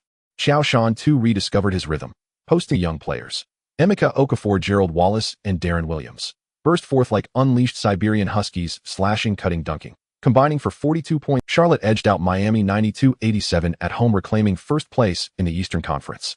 Following their home win over Miami, the Bobcats earned a rare 3-day respite before embarking on a brutal 4-game road swing: San Antonio Spurs, Dallas Mavericks, New Orleans Hornets, and Memphis Grizzlies. Aside from Houston, they traversed the entire Southwest Division. By the way, Hurricane Katrina still spared no mercy on New Orleans. The Hornets temporarily relocated their home games to Oklahoma City. At this time, the Southwest Division stood as the NBA's most fearsome conference. Aside from the Hornets, the Spurs, Mavericks, Grizzlies, and Rockets all qualified for the playoffs. Even if they were merely first-round exits, they made the playoffs. Just before Charlotte's road odyssey began, the month-long saga of Where Will Yao Go finally concluded. The Lakers sent Kwame Brown, Chris Mim, Luke Walton, rookie Andrew Bynum, and a 2006 first-round pick to Houston in exchange for Yao Ming. Houston agreed to the deal for 2 reasons. Yao had collapsed yet again, and his Chinese management team issued a stern public rebuke over his diminished role in Houston, cementing the Rockets' resolve to trade him. To retain foothold in the Chinese market, the Rockets held cordial, constructive talks with Yao's representatives, bolstered by subtle but unmistakable signals from NBA Commissioner David Stern. Thus the trade was finalized. When Tracy McGrady, also sidelined with injury, heard the news, he felt as though the sky itself had caved in. San Antonio. After enduring a failed season this summer, the Spurs management invested heavily, not only signing Oberto to partner with Duncan in the paint, but also securing Finley and Van Exel from the free market. Finley, once the star of the Mavericks, significantly enhanced the Spurs' scoring ability and depth on the wing. At the same time, Popovich could confidently place Ginobili on the bench. The addition of Van Madman provided the much-needed ball-handling offense and scoring explosiveness for the bench. With both Ginobili and Van Exel on the bench, there may be no other team in the league aside from the Mavericks and the Suns that can compare. Since the start of this season, the Spurs have yet to taste defeat, boasting an impressive record of 7 wins and 0 losses, sitting atop the league. They are also currently the only team that has not faced a loss. The GDP trio is at their peak. With their seamless cooperation and stable performance, they continue to crush every opponent. On the offensive end, they flow like a river. On the defensive end, they are a solid wall. The Spurs maintain their high-pressure tempo. Then unexpectedly, Qiao Shan and his Bobcats collapsed. Really, even after the game ended, Qiao Shan still couldn't process it. With just 4 minutes left in the game, the score was still 8-6, and the Bobcats were only 2 points behind the Spurs. A 2-point shot, a matter of 1 possession. But the Spurs suddenly tightened their defense and killed the game with an 8-3. 28 points, 17 rebounds, 8 assists, and 4 blocks. Qiao Shan's stats remain impeccable, but the final score of 9-6-8-9 feels like a slap in the face. The future is yours. After the game, Duncan embraced Qiao Shan and softly whispered in his ear, "Holy crap." Qiao Shan shivered. This phrase felt like a curse. "Qiao, don't take it too hard. This is the Spurs with Duncan," Carlisle said as he noticed Qiao Shan repeatedly staring at the replay. He knew that Qiao Shan had performed well, but this season Duncan had reached a level of cleverness that seemed almost foolish. Even though Duncan's stats this season may not be eye-catching, each of his attacks precisely choked the opponent's throat. This is experience. And what Qiao Shan lacks is precisely this experience. Experience is something that cannot be articulated, yet can only be accumulated through games and encounters with top players in the league. Surely no one truly believes that being a wallflower means one can act as they please, right? Even in novels, there should be a process of accumulation, shouldn't there? To be honest, Qiao Shan in his 3rd year leading the Bobcats to 2nd place in the East after losing to the Spurs, the Pistons reclaimed 1st place, has exceeded everyone's expectations, except for the media. The similarly 3rd-year Little Emperor had Larry Hughes, a member of the all-defensive first team, while Wade had O'Neal from the All-NBA first team to assist him. Qiao Shan, on the other hand, only had the Rookie of the Year award, which is quite unfortunate. Pay attention here. Carlisle sat next to Qiao Shan, pointing at the game footage. Tony uses Tim's back screen to cut out and receives the ball, and when we try to help defend, Duncan has already quietly moved to the weak side. Their tactics allowed Tim to score 6 points in the last 2 minutes. Qiao Shan nodded. "That was my responsibility, coach. Sometimes I focus too much on the ball handler." "No, Qiao, this is a team issue." Carlisle paused the footage. "Look here." Tim sets a back screen in this position and then immediately turns to cut in. You are forced to switch on to Tony while Emeka can't get back in time. What if I could anticipate this position and call for the switch in advance? That might help. But the Spurs have too many tactical variations. After one cross screen, there's another cross screen. Carlisle thought for a moment and shook his head. "You know, we have used many Spurs-style back screens and cross screens in our offense. They are far more skilled at this tactic than we are." Saying this, Carlisle turned off the video and opened clips from the Mavericks game. "Tomorrow this guy won't be easy to handle. Jason likes to use Dirk's high screen, and the German can either shoot or drive straight into the hoop. Of course, Qiao, I believe you can handle Dirk's drive." Qiao Shan stared at the footage of Nowitzki's fadeaway jumper. "Perhaps I should check the system store to see if there's an iron egg." On the same day the game against the Spurs ended, the NBA's second week's Eastern and Western Conference Players of the Week were announced, with LeBron winning in the East, averaging 30.6, 8 rebounds and 5.3 assists, leading his team to a record of 3 wins and 1. And Qiao Shan was not nominated despite winning the second game against the Pistons and Heat, as his stats in the game against the Heat were a bit disappointing. In the West, Nowitzki led his team to a 40 record with an average of 28, 8 points, 10.3 rebounds, and 3.3 assists, defeating players like Kobe and Nash. The atmosphere at the American Airlines Center is drastically different from that at the AT&T Center. Here there is none of the nearly military discipline of the Spurs' home court, replaced, instead, by a glamorous commotion. Mark Cuban sits courtside. His passionate shouts have become a hallmark of the Mavericks' home games. Last season, Nash, whom Cuban let go, eliminated the Mavericks from the playoffs, giving Cuban a hard slap in the face. In the offseason, the Mavericks also let go of Finley, and this team has completely become Nowitzki's team. When everyone thought the Mavericks' performance would suffer unexpectedly, under Nowitzki's leadership, the Mavericks started with a record of 7 wins and 1 loss, closely tailing the Spurs. Especially Diop, who was signed in the summer along with Stackhouse and Devin Harris, formed a bench that was simply on fire. In the game against the Mavericks, Nowitzki and Terry quickly gave the Bobcats a wake-up call. 1-8-1-2-6 minutes into the game, the Mavericks were already leading by 6 points. Nowitzki's Golden Rooster stands on one leg, Terry's three-pointer, and Harris, who comes off the bench and accelerates the pace. Under the coaching of Little General Johnson, while the Mavericks aren't as frenzied as the Suns' run and gun, their offense is nonetheless fluid and magnificent. Until another Bobcats possession, Darren, while dealing with Devin Harris' entanglement, had his pass intercepted, and Terry scored on a fast break. 2-0-1-2. Carlisle had no choice but to call a timeout. "Qiao, we need you to demand the ball more on the..." Carlisle tapped the tactical board. "Dirk lacks strength. If the ball comes to you every time you get it in the deep..." "Also, Emeka, you need to pressure more on defense against Nowitzki, but do not give him easy shooting space." DW control the tempo or do not intentionally match their speed, slow the pace down, and settle into half-court offense. On the tactical board, a clear offensive route was repeatedly sketched out. Pass the ball to the low post to Qiao Shan while the others spread out. Returning to the game, the Bobcats' offensive pace had clearly slowed down. Darren steadily dribbled past half-court, no longer in a hurry to look for fast break opportunities. After several patient passes, the ball was eventually handed to Qiao Shan, who was deep in the left low post. And behind Qiao Shan was Nowitzki. This was also intentional by the Bobcats players, repeatedly setting screens for Qiao Shan with one goal in mind, to bring Nowitzki right in front of Qiao Shan. Qiao Shan received the ball leaning back without immediately turning around, instead dribbling twice, each time crashing hard into Nowitzki. In terms of strength, Qiao Shan might only be second to O'Neal in today's NBA. Although Nowitzki is tall and long-armed, he lacks the core strength and weight. After being bumped by Qiao Shan twice, he staggered. Seizing the opportunity, Qiao Shan pivoted quickly on his left foot, shouldered into Nowitzki once more, and then easily scored with a little hook shot. "Hey, what are you doing?" Nowitzki rubbed his shoulder, which was hurt from the collision with Qiao Shan. "This kid is really sneaky. He could have easily scored, but decided to bump me 3 times. Turning back, Nowitzki tried to respond on the offensive end, but the spot where he was bumped by Qiao Shan still ached, affecting his shot, and the ball hit the rim. The Bobcats entered the half-court again. Same strategy, same position. Qiao Shan received the ball. This time Nowitzki called for Dampier to help defend. Okafor was unwilling and firmly boxed out Dampier, not allowing him to join the fight. With no other choice, Nowitzki had to rely on his lower body strength to try to push Qiao Shan out of his comfort zone. Bang, bang, bang. Another series of collisions. Cuban watched Nowitzki being bullied with concern, beginning to curse furiously. Qiao Shan ignored him, spotting Gerald Wallace moving quietly on the weak side, and with a flick of his wrist, he accurately passed the ball over. Gerald received the ball and took off. Boom. 2016. The deficit was slowly being chipped away. The Mavericks offense began to look a bit anxious, and after a hasty three-pointer that missed, the Bobcats seized another opportunity to cut the lead. For the third time, Qiao Shan called for the ball from nearly the same spot.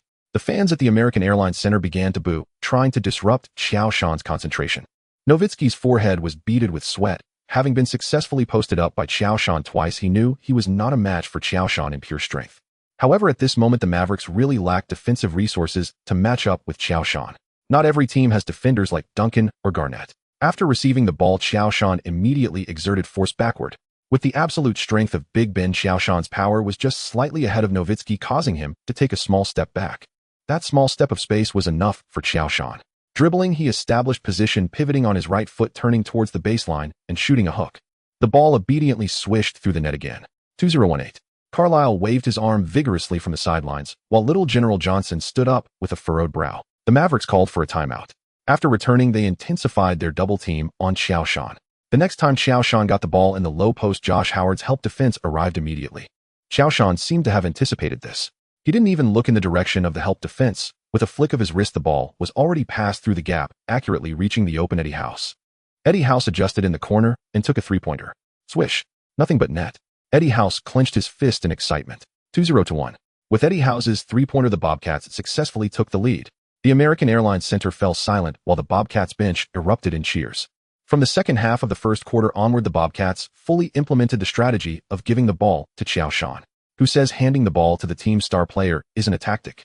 Qiao Shan began to receive the ball in different positions, either deep in the low post or near the free throw line. The Mavericks continuously adjusted their defensive strategy. Dampier or Diop repeatedly tried to switch on a Qiao Shan, but once faced with Dampier or Diop, Qiao Shan would quickly pass to a teammate until he once again found Nowitzki. Nowitzki was exhausted. On the offensive end, he remained the all-powerful German tank. After adjusting his rhythm, his fadeaway jumper still found the mark repeatedly. But on the defensive end, facing Qiao Shan alone, his stamina was declining and his fouls were quietly accumulating. In the middle of the third quarter, during a crucial defensive possession, Nowitzki tried to stop Qiao Shan's spin, pushing down with his arm, and the referee's whistle blew. His third personal foul. Nowitzki could only helplessly be substituted out to rest. Without Nowitzki, the Mavericks' threats on both ends significantly decreased. Qiao Shan scored 6 points in a row and assisted Darren for a three-pointer, extending the lead to 8 points. From then on, the Bobcats never gave the Mavericks another chance. Beep. When the final buzzer sounded, the scoreboard read Charlotte Bobcats 9892 Dallas Mavericks. The Bobcats pulled off an upset on the road, stealing a victory from Dallas. 34 points, 18 rebounds, 11 assists, and 3 blocks. On the statistical sheet, Qiao Shan's name still sparkled. But most importantly, Qiao Shan had nearly single-handedly dismantled the Mavericks' offensive and defensive systems, especially in his matchups against Nowitzki. It was brutal. He is simply committing a crime. After the game, Cuban raged in an interview with reporters, "Is that even basketball? I suggest he try playing football, oh, it might suit him better." On the flight to Oklahoma, the team's atmosphere was noticeably much more relaxed. Compared to the Spurs and Mavericks, the Hornets' strength was clearly weaker. This season, because the Bobcats snatched Darren ahead of time, the Jazz, who had the third pick, selected Paul, and the Hornets had no choice but to pick Felton. In the 2005 point guard trio under Qiao Shan's influence, they mysteriously swapped teams. I swear they will regret it. I will prove who is the strongest guard in this draft. At university, DW was my vanquished rival, and today's game will end no differently. Before the match, Felton spoke to reporters with arrogant confidence. In response to Felton's provocation, Darren merely curled his lips in mild disdain. Their rivalry had begun in college. Both were renowned for their powerful physiques and classic point guard styles. Darren excelled offensively, while Felton possessed superior defensive instincts, though Darren stood slightly taller and more imposing. In the NCAA championship final, Darren's University of Illinois fell short against North Carolina, led by prodigies Marvin Williams, Felton, and Sean May. Yet across the entire contest, Darren tallied 17 points and 7 assists. Felton delivered a well-rounded performance. 15 points, 7 assists, 4 rebounds, and 2 steals, and sealed the outcome with a clutch three-pointer in the closing moments, followed by flawless execution at the free throw line. The weak cling only to past glories. Compared to Chris Paul, Darren paid little heed to Felton. The real challenge, the one who truly tested him among this rookie class, was someone else entirely. As for Bogut, not worth a glance, no dealings with dogs. Due to hurricane damage, the New Orleans arena remained under repair, forcing the Hornets to temporarily relocate their home games to Oklahoma City. When the Bobcats arrived at this makeshift arena, they sensed an extraordinary fervor, an unmistakable hunger for basketball. This city yearned deeply and desperately for a team of its own. Over the offseason following Baron Davis's departure, the Hornets fully embraced a rebuilding phase, and Felton was heralded as their long-awaited new Hornet King. Augmented by fellow 2003 draft legends David West, slam dunk champion Desmond Mason, the same who played alongside E. Jianlian in Milwaukee, and veteran center P.J. Brown. The Hornets roster, even amid reconstruction, commanded serious respect, especially as Felton and David West began refining their pick-and-roll synergy into the team's primary offensive weapon. On game night, the arena brimmed with sold-out energy. As anticipated, Felton attacked relentlessly from tip-off, either dishing to Mason for thunderous dunks or feeding West for mid-range jumpers. Coach Carlisle quickly identified the tactical fulcrum: Joe Crash. During timeout, Carlisle summoned Joe Johnson and Gerald Wallace, sketching concise defensive adjustments on the whiteboard. Both nodded in understanding. When play resumed and David West once again stepped up to set a screen for Felton, Joe Johnson subtly retreated half a step with his right foot. Switched. Darren barked. Felton, nimble as a cunning carp, darted around West's high screen. But Joe did not lunge forward. Instead, he raised his right arm high, effectively cutting off West's rolling passing lane. West sensed something amiss. By instinct, he drifted toward the free throw line after the screen, the spot where he most comfortably received the ball. This time, however, Felton's pass never reached him. Felton hesitated. Mason was locked down tight by Gerald Wallace, and West's receiving angle had been sealed off by Joe Johnson. In effect, both the first and second scoring options within the Hornets' pick-and-roll system had been neutralized. Drive into the paint for a finish. Felton glanced briefly at Emeka Okafor, immovable and vigilant in the restricted area, and instantly abandoned the idea. Hesitating, Felton paused, then rose for a mid-range jumper. Clang! The ball rattled off the rim. Perfect. Carlisle clenched his fist, exactly as planned. From Felton's first-half tendencies, it was clear his shot selection mirrored Jason Kidd's. Jumpers were reluctant situational choices, not reliable weapons, and his efficiency remained inconsistent. Carlisle's foresight ran deep. Having studied Felton's habits, he had already anticipated the Hornets' offensive rhythm and designed a counter-strategy before the opening tip. By double-teaming the ball handler and severing passing lanes, the Bobcats forced Felton into isolation, a role he neither mastered nor relished. Within this Hornets squad, Felton served as the engine of their pick-and-roll offense. Yet he lacked the transcendent vision and improvisational genius of elite floor generals who could bend defenses and conjure impossible opportunities. Once his court vision and passing velocity were stifled, the Hornets' offensive lifeblood dried up.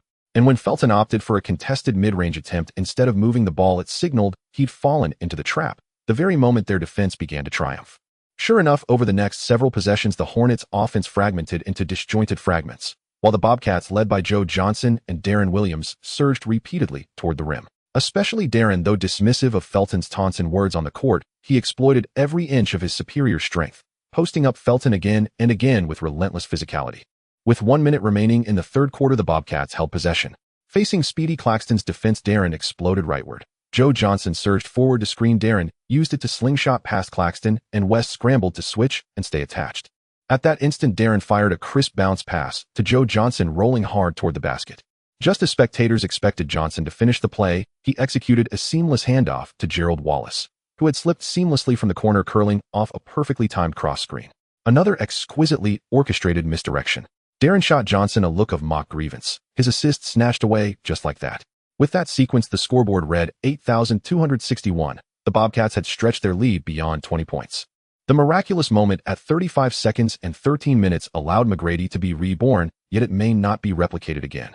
Throughout the match, the Bobcats utilized the Hornets for practice and demonstration. Many tactics cannot be fully grasped through tactical boards or regular training alone, requiring real combat to explore bit by bit. Screening, double cross screens, picks, elbow area. Of course, there are also the moments of desperation when Qiao Shan executes low post plays. The Bobcats currently have a variety of tactics at their disposal. What Carlisle needs to do is to seize every opportunity to integrate these tactics into the team's offense. 10983. The Bobcats secured a 26-point victory on the road, with Darren performing excellently, scoring 21 points and providing 10 assists, achieving a 2010 stat line in his 10th game of the rookie season. Old Qiao silently tore up the agreement he once had with Qiao Shan. Qiao Shan's performance remained steady with 29 points, 14 rebounds, 11 assists, and 3 blocks. This marked his 6th triple-double since the season began, breaking the historical record for the most triple-doubles in the first 10 games of an NBA season, previously held by Wilt Chamberlain. 2 consecutive road victories greatly boosted the Bobcats' morale. On the flight to Memphis, the players chatted and laughed, the fatigue of recent days seemingly diminished by the joy of victory. 8 wins and 2 losses. Knight reviewed the team's record, clicking his tongue. This is the first time in the team. Peyton helplessly rubbed his forehead. This is the Bobcats, a newly expanded team in just its second year in the league, where every first carries significant meaning. Qiao Shan gazed out at the clouds drifting by, recalling the struggles faced against the Pistons in last season's playoffs. Although he performed admirably, the team's decline was too rapid. Now, with Darren, a future all-star, along with the still-growing Gerald Wallace and Okafor, he feels that this team is undergoing a chemical reaction. Perhaps this season the Bobcats can truly make an impact in the Eastern Conference. Memphis FedEx Forum. When Gasol was switched to guard against Josh, he felt utterly overwhelmed. Hiss. Gasol took a deep breath, feeling the sweat trickle down his forehead. Clenching his teeth, he steadied his legs with his arms pressed against Josh's waist. Throughout the game, this matchup had repeated countless times, and with each occurrence, Gasol felt his strength rapidly depleting. Damn.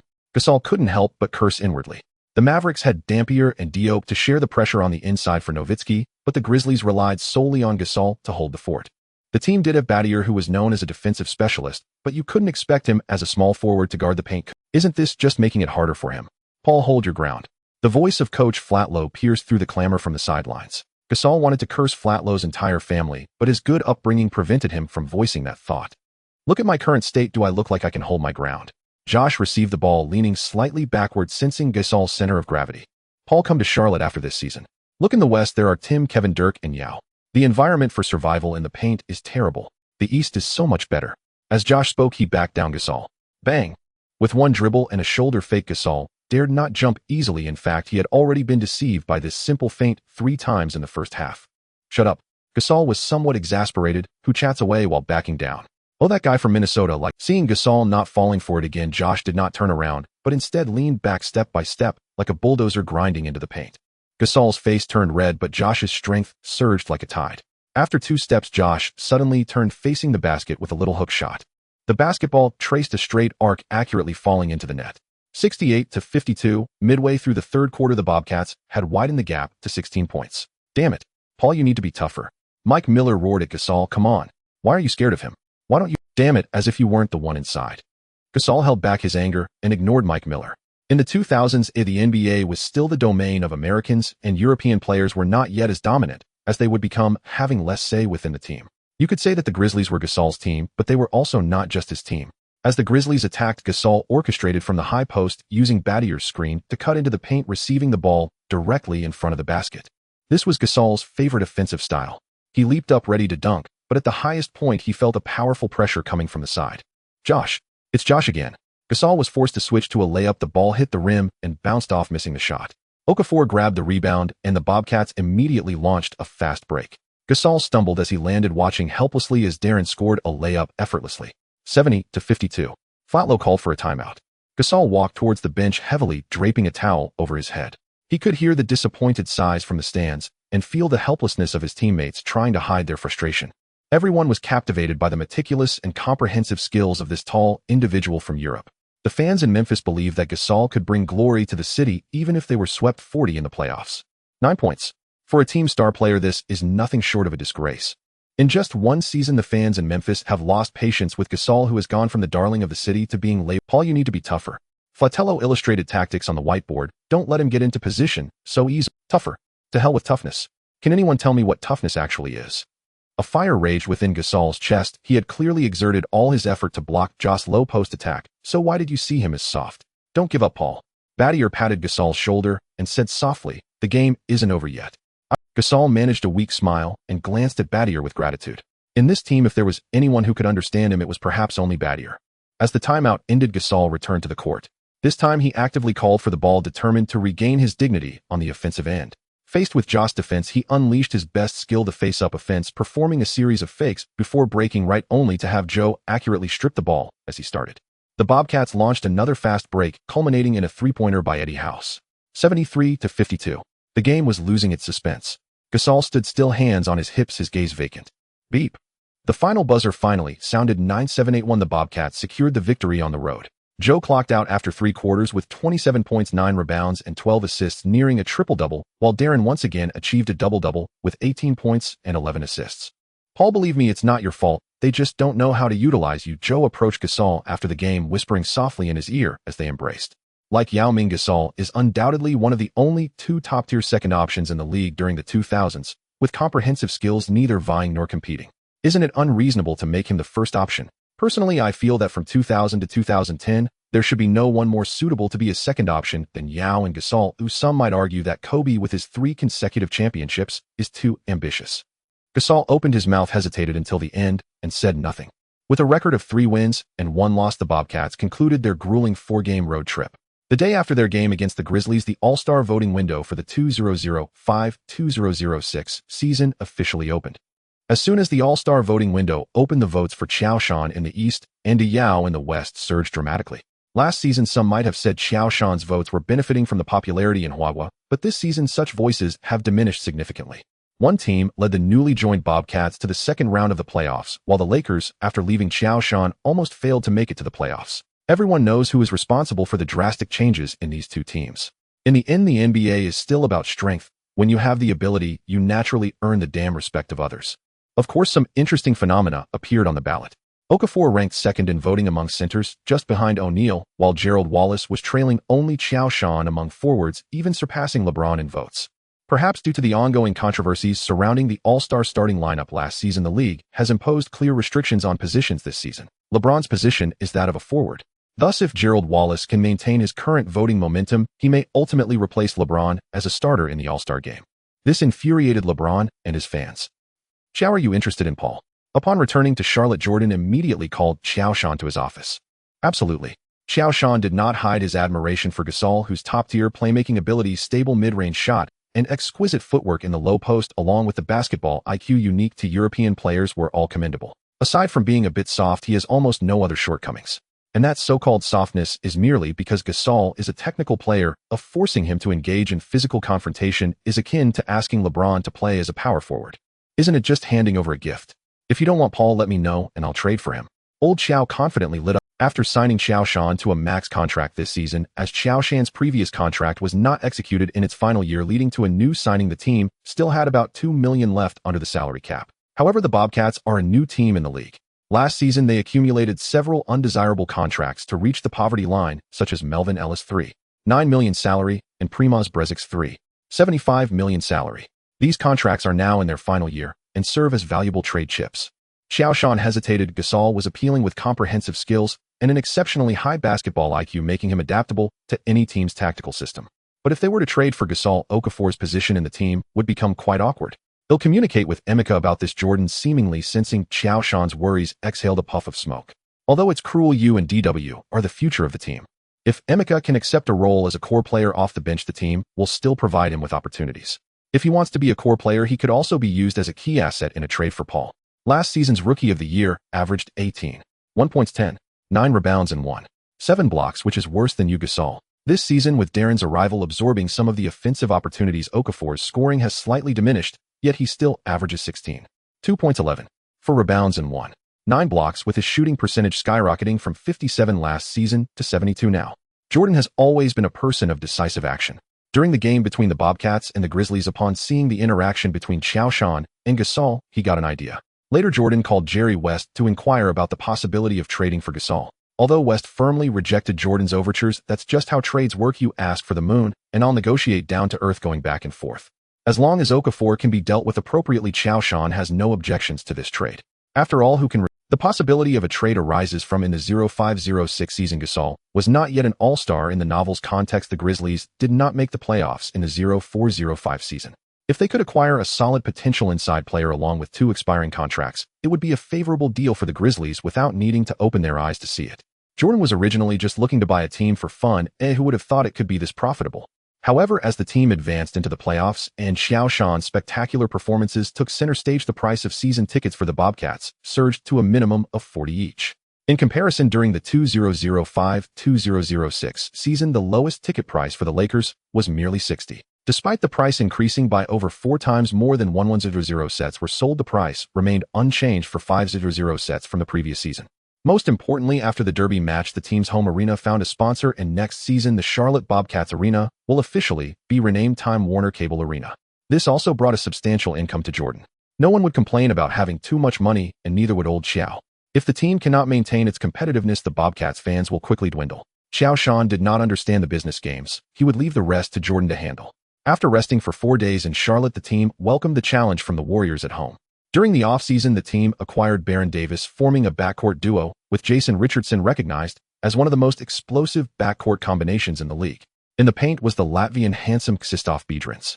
Under the coaching of Old Nelson, the Warriors showcased a dazzling offensive play, but their defense was lackluster.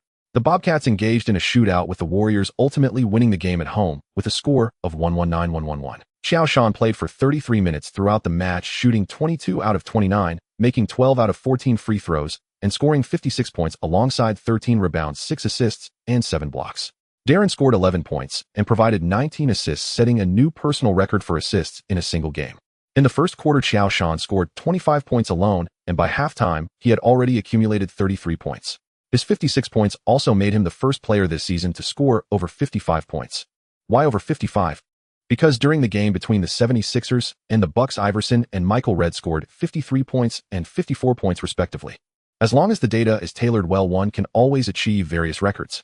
The young Biedrins, known for his shot blocking, found himself utterly defenseless against the charging Qiao Shan and was fouled out with 4 minutes left in the third quarter. 2 days later, the Bobcats faced the Pacers at home. The aftermath of the malice at the Palace still lingered over this team, and after Carlisle's departure, the Pacers' locker room was in disarray. Artaeus Steven Jackson and the young O'Neal, once known as the Punch Brothers, had now turned into bitter enemies. This state of affairs translated onto the court, resulting in a lack of communication, no strategies, and endless unknown plays. Ultimately, the Bobcats won the game at home with a commanding score of 108-1. Qiao Shan played only 31 minutes, shooting 14 of 22, scoring 32 points, grabbing 14 rebounds, and providing 14 assists, achieving his 7th triple-double of the season. MVP. Qiao shocks the league with an epic start. Big man all game. Qiao dominated the paint, then the stat sheet. A change is coming. Who is the #1 center in the league today? Qiao or Shaq? Is it all-around or system product? Experts analyze the value of Qiao Shan's triple-double. While the media wildly praised Qiao Shan, the Bobcats faced their last opponent of November, the Nets. This season's Nets, featuring the trident of Kid Carter and Jefferson, form one of the strongest offensive backcourts. With incredible athleticism and a potent transition offense, it was common to see Kid throw the ball high, with either Carter or Jefferson soaring to catch it. Under the leadership of the trio, the Nets had an 86 record since the start of the season, ranking 5th in the Eastern Conference. They quickly bewildered the Bobcats. Qiao Shan's powerful inside play by Jason Collins opened the scoring for the Bobcats, but Kid received the inbounds pass and accelerated without hesitation. Before Darren could retreat on defense, Kid had already dribbled past half court. Carter and Jefferson dashed. The Bobcats' defensive formation was instantly disrupted. Kid's eyes were on Carter on the right, but his wrist delivered the ball to Jefferson on the left. Jefferson received the pass and charged toward the basket as Gerald Wallace and Eddie House lunged to block him. In the moment they jumped to contest, Jefferson tossed the ball off the backboard. Qiao Shan, following back on defense, realized what was happening. He had seen this scene countless times in the top 5 plays of his past life. But it was too late. Carter, coming in from the right, soared into the air, catching the rebounding basketball and slamming. OMG. Jason's no-look pass, Richard with the bank shot, Vince with the alley-oop slam. This is one of the most spectacular fast break plays I've ever seen. Barkley nearly leapt from his seat.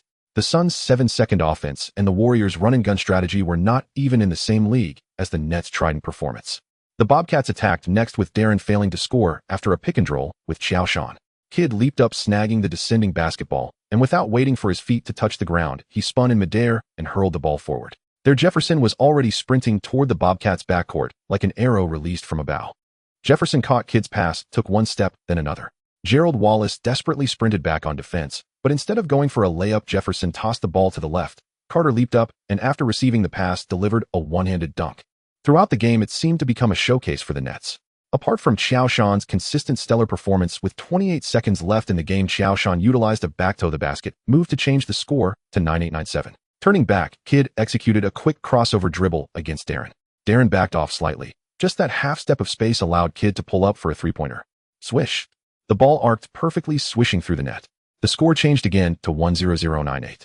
With Qiao Shan's final shot missing, the Bobcats begrudgingly accepted defeat at home. In the entire game, Qiao Shan shot 16 for 19, scoring 35 points, 15 rebounds, 7 assists, 3 blocks, and 3 steals. Darren, under Kidd's defense, only managed 9 points and 8 assists, but committed 5 turnovers. Kidd had 11 points, 10 rebounds, and 14 assists, including the three-pointer that sealed the victory. With November's games concluded, the Bobcats continued to lead the Eastern Conference with an 113 record, while Qiao Shan averaged 33. 4 points, 13. 6 rebounds, 10.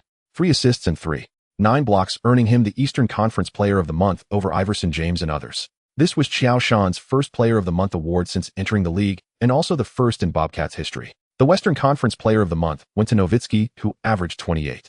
6 points, 9. 0 rebounds, and 2.8 assists, leading the Mavericks to a 104 record, placing them second in the West. The Spurs, although holding the best record at 122, saw Duncan's statistics being too mediocre to warrant a nomination. Similarly, in the official MVP rankings for the new season, Qiao Shan surpassed Nowitzki, Nash, James, and others to claim the top spot. I checked, the MVP rankings were officially updated weekly around 2010, but I genuinely don't remember when this list existed. In this novel, let's just say it exists now. Although Darren didn't perform well against the Nets, he averaged 15. 2 points, 9. 4 assists, and 3.2 rebounds for November, earning him the Eastern Conference Rookie of the Month award. Compared to the original world where Darren started the season as a bench player, his current beginning is evidently much higher.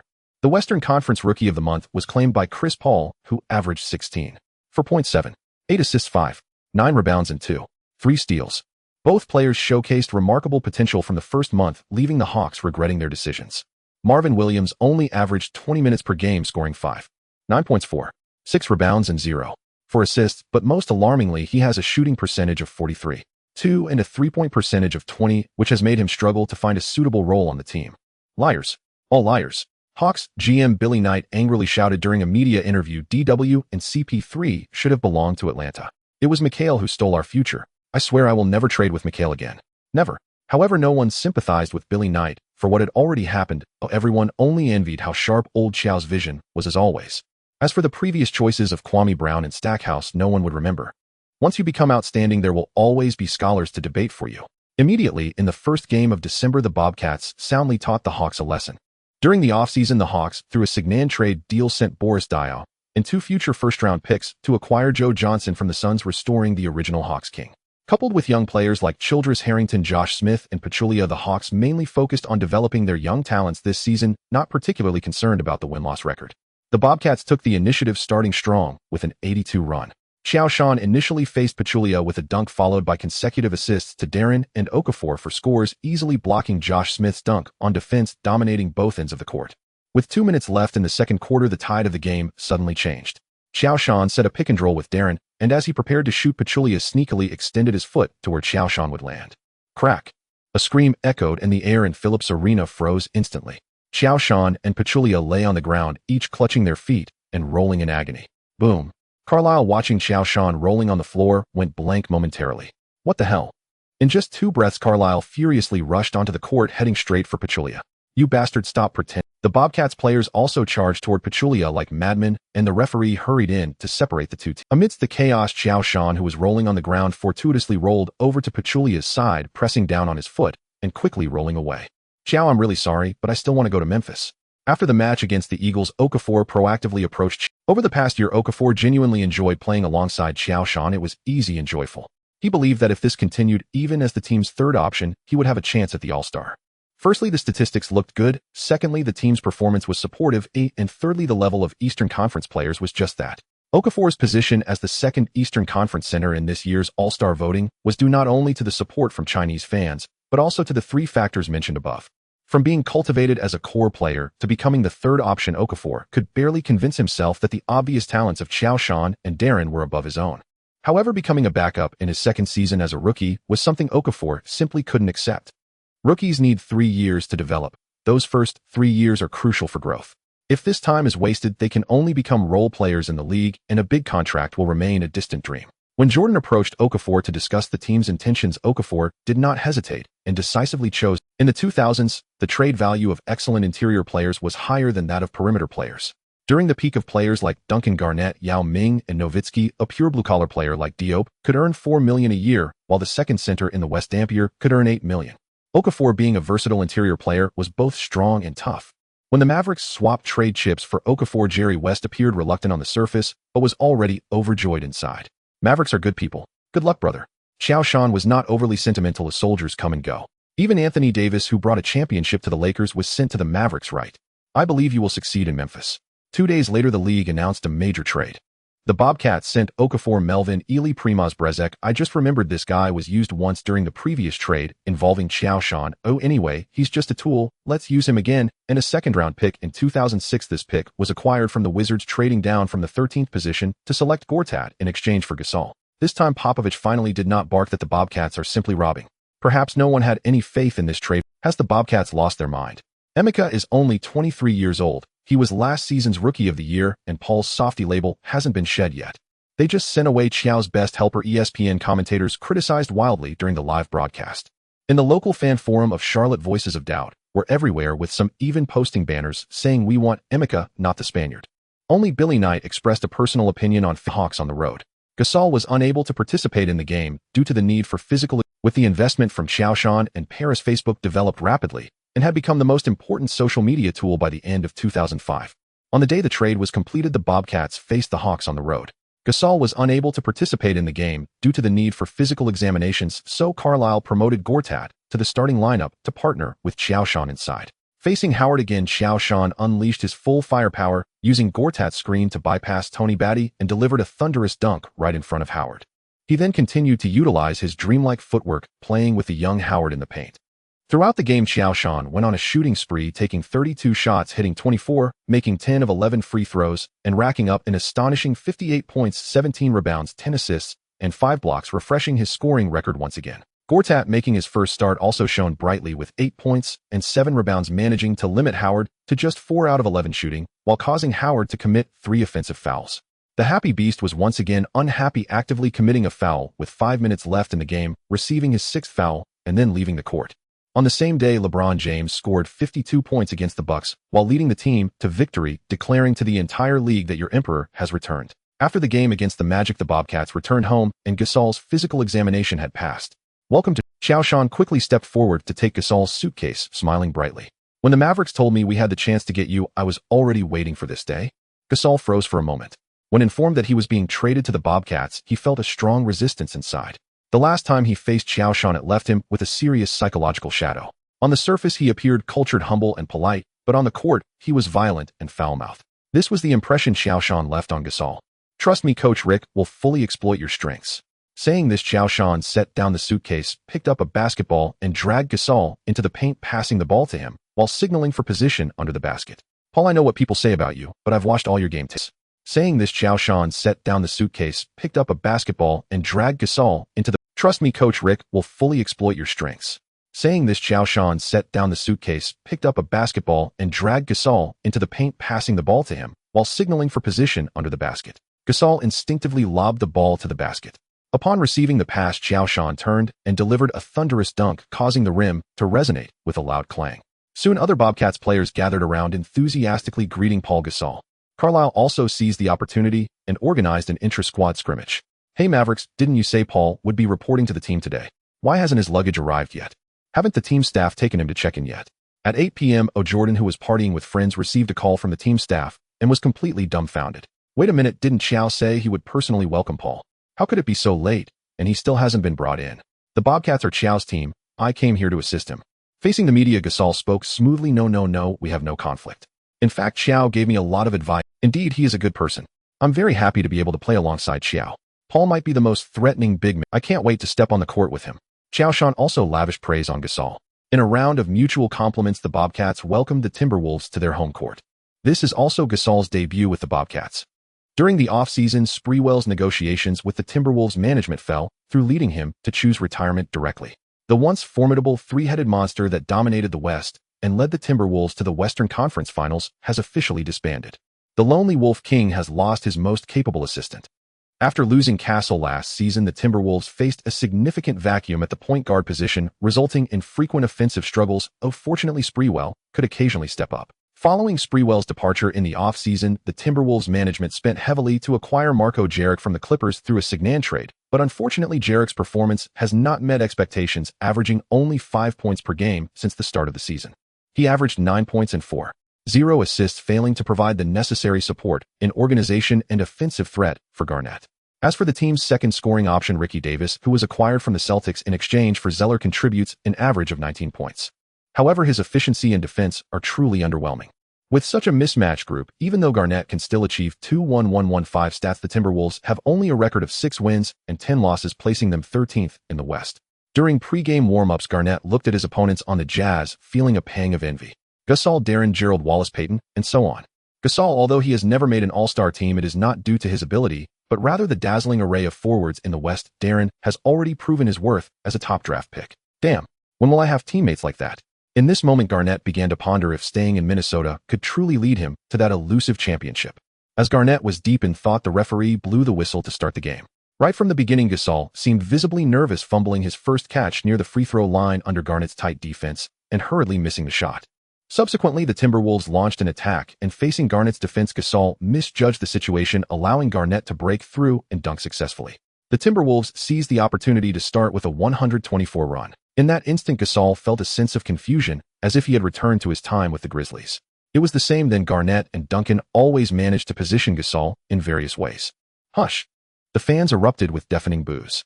Maybe Mikhail has truly made a mistake this time. It's clear that Paul is at a disadvantage against KG. If Emeka were guarding the paint, KG would never have such an easy opportunity to penetrate the lane. The Bobcats have managed to hold the top spot in the East since the start of the season, thanks in part to the divine-like performance of Joe Johnson. The Bobcats have managed to hold the top spot in the East since the start of the season, thanks in part to the divine-like performance of Joe Johnson, as well as Okafor's tireless efforts on both ends of the floor. Don't panic, Paul. This isn't just your game. KG has a wide defensive range, which is his advantage. You don't need to go head-to-head with him. Johnson patted Gasol on the back, saying, "The game has just begun." Oh, the chubby Darren chimed in. "Let's run a pick and roll. You cut to the free throw line, and I'll pass it to you." Gasol nodded heavily. This feeling of being trusted by teammates was something he hadn't experienced in a long time. Returning to the court, the Bobcats' offensive pace noticeably slowed. Darren brought the ball into the front court, and Johnson stepped up to set a screen for Gasol, while pulling Garnett out to the perimeter. Seizing the opportunity, Gasol cut into the paint. Darren's precise pass found Gasol, who, facing the defense of Mark Blunt, did not hesitate and executed a one-handed dunk. Boom. This was Gasol's first point since joining the Bobcats. Johnson and Darren immediately rushed over to high-five him, and the teammates on the bench also stood up to cheer. This shot seemed to have opened up Gasol's channels. In the subsequent possessions, Gasol received the ball in the low post, while Garnett continued to apply pressure behind him. Gasol did not rush into an attack, but noticed Johnson was coming around from the baseline. With a fake move to shake off Garnett, he quickly passed the ball to Johnson without looking. Receiving the pass, Johnson took off. Boom.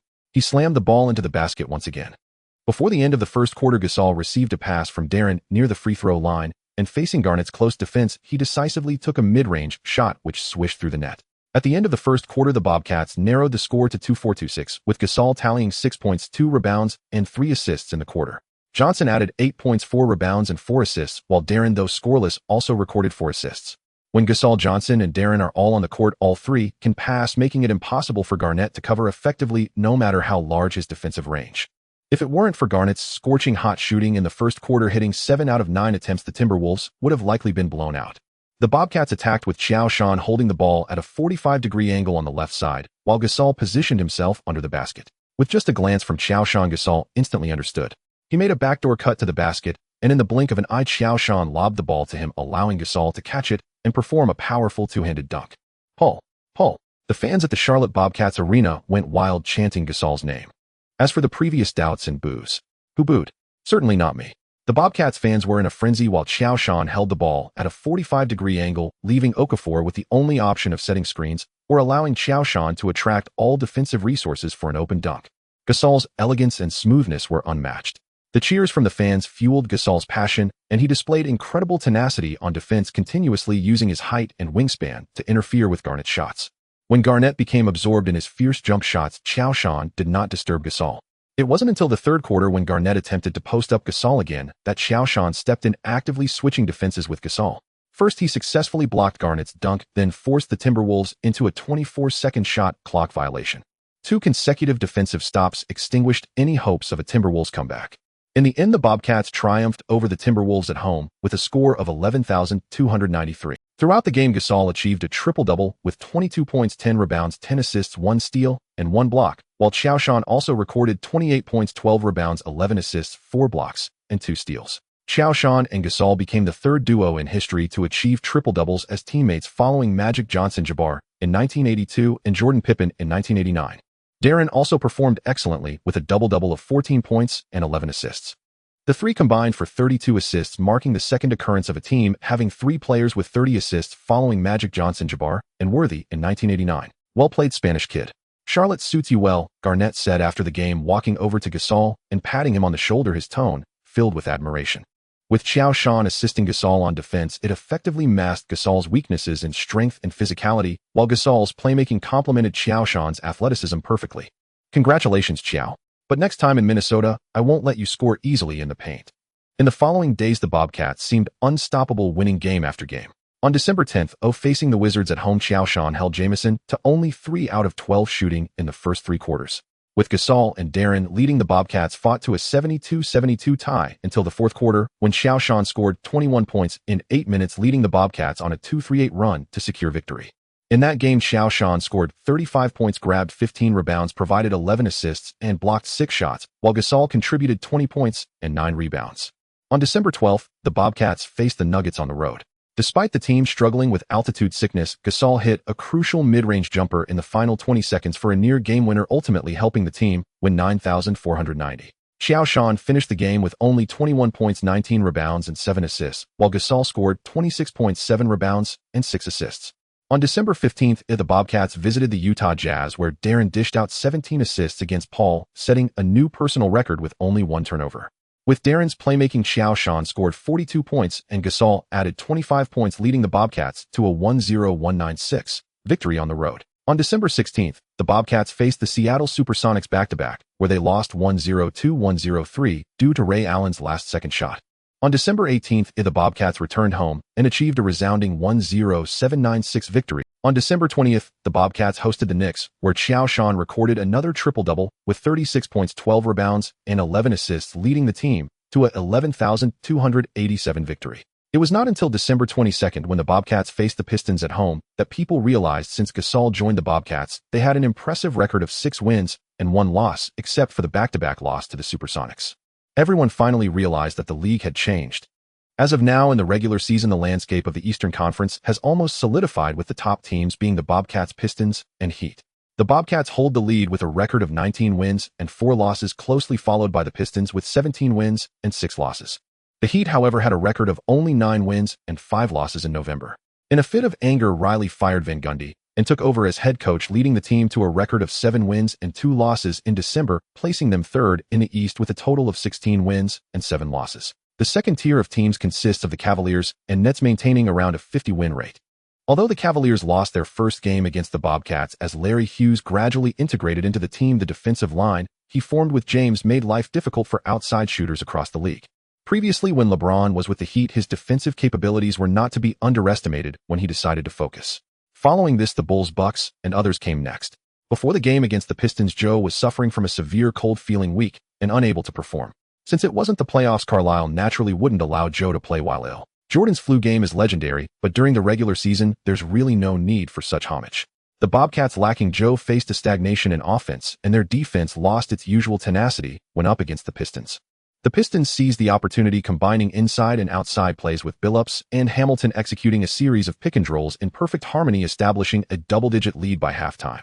De'Aaron faced Billups and scored 22 points with 8 assists, but Gasol was overwhelmed by Ben Wallace and Rasheed Wallace, finishing the game with only 17 points, 9 rebounds, and 2 assists. Ultimately, the Bobcats suffered their first home loss of the season, finishing at 76-89.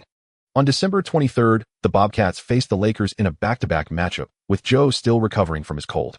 Meanwhile, Yao, who had been sidelined for nearly a month due to injury, returned to action. Although Joe was absent from this derby, the league and CTV5 still gave the game considerable attention. Coincidentally, it was the Hollywood International Film Festival, and the front rows of the Staples Center were almost entirely occupied by Hollywood stars: Scarlett Johansson, Eva Mendes, and Hathaway, Lindsay Lohan, Megan Fox. Meanwhile, Jack Chen, Danny Lee, and Zhang Xiaomei, who were attending the festival, occasionally appeared on CTV5's broadcast. Unfortunately, Joe did not travel with the team. This season has been full of ups and downs for the Lakers. In the off-season, Alston departed, and at the beginning of the season, Castle suffered a finger fracture, needing a month to recover. The team suddenly found themselves without guards and could only pick up a Grim Reaper to partner with Kobe in the backcourt. Throughout November, the Lakers recorded 7 wins and 8 losses. Entering December, Kobe unleashed a relentless scoring spree with consecutive games of over 40 points, including a staggering 62 points against the Mavericks in 3 quarters.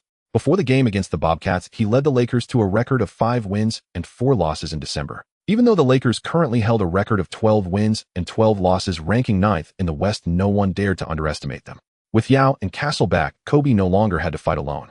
Indeed, in the game against the Bobcats, the newly returned Yao dominated the paint, playing for 28 minutes, shooting 10 of 14 from the field, and making all 6 free throws, achieving an impressive efficiency with 26 points, 12 rebounds, and 5 assists. Kobe recorded 13 assists in the game, with 8 of them directly assisting Yao in scoring. The Lakers managed to limit Gasol to only 15 points, 11 rebounds, and 4 assists by using Yao for primary defense and Odom for help defense. In the end, the Lakers achieved a resounding 109-87 victory over the Bobcats. "I swear Yao is the best teammate," Kobe exclaimed in an emotional post-game interview, nearly brought to tears. "1 year. Do you know how I spent this year? Ever since Joe left, who have I been playing with in the paint? May Brown Butterfly. Find him a rough guy with a big body." Honestly, Kobe had almost forgotten how long it had been since he felt the joy of partnering with a superstar in the paint. "What about Joe? Please tell Joe not to contact me anymore. I'm afraid Yao might misunderstand." Damn. What a scumbag. Indeed, without Joe, Paul is still that softy. With a record of 6 wins and 1 loss, Joe, along with Emeka, could achieve the same results. It was Joe who elevated Paul to heights that did not belong to him. After 2 consecutive losses, voices of criticism began to arise against Gasol in the league, with the media questioning whether he could lead the team forward on his own. Shut up. In the face of the media's overwhelming criticism, Joe stepped up, stating Paul is an underrated player. Those criticizing him should take a look at the opponents in these 2 games. They are the championship teams from last season and the season before. I believe Paul will quickly adjust his form, and I must tell Kobe that Paul is the best teammate. No, Joe, I must clarify that Dwayne is the best teammate. O'Neal made a bold statement to assert his presence. Suddenly, a discussion about best teammates surged on Facebook. Can someone tell me if Big Joe, Kobe, and O'Neal are really superstars? Why do I always feel like I'm witnessing a children's quarrel? The person above probably forgot that Big Joe is only 21 years old, who isn't still a baby. Joe's support moved Gasol greatly. At the same time, in response to the media's doubts, Gasol did not argue, but chose to respond with action. Every day after training, he would stay behind for extra practice, not only working on his shooting and playmaking, but also collaborating with Joe and Darren to study tactics. On December 27th, the Bobcats welcomed the Bucks to their home court. After missing 2 games, Joe made his return. Right from the start, Gasol completed a give-and-go with Joe in the low post. Joe cut and received Gasol's pass and charged straight to the rim for a thunderous dunk. Immediately, Joe reciprocated by passing to Gasol, who executed a one-armed layup. Roar! Gasol shouted in triumph after successfully achieving a 21-play, venting all his frustrations from recent times. In the end, thanks to the outstanding performances of Joe Gasol and Darren, the Bobcats achieved a commanding 112-98 victory over the Bucks at home. Throughout the game, Joe amassed 30 points, 10 rebounds, 11 assists, and 3 blocks, while Gasol also contributed 21 points and 13 rebounds. Darren recorded 15 assists, energizing the entire team and rendering TJ Ford known as the fastest player in the league ineffective with 6 turnovers. Joe's return finally allowed the Bobcats to regain the feeling of winning. Most importantly, when Joe was on the court, Gasol no longer had to contend with those rough and tough opponents, allowing him to fully showcase his talents in playmaking. After the game against the Bucks, the Bobcats set off on another road trip. Meanwhile, the results of the first phase of the All-Star voting were officially announced. The Eastern Conference forwards included Joe from the Bobcats and James from the Cavaliers, with the center being O'Neal from the Heat, and the guards being Wade from the Heat and Iverson from the 76ers. The forwards in the East also included McGrady and Garnett from the Rockets, with Yao from the Lakers as the center, and the guards being Kobe from the Lakers and Nash from the Suns. Joe became the first phase's voting leader with a record-breaking 1.3 million votes. This was also the first time Joe had achieved the title of voting leader. Nice. Qiao intercepted Paul's pass and dunked over Amare once again. Tell me loudly, who is the greatest power forward in the league today? On TNT, Charles Barkley, ecstatic as a 300-pound man, danced wildly before the live camera. Qiao and Paul must be the most threatening frontcourt duo in the entire league. Kenny Smith flipped through the stats. I owe Paul an apology. When the Bobcats suffered back-to-back losses, I too questioned his capabilities. In truth, we've been overly harsh on him. Any team, missing its core offensive and defensive anchor, would struggle immensely against Detroit or today's. Moreover, Paul's greatest strength lies in his basketball IQ and playmaking, qualities utterly invisible in raw statistics. Exactly, Kenny. You finally said something intelligent. I imagine Jerry is probably sobbing in the restroom right now. After Mitch, he's fallen once more beneath Micah's blade. No, you mustn't forget Billy. Ha ha. At that moment, Billy Knight, watching from his living room, cursed under his breath, damn it. Leave me alone. OMG. Barkley nearly shrieked off key. What did I just see? On the court, Amare Stoudemire stood frozen, jaw slack, staring upward as Qiao Shan descended like thunder from above. Impossible. Absolutely impossible. Just moments earlier, Nash had advanced the ball past half court and delivered a pass to the cutting Stoudemire. As Stoudemire caught it and prepared to rise for a slam, Qiao Shan erupted from the flank like a shadow, his massive hands crashing down onto the ball, smothering the dunk before it could even begin. Amare, the Charlotte no-flight zone, takeoff strictly prohibited. Towering above him, Qiao Shan gazed down with regal disdain at the dazed Stoudemire sprawled on the floor. Qiao, yeah, I'm here. Darren grabbed Qiao Shan's block and launched an instant fast break. Pau Gasol had already sprinted ahead, awaiting the pass near the free throw line. Darren's pass was surgical. Gasol caught it without hesitation, feinted past Tim Thomas. Hood rushed to help, and then dished to Qiao Shan, had cut sharply in from the wing at Darren's call. Qiao Shan finished with an effortless dunk. Stoudemire attempted an isolation move against Qiao Shan, but missed. Gasol secured the rebound and passed to Darren. Darren drove forward. Gasol stepped up to set a screen, sealing Nash behind him. Darren exploded past the defense, forcing Tim Thomas to surge forward and delay him. Darren then fed Qiao Shan, cutting inside. As Thomas scrambled back and Stoudemire converged, Qiao Shan swiftly reversed the ball to Gasol, wide open at the free throw line, whose mid-range jumper swished cleanly through the net. The Bobcats' big three executed their offense with such fluid, seamless precision that even Phoenix, the league's most explosive offensive unit, could scarcely respond. With 5 minutes remaining in the fourth quarter, the Bobcats led 9,287. Their next possession failed and Phoenix countered with a fast break. Stoudemire finally seized a low-post isolation opportunity against Gasol. He lowered his shoulder and exploded past his defender. During his Suns years, Stoudemire possessed arguably the league's finest face-up driving ability. Though Gasol boasted height and wingspan, Stoudemire blew by him in a single stride. Here it comes. Stoudemire roared, launching himself skyward for the dunk. Watch out. Nash's voice rang out, sharp with alarm, just as Stoudemire left the ground. Something's wrong. Stoudemire knew this scenario all too well. Across the court, Qiao Shan surged forward from the backcourt like a speeding locomotive. When Stoudemire began his drive, Qiao Shan had only just crossed half court. By the time Stoudemire completed his move and ascended, Qiao Shan had already stormed into the key. As Stoudemire soared, Qiao Shan closed in and, once again, extended his arm with devastating force, slamming the ball hard against the backboard.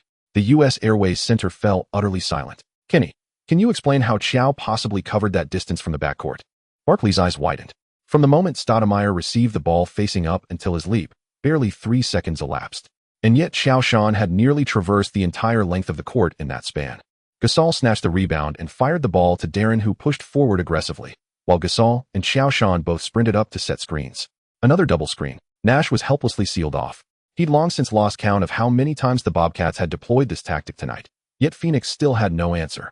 Unlike Detroit's double screen sets, both Qiao Shan and Gasol possessed lethal mid-range shooting, capable of punishing any defensive lapse, and each ranked among the league's elite playmakers.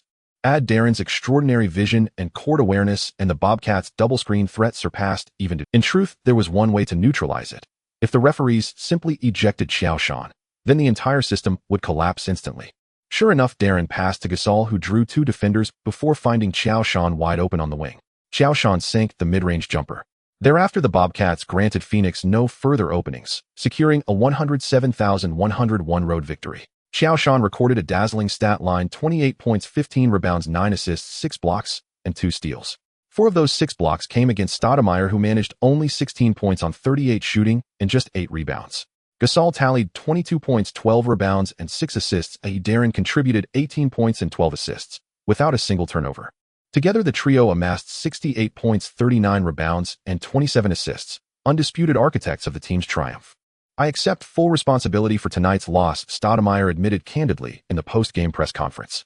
"Qiao's defense was extraordinary. He anticipated every move I made, leaving me utterly unable to assert myself. For the first time in 2 consecutive seasons, having been thoroughly dominated by Qiao Shan, Stoudemire publicly conceded defeat. He had little choice. If this continued, his own value would inevitably erode beneath Qiao Shan's shadow. Of course, their collective chemistry is also remarkable. Paul's playmaking and Darren's orchestration constantly stretched our defense beyond its limits." 2 days later, the Bobcats traveled to Golden State. Jason Richardson and Troy Murphy both erupted, combining for 14 three-pointers on 21 attempts, ripping straight through Charlotte's defensive perimeter. This was still 2005, not the later era of teams launching 53s per game. Qiao Shan posted 32 points and 14 assists, but managed only 8 rebounds as the Bobcats fell 1-0, 8-1-1-5 in Oakland. Thus concluded Charlotte's December slate: 10 wins, 4 losses, bringing their overall record to 217 and reclaiming the top spot in the Eastern Conference. Shortly thereafter, the NBA announced its Eastern Conference Player of the Month, LeBron James, averaging 39.7, 6 rebounds, 6, 9 assists, and 2.5 steals per game. The Western Conference honor went once again to Dirk Nowitzki, averaging 26, 1.9, 3 rebounds, and 2.6 assists, consistent, efficient, and dominant. Immediately after LeBron claimed the award, a provocative article surfaced online, igniting a firestorm across basketball forums. Who can tell me what the criteria for selecting the Player of the Month truly are? Throughout December, Qiao participated in 12 games, leading the team to 10 wins and 2 losses, averaging 32, 5 points, 12, 3 rebounds, and 10.2 assists per game. Regardless of the statistics or results, how could Qiao lose to James in the final selection for Player of the Month? Is there still law? Is there still justice? You are right upstairs, but LeBron played all the games in December. Moreover, let me correct you: the Bobcats had 10 wins and 4 losses in December, not the 10 wins and 2 losses you mentioned. Do you want to hear what you were saying? In those 2 games, Qiao Shan did not participate. Should he still be responsible for the outcomes? Of course. Just because you had relations with your girlfriend and she got pregnant doesn't mean you won't take responsibility, you scumbag. Indeed, should the Qiao fans take a look at who Qiao Shan's teammates are. Legendary guard Peyton, all-star level Gasol, and the Rookie of the Month Darren, along with a versatile player like Gerald and Eddie House with a 41 three-point shooting rate. But what about LeBron?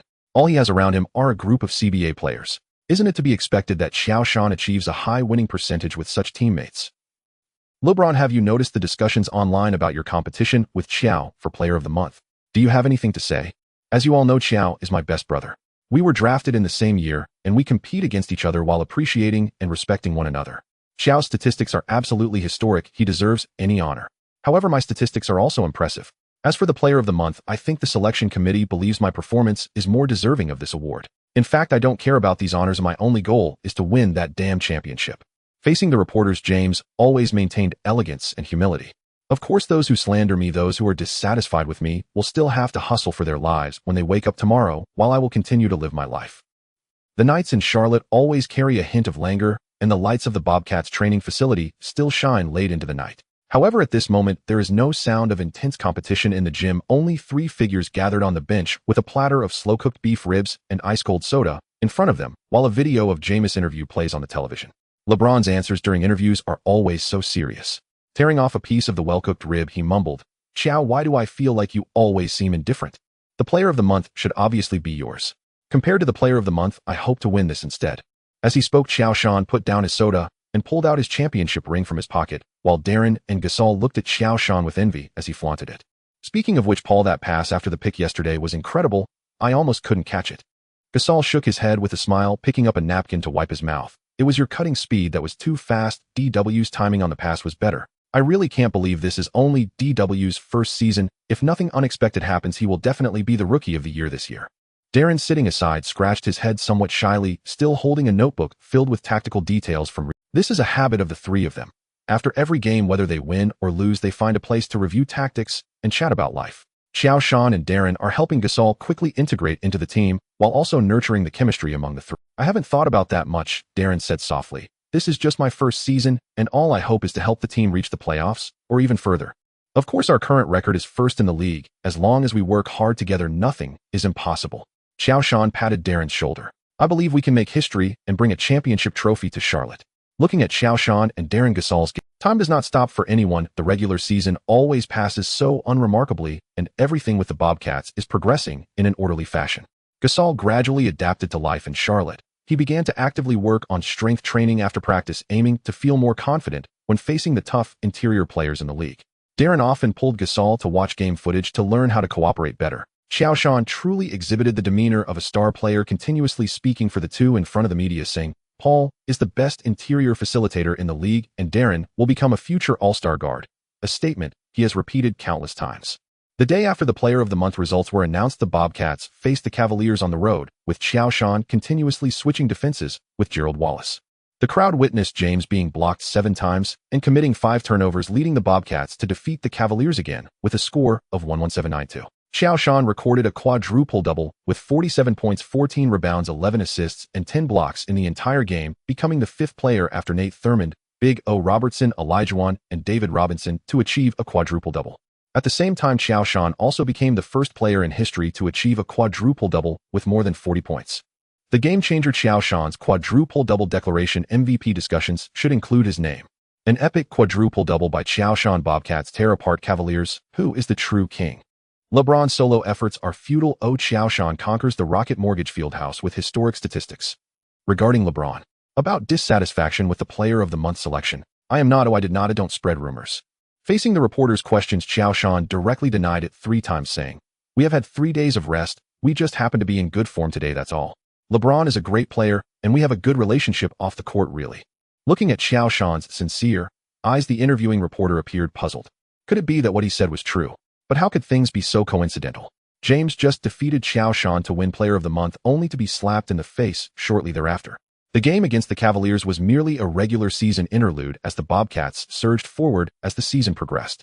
Before the rematch against the Lakers on January 29th, the Bobcats had achieved a record of 9 wins and 4. At this time, the All-Star voting for the 2005-2006 season officially concluded, and Qiao Shan became the All-Star vote leader for the first time with 2.41 million votes, setting a record for the highest votes in NBA history. Following this, the starting lineups for the Eastern and Western Conferences were announced. Eastern Conference: Qiao Shan Bobcats, James Cavaliers, O'Neal Heat, Wade Heat, Iverson 76ers. Western Conference: Garnett Timberwolves, McGrady Rockets, Yao Ming Lakers, Kobe Lakers, Nash Suns.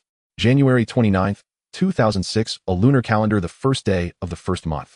For the Americans, it was just an ordinary weekend, but for Qiao Shan and Yao, this day was of great significance.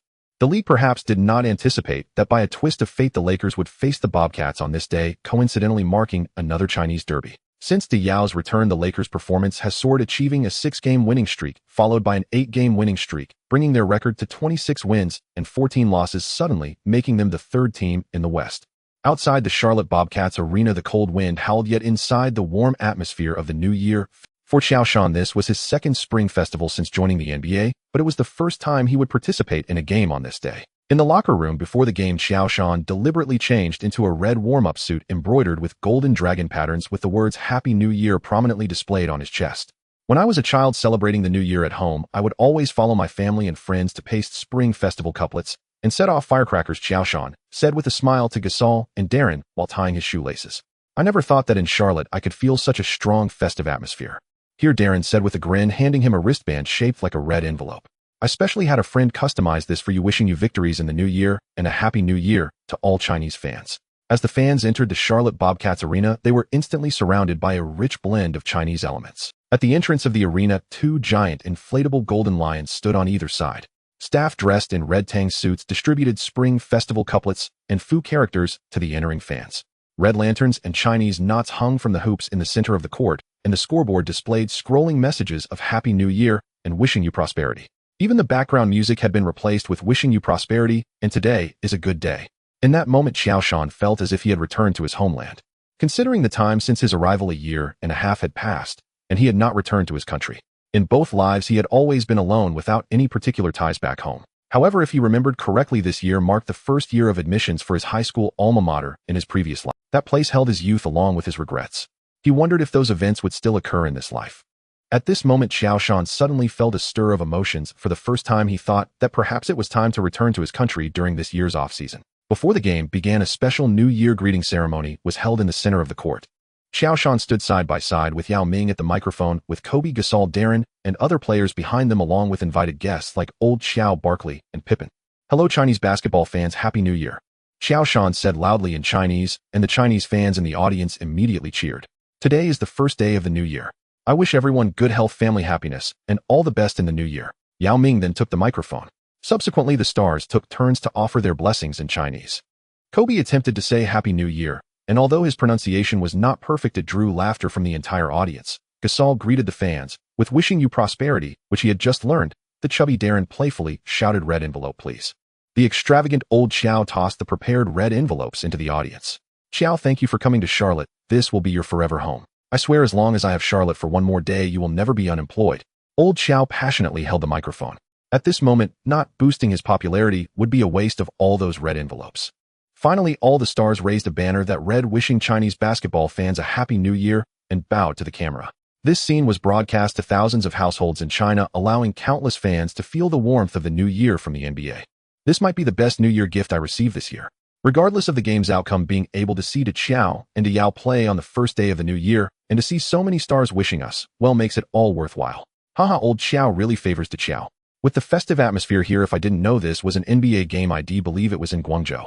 "Are you serving oil pancakes upstairs? How could there be so many black people in Guangzhou?" After the New Year greeting ceremony, the game officially began.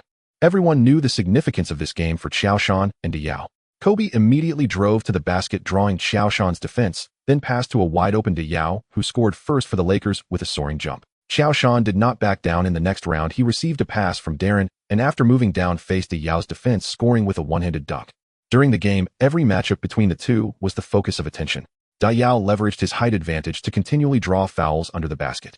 Meanwhile, Qiao Shan, with his remarkable speed and jumping ability, not only disrupted Yao's shots multiple times, but also executed several spectacular dunks during fast breaks. The score kept rising, and at halftime, the Bobcats led the Lakers by 4 points, 54-50. Yao had 12 points and 8 rebounds, while Qiao Shan scored 17.6 rebounds and 4 assists. Boom, boom, boom. During halftime, the lights in the Charlotte Bobcats arena suddenly went out, and in the dimness, a vigorous drumbeat echoed. When the lights came on, a lion dance team from the local Chinese community with 8 vividly colored lions surged into the center of the arena to the cheerful rhythm of Golden Snake Dance. The lions leaped and rolled, occasionally tapping their heads to the ground. Amazing. Lakers head coach Rudy Tomjanovich stared wide-eyed, instinctively pulling out his phone to record, muttering, "These lions seem to come to life." "Yao, is this your traditional performance from China? It's simply fantastic." Kobe, usually cool, nodded along to the rhythm. "I never expected to see so many Chinese elements in Charlotte. That feels just like celebrating the new year at home," Yao remarked with emotion. Since entering the NBA in 2002, Yao had spent nearly 4 years with the Rockets, and the Rockets owner Alexander had never shown such effort for Yao. And Qiao Shan was just in his second season in Charlotte. The affection he received from local fans and Old Qiao was simply overwhelming. In a daze, Yao even began to doubt whether choosing Houston was a mistake. "Yao, trust me, what Qiao has in Charlotte you will have in Los Angeles as well." Perhaps feeling Yao's emotions, Kobe patted him on the back. This time, Kobe would not let the management make any foolish moves unless they traded him too. In the second half, the game suddenly reached a fever pitch. After being hidden for 2 quarters, Kobe suddenly erupted, showcasing a strong offensive desire right from the start. First, he received a pass from a teammate at a 45-degree angle on the left, facing Darren's defense. After a quick feint, he launched a three-pointer. The basketball traced a precise arc in the air and swished through the net. Only 20 seconds later, the Lakers launched another offense. Kobe held the ball outside the three-point line on the right, dribbling under his legs to shake off Gerald Wallace, and took another three-pointer, scoring again. With 2 consecutive three-pointers, he helped the Lakers take the lead. The Bobcats' offensive rhythm was disrupted by Kobe's sudden outburst. Darren's 2 passes were nearly intercepted by the Lakers, and Gasol faced tight defense from Odom in the low post. In this crucial moment, it was still Qiao Shan who stepped up. Qiao Shan first set a screen for Darren, and after receiving the ball, faced Odom's defense without hesitation. Using his strength advantage, he backed Odom down, turned, and hit a jump shot, tying the game. Immediately after, Qiao Shan received the ball in the low post again. This time, Odom dared not take his eyes off him, sticking closely to Qiao Shan, not allowing him any space to break through. With his back to Odom, Qiao Shan feinted, shifting Odom's center of gravity, then executed a nimble spin to cut into the basket. Facing Yao's help defense, Qiao Shan did not flinch. With a soaring leap, he slammed the ball into the hoop, regaining the lead for the Bobcats. 5856. After landing, Qiao Shan made a quiet gesture towards the Lakers bench, and the Charlotte Bobcats arena erupted. This is it. This is the Qiao Shan they have been waiting to see. A star player must show a bit of swagger. For a long time, Qiao Shan has given Charlotte fans the impression of being the humble, polite neighbor's boy, not trash-talking. After all, they can't see it. If any opponent claims Qiao Shan trash-talk during the game, it must be Peyton's fault. Finally, they saw their boy's arrogant side. Jessica, watching Qiao Shan's outrageous display from the sidelines, instinctively crossed her legs. As the Lakers attacked, Qiao Shan anticipated Kobe's driving path, positioned himself, and at the moment Kobe caught the ball, executed a dragon claw move to swipe the ball away. Qiao Shan was very familiar with Kobe's playing habits. With 2 consecutive scores and Qiao Shan's earlier provocative celebration, there was no way Kobe would choose to pass the ball this time. Fast break. After completing the steal, Qiao Shan passed the ball to Darren, who quickly advanced, and passed to the fast-breaking Gasol, who dunked the ball with one hand for the score. In the ensuing game, the Bobcats did not give the Lakers any opportunities. With 1 minute left in the game, the Lakers, thanks to Kobe's three-pointer, closed the gap to 9-4-1-0-0. With the Bobcats in possession, Darren brought the ball up and Gasol set a screen to draw Yao outside. After Darren drove in and attracted the defense, he passed to Qiao Shan, who, facing Odom's defense, once again powered through the paint, slamming it home with both hands. 1-0-2-9-4. This score completely extinguished the Lakers' hopes of a comeback. As the referee blew the final whistle, the game officially ended with the Bobcats avenging themselves at home with a 1-0-4-9-7 victory in the New Year clash. Qiao Shan scored 38 points, grabbed 17 rebounds, dished out 8 assists, and recorded 5 blocks. He scored 11 points in the fourth quarter, becoming the team's greatest contributor to victory. Darren delivered 16 assists and 3 steals, while Gasol achieved 18 points, 12 rebounds, and 9 assists, nearing a triple-double. The 3 of them combined for 68 points, 34 rebounds, and 33 assists, proving once again that the Big Three were terrifying. After the game, Qiao Shan exchanged a few pleasantries with Yao, Kobe, Odom, and others. The Lakers had a back-to-back game in Miami the next day, so they left in a hurry without lingering. Returning to his apartment, Qiao Shan looked at the somewhat lonely home and smiled bitterly. Jessica also had work the next day and could only spare time to watch him play, which was already quite good. One cannot expect everyone around them to revolve around themselves. That would be unfair to others. Pushing open the door, the apartment was a bit dim. The city of Charlotte was kind to Qiao Shan, but the thousands of lights in the city had little to do with him.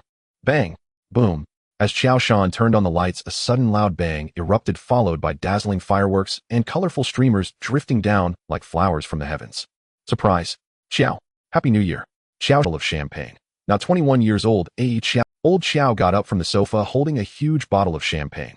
Now 21 years old, Qiao Shan could drink without fear of getting caught in public. Carlisle, Bernie, Peyton, Gasol. All the Bobcats players had gathered in Qiao Shan's small apartment, and the ones responsible for setting off the fireworks were none other than Darren and Gortat. Damn, a bunch of liars. They all claimed to be busy, but they were waiting here. In a foreign land, encountering such a situation was truly touching. Qiao Shan felt his eyes getting a bit uncomfortable, his voice slightly choked. Thank you. Thank you, everyone. Qiao Shan usually lived alone and hadn't prepared much food, but fortunately old Qiao had made arrangements, specially ordering a New Year's Eve dinner from Chinatown. Familiar food and familiar language suddenly overwhelmed Qiao Shan. The celebration lasted until late at night, and as teammates gradually left, the apartment fell into silence again. Click. Just as Qiao Shan was sinking into the stillness of the air, he suddenly heard the sound of the door lock turning. Qiao Shan's heart raced. In the land of the free gunfire, every day, could it be that he ran into trouble, or was it a home invasion? When Qiao Shan turned around, he saw Jessica leaning against the door, tilting her head slightly, her hair swaying, looking at him with a playful smile, her eyes clearly sparkling. After a long while, Jessica slightly parted her red lips, her tone languid. Hey handsome, it's a long night. Qiao Shan felt a tightness in his throat. All the defenses he had set up were crumbling under Jessica's gaze, which was as warm as spring water. Why are you just standing there? Jessica's voice was softer than usual, laced with a teasing nasal tone. Do you want me to just stand here? Qiao Shan finally snapped back to reality, walking over with feigned calmness, but just a step away from Jessica, she gently tugged at the corner of his clothing. Bang! The door was kicked shut by Qiao Shan, and the night was filled with excitement. 1,000 words omitted here. Please subscribe to VIP to watch. Just kidding, even with a subscription you won't see it. After facing the Lakers, the Bobcats welcomed the challenge from the Knicks at home. Qiao Shan, who had released all his pressure on Jessica, went on to score an astonishing 41 points, grab 16 rebounds, and dish out 13 assists, leading the Bobcats to a resounding victory over the Knicks with a score of 114-87. This season, the Knicks have completely fallen apart. In an attempt to balance the conflicts within the locker room, they hired Larry Brown, which backfired spectacularly. Stephon Marbury, Jamal Crawford, and Steve Francis are all guards who prioritize offense over defense, needing the ball in their hands to make an impact. and they are all troublemakers. Larry Brown, an old-school coach who emphasizes teamwork and defense mixing with such a group of players, is like a thunderstorm colliding with firewood. It can spark explosive results. Not only did the Knicks fail to rise from the mire, but Larry Brown's iron fist also dealt them 2 heavy blows, effectively ending their season. As for the Knicks, at least before Isaiah Thomas left, they were a nightmare for the players. After the game against the Knicks, the Bobcats wrapped up all their January matches with an impressive record of 11 wins and 4 losses, with Qiao Shan averaging 34 points and 14.6 rebounds, 1 assist, 1 blocks and 1 steals, outperforming stars like LeBron James and Allen Iverson, and undoubtedly winning the Eastern Conference Player of the Month award again. Especially notable was his historic 40 quadruple-double, which continued to be a talking point among Bobcats fans even after all January games concluded. The Western Conference Player of the Month, on the other hand, went to Kobe Bryant, who averaged 37 points, 2 rebounds and 1 assists. After Yao Ming's return, Kobe could finally focus on scoring significantly, improving his efficiency. The only regret is that due to Yao's presence, Kobe's historic 81-point night was overshadowed. As February began, the list of all-star reserves became the hottest topic of discussion among fans. Although the reserves are ultimately selected by coaches and have little to do with fan votes, that does not stop fans from being endlessly enthusiastic about it. Finally, on February 9th, the all-star reserve lineup was fully confirmed. From the Eastern Conference, Vince Carter Nets, Chris Bosh Raptors, Pau Gasol Bobcats, Rasheed Wallace Pistons, Chauncey Billups Pistons, Richard Hamilton Pistons, and Ben Wallace Pistons. From the Western Conference, Tim Duncan Spurs, Dirk Nowitzki Mavericks, Sean Marion Suns, Amare Stoudemire Suns, Tony Parker Spurs, Ray Allen Supersonics, and Carmelo Anthony Nuggets. The announcement of this list stirred up quite a wave. For Pistons making it to the All-Star game at the same time. That's quite ridiculous. Why is that? Is it because of their excessive technical fouls? Or because they don't play an attractive style? This is a joke. A complete desecration of the entertainment spirit of the All-Star game. Yes, the Pistons are strong. They were last season's champions and showcased historically great defense and team basketball. But what is the All-Star game? It's about box office appeal. It's about star power. It's the ultimate display of individual heroism. Look at who they pushed out. Did they push out LeBron's most reliable partner, Big Z? The statistically explosive Gilbert Arenas? Or those who can always deliver beautiful assists like Jason Kidd? No, they chose 4 role players. That's right, Billups. He's good, as steady as a rock, but have you ever seen him sell sneakers? Hamilton, always running, and then catching and shooting a dull mid-range shot. Ben, he can indeed shut down anyone, but do All-Star fans want to see him lock down opponents, or do they want to see Richard Jefferson soar over him? As for Rasheed, well, he could be considered an exception, but did the coach choose him to see him angrily berate the referees at the All-Star game? This isn't a denial of strength, it's a challenge to the definition of All-Star. When 4 guys in the same uniform sit on the Eastern Conference bench, it doesn't look like a grand gathering of the world's elite, but more like a team outing. In the end, congratulations to Detroit for proving that basketball is a 5-person game. Even the All-Star game, you know, Z is my brother. He is the most crucial player for Cleveland in achieving the 4th best record in the East. I don't think he should have been left out of the All-Star game. And of course, there's Larry Hughes. Facing the reporters, LeBron began to speak up for his teammates. No, I don't mean to deny the strength of Chauncey and the others. They are strong, they are last season's champions, and they deserve the honor of being All-Stars. What I mean is that when coaches select All-Stars, they should consider Z and Larry as well. I suggest that those coaches who chose 4 Pistons should get their eyes checked. If we're talking about records, Dallas has the best record in the West. Oh, why did only Dirk make it to the All-Star game? Aren't Josh Howard and Jason Terry worthy of discussion? Cuban directly lashed out. But this is the All-Star system. Oh, as long as the star players in the league don't encounter any mishaps, the rest really don't. So even though Stern felt a blackout when seeing this list, he still gritted his teeth and made it public. After all, it's not me who gets blamed in the end. Soon it was time for the All-Star weekend, and since February began, injuries had struck the Bobcats. Darren and Gerald Wallace missed 4 games each, and Gasol also rested for 2 games due to back discomfort. Fortunately, during the offseason, Qiao Shan had strengthened his knees and ankles, leading the Bobcats to a record of 5 wins and 2 losses in the 7 games leading up to the All-Star game. In those 7 games, Qiao Shan was on fire, averaging 42, 3.16, 6 rebounds and 3 assists, single-handedly carrying the Bobcats forward. Especially in the game against the Magic, Qiao Shan went insane, scoring 49 points, grabbing 24 rebounds, and dishing out 13 assists in a monstrous triple-double, making Dwight Howard merely a backdrop. Last year's All-Star, although Qiao Shan was a starter, it was his first time in the All-Star game, and being alongside established stars like Kobe and O'Neal made him feel like a mere underling. This year, Qiao Shan has clearly become a prominent figure. His outstanding personal statistics and the Bobcats' first-place record in the Eastern Conference give him ample confidence. The Charlotte Bobcats have 6 players participating in the All-Star weekend activities this year. In addition to Qiao Shan and Gasol, who need to participate in the main event, Carlisle will serve as the head coach for the Eastern All-Stars, while Darren and Gortat will take part in the rookie game. Another participant, Old Qiao, will be a special guest for the All-Star Weekend. On February 17th, the All-Star Weekend officially begins. Toyota Center, Houston. As McGrady watched Kobe and Yao chatting and laughing together, a look of deep resentment clouded his face. One was a good friend, the other a former teammate. The feeling was hard to describe, like watching one's own long-married, much-maligned wife suddenly swept away by a close friend who then doted on her openly and unashamedly. That was utterly absurd. Sure, I may have resented you, but couldn't you at least endure it in silence? Why bolt off so abruptly? Fine, run if you must, but don't dare appear radiant and rejuvenated afterward while I'm left looking like the fool who still mopes in sorrow. Hey Tracy, tonight is your home court. We'll do everything we can to help you win this All-Star Game MVP. Perhaps sensing McGrady's simmering grievance, Kobe stepped forward to greet him.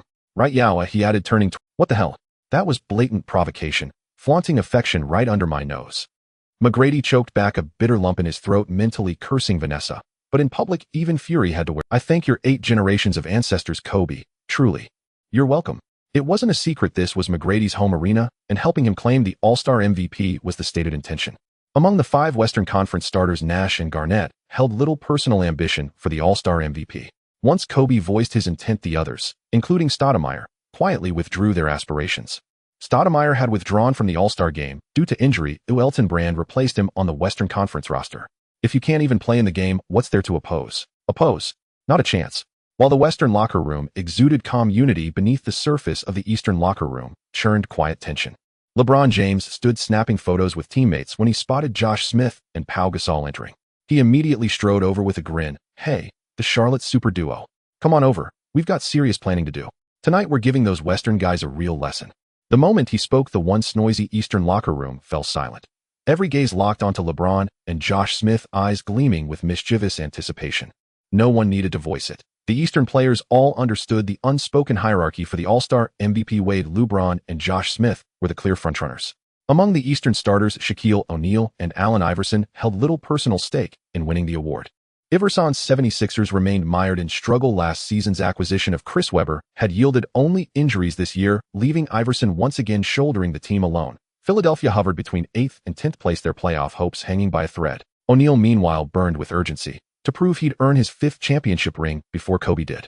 Yet this season brought complications: the unexpected rise of the Bobcats, the Pistons' unwavering consistency, and Kobe's newfound synergy with Yao Ming. All cast shadows over O'Neal's path to that elusive 5th title. Josh Smith smiled and accepted the official All-Star Game sneakers handed to him by staff. Don't worry, LeBron, we're ready. Paul and I have it covered. You're a top MVP candidate this season. Surely the All-Star MVP holds no interest for you. Wade, polishing his shoes nearby, leaned in with a teasing grin. Of course, Josh replied, raising an eyebrow. But the All-Star MVP, that's earned, not given. Laughter erupted. LeBron clapped Josh on the shoulder. He's right. But don't think I'll make it easy. I'm going after that MVP tonight too. Absolutely. But first we've got to win the game, don't we? Josh shot a playful glance at Gasol as he answered, Kobe won't hand us the Finals MVP or the All-Star MVP on a silver platter. Last year he nearly secured it for Tracy, and tonight it's Tracy's home court. You know Kobe, he's never treated the All-Star Game as mere entertainment. Josh shrugged, feigning helplessness. Brilliant. Exactly how it should be. Half the room looked ready to pull out popcorn. Mediation? Not a chance. Wasn't this far more thrilling than yesterday's dunk contest? At 8 p.m., the All-Star Game officially began. The lights dimmed sharply. Only a single spotlight illuminated the center of the court as David Stern stepped onto the stage, delivered a brief address, and declared the game open. To the infectious beat of Uptown Funk, the Eastern and Western All-Stars made their grand entrances. The Western All-Stars entered first. Kobe, clad in black, wore an icy, focused expression as thunderous cheers washed over him. Yao Ming waved energetically to the crowd, igniting chants of his name from fans lining the court. Though he'd long since departed Houston, Yao still held resonance among local fans, especially now that the Rockets' post-Yao had plummeted toward the lottery, reaffirming McGrady's enduring capacity to carry a team alone. Nash, Garnett, and McGrady followed in turn. Each entrance met with roaring applause. When the Eastern All-Stars finally emerged, the energy in the arena peaked. LeBron bounded onto the floor with his signature grin. Iverson and Wade struck cool, charismatic poses, sending female fans into ecstatic shrieks. Josh Smith mimicked Shaq's iconic CPR celebration, awkward yet endearing. Sometimes you simply had to admit that man's innate flair for performance was unmistakable. No wonder he'd been dubbed the farmhand. Yao, so long as I'm in the NBA, you'll always be second best center. At the opening tip-off, Shaq taunted Yao. Hey, wait, why no reaction? Shaq blinked baffled. Shouldn't Yao have bristled? Furious, defiant, retaliatory. Your utter nonchalance makes me look ridiculous. What reaction do you expect? Second place isn't so bad. After all, you're Shaq. The most dominant center in history, big Aristotle Diesel. Of course I fall short. Isn't that perfectly natural? Fair point, Shaq murmured, stroking his chin thoughtfully. As Shaq posed mid-thought, the referee tossed the ball skyward. Yao, leveraging his height, tipped it cleanly to Nash, launching the West's first defensive possession. Wait, that's not how this works. Only then did Shaq snap out of it, roaring as he charged the referee and hoisted him bodily off the court. You out. It's hilarious to see the referee's mournful gaze. Indeed, the All-Star game is truly O'Neal's stage. Who can argue with that? It's a bit regrettable, though. O'Neal's flair this year seems to have diminished compared to previous years.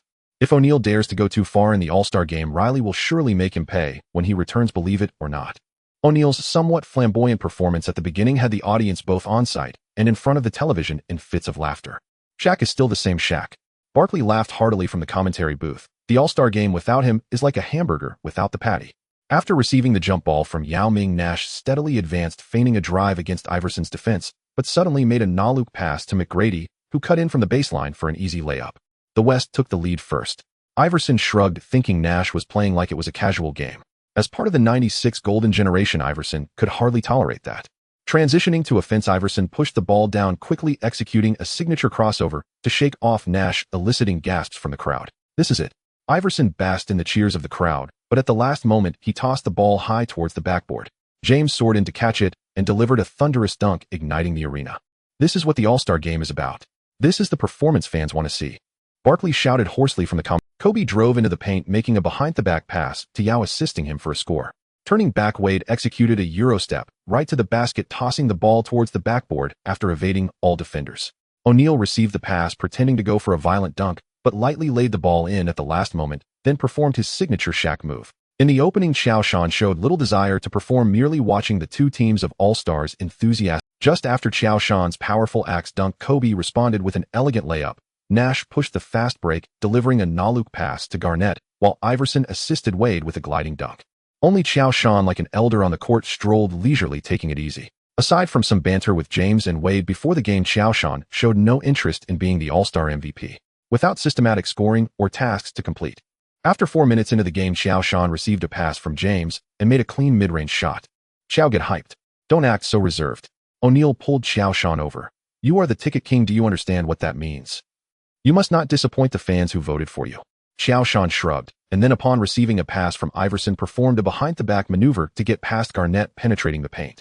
Faced with Yao's help defense, he directly passed the ball between his legs to the cutting O'Neal, who executed a two-handed dunk. Nice, beautiful dribble and pass. O'Neal high-fived Qiao Shan on the way back. I love guys who can pass. But you also need to attack. Don't be stingy with your offensive talent. Of fans buy tickets to see you perform. Of course, your performance earlier was also fantastic. Shaq, are you trying to drain my energy so you can get back at us after the All-Star game? Qiao Shan pretended to be angry. Oh no, you caught me. O'Neal laughed heartily. I think you're definitely afraid of losing to us. Of course, I bet you don't want LeBron to easily take this MVP. Then the spot of the #1 player of the 0-3 generation won't belong to you. That's a poor attempt at provocation. Qiao Shan rolled his eyes. However, Shaq, you've successfully convinced me. In the ensuing game, Qiao Shan indeed stopped slacking off. First, he received a pass from Iverson beyond the three-point line, saw the middle completely open, and charged into the paint for a one-handed dunk. Then in a fast break, he connected with Wade for an alley-oop and dunked again. With 4 minutes left in the first quarter, both teams began to rotate, and the substitutes came onto the court. At that point, Qiao Shan already had 8 points, 3 rebounds, and 4 assists. James and Wade each contributed 6 points, but surprisingly, the highest scorer for the Eastern All-Star team was O'Neal with 10 points. As for McGrady, who was expected to carry the hopes of the entire village, he had the home court advantage, but attempted a staggering 12 shots in the first quarter, yet only made 2, resulting in somewhat awkward efficiency. At this moment, the Eastern All-Stars slightly led the Western All-Stars with a score of 3-3-1. What the hell, the Eastern All-Stars? Are they up to something? Barkley was wide-eyed. Can you please pinch yourself to see if I'm dreaming? Did Billups, Hamilton, Bosch, Rashid, and Ben think the game was too exciting, fearing the audience might faint from excitement, so they wanted to cool things down? Indeed, when the Pistons' 4 Tigers took the court, the Toyota Center fell into an eerie silence. Facing the ironclad defense of the Pistons' 4 Tigers, the Western All-Stars felt like they had hit a blue wall, with every shot being incredibly difficult. Passes were intercepted, breakthroughs were delayed, and every score required tremendous effort.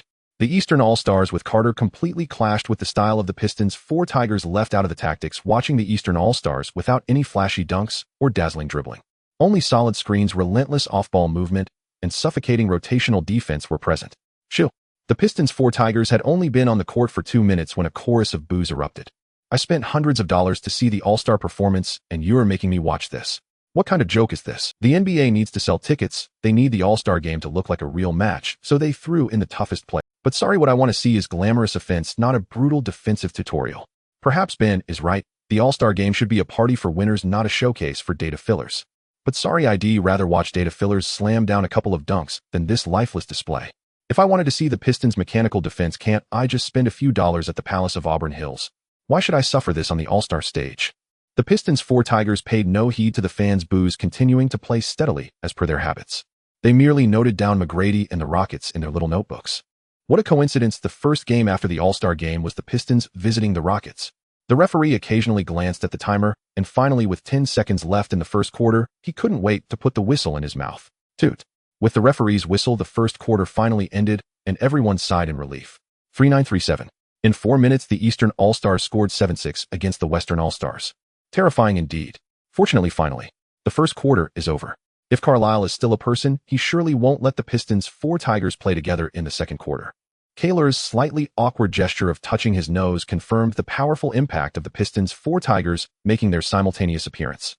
As the second quarter commenced, Kaler stopped his reckless antics, and players like Gasol and Bosh took the stage while Anthony and Brand, making their All-Star debut, began to shine. With no interference from the Pistons' Four Tigers, the game finally resembled an All-Star match. In his All-Star debut, Anthony showcased his diverse offensive skills, executing powerful dunks after drives to the basket and hitting threes in the face of defenders.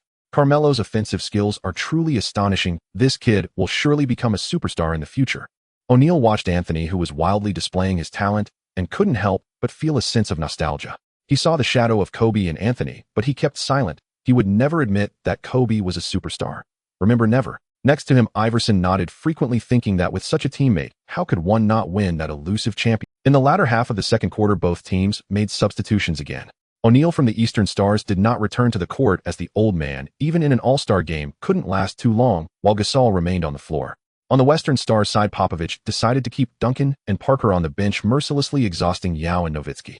Popovich always relished in actions that benefited himself at the expense of others. As soon as Qiao Shan entered, he received a kick-out pass from Iverson after a drive, but instead of attacking, he smoothly passed the ball to the cutting James, who scored with a two-handed dunk. After landing, James celebrated wildly, pumping his arms and raising his legs, then ran over to high-five Qiao Shan, his face brimming with pride. Fortunately, at that moment, James didn't make any gesture to overshadow him. Qiao Shan slightly complained. In the next possession, James returned the favor. Qiao Shan positioned himself inside, drawing the defense of Yao and Nowitzki, then suddenly sprinted to the perimeter. James understood the cue and passed the ball to the open Qiao Shan, who decisively shot the ball, scoring. The Western team was equally unyielding, as McGrady, back on the court, seemed to regain his touch, connecting from beyond the arc with Kobe and Nowitzki, helping the Western All-Stars keep pace in the score. With only 20 seconds left in the game, the Eastern Stars led the Western Stars by 2 points at 7-8-7-6. For the Western team's final possession, Kobe held the ball, and all eyes turned to Qiao Shan. All right. Qiao Shan shrugged helplessly. This was the strategy discussed during the previous timeout. He stepped beyond the three-point line, adjusted his pants, then slammed the ground, saying, "Come on, Kobe." Kobe smiled faintly. These guys were quite boring. However, after a recent loss in Charlotte, it wouldn't be bad to teach Qiao Shan a lesson right now. Facing Qiao Shan's defense, Kobe constantly changed the rhythm of his dribbling. Suddenly, with a shoulder dip, he exploded with his right foot, forcing his way in, while Qiao Shan stayed tight, arms spread wide, closely guarding Kobe. Whoa, has this guy's lateral speed increased again? Kobe wondered, what kind of monster is this?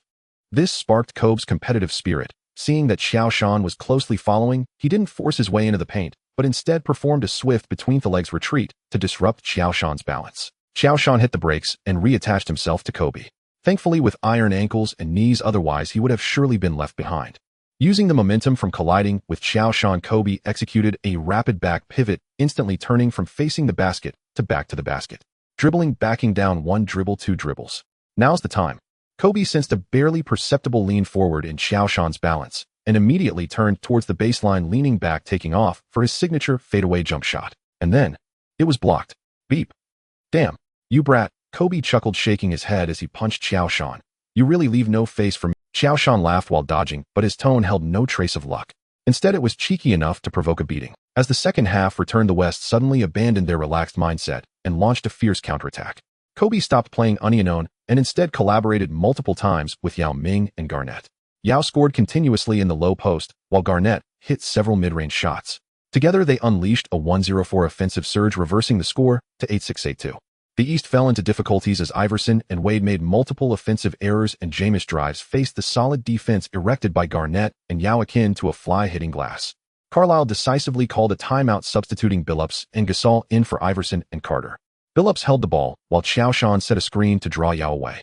Billups drove in, attracting Garnett's defense, and suddenly passed the ball to Gasol at the high post.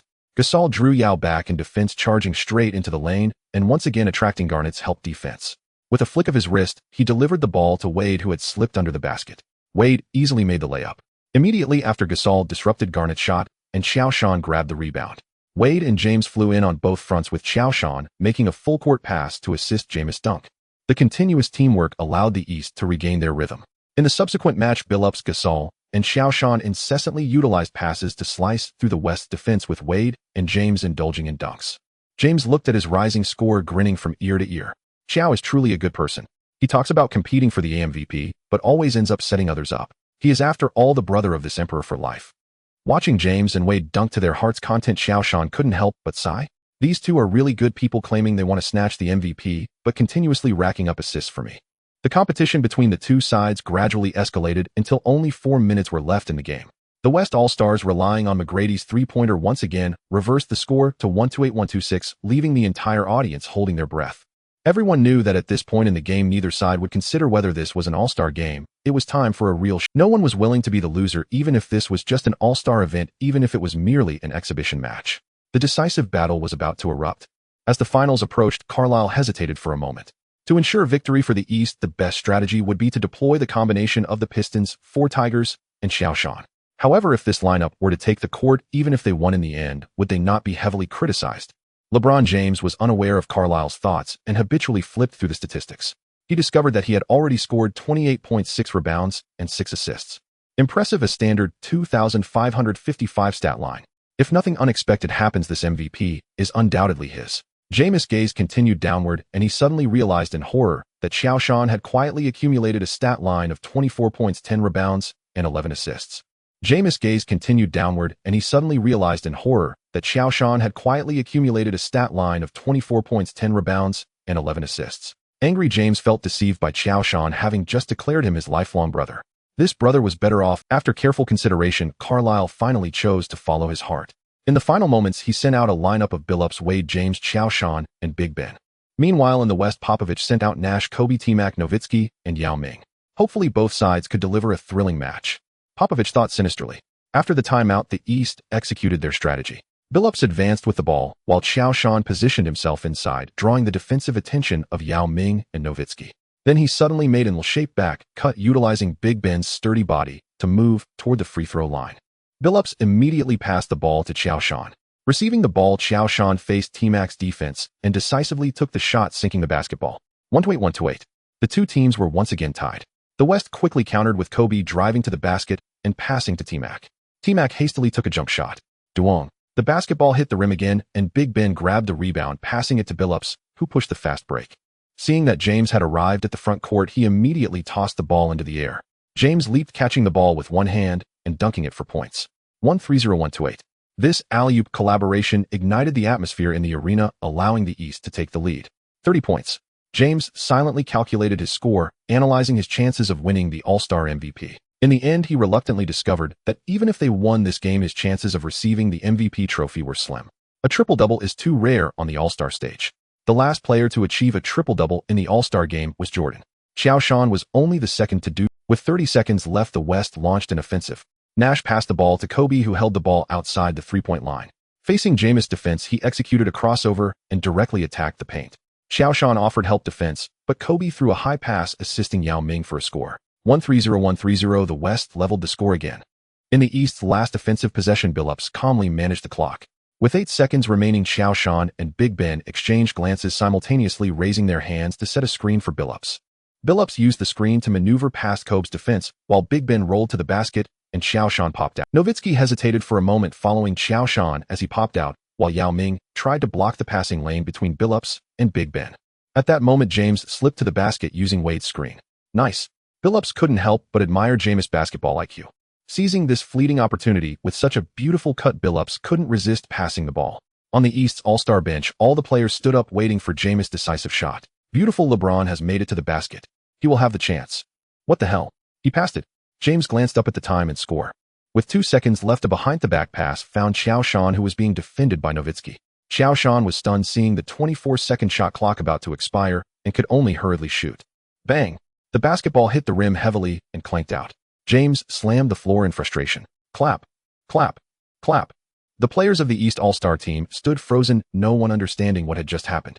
The Toyota Center fell into silence with only the sound of the basketball bouncing on the floor remaining. No, can someone tell me why at that moment in that position LeBron chose to pass the ball? Barkley looked utterly incredulous. Clearly James had made it to the basket. Even if Kobe reacted in time, would James, given his height and weight, really fear Kobe? Perhaps LeBron felt Qiao had a better chance. You know, LeBron has always been so. Rational, yes. Kenny Smith pondered for a long time, finally finding a suitable reason for James' pass. To hell with rationality, which star player would choose to pass the ball at the last moment? McGrady, Hakeem, or Larry Bird? As a star player, enjoying the treatment of a star player means you should do what a star player is supposed to do. There is no reason or excuse. I swear this is undoubtedly a cowardly act. Barkley ranted passionately, spitting everywhere. Perhaps. Kenny Smith thought for a long time and finally gave up. Okay, I really can't think of any other reason. Shoo. A few breaths later, the Toyota Center erupted in boos. No one knew whether this booing was directed at James or Qiao Shan. What was certain, however, was that with Kobe assisting McGrady in a layup, the West All-Stars defeated the East All-Stars 1-3-1-3-0. This also marked the official end of the All-Star game. As the final buzzer sounded, James stood near the mid-court, hands on hips, his expression complex. Qiao Shan crouched on the ground, covering his face with his hands, unable to rise for a long time. Teammates like O'Neal and Wade gathered around, patting the shoulders of the two, but they could hardly alleviate the heavy atmosphere. No one expected that the outcome of an All-Star game would become so controversial due to a choice of passing in the final second. I cannot understand LeBron's choice. He was closer to the basket at that moment with only Kobe underneath. Okay, I admit Kobe's defensive ability is strong, but he had enough time to shoot. Yet he passed the ball. Why? Because he feared failure. He feared that if he couldn't score, he would be criticized. But as a star, you must accept that pressure, not evade it. Stephen A. Smith, who was dismissed by ESPN, vented his dissatisfaction on Facebook. LeBron's pass in the last second is a classic case of shirking responsibility. As one of the core players of the East All-Star team, he possesses top-tier finishing ability in the league, yet at the moment he needed to step up the most, he pushed the pressure onto his teammates. This choice not only caused the East to lose the game, but also violated the responsibility of a star. At critical moments, you must be the one who says, "Give me the damn ball, he'll finish it." Chris Mannix, a columnist for Sports Illustrated, published an article immediately after the game. First of all, I am not a fan of James. Secondly, I feel the need to speak a fair word for him. Clearly the one who missed the shot in the end was Qiao Shan. Why is everyone blaming James? Exactly, the All-Star game is not a personal showcase. What's wrong with emphasizing team play? James trusts his teammates, and that is the essence of basketball. Those who criticize him only do so because Qiao Shan didn't make the shot. If he had scored, you would have praised James for his selflessness. Seriously, I am tired of you double-standard dogs. This season his assist rate in critical moments has reached 32, helping the team win 11 games. His passing choices have always been excellent, it's just that this time it was solely because Qiao Shan didn't make the shot. In no time, a storm of public opinion flooded every corner. Those who think it's nonsense can look back at previous All-Star games. I forgot which year it was, but Wade passed the ball at the last moment, and the discussion was very intense. You all know that Qiao is my brother. In fact, he is also the player with the best chance of winning the All-Star game MVP. If he had made the winning shot, the outcome would have certainly been beautiful, wouldn't it? Indeed, everything I did was to support him. At that moment, Qiao was clearly in a better position. He had a better opportunity to shoot, while I had to face Kobe, who was heavily defending. I believed in him, I wanted to help him succeed, so I passed the ball. The shot didn't go in, and I felt regret, but I have no regrets about my choice. Basketball is a team sport. I won't change my trust in my teammates because of external criticism. However, perhaps everyone has their own strengths. Some might be better suited for the regular season, while others shine in crucial moments. Facing the media, James calmly responded to the controversy in that moment. Indeed, I just wanted to help Qiao win the MVP, it's just that he didn't make the shot. As for the last second or not, you could just say it's about whether he made the shot or not. Everyone has their own opinions, and I respect all voices. But in that moment, I made what I believed was the best choice for the team. After finishing his remarks, James had his bodyguard push through the reporters and left the scene. Rich, I need our media to continue speaking out. Let's push all the blame onto Qiao. Back at his residence, James dialed Rich Paul's number. Once this matter is handled well, you will be my agent from now on. Of course, brother, I've got everything covered. Rich Paul happily accepted this big opportunity. After all this, is James the chosen one? As long as I am fully connected with him, luxurious cars and beautiful women will be a given right. Rich Paul flipped through his contacts, dialing one number after another. No, I am not concerned about the discussions online, or in fact, we are working hard for the upcoming games. Of course, everyone has their own style of play, and I respect everyone's choices. LeBron passed the ball well, but unfortunately I missed that shot. But I won't be trapped in the past, and what I need to do is work hard to improve myself. Next time I encounter such a situation, I will definitely make that damn shot. Qiao Shan also faced a barrage of questions from reporters. Of course, I also want to congratulate Tracy for winning the MVP trophy. Qiao Shan knew well that everyone was just watching the excitement, and the media was happy to let things ferment. After all, traffic means money. And Qiao Shan and James, the league's hottest stars, are the embodiment of traffic.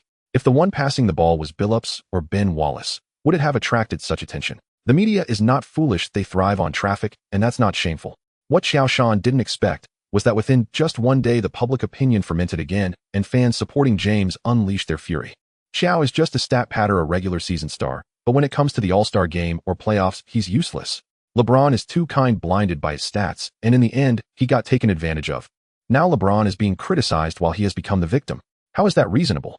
LeBron's choice was correct. He trusted his teammates, which is the essence of team basketball. However, if a teammate can't even make an open shot, then the responsibility does not lie with the passer. Some players seem fine during regular play, but crumble in crucial moments. Such players shouldn't be part of the strategy in key situations. Look, Qiao has never dared to take on tough battles. Hearing about Yao's return before Christmas, he chose to rest strategically. Can we blame James for passing to a softie? If it were anyone else, passing to him would also result in a loss. For a moment, everyone seemed to forget that Qiao Shan had Nowitzki defending him while James had already penetrated to the basket. Of course, Qiao Shan had less than a second left to shoot, and the rushed attempt was ignored. Those who push the responsibility onto Qiao should consider donating their eyes if they aren't using them. Jordan faced the media fiercely retorting those who doubt Qiao's ability in big games might as well go watch the 200,304 finals. Of course, if you want to play dead, then just shut the hell up. At this point, it had been only 2.5 years since Jordan officially retired, and his influence in the NBA was still not diminished to the point where anyone could just claim to be the GOAT. Meanwhile, Barkley, Olajuwon, Magic Johnson, and O'Neal all voiced their support for Qiao Shan on social media. In the eyes of old-school players, someone like Qiao Shan who focuses on the court and the game should not be treated this way. When reminiscing about this All-Star game, most still felt regret over James' pass. As for McGrady's MVP, not many cared about it. Sometimes what you strive for your entire life turns out to be just that when you finally get it. Maybe. Facing reporters' provocations again, Qiao Shan didn't take it too seriously, or rather, he didn't want to fall into the trap of self-justification. Amidst the turmoil of public opinion, the Bobcats seemed unaffected, leaving everyone surprised, as this was not the performance expected from a new team in the league. After the All-Star game, the Bobcats continued their winning streak, finishing February with 4 consecutive wins. Throughout February, Qiao Shan averaged 38. 3 points, 15. 8 rebounds, 9. 7 assists, and 6 blocks, leading the Bobcats to a record of 9 wins and 2 losses despite the injuries of Darren Gasol and Jerry. Even though some inexplicable public opinion affected Qiao Shan post-All-Star game, he still secured the Player of the Month award with his dominating data and record, marking his 3rd such award this season. Meanwhile, the Western Player of the Month was awarded to Marion with an average of 22. 3 points, 12. 4 rebounds, 2. 1 assist, 2. 0 steals, and 7 blocks. While his stats weren't particularly eye-catching, Marion carried the team with his all-around defense and energetic offense, leading the Suns to a record of 10 wins and 3 losses. Just as public opinion was about to die down, the 4th battle between the Bobcats and the Cavaliers arrived. The two central figures of the controversy faced off for the first time after the All-Star game, and discussions erupted online. I want to apologize to Qiao. I didn't expect that shot would lead him into the court of public opinion. Before the game, in an interview, James spoke confidently to the reporters, "You all know that Qiao is my brother, and I will always stand by his side. Did you see that, Qiao? This is what a quality idol looks like." Even though Qiao Shan wasted a precious assist opportunity from our emperor still did not blame him. This is what a quality idol is, okay?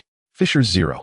4-second game winner against the Spurs is known, while Qiao Shan had 1 second of preparation time and still missed, so Fisher Qiao Shan.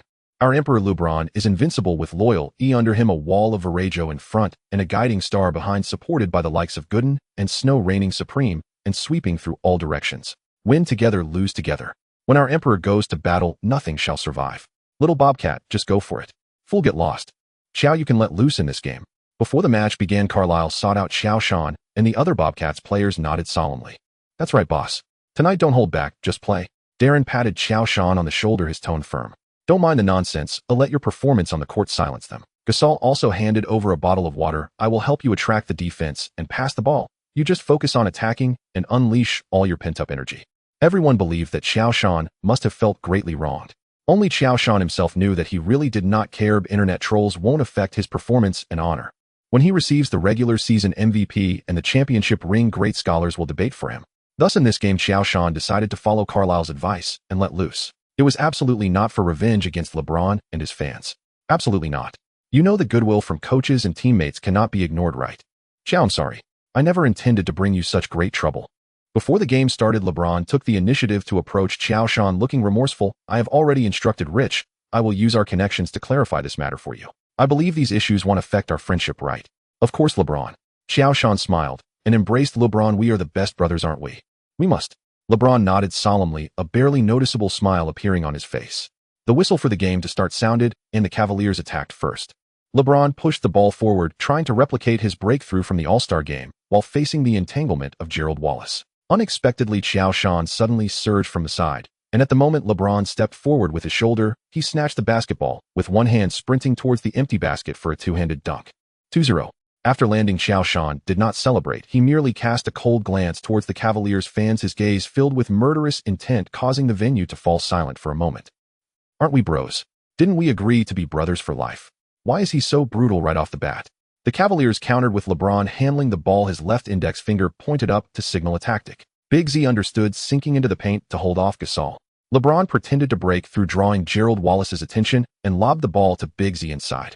Wanting to take on Gasol, unknown Qiao Shan suddenly provided help defense, pressing down on the basketball with both hands directly blocking Ilgauskas' shot. Gasol grabbed the rebound, passed it to Darren, who pushed the ball forward, returning it to the sprinting Qiao Shan, who caught it and soared once again, performing a one-handed dunk. 4-0. In less than a minute into the game, Qiao Shan scored 4 points, recorded 1 steal, and 1 block, fully showcasing his offense and defense. Beautiful. That's how Big Qiao plays. Where are the barking eunuchs from before? Why aren't they jumping anymore? They don't know that term. LeBron pursed his lips, confused as to why Qiao Shan, who had been friendly with him before the game, was now filled with such rage. Damn, this kid is using a diversion on me. Is he trying to make me relax? Sakeo, indeed. The Cavaliers were stunned by Qiao Shan's momentum, frequently making mistakes on offense, and on defense, they could not withstand Qiao Shan's onslaught.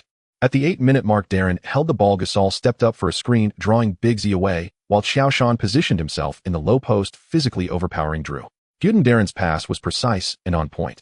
After receiving the ball, Qiao Shan did not hesitate, turning directly against Guden's defense, executing a powerful dunk. 3 shots, 3 dunks, each one simple yet effective.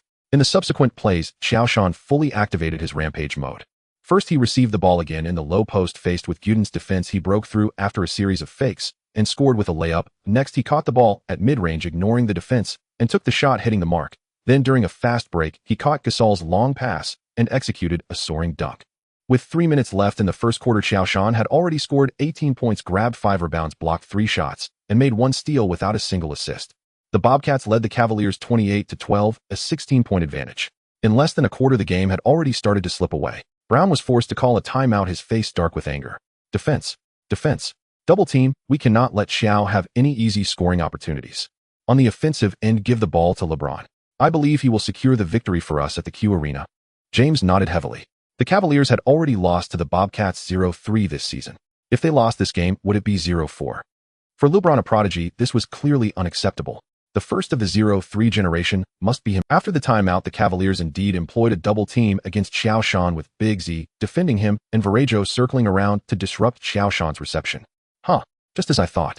During the timeout, Carlisle anticipated that the Cavaliers would focus their defense on Qiao Shan and had already devised a strategy to counter it. Qiao Shan directly sank into the paint, swapping Gasol to the high post, utilizing Gasol's position to assist Eddie House and Capono in hitting 3-pointers. As the second quarter began, seeing that James was still on the court, Qiao Shan applied to Carlisle to re-enter the game. As James was at the free throw line, he turned to see Qiao Shan back on the court and cursed. Such blatant targeting. If you say Qiao Shan isn't doing it on purpose, you expect me to believe that. Your expression, LeBron, really cracks me up. You are getting anxious, LeBron. I must say Big Qiao is indeed a master at hunting. As Guda the Chancellor said, facing Qiao Shan, your breakthrough, LeBron, is like using a lantern in a toilet. Back in the game, Qiao Shan proactively switched defense to stand in front of James. Qiao, didn't we agree to be good brothers for life? That's right, LeBron, you are definitely my best brother, trust me. Qiao Shan felt James push against him firmly, trying to create space, but he stood his ground like a rock, unmoved. Do you not understand what I mean, eh? James felt a bit frustrated and didn't want to talk to Qiao Shan anymore. He faked a move with his left shoulder and attempted to turn around. Qiao Shan closely followed James's hands raised high, always guarding in front of him. As James turned, he lost his balance, nearly losing the basketball, and had no choice but to pass it to the perimeter player Gooding. With just 2 seconds remaining, a bewildered Gooding hurriedly took a 3-point shot, which clanged off the rim. Qiao Shan grabbed the rebound and handed it to Darren as the Bobcats launched a fast break. Ha, the familiar last-second pass, just as expected from you, James. Your play is truly very rational. If I were Gooding, I would probably be cursing right now. Not that easy to keep your temper. Boom. Receiving Darren's pass while on the move, Qiao Shan took 2 strides from beyond the 3-point line straight to the basket, executing a one-handed dunk. The Cavaliers fans holding provocative signs suddenly looked grim. No one expected that in the Cavaliers' home court Qiao Shan would dare to disregard their emperor, showing no mercy on defense. James was clearly enraged by Qiao Shan's defense. During the Cavaliers' offense, he once again took the ball to challenge Qiao Shan. This time he didn't rush to break through, but instead dribbled the ball between his legs, trying to throw off Qiao Shan's balance. Qiao Shan focused, intently adjusting his footwork slightly, with James dribbling his hands wide open. Suddenly James accelerated to break through, and Qiao Shan immediately shifted sideways, using his body to block him. The two collided fiercely at the edge of the paint, causing James to lose his balance and have to pass the ball to Varejao. Facing Gasol's defense, Varejao spun like atop his loose hair, flying everywhere. Finally, just when he was about to dizzy himself, Gasol couldn't stand the unpleasant smell from Varejao's hair and made some space. Varejao was overjoyed, just about to turn for a layup, when Qiao Shan suddenly came to help, pressing down on the basketball and blocking it. Gasol grabbed the rebound and passed it to Darren as the Bobcats scored again on a fast break. As soon as Qiao Shan stepped onto the court, he led the Bobcats on a 4-0 run. 4 points were not terrifying, but it was the Cavaliers' complete inability to respond on both offense and defense that was truly despairing. Jameis' expression grew increasingly grim. He dared not attempt to play unknown again and could only pass more to his teammates. However, the other Cavaliers players were not in good form, making multiple offensive mistakes. Meanwhile, Qiao Shan continued to dominate on offense, hitting mid-range jumpers, dunking on fast breaks, and cutting in after screens. His score kept rising. With the second quarter not yet over, the Bobcats had already taken a 30-point lead over the Cavaliers, 6-0-3-0. The game was completely decided. With 36 points, 9 rebounds, 2 assists, 4 blocks, and 3 steals, Qiao Shan's statistics exploded in just the first half, and his 2 assists also broke the record for the lowest assists in a half since he joined the Bobcats. As for James, he only managed to score 8 points in the half, 6 of which came from free throws.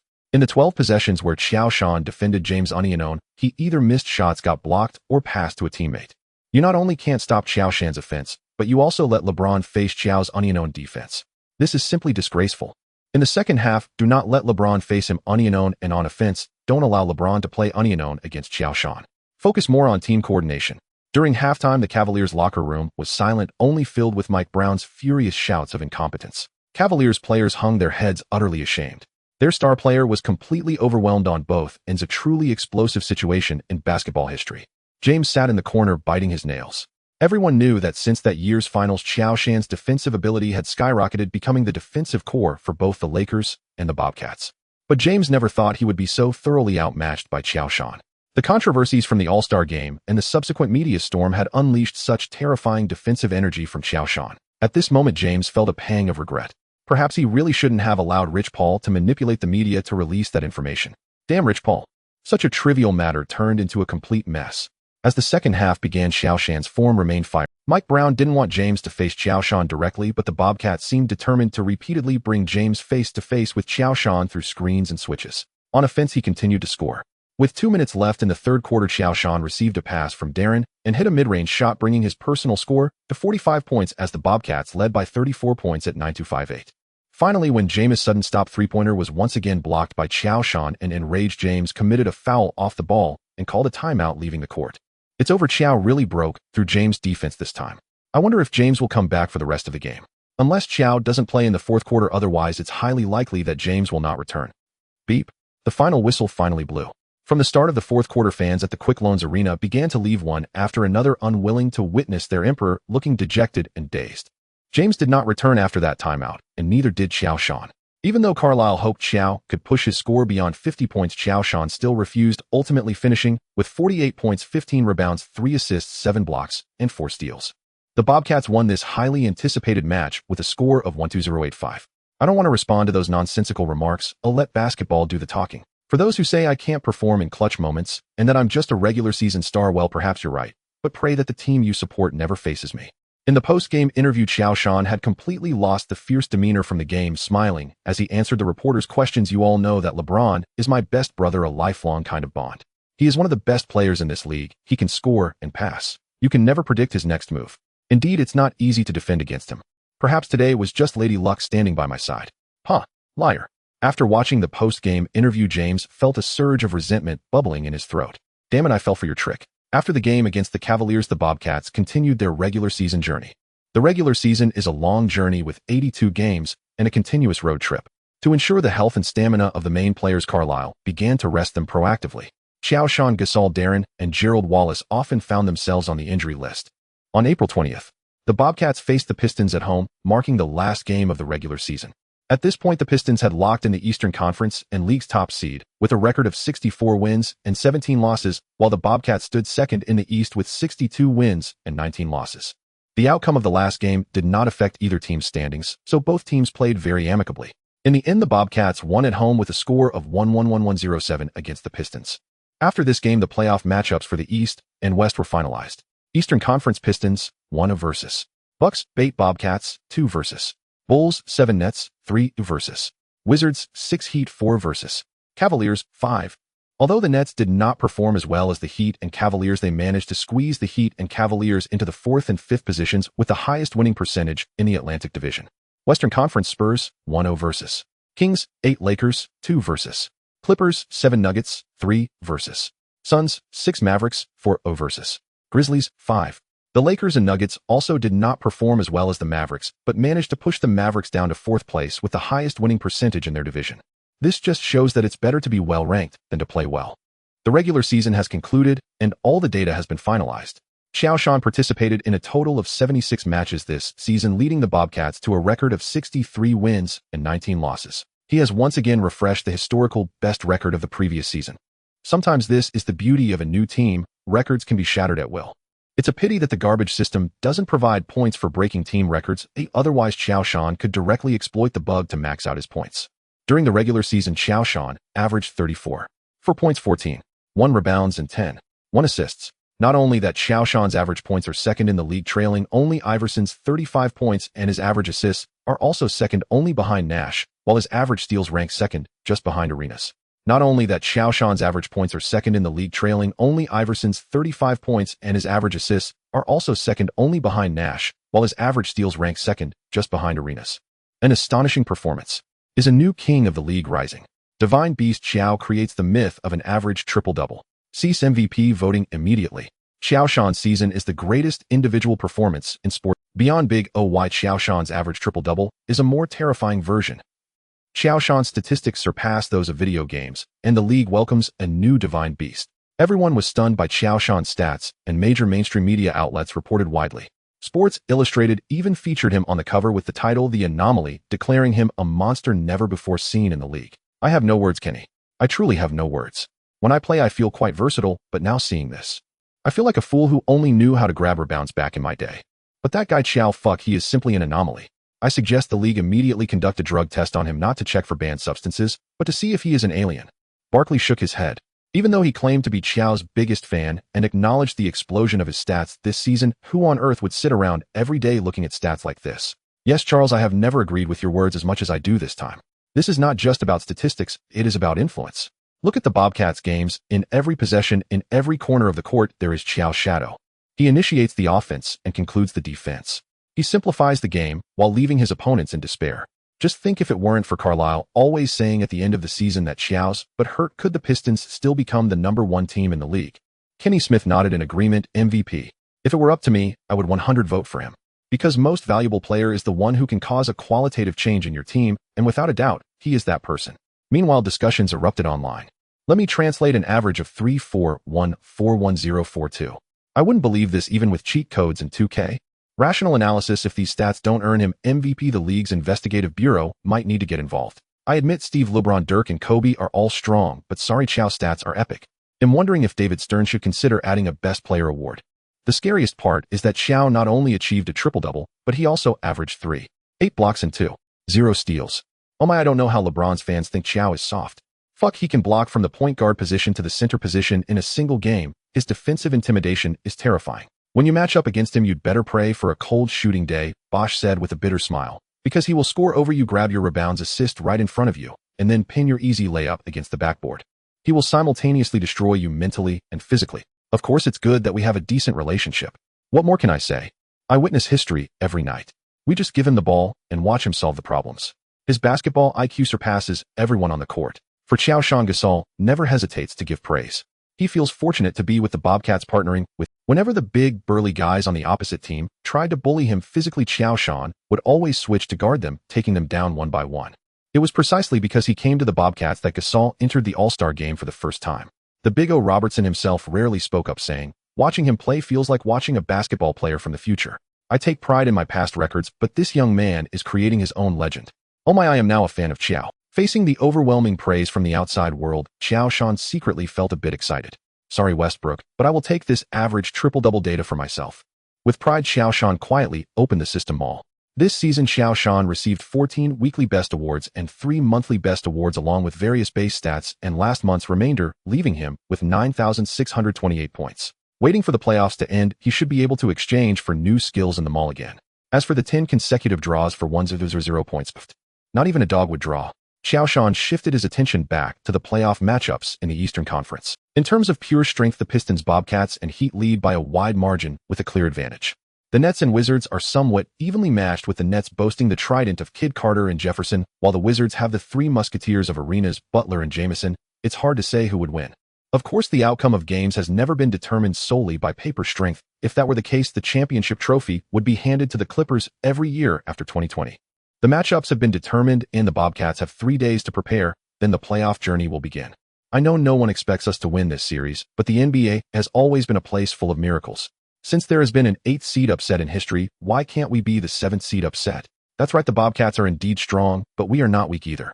We have Tyson, we have Kirk, we are a talented team, and until the last moment, no one can guarantee what will happen. Everyone says Qiao is not a big game player. We believe he will cause trouble in the game. Facing reporters' questions before the game, the Bulls' young guard core, who have made the playoffs for 2 consecutive years, exuded confidence and determination. Last season, they battled the Wizards for 6 games in the playoffs, but ultimately fell short due to a lack of experience. However, this season, they have accumulated enough experience. Ideals are abundant while reality is stark. Despite the Bulls' young guard's confidence after their first match against the Bobcats, it became clear to everyone that the two teams were on entirely different levels. Playing at home, the Bobcats gave the Bulls not even the slightest chance. From the very beginning, the situation was overwhelmingly one-sided. Chandler was not yet the boxing king who dominated the paint. Later on, he had strong defensive abilities, but was not at the DPOY level. He struggled to handle just one Josh. How could he manage against the Bobcats' inside presence with Gasol? Both Josh and Gasol were players who possessed both offensive prowess and the ability to create plays. As expected, Chandler was out after just 2 quarters, and it was a swift and decisive exit. He couldn't keep up at all. As for Darren, even though he was just a rookie, he displayed a maturity beyond his years during the playoffs. Henrich was indeed steady as an old dog, but he was too frail. Darren went in with brute force. Under such circumstances, the Bobcats entered garbage time after only 3 quarters in the first match. Josh scored 29 points, 11 rebounds, 7 assists, and 4 blocks. Gasol had 21 points, 9 rebounds, and 8 assists, while Darren contributed 11 points and 11 assists. The second game was a direct replica of the first. After 3 quarters, the Bobcats had already extended the lead to 26 points, and the final quarter once again became garbage time. The Bobcats' big 3 continued to perform excellently. At least on the surface, the Bulls truly lacked any significant resistance. Hey, how about those who claim Josh was just a regular season player? Can anyone step up and explain what kind of performance would earn your approval? Josh remained as fierce as ever, dominating on both ends of the floor in an astonishing manner. What surprised me was Gasol. Everyone called him a softie, but are they misinterpreting what a softie really is? Darren is the most surprising one. This is only Darren's rookie season, and he has achieved double-doubles in both games. His pick-and-roll chemistry with Josh and Gasol reminds me of the old Peyton. By the way, am I the only one who noticed that there seemed to be suddenly more female celebrities on the sidelines for the Bobcats? Scarlett Johansson and Hathaway. I wonder how these Staples Center regulars suddenly ended up at the Bobcats' home games. It's quite a mystery. Regarding the Bobcats' performance in the playoffs, domestic fans are very satisfied. They easily won 2 games at home, and the path to advancement is already very clear. What excites domestic fans the most is that the Lakers led by Yao also hold a 20 lead over the Clippers. When has Yao ever partnered with a player of Odom's caliber? He can pass, cut inside, and rebound. Yao easily racked up 2010 in both games. Most importantly, Yao's fans no longer have to worry about the habitual collapse in the third quarter like they did when watching Rockets games in the past. Brothers, tell me if the finals were the Lakers against the Bobcats. Damn, don't say that. I can't help but start imagining, and with the strength of both the Bobcats and the Lakers, it might really be possible. Perhaps domestic fans themselves haven't noticed that since Yao joined the Lakers, the Rockets' popularity has rapidly declined, and no one pays attention anymore. McGrady. Uncle Buck. A little recognition, but not familiar, please don't cue. But the Lakers and Bobcats, even the role players, can all be recounted by fans. The direct result was that many domestic brands saw a business opportunity. Stars like Josh Yao and Kobe had signed with major brands early on, but those secondary and role players could also find sponsors right. Visionary brands began to realize that the star effect is no longer limited to top superstars. As long as a team has topics, achievements, and sentiment, even a backup point guard who can hit crucial three-pointers can ignite an entire product line. Numerous domestic brands began to flood into the Lakers and Bobcats, with many role players acting as brand ambassadors, and even training gear sponsorships were eagerly clinched. In contrast to Josh's smooth sailing, LeBron's first playoff experience alongside the young Anthony was not as delightful. The Heat had James Posey on the perimeter and a combination of O'Neal and Mourning in the paint. LeBron shot 11 for 34 across 2 games. Everyone knows that the Cavaliers were LeBron's team. As long as they could neutralize him, the Cavaliers would become a chaotic, rudderless giant ship, and the Heat also easily won 20. The Nuggets were similar. Martin and Nene played with great passion combined with the peak Camby, creating a luxurious interior presence. However, when facing Amare, they were overwhelmed. And Anthony clearly had not yet reached the maturity for the explosive exchanges with Kobe that would come later, struggling under the entanglement of Rajon Rondo and Dia. As for the Grizzlies, they had a back-and-forth contest with the Mavericks. After Okafor and Gasol switched teams, they formed the defensive core for the Grizzlies. Battier's man-to-man and help defense combined with Okafor's positioning supported by three-point shooters like Mike Miller and Eddie Jones significantly elevated the Grizzlies' record to an all-time best of 49 wins and 33 losses. In the first playoff game against Dampier and Diop, Okafor employed skilled low-post moves, leaving the two battered and bruised, while Miller and Jones combined to hit 12 three-pointers, leading the Grizzlies to conquer the American Airlines Center and secure home court advantage. In a crucial moment, Cuban fired back, publicly questioning the referee's standards. In the second game between the Grizzlies and Mavericks, Okafor had already accumulated 3 fouls before the second quarter was halfway through, leading to a decisive 119-83 victory for the Mavericks at home. It was clear to any observant person that the Mavericks were about to replicate last season's elimination of the Rockets, but the star power of the Grizzlies was too weak. Aside from strong condemnation of Cuban's actions from local Memphis media and fans, few spoke up for the Grizzlies. Meanwhile, the Bobcats, who easily secured 2 consecutive victories, arrived in Chicago with Old Joe following his team back to his place of glory. Under the night sky, the United Center was outlined in cold, hard light, with Jordan's statue appearing to still soar under the spotlight. Old Joe stood still with Josh. The inscription on the bronze base reading "Unprecedented, Unrepeatable" glimmered faintly in the night. Old Joe raised his hand and knocked heavily on the cold bronze base, creating a dull sound. "Look closely, Josh. This is not just a statue. This is the glory that belongs solely to me, the mark of my triumph that conquered an entire era." Jordan turned to face Josh, locking his gaze on his face like a hawk. "Josh, I believe in your ability. I look forward to your future. And I hope that one day in the Charlotte Arena in front of the dynasty you built, there will also stand a statue that belongs to you. By that time, everyone who walks into that arena will have to pass under your shadow. Just like now." "Of course, McCall." Jordan turned to face Josh, locking his gaze on his face like a hawk. "Josh, I believe in your ability. I look forward to your future. And I hope that one day in the Charlotte..." Lao Qiao laughed heartily as he slapped Qiao Shan on the shoulder. "Records are meant to be broken. If you can surpass mine, so be it." Back at the Bulls' home court, the young guards of the home side were ecstatic. Skiles inserted Ben Gordon into the starting 5. It was clear Skiles had a plan. The change of formation caught the Bobcats off guard. With Luol Deng and Ben Gordon attacking the rim while stretching the defense, the Bulls surged to an early 82 lead. This was the first time in 3 games the Bulls had taken the lead. "Defense! Defense!" roared through the United Center in a deafening chorus. But the Bobcats remained unhurried. Qiao Shan used a screen with DeLong to knock down a mid-range jumper, then fed Gasol on the inside for a thunderous dunk, trimming the score to 86. Soon after, the Bobcats seemed to lose their focus. Qiao Shan stopped initiating the offense, instead setting screens for Gerald Wallace and Eddie House. On defense, they went through the motions, no longer as active in help defense and shot blocking as in the first 2 games. Gasol and DeLong also eased off. DeLong's passes lost their earlier precision, and Gasol's playmaking became cautious. The Bulls seized the opportunity. Ben Gordon drained consecutive threes, while Sinrich and Luol Deng attacked repeatedly, drawing fouls. By the end of the first quarter, the Bulls led 3,225. In the second quarter, the Bobcats leaned on their bench out Qiao Shan Gasol and DeLong sat and watched occasionally, discussing the Bulls' tactical adjustments. The Bulls pressed their advantage and stretched the margin to 15 points. Late in the second quarter, Qiao Shan returned and immediately converted two strong drives to the rim for Andins, then assisted Capono for a booming three, cutting the deficit back to 6. After briefly showing his brilliance, Qiao Shan reverted to a cautious, conserving style. There was no real choice. The Bobcats had set a tone before the series to prioritize development and to finish the job at home. Let Lao Qiao earn one more payday. He deserved it. In that strange atmosphere, both teams kept the score apart by 5 to 7 points. Though the Bulls held the lead, everyone could see the Bobcats were dictating the tempo. In the end, the Bobcats fell on the road 9-8-1-0-4, and the series stood at 21 as the Bulls. Qiao Shan only attempted 12 shots all game, making 9 of them, and still produced a triple-double: 21 points, 11 rebounds, and 10 assists, even while holding back. After the game, Qiao Shan waved off the reporters with a frantic shake of his head. He joked that they had played hard, and there was no way they were tanking. The Bulls played well. They earned this victory. Exactly. We played a good game. I believe if we keep this up, we will eventually prevail. Charlotte will pay for their arrogance, spat Ben Gordon, who had finished with a game-high 34 points. Qiao Shan merely shrugged, helpless. In Game 4, he would show Ben Gordon precisely why youth should not mistake itself for invincibility. Qiao Shan unleashed full fire on offense. Against the defenses of Chandler and Nocioni, he shot 15 of 22, went 5 of 6 from the line, and finished with 35 points, 14 rebounds, 9 assists, and 6 blocks. DeLong orchestrated the offense perfectly with 17 assists and no turnovers. Gasol posted a near triple-double with 24 points, 8 rebounds, and 8 assists. The Bulls gave everything, but facing a Bobcats team at full strength, they simply looked overwhelmed.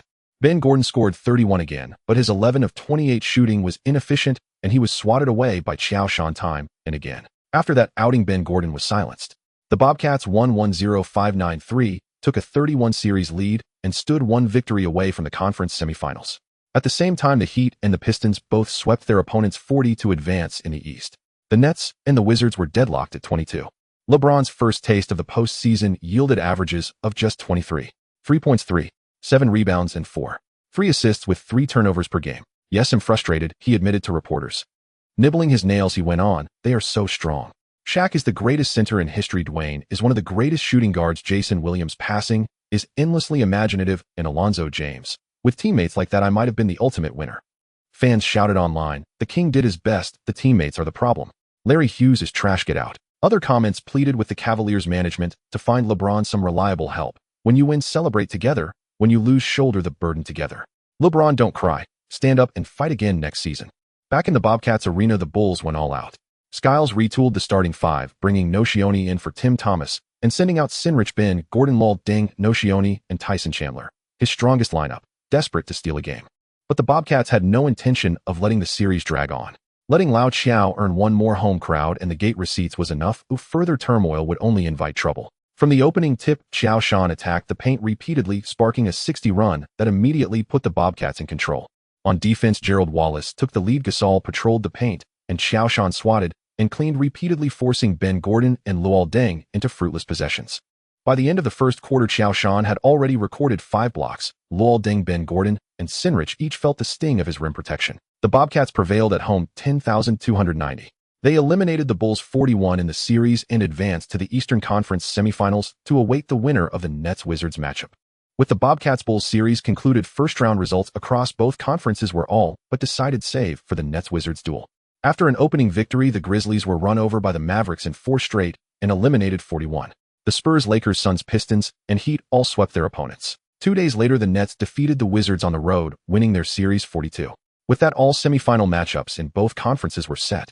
The semifinal pairs read Pistons versus Heat, Bobcats versus Nets, Spurs versus Mavericks, Lakers versus Suns.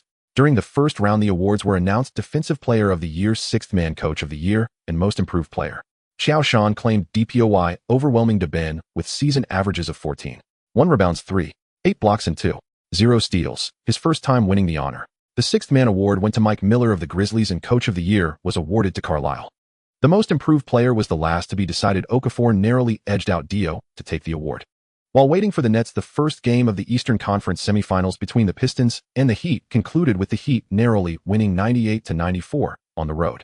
In the final moments, Wade drove to the basket 3 times in a row, crashing down hard despite being defended by Big Ben, securing 3 free throw opportunities for the Heat, while also forcing Big Ben to foul out in the last 2 minutes, giving the Heat an early advantage. Wade also proved with his performance that had he not been injured in Game 6 of last season's Eastern Conference Finals, it was uncertain who would have advanced to the finals. Putting aside the game between the Pistons and the Heat, when facing the Nets, Qiao Shan could not afford to underestimate. This team, boasting a trident of Kidd, Carter, and Jefferson, finished the season with a record of 49 wins and 33 losses. Kidd's playmaking, Carter's explosiveness, and Jefferson's balanced offense and defense made them one of the most resilient teams in the league. The Nets' playoff experience far exceeds that of the Bulls. As a veteran who has led his team to the finals multiple times, Kidd not only excels at controlling the game, but can also adjust tactics on the fly during the series. He is none other than the Nets' Kenji Fujimura. Most importantly, even though the Bobcats lost to the Nets 3-1 in the regular season, the Nets were the first team to conquer the Bobcats arena in the 2005-2006 season, granting them a natural psychological advantage. The core focus of this series is not only the clash between the Big Three of the Bobcats and the Trident of the Nets, but also the confrontation between the old and new eras. For the Bobcats, this is their first encounter with a genuine strong opponent in the playoffs, and the direct matchup between Darren and Kidd will be the X factor that determines the series outcome. Will the veterans endure, or will the fledgling Eagles take flight? Everyone is watching eagerly. The first game of the Eastern Conference semifinals began at the Charlotte Bobcats arena. Even before the game started, the venue was already packed with cheers and shouts echoing throughout as fans waved their Bobcats flags to cheer for their team. This is the first season since the Charlotte Bobcats arena opened, and every step represents a new record. The fans of Charlotte are willing to accompany the Bobcats on this journey. D.W. Jason is one of the best point guards in the league today, and even in history. As long as you can dominate him in direct confrontation, you will be the #1 point guard. Remember, stay steady and control the game. You will be the key to our success in this series. The Bobcats players waited in the tunnel, their eyes filled with determination and confidence. Carlisle kept reminding Darren while the young player nodded nervously. No matter how mature his mindset was, this was only Darren's first season, and he was still just a barely 22-year-old youth. Don't worry, DW, we will support you, right, Paul? Qiao Shan clapped Darren's shoulder and raised an eyebrow at Gasol. Of course, if you get destroyed by Jason, trust me, I will make you pay for it this offseason. Or perhaps you can ask Crash, the nickname for Gerald Wallace, for advice. Darren, who was almost moved to tears, turned pale after hearing Qiao Shan's second half of the sentence, his face drained of color. Compared to the Bobcats' readiness, the Nets appeared much calmer, their expressions serious, clearly valuing this game. Kidd, as the leader of the team, continually inspired his teammates. As the game began, the atmosphere in the arena instantly reached a climax. The Bobcats took the first possession with Qiao Shan receiving Darren's pass, faking out Nenad Kristic, and then driving straight to the basket. Facing the help defense from Jason Collins, Qiao Shan made a direct inside pass to assist Gasol in scoring, giving the Bobcats an opening advantage. The crowd erupted with a wave of enthusiastic applause and cheers.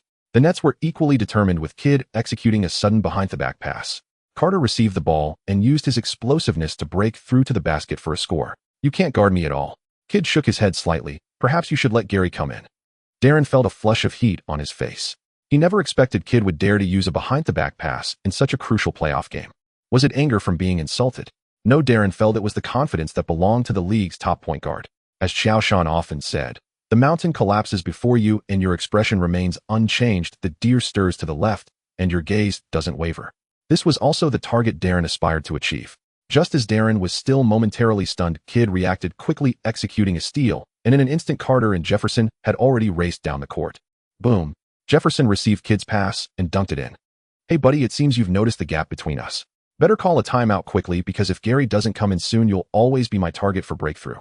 Kidd continued to chatter, but his eyes kept darting toward the ball in Darren's hands. "I guess you're planning to pass from here to Qiao, right?" Kidd pointed to his left side, where Qiao Shan's sweet spot lay behind him. "Don't worry, you'll cut off your pass from here, and if you don't believe me, you can try." Darren was clearly feeling the pressure from Kidd. His passing became hesitant, and his offensive rhythm was disrupted. 3 minutes passed, and he had only delivered 1 assist while committing 2 turnovers. This was far from Darren's usual performance. Under Darren's influence, the Bobcats' offense stagnated, and the Nets took the opportunity to lead 11-4. Carlisle frowned and quickly called a timeout. "DW, don't let Jason's trash talk and defense disrupt your rhythm. Pass boldly, Qiao, and Paul will attract the defense for you. Qiao, we need you to strengthen the offense inside, drawing the Nets' defensive attention to create opportunities for DW and Paul." "OJBK." Qiao Shan gestured and patted Darren's shoulder. "Relax, Jason's experience is vast, but he's getting old. So you know what that means. Isn't it disrespectful to bully an old man like this?" Darren regretted understanding Qiao Shan's meanings. After the timeout, Darren began to actively seek change. As soon as he crossed half-court, he started to back down against Kid using his strong body to overpower. Kid is a historical-level perimeter defensive master. Strong and stable in the lower body with ample core strength and above-average lateral speed, he performs well against both speedy guards and powerful wings. In the 2011 finals against the Heat, Kid was consistently James' defender in critical moments, demonstrating his defensive prowess. While actually Barria didn't defend against James for several possessions, you just listen to a mountain in Puerto Rico and don't take it seriously. But, coincidentally, Darren is one of the few guards whose physical power surpasses Kid's. This makes for an awkward situation. I need to put the Kid to sleep first, and there is still some content that will be sent out later. If time allows, I will reopen a chapter. If not, I will add it behind. Kid's face darkened. Damn, at which good person starts backstabbing after halftime. Alright, that guy from the Pistons likes to bang, bang, bang. Darren continuously collided with Kid. 9 light hits followed by seeing that time was running out. Gasol moved to a high position to screen for Darren. As Kid collided with Gasol, Darren swiftly sidestepped past Kid, driving straight into the paint. Jefferson hurried to help defend, and Darren took advantage of the situation to toss the ball to the descending Gasol, who executed a one-handed dunk successfully. Fuck. Kid cursed under his breath, deeply disdainful of Darren's style of play. The young man disregarded the rules of the game, using his body to bully the older player. In the next round, Darren continued his tactic, using his body to gradually wear down Kid's stamina and pace. As the saying goes, the fist fears the young. At this moment, Kid was already 33 years old, who no matter how strong his physical quality or stamina, he couldn't withstand such abuse. Soon Kid began to gasp for breath. The rapid decline in stamina made him slow down on the offensive end, and the game gradually entered the territory battle that the Bobcats excelled at, with Qiao Shan and Gasol's inside advantage becoming apparent. Qiao Shan first forcefully attacked Nanod in the paint, scoring after pushing through the defense, and also drew a foul from Kostic. He converted the free throw. Then, attracting Jefferson's double team, he assisted the open Gerald Wallace, who hit a three-pointer, taking the lead in the. After being suppressed by Kid for half a quarter, Darren returned from the timeout to score 4 points and dish out 5 assists, committing no further mistakes. The Bobcats quickly adapted as Gerald continuously set screens for Darren repeatedly, putting Kid behind. When the Nets switched defenses, Darren continued to bully Kid with his body. Without switching, Darren utilized screens for mid-range jumpers or penetrated the lane to attract defense, passing the ball to Qiao Shan or Gasol. As Darren found his rhythm, he executed increasingly well, first using the pick-and-roll with Qiao Shan and Gasol to break through, and then passing to the open Capono, who hit a three-pointer followed by a precise dish to the fast-breaking Qiao Shan, who dunked with both hands. Kid was the engine of the Nets on both offense and defense. Once Darren had him nearly neutralized, the Nets' offense fell into disarray. Carter was strong and Jefferson could soar, but without anyone supplying them with ammunition, their efficiency rapidly. Moreover, the Bobcats had this season's DPOY, and when Qiao Shan swatted Carter's driving layup again, the Nets completely lost momentum to fight back. 1-0-3-9-2. The Bobcats took the first game, leading the series 10. Throughout the match, Darren recorded a double-double with 21 points and 14 assists, while his turnovers remained at just 2 from the opening stages. Qiao Shan had a mediocre performance, scoring just 24 points, grabbing 11 rebounds, dishing out 7 assists, and blocking 6 shots, while Gasol contributed 20.7 rebounds and 6 assists. As for the Nets, Kid started strong, but faded after initially suppressing Darren for a few plays. He was pushed back, finishing with only 9 points, 8 rebounds, and 8 assists, along with 4 turnovers, well below his usual standard. Jason is a great player. His defense and passing are exceptional. I've learned a lot from him. But I won't be afraid of him. In the upcoming games, I will play even better. After the game, Darren answered the reporters' questions honestly. Kid also highly praised Darren's performance, saying, "I see my shadow in DW, perhaps even a bit of Chong Sai. He is a natural commander, a born leader. Today he caused us a lot of trouble. Of course, the inside combination of Qiao and Paul is also tough to handle. But we will adjust our tactics and be ready for the next game." Kid's actions didn't affect the Bobcats at all. Darren knew that Qiao Shan was the true master of the Bobcats, and it was thanks to Qiao Shan that he was able to come to this city. Thinking back to Paul in Salt Lake City facing the harsh high-altitude weather and the domineeringly strict Sloan, Darren couldn't help but shiver. Damn, what a nightmare. Darren had a strong premonition that if the Bobcats hadn't chosen him, he would be the one suffering in Salt Lake City. In the second game of the series, Darren showcased a strong desire to attack right from the start. He pushed the ball up the court. Faced with Kid's defense, he dribbled between his legs consecutively before suddenly breaking through for a layup, scoring the first points for the Bobcats. Just from that one offensive play, Darren sensed that the Nets had adjusted their strategy. Perhaps worried about Kid's stamina, they didn't pose as much of a threat on defense as they did when Kid was running on empty in the latter half of the first game. In that case, Darren made a decision. In the next possession, he continued to isolate against Kid, making a successful mid-range jumper. Darren's shooting touch was explosive at the start. The Nets showed no signs of panic as Kidd methodically advanced, first assisting Carter for a three-pointer, then executing a pick-and-roll with Jefferson, assisting Jefferson on a layup to take the lead. In the following possessions, Darren continued to shine, successfully isolating and scoring against Kidd. At the end of the first quarter, Darren had 14 points on 7 of 14 shooting, while Qiao Shan attempted 3 shots and made 2, and Gasol attempted 4 shots, also making 2.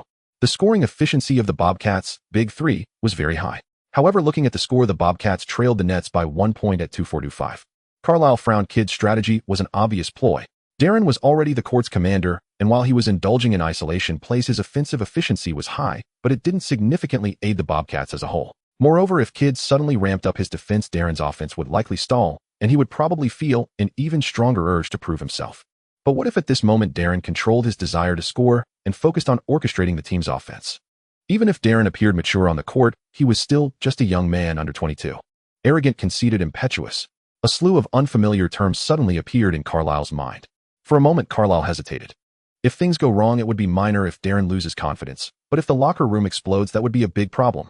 Just as Carlisle was still hesitating, Payton approached Darren, proactively saying, "Haven't you noticed that there's something wrong with our offense?" Darren, who was still in high spirits, paused his actions of wiping sweat and looked at Payton with some confusion. "Problem? There's no problem at all." In the first quarter, the efficiency of the Bobcats' big three was exceptionally high. "Just by myself, I shot 14 times. Wait, 14 shots. Darren then realized something was off. He hadn't expected to have taken so many shots in the first quarter. It was just too easy to play against Kidd. But was Kidd really that easy to play against? Darren shifted his gaze to the Nets bench and was astonished to find that Kidd was not rolling his eyes or sticking out his tongue like in the first game. What a scheming frog. Kidd was not even seriously defending against him. Or rather, the Nets were setting a trap for him, and he had obediently walked into the restricted area, inadvertently covering himself. Fortunately, this cover was only halfway on before Payton pulled it off. Thinking of this, a cold sweat broke out on Darren's back. He quickly calmed his breathing, suppressing his earlier sense of complacency, realizing that he must change his strategy in the next possession. Payton had already conveyed the warning through words. He could no longer play solo. The rhythm of the Bobcats' offense needed to be reorganized, and they couldn't be lured into isolation by their opponents. Payton's expression was serious. "You are the commander on the court. If you are blinded by fog on the court, the team will fall into irretrievable ruin. This is something you must experience on your path to growth. Remember, no matter when, always maintain the heart of an apprentice. Only then can you continue to improve." Darren nodded heavily. Indeed, having an elder at home is like having a treasure. Carlisle let out a long sigh. This was undoubtedly the most important reason why McCaw spent $6 million to support Payton for a year. Although Payton's opportunities on the court were few, his achievements, his prestige, and his experience made him the undeniable leader of the locker room. If the same words were spoken by Carlisle, it might lead to discord between the officers and the troops, but when conveyed by Payton, it took on a different meaning. It was a legacy, a hope for the younger generation. Darren continued to play with individual prowess, but he focused more on enhancing his connection with Qiao Shan and Gasol.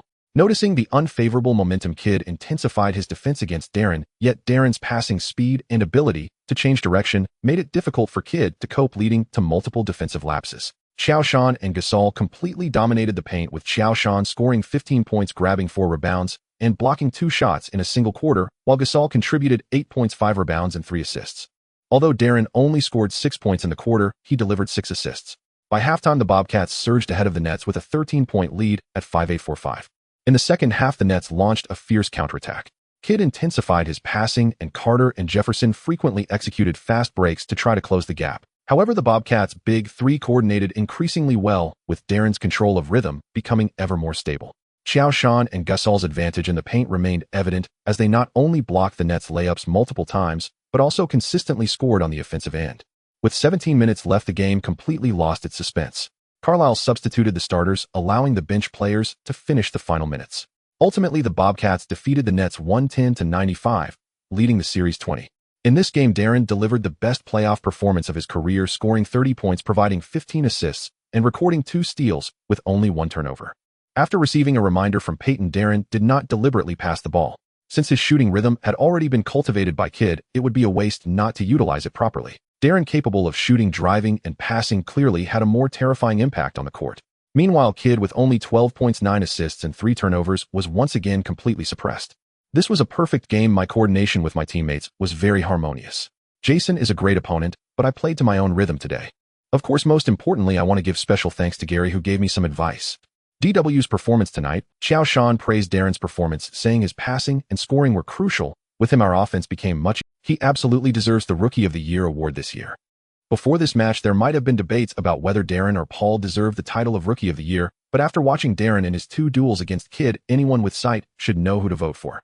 DW's growth is evident. He has become one of the best point guards in the league, completely surpassing Kid in this. Indeed, after the second clash with the Nets, the league announced the Rookie of the Year award, which Darren rightfully claimed. Meanwhile, Paul averaged 16, 1.7, 8 assists, 5, 1 rebounds, and 9 steals, also showcasing superstar potential in his rookie season. At the same time, Darren was selected for the All-Rookie first team, while Gortat made it to the second team, winning the Rookie of the Year award for 2 consecutive drafts, along with the transformative trades involving Joe and Gasol, led the general managers of the other 29 teams to reevaluate old Joe's vision. Consequently, everyone began inquiring about the trade possibilities of Kwame Brown with the Rockets. After all, it was all from old Joe's vision. Who knows? Kwame Brown, receiving a call from his agent, found himself bewildered. When did he become the hot commodity? Could it be that I am truly an once-in-a-lifetime genius, just waiting for the right opportunity to shine? Amidst the noise, the third game between the Bobcats and the Nets was about to commence. In the third game of the series, moving to the New Jersey Continental Airlines Arena, the Nets fans, long prepared, gave a warm welcome to the Bobcats players. Joe is just a complete softie. He can't even make it to the All-Star game. Bobcats, go back to Charlotte. This is not a place for you to run wild. Darren can only ride on others' coattails. Without Joe, you're nothing. Of course, there were also crazy fans who adored Joe, Darren, and Gasol, drawing caricatures that mocked them with markers on cardboard, waving them above their heads. As the Bobcats players warmed up, the crowd's jeers erupted in waves. Joe had just completed a dunk under the basket, and a synchronized chorus of boos erupted from the stands. Joe, just a coward who can only show off at home. Today you'll experience what it feels like to be blocked to tears. As for who would block him, it didn't matter. The important thing was that he would be blocked. While practicing passes at the three-point line, Darren suddenly had a plastic bottle thrown at him from the front row of fans. Although it didn't hit him, the sound of it hitting the floor made Darren frown. Kid, during a warm-up break, glanced over at the Bobcats side, his eyes reflecting a complex emotion. Having experienced countless tough away games, he found this concentrated wave of insults directed at the core of the opposing team to be quite rare. Don't mind the voices outside. The more they curse, the better. We need to play, silencing them with victory. Joe, Paul, DW, you are the core and leaders of the team. You must withstand the pressure. In the pregame tunnel, Carlisle patted the shoulders of the Bobcats players, his tone serious. The storm of away fans can indeed affect a player's mentality. Joe and Gerald Wallace had playoff experience, but this was Darren's first year. When had he seen such a scene? Gasol. He had only experienced one playoff and was swept. Do you think he would be booed by any fans? Despite being mentally prepared, Carlisle still underestimated the pressure that the Nets fans brought to the Bobcats players at the start of the game. The audience at the Continental Airlines Arena constantly added drama to the game, intensifying their interference with the Bobcats players. Darren pushed the ball forward and barely crossed half court when he heard, Darren, you're just trash. You stole Chris Rookie of the Year. The boos rang out while Jefferson, as the defensive anchor for the Nets, took on the task of guarding Darren, applying tight pressure without any flashy moves. Kid, this is New Jersey, not your Charlotte. The taste of being an away player isn't pleasant, is it? You can't hold up. Jefferson intentionally collided with Darren while trash-talking, trying to disrupt his mindset. Darren pursed his lips, feeling a bit irritated. These voices are so damn loud. Now's the moment. Kid suddenly emerged from the side, reaching out to intercept the ball from Darren's hands. He quickly advanced, and at that very moment, Carter and Jefferson executed a fast break. Kid quickly glanced at Qiao Shan's position and passed the ball to Carter, who completed a one-handed dunk, putting the Nets ahead 2-0. That's it. Jason completely outplayed Darren. This game can end now. Darren, you're just a softie. Remember, Jason is the #1 guard in the league.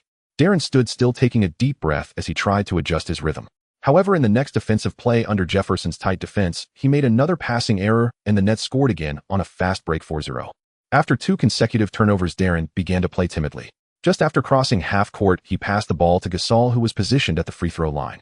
Just as Gasol was about to pass to Qiao Shan, who was calling for the ball, inside a shout erupted from the stands. Foul. He pushed. Gasol was momentarily stunned. Although the referee didn't call a foul, his passing rhythm was disrupted, and the ball was intercepted by Jefferson. In the next possession, Gasol received the ball in the low post, intending to back down Kostic. However, as he turned to shoot, he was hit on the shoulder by a paper ball thrown by a fan. Such a blatant provocation caught Gasol off guard, causing him to lose his balance, and the ball ricocheted off the rim. Qiao Shan fought through the crowd to grab the rebound and pass the ball to Darren. Darren attempted to drive, but was knocked down by Jefferson's body contact. Beep. The referee's whistle blew, calling Darren for an offensive foul. Darren looked at the referee in disbelief, thinking this should have been a defensive foul, right? Don't take it to heart. This is New Jersey's home court. Qiao Shan helped Darren up from the ground. Compared to the various dirty tactics at the Celtics home games, the Nets fans' antics and home court advantage were nothing. Darren nodded. With 8 minutes left in the first quarter, the Nets led 1-6. Darren had 2 turnovers and 1 assist, while Gasol was 0 for 1, scoring 2 points solely from free throws. Amidst the noise from the Nets' home crowd, both players were off their game, hesitating on offense and frequently losing position on defense. At a critical moment, Qiao Shan stepped up. The Bobcats' offense saw Qiao Shan establishing position inside, pushing Kostic aside, and Gasol's timely pass reached him. Without hesitation, Qiao Shan slammed down the ball with a resounding bang. 8-1-2. After landing, Qiao Shan pumped his fist, trying to motivate his teammates with his actions. However, the interference from the Nets fans did not cease. As Qiao Shan returned to the defensive side, he was met with an overwhelming noise of 3-second violation. An offensive foul. Are they crazy? Qiao Shan thought to himself, questioning whether such insignificant disturbances would actually affect anyone. Then he remembered Darren and Gasol, who played differently than in normal games. Fine, it seemed there were indeed those who. Kid brought the ball up the court, spotting an opportunity for Carter, flicking his wrist, and the ball found its way into Carter's hands. Carter drove past Eddie House, heading straight for the basket. Now's the time. Qiao Shan squinted his eyes, seeing Carter preparing to take off. He left Collins and dashed ahead. Carter, already in motion, wished he could transform into an Eastern Dragon and perform a whirlwind dunk, but unfortunately Newton pressed the reject button. Smack! The basketball was swatted away by Qiao Shan with a volleyball-style block, sending it out of bounds. After landing, Carter was panting heavily. Truly, it was time to accept aging. Carter looked at the spirited Qiao Shan, seeing a reflection of his younger self. This block finally helped the Bobcats players regain some confidence. In the ensuing offense, Darren accurately passed the ball to the open Eddie House, who made a 3-pointer, narrowing the score to 1-1-1-2. As the first quarter ended, the Nets led 2-2-4. Darren had 3 assists in the quarter, but also 3 turnovers, shooting 0 for 2, with no points. Gasol was 1 for 4, with 2 for 2 from the free throw line, scoring 4 points while committing 2 turnovers. Only Qiao Shan stood out with 10 points, 4 rebounds, and 3 blocks in the quarter, becoming the sole pillar of the Bobcats. Among the big three, only Qiao Shan was still in form, barely keeping the Bobcats from falling behind the Nets. As they left the court, Darren and Gasol hung their heads, remaining silent. The shouts of the Nets fans echoed in their ears, calling them softies and trash. They wanted to silence them with basketball, but in fact their performance on the court was really poor. Don't be like this, brothers. The game has just begun, and I believe you'll find your rhythm again. Qiao Shan ruffled Darren's hair and then patted Gasol on the rear. Sometimes Qiao Shan really couldn't understand why NBA players enjoyed these little gestures, but there was no choice. When in Rome, do as the Romans do. As the team's leader, even if he wasn't accustomed to these actions, he had to try to accept them. That's right, don't let outside distractions affect you. Trust yourself. Qiao has already stepped up, and you both need to catch up. Carlisle patted the shoulders of the two players, offering encouragement. However, as the second quarter began, Darren and Gasol still could not shake off their struggles. With Kidd and Jefferson alternating their pressure, Darren became more cautious with his passing, often hesitating, which slowed the Bobcats' offensive rhythm. Gasol, disturbed by the crowd's shouts, made 2 consecutive passing errors, and the Nets seized the opportunity to unleash an 8-0 offensive surge. Beep.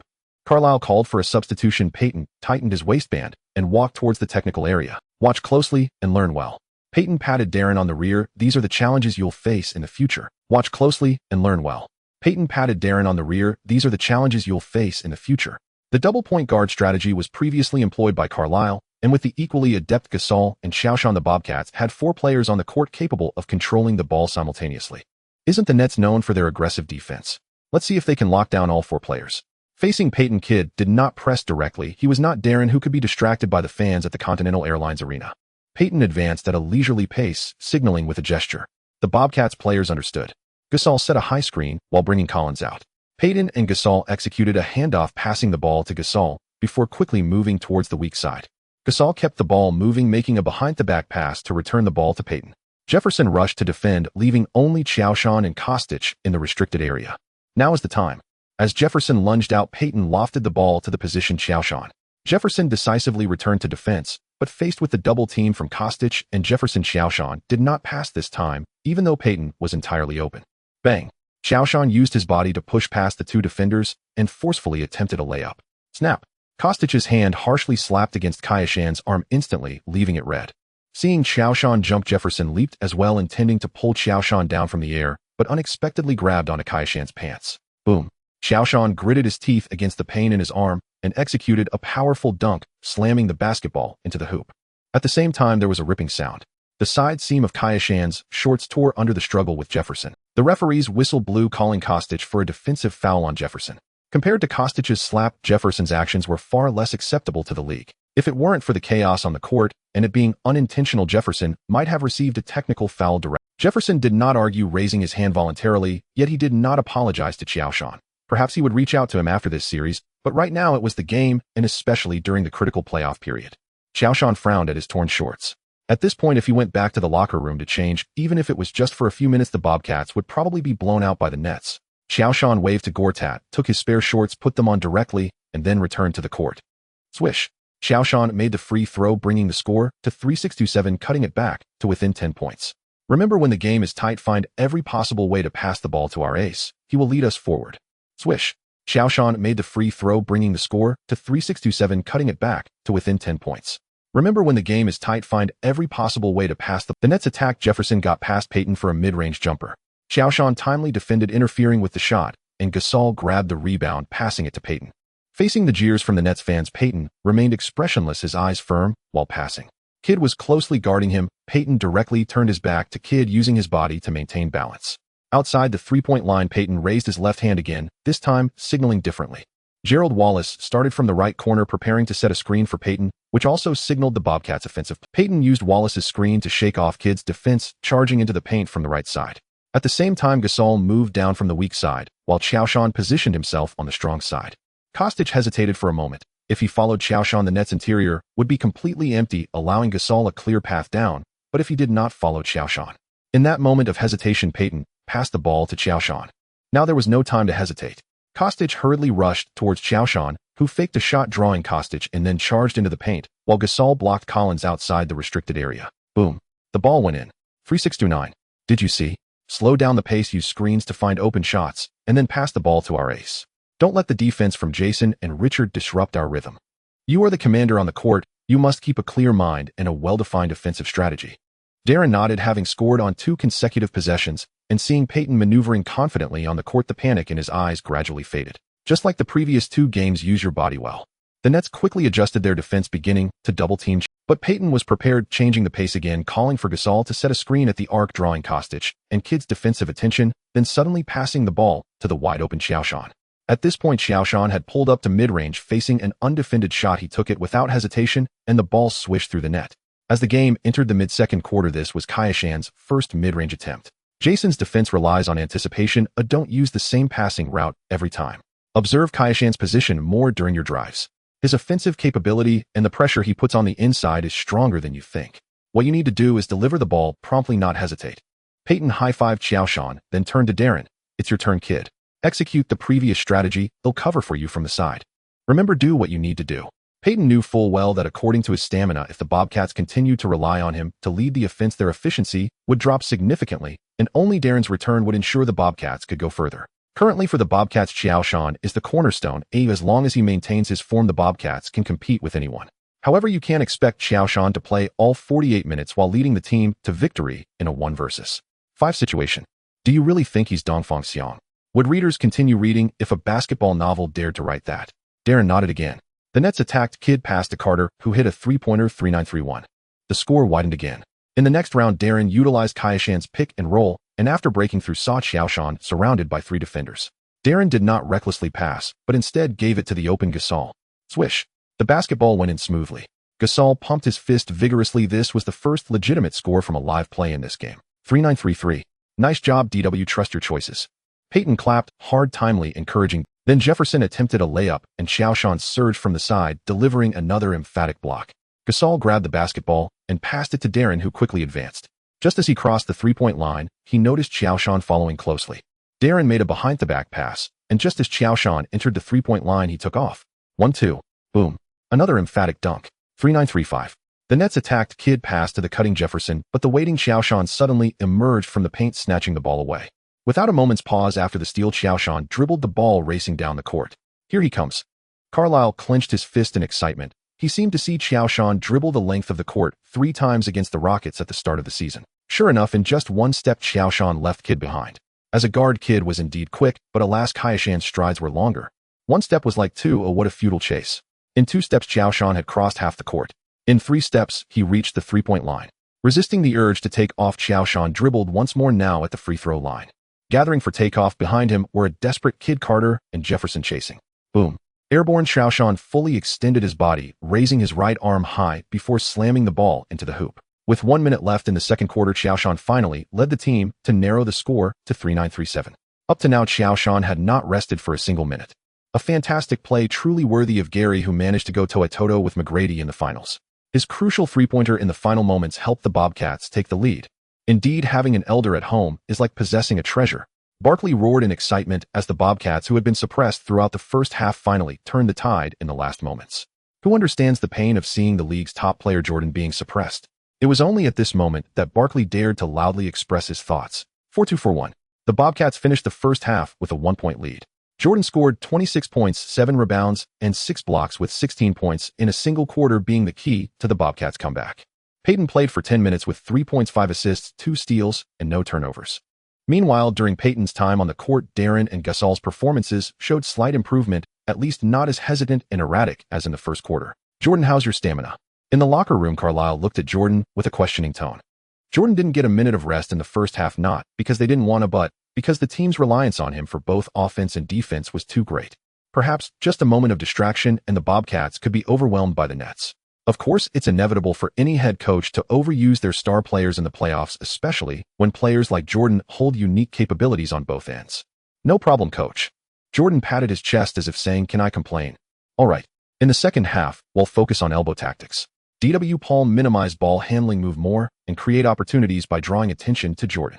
Crash, we need you to share the defensive pressure on Jordan. Don't give Vince easy chances to break through. Look for opportunities to cut Eddie. If you find an open three, don't be shy, shoot confidently. Remember, if the situation becomes difficult, everyone creates strong opportunities for Jordan under the basket. Carlisle gathered everyone again, sketching on the tactical board. The Bobcats nodded. The playoffs are a stage for superstars. Teamwork is the foundation while stars set the ceiling. When tactics stall, simply giving the ball to the best player on the team is the answer. Who says giving the ball to the strongest player isn't a tactic? As soon as the second half began, the Nets could clearly feel the momentum of the Bobcats had changed, even though they didn't know what kind of magic potion Carlisle had fed those guys during halftime. But this is the Continental Airlines Arena, the home ground of New Jersey. Nets, go. Blow them apart. Darren, go home and drink your milk. Without Jordan, without Payton, you're nothing. Paul, you're as soft as a donut. Go back to Spain. The NBA isn't for you. Despite still feeling a bit uncomfortable after the torment of the first half, Darren and Gasol were slowly becoming immune to the Nets fans. Their mindset was no longer as frantic as in the first half. The Bobcats attacked with Jordan receiving a pass from Darren in the elbow area. Kostitsin immediately stepped up to defend, while Jefferson stayed alert on the side to prevent Jordan from breaking through. But Jordan didn't rush to attack. He held the ball with both hands, his gaze quickly scanning the court. Darren was moving to the right at a 45-degree angle. Gasol was positioning himself under the basket, and Eddie House was lurking in the left corner. Gerald Wallace was roaming on the weak side, ready to cut inside at any moment. Facing Kostitsin, Jordan initiated a triple threat, causing Jefferson to shift his weight, prepared to double team. Suddenly, just as Gerald Wallace and Darren were about to overlap, Wallace made a reverse cut, shaking off Carter and driving straight to the basket. When everyone's attention was drawn to Wallace's movement, Jordan accurately passed the ball to the open Eddie House in the corner. Recalling Carlisle's instructions, Eddie House received the ball without hesitation and shot a three-pointer. Swish! The ball went through the net cleanly. Eddie House excitedly raised his hands in celebration, finally getting on the scoreboard. The Nets were equally unyielding, with Kidd assisting Carter for a three-pointer, tightly keeping the score close. In the next round, Jordan stood in the elbow area again. This time, Gasol actively stepped up to set a screen, drawing Kostitsin away. After receiving the pass, Jordan faced Jefferson's help defense, but instead of passing, he initiated an attack. Using his body to push Jefferson aside, he took a step into the lane facing Collins' help and executed a powerful dunk. Frank frowned and called a timeout. Cody, you guard the elbow area. Don't let Jordan receive the ball easily. Richard, be ready to help defense. If Jordan breaks through, quickly rotate. Although Frank prepared for this, he found that the Bobcats' elbow tactics became even more flexible after the timeout. Jordan received the ball at the right elbow, and Kostitsin immediately defended closely, while Jefferson also shrank his defense. Jordan suddenly passed the ball behind him to Gasol under the basket, who easily laid it in. In the next round, Kostitsin and Jefferson quickly formed a double team on Jordan. Holding the ball with both hands, Jordan suddenly turned, shedding Kostitsin's defense, and cut along the baseline to the basket. Kidd tried to help defense, but was blocked by Gasol. Facing an open basket, Jordan executed a one-hand. Then Jordan once again held the ball in the elbow area, making successive fakes before hitting a mid-range jumper. The Nets fans in the stands turned pale, realizing that no matter how they defended, they could not contain Jordan's threat from the elbow. No one expected that after limiting Darren and Gasol, Jordan would unleash such a lethal weapon. Many had studied the Bobcats' elbow tactics, but everyone knew it was the most commonly used tactic during the Okafor and Jordan era. However, since Gasol's arrival and Darren's development, this tactic had been used less and less. Everyone thought that Okafor's departure had rendered this tactic obsolete, but they forgot that Jordan was the soul of the Bobcats' elbow strategy. Just half a quarter later, the Nets were horrified to find their defense completely in disarray. Kostitsin didn't know whether to guard against the drive or the pass, and Jefferson's help defense repeatedly fell short. Kidd tried to lead the Nets in counterattack, breaking through for a layup, narrowing the score to 6-0-6-3. But Jordan immediately responded. He received the ball in the elbow area and pretended to pass to Darren, drawing Kidd back for defense. Then he suddenly accelerated to drive hard to the basket facing Kostitsin's help defense and jumped forcefully, dunking the ball over Kostitsin while drawing a foul. 6-6-6-0. With Jordan hitting the free throw, the score widened once more. Kostitsin reached 5 personal fouls and was forced to sit out, worsening the Nets' interior defense. The jeers from the stands had faded, replaced by tense silence as Nets fans finally realized what kind of terrifying presence they had provoked. At the end of the third quarter, the Bobcats led the Nets by 8 points, 7-0-6-2. Jordan once again scored 12 points, 4 rebounds, 6 assists, and 1 block in a single quarter, raising his personal stats to 38 points, 11 rebounds, 8 assists, and 7 blocks. A near quadruple-double in the playoffs. Without realizing it, Jordan's statistics had reached a level close to a quadruple-double. When the stats appeared on the game screen, aside from the Nets fans wailing, everyone else silently anticipated. Frank was a bit flustered, going from leading to being tied, and then falling behind. It all started with the Bobcats' elbow area strategy in the third quarter. No matter how hard Frank racked his brain, he couldn't figure out how to counter Qiao Shan's threat in the elbow area. Is the elbow area strategy invincible? Not at all. It's just that the current Nets configuration cannot crack it. How can one counter the elbow area strategy? Simply put, one needs to disrupt Qiao Shan's pivotal role, sever the connection between Qiao Shan and the others, or ensure the defender doesn't allow Qiao Shan to receive the ball comfortably. If this is achieved, half the battle is won. However, this is the current dilemma of the Nets. The Nets relied on the extraordinary offensive capabilities of Kidd, Carter, and Jefferson to penetrate the upper half of the playoffs. Since Kenyon Martin's departure, they have lacked effective defensive resources in the paint. Originally, the interior of Eastern Conference teams was just mediocre. The aging Shaquille O'Neal and the offensively challenged Ben Wallace had no absolute talent. Who would have thought that this season Qiao Shan would suddenly evolve into a monstrous figure? With the all-star level Pau Gasol in addition, such a frontcourt configuration is even better than O'Neal and Mourning. There are only a limited number of quality big men in the league, and there's no way to reinforce the position. Jason. Frank hesitated for a moment, but decided to adopt an offensive strategy instead of a defensive one. Surrender was not an option. He could only hope Kidd could regain control of the tempo. In the final quarter, we need you to step up. Kidd gave Frank a bitter glance and said nothing. What a joke. Kidd is different from Nash. Nash has long been in the 180 club with a seemingly magical three-point shooting ability, while Kidd is more traditional. He has offensive capability, but not much. After a long pause, seeing everyone's gaze on him, Kidd reluctantly nodded. It's tough. In the fourth quarter, the Nets were fighting for their lives, putting all their starters on the court, including Kostitsin, who had already committed 5 fouls. This was a decision Frank had no choice but to make. Kostitsin was the only player on the Nets who could match the height of the Bobcats' twin towers inside. Without taking the gamble, he wouldn't even step onto the court again. Collins would defend, Jefferson would double-team at any moment, and Kostitsin would provide help defense. The Nets leaned all their defensive resources toward Qiao Shan. However, the situation did not change due to the efforts of the Nets players. With 8 minutes remaining in the game, Qiao Shan backed Collins in the right elbow area, and Darren threw a high lob pass, disrupting Jefferson's attempt to interfere with Qiao Shan receiving the ball. Seeing Qiao Shan receive the ball, Jefferson immediately moved up to double-team, poised to steal.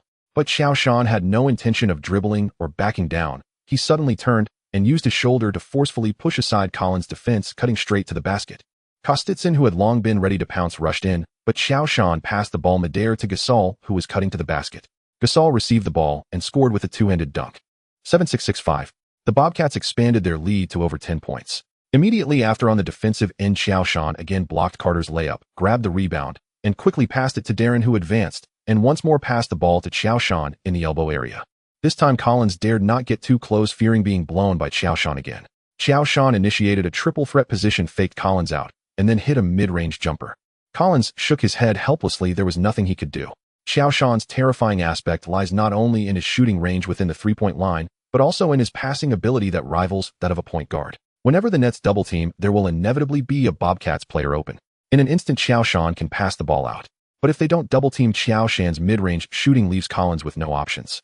The integration of passing, driving, and shooting makes it impossible for the Nets defense to cover all bases. Don't forget the eager Darren and Gasol waiting in the wings. As Qiao Shan attracted 3 defenders, the pressure on Darren and Gasol was instantly alleviated. The two, who had been suppressed the entire game, charged at the Nets' interior like unleashed wild dogs. Frank called another timeout. He could see that Kidd had done his best to slow down Darren's pace, but at 33 years old, what more could one expect from the aging veteran? Guys, look at the stands. Frank's voice was a bit hoarse. They have been with us this far, do you want to disappoint them? Defense. Defense. The Nets players' eyes followed Frank as they looked toward the stands. All the fans were still shouting, loudly cheering for the home team, showing no signs of disappointment, and no one was leaving. Only unwavering and steadfast support for the home team remained. Are you going to be real men for 5 minutes or cowards for a lifetime? Frank's gaze was fiery as he swept across the Nets players. Damn it, let's fight. Carter slammed the towel down heavily, followed by Jefferson Collins. Kostitsin was absent because he received his 6th foul just a minute ago and had already been ejected. Fighting.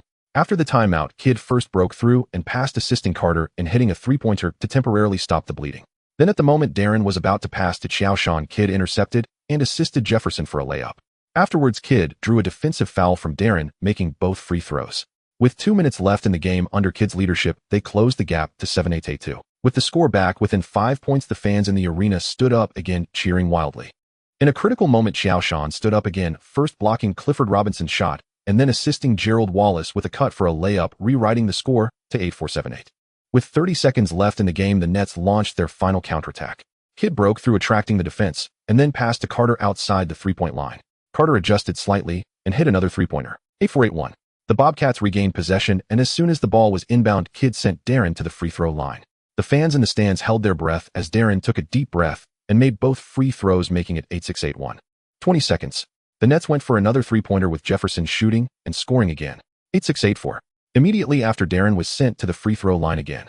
Nets fans began to make crazy faces, creating noise, shaking KT boards with images of Darren crying, trying to distract Darren. Huff. Darren exhaled a deep breath, closed his eyes, took a moment to calm down, and then opened his eyes again calmly, making both free throws. 8-8-8-4. The Nets' last defense, Kidd once again passed to Jefferson, who drew back, bent his knees, raised his hands, and shot. The fans at the Continental Airlines Arena stood up in excitement, cheering wildly. If this 3-pointer goes in, the Nets still have a chance to tie or even take the lead. However, just as Jefferson shot, Qiao Shan, who had been lingering at the edge of the paint, suddenly dashed out like a leopard. In midair, Jefferson wanted to adjust, but it was too late. He could only watch helplessly as the shadow above him drew closer. Smack. With a crisp sound, the basketball was violently slapped away, bouncing off the floor and out of bounds. The entire Continental Airlines Arena fell into silence in an instant. The Nets fans, who had just been cheering, seemed to have hit the pause button, with fans holding signs frozen in place, their smiles turning to shock. Some fans in the back instinctively opened their mouths, spilling drinks all over themselves without noticing. A few seconds later, the cheers from the Bobcats bench broke the silence as Peyton jumped up waving a towel. Darren excitedly pounded the floor, and Gasol, Gerald, and Eddie House rushed toward Qiao Shan, tightly embracing him in the center. Jefferson stood frozen, staring at the basketball on the floor, his eyes vacant. He couldn't believe his game-winning opportunity had been blocked this way. Kidd frowned, hands on his hips, looking in Qiao Shan's direction with helplessness, while Carter walked over to Jefferson, patted him on the shoulder, but couldn't say a word, only shaking his head gently. The referee blew the dead ball whistle, and the big screen played back Qiao Shan's block from his starting move under the basket to accelerating toward the 3-point line and then reaching out to swat the basketball away in midair. Every frame was filled with explosive power. The Bobcats regained possession. Darren held the ball to consume the last time, and the game was over. In the end, the Bobcats narrowly defeated the Nets 8-8-8-4, taking a 3-0 lead in the series and earning a match point for advancing to the Eastern Conference Finals. As the final buzzer sounded, Qiao Shan slumped to the floor, his jersey soaked in sweat and his arms trembling slightly from the effort of his previous block. Throughout the game, Qiao Shan played for 46.8 minutes, scoring a staggering 44 points, 13 rebounds, 11 assists, and 10 blocks, including that final leaping from the paint to swat a 3-pointer. Qiao Shan also became the first player in history to achieve a quadruple-double with blocks in the playoffs. Tonight, it was like God was wearing the number 16 jersey of the Bobcats playing ball. After the game, Kidd shook his head helplessly in response to reporters. Richard had a great opportunity, but Qiao's defense was simply incredible. With a core like Qiao Shan, they deserved victory. Jefferson also wore a bitter expression. I thought that shot would go in. I felt great about it, but Qiao's speed and explosiveness exceeded my expectations. He was unstoppable tonight. Compared to the Nets players' gloom, Carlisle was uncharacteristically ecstatic. Qiao's block saved the game. He is not only the tactical core on offense, but also the stabilizing force on defense. There is no doubt that this victory belongs to Qiao. I have to say, for those who say Qiao is a playoff softie who can't handle the big stage, thank you. Of course, most importantly, thank you, Mitch. You are a good person, really. 10-meter flying block. Qiao Shan dominates both offense and defense with a quadruple double, leading the Bobcats to a comeback against the Nets for the series point. Jefferson's open layup three-pointer was met with a stunning block. The Nets narrowly lost at home, falling into a dire 0-3 situation. Qiao Shan responded to the taunts with a dominating performance, leading 30. Cheers for my brother. Qiao is LeBron immediately showed his support for Qiao Shan on his Facebook. Qiao's performance is phenomenal, looking forward to meeting him in the finals. Kobe remained as cool as ever, affirming that the Lakers were leading the Suns 31 and had 3 series points, confident he could wrap up the battle at Staples Center in the next game. Unbelievable. I really can't find any words to describe Qiao. My God, his performance is insane. Dude, that's a quadruple double with 40 in the playoffs, something even Big O never achieved. Qiao asked McCoy if the team still needs a top 3 power forward in history. I can come back anytime, really. Barkley was frantically promoting himself. He was losing his mind. Such statistics had never been produced, even during his prime, yet Qiao Shan actually accomplished it. Qiao is my successor. From the moment I saw him, I knew he was the future of Charlotte, and he will revive Charlotte's basketball. Old Qiao's smile was almost splitting his face, yet he still pretended to maintain an aura of superiority. For the first time, he hated the term idol burden so much. I see my shadow in him. In fact, I have been following his growth, his defensive attitude, his defensive awareness, his team spirit. I seem to see those Celtics from the 8 consecutive championships era. I look forward to personally handing him the championship trophy in this year's finals. After a long absence from the spotlight, Bill Russell unexpectedly praised Qiao Shan publicly on his social platform after this game. If others' praises of Qiao Shan would bring him some joy, Bill Russell's praise made him feel honored. The template he loaded was Bill Russell. Although he later acquired skills like sky hook dream footwork and Westmark shooting touch, Qiao Shan's roots still lie with Russell. After the third game against the Nets, the NBA regular season MVP award was officially announced. Qiao Shan with an average of 34, 4 points, 14, 1 rebounds, 10, 1 assists and 8 blocks, achieving 43 triple-doubles, 19 instances of 40 in a single season, and a quadruple-double in the game against the Cavaliers, leading his team to the second-best record in the league, with 3 monthly bests and 14 weekly bests, was unanimously crowned MVP. When David Stern announced from the New York headquarters, the 2005-2006 regular season MVP is Qiao Shan, the media present erupted in excitement, and this news quickly spread across the globe via television and the internet, causing an unprecedented sensation. Platforms like Tianya Tieba, Weibo, NBA Forum, and MOP were instantly flooded with discussions about the related topic. Qiao Shan MVP, pride of Chinese basketball, Qiao Shan 43 triple-doubles, and other topics quickly trended, with the topic Qiao Shan MVP reaching over 500 million views within 24 hours and over 30 million discussions. In 1999, Najee became the first Chinese player selected by an NBA team, proving that the NBA was not as unattainable as it seemed, and opening the curtain for the Chinese wall landing in the NBA, in 2002. When Yao was selected as the first pick, it proved that Chinese players could also become star players. Until now, Qiao Shan has created history for Chinese basketball, as well as for Asian basketball. I'm so excited. Big Qiao being named MVP marks the first MVP for a Chinese player and the first MVP for an Asian player. An average of 3.41, 4.103. 8. Such performance brings great honor to the Chinese people. I've been following Big Qiao since he entered the league, watching him grow from a water cooler attendant to a star from Los Angeles to Charlotte, from a role player to a top NBA superstar. It has truly been a journey of hard work. Even now, some still criticize him as a regular season player, a softie. Some people, after kneeling for too long, really can't stand up again. People's Daily Sports section specifically wrote, "Our player Qiao Shan was overwhelmingly elected as the MVP in the 2005-2006 NBA regular season selection. He became the first Asian MVP in NBA history and the highest individual honor achieved by a Chinese player in the NBA. Such performance not only conquered the NBA, but also showcased the strength of Chinese basketball to the world. His success marks a historic breakthrough for Chinese basketball and a milestone for Asian basketball. Blah, blah, blah." Since winning MVP, Qiao Shan's phone has been incessantly buzzing with congratulatory messages. "Congratulations, my brother, this MVP is yours. LeBron James, Qiao, I'm glad to witness your growth. Los Angeles will always be your home. Kobe, little Qiao, congratulations. You have reached a height I could not attain. From now on, you are the role model for Chinese basketball players. De Yao." For these congratulatory messages, Qiao Shan had little mood to reply, as he had more important matters to handle. System. If it weren't for seeing that the points in the system mall would normally update after each game, Qiao Shan would have thought his system had crashed. A whole season without a sound, can you believe it? Dear host. The cold mechanical voice had no emotion. Starting system status, scanning. Congratulations, host, for winning the regular season MVP season task. Completed rewards being issued now. Congratulations, host, you have obtained the physical prowess of Wilt Chamberlain. Fusion in progress. 10, 20, 100. Fusion complete. Congratulations, host, your jumping ability, strength, speed, and endurance have increased to the peak level of Wilt Chamberlain, and your wingspan will grow to 34 meters within 3 working days. Please check your rewards. Chamberlain. Qiao Shan was ecstatic. In the history of the NBA, supercenters are as numerous as the fish in the river, but standing at the pinnacle of the pyramid, Chamberlain undoubtedly holds a place. LeBron may be impressive, but he is merely the little emperor, while Chamberlain is the true basketball emperor. In other words, as long as Chamberlain is alive, LeBron will forever remain a prince. And Qiao Shan could distinctly feel that his physical prowess had evolved once again, pushing his already top-tier offensive and defensive abilities to a more terrifying height. Who else? Qiao Shan could not hold back and let out a boastful roar. Has anyone noticed that Qiao's explosiveness has suddenly increased significantly? Barkley looked horrified as he glanced at Kenny Smith and Reggie Miller beside him. That's right, Charles, that last play in the past, Qiao would never have handled it this way. Kenny Smith's expression turned serious. Perhaps it's because he just won the MVP, so Qiao is playing with a bit more excitement. After a moment of hesitation, Kenny Smith offered his guess. Perhaps. Barkley murmured, feeling that things were not that simple. Just now the 4th game between the Bobcats and the Nets began as scheduled.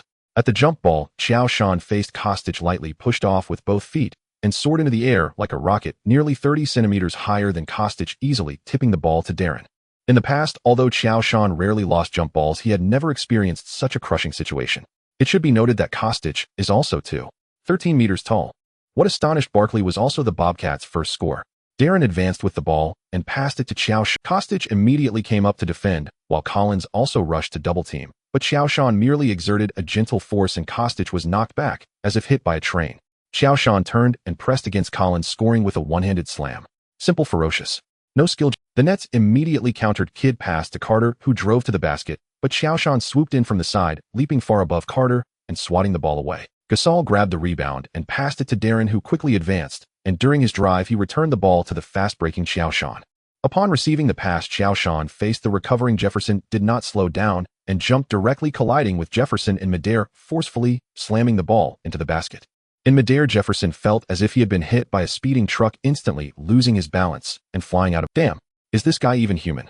Even with a cushion, Jefferson felt pain all over, especially where his chest was hit, as if he had been struck hard by a hammer, nearly losing his breath. During the regular season match against the Heat, Jefferson had the misfortune of tangling with the Big Shark O'Neal, and when he woke up, he was already lying in a hospital bed with plenty of fresh air and oxygen. That collision had kept him out until the first round of the playoffs. Compared to the impact with O'Neal, Jefferson distinctly felt that this time was much more comfortable. At least he wasn't slammed directly onto the ground, but rather thrown out. Amazing. Qiao, you're absolutely insane. This dunk completely ignited the Bobcats bench, with Peyton jumping up and wildly waving his towel, cheering for his little brother. Beep. The referee's whistle sounded simultaneously. Jefferson was called for defensive foul, and Qiao Shan made the additional free throw. Starting with a score of 5-0, a sense of gloom hung over the Continental Airlines arena. Frank looked ashen, but what could he say? The players weren't putting in enough effort on defense. The tactics didn't execute. Don't be ridiculous, Jefferson has already flown out. Isn't that effort enough? Jefferson painfully rubbed his chest and took a few quick breaths to regain his composure. When he looked at Qiao Shan again, his eyes were filled with fear. Kid attempted to lead the Nets in a counterattack, breaking through and passing the ball to Kostic, who was ready for an alley-oop. Qiao Shan once again turned from near the free throw line and stormed into the paint, delivering a volleyball-style rejection, sending the ball flying out of bounds. The Nets' offense had completely stagnated. With 6 minutes left in the first quarter, the Bobcats led 164, and Qiao Shan had already scored 12 points, grabbed 4 rebounds, and made 3 blocks, causing chaos for the Nets all by himself. Dude, isn't Big Qiao being a bit too ruthless? He directly stunned the Nets at the start. The #1 center in the league, no explanation needed. Sorry, upstairs, Big Qiao is playing power forward this season, the league certified kind. Then he's the best inside player in the league, no explanation needed. By the way, Jefferson is really brave. First O'Neal, now Big Qiao, how does he dare? LeBron reigns supreme. In the Xiaoling live stream, Chinese basketball fans watching the game were going crazy, never having imagined that a Chinese player could play with such a violent aesthetic. Yao Ming is very strong, but his style of play relies more on technique and basketball IQ, rarely showcasing violent dunks or sky-high blocks. It looks secure, but it's hard to spark passion. Qiao Shan, however, is different. He has mid-range shooting, low-post skills and can soar through the air, causing adrenaline to spike. Jason let go of Paul and hold off Qiao with Cotty. Don't give him any space to jump.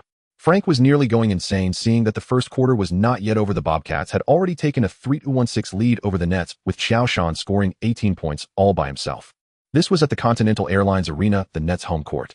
Nearly 2,000 Nets fans in attendance felt their hearts tighten as they helplessly watched their team being trampled. This time they no longer made noise for the Bobcats players. They didn't expect the Nets to stage a comeback, just hoping their team wouldn't lose too embarrassingly. After the timeout, the Nets indeed began to tighten their interior defense, but with this tactical adjustment, the other Bobcats players began to shine. The current Bobcats are not just Qiao Shan's team. By utilizing Qiao's gravity, Gerald Wallace and Gasol cut to the hoop, and Eddie House also started launching bombs from beyond the arc. As one problem was solved, another arose. At the end of the first quarter, the Bobcats had already extended their lead to 3-9-1 as the second quarter began. Seeing the lead was too large, Qiao Shan was benched by Carlisle to rest while the Nets took the opportunity to start chasing points. Finally, when the score was narrowed to within 8 points, Qiao Shan returned to the court, first completing a 360 dunk from a fast break assisted by Darren, and then grabbing a rebound amidst three Nets players to assist Darren for a three-point shot. This widened the score back to over 10 points. The Nets players had lost their fighting spirit. Even though they knew this was the playoffs and their home court, they simply couldn't match up. At the start of the season, the Nets could break through the Bobcats' home with their big three fierce offense, but just one season later, as Darren and Gasol grew and Qiao Shan evolved again, the Nets' offense faced the Bobcats like a small boat in a vast ocean. Beep. The referee finally blew the final whistle, and the fans at the Continental Airlines Arena surfaced like drowning individuals gasping for air. Finally, the torment was over. 1-0-5-8-8, the Bobcats won again on the road, taking the series to 4-0 and advancing to the finals. The latter half of the fourth quarter had completely entered garbage time. In fact, since the moment Qiao Shan returned in the second quarter, the game had already lost suspense. Qiao Shan played only 31 minutes in the entire game, shooting 14 out of 18, making 7 out of 9 free throws, scoring 35 points, 11 rebounds, 7 assists, and 6 blocks. Darren dished out 16 assists, Gasol scored 18 points and grabbed 10 rebounds, and the Bobcats' big three displayed excellent synergy. In the other Eastern Conference matchup, the Pistons battled the Heat to a 3-2, with the Pistons winning the pivotal game at home due to their tenacious defense.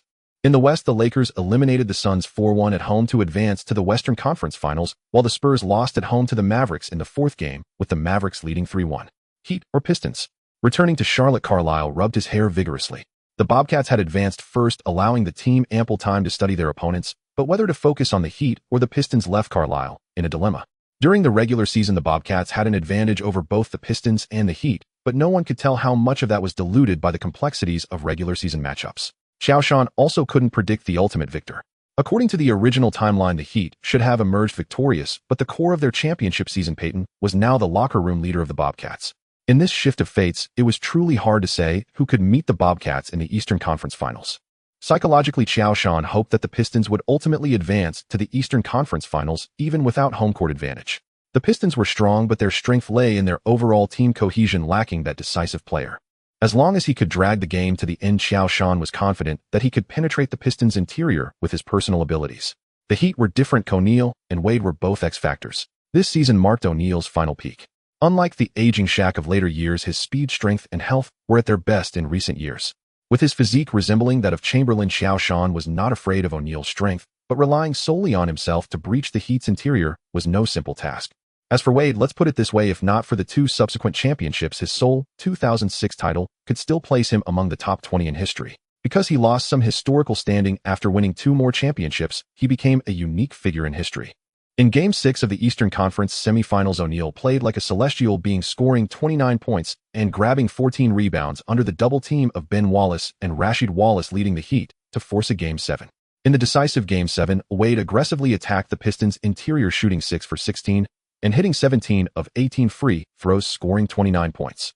Posey contributed by making 5 of 6 three-pointers, leading the Heat to a comeback victory, eliminating the Pistons and advancing to the Eastern Conference Finals. Thus, the rosters for the Eastern and Western Conference Finals were finalized. In the East, it was the Bobcats versus the Heat, and in the West, the Lakers faced the Mavericks. Prior to the commencement of the conference finals, the All-NBA team was also announced. Qiao Shan not only made the first team All-NBA alongside Nash, Kobe, LeBron, and O'Neal, but also earned a spot on the first team All-Defensive team.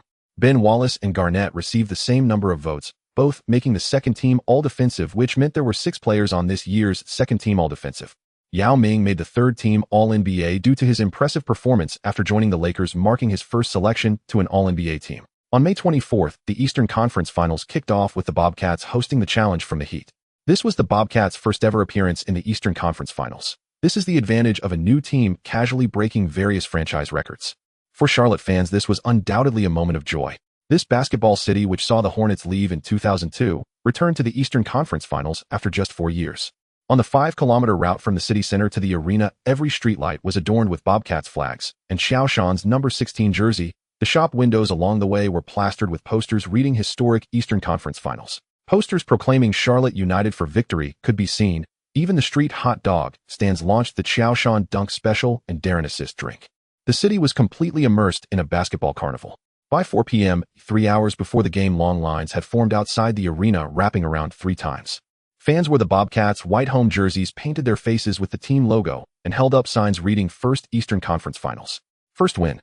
And Qiao Shan vs. Shaq. Charlotte will win. Some even showcased homemade Bobcats advancement commemorative albums to passersby, filled with clippings from regular and playoff games, with the last page reading First Game of the Eastern Finals Witness History. I've waited nearly 20 years for this day. From the Hornets to the Bobcats today, I can finally watch the Eastern Conference Finals at my doorstep. Even if I have to stand the whole game, it's worth it. 68-year-old veteran fan Tom Wilson pushed his wheelchair, which held an old Hornets jersey from 1988 and the Bobcats' home jersey from this season. Even with the original Hornets, their highest achievement was merely reaching the semifinals. Now the Bobcats have become one of the best teams in the East in just 2 years. Inside the Charlotte Bobcats arena, everything was meticulously arranged. A massive orange banner hung from the Central Dome reading First Eastern Conference Finals in team history. Charlotte fight for victory. The walls on both sides of the players' tunnel were covered with highlights of this season's Bobcats players. Qiao Shan's stunning blocks, Gasol's one-handed dunks, Darren's crafty passes, Gerald Wallace's dog defense.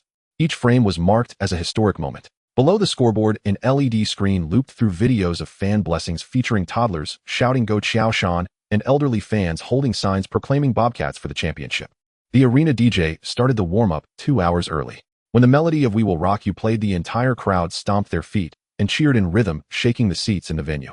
In the Heat's locker room, Pat Riley styled his slick-back hair and puffed on a cigar, pulling 3 championship rings from his pocket and placing them before morning. In the Heat's locker room, Pat Riley styled his slick-back hair and puffed on a cigar, pulling 3 championship rings from his pocket and placing them before morning. Posey, Wade, and others. Who wants to try on a championship ring? Riley's voice was filled with temptation, but no one moved. Everyone knew that with Riley there were no free lunches. All right, Riley said, taking the rings back. After all, these rings belong to someone else and aren't very meaningful. When you have your own rings, you can wear them anytime, anywhere. I believe you will eventually get your own championship rings this season.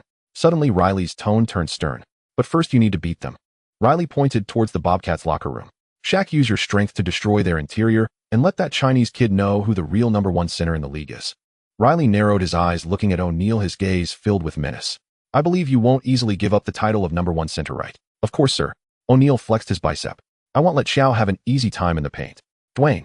Riley suddenly turned to Wade. To be honest, I don't like that they forget to include your name when discussing who the best of the 0-3 class is. In this game, make sure they see how you break through their defense and silence their fans with free throws.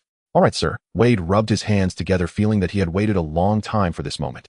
The tip-off ceremony before the game began. Suddenly, the arena lights dimmed to black, leaving only a single spotlight illuminating the center circle. Qiao Shan and Shaquille O'Neal stood face to face at center court, while the entire crowd rose as one, roaring with unrestrained fervor. Qiao, it's an honor to witness how far you've come, but this victory, I won't yield it lightly. O'Neal's expression was stern, his gaze burned with unrelenting intensity. Same here. Qiao Shan met his eyes unwaveringly. Even with Wilt Chamberlain's extraordinary physical prowess fused into his frame, he harbored no illusion of guaranteed triumph against O'Neal, the greatest anomaly in basketball history. Had this been the Shark Emperor era, Qiao Shan would have felt no pressure whatsoever.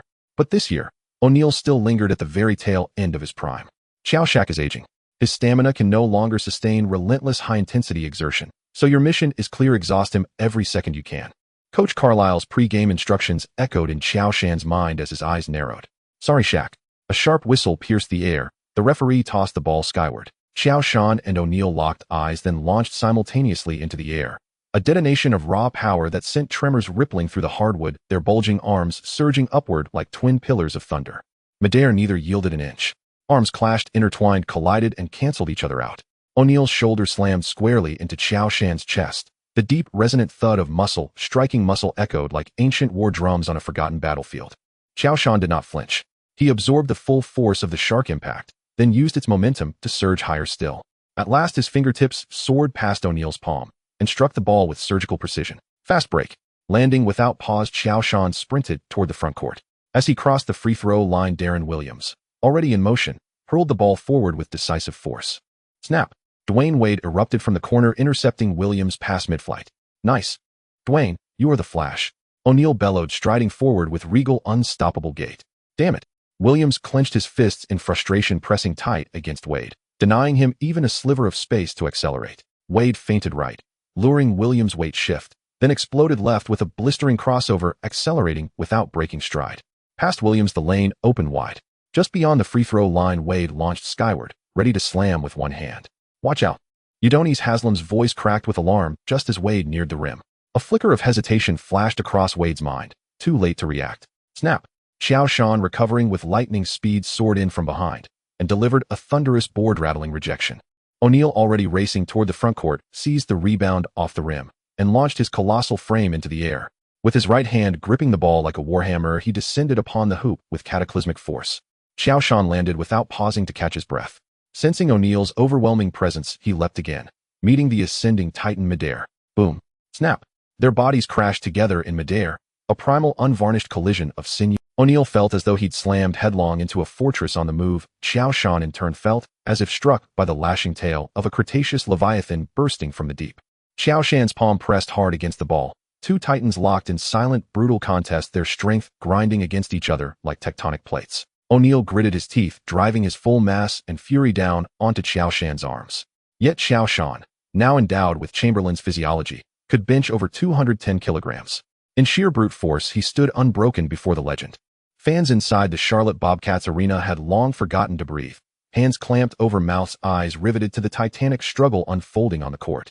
This might well be the first time they'd ever witnessed a player whose raw power could rival O'Neal's. Qiao Shan clenched his jaw and surged once more, just as the ball hovered inches from O'Neal's dunk. Its trajectory wrenched violently sideways, slipping free from O'Neal's grasp, soaring helplessly upward before falling lifelessly to the floor. Oh, Qiao, you are my god. MVP. MVP. The arena erupted, roaring ecstatic reverent. Darren Williams finally scrambled back in time, snatching the loose ball and resetting the offense. Swish. Wade, having slipped behind the baseline, darted out, suddenly lunging for the ball at Williams' back. In that split second, Williams' spine stiffened, instinctively clutching the ball to his chest just as Wade reached. Wade pressed in immediately. O'Neal, Qiao Shan, James Posey, and Gerald Wallace converged, 6 bodies entangled in chaotic, desperate motion. In the scramble, Posey's headband was yanked askew, blinding his right eye. Wallace's shorts were stretched grotesquely out of shape. Someone kicked O'Neal squarely in the rear, and a fresh scratch appeared along Qiao Shan's forearm. Beep. The referee's whistle cut through the chaos. Jump ball. Officials intervened, prying the players apart.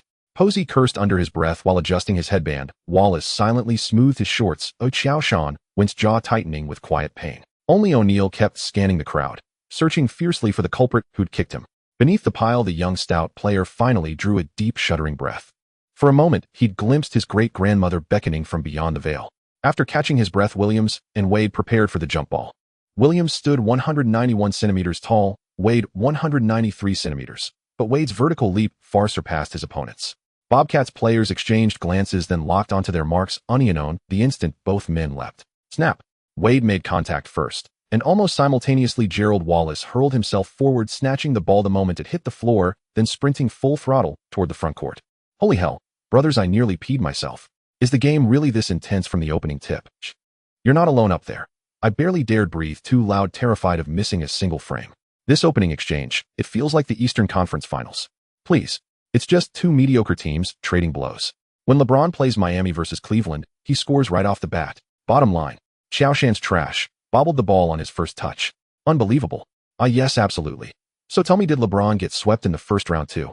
Jared Wallace, who had advanced past the halfway mark, did not rush to attack, but instead passed the ball back to Darren. Darren carefully observed the situation on the court, and seeing Qiao Shan had dropped to a low position, passed the ball accurately into Qiao Shan's hands, prompting O'Neal to immediately close in. Qiao, the restricted area guarded by the big shark will not allow you to act recklessly, O'Neal said while pushing against Qiao Shan, incessantly spewing trash talk into his ear. Qiao Shan did not respond, taking a deep breath, stepping out with his left foot, testing the reaction behind him. O'Neal remained motionless, his chest pressed tightly against Qiao Shan's back. Don't waste your effort. I won't let you get to the basket easily. Qiao Shan remained silent as the players on the court had already spread out their eyes focused entirely on the duel between Qiao Shan and O'Neal. Qiao Shan started to dribble once-twice. Each collision with O'Neal produced a dull sound. At this moment O'Neal also closed his mouth, concentrating on defending against Qiao Shan's back, play his immense strength pressing forward. Now's the time. Qiao Shan felt a shift in his heart, no longer pressing against O'Neal, but suddenly pivoting on his left foot, his body swiftly turning to the right and back, executing a standard spin, aiming to slip past along the baseline. Naive.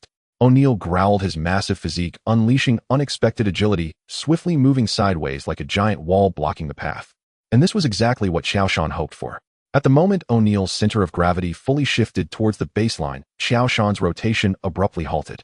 His right foot hung in midair, without landing, suddenly pivoting on his left foot to spin around. Reverse step. O'Neal only felt a blur in front of him as Qiao Shan's figure seemed to shift, having just charged towards the baseline. The next second, he was already facing the basket, his entire body completely turned to O'Neal's side. At this moment, it was not easy for O'Neal to readjust his center of gravity. His 325-pound weight was indeed terrifying in the paint, but at this instant it became a burden, causing O'Neal's steps to momentarily freeze. In the blink of an eye, Qiao Shan seized the fleeting space. Without a moment's hesitation, his legs slightly bent, his body arched back in the air, completely avoiding O'Neal's hurried block with his massive hand. Swish! The basketball swished through the net. Damn! O'Neal cursed angrily. One can only say that Qiao Shan played too cunningly, initially luring O'Neal into a battle of strength, and once O'Neal fell into the trap, Qiao Shan switched to Dream's elusive footwork, playing O'Neal like a toy. Great shot, Big Qiao, show him who's boss. In the CTV5 studio, Coach Zhang chuckled. We can see that Big Qiao is truly clever on the court. Look at this angle. In the battle of pure strength, Big Qiao actually held his own. So what was O'Neal thinking? Who's afraid of whom? But little did he expect that after exhausting O'Neal with that round, Big Qiao would unleash Dream's footwork, which left O'Neal somewhat wounded as his stamina was genuinely depleted. That's right, Coach Zhang's analysis is quite reasonable. Moreover, O'Neal is already 34 years old and has gone through a 7-game showdown with the Pistons. His stamina can't compare to Big Qiao's. This style of play is indeed very clever. Exactly, Coach Su nodded frequently. This is also something Big Yao can learn from. Big Yao often. When could O'Neal endure such humiliation?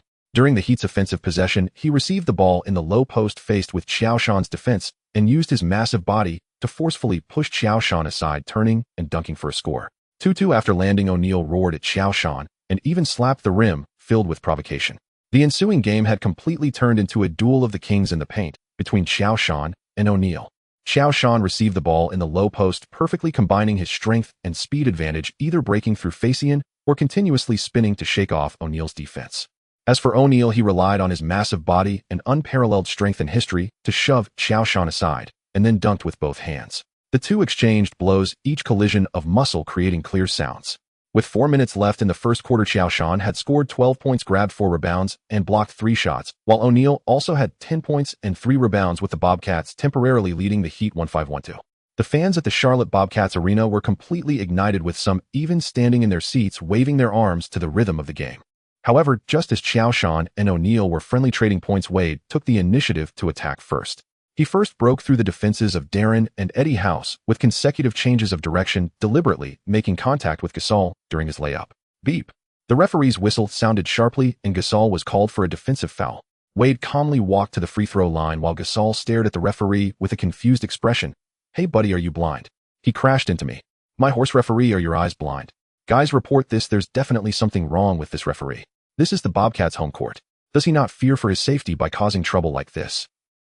Riley's heart tightened at this, realizing that Qiao Shan's move was a deadly weapon. An alarmed Riley quickly called the first timeout of the game. DW, use your body to stick to Dwayne. Don't give him a chance to draw fouls. He wants to score through free throws. Carlisle gently patted Darren's shoulder. After the timeout, the Heat substituted Mourning for O'Neal. This was also O'Neal's biggest drawback. Due to age and physical reasons, he could not maintain 100 power on the court for long. Without O'Neal's constraints, Qiao Shan became a wild dog unleashed. First, he received a long pass from Darren during a fast break and faced Mourning's defensive cover, leaping without hesitation. Boom. Qiao Shan directly knocked Mourning aside in midair, forcefully slamming the ball into the basket while also drawing a foul on Mourning. After hitting the free throw, the Bobcats led again at 2-1-2-0. Soon after, he attacked Mourning under the basket and made a hook shot. Wade, under Riley's emphasis, deliberately suppressed his impulse to draw fouls, and for a time both sides entered a strange peace. Beep. As the referee blew the whistle for the end of the first quarter, the Bobcats led 2-5-2-3. Qiao Shan scored 16 points, grabbed 5 rebounds, and blocked 3 shots in the first quarter, while O'Neal scored 12 points and grabbed 6 rebounds in just half a quarter. The two were evenly matched in their exchanges. The big screen at the venue played highlights from the first quarter, and when the footage cut to the confrontation between Qiao Shan and O'Neal, the crowd erupted in cheers. For Charlotte fans, the excitement of this Eastern Conference Finals opener had exceeded their expectations. Damn, Shaq, did you say this kid suddenly rose to prominence in the finals that year? Are you trying to fool me? He only defended Qiao Shan for less than 4 minutes, but those 4 minutes felt more grueling than 20 Mo Ning felt, as if he was facing both Olajuwon and O'Neal at the same time. Mo Ning was serious. O'Neal was definitely lying, all for the so-called dignity of the inside beast. A guy who was just a water cooler attendant 2 years ago suddenly exploding in the finals to help the Lakers win the championship. He grew into an MVP-level player in just 2 seasons. Is this some kind of movie? Qiao Shan must have had extraordinary strength since joining the Lakers. It was just that Fayer wanted to keep it under wraps. It must be like that. Alonzo, I know you don't believe it. In fact, I don't dare to believe it either. O'Neal slumped back in his chair. Who knows how much of his stamina was consumed? That kid Qiao Shan plays too cunningly. You can never guess his next move. Every time he lures out O'Neal's strength, then turns around for a breakthrough or jump shot, leaving O'Neal in a constant state of confusion, much like those scumbags who tease women for a long time only to claim they just want to warm their hands. But the fact is, Qiao's growth rate is too fast. Although I don't want to admit it, he is definitely the #1 center in the league now. Oh, to hell with the power forward position. I believe his slant. O'Neal complained while frantically replenishing his energy, though after 4 minutes of rest, he would definitely need to go back in for the second quarter. O'Neal knew that Riley wouldn't give him much time to rest. Alonzo, in the second quarter, you and Shaq double-teamed Qiao Shan. Don't give him easy scoring opportunities. James, you need to guard Paul up high, and as for Gerald. Riley thought for a moment and waved his hand, let him go. As long as we choke Qiao and Paul, the Bobcats are not a... O'Neal curled his lip. When has the big shark ever double-teamed with anyone? Isn't that disgraceful? However, Riley's dictatorial control over the Heat had reached its peak. Even if O'Neal was unwilling, he reluctantly agreed. As the second quarter began, both sides made simple substitutions. The Bobcats took out Eddie House and brought in Peyton, while the Heat paired O'Neal with Mo Ning inside. As soon as he came in, Qiao Shan noticed something was off. As Darren passed the ball inside, O'Neal immediately defended closely, while Mo Ning quickly doubled from the side. The two formed a wall around Qiao Shan like two mountains. Holding the ball with both hands, Qiao Shan tried to turn and break through, but O'Neal's large hand firmly pressed against his waist, while Mo Ning blocked his movement route, leaving Qiao Shan with no space to even raise his hand to pass the ball. Damn it. Qiao Shan was taken aback. He really didn't expect the Heat to play like this. Sandwiched between O'Neal and Mo Ning, he had absolutely no space to operate. This was undoubtedly the strongest defensive pressure Qiao Shan had faced since entering the league. The combination of O'Neal's strength and Mo Ning's ironclad defense made him feel unprecedented discomfort.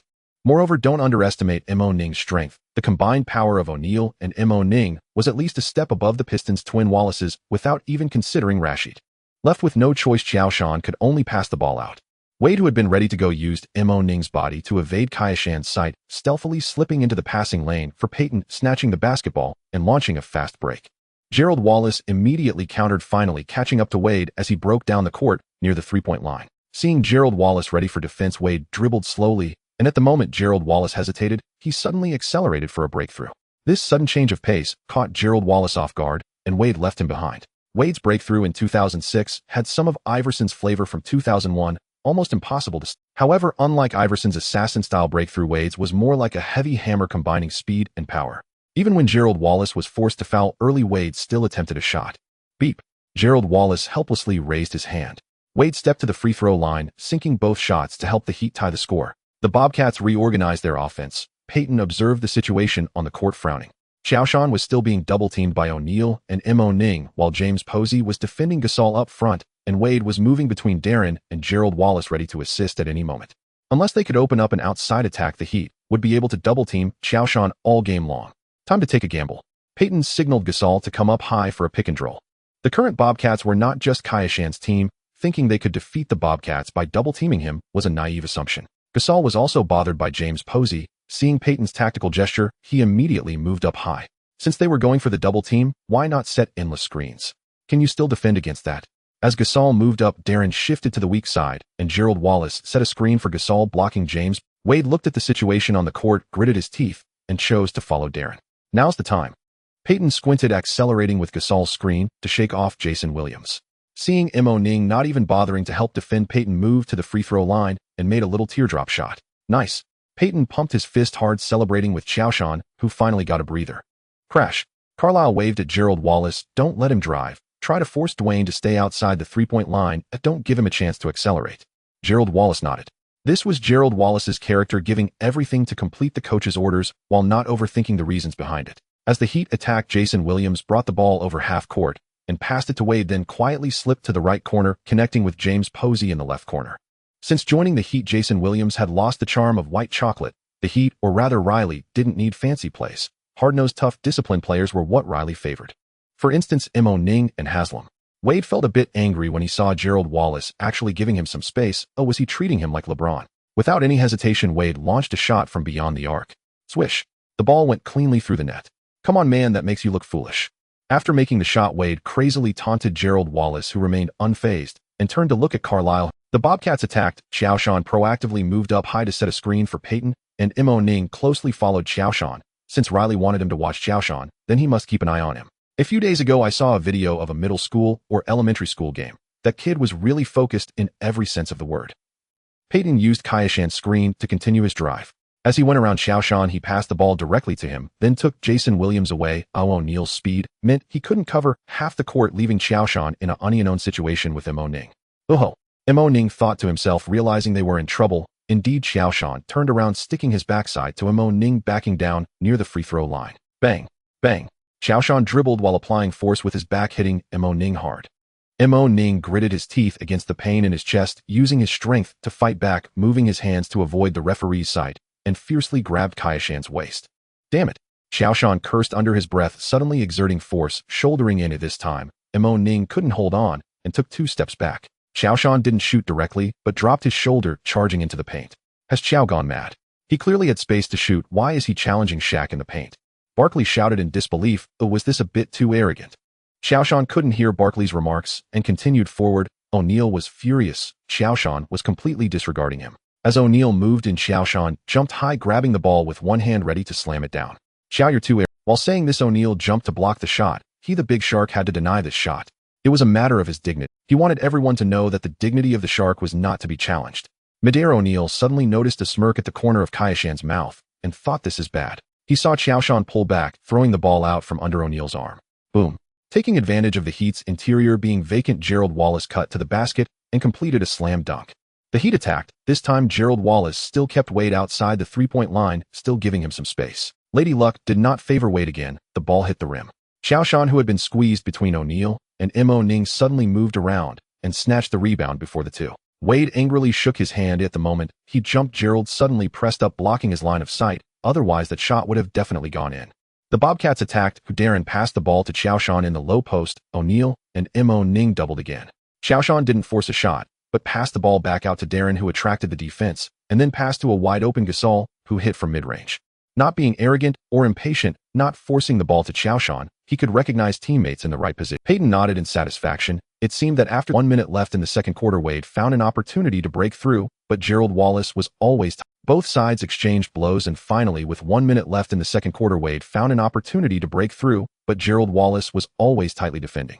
Wade wanted to draw a foul, but at the moment he was about to shoot, a furious Qiao Shan suddenly emerged, delivering a massive block that sent the ball flying. Darren, who grabbed the ball, immediately launched a fast break, assisting Qiao Shan for a dunk. At halftime, the Bobcats still led by a narrow margin of 4-3-4-0.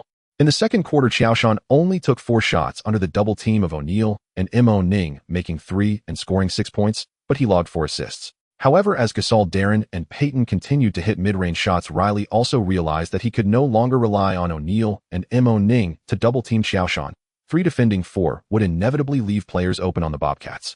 Moreover, Gasol, Peyton, and Darren all had excellent passing abilities, and when they got close to the basket, if one of Yao Ming or O'Neal came up to help defend, they would pass to Qiao Shan in the low post, allowing him to go unknown against the remaining Heat interior player.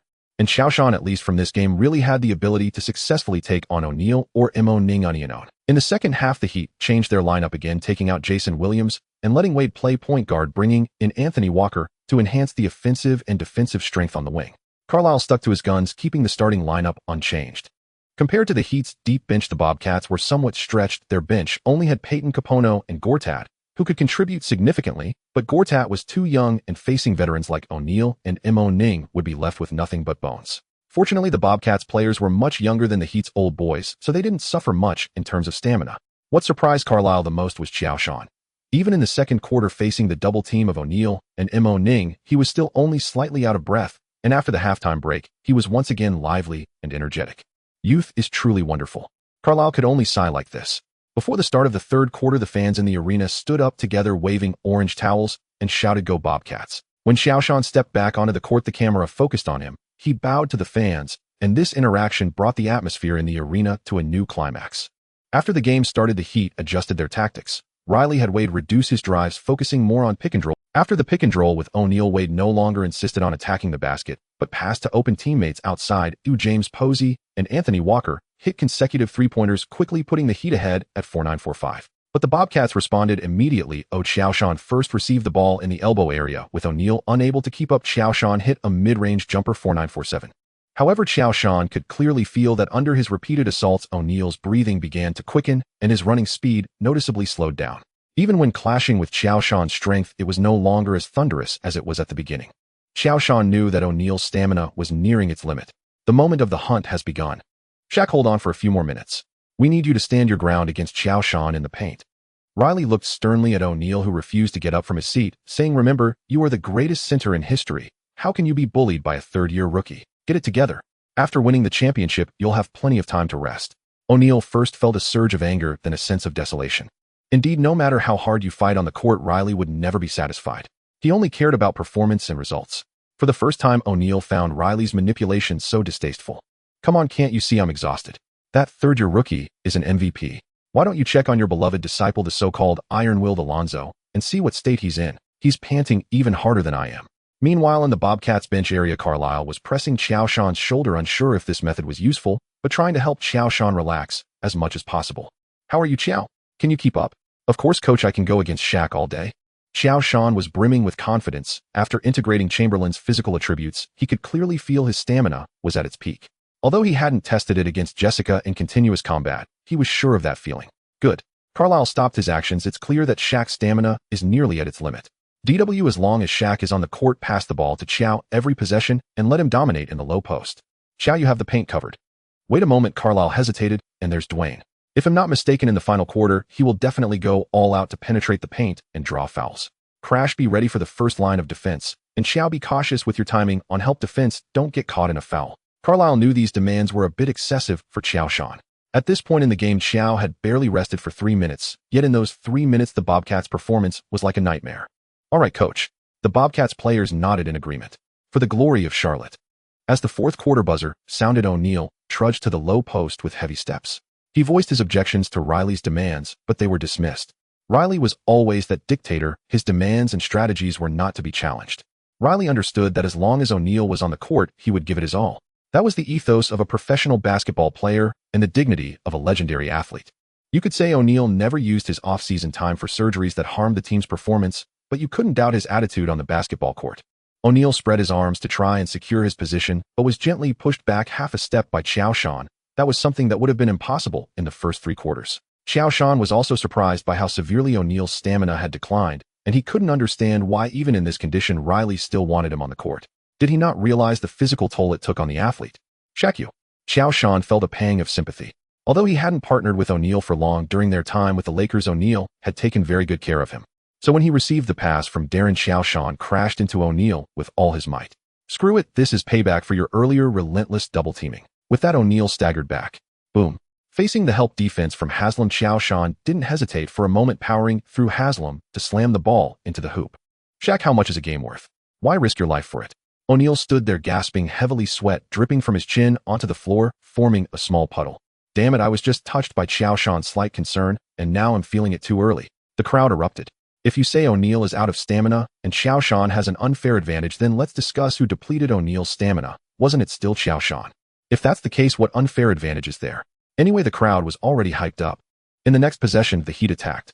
Wade broke through Wallace attempting a layup, while Qiao Shan sprinted in from the side, jumping much higher than Wade, swatting the ball out of bounds. Gasol grabbed the rebound and passed it to Darren, who quickly fed the ball back to Qiao Shan during the fast break. Faced with O'Neal's help defense, Qiao Shan jumped for a dunk. O'Neal reached out to block, but only grazed Qiao Shan's jersey and the basketball swished through the net. 7-2-6-8. Riley quickly called for a timeout. Shaq, wake up, this is the Eastern Conference Finals. It's not a time for you to coast. Wade hesitated to speak, but seeing Riley's furious expression ultimately just opened his mouth without saying anything. At this moment, O'Neal felt as if his heart had turned to ash. Perhaps this was the last period he would spend in Miami. Unfortunately, he had failed to bring a championship ring to this city. As the timeout ended, O'Neal showed no signs of improvement. Josh received the ball in the low post for the third time. He backed into O'Neal, and with a slight push of his shoulder, O'Neal staggered back 2 steps. Josh seized the opportunity to turn around and scored with a powerful dunk. 7-4-6-8. The big screen repeatedly replayed the stunning moment of Josh's onion against O'Neal. It was evident that O'Neal's footsteps were slow, starkly contrasting with Josh's quickness. O'Neal helplessly shook his head. Once he was pushed aside, Haslam was rendered completely ineffective in front of Josh. The Heat found themselves in a desperate situation. Wade began to gamble everything repeatedly, using hesitation moves to break through Wallace. Yet, just as Wade was about to drive to the basket, Josh's help defense was precise and timely, and out of 4 attempts, he only managed to score once. With 6 minutes remaining in the game, Wade again charged into the paint. Josh stood outside the restricted area with his hands raised. Wade furrowed his brows and collided directly with Josh. Bang! Wade fell to the floor once more, attempting a shot as he went down. However, even as he lay on the ground, he still did not hear the referee's whistle. Wade struggled to lift his head, looking confusedly at the referee. This time the referee gave no response. As long as the referee didn't blow the whistle, it was a good play. Josh didn't care about that. He intercepted the ball and passed it directly to Darren, who scored with a fast break layup. 7-6-7-0. The gap widened once again. Wade was unwilling to give up. In the next possession, he once again charged in, this time choosing to pass to James Posey, who was beyond the three-point line. Posey, who had previously delivered clutch three-pointers in the Eastern Conference semifinals, was unable to make the shot this time. Josh grabbed the rebound and initiated another fast break, ultimately assisting Gasol for a dunk. 7-8-7-0.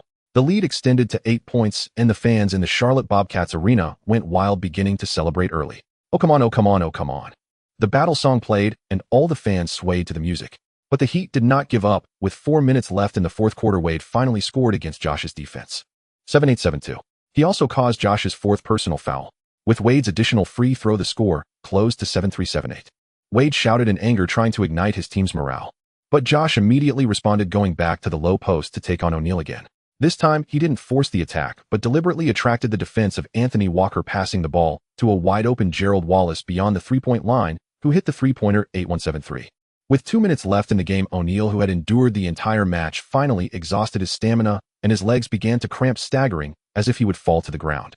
Seeing this, Josh quickly helped O'Neal and called for a timeout. O'Neal looked at Josh with a complex expression. This was the Eastern Conference Finals, and every timeout was crucial for the team, especially as the Bobcats were only leading by 8 points. Even seeing O'Neal nearly fall, Riley remained coldly indifferent, not even thinking of calling a timeout. Shaq, do you want your career to end like this, watching Kobe get his 5th ring before you flaunting it in front of you? Damn, O'Neal couldn't help but curse. Others thought Josh was humble and polite, even shy and blushing. That was all a facade. Privately, Josh's words could really drive someone crazy. Josh, don't think you've secured the win. O'Neal arrogantly shook off Josh's hand and returned to the bench with morning support. Josh shrugged, not caring about O'Neal's attitude. But when Josh returned to the bench, he heard the intense argument between O'Neal and Riley in the Heat's huddle. After the timeout, O'Neal did not return to the game. In fact, based on O'Neal's performance before the timeout, it seemed impossible for him to re-enter this game. Facing the inside duo of Mourning and Haslam, Josh showed no mercy as he wasn't familiar with them. He scored twice in the low post, extending the lead to 10 points. 8-5-7-5. Wade attempted a final push, bringing the ball to the frontcourt for a pull-up three-pointer that hit the rim. Josh grabbed the rebound, and Darren held the ball to waste time. With 10 seconds left in the game, the Heat gave up resistance, and the fans collectively stood up, chanting MVP. As the referee blew the final whistle, the score was fixed at 8-5-7-5, marking the Bobcats' first victory in the Eastern Conference Finals in team history. Throughout the game, Josh played for 45 minutes. He crazily scored 42 points, grabbed 16 rebounds, made 8 assists, and blocked 8 shots, nearly accounting for half of the team's total points. O'Neal sat on the bench watching the jubilant Bobcats fans with a look full of despondency. People often suddenly feel old at some point in time. For instance, right now, O'Neal.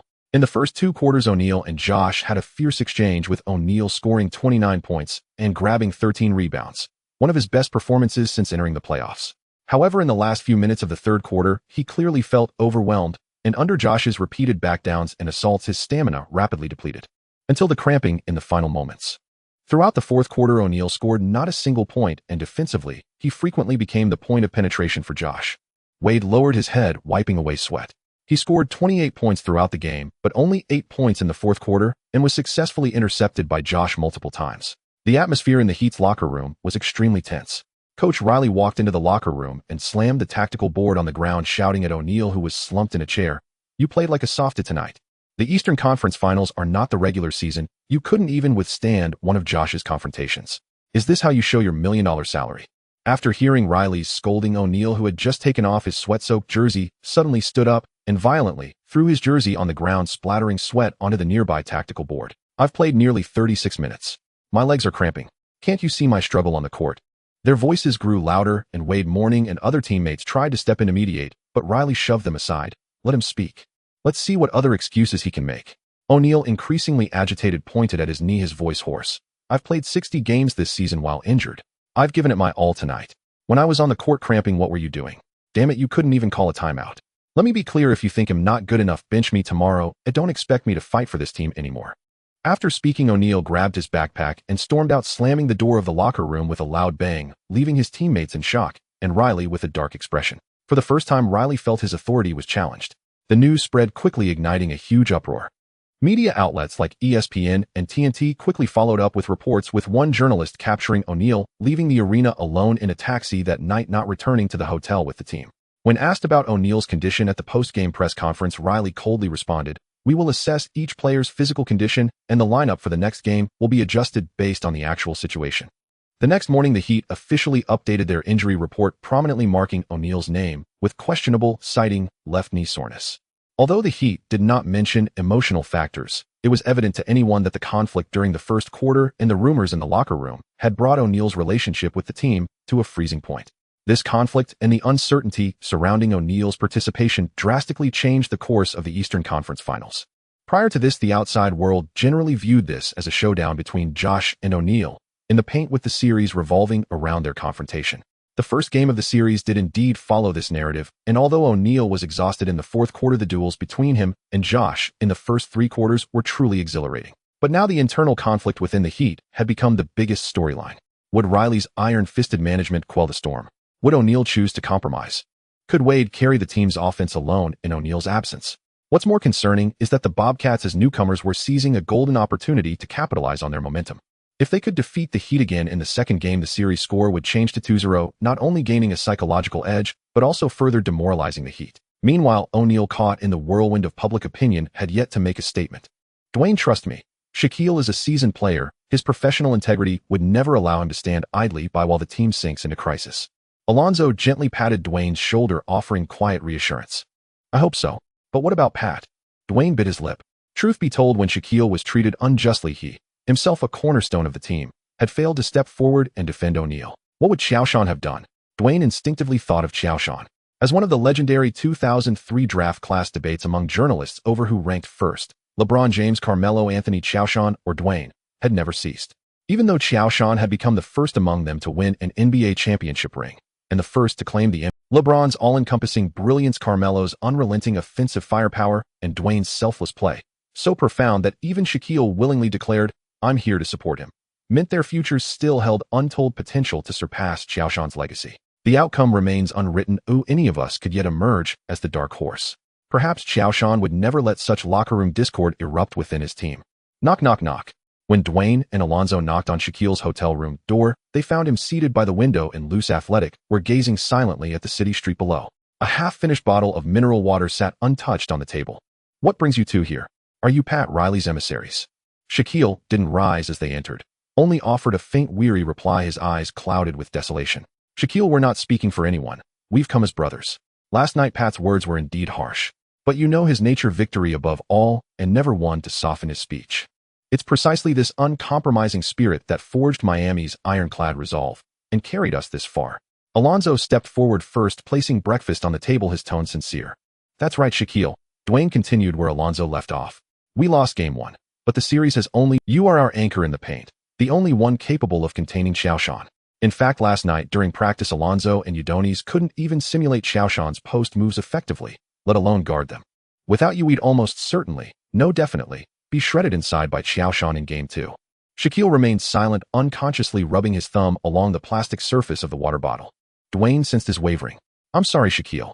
I failed to speak up for you at the crucial moment.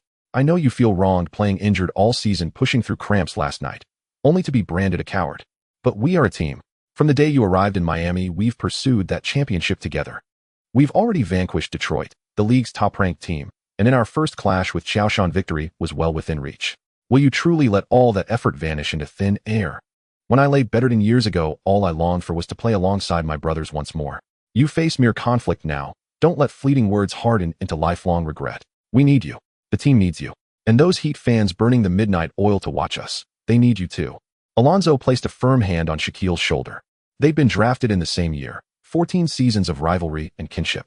At the words brothers and team, Shaquille's eyes shimmered faintly. It's not that I refuse to play. It's that I cannot swallow this humiliation. I gave everything, yet received no understanding, only the label soft.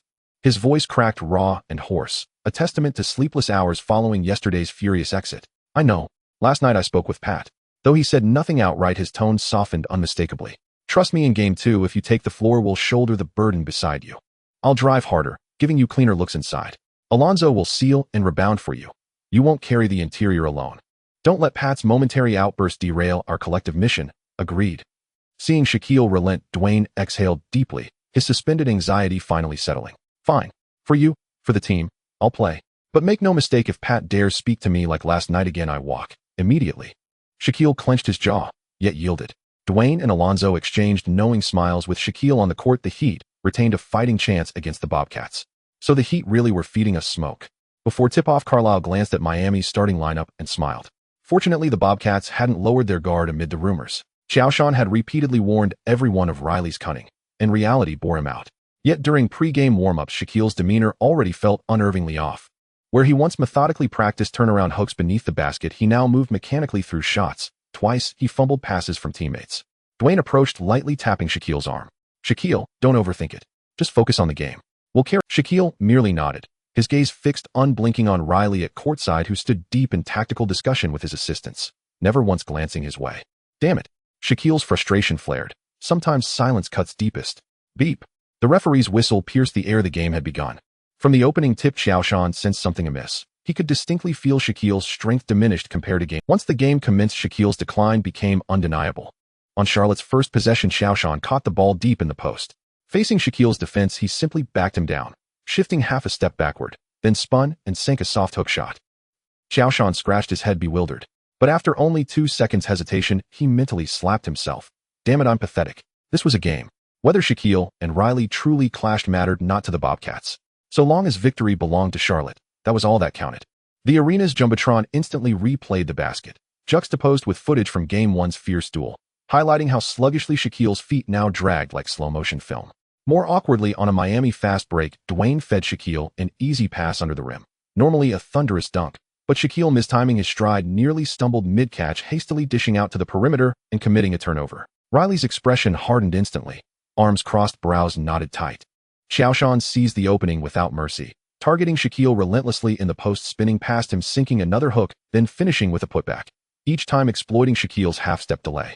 After Qiao Shan's third bucket, Shaquille bent at the knees, breathless, too spent even to sprint back on defense. With 4:30 remaining in the first quarter, Shaquille was easily sealed off by Gasol on a rebound, watching helplessly as Gasol snatched the offensive board and tipped in the basket. Miami trailed Charlotte by 12 points. Shaquille, you're old. Charlotte Bobcats arena erupted with jeering chants, shrill and merciless. Shaquille stared blankly at the stands, then fell into stunned silence. By the 5:08 mark of the third quarter, Qiao Shan had amassed 28 points, 12 rebounds, and 7 assists, his utter dominance in the paint having stretched Charlotte's lead to 21 points. Unless something unforeseen occurred, Charlotte would take a commanding 20-series lead after this game. Carlisle finally relaxed, initiating rotations and giving Qiao Shan brief rest. Riley could contain himself no longer. He called timeout. Players gathered tightly around him, the air thick with suffocating silence. Riley raised his clipboard, not to diagram plays but to sweep his gaze across the huddle, finally locking onto Shaquille. His voice dropped low and heavy. Some players draw max salaries, yet move slower than benchwarmers on defense, rebound less than guards, and stand in the paint like immobile statues.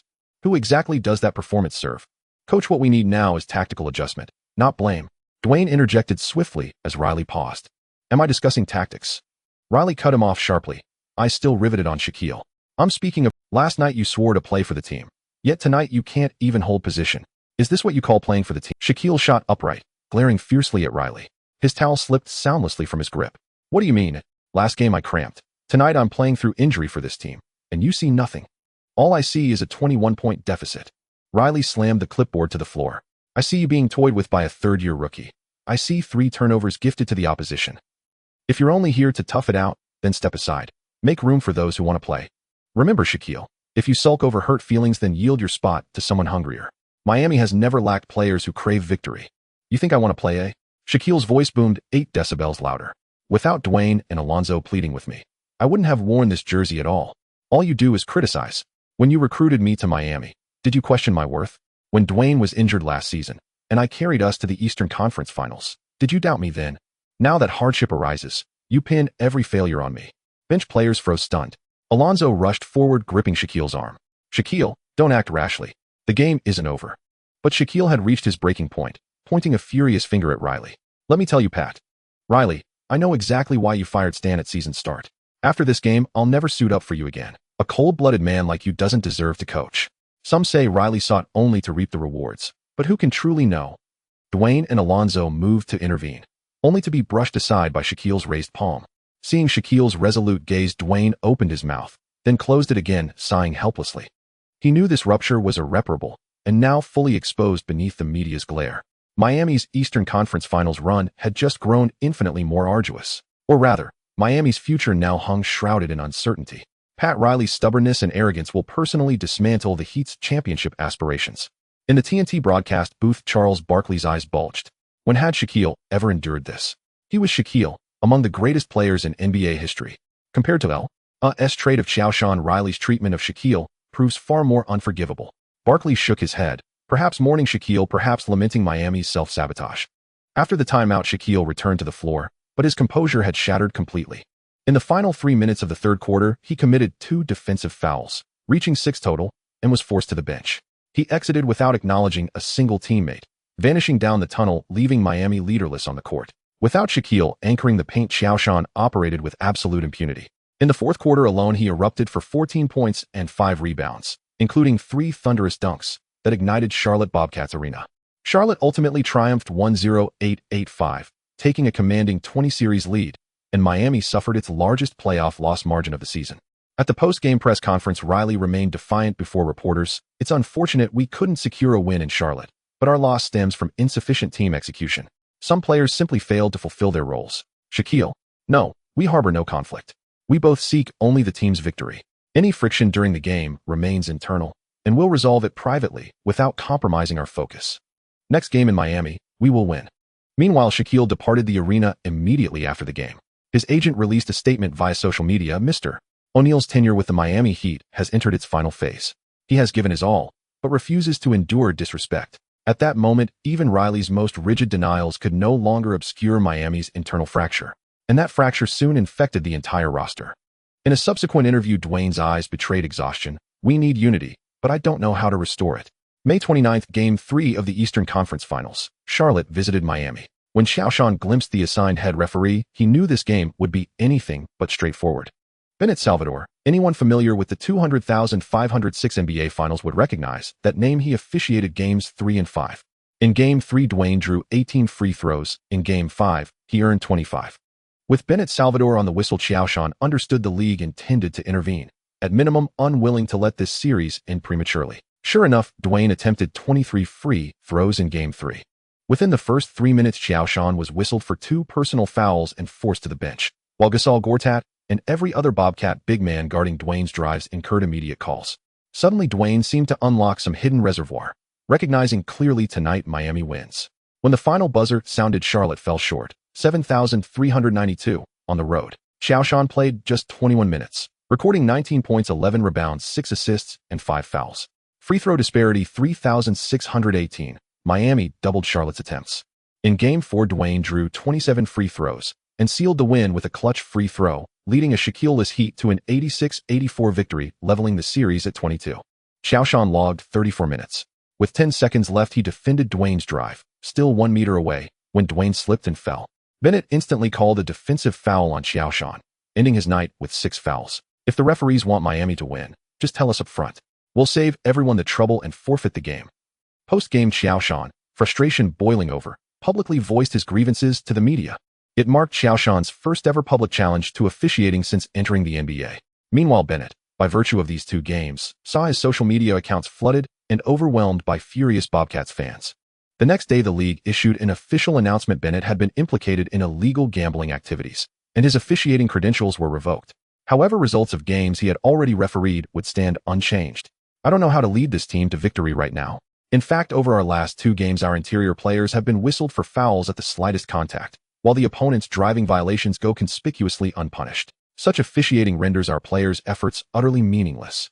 Though the league had already revoked Bennett's refereeing credentials, Qiao Shan once again publicly criticized the calls in those two contests. These remarks instantly ignited a firestorm. You all know Dwayne is my brother, but this time I stand firmly with Qiao. The outcome of a game must be decided by the players, not by referees. This is a desecration of the sport. Ever the first to weigh in on controversy, LeBron James threw his full support behind Qiao Shan. Referees are utter garbage. Kobe Bryant exploded. During Game 3 against the Mavericks, Yao Ming likewise suffered unjust treatment, though he logged 32 minutes every time he began to find rhythm. The referees stifled him outright. Can't win on merit, so you blame the refs. If you can't father a son, why not blame yourself instead? Cuban, who had feasted for 2 straight years on pressure-induced referee leniency, launched a scathing attack on Kobe. Referees are human. They inevitably err.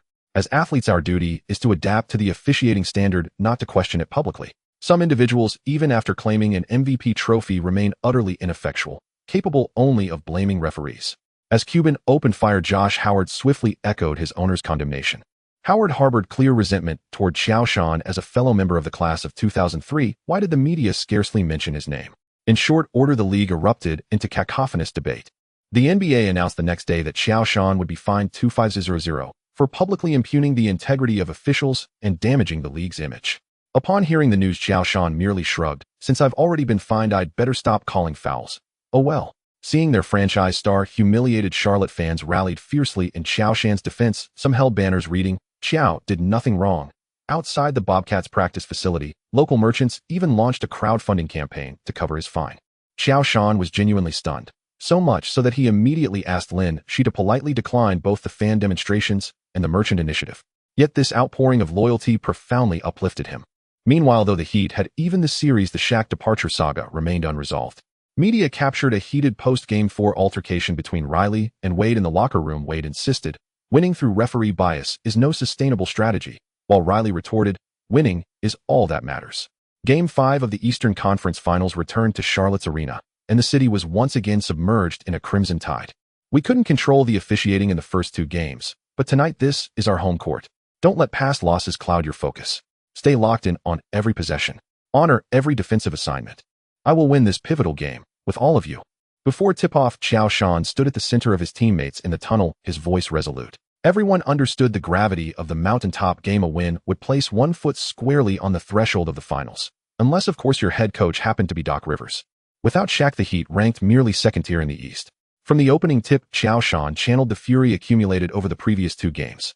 He won the jump ball, secured deep post position, and powered through Mourning, backing him down relentlessly before shouldering past him and slamming home a thunderous 2-handed dunk. Mourning was indeed a former Defensive Player of the Year, but at 36 with only 1 kidney remaining, he stood no chance against Qiao Shan's youthful ferocity. And what of Qiao Shan? Still seething from 2 consecutive humiliations, after landing he waved toward the home crowd, igniting an immediate deafening chant of MVP. Moments later, he soared to swat away Wade's layup attempt, snatched the rebound, and ignited a fast break, assisting Eddie House on a 3-pointer. Without Shaq, Miami's front court had devolved into little more than a crumbling edifice. Mourning, Brown, and Haslam, the Heat's 3 interior anchors, possessed neither the individual nor collective defensive authority to contain Qiao Shan. Even Riley's furious bellowing from the sideline could not reverse the tide. Against overwhelming talent, so-called grit and resolve proved as fragile as a thin membrane, easily pierced by sheer force. Qiao Shan relentlessly attacked the paint, fading away for silky hook shots or rising defiantly over double teams for explosive dunks. Ultimately, the Bobcats crushed the Heat 1-0-5-8-2, seizing the mountaintop game and taking a 32-series lead. Qiao Shan finished with 41 points, 18 rebounds, 7 assists, and 6 blocks, scoring 28 of those points in the paint, cementing himself as the undisputed engine of victory. When Riley saw the box score's glaring interior scoring disparity, 22-58, he finally faltered. Only then did he grasp the stark truth. Without Shaq, the Heat simply could not match up against the Bobcats. That night, after long hesitation, Riley drove to Shaq's residence. The first time in his coaching career he had ever voluntarily bowed his head to a player. Shaq opened the door wearing slippers, his face still etched with simmering anger. Riley dispensed with preliminaries and handed him a medical report stating, left knee tendinopathy requires rest, but playthrough is medically permissible. He'd obtained it from the team physician. How much of its content reflected objective reality, and how much was embellished, Riley neither knew nor cared to inquire. Shaq, I sincerely apologize for my earlier disrespect. Our team stands at a life-or-death juncture. Without you, we cannot win Game 6. I know you feel wronged, but please just one more time, help us. Riley's eyes glistened faintly, his tone raw with sincerity. Shaq said nothing, only stared fixedly at Riley. After their prior blowout, he had resolved to sever ties with Miami, or rather with Riley, entirely. Yet he recalled Wade's and Morning's earnest pleas, remembered his own championship dreams upon arriving in Miami, and felt anew the sting of watching Qiao Shan rampage unchallenged through the Heat's paint in Game 5. In the end, emotion overrode reason. This isn't for you. It's for Dwayne, for Alonzo, for every teammate still giving everything they've got. Shaq accepted the report, his fingertips whitening with tension. But after this game, our partnership ends here. Agreed. Just win Game 6 and we'll discuss everything else afterward. Riley replied, nodding quickly, a flash of venom flickering across his face before vanishing. What Riley didn't know was that Shaq had already resolved to gamble his knee before Riley arrived. He'd contacted his private physical therapist to devise an emergency rehab protocol, and planned to take painkillers pre-game solely to endure a few extra minutes on the floor. He'd known he might relent in the face of his team's existential crisis, but never imagined it would be Riley himself who came knocking.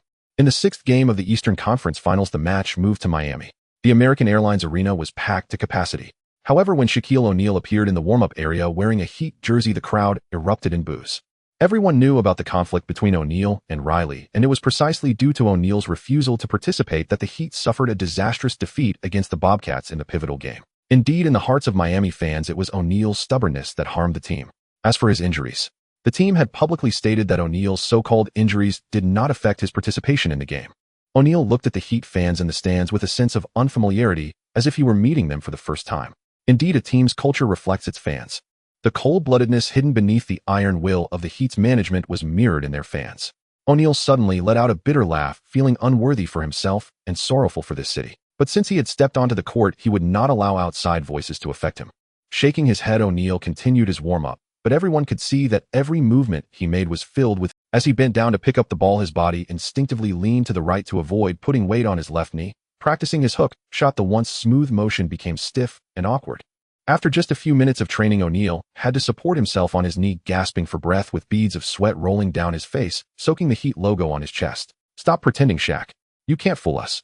Yes, Shaq, maybe you should go for the golden raspberries. Your acting is simply terrible.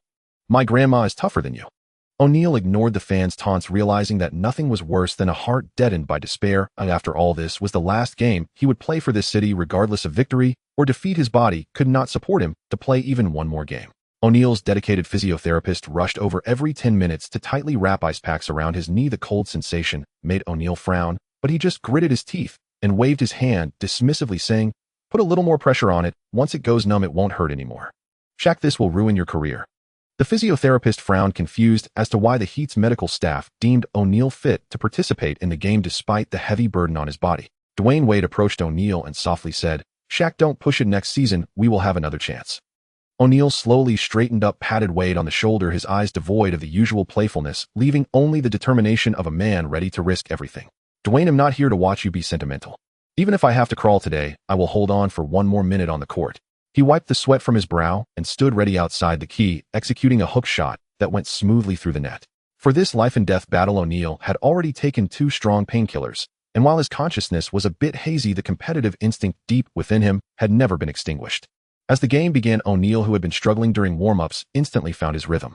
With 7 minutes and 12 seconds left in the first quarter, Wade made a breakthrough pass, sending the ball high towards the basket. O'Neal seized the opportunity, turning sharply against Josh's defense to establish position.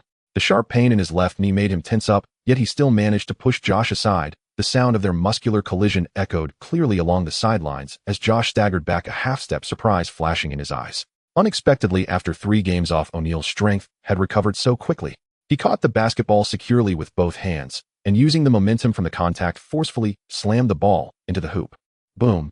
The rim shook violently as O'Neal stumbled a few steps, upon landing, instinctively clutching his knee, a flash of pain crossing his face before he regained his composure and yelled furiously at Josh.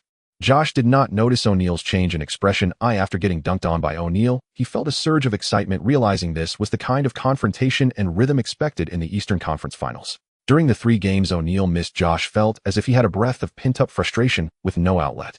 It turned out the root of it lay here. In the next round, Josh initiated an attack. He received the ball in the low post, backing O'Neal down with consecutive shoulder thrusts. O'Neal's brow furrowed, tightly gritting his teeth to endure each impact. Bang! Another collision occurred, but O'Neal's left knee ultimately couldn't keep up with the force, causing him to stagger back half a step. Josh immediately sensed the ease in his back, turned around, and dunked the ball in one fluid motion. O'Neal leaned on his knee, gasping for breath as he looked at Josh's eyes filled with both pain and a stubborn refusal. Josh finally noticed something was off. "Shack your knee." "Don't worry, Josh, even if I have just one leg left, it's enough to blow you away." O'Neal forced himself to stand up. In the next round, Wade once again fed the ball to O'Neal in the low post. O'Neal received the ball with his back to the basket, suddenly using all his strength to push against Josh, enduring the pain in his left knee, and forcibly backed Josh down to the basket. As he turned, he protected the ball with his left hand and smoothly executed a hook shot, the basketball tracing a beautiful arc into the net. Swish. Did you see that, Josh? This is the dominance of the big shark in the paint. As long as I'm here, the title of the league's top center will never fall to you. After scoring, O'Neal endured the discomfort in his knee and shouted fiercely at Josh. In the next round, he used the same tactic again, intentionally pressing down on Josh's left arm with his body during the back-to-back confrontation, causing Josh to commit a foul as he turned. As O'Neal walked to the free throw line, Josh could clearly see that O'Neal's left knee was frighteningly swollen each time he tiptoed, causing a shiver down the spine. For his first free throw, the basketball rimmed out. O'Neal took a deep breath, rubbed his knee, and shot again, finally sinking it this time. Josh stood beside the free throw line, watching O'Neal's limping figure, devoid of the usual ferocity, replaced only by a complex sense of respect. With 7 points and 4 rebounds in a single quarter, O'Neal led the Heat to tightly keep pace with the score despite nearly self-destructive efforts. As the game progressed, the physiotherapist rushed over, tightly wrapping ice packs around O'Neal's knee and quickly spraying pain relief. O'Neal leaned back in his chair, breathing heavily. When the timeout was over, Riley surprisingly allowed O'Neal to continue resting. O'Neal's gaze was fixed on Josh, watching him run effortlessly on the court. A flash of envy crossed O'Neal's eyes, soon replaced by resoluteness. "There's no time left. Do I have to get back in?" He pushed the physiotherapist aside and stood up again. He knew that every extra minute he spent on the court gave the Heat one more chance. As the game entered the third quarter, O'Neal, who had taken painkillers again during halftime, insisted on returning to the court. 3 minutes into the quarter, Gasol accidentally collided with O'Neal's left knee while going for a rebound, and O'Neal's massive body crashed to the ground. He tightly hugged his knee, veins bulging on his forehead, and his pained groans echoed through the microphone, reaching every corner of the arena. Josh instinctively stopped in his tracks, wanting to help O'Neal, but then withdrew his hand. He understood that for a player of O'Neal's caliber, dignity might be more important than sympathy. Wade and Mourning rushed over to try to help O'Neal, but he waved them off. "Don't touch me, I can get up by myself." O'Neal gritted his teeth, supporting himself on the floor with his hands, and slowly stood up. His left leg trembled slightly, but he still straightened his back. As he limped back to his defensive position, sparse applause finally erupted in the American Airlines arena. Josh had a solemn expression. O'Neal's iron will was not about winning or losing, but about dignity. Thus, in the next round, Josh did not hold back. Receiving a pass from Payton in the low post, Josh made 3 consecutive back-to-back charges, each time striking at O'Neal's weak points precisely. O'Neal's defensive stance gradually crumbled, forcing him to rely solely on instinct to interfere. Josh seized the opportunity, turning and breaking toward the basket for a layup. O'Neal jumped with all his might to block the shot, but when he landed, he fell heavily to the ground, feeling excruciating pain in his left knee. O'Neal struggled to get up, but his legs no longer obeyed him, forcing him to sit on the ground and watch as Josh scored. "Damn." Riley was furious on the sidelines, scolding himself for having to plead with O'Neal to return to the game, especially after such a poor performance against Josh. Just after that last play, the Heat were already trailing the Bobcats by 12 points. Riley finally couldn't hold back any longer and called a timeout, signaling for a substitution. However, O'Neal waved his hand towards the coach's bench, insisting on finishing this round. But Riley clearly disregarded O'Neal's wishes, insisting on the substitution. It was only after the referee blew the whistle again that O'Neal reluctantly left the court, supported by others. With 3 minutes left in the fourth quarter, the Heat were still trailing by 13 points. After resting for more than 10 minutes, O'Neal again requested to return to the game. Riley frowned, but ultimately agreed to O'Neal's request. Perhaps in these final moments, O'Neal could turn the tide. O'Neal limped to the low post, extending his hand to Wade for the ball. Josh stepped up to defend again, but this time he did not initiate a charge, merely maintaining his defensive posture. O'Neal received the ball with his back to the basket, wanting to exert force again, but found his knee unable to support him, As soon as he exerted power, his whole body trembled in pain. Josh, recognizing O'Neal's limits, did not attempt to steal the ball, simply watching him quietly. After hesitating for a moment, O'Neal ultimately passed the ball to the perimeter to Posey, who missed the three-pointer. Josh snatched the rebound, turning to look at O'Neal. Their eyes met in the air, devoid of hostility, only a mutual understanding of respect among heroes. With the final buzzer sounding, the Bobcats defeated the Heat 1-1, advancing to the finals with a series win of 4-2. O'Neal sat on the bench, not watching the celebrating Bobcats players, instead staring down at his knee, yet a faint smile of relief appeared at the corner of his mouth. "Qiao, congratulations, you did it." Finally, O'Neal took the initiative to move beside Qiao Shan, embracing him and whispering in his ear, "Your knee?" Qiao Shan hesitated, but still asked the question he most wanted to know. "Hey, it's fine. I have plenty of time to recover during the off-season. Next season you will see an even more terrifying shark." O'Neal feigned indifference, then his tone turned a bit somber, just not as a player for the Heat anymore. Qiao Shan opened his mouth, but ultimately said nothing. He wanted to invite O'Neal to join the Bobcats, ensuring that the final stage of his career would not be as tumultuous as in the original world. Though it wasn't exactly tumultuous, it was just that the look in his eyes during the last game with the Celtics was indeed somewhat melancholic. After all, this was the first top brother Qiao Shan encountered after traversing into this world. However, Qiao Shan knew that with Pat Riley's cunning, it was impossible for O'Neal to be sent to the Bobcats unless Mikhail had lost his mind and used Qiao Shan as a bargaining chip. "Good luck, Shaq. No matter where you go, we will always be brothers." In the end, Qiao Shan chose to send his blessings to O'Neal. The future is long, who can predict what will happen? "Thank you, Qiao. Help me kick Kobe's, but hard in the finals. If you let him get his 5th ring before me, I will hate you for life, really. Of course. After all, I only have 1 ring while both of you have 4. Ignoring the warmth between Qiao Shan and O'Neal when the final whistle blew, the city of Charlotte had already descended into madness. Tens of thousands of fans waved orange and white flags, shouting until their voices grew hoarse. Since the Hornets in 1988, this city had finally welcomed its first journey to the finals. The roads around the Charlotte Bobcats arena quickly became blocked by the influx of people. Fans donned jerseys emblazoned with Buzz City, holding signs that proclaimed, "We are the Eastern champions," lining the streets in jubilation. The sound of honking cars merged with cheers, and in the nearby bars beer foam splashed as strangers high-fived and embraced. Every toast celebrated this milestone moment in the city's basketball history. The only regret was that this game wasn't at the Bobcats' home court. The absence of the main character left a lingering sense of incompleteness. Unbeknownst to Qiao Shan, the Bobcats players did not celebrate much. After a quick freshen up, they changed into casual clothes and boarded the charter flight to Charlotte. Exhausted from continuous battles, they only wished to return quickly, adjust their state, and await their opponent at 2 a.m. at Charlotte Douglas International Airport. When Qiao Shan stepped out of the cabin door and saw the dense crowd below and the flashing glow sticks, he was momentarily stunned. Then came a deep sense of emotion. His initially weary eyes lit up instantly, and he froze in place. At 2 a.m., over 10,000 fans waited in the late night for a team that had just returned from an away game. "Qiao, what's wrong?" Darren, who followed Qiao Shan out, was puzzled to see him blocking the exit. "Don't rush, DW." Qiao must be in disbelief at what he sees. Only Peyton remained calmly seated in his spot, showing no desire to get up. When Carlisle announced the overnight return to the Bobcats, Peyton had already guessed what would happen. He had experienced this scenario too many times back in Seattle. Darren peeked his head out and was also stunned when he saw the airport's grand spectacle. "Eastern champions, welcome home." The huge sign dazzled in the night, and as Qiao Shan and the Bobcats emerged, the airport erupted in cheers like a tidal wave. "Bobcats! Bobcats! MVP! MVP!" The shouts echoed, awakening the slumbering. Fans waved their flags, pounding inflatable sticks, and the glow sticks illuminated the entire airport. "I never imagined there would be so many people waiting for us in the middle of the night." Qiao's voice trembled with excitement. "Thank you all. Your support is our greatest motivation when battling. This victory belongs to every Charlottean." He raised the old team jersey given by the fans and shouted to the crowd, "For Charlotte, see you in the finals." The crowd erupted in cheers again. The glow sticks waved even more fervently, and many fans shed tears of joy without fainting.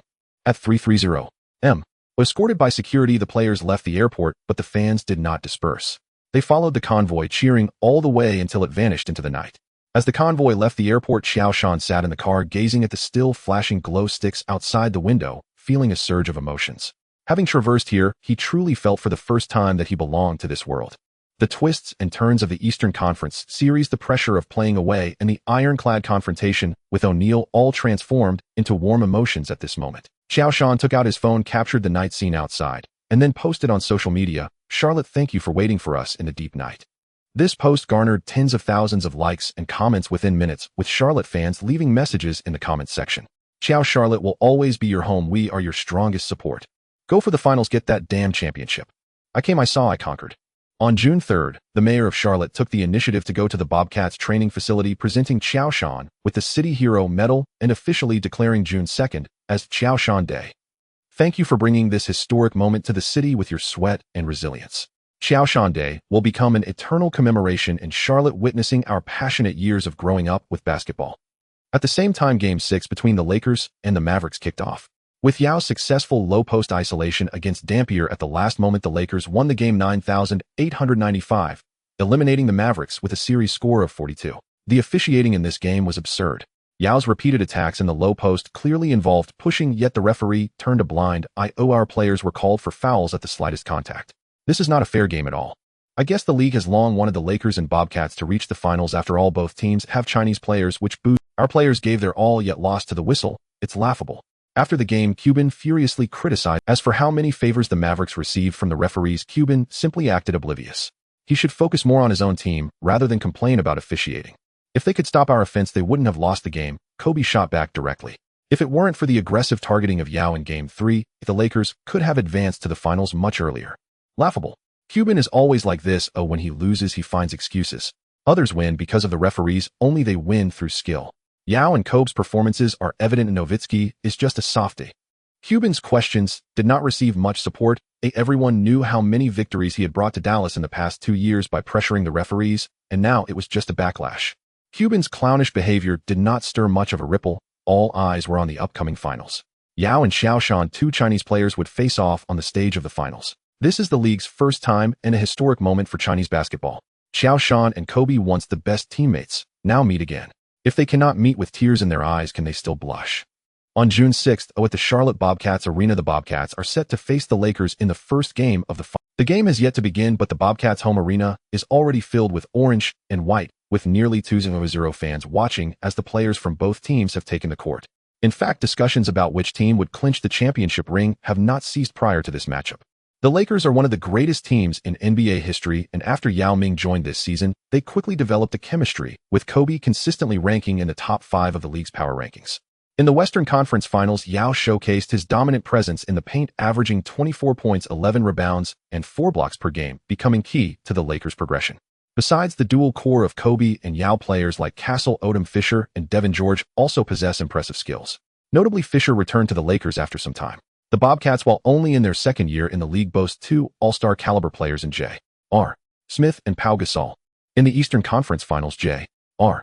averaged 33, 2 points, 15, 5 rebounds, 7, 3 assists, and 3 blocks, dominating both ends of the court, with 2 games being affected by fouls that limited his playing time. In addition to J.R.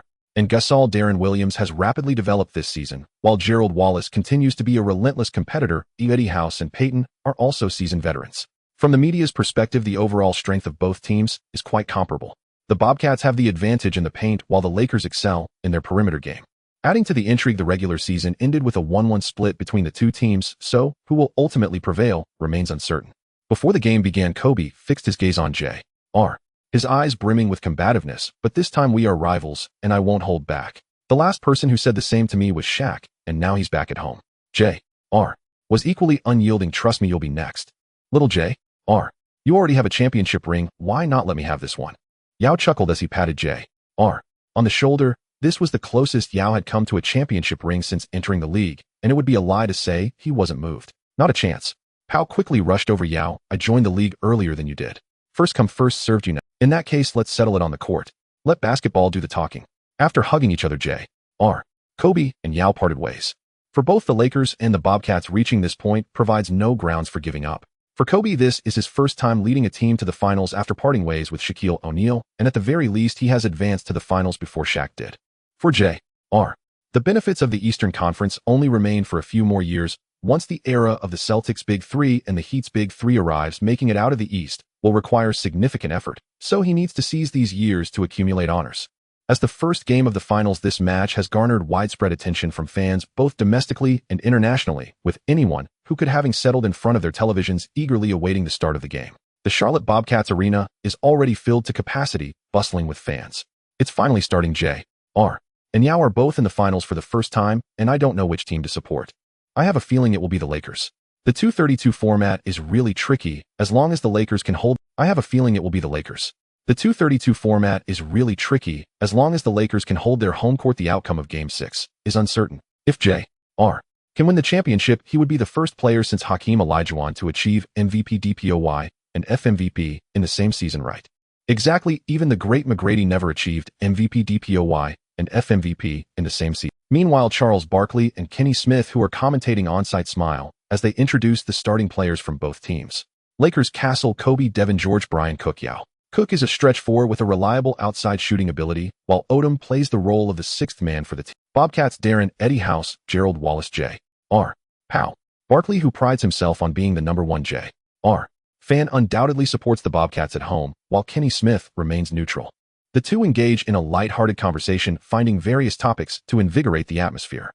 The most talked about players are still Kobe and J.R. Kobe is the league's most potent offensive weapon, while J.R. is the toughest shield in the league, and only the conclusion of this game will reveal who is superior. As for Yao and Powell, they both serve as perfect second options. Warm-up time soon came to an end, and players from both teams returned to their benches for final tactical arrangements. The playoffs differ from the regular season in that it's a single elimination format requiring both sides to continuously probe their opponent's hidden cards, countering each other's moves. The more hidden cards one possesses, the greater the likelihood of victory. As the game began, Kobe displayed a finals-level aggressiveness. In an offensive possession for the Lakers, Yao received the ball high near the free-throw line and suddenly delivered a ground pass. While facing Powell's defense, Kobe cut sharply into the paint, receiving the ball and finishing with a reverse layup against J.R.'s help defense. 2-0. The Lakers scored first using the Yao-Kobe connection. After landing, Kobe pounded his chest and let out a fierce roar, his eyes filled with determination. The Bobcats immediately responded with Darren pushing the ball forward and executing a pick-and-roll with J.R. at the top of the arc. As J.R. rolled down, he used his body to shield Yao, creating space for Darren to drive through. The Lakers' defense was forced to collapse, allowing Darren to dish the ball to the open Powell, who nailed a mid-range jumper. 2-2. I fell asleep while writing, feeling really unwell. Let's leave it at this for now and continue tomorrow. The game continued with Qiao Shan holding the ball low. Yao Ming stepped up to defend, attempting to use his height and footwork to limit Qiao Shan. Compared to Cook, Yao Ming's weight and height were the only resources the Lakers could match against Qiao Shan. Qiao Shan thought to himself that the best way to deal with Yao Ming was actually to draw him out of the paint through screens or to utilize mid-range shots or speed to break through. This was also the key factor that allowed the Jazz to restrain the Rockets for 2 consecutive years in the original timeline. Compared to Boozer and Oker, Qiao Shan's mobility was clearly stronger. However, it was already too late to think about these things, as Qiao Shan had already sunk into the low post, giving Yao Ming space to defend. Qiao Shan held the ball with his back to the basket, powering through with his shoulders. Yao Ming's strength was indeed formidable, but it was nowhere near historic levels. Qiao Shan's strength, even against O'Neal, was not lacking. Although Yao Ming withstood the first wave of confrontation, he was subsequently faked out by Qiao Shan's spin, allowing the latter to perform a powerful dunk. Beautiful. Qiao's strength has clearly increased significantly. In the match against the Rockets at the beginning of the season, although Qiao could push Yao Ming back, it was definitely not this easy. I believe he has undergone sufficient strength training during this period. People are really afraid of this. Those more talented than you may end up working harder than you. CTV director Zhang made a reasonable guess.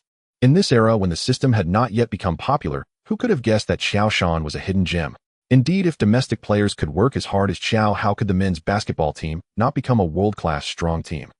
Director Su sighed a bit. As for old basketball enthusiasts, witnessing the Huagua men's basketball team reach the pinnacle of the world might be the greatest hope. After losing 2 games to South Korea, it really is. Next time I watch the Chinese men's basketball team, it'll be a dog. MVP. With Qiao Shan successfully overpowering Yao Ming, the Charlotte Bobcats arena erupted in thunderous cheers. Kobe was unwilling to be outdone, and in the next round he held the ball to challenge Gerald Wallace, dribbling between his legs repeatedly before suddenly pulling up for a three-pointer which swished through the net. 17-14. With 1 minute left in the first quarter, Kobe once again connected with Yao Ming. Kobe drove in to attract Qiao Shan's help defense, then passed the ball behind him to Yao Ming, who was unguarded in the paint, catching the ball and performing a one-handed dunk. 21-19. The Lakers temporarily led. At the end of the first quarter, Kobe had scored 12 points, Yao Ming had 6 points and 3 assists, Qiao Shan contributed 10 points, 3 rebounds and 2 assists, while Darren had 5 assists in a single quarter. The Lakers led slightly at 2-5-2-3. Coach, in the second quarter, we should focus on pick-and-roll tactics. Yao Ming is strong, but his stamina and speed are weaknesses. Qiao Shan merely hinted, and Carlisle quickly understood what Qiao Shan meant. This is the understanding ability of a top coach. All right, DW, the rhythm of the second quarter is up to you. If you encounter an insurmountable battle, pass the ball to Qiao. OJBK. Darren made a gesture as it is said, when in doubt, let the ace handle it, and no one understands this tactic better than him. The Bobcats had been playing this way throughout the season. The game continued with both sides deploying their starting players. The Lakers had already replaced Devin George with Odom in the latter half of the first quarter to increase their height in the front court. Right from the start, Darren initiated a high pick and roll with Gasol, who easily blocked Castle behind him, allowing Darren to drive straight into the paint. Yao Ming began to have a dilemma. If he stayed in the paint, Darren's mid-range shooting and floaters had a high success rate, but if he stepped up to help defend, the Lakers' paint would be left unguarded. Meanwhile, Odom and Cook were double-teaming Qiao Shan near the elbow. No team dared to leave Qiao Shan open in that position. After much thought, Yao Ming gritted his teeth and chose to step up to delay Darren. However, just as Yao Ming took 2 steps forward, Gasol had already cut into the paint. Darren's bounce pass was perfectly timed, and when Gasol caught the ball, he was completely unguarded, easily completing a dunk. 2-5-2-5. The Bobcats tied the score. Yao Ming could only watch helplessly as the ball went through the net, his brow furrowed. No one would blame Yao Ming for his defensive choice at that moment. It was just that the Bobcats' tactical synergy was higher, and the paint only opened up for an instant before the Bobcats' offense was completed. Great play. The Bobcats executed this play so rationally. Although it seemed like Qiao Shan didn't participate in the offense, just his presence in the elbow forced the Lakers to expend 2 defensive resources, allowing Gasol to be left unguarded. Now it's up to Yao Ming to handle things. Lamar, Kobe said as he pulled Odom's body over. Pay attention to help Yao with the defense. Odom nodded. In the next round, Qiao Shan directly initiated a pick and roll with Darren, using his broad body to pin Yao Ming down. The sound of their muscle collision was clearly audible from the sidelines. Yao Ming attempted to navigate around the screen, but was firmly blocked by Qiao Shan, being forced to follow him to near the free throw line. Just as Yao Ming's center of gravity stabilized, Qiao Shan suddenly made a reverse cut down the lane. Yao Ming wanted to get back to the paint, but had expended too much energy in the earlier confrontation, causing his footwork to lag. Darren's pass was as precise as a scalpel delivered early to the paint. By the time Qiao Shan caught the ball, he had completely shaken off his defender, and facing the oncoming help defense from Odom, without a moment of hesitation, he pushed Odom aside and dunked the ball. 2-7-2-5. Odom threw up his hands. He truly had no way to deal with Qiao Shan's attack. Even with all the preparations made in advance, Qiao Shan's speed, strength, and vertical leap were beyond his comparison. Kobe patted Odom on the back as a gesture of comfort. After being repeatedly scored on by screens, Yao Ming was also getting frustrated. In the next round, he sank into the low post, demanding the ball, backing down Qiao Shan and hitting a turnaround jump shot. This time it was Qiao Shan who threw up his hands. At 26 meters tall, coupled with a slight lean back, Yao Ming's low post turnaround jumper was indeed a bug. You could only hope for his shooting to be off. The Bobcats attacked again, with Darren, Qiao Shan, and Gasol collaborating to form a triangular screen. First, Qiao Shan stepped up to block Kobe. Darren held the ball to attract Yao Ming's attention, and then Gasol cut in from the weak side, completing a secondary pick and roll with Darren. Yao Ming was completely drawn away from the paint after continuous rotations. Just as he lunged at Gasol, Qiao Shan made another cut down the lane, completely tearing apart the Lakers' interior defense. Left with no choice, Kobe had to leave Eddie House open, blocking Qiao Shan's path. However, the terrifying aspect of the Bobcats' 3-pronged response was revealed at this moment. When Eddie House in the corner found space, Qiao Shan's pass arrived in time, and without hesitation, Eddie House shot a 3-pointer that swished through the net. 3-0-2-7.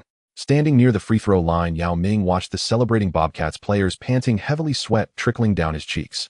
The Bobcats executed 3 consecutive pick and rolls, and despite Yao Ming giving his all to defend each time, he was continuously led by the Bobcats' tactics, not only failing to prevent scores, but also rapidly depleting his stamina and completely disrupting his defensive rhythm. Even though Tomjanovich had made ample preparations before the game, he still underestimated Yao Ming's helplessness against the pick-and-roll strategy. What was even more frightening was that Yao Ming had completely become a background character during this wave of attacks. His movement speed was already slow, and the continuous rotations and confrontations made his footwork even heavier. Yao, do not be impatient. You cannot defend against every shot. Not even the best defenders can do that. Seeing that Yao was a bit downcast, Kobe patted him on the back and comforted him. You can't break their pick and roll. They are just as helpless against your low-post offense. Just fight back. Don't worry, Kobe, I'll adjust my mindset as soon as possible.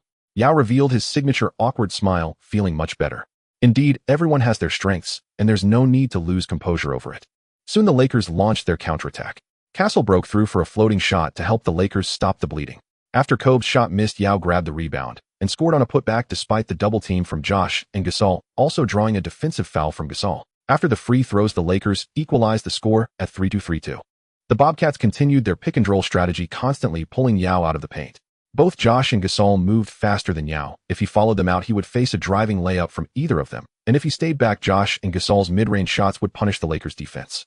Though Odom had enough mobility, he could not defend against two players at once, especially since Josh and Gasol could perform a two-man game passing to each other. As Eddie House hit a buzzer-beater three-pointer from a pass by Josh in the final moments of the second quarter, the Bobcats took a 5-2-4-9 lead into halftime. In the second half, the tide turned dramatically. Kobe, who scored 19 points in the first half on 7 of 11 shooting, including three-pointers and free throws, began to miss shots, going 4 attempts in a row without scoring, while the Bobcats seized the opportunity to attack. Josh scored twice in the low post against Yao, first with a backhand hook and then a two-handed dunk after faking Yao with a dream shake. Following that, Josh drew attention with his defense, assisting Gasol and Gerald Wallace for cuts to the basket. In just 3 minutes, the Bobcats went on an 80 run, pulling the score to 6-0-4-9. Kobe, don't get obsessed with isolation plays. We still have Yao and Lamar. This is not the team from earlier in the season that could only rely on you. Seeing the situation turn, Tomjanovich quickly called a timeout to stop the Bobcats' scoring momentum and to calm. Kobe nodded, realizing that the score had stretched to over 10 points. He recognized that he had been too impulsive. Yao, we need you to facilitate from the high post. Run the foreplay. Understood, coach. Yao nodded. Facilitating from the high post had never been exclusive to Josh and Gasol. With his stable mid-range shooting, Yao could do it too. As the timeout ended, Yao directly held the ball at the high post. Josh was momentarily stunned. Were the Lakers willing to abandon Yao's intimidation in the paint? Soon Josh realized he was mistaken. Seeing Josh dazed, Yao hesitated for no moment and raised his hand to shoot. Swish. After the halftime break and the timeout, Yao's stamina was not full, but at 80. Uncontested, his mid-range shot went in smoothly. In the next possession, Yao again held the ball at the high post, and this time Josh did not dare to be careless approach. As soon as Josh moved, Yao passed the ball out just in time for Kobe, who cut to the basket using Odom's screen. Facing Gasol's defense, Kobe leaned in the air to get past Gasol and completed a reverse dunk. Nice, beautiful pass. After landing, Kobe high-fived Yao with excitement. Great cut. Yao also praised him, fully embracing the emotional moment. The crafty frog always knows how to stroke your belly. Josh stroked his chin, since that's the case. The Bobcats attacked, and Josh directly sank into the low post, demanding the ball. Forget the pick and roll. Peyton merely glanced at Yao behind Josh and immediately understood what he wanted to do. Using Gasol and Gerald Wallace's screens, he maneuvered around Odom's vision to securely deliver the ball to Josh, and then signaled to his teammates to clear space. Josh backed Yao down, applying pressure with his shoulder. Bang, bang, bang. With every dribble, he crashed into Yao, executing the familiar low-post back down. Boring but effective. What disgusted Yao the most was that it felt like each of Josh's collisions was perfectly calibrated to hit just at the threshold of Yao's strength. It was like during a firing squad execution when the shot could have been a clean kill, but who would have thought it would fire 3 blanks in a row? This was quite frustrating. In such a back down, Yao had to lower his center of gravity, his knees bearing the combined weight and force of his opponent. And that was exactly what Josh aimed to achieve. Tighten your legs, let your power surge, make every fiber of your muscle burn, yet somehow you can't enter the house you pass by. Can you believe it? Finally, Josh felt a change in Yao's body. Suddenly, he pulled back, executing a half-turn towards the basket. Here it comes. Yao felt like crying. Oh really, it was so close to being a clean shot, and yet that bastard had to make it a struggle. Yao hurriedly kept up his massive frame, blocking Josh's path. Josh could clearly see Yao's slightly parted lips breathing and the sweat-soaked jersey clinging to his chest. Now's the time. Yao saw Josh suddenly smile wickedly and sensed something was wrong, but he was already unable to keep up. With a shoulder drop, Josh pivoted off his left foot, his body springing forward like a tightly wound spring suddenly released, perfectly timing the moment Yao adjusted his center of gravity, taking a step and soaring to the basket for a two-handed dunk. As Josh scored, Yao felt a significant relief. The weight on his heart was finally gone. Yao distinctly felt that the previous defensive play had consumed even more energy than 3 regular defensive possessions. The Bobcats arena erupted in a massive cheer. This was their star player, always able to score in various. On the sidelines, Paris, who had come specifically to cheer for Josh, licked her lips and instinctively adjusted her sitting posture. Having such a man, Jessica was actually not cherishing him properly. It was simply wasteful. As a good friend, she had to seize this opportunity for Jessica. It was not just about being tempted by Josh's body. Absolutely not. As the saying goes, once you taste the marrow, both men and women feel the same. Every time Paris thought of that wild night with Josh, she couldn't help but want to liberate her hands. Yao panted heavily as he returned to defense, beads of sweat cascading down his forehead. Even with the break during halftime and the pause earlier, his stamina was still insufficient to endure such exertion. The consecutive substitutions in the second quarter had already drained a significant amount of energy, and after the earlier turmoil, his stamina was further depleted. In the next play, Qiao Shan once again called for the ball from the low position on the right. DeLong understood the hint and precisely delivered the ball. This time Qiao Shan repeatedly bumped into Yao's ribs with his shoulder. Yao's breathing became increasingly rapid, and his defensive stance began to falter. Seizing the opportunity, Qiao Shan suddenly turned and cut to the basket, scoring and drawing a foul against Yao. The free throw was good. 6-5-5-5. Watching Qiao Shan score again, Yao could only hold his knee and bend down to catch his breath. When he stood up again, his steps were noticeably heavy. Tomjanovich had no choice but to call for another timeout. Damn, Jeff. Coach Tom expressed his heartfelt greetings to the entire female family of Van Gundy. If it weren't for Van Gundy's strict demands, Yao wouldn't have had to gain weight to this extent, losing not only his agility, but also increasing the burden on his body, leading to quicker fatigue. Damn it, what kind of coach is he if he can't teach? Just a waste of a player, go to hell. Tom was happy to coach Yao again, but he was filled with concern for Yao's physical condition. Excessive weight gain made Yao slow in movement, making him prone to injury during confrontations. Every time he fell, it tightened Tom's heart. Therefore, after Yao joined the Lakers, Tom was very careful in using him, ensuring that his playing time in each game would not exceed 31 minutes. At the same time, Tom insisted that Yao reduce his weight appropriately. He did not seek to restore the agility he had when he first entered the league, but at the very least, he did not want him to be as heavy as he was now. He firmly believed that Yao's real advantage lay in the combination of skill and height, and most importantly, this would also extend Yao's career. Especially since O'Neal was already in his twilight years, there were no more heavy tanks in the league. With Yao's height and a bit of agility, becoming the top tier of interior players in this era would be no problem. During the timeout, Tom crouched beside Yao, carefully observing his knee's reaction. He knew that if this continued, not only would winning the game be difficult, but the player's health would also be at risk. But the finals were like this, with limited rotation of the lineup. With Qiao Shan in hot form and applying constant pressure, there was very little room for substitutions, so he could only let Yao persist on the court. At least before Yao exhausted all his strength, someone could limit him a bit. Yao, make sure to rest when you can. Remember, if you feel any discomfort, call for a timeout immediately. Even if we lose this game, we cannot afford to be without you in this series. Tom sternly reminded Yao. Understood, coach. Lamar, provide help defense for Yao. Don't let Qiao take advantage of the inside so recklessly. Tom thought for a moment and substituted Turieff for Cook. When Cook's spacing attributes were not in play, his weak defensive ability was a liability on the court during this time. Although Turieff was a rookie, he had solid defensive capabilities and was full of energy. Finally, Tom looked towards Kobe and said, Kobe, attack their inside, more create some havoc. Blow up their backcourt. OJBK. Kobe pressed his lips together, his gaze icy, exuding a fierce, killing intent. As the timeout ended, Kobe suddenly exploded. He first stole DeLong's pass and scored on a fast break dunk, then hit two mid-range shots in succession, followed by a layup that drew a foul on Gasol. He made both free throws, scoring 8 points in a row and leading the Lakers on a 1-0 run, narrowing the gap to just 2 points. 6-7-6-5. The Bobcats managed to score once in 3 minutes, solely relying on Qiao Shan's low-post play against Yao. Even though Tom repeatedly reminded Yao not to clash directly with Qiao Shan, he couldn't resist Qiao Shan actively seeking out Yao, and the Bobcats had done this before, using various screens to maneuver Yao behind Qiao Shan. Despite Kobe's explosive performance, the Bobcats remained unhurried. In the next play, Qiao Shan received the ball in the low post, gently nudged Yao aside with his back, and turned for a two-handed dunk.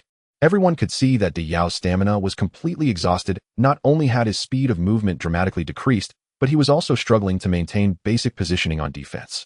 And the Bobcats were waiting for this moment. During the Lakers' offense, Kobe executed his usual tactics, continuing to penetrate the inside. As Qiao Shan jumped, he charged in from the side and swatted Kobe's layup from behind. Imagining the scene, Kobe blocking James from behind in the All-Star game, DeLong grabbed the basketball, not pushing for a fast break, but patiently waiting for Qiao Shan to settle into the low post.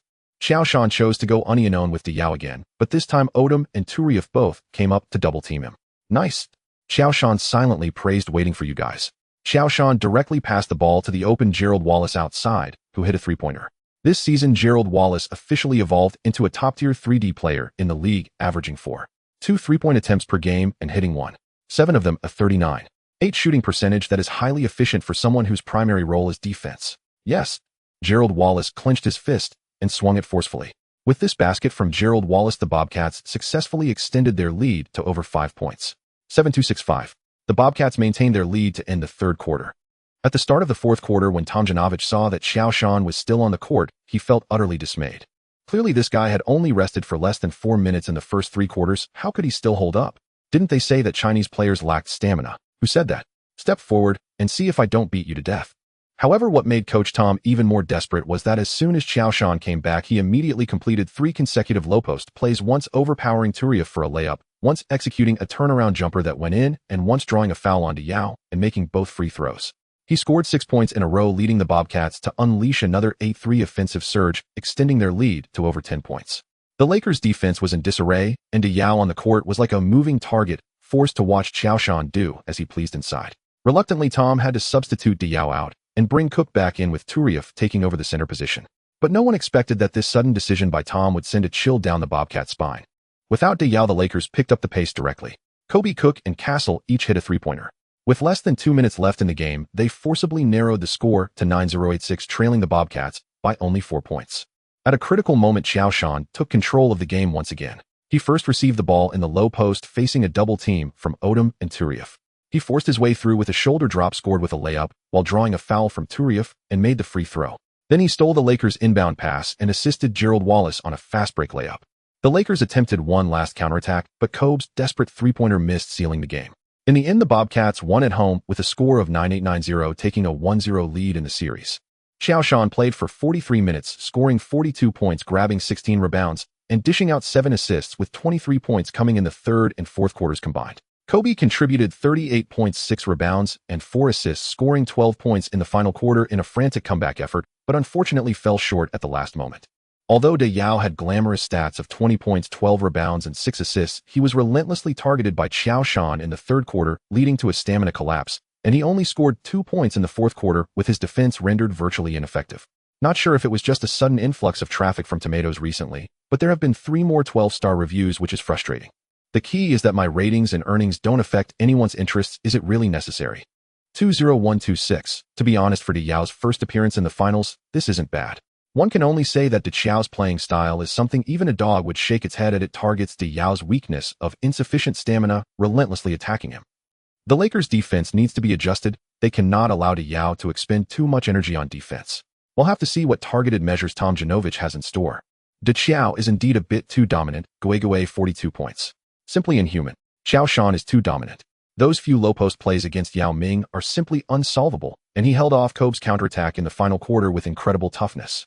Not only are the fans heatedly discussing, but ESPN's front-page headline also strikes at the core of this game. Qiao proved his superstar caliber with textbook-level low-post plays, and his strategy to exhaust Yao's stamina is one of the most successful targeted deployments in finals history.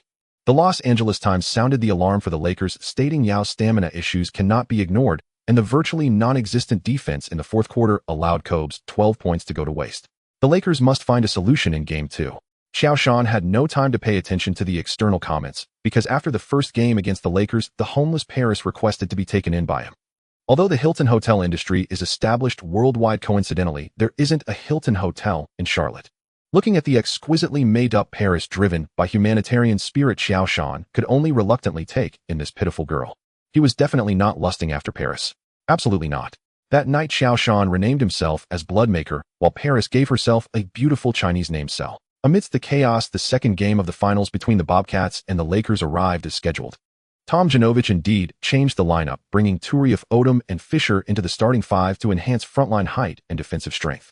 On the defensive end, Turiaf was assigned to guard Qiao Shan, unknown, freeing Yao to focus more on offense, and Odom's organizational ability could compensate for Fisher's shortcomings.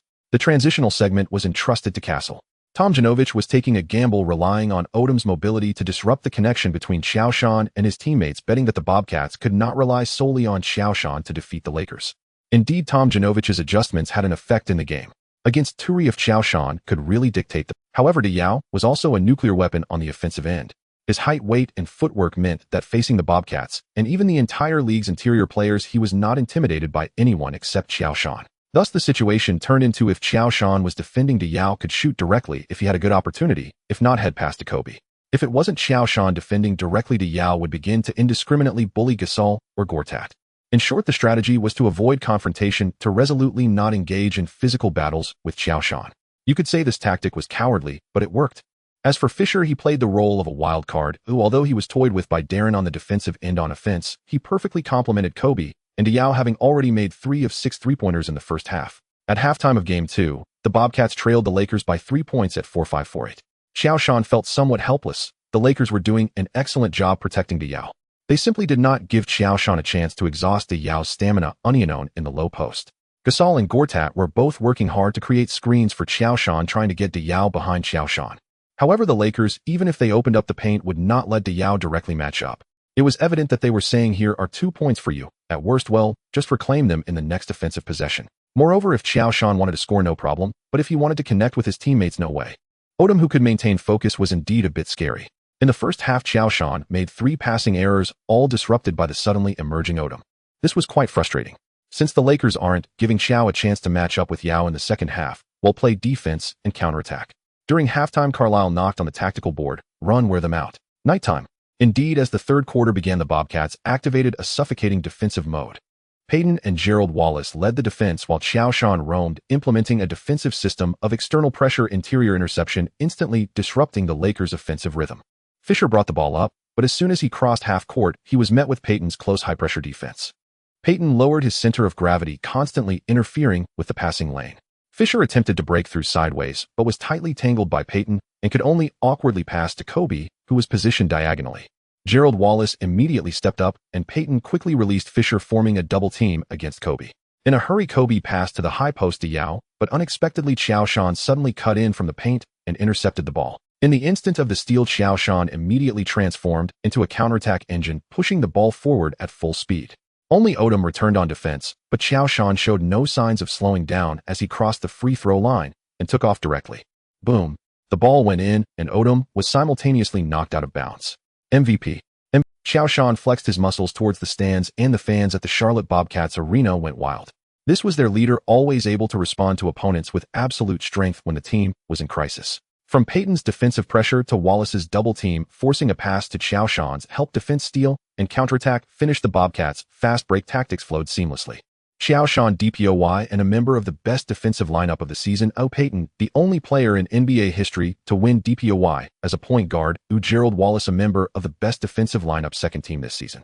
When these three were on the court and maintained defensive focus, Fisher felt like his head was spinning.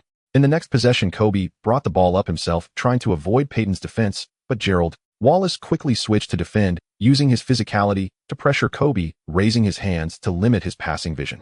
Kobe was forced to slow down, intending to pass to Fisher at the baseline, but Payton had already anticipated the route, stepping in to complete the steal. After the steal, Payton immediately made a long pass down the court. Qiao Shan had already shaken off all defenders and sprinted. After receiving the ball, he dunked with one hand to score. Indeed, under the defensive counterattack tactical system, the one who completes the final dunk is just exhilarating. Qiao Shan happily thought. The Lakers were forced to call a timeout to adjust, but after the timeout, the Bobcats' defensive pressure showed no signs of letting up. Payton continued to lead the defense against Fisher. Gerald Wallace stuck to Kobe, while Qiao Shan hovered near the free throw line, ready to provide help. In the Lakers' offensive possession, Yao received the ball at the high post, looking to support. Gerald Wallace quickly stepped up, forming a double team with Gasol against Yao. At the moment Gerald began to double team Darren, and Payton immediately closed in on Kobe, not allowing space for Yao to pass back to Kobe. In a panic, Yao chose to pass the ball to Odom to reorganize, but it was Qiao Shan again. Suddenly cutting in from the diagonal side, he snatched the ball with one hand. After the steal, Qiao Shan did not push the ball himself, but immediately passed to the quick following Darren. Darren accelerated with the ball, attracting Lakers defenders, then passed to the following Gasol, who dunked with one hand to score. Throughout the third quarter, under the Bobcats' pressure defense, the Lakers committed 12 turnovers, scoring only 14 points in the quarter. 3-1 for the Bobcats ended the game with a surge. In the fourth quarter, the Lakers wanted to fight back, but the Bobcats changed their lineup again. Qiao Shan successfully executed 3 low-post plays in a row, expanding the lead to over 20 points. Seeing the situation was hopeless, Tom Janovich substituted Yao and Kobe to conserve their stamina. The next 3 games would be at the Lakers' home, and if they could win 3 in a row, they could still end the battle in Game 6. As Kobe and Yao left the court, the game completely entered garbage time. Carlisle waved his hand, and Qiao Shan, Gasol, and Payton also left the court to rest. Beep. With the referee's final whistle, the Bobcats won the game at home with a score of 9-6-7-9, changing the series score to 2-0. With 2 consecutive defeats, the Lakers are now on the brink of a cliff. If they cannot find a way to counter the Bobcats' fast breaks, I can confidently declare that this series is over. Barkley, staying true to his persona, publicly expressed his doubts about the Lakers on social media. ESPN went so far as to predict a 40 sweep by the Bobcats, claiming the championship. After 2 games, Carlisle has shown he can adapt, always finding the right tactics to help the Bobcats maintain control over the game's dynamics. In contrast, Tom Janovich's adaptability during games seems somewhat lacking, despite having led the Rockets to back-to-back championships. Or perhaps because of Olajuwon's influence, Tom has become overly reliant on his big men, inadvertently limiting Kobe's historically exceptional offensive capabilities. As for domestic fans, they find themselves in a dilemma. Whether it's Yao or Qiao Shan winning a championship ring, it's a historic moment for Chinese basketball. They simply hope for the finals to extend longer. Fortunately, Meng Zioki's column in the Basketball Pioneer gave Lakers fans some hope. The Lakers' issue lies not in core strength, but in tactical adaptability. If they can limit the Bobcats' fast breaks, the Yao-Kobe connection can still dominate. The shame of 2 consecutive losses has plunged the entire Lakers team into an unprecedented sense of urgency. Having previously defeated the Suns and Mavericks with confidence, the Lakers were stunned by these 2 games, as if they had received a rude awakening. The Bobcats are not the Mavericks, and Qiao Shan is not Nowitzki. In terms of interior dominance, Qiao Shan might even surpass O'Neal. After all, if you can't stop O'Neal from scoring, you can always employ the hack-a-shack strategy. But Qiao Shan has an 87.1 free throw percentage this season. As a power forward playing center, maintaining such a high free throw percentage is quite astonishing. As for Yao's 85.2 free throw percentage this season, the Lakers have no objections. In fact, they would love to see Yao's free throw percentage rise to 90. Double standards. What double standards? It's just love for teammates. Upon returning to Los Angeles, the Lakers immediately announced closed training sessions, prohibiting media access. "We cannot let their fast breaks destroy this series," Kobe said seriously in the training facility, making everyone fall silent. "Everyone must be ready to catch, pass, and finish. We are only 4 wins away from the championship ring. I hope we can all unite as one." Lamar, you want to give Jaden a special gift, right? Hearing Jaden's name, Odom's eyes lit up. Jaden is Odom's second son, with Lisa diagnosed with congenital heart disease at birth. Odom has always felt a sense of debt to Jaden and hopes to present him with a championship ring as a gift for his first birthday. In June 2006, Odom faced tragedy when his young son Jaden passed away in his sleep, coincidentally on the same day of memorial for his mother and grandmother. Of course, Kobe said, looking at the big man lying with an ice pack, "We need more connections between high and low posts." Yao raised his head, his usual gentleness replaced by intensity. "They are using little Qiao against me and Paul against Lamar. I believe we can exploit this mismatch." Mismatch? Kobe echoed, savoring the term. "Yes, create mismatches, then tear them apart." No one knew what tactics the Lakers had developed during those 2 days of training. On June 13th, the Staples Center transformed into a sea of gold 2 hours before the game. Los Angeles needs this victory, or rather it doesn't just want it needs it. If they go down 0-3, the Lakers will have almost no chance of a comeback. When the Lakers players took the court, the roar nearly lifted the roof. During the jump ball, perhaps fueled by the home crowd's support, Yao's adrenaline surged, allowing him to win the jump for the first time since the finals. The ball found its way into Castle's hands. After much hesitation, Tomjanovich ultimately decided to start Castle as the point guard to combat the Bobcats' fast breaks. Compared to Fisher, the alien was not at a disadvantage against either Darren or Payton. As Castle crossed half-court, Payton was already on him, one hand shielding his eyes while the other interfered with Castle's dribbling. Castle, using his body to shield the ball, made a concerted effort to protect it. Kobe moved up to receive the ball, signaling for Yao to come up, who caught the ball at the free throw line, with Qiao Shan closely behind. At that moment, Odom suddenly sprang into action from the weak side, catching Gasol off guard. Yao's pass threaded through the gap between 2 defenders, allowing Odom to receive the ball and drive straight to the basket for a one-handed dunk. 20. The Lakers struck first. Carlisle waved from the sidelines, and the Bobcats players nodded in understanding. In the next possession, Qiao Shan backed down Turiev, scoring with a hook shot just before Odom could help out. However, returning to their home court, the Lakers seemed like a different team. They were no longer rushing, but patiently seeking opportunities. The Lakers attacked, and the Bobcats once again deployed their effective fast break defense from the previous game. As Castle crossed mid-court, he was forced to the sideline by Payton. Yet Castle remained unfazed, deftly returning the ball to Odom behind him. The moment Odom received it, Gerald Wallace abandoned Kobe to double-team him, but Odom quickly passed to Kobe at a 45-degree angle on the right. Faced with Darren's help defense, Kobe did not force his way in. As Kobe put it, Darren was a bad boy, always using his strong physique to apply pressure on his defensive targets, but Kobe clearly preferred not to expend energy against Darren. Kobe made a no-look pass, sending the ball back to Yao near the free throw line. Seeing Qiao Shan closing, and Yao adjusted slightly, faking a shot, while Kobe slipped into the key, aided by Turiev's screen. Boom. It was an alley-oop. The crowd erupted, and Tomjanovich nodded approvingly from the sidelines. This triangle offense was a product of the Lakers' close training. In just 7 seconds, the Lakers tore through the Bobcats' proud perimeter pressure and Qiao Shan's sweeping defense with 4 quick passes. The Lakers attacked again with Yao at the high post. Gasol closed in, deliberately slowing the pace, signaling for Kobe to cut. Understanding the cue, Kobe suddenly accelerated from the baseline, a purple flash slicing through the Bobcats' defense. Yao flipped his wrist, delivering a bounce pass perfectly through Gasol's legs, landing right in Kobe's hands. Kobe was already under the basket when he received the ball. Facing Qiao Shan's help defense, he slightly tucked in his abdomen midair, switching hands for the layup. 128. Upon landing, Kobe flashed a grin at Yao. The moment they high-fived, the cheers in the Staples Center reached a crescendo. In contrast, the Bobcats seemed to struggle under the pressure of the home crowd, experiencing shooting woes on the offensive. With 5 minutes left in the first quarter, Darren drove and passed to a wide-open Gerald Wallace. Wallace's three-pointer hit the front of the rim and bounced out. In the next possession, Payton received a long pass from Qiao Shan during a fast break and could have easily scored, but he slipped due to excessive force during his initial move. The crowd erupted in laughter. By the end of the first quarter, the Lakers led 2,720. Although Yao only shot 2 for 4 in the first quarter, he managed to dish out 6 assists. As for Kobe, he utilized Turieff Odom and Yao's screens to drive relentlessly, shooting 6 for 9 without attempting a single three-pointer, scoring 14 points. On the other hand, Qiao Shan scored 16 points on 8 for 11 shooting, while Gasol went 1 for 4, Darren 0 for 3, Payton 1 for 2, and Wallace 0 for 2. Among the starting 5 aside from Qiao Shan, the others combined for only 2 of 11 shooting. This is quite disappointing. Yao has started copying the homework. What a genius. Indeed, only magic can defeat magic. I thought the Lakers were done, but guess what? They're alive again.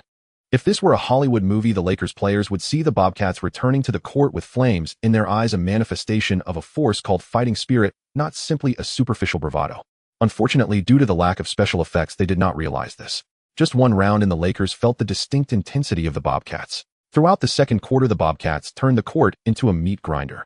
Every physical contact resembled a minor car crash, and each scramble for the loose ball was accompanied by the dull thud of colliding muscles. During a rebound battle, Qiao Shan's elbow struck Turieff's face, sending the Frenchman crashing to the ground, blood streaming from his nose.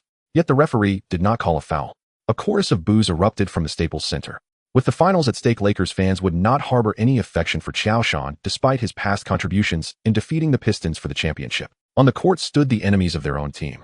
Qiao Shan was not spared, and neither was O'Neal. Kobe knew that Qiao Shan's clean playing style meant the elbow strike was unintentional, which was the main reason the referee did not call a foul. However, as the team star, he rushed towards Qiao Shan, without hesitation, their foreheads nearly touching. In Qiao Shan's eyes was the coldness of polar ice, devoid of any expression. Even if guilt lingered in his heart, it could not be shown, for this was a game. Kobe burned with the flames of hellfire, filled with rage. "Let the basketball do the talking," Qiao Shan shouted hoarsely. "Exactly," Kobe stepped back, helping Turieff to his feet. "Then let's let the basketball do the talking." The game continued, the scent of blood stimulating the adrenal glands. The Lakers players began to play with anger, yet the Bobcats remained composed. Qiao Shan successfully executed 3 consecutive low-post plays, while Eddie House utilized off-ball movement to shake off the entanglement, with Castle receiving a pass from Darren and hitting a three-pointer. Suddenly, the Staples Center fell silent. That familiar fear of being suffocated by the orange defense returned. As Qiao Shan assisted Gerald Wallace for a layup, just before the end of the second quarter, the Bobcats stubbornly brought the game to a tie at 4-4. Both sides returned to the same starting line. Kobe, in the second half, you initiate the offense. At this point in the game, Tom Janovich completely abandoned strategy. To hell with tactics. Kobe took a deep breath and nodded. As the star player, isn't that what he was supposed to do? One couldn't rely on role players to change the game's dynamics at the critical moments of survival. First at the baseline with his back to Gerald Wallace, feeling the pressure behind him, he fakes left, suddenly pivots to the right, and leans back for a jump shot. The ball goes in, and it's an N1. Kobe steps up to the free throw line, takes a deep breath, and shoots. Then Kobe receives the ball at a 45-degree angle on the right side, facing Gerald Wallace's tight defense, dribbles between his legs continuously, then suddenly takes a step back for a three-pointer. The basketball swooshes through the net. A minute later, it's Kobe again, driving to the basket. Facing the help defense from Joakim Noah, he passes the ball to the trailing Yao Ming, who faces an open basket and slams it home with both hands. In the next possession, Odom sets a high screen, receives a pass from Yao, and then hands it off to Kobe, who has circled around the screen.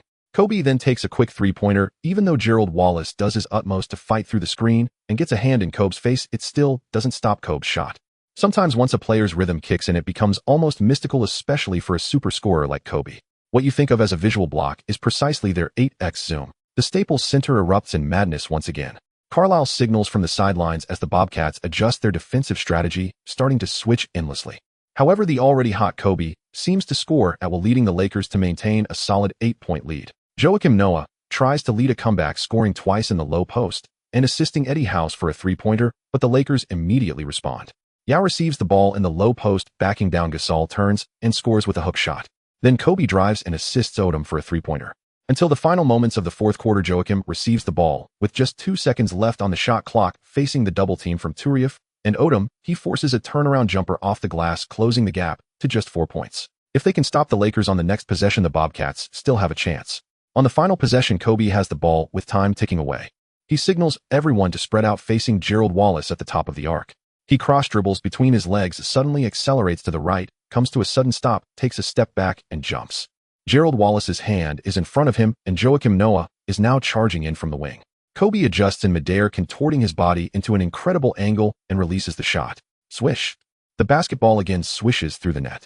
8-7-8-0, leaving the Bobcats with 21 seconds of offensive time. Although Joakim has a diverse array of offensive skills, he is still not a player like Reggie Miller or Tracy McGrady, who can explode for points in a short time. To put it bluntly, he lacks the three-pointer. Buzzer. As the final buzzer sounds, the Lakers win at home with a score of 8-9-8-0, altering the series score to 2-1. Throughout the game, Joakim scored an astonishing 34 points and grabbed 17 rebounds, but for everyone else, it can only be said that the Bobcats lost, but Joakim did not. After the Lakers cracked the three-pronged strategy of defense and counterattack, the Bobcats' offensive strategy was riddled with flaws. When Qiao was double-teamed, no teammate stepped up to share the burden. Such a team does not deserve to touch the championship trophy. Yao in Game 3 was the healthy, all-around first center in the league. His high-position playmaking activated the entire team, while his low-post dominance crushed Gasol, especially in the fourth quarter. He was still able to maintain his energy. When Yao maintained such a state, the Lakers' offensive system soared. Kobe's playmaking transformed the team. With the two best players at the same position in the league, I truly don't know how the Lakers could lose.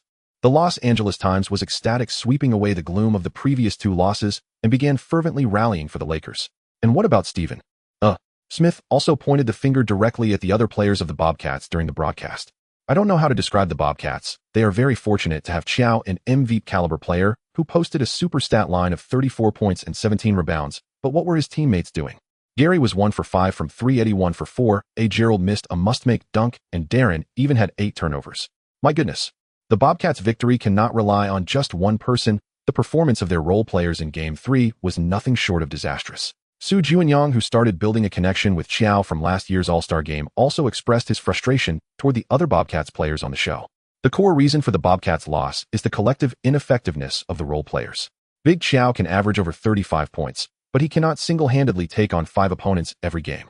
In contrast, the Lakers, with Yao and Kobe's synergy, plus the explosive performance of role players, are the team that truly deserves the championship. The synergy between Yao and Kobe today was so harmonious, especially that bounce pass leading to a layup. It was simply art. After Game 3, the suspense of the finals has completely returned. Brothers, it's time to shout those 5 words. With the Bobcats in this state, going back to Charlotte won't help. Just wait to be eliminated. 42. The direction of public opinion has always been a barometer of the game's trends. As the Lakers proved themselves with a thrilling victory, the Bobcats exposed their fatal flaw of being unable to stand alone, and both media and fans turned against them. Qiao may not care about these comments, having seen them often enough to become accustomed, but the other Bobcats players do not have that level of composure. Especially Gasol. How long has it been since he shed the soft label, and now it's back on him? It's frustrating.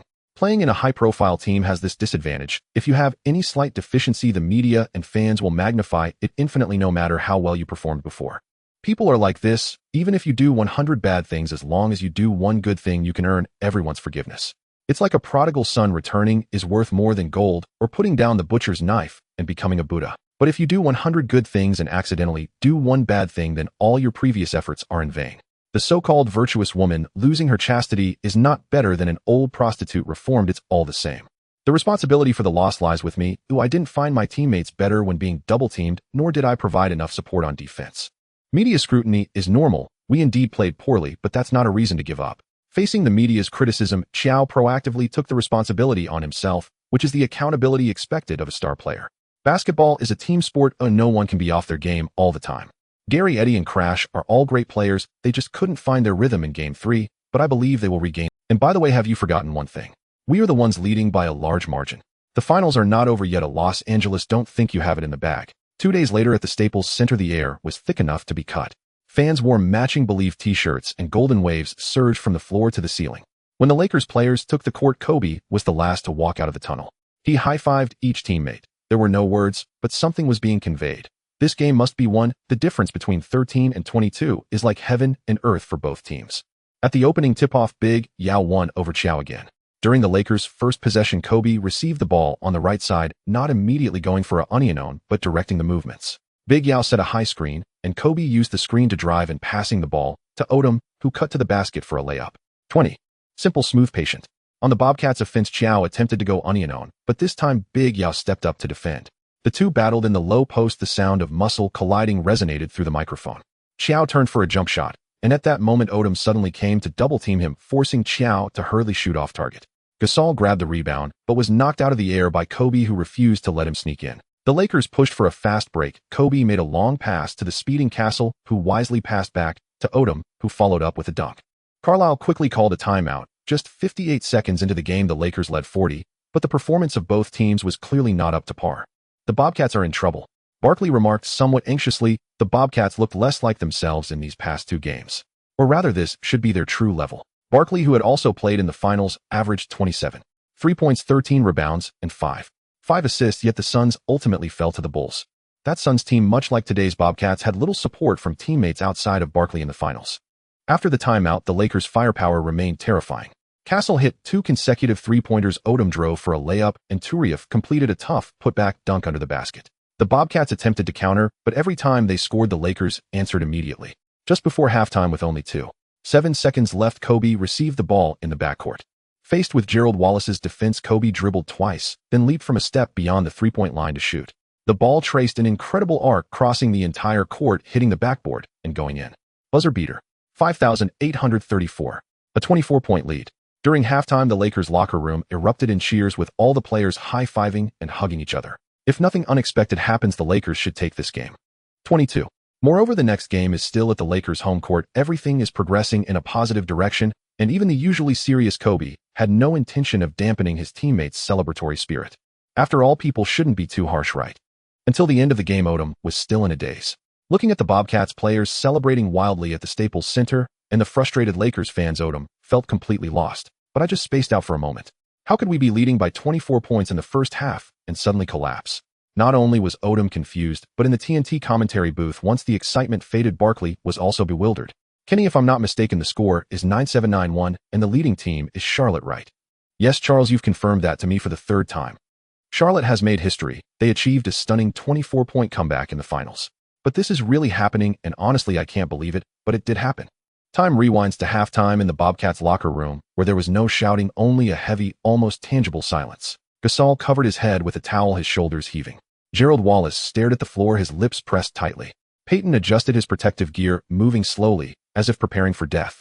Meanwhile, Qiao Shan closed his eyes, continuously adjusting his breath, feeling the soreness in his arm muscles. During the first half, Turiaf and Cook seemed as if they had gone mad, attacking Qiao Shan every time he touched the ball, and at least before the team reached the foul limit. This destruction was pure profit for the Lakers.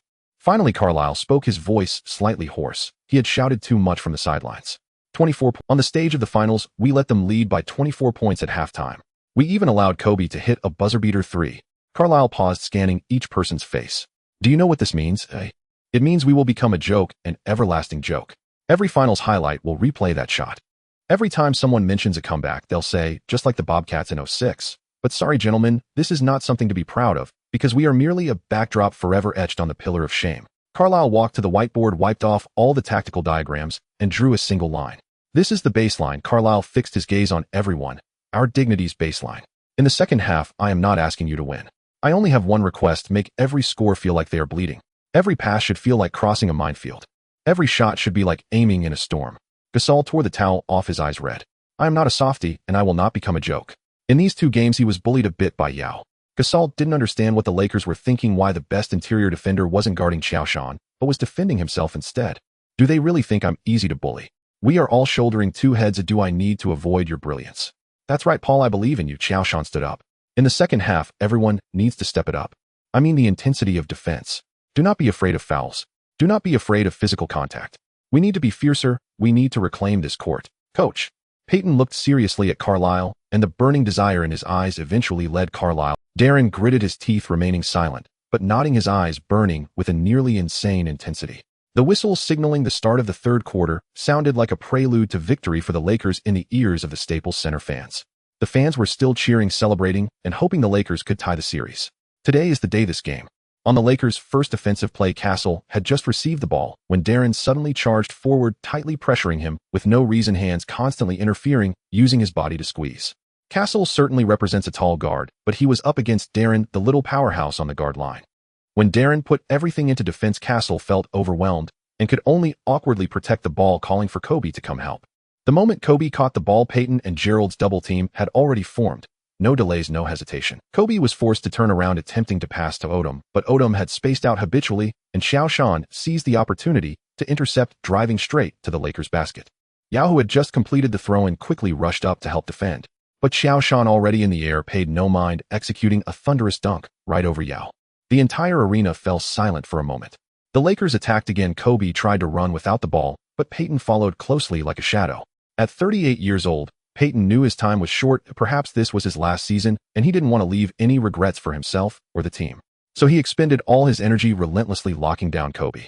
Kobe continuously tried to shake off Peyton using screens, but each screen was preemptively dealt with by Darren or Gerald. The ball struggled to reach Yao's hands, but this time Gasol stood tall, directly confronting him. Yao attempted to turn around, but Gasol's long arm completely blocked Yao's line of sight. Yao barely managed a fadeaway shot, which was swatted away by Qiao Shan, who had suddenly come in for help. Fast break. Darren pushed forward, not passing to anyone, driving straight to the basket, scoring off the backboard just before Odom could defend. 5-8-4-0. At the start of the third quarter, the Bobcats retaliated with a 6-0 run, bringing the score within 20 points. Tomjanovich quickly called for a timeout, trying to calm the players down. Execute the strategy. Move the ball more. Move. But clearly the Bobcats' defense had changed. Unlimited switches. Strong side pressure. Weak side help. Using Peyton, Darren, and Gerald Wallace in layered defense to wear out Kobe, even Qiao Shan directly switched to the perimeter to stick with Kobe, aiming to make Kobe face different defensive intensities and styles every possession. Want to find an offensive rhythm? Impossible. Even with Yao, the foundation of this Lakers team is still Kobe. To defeat the Lakers, the best method is to limit Kobe as much as possible and cut off his connection with teammates. By the way, as long as the referees don't blow the whistle, that's good defense despite the billion tiny physical confrontations. Not all finals officiating will be as ridiculous as that series between the Mavericks and the Heat. When the timeout ended, Kobe forced his way through, doing a difficult fadeaway amidst the pressure from Peyton and Gerald Wallace, scoring 6-0-4-0. A round of applause erupted from the Staples Center, but it quickly faded. Because the Bobcats responded immediately, Darren brought the ball up, his eyes firmly assessing the situation on the court. Suddenly changing direction and accelerating, he got past Castle's defense and accurately passed the ball to Gerald Wallace, who was open on the weak side. Gerald Wallace caught the ball and leaped up to shoot without hesitation. Three-pointer. Odom had just reacted when he attempted to contest. The basketball had already traced a beautiful arc in the air, steadily landing in the hoop. The Lakers attacked again. Kobe tried to score again with a fadeaway jumper, but Qiao Shan was right there, leaping high and extending his long arm to interfere with Kobe's shot. The ball bounced out and Yao fought hard for the rebound, preparing for a second attack, but found Gasol quickly closing and constantly disrupting his movements. With no choice, Yao passed the ball to Castle on the perimeter. As soon as Castle received the ball, Darren lunged at him like a hungry wolf. Castle was steady, not rushing to shoot, attempting to back down, but found Darren a bit too bulky. So he could only awkwardly return the ball to Kobe. After receiving the ball, Odom had no time to make a move before Gerald Wallace and Qiao Shan quickly closed in. Beep. The Lakers were called for a 24-second violation. Kobe angrily slammed the ball to the ground just a moment away. He was so close to finding a shooting opportunity, but unfortunately it all fell apart in the end. Damn Qiao Shan. Kobe regretted why he always forced Qiao Shan to practice unknown back when he was with the Lakers. Was it a mistake? He understood his offensive habits too well. And as for him, who would have thought that after just 2 seasons this kid would evolve so terrifyingly? This isn't fair. The Bobcats attacked. Qiao Shan charged toward the Lakers' basket like lightning, and Darren understood perfectly, delivering a long pass right to Qiao Shan. After catching the ball, Qiao Shan easily completed the alley-oop. As the game progressed, the Lakers players began to grow anxious with increasing turnovers. The Bobcats seized the opportunity to close the gap, the score on the court becoming increasingly close, and the cheers of Lakers fans transformed into anxious whispers. Fans began to fidget, some holding their heads in disbelief at what was happening.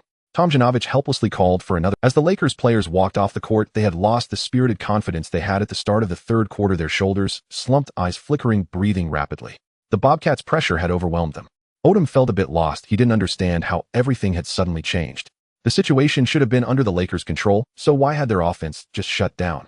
If Odom's habitual spacing out could explain the offense's failure, how could the Lakers with Kobe, Yao, and Castle still fall apart? Their defense is trying to suffocate us. Yao wiped his face with a towel, his hands trembling slightly, a warning sign of exhaustion. Yao did not know what had stimulated Gasol during halftime, but at the start of the third quarter, that guy was completely transformed from a gentleman into a Spanish bullfighter. Then breathed. Kobe grabbed his shoulder. Breathe hard. Then fight back.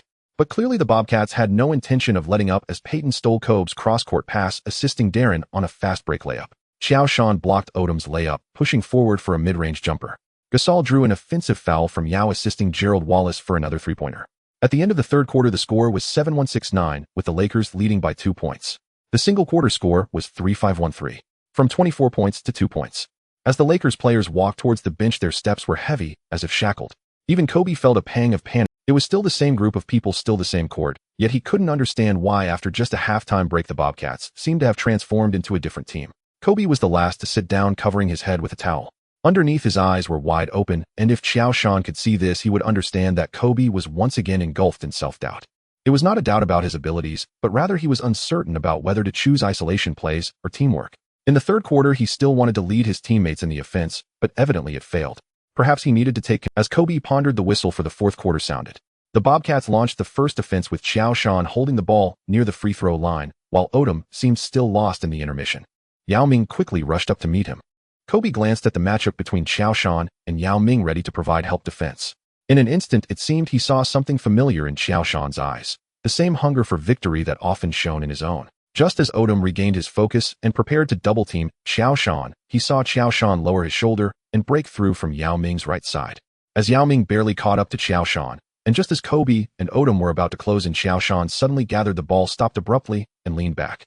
Swish! The basketball smoothly swished through the net. 7-1-7-1. The Bobcats equalized the score at the start of the fourth quarter. The Lakers attacked, and Kobe called for the ball. Facing Gerald Wallace in the same spot, he replicated Qiao Shan's move, breaking through, stopping abruptly, leaning back, and scoring. 7-3-7-1. Yet the Bobcats remained unfazed. Qiao Shan once again held the ball high. This time Odom wasted no time and immediately moved up to double-team Qiao Shan along with Yao Ming.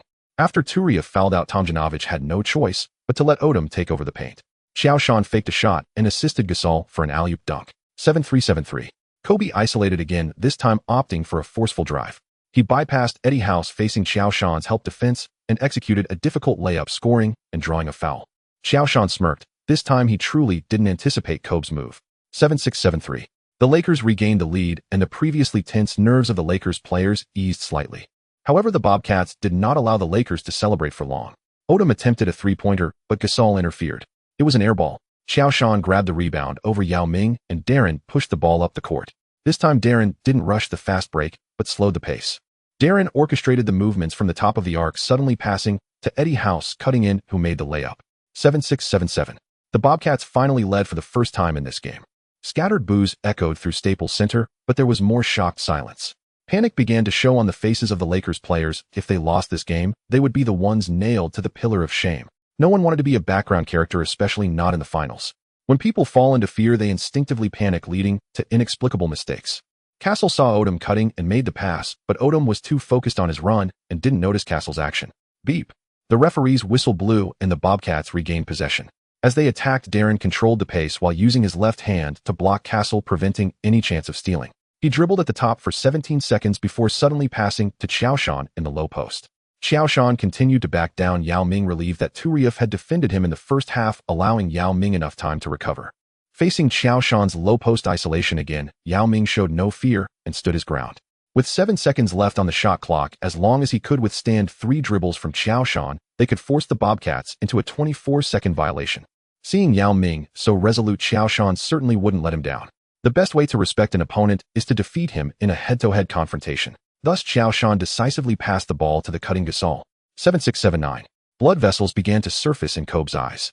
He dribbled past half-court without calling a play, facing Eddie House at the top of the arc, signaling everyone to clear out. He was going to respond with isolation. With a cross dribble behind the back move, he suddenly exploded to the right. Although Eddie House had somewhat weak defensive skills, he still tightly stayed with Kobe. He stopped abruptly, stepped back, and jumped. Eddie House followed his jump, fingers waving in front of him. Duong. The shot went wide. The long rebound was grabbed by Darren. The Bobcats immediately pushed the fast break, a 3-on-2 situation. Darren passed to Qiao Shan, who didn't go for the layup, but instead passed to Eddie House, who had slipped to the corner. Eddie House received the ball, adjusted, and shot. Swish. The three-pointer was good. 7-6-8-2. A 6-point lead. The Lakers began to collapse, completely evident from their body language. Odom instinctively glanced at Qiao Shan's position before each box out. Devin George's first reaction after receiving the ball was to look for Kobe instead of the basket. Castle's passes became safe and conservative. Only Kobe was still trying to lead the team in pursuit. The Lakers attacked again. Kobe charged directly into the Bobcats' paint facing the double team from Qiao Shan, and Gasol, he made a behind-the-back pass to the trailing Yao Ming. Boom. Yao Ming slammed it home. 7-8-8-2. As time ticked away, the Bobcats always had an answer to the Lakers' scores. With 3 minutes left in the game, the score was still 8-1-8-6 with the Bobcats leading by 5 points. The Lakers attacked and Kobe isolated again, but this time, he was noticeably slower.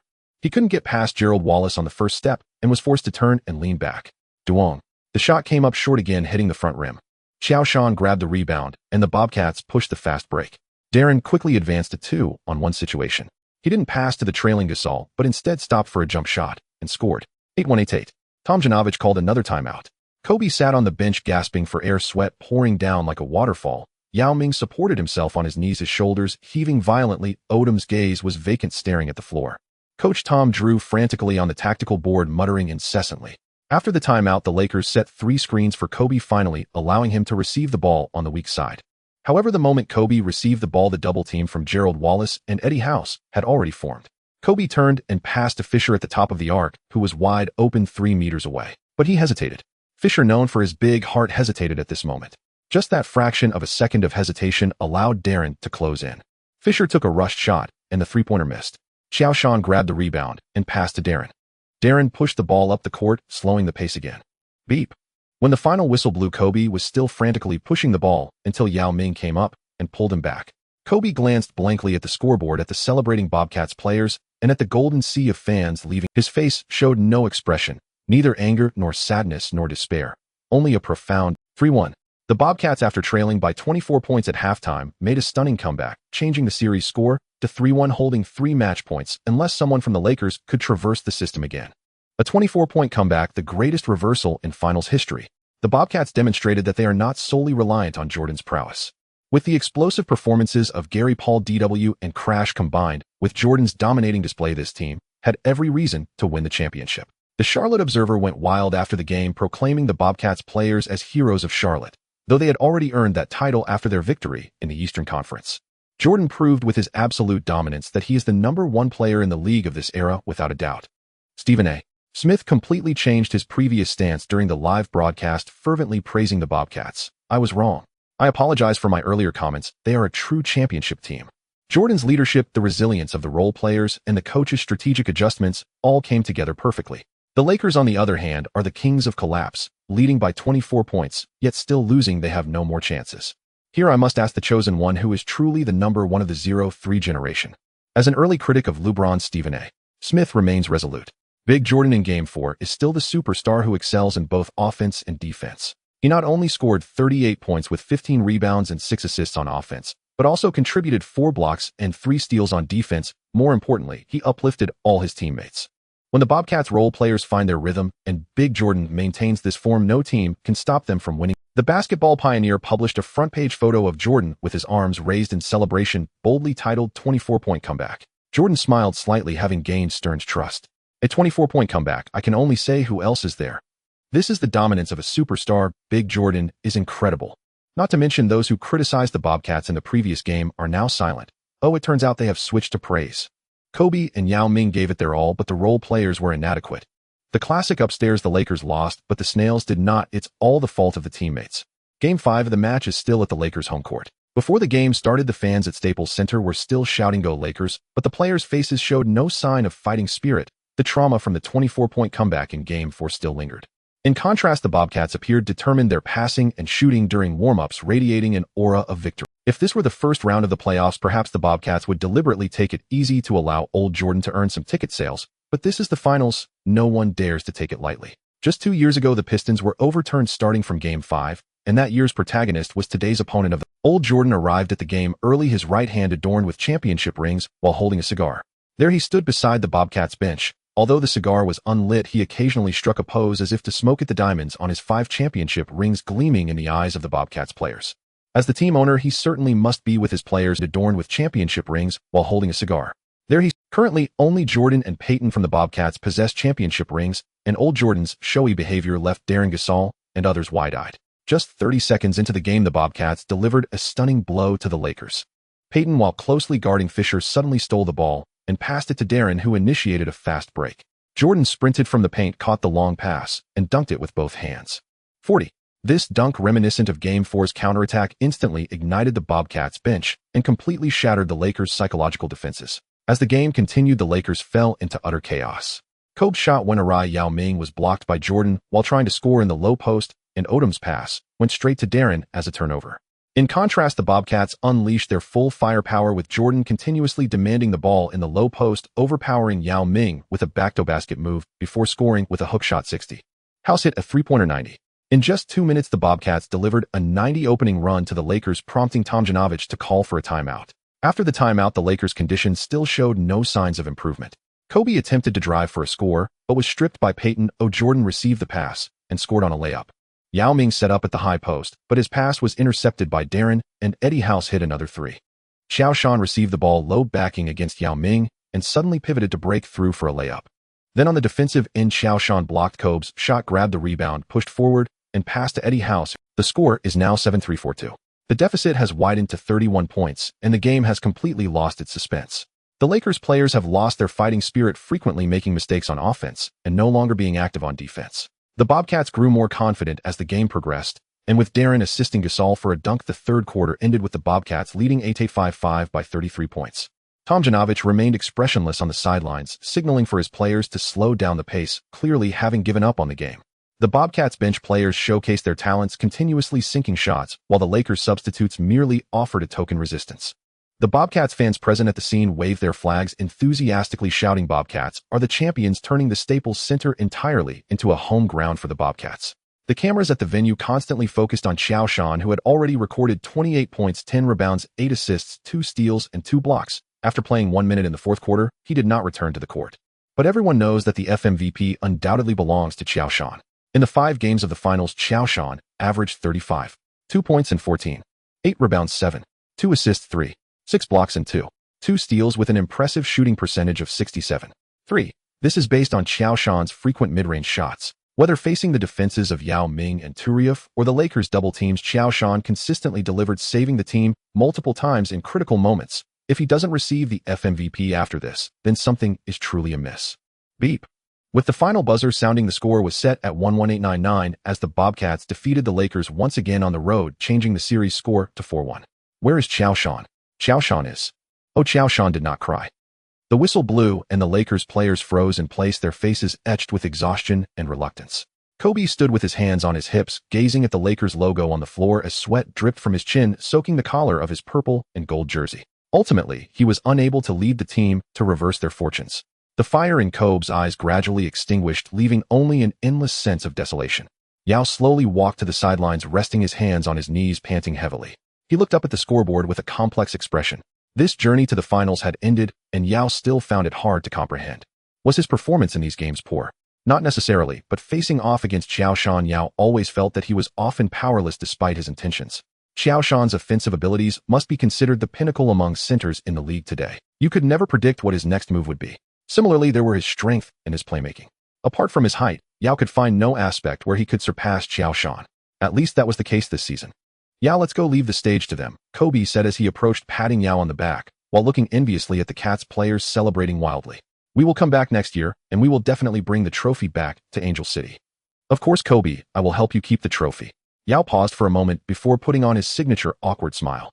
"Not just little Qiao, but we will evolve as well." The two exchanged a smile, everything unsaid.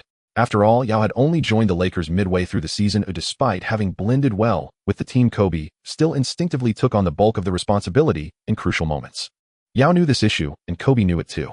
But next season, a stronger Lakers team would return to the league spotlight. Under the leadership of Kobe and Yao, the Lakers players voluntarily ceded the court to the celebrating Bobcats players and fans. Qiao Shan had already been surrounded by his teammates Darren Payton and others who lifted him high and tossed him into the air repeatedly. Gerald Wallace took off his jersey and ran towards the Bobcats fans, high-fiving them in celebration. Eddie House knelt on the ground, pounding the floor with his hands, howling to the sky, releasing his joy of winning the championship. It was madness. Not only the Bobcats fans and players were going wild, but old Qiao was also ecstatic, even more so than when he had won his championship ring. Do you know what the championship trophy signifies? The championship ring signifies that you have won the championship. Nonsense. The impact of the championship trophy on the team's commercial value is immense. Apart from the prize money in the pool, it also leads to a systematic reassessment of the team's value, including, but not limited to, brand finances, market, and cultural upgrades across multiple dimensions. In simple terms, Old Qiao's market value will rise because of this championship trophy. The Bobcats' total payroll for this season was only $47.5 million, and they didn't incur any luxury tax, nor would they face luxury tax issues in the coming years. The most frightening part is that the Bobcats traded Steven Jackson to the Milwaukee Bucks on the night before the 2004 draft for their first-round pick, and the Bucks' performance this season has been somewhat lackluster. At this moment, Old Qiao, with a cigar in his mouth and an air of a big shot, was waiting for his former subordinates to congratulate him. Old Qiao can't help but show off. Winning the championship in his second year in the league, who else has such insight in drafts and trades?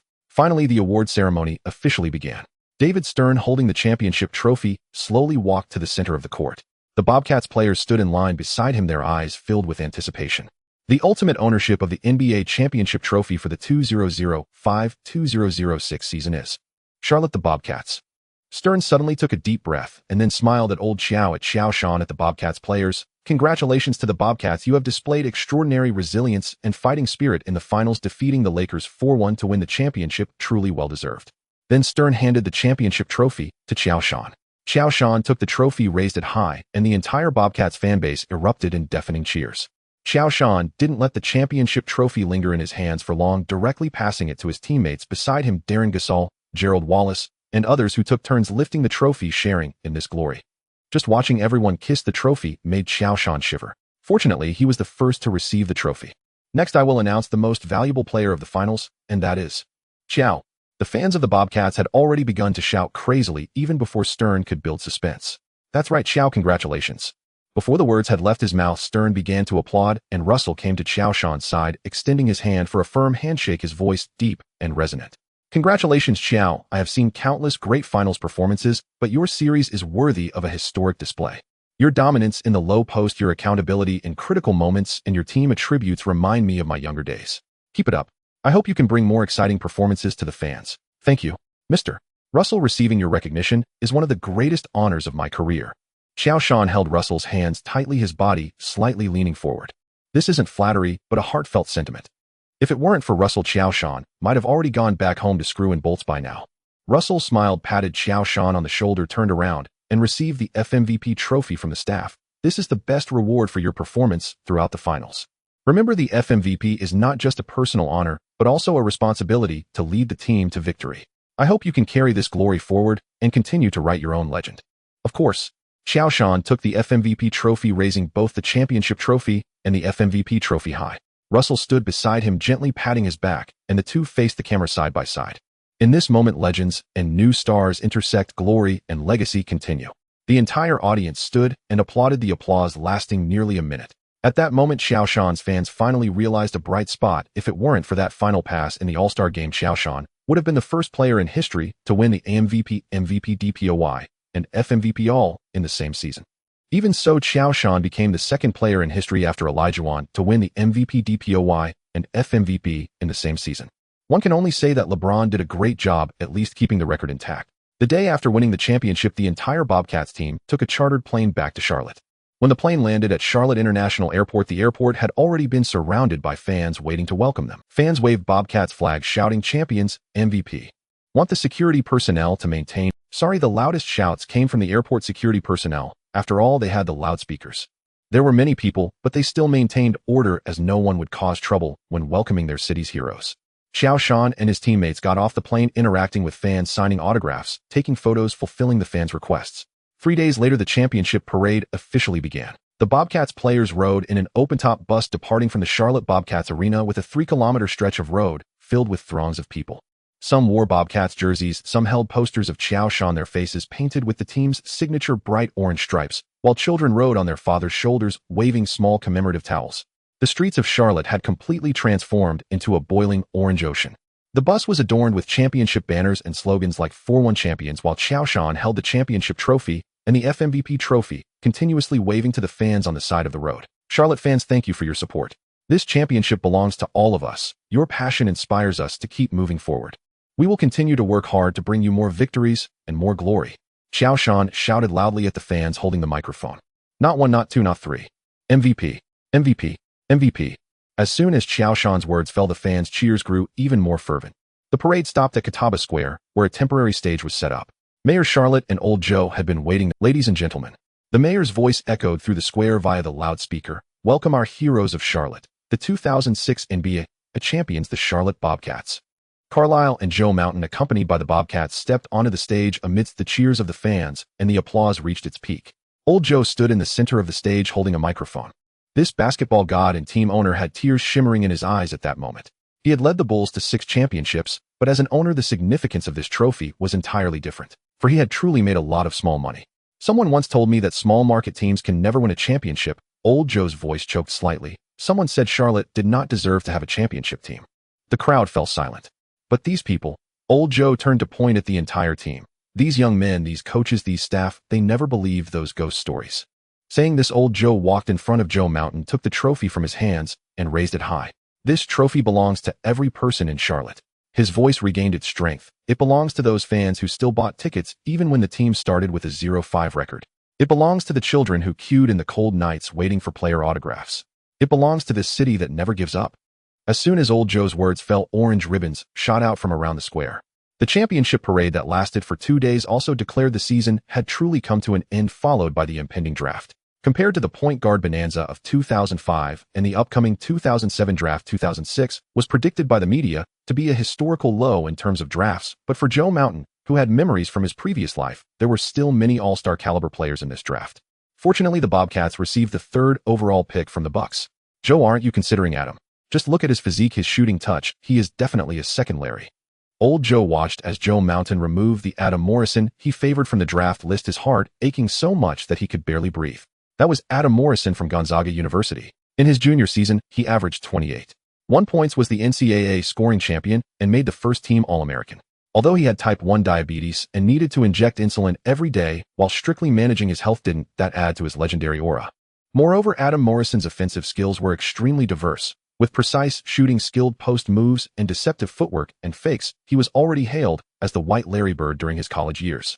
Not choosing such a prodigy was simply wasteful. Old Joe truly didn't understand why Joe Mountain overlooked his dream pick. Instead, he was full of confidence in that older rookie from the University of Washington, a player who could only average 22 points in his senior season. How could he compare to Adam Morrison? Old Joe did not believe it. However, the gentleman's agreement was still in place. It was agreed that if Darren could perform well, they would heed Joe Mountain's draft opinion. Old Joe still had some sense of contractual spirit. Michael, how about another bet? Joe Mountain chuckled mischievously. That was Roy, who could refuse those so-called ifs. Although Roy was fragile, he played beautifully. Although Roy's style was mature, he played beautifully. Although Roy had a big heart, he played beautifully. Brandon is definitely the best in this draft class. Trust me, Michael. If Brandon doesn't deliver, then I will follow your draft choices in the future. Since Joe Mountain said so, Old Joe had no choice but to grit his teeth and painfully remove Adam Morrison from the candidate list. Farewell, my dream pick. Roy's injuries had congenital factors. He was born without enough cartilage in his knees, and his meniscus was also relatively fragile. However, these were not the key factors affecting Roy's downfall. Nate McMillan, the Trailblazers head coach, made Roy, but also ruined him. In Nate McMillan's tactical system, which emphasized defense and physicality, Roy suffered continuous injuries. Furthermore, after Roy's first injury, the team and medical staff preferred to use partial removal to expedite his return rather than opting for a longer recovery with better protection through meniscus repair, which accelerated the depletion of his knees. Roughly speaking, during Nate McMillan's coaching years with the Trailblazers, Roy, Odin, Webster, Outlaw, and Fernandez. Aside from Aldridge, there were hardly any players who could perform well. As for the Trailblazers medical team, forget it, everyone knows it, and it doesn't need to be criticized by Roy's. Joe Mountain knew Roy was fragile, but in the Bobcats with Gerald Wallace and Joe Mountain, did they still need him to play with his body? Don't be ridiculous. With the 3rd pick, the Charlotte Bobcats select Brandon Roy, a 6'6" shooting guard from the University of Washington. As David Stern announced the Bobcats' draft choice, the venue erupted into boos. Old Joe had lost his mind, choosing an older rookie. What a waste of such a good pick with the 3rd overall. Roy was also taken aback. Although he was invited into the green room, his self-perception was always at the 610 position, yet he was actually chosen 3rd overall. Moreover, it was the championship team from last season. This happiness came a bit suddenly, didn't it? Congratulations. Roy hazily took the hat with the Bobcats logo from Stern's hand, and only after receiving David Stern's blessing did he come back to his senses. In some mysterious way, Roy felt as if he had escaped a calamity. After the draft, the trade market officially opened. Among the existing contracts of the Bobcats, Bernard Robinson, Eddie House, and Peyton's contracts had all expired, while Capono and Knight had only 1 year left, Except for Peyton, everyone else chose to enter the free market. Peyton originally planned to retire, but under the enthusiastic invitation of Old Joe and Joe Mountain, he returned to the team with a 2-year, $4 million veteran contract. With the halo of being champions, Eddie House and Capono were highly sought after in the market. Eddie House was signed by the Celtics with a 4-year, $22 million contract, while Capono returned to the Cavaliers with a 3-year, $9 million contract. As for Knight, he went to the Trail Blazers, who not only offered him a 3-year, $10 million contract, but also promised him the starting point guard position. By the way, seeing that the Bobcats did not select Adam Morrison at the draft, the Trail Blazers management was overjoyed and without hesitation took Old Joe's dream pick. On the first day of the free market opening, only 11 players remained in the Bobcats. Fortunately, the foundation of the Bobcats was still there. Joe Mountain, Gasol, and Darren could at least maintain 3 seasons of collaboration, and now with the selection of Roy in the draft, Eddie House's departure did not have much impact on the Bobcats' strength. Everyone knew that as long as Joe Mountain was still around, this Bobcats team still had the capital to compete for the championship. Qiao, do you have any suggestions for strengthening the team on your end? Upon learning that Qiao Shan would have to return to Huagua after the draft, Lao Qiao planned to lock in the roster before then. Say one thing and mean another. Qiao Shan curled his lip. Though he verbally protested not wanting Qiao Shan involved in trade matters, he could not help but ask anyway. Lao Qiao caught the faintly disdainful look in Qiao Shan's eyes and bristled. What an attitude! If he had not discovered that Qiao Shan could be reliable at times. Think Jase, think DeLong. He would have been angrier. I'm testing your idea. Do you think I'd ask you for nothing? If possible, bring Shaku in. Qiao Shan flipped through the draft list and answered Lao Qiao without looking up. Aoni Air and the Heat had reached an irreparable impasse. The whole league knew it, and teams were probing to offer bids to Lai Li. Lao Qiao's expression fell. Do you really think Pate Lai Li's shrewdness would send Aoni Air to Xiao Luote? Or are you prepared to swap teams with Shaku? See, you made me. And in truth, this year's draft had little to do with Shan Mao anymore. The last second-round pick had already been used in the deal for Jasor, but it didn't hurt to see if there were any steals to be had. Just as Qiao Shan was about to taunt Lao Qiao, he suddenly spotted a familiar name on the draft list: a mountain of Puerto Rico. Jose Balilla. Had events followed their original course, Balilla would have gone undrafted, signed with Xiaonyo, and eventually shown in the 2011 finals. Maiko, if this man goes undrafted, see if you can bring him to Xiao Luote. And this one too. Lao Qiao glanced at the 2 players Qiao Shan pointed out, first surprised, then so moved he nearly wept. What a conscientious employee, so worried the boss might not earn enough this year that he voluntarily lowers the standard. One a second-rounder, the other likely to go undrafted, exemplary indeed. Not like some people had heard of who once cut pester management daily for a star teammate. Qiao Shan did not know Lao Qiao's private thoughts. He only felt some regret. Had Shan Mao's second-round pick not been traded, they could have taken P.J. Taku outright. J. Taku was not bad. The Shu King stout on defense with a reliable corner 3. But P.J. Taku had already been picked by Meng Long at 35 in the second round. In any case, he had already conveyed his needs to Lao Qiao. How they resolved them was no longer his concern. As for the free agent market, Qiao Shan thought it over and finally let it go. Too much time had passed. Who can remember every good player that clearly? He was only peripheral, not someone who kept everything in his head. As for confirmed free agents, the only ones Qiao Shan knew were Aoni Air, De Ben, and Peijia. Coincidentally, none of those 3 were what Shan Mao needed. De Ben and Aoni Air need not be mentioned. With Qiao Shan, Jasor, and Gutate, Shan Mao's interior feared no team in the league. Peijia would perfectly suit Qiao Shan, but he was expensive in time and again had proved able to disappear in the big games. Shan Mao's primary objective this season was surely to defend the title. Keeping the core intact and making minor adjustments would suffice. There was no need to be the foolish big spender. For the rest, relying on his habitual impressions, Qiao Shan jotted a few names on paper and handed them to Maiko. He left the rest to others. Bate Ba NCCD, Finjia Kusunjan Musi Boshi. Lao Qiao nodded as he read. Players not overly costly, at best a mid-level contract. Until he saw the last name Luo in a Tai Si Te, and an unwelcome memory surged as if a rib stung. In 2006, there was the Men's World Championship. Lancia remained reserved and showed no sign of actively inviting Qiao Shan, and Qiao Shan naturally had no desire to seek favor where it would not be welcomed. It had nothing to do with patriotism. Some situations cannot be changed with a mere declaration of love for the country. At home, at least at that time, seniority counted for much, and obedience mattered as well. A streetball player, one who never publicly pledged fealty to Lancia, was deemed ins factor. Such a disruptive element must never be allowed into the national team. When the scoreboard at the Sapporo Gymnasium froze at 6-4-9-5, Hua's men's team's world championship run ended abruptly. Perhaps the buzzer beater against Slovenia had exhausted Hua's fortune. Against Chile, they led at halftime, then collapsed in the third quarter, committing 23 turnovers and suffering a crushing defeat, missing the quarterfinals. That year's tournament, the buzzer beater against Slovenia truly lifted the spirits. That shot would be talked about for a lifetime. I felt secure at halftime against Shila. Then in the second half, everything fell apart. After the match, De Yao's clenched helpless fists and Yu Na's anxious pacing on the sideline could not mask a sharper controversy. Qiao Shan, freshly crowned FMVP in the NBA, and having led Shan Mao to the championship, why had he not taken part in this world championship? 23 turnovers. If De Qiao had been there, he could have posted up to draw defense and facilitated passes. Would the backcourt have been so disheveled? De Yao was suffocated by Shila. If De Qiao had been there, their interior complementarity would have made Shila think twice about such reckless double-teaming. Does Lancia only see CBA players? Qiao Shan has proven himself in the NBA. Why is he deemed unfit to serve the nation? I don't know Lancia's selection standards, but I know that if Qiao Shan had been there, at least we wouldn't have seen a second-half collapse where nobody could score. For a time, public emotion ran high. All the invective stemmed from frustration at wasted potential. When you are utterly disappointed, you even grow too weary to curse. After the match with Poland, the entire internet had lambasted the men's team. But now would you still rage at the men's team? I would not. Faced with a tidal wave of doubt, Lancia issued an urgent statement the day after the match explaining why Qiao Shan had not been invited. National team selection must consider factors such as tactical fit and the time required for team cohesion.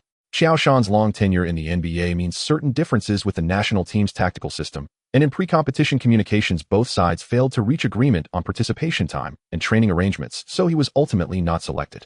Lancia did not foresee that this explanation would not quell the fury, but would instead inflame further controversy. Tactical fit. Qiao Shan has proven by his play that he can adapt to any system. Can't he adapt to the national team? Not enough time to gel. Wouldn't having him on the bench be better than suffering a backcourt that turned the ball over 23 times? Some media even floated a rumor Qiao Shan has no domestic backing, hasn't made offerings to Lancia, and most tellingly doesn't have a mother on Lancia's management team. Since when are national honors obtained through backdoors? The exposé was plainly nonsense. Yet it only intensified public denunciation of Lancia. While the world argued over whether Qiao Shan should have been selected for the national team, Qiao Shan himself, at the center of the storm, said nothing. No one knew where Qiao Shan had gone. Even De Yao, under Lancia's orders, contacted Maiko, who said she could not reach him. Wenchuan 512. When these pieces are seen together, they form one of Hua's most sorrowful memories. Qiao Shan could not alter the destructive force of natural disasters, even if he were only marginally involved. But he could help with prevention. Telling the authorities that Wenchuan would suffer an earthquake on 512 2 years hence would be absurd. They would accuse you of causing public panic. At the Denver All-Star Game, Qiao Shan had already asked Yu Jia and Su Junyang to begin arranging things. Over the course of a year, he donated 20 million yuan to establish a campus safety fund dedicated to seismic retrofitting for schools in the northwest Sichuan highlands. It was not that he didn't want to give more. Qiao Shan was not flush. Endorsement deals, shoe contracts, and salaries did not all arrive as lump sums. Although Facebook's valuation had risen, no one would seriously demand that Qiao Shan sell his equity to fund charity. Fortunately, Qiao Shan toured Wenchuan, gave multiple talks on earthquake safety, personally demonstrated emergency maneuvers to children, distributed protection manuals to villagers, and paid out of his own pocket to equip remote hamlets with emergency kits. When everything settled, it was late August, and Qiao Shan boarded a plane again. Sui Ning, named for the tranquility of the Sui River. After stepping off the plane, Qiao Shan surveyed a place both familiar and strange. 2 years since his displacement, this was the first time he had returned. On the plane, he had felt the anxious trepidation of returning home, but once he disembarked, that unease melted away. Hearing the familiar cadence at his ear, his mood steadied. Qiao, is this where you grew up? Lin Shi looked around excitedly. No wonder it was the fabled Su province. This town even had an airport, can you believe it? In a manner of speaking.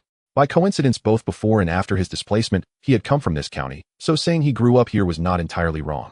Qiao Shan now had only one question: what had become of his pre-displacement self? Did such a person still exist? Strictly speaking, according to the established timeline, his former self should now be reporting to high school. That was why Qiao Shan chose to return at the end of August. He wanted to see himself. Suining Senior High School. What did you say? Qiao Shan. Which Qiao Shan? Oh, the one who plays in the NBA. Wants to come to our school for the opening ceremony. Fine, tell him he's welcome. After hanging up, Sha Xingxin remained somewhat dazed. He could not understand why Qiao Shan, the NBA's newly minted MVP and FMVP, would want to attend a high school's opening ceremony. Logically, shouldn't he visit universities like Beatty or Shangdi rather than a high school? In the end, though, he was a celebrity and an idol to many children. Let him come. It would be a gift for the inaugural class at the Northern School. September 1st, the opening ceremony arrived as scheduled. When Qiao Shan stepped onto campus and saw the grounds aligning with his memories, he found himself smiling. Sure enough, everything was as it had been. Except there was no longer him. He had already checked with the academic office. No one named Qiao Shan was enrolled this year, and there was no trace that his former home ever housed his previous self. Perhaps he had been erased from the timeline. Who could say? Once all answers were confirmed, Qiao Shan decided to return to the team to prepare for the new season after attending the ceremony. When Qiao Shan appeared at the opening ceremony, the students who had been dozing suddenly lost their composure. Qiao Shan. He's alive. Qiao Shan. Qiao Shan. Qiao Shan. MVP. MVP. MVP. Perhaps only some freshmen truly adored him, but people follow the crowd and feel a natural closeness to any visible celebrity. For instance, you might not like Kobe, but if Kobe came to your school, would you not shout along with everyone else? Qiao Shan smiled and greeted the students below. His gaze shifted, and among a class line, he saw someone puzzlingly calm amid the surrounding frenzy. She did not understand why her classmates would suddenly be so excited at the sight of the person on stage. Qiao Shan's mouth lifted in a smile. Indeed, it was still her, his white moonlight. After the displacement, the NBA, and Jessica, when Qiao Shan met her again, he no longer felt the youthful flutter he once had. The white moonlight remains such not because of unearthly beauty, but because at the right time and place, she trespassed into your heart. Youthful bewilderment and the first stirrings of love. Perhaps those are the most beautiful of times. Decades later, the white moonlight's power lies not in how deeply you loved, but in the regret of love unfulfilled, a state forever frozen as unfinished. Her brilliance does not come solely from herself, but from all the innocence, longing, and unfinished stories of your youth together, gilding her with a rim of gold. She is like a story without an ending, a poem that only wrote its opening. Because it remains unfinished, it escapes the erosion of time and reality in memory, forever preserving its original form and exuding a gentle, timeless glow. Once you have slept with your white moonlight, you often find that in truth, she is merely ordinary. With all dust settled, Qiao Shan confirmed his thoughts and completely resolved all matters related to his existence before the time travel. The students from the North Campus were very enthusiastic. After playing a friendly match with these former classmates, Qiao Shan did not linger and returned to the beautiful country. As for business performances within Huahua, they had little to do with Qiao Shan. In 2006, even if Damon Jones was on his tour in China, it could draw crowds. But for Qiao Shan, even with the titles of the newest MVP and Finals MVP, he might not attract as much attention as Damon Jones among the locals. Some things are engraved in one's bones and cannot be changed simply by the level of achievement one attains. For example, while LeBron James and Stephen Curry maintain a good relationship, their fans in Huahua can insult their compatriots as dogs. Qiao Shan was too lazy to waste emotions and energy on things that couldn't be changed. Of course, this did not affect Qiao Shan's domestic commercial value, which was several tiers higher than Damon Jonas. This season marked the first time since Qiao Shan's time travel that he did not fully commit to training during the off-season, but instead wandered around. Old Qiao did not criticize Qiao Shan too harshly, how everyone knew that after playing a good season, what was wrong with enjoying a little? A player would eventually be ruined by too much tension. However, shortly after Qiao Shan returned to Charlotte, Old K brought an unexpected guest to see him. It was Coach K, the head coach of the Dream Team. After 2 consecutive world championships with only bronze medals, Coach K felt immense pressure. Although players like Kobe, Duncan, and Garnett did not participate in the Dream Team, having Wade, Anthony James, and Bosh, the top players of the 0-3 generation, was still dazzling. However, they were surprisingly mishandled by Greece in the semifinals, which was quite awkward. Since taking over the U.S. team coach, K's goal had always been to lead the team back to the pinnacle of the world. Clearly, this world championship had dealt him a harsh slap. If the U.S. team cannot gather the best players, then in the next Olympics, facing the peak performance of the Spanish and Argentine teams, the U.S. team might not be able to retreat unscathed. Therefore, after returning home, Coach K immediately thought of Qiao Shan. "Qiao, I'm sorry to bother you so soon after your return without giving you a chance to rest." Coach K looked weary. Clearly, the bronze medal at the World Championship had not been easy for him. "I asked Micah to contact you today on behalf of the U.S. Blue Shoes, sincerely inviting you to join the U.S. men's basketball team." "Me?" Qiao Shan pointed at himself in disbelief. "No, come on, if I dared to represent the U.S. team at the Olympics, wouldn't I be immediately roasted by domestic fans? If it weren't for the fact that the internet is more developed, now just not representing the national team at the World Championship could lead to some people from the Blue Shoes creating a storm of public opinion. Sir, this joke is not funny at all." Qiao Shan shrugged. "No, Qiao, you have already proven that you are the best center in the world. However, Huahua's Blue Shoes rejected you at your peak, which is a disrespect to your talent. The Olympics is the highest stage of competition, a hall that every athlete longs for. I don't believe you don't want to create a myth on the court with the best basketball players. Think about Micah, the sensation they created in Barcelona. Oh, don't you want to replicate that glorious moment? Believe me, Qiao, as long as you are willing to join the Dream Team, you will be the starting center.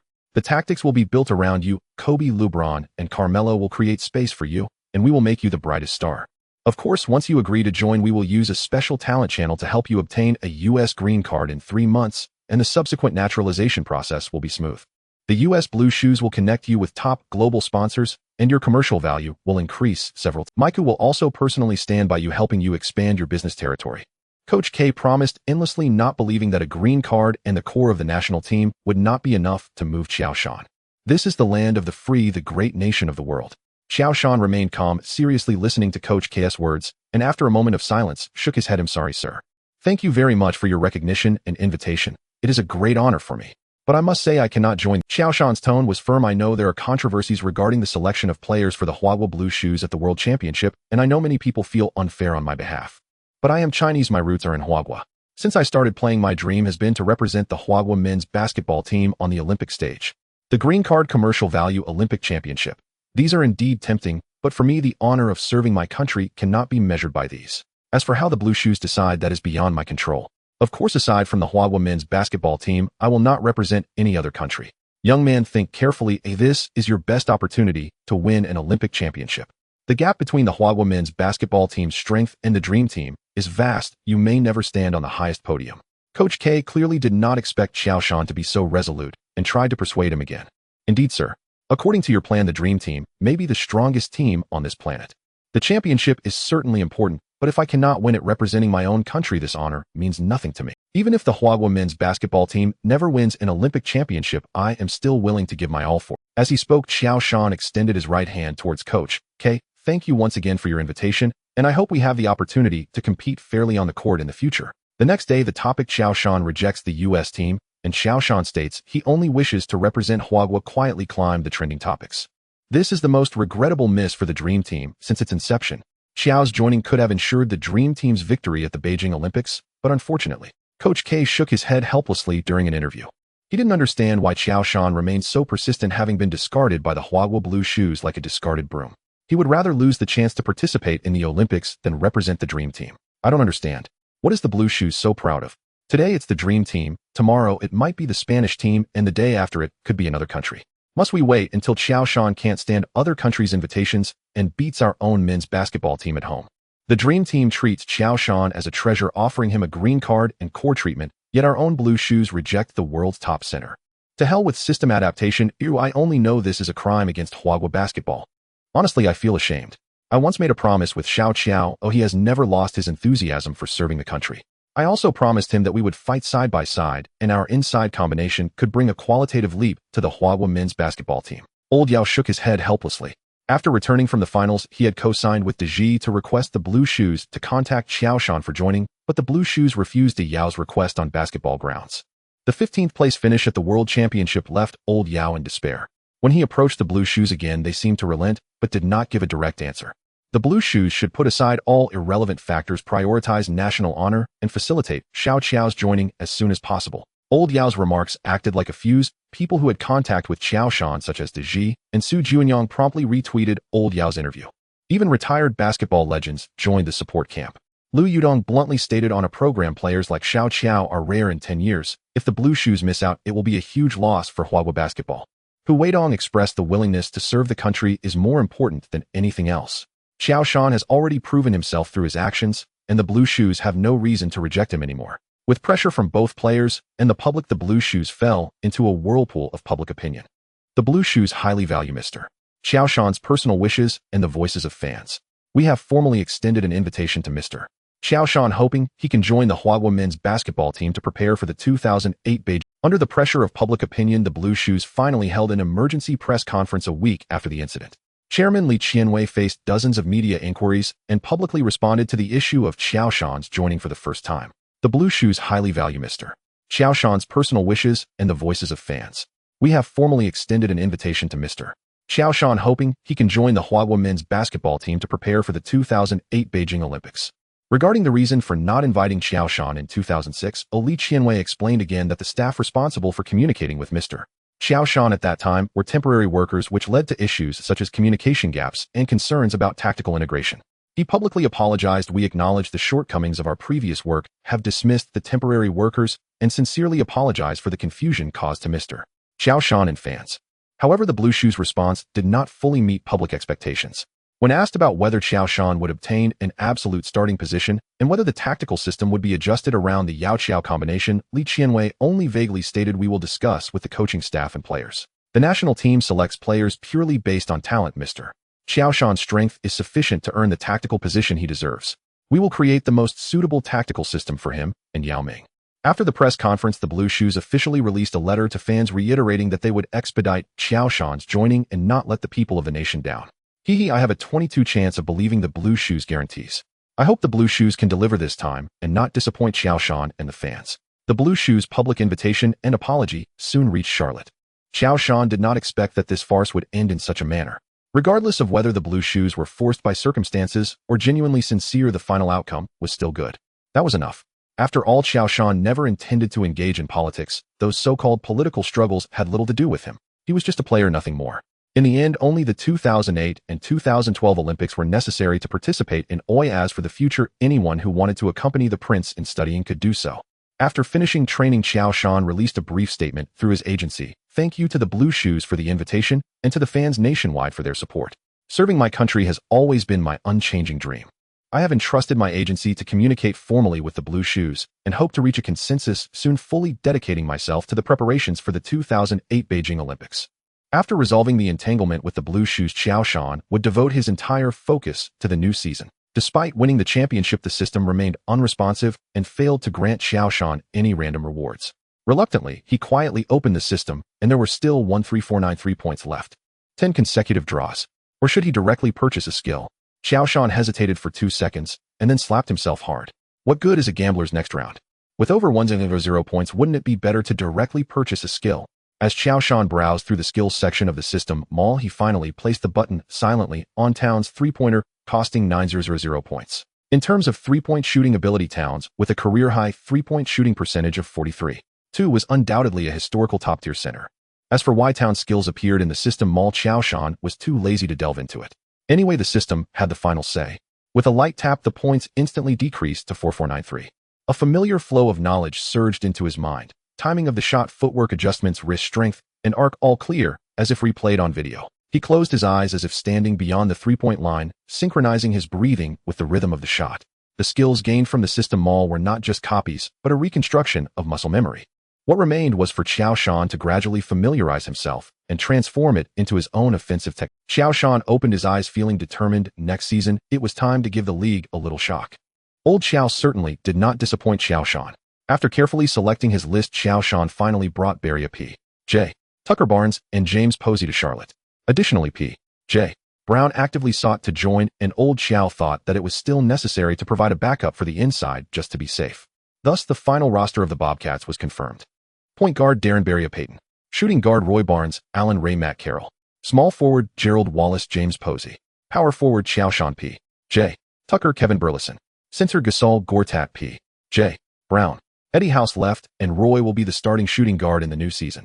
At least from the performances in the Summer League, Roy's skills had matured sufficiently to give him enough space to showcase his talents alongside Qiao Shan and Gasol. As for Barry and P.J. Tucker, both were functional players who might not get much playing time in the new season. Meanwhile, several players who had caused a stir in the league during the offseason had confirmed their final destinations. As history would have it, O'Neal was sent to the Phoenix Suns, while Ben Wallace landed with the Cleveland Cavaliers, finally bringing that ghost of a night alongside the Little Emperor.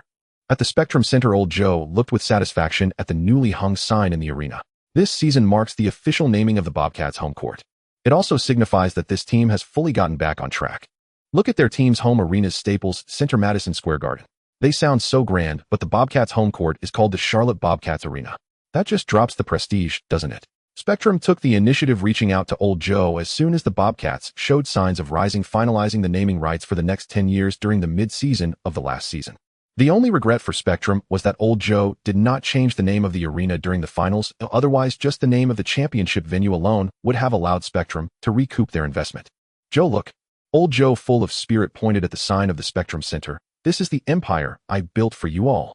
In the new season, we will raise the first championship banner in the arena. In the future, there will be more, and of course your jersey will forever hang above the Spectrum Center. Qiao Shan curled his lips, showing no interest in Old Joe's grand vision. Believe it or not, if Qiao Shan were to make a decision, one Old Joe would surely wear a different expression. Hanging the jersey up there. Old Joe could directly hang Qiao Shan instead. Seeing Qiao Shan's lack of response, Old Joe didn't take it too seriously. He smacked his lips and praised his own capabilities, then happily returned to his office. As for Qiao Shan, he accompanied Carlisle and began the first gathering of the new season. This offseason, the Bobcats underwent quite a few changes. Although the core players Qiao Shan, Darren Gasol, and Gerald Wallace remained the same, the team added many newcomers, and Carlisle needed to consider how to integrate them quickly. As soon as he entered the arena, Qiao Shan saw James Posey and Gerald Wallace engaged in a verbal duel while others watched with glee. There was no guidance, just pointing and jabbing. Crash. You just latched onto Joe's leg. Without him, you're nothing. James Posey, while defending against Gerald Wallace, kept talking back. Of course, that's still better than you. Trying to latch onto Shaq's leg, but not succeeding.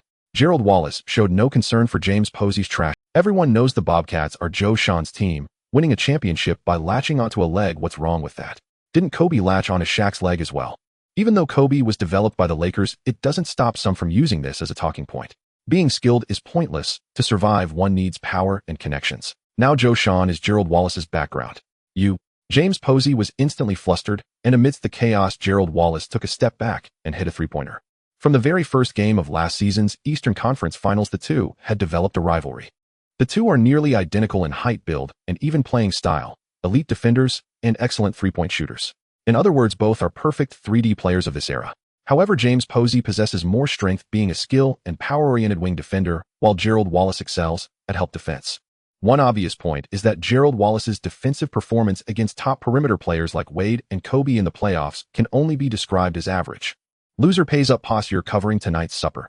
In the original timeline, Gerald Wallace, as the star player of the Bobcats, had to handle both offense and defense. Coupled with the team's poor performance, he always appeared to be in a grim mood. But now Gerald Wallace is merely the fourth option on the team and may even be the fifth option in the new season. Without the pressure of the team's performance, he has become much more cheerful. All right, gentlemen. As Gerald Wallace and James Posey were still joking around, Carlisle clapped his hands, and everyone quieted down obediently, awaiting Carlisle's instructions. Starting today, we are a brand new collective. Last season's championship is now history. This season, we have only one goal: to defend our title. Carlisle smiled. Now he finally understood why people like Phil and Popovich could win championships so easily. It's because they have top-tier talent. He could do it too. During the first gathering of the new season, Carlisle, as usual, did not arrange any training. It's like the first day back at work after a holiday. There's no motivation at all. As long as everyone can get familiar with each other, that's enough. As for team chemistry, there's still a month of training time left, plus preseason games, and even the regular season before the All-Star game. As long as everyone can maintain their form in the playoffs, the Bobcats' journey to defend their title will undoubtedly not be too arduous. Especially this season. As for the Eastern Conference, it has already started to look a bit lopsided. Last season, it was a three-horse race between the Bobcats, Pistons, and Heat. But this season, Shaquille O'Neal has gone west, and Ben Wallace has joined the Cavaliers, which will inevitably diminish the strength of the Heat and the Pistons. As for the new Cavaliers this season, Carlisle isn't too concerned. The Cavaliers, after all, are LeBron's team. Even if they have Ben Wallace, what difference does it make if Qiao Shan were to join? Carlisle has 100 ways to defeat the Cavaliers. 100 ways. This is the confidence of a championship coach. After Carlisle announced the meeting adjourned, Qiao Shan proactively approached the newly joined players. Brandon, welcome to the D-League. Charlotte. Qiao Shan smiled and hugged Roy. Of course, welcome to you all. Speaking, Qiao Shan hugged James Posey and others one by one. James Posey was fine. Being a veteran, he came to the Bobcats for the championship, and he politely responded to Qiao Shan's friendly greeting. Roy Barria and PJ Tucker were still rookies. When they saw Qiao Shan taking the initiative to greet them, they were already at a loss. That's the MVP and Finals MVP. Moreover, what they admire the most is that Qiao Shan rose from the position of a water cooler attendant, which is quite inspirational and gives them confidence. With Qiao Shan's success story, they too might achieve the same accomplishments. As for Barnes, even though he entered the league in 2002, he had been wandering for years. When Bernie called him to say Qiao Shan specifically requested him to join Charlotte, he was ready to dedicate himself to the team. Barnes certainly knew about the Bobcats. The main players could play decently, but when it came to fighting, they were all weak. His arrival was to play the role of lame beer. Anyone daring to offend Qiao Shan would have to step over his dead body. If it were McHale, that would be different. Not to mention Qiao Shan greeting the newcomers. Darren clearly sensed Qiao Shan's different attitude towards Roy. How to put it felt similar to how he first met him last season. Suddenly Darren had a bad premonition. So love will disappear, right? October 9th. However, the results were somewhat surprising as the Bobcats only achieved a record of 5 wins and 3 losses in 8 preseason games. Although factors such as the absence of players like Qiao Shan and Gasol played a role, the lackluster performance in the preseason left most media skeptical about the Bobcats' quest for a championship in the new season. Especially after comparing with the Cavaliers' record of 7 wins and 1 loss, such sentiments intensified. As you all know, my goal has always been the championship trophy. After the preseason ended, in an interview with the media, James exclaimed confidently, "We signed Ben this season. Oh my, this is simply amazing. He is a natural winner who knows how to help us win games." I mean, Ben is like a ghost on the court. With him around, no one can easily score in our paint. I can't wait to start the new season, guys. You know we are ready to give it our all. As he became more passionate, James couldn't help but start to sway. October 31st. The orange wave at the Spectrum Center finally reached its peak on this day. A massive electronic screen looped the golden words 2005-2006 champions as over 20,000 fans donned matching Bobcats orange jerseys, transforming the stands into a rippling sea of orange. At 7:30 p.m. the lights in the arena suddenly went out, leaving only the orange ambient lights out as the melody of We Are the Champions played. A spotlight pierced the darkness, focusing on the slowly rising podium at the center of the court. Stern entered the arena holding a diamond-studded championship ring box accompanied by Maiko and Bernie. The voice of the live DJ boomed through the speakers, filled with uncontrollable excitement and trembling. Let's give a warm applause for our heroes. Having battled through the playoffs, shredding opponents' defenses with their defense, and igniting every night with their offense, the winners of the 2005-2006 NBA Championship Trophy. Your defending champions, the Charlotte Bobcats. Boom. The Spectrum Center erupted with a thunderous Bobcats. Bobcats. Now let us welcome the members of the Charlotte Bobcats from the 2005-2006 season. From Villanova University, playing as a guard Alan Ray. From the University of Notre Dame, playing as a guard Matt Carroll. Names were called out by the DJ, while the big screen showcased their performances on the road to the championship, whether it was a mere assist or a steal.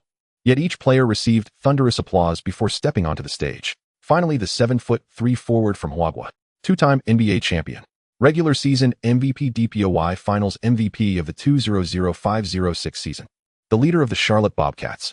Number 16, Yao Shan. Yao Shan walked out of the tunnel. No running, no jumping, just a slow and steady walk. MVP. Joe. The fans' cheers grew increasingly fervent, and with each step Yao Shan took on the floor, the audience erupted in waves of sound. It wasn't until Yao Shan reached the center of the court that the venue began to quiet down. This was Yao Shan's second ring, but it was the first he received as the team's star player. Old Joe held the last ring box, his hand trembling slightly. Yao Shan took it, but did not open it immediately. Instead, he embraced the person who changed his destiny. Old Joe whispered something in Yao Shan's ear, and Yao Shan closed his eyes, nodding. Then he turned to face the audience, raising the box. Over 20,000 spectators fell silent in an instant. Yao Shan opened the box, and the ring sparkled under the spotlight. As the box opened, the centerpiece was a massive Bobcats logo flanked by 16 diamonds on each side, with a Padparatska sapphire cut into the shape of a basketball on top, surrounded by 36 small diamonds. The inner side of the ring was engraved with Yao Shan 16. Yao Shan gazed at the ring for 10 seconds, the entire arena holding its breath. Then he slipped the ring onto the ring finger of his right hand. Raising his right hand, he clenched his fist. At that moment, the roar at the Spectrum Center reached its zenith, as if it would blow the roof off. The camera swept over the audience, with Jessica Alba wiping her tears, Paris raising her arms, a little girl in a number 16 jersey riding on her father's shoulders, mimicking Yao Shan's fist gesture. Wade, watching Yao Shan receive the championship ring from below, looked enviously purple. That championship ring should belong to the Heat. If it weren't for Yao Shan's sudden emergence, if it weren't for the conflict between O'Neal and Riley. Everything a regret beyond measure. Now, ladies and gentlemen, please witness history. The red cloth above the center of the court slowly descended. This is the first championship banner of the Spectrum Center, and more glory. Qiao Shan. All Bobcats fans remember what Jordan said during the championship parade, not one, not two, not three. Jordan stood side by side with Gasol, gazing up at that glory. Gasol suddenly spoke, next year once again. Jordan did not shift his gaze, a slight smile curling at the corners of his mouth. Of course, never underestimate the heart of a champion. The arena's big screen displayed a countdown, 8 minutes and 22 seconds left in the second quarter of the season opener, the Bobcats facing the Heat. All the lights lit up. The DJ's voice echoed one last time. Come on, my Jet fans, let's give another round of applause for the 2005-2006 NBA champions, Charlotte Bobcats. The players ran towards the locker room, preparing to change into their game uniforms. As they passed through the corridor, Jordan paused, glancing back at the court. That brand new banner gently swayed in the cool breeze of the air conditioning. The fans were not made to wait long. With the referee's whistle, the 2006-2007 regular season game between the Bobcats and the Heat officially commenced. Bobcats starting lineup: Darren, Gerald, Wallace, James, Posey, Gasol, Qiao Shan. Heat starting lineup: White Chocolate, Wade, Marion, Walker, Haslam. Considering Wade's offensive prowess, Carlisle did not include Roy in the starting lineup for this game. Carlisle was indeed worried. No matter how mature Roy was, he could not possibly match Wade at this time. If Roy was directly matched up against Wade, Carlisle feared that Wade would completely shut him down. However, when Wade saw the Bobcats starting lineup, he couldn't help but curse under his breath. This must be targeting him. The Bobcats starting five, even the least defensive capable Gasol possessed an impressive wingspan. What hope did that leave for Wade? As a player who relied on driving to the basket, seeing such a lineup made Wade want to give up. With a beep, the whistle blew and the game officially began. Qiao Shan easily passed the ball to Darren over Haslam's head. Haslam truly deserved respect, having gone from an undrafted player to Haslam and ultimately to having his jersey retired. In an era where players often switch teams, Haslam's 20-year tenure in Miami is nothing short of a miracle. Of course, Haslam also proved something with his career. If you don't work hard, you'll never understand the gap between yourself and those with innate talent. Moreover, Qiao Shan was just a bench warmer. Darren advanced steadily, and as soon as he reached the front court, he passed the ball to Qiao Shan, who was beyond the three-point line. Haslam took a step back, and everyone knew that Qiao Shan's shooting range extended from the free throw line to the paint. Qiao Shan smirked, revealing a signature Dragon King smirk. Unfortunately, Haslam clearly hadn't read the novel about the Dragon King's return and missed the chance to tear Qiao Shan's mouth apart in that instant. Raising his hand, bending his knees, jumping. What's Qiao doing? That shot is too aggressive. Wow, what a shot. Swish. The three-pointer went in, abruptly interrupting Coach Zhang's strategy. Until the basketball hit the floor, Haslam still hadn't reacted. Come on, seriously. You're the #1 center in the league, even acknowledged by O'Neal, and your first shot isn't a drive to draw a foul, but a three-pointer from outside. You think you're ochre? Impossible. This must be an illusion. Haslam slapped himself hard twice to Wade. You don't take it to heart. This might just be a coincidence. Wade stepped forward to comfort Haslam. Pat Riley had already prepared a targeted defensive plan before the game. Haslam would guard, Walker would rotate, and Marion would provide help, making sure Qiao Shan couldn't receive the ball comfortably. However, plans never keep up with changes. No one expected Qiao Shan to deny the Heat any chance to establish a defense by shooting a three-pointer right from the start. This was quite frustrating. Wade couldn't believe that Qiao Shan could develop his three-point shot in just one offseason. Excluding all possibilities, there was only one conclusion: Qiao Shan's three-pointer was a fluke. The Heat quickly inbound the ball from the baseline. As soon as Wade received it, both Gerald Wallace and Posey, Wade was filled with questions. What the hell? Is this how big we're playing in the first game of the new season? Can't we let someone play properly? Wade glared at Posey, having regained his composure. Wade's driving ability was indeed formidable, but that was only if he had room to operate. However, the Bobcats clearly showed Wade enough respect. Posey and Gerald surrounded him from both sides, let alone room to move. Wade found it difficult to even pass the ball. Smack! Posey was quick on his feet and swatted the ball away just as White Chocolate was about to receive it, catching Wade off guard. Boom! Qiao Shan caught Posey's pass and dunked from the free throw line. 5-0. This shot completely ignited the atmosphere in the arena. From the very beginning, the Heat were firmly suppressed by the Bobcats' momentum. Except for Marion, everyone else's faces were grim. This was really frustrating. As for Marion, it wasn't that he was unfazed by the situation. Rather, the Suns had already drained his spirit when they decided to trade him for O'Neal. After all, it's just basketball. During the ensuing match time led by Wade, the Heat tried their best to catch up on the score, but found it futile. Faced with the Bobcats' focused defense, Wade's scoring efficiency was not high. With Posey guarding him and Gerald providing help, even if Wade broke through their defenses and drove into the paint, he still had to contend with Qiao Shan's looming presence. Wade vowed that even if it were peak McGrady, he would still struggle under such defense. Finally reaching the substitution phase, Wade thought he could relax for a moment, but suddenly Barnes appeared. He was a ferocious defender, constantly using his body to challenge Wade. Throughout the match, the Bobcats maintained two defensive resources focused on Wade, completely disrupting his rhythm. This Heat team is quite similar to LeBron's Cavaliers. As long as Wade is contained, they basically can't make a cut. Suddenly feeling a bit sorry for Dwayne, what's up with the Bobcats' defensive resources on the wing? It's ridiculous. Even a fly would need to smoke 2 cigarettes to get through. I don't know if it's just my illusion, but it seems like the Bobcats are even more terrifying this season than last. If Carlisle puts Peyton Barnes, Gerald, Posey, Big Qiao on the court at the same time. Wade is nobody noticing. Big Qiao has already hit 3 out of 5 from three-point range. That's not scientifically reasonable, right? A new fan in the upper tier making a fuss. Big Qiao improves every year. It's not the first time he's shown off his new weapon. Indeed, if the three-pointer becomes a regular weapon for Big Qiao, and if the other players maintain their form, then the championship this season should still be ours. Brothers, it's time to shout those 5 words. Come on, beating a Heat team without O'Neal gets you all excited. You Qiao fans are something else. In the Spectrum Center, the Bobcats fans appeared quite relaxed. Who could tell that the Bobcats had such a significant advantage, and moreover their current lineup somewhat countered the Heat, or rather countered all teams that relied on outside shooting. Barring any unexpected events, this game should be a victory. Roy only came on in the first quarter's final moments, and upon entering he utilized a screen to receive Qiao Shan's pass and hit a mid-range jumper. Carlisle nodded repeatedly after seeing this. Roy's shot was very reasonable. He was a very intelligent player who knew what he should do on the court and how to leverage his teammates' momentum. Indeed, in the next possession, Roy once again received a pass from Qiao Shan, firing from beyond the arc and scored. Immediately after, Roy took the initiative to attack, facing Wade's defense. He first made a right turn, and as Wade leaned, suddenly dribbled behind his back, then turned left. Wade hurriedly tried to pull back, but Roy swiftly turned right and directly bypassed Wade's defense. In that moment, Wade seemed to see his reflection. With the referee's whistle blowing, the game finally came to an end. Wade wiped the sweat from his face, feeling somewhat exhausted. Finally, he took the initiative to approach Qiao Shan. "Congratulations, Qiao." Wade looked at the championship ring that Qiao Shan had put back on, filled with envy. "Your team is stronger this season, but next time victory will surely be mine." "Haha, Dwayne, I won't give you that chance." Qiao Shan replied with a smile. "As a friend, I must remind you, don't let loyalty harm you. Miami, or rather Pat Riley, is not worth your Allen."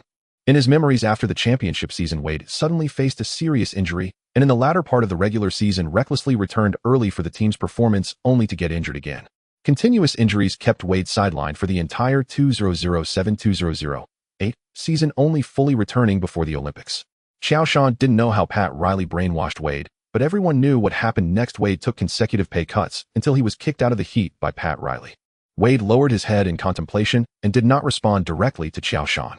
In fact, the turmoil between O'Neal and Riley left Wade somewhat disheartened, but at least at this moment Riley had not done anything disloyal to Wade, even signing him to a 4-year $62 million maximum contract during the offseason. This contract was a direct affirmation of Wade's position as the absolute core of the team, and it also established his status as a superstar and the cornerstone for Miami's future years. The reason for the 4-year contract, according to Pat Riley, was to align with the contract terms of Qiao Shan and James.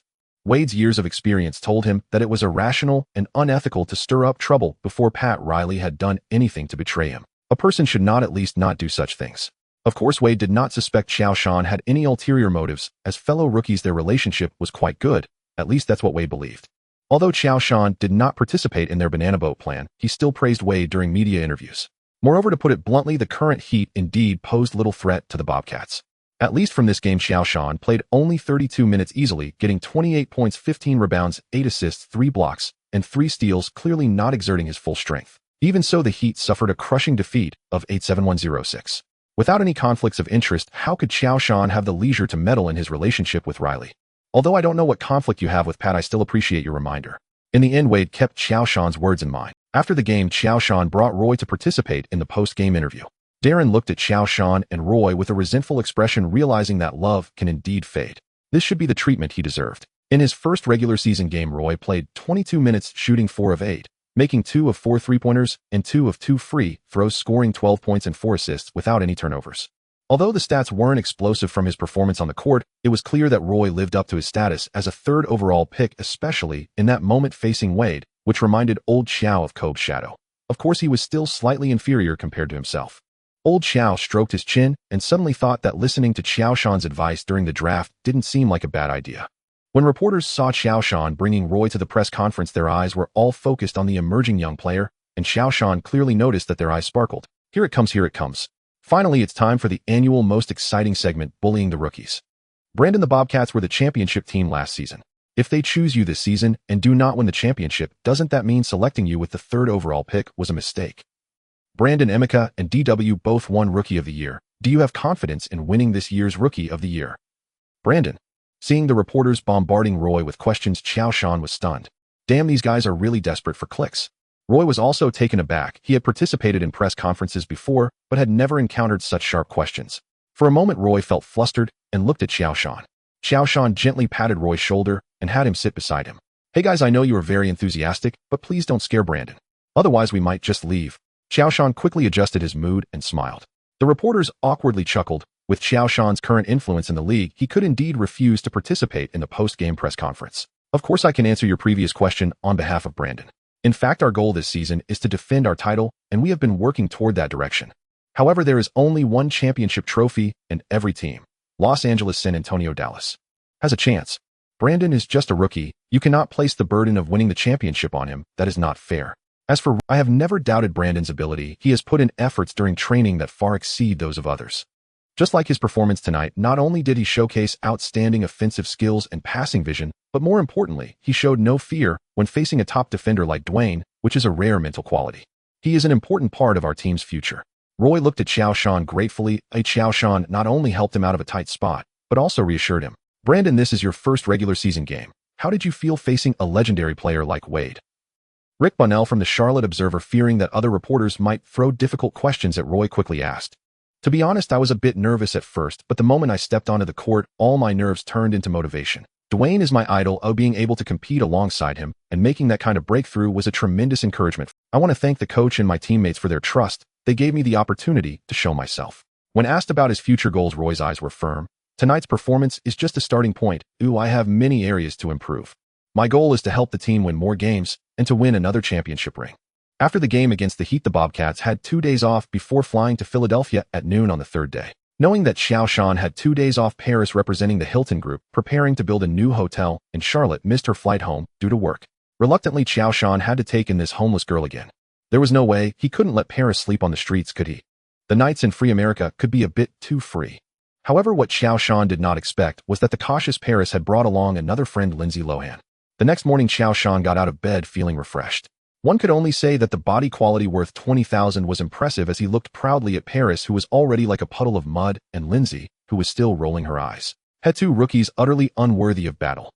Paris was somewhat speechless. Qiao Shan was truly a beast. Both Paris and Lindsay were internet sensations, universally recognized as goddesses. As a result, this thing actually stood up and kicked. Thinking of this, Paris couldn't help but praise her foresight. Luckily, she brought Lindsay to share the burden, otherwise it would probably be her rolling her eyes on the ground right now. The next day, the Bobcats embarked on their first away game of the new season, facing the 76ers. Having failed to achieve results for 2 consecutive seasons and seeing no future for the team, the 76ers management had completely lost patience with Iverson.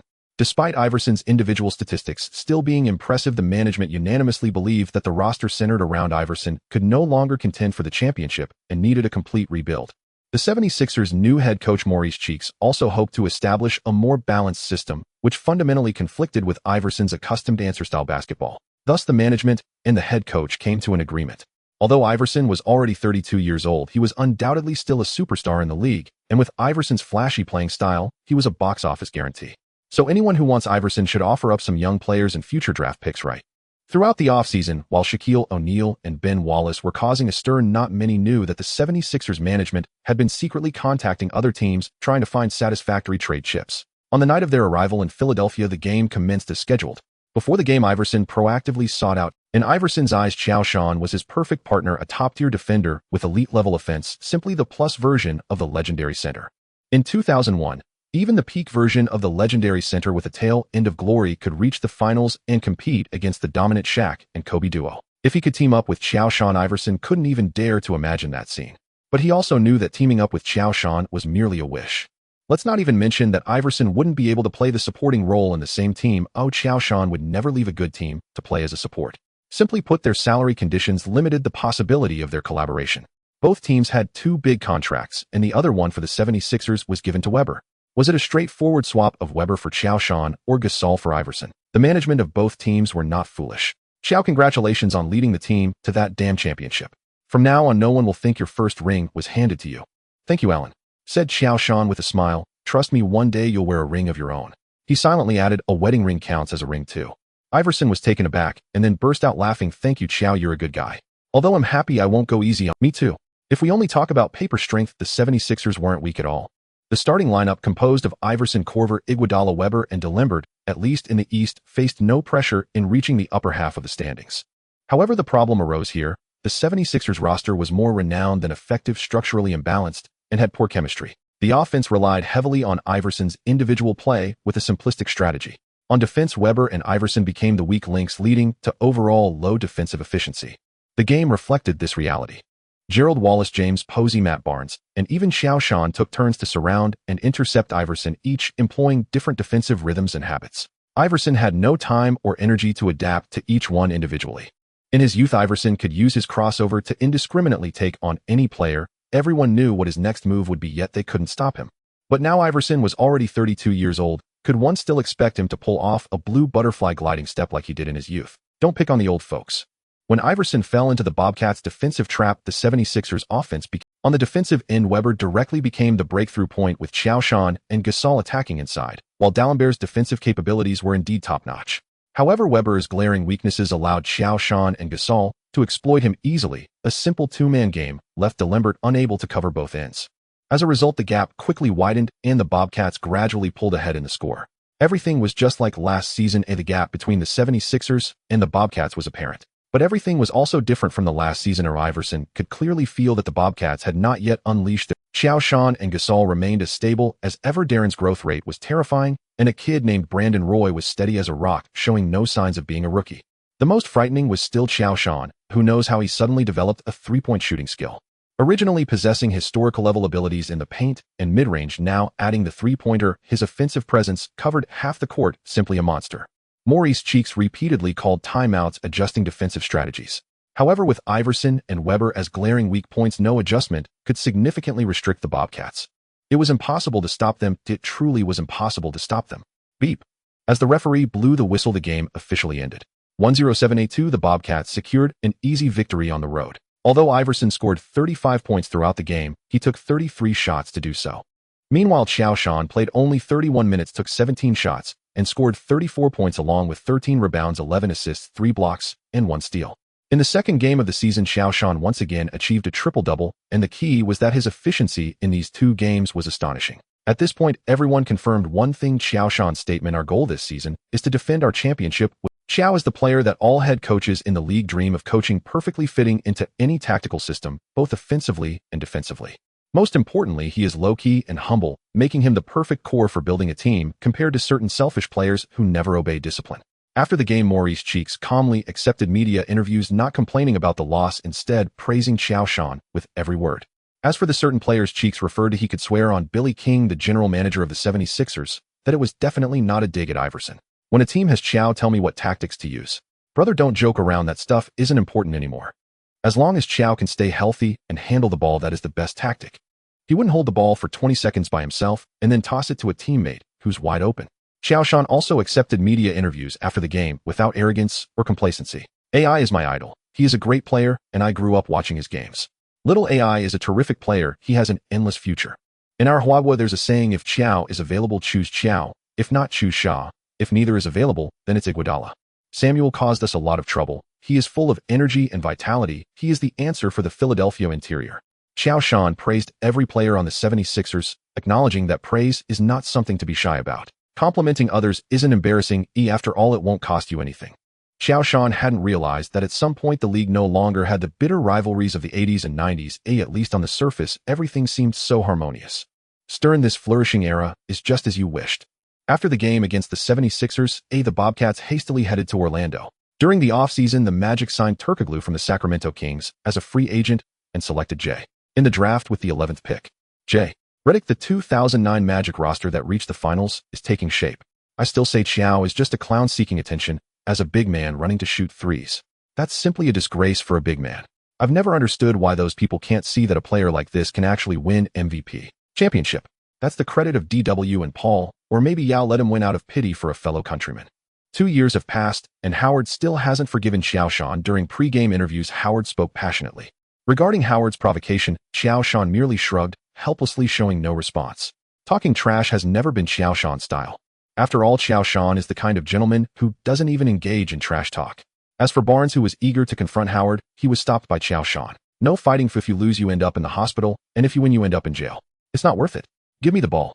Before the game, Qiao Shan gathered his teammates, a slight smile at the corner of his mouth, a hint of mockery, a touch of disdain, and a dash of nonchalance. Some people can't go 3 days without getting into trouble. Of course, everyone was momentarily taken aback, then realized what Qiao Shan was aiming for, silently mourning for Howard for 2 seconds. Howard, oh Howard, why provoke Qiao Shan for no reason? Gua is a coward. Without Emeka, let's see who can help you today. Howard kept his bravado, but a hint of panic flashed in his eyes. He knew that once Qiao Shan got serious, he could really be unrelenting. But at this point, the conflict between the two was already beyond reconciliation. Unless Howard admits his fault, but that's impossible. This is the last stubbornness of a man. Howard gritted his teeth. During the offseason, the team hired legendary center Patrick Ewing to help Howard improve his low-post skills. Howard felt that his skills in the paint had surpassed expectations and that he should easily be able to take down Qiao Shan. Right? Saba. Qiao Shan didn't even lift his eyes. What did he say? He must be insulting me. Howard looked dumbfounded. After all, this is America. Who said you have to use Mandarin when trash talking? Hill glanced at Howard with some disbelief. Indeed, not every high schooler is like Garnett, Kobe, or LeBron, or at least they wouldn't act like a giant baby. The referee tossed the ball into the air, and Qiao Shan easily tapped it to Darren. In the Bobcats' first possession, Darren didn't rush to advance. Once Qiao Shan settled into position in the low post, the ball naturally found its way into his hands. Howard spread his arms, trying to use his proud strength to push Qiao Shan out of the 3-second zone. Damn yellow-skinned monkey, the paint isn't a place for you. Hurry and roll back to your three-point line. Qiao Shan didn't respond. He simply caught the ball and leaned back. Just that one move, Howard felt an unprecedented force slam into his chest, and he involuntarily took a big step back. Howard spread his arms, trying to use his proud strength to push Qiao Shan out of the 3-second zone. Damn yellow-skinned monkey, the paint isn't a place for you. That's it. Qiao Shan disdainfully shook his head, turned around to defend, and couldn't even be bothered to glance. Howard was enraged by Qiao Shan's indifference during the Magic's offensive. Howard called for the ball in the paint. As soon as it was in his hands, Qiao Shan pressed up. Howard attempted to back down, but every push felt like hitting a wall of reinforced concrete.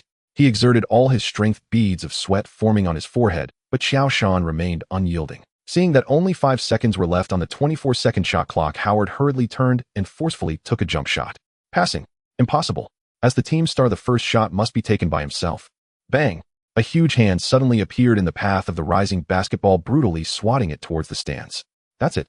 Qiao Shan casually added as he turned.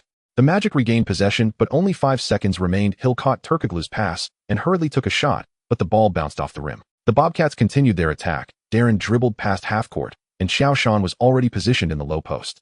Without any hesitation, Darren passed the ball back to Qiao Shan. Receiving the ball, he backed down, paused for a second, then Qiao Shan began to exert force.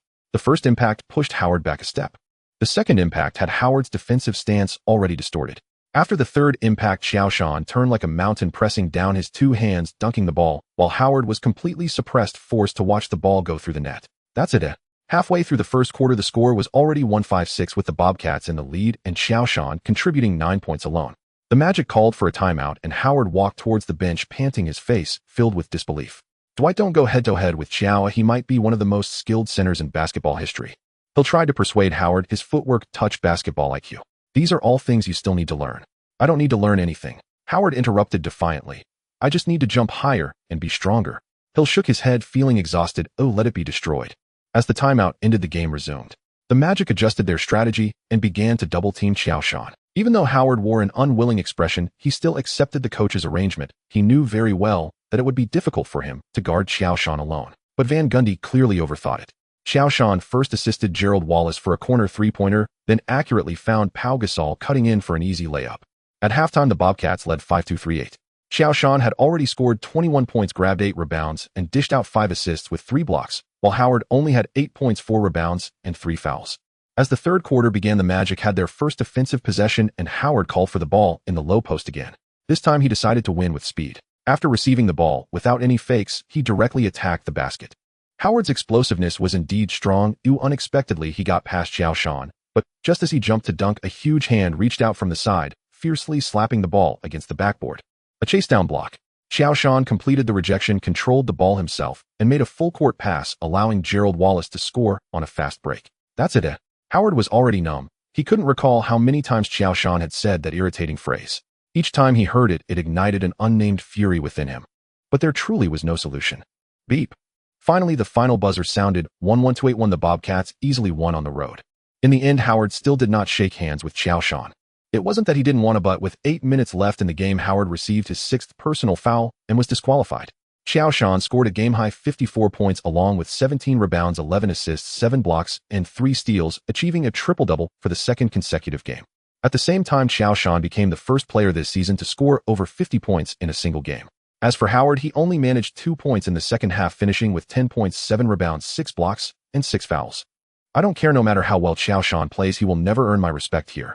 After the game, during the media interview, the sunny and cheerful boy Howard's face was filled with grievance. I don't know if Orlando is still our home court. I'm really frustrated. I can't believe I fouled out in the 4th quarter. Is this reasonable? It's completely unreasonable. Every time we're about to gain momentum, the referee's whistle always blows at the perfect moment. With such a pace of the game, not just me, even Hakeem or Shaq would find it unbearable. This is the league's blatant favoritism towards Qiao Shan simply because he is from Huahua and the league needs his Chinese market. Indeed, the reason the Magic lost to the Bobcats is not due to combat, but the referee's open bias. As for Howard's defense, he can only use fouls to stop Qiao Shan's offense, but he completely ignores the fact that he was blocked 6 times by Qiao Shan. Don't ask, it's all the referee's fault. The reporters in the audience erupted with excitement. Howard is still a simple man, and he knows how to generate buzz for the reporters. Shock. Dwight openly questions the referee. Is there more to the Magic's loss against the Bobcats? Dwight Qiao is just a clown. He will never earn my respect. Dwight Qiao Shan is the league's favorite child. When Magic's general manager John Weisbrod saw the news, his face was filled with confusion, followed by anger. He couldn't understand how John Gabriel chose this muggle. Isn't Okafor a better choice?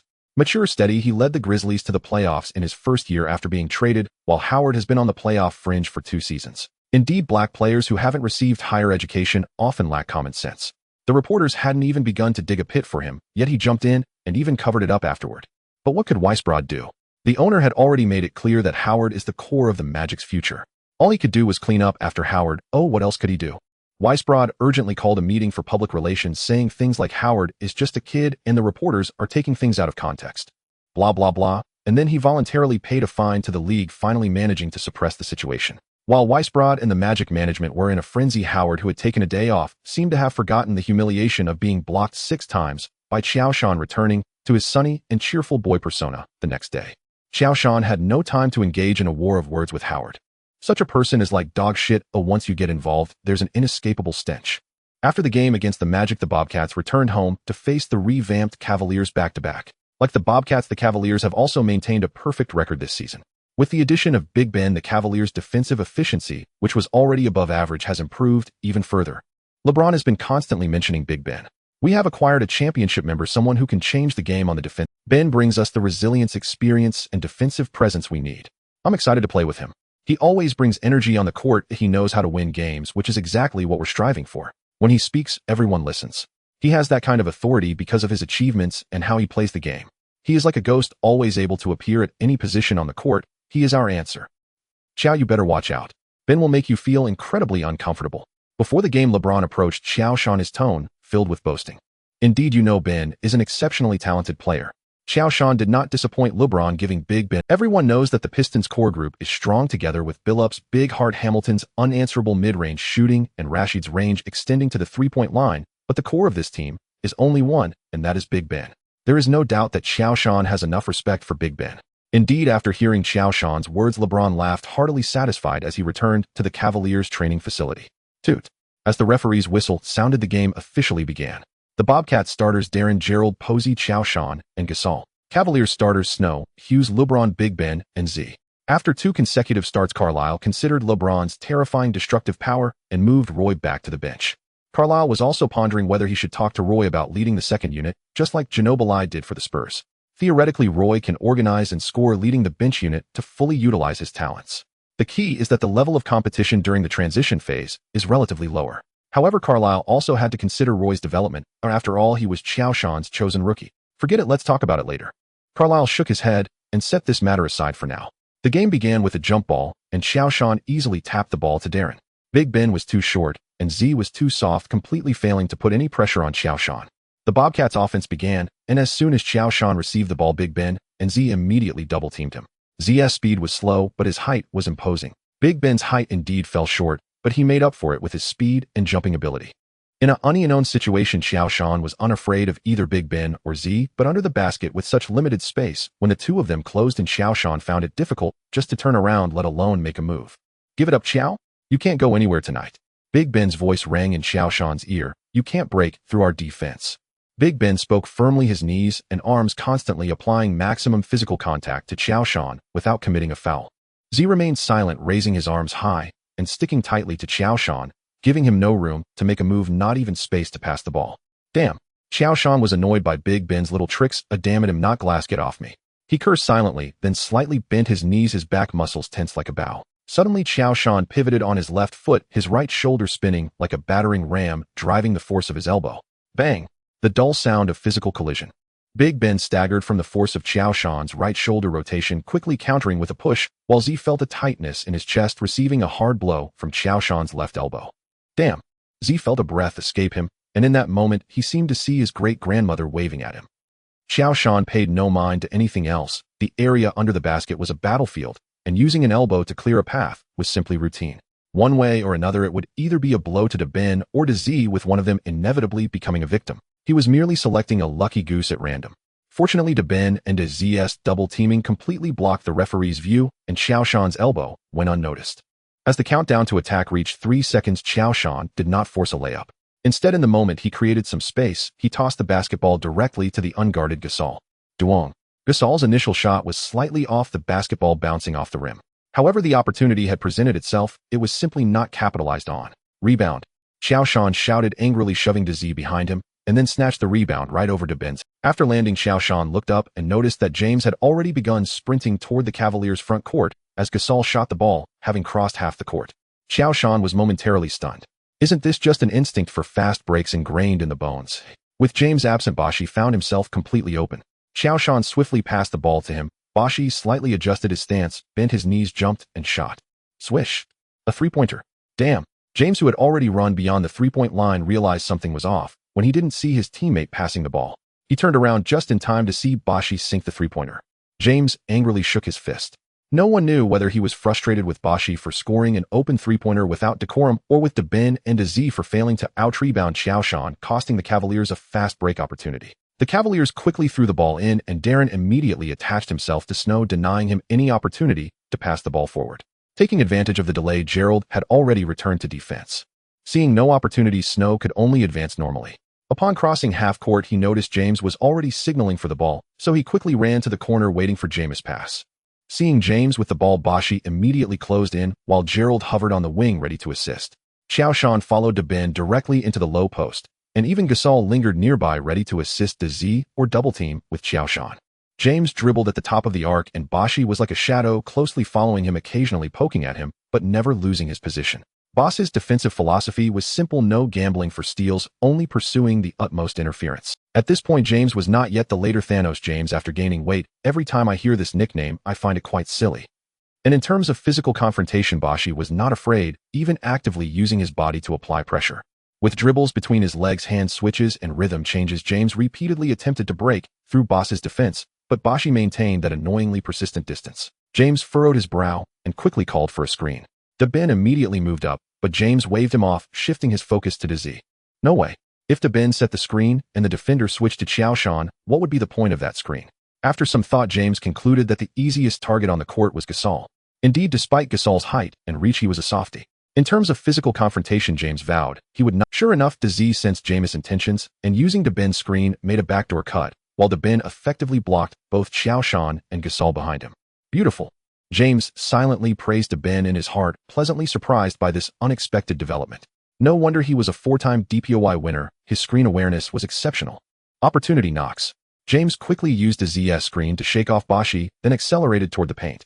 Once he crossed the free throw line, he could take off. Just as he had shaken off Bashi and was feeling triumphant, Gerald immediately abandoned his assigned player and rushed in from the weak side.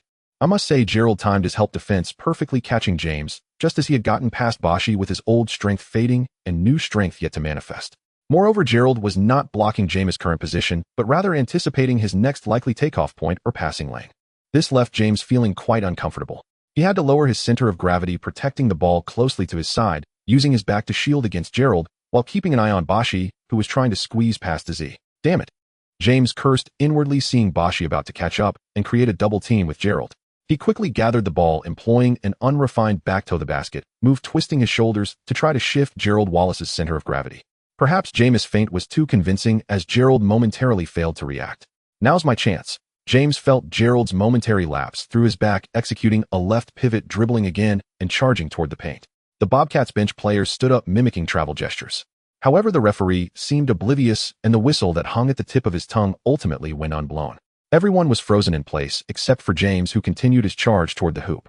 Finally, just after stepping past the free throw line, James gathered the ball again. 1 step, 2 steps. Now, utilizing Gasol's screen, Qiao Shan returned to the paint, and just as James prepared to take off on his second step, he soared upward, extending his long arms. Little did Qiao Shan expect that after he had jumped, James would still not have stopped. 4 steps, 5 steps. Finally, just as Qiao Shan was coming down, James took off. Boom. A powerful one-handed slam echoed like a resounding slap across the faces of nearly 2,000 spectators. Silence. Then came the deafening boos. Referee, are you blind? He dribbled twice and traveled, and referee, your mother blew up. After landing, James roared in fury, then opened his arms, palms down, executing a calm, yet powerful pressing gesture.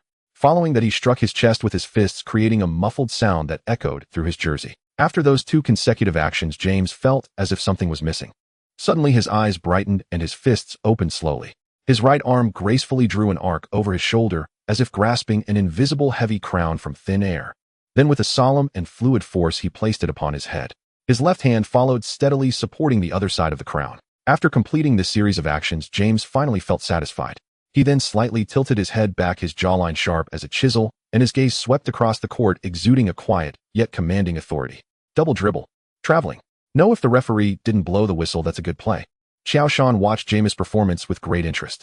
To be honest, when you are lifelong brothers with James, watching his smooth displays is quite enjoyable. I must say James does possess some real skill. At least he has managed to get the league to change the rules, allowing him to take 4 steps without being called for traveling and prohibiting centers from infringing on his cylinder. Do Curry and Durant from the same era get the league to modify any rules for them? Ultimately, it still boils down to their lack of strength and influence. There's no royal flush with 4 twos in the league. It's James who is the league's only king. As for the so-called elevator gate and moving screens, followers might want to check who invented them. Qiao Shan chuckled as he finished watching James' performance and then approached the referee, spreading his hands. No, Qiao, my professional ethics tell me that LeBron did not travel. He simply. In any case, he did not travel. The referee furrowed his brow in contemplation for a long time, but ultimately stood firm in support of James. Nike had already issued orders absolutely forbidding their chosen one from losing too embarrassingly in the confrontation with Qiao Shan. At the very least, they had to leave room for damage control. Alright, I hope you can persist like this. Qiao Shan shrugged, seeing the sweat forming on the referee's forehead. He decided not to press further, just giving the referee a gentle reminder. After all, if it turned into a deadlock, Qiao Shan wouldn't fare well on the court either. As the Bobcats launched their offense, the moment Qiao Shan received the ball, Ben Wallace was the first to act, charging at him like a cannonball, attempting to disrupt Qiao Shan's balance with sheer force. At the same moment, Big Z swooped in from the side, his long arms waving, nearly covering all potential shooting angles for Qiao Shan. Another double team. Mike Brown waved his fist from the sidelines. Ever since the team traded for Ben Wallace, he finally built a defense system designed to counter Qiao Shan. Especially with Gasol starting off poorly, the Cavaliers could ruthlessly double-team Qiao Shan. This time, Qiao Shan not only did not retreat, but instead took half a step to the left, using his shoulder to absorb Ben's impact, while spinning the ball from beneath Big Z's fingertips. Turnover. Not at all. The basketball slammed onto the floor and rebounded at an unusual angle, passing right through Ben's legs and back into Qiao Shan's hands, now shifted to the right. Oh my God. In such a tense moment, Qiao Shan found himself with a bit of space, but Ben's recovery speed, having regained possession of the basketball, Qiao Shan found himself with a bit of space, but Ben's recovery speed was astonishingly quick, immediately turning to closely guard him again. Big Z also adjusted his steps, the two of them like synchronized hunters, forming a trap once more. Damn. Ben growled. That previous moment was nothing short of blatant humiliation. You won't get a second chance. I swear. Qiao Shan remained silent, taking a deep breath, suddenly turning his back to the basket, lifting the ball high. Hook shot. Big Z leaped into the air to block, while Ben lowered his center of gravity to keep pressing against Qiao Shan, preventing him from making a sudden breakthrough. Qiao Shan's motion was only halfway through when the ball was suddenly pulled back down, executing a smooth back pivot, slipping through the gap between the two. Big Z lost his balance in midair, and Ben was also momentarily shaken by Qiao Shan's movement, losing his position. At that moment, Qiao Shan's feet were already outside the 3-second area. However, the Cavaliers' defense was not finished. Ben, being a 4-time DPOY, managed to twist his body midair and lunge toward Qiao Shan again. Big Z immediately closed in after landing, forming a solid defense once more. At this moment, Qiao Shan could choose to pass. Gasol was once again in an open spot, while James stood dumbfounded on the weak side, with James Posey unguarded in the corner. Qiao Shan knew that passing might be the best option. Once his teammates started hitting shots, the Cavaliers wouldn't dare to double-team him so recklessly. However, the author just wanted to add some difficulty to the game, specifically wanting Qiao Shan to finish it himself. This was the responsibility of the team's star player, and of course the dignity of the newly crowned dual MVP. Facing the basket again, Qiao Shan turned right once more, prompting Big Z to slide toward the baseline to prevent Qiao Shan from slipping along it. Unbeknownst to them, Qiao Shan pulled another fake halfway through the turn. He pulled back again, facing the basket, gathering the ball, bending his knees, and taking on a shooting stance. Now's the time. Seeing this, Ben jumped up again. His height and jumping ability were inferior to Qiao Shan's. If he couldn't seize this fleeting opportunity, it would truly be game over. Moreover, the ball was already gathered. How could anything unexpected happen? Clearly, Qiao Shan disappointed Ben. Qiao Shan merely executed a shooting fake, reclaiming the ball, and with a lean, he slipped through the gap between Ben and Big Z with the basket already within reach. Qiao Shan made an easy layup. Beep. Just as the ball was released, Ben, reacting in time, slapped his palm heavily against Qiao Shan's forearm, and the whistle blew almost simultaneously. An additional free throw. The Spectrum Center fell into a brief silence before erupting into deafening cheers. Meanwhile, Carlisle, who had been holding his breath, finally exhaled, a smile returning to his face. This is the ace of the Bobcats, his most proud disciple, trained by Carlisle. As for whether Qiao Shan's skills were taught by him, who cares? Home of Qiao Shan. In a mere 5 seconds, Qiao Shan used a series of fakes to leave Ben and Big Z spinning in circles. What does 4-time DPOY matter? No matter how tall or long-armed they are, a slight defensive lapse allowed Qiao Shan to put the basketball through the hoop. Ben felt somewhat dejected. He knew he had considered every possibility, but evidently Qiao Shan had thought of even. Meanwhile, James, still dazed on the weak side, lit up the moment he saw Qiao Shan's basket. Those steps, those fakes, this is the player James envisioned himself to be. It seems it's time to learn from the dream during the offseason. Swish. The additional free throw was made. 6-2. The Bobcats extended their lead once more. The Cavaliers launched their offense. This time James directly received the ball and advanced. Just past half-court, Posey pressed up again, while Gerald abandoned his defense on Snow to double-team James. James, being the chosen one, remained calm against the double team, smoothly dribbling between his legs. Smack. Perhaps due to an uneven floor, or maybe the ball was too slippery, James accidentally fumbled, and the basketball boldly rolled back into the Cavaliers' backcourt. Damn. James' face darkened as he quickly turned to chase the ball, using his body to shield against the approaching pressure from Gerald and Posey. Finally, after the ball crossed half-court, James picked it up again, ready to organize another attack. Beep. The referee's whistle sounded, signaling the Bobcats' ball possession. James looked at the referee incredulously, then threw his hands up in disbelief, furiously arguing and explaining. The referee shook his head, insisting on the original call. The Bobcats attacked again, and this time Gasol did not disappoint Qiao Shan's trust, hitting a mid-range shot with confidence. Mike Brown frowned, suddenly feeling an ominous premonition. Huff, huff, huff. James gasped, his chest heaving violently, sweat thoroughly soaking his Winer jersey numbered 23. Since the first time out of the first quarter, the Bobcats suddenly intensified their defense against him. Throughout the first half and extending into the current third quarter, James faced suffocating defensive pressure that felt like an all-out assault.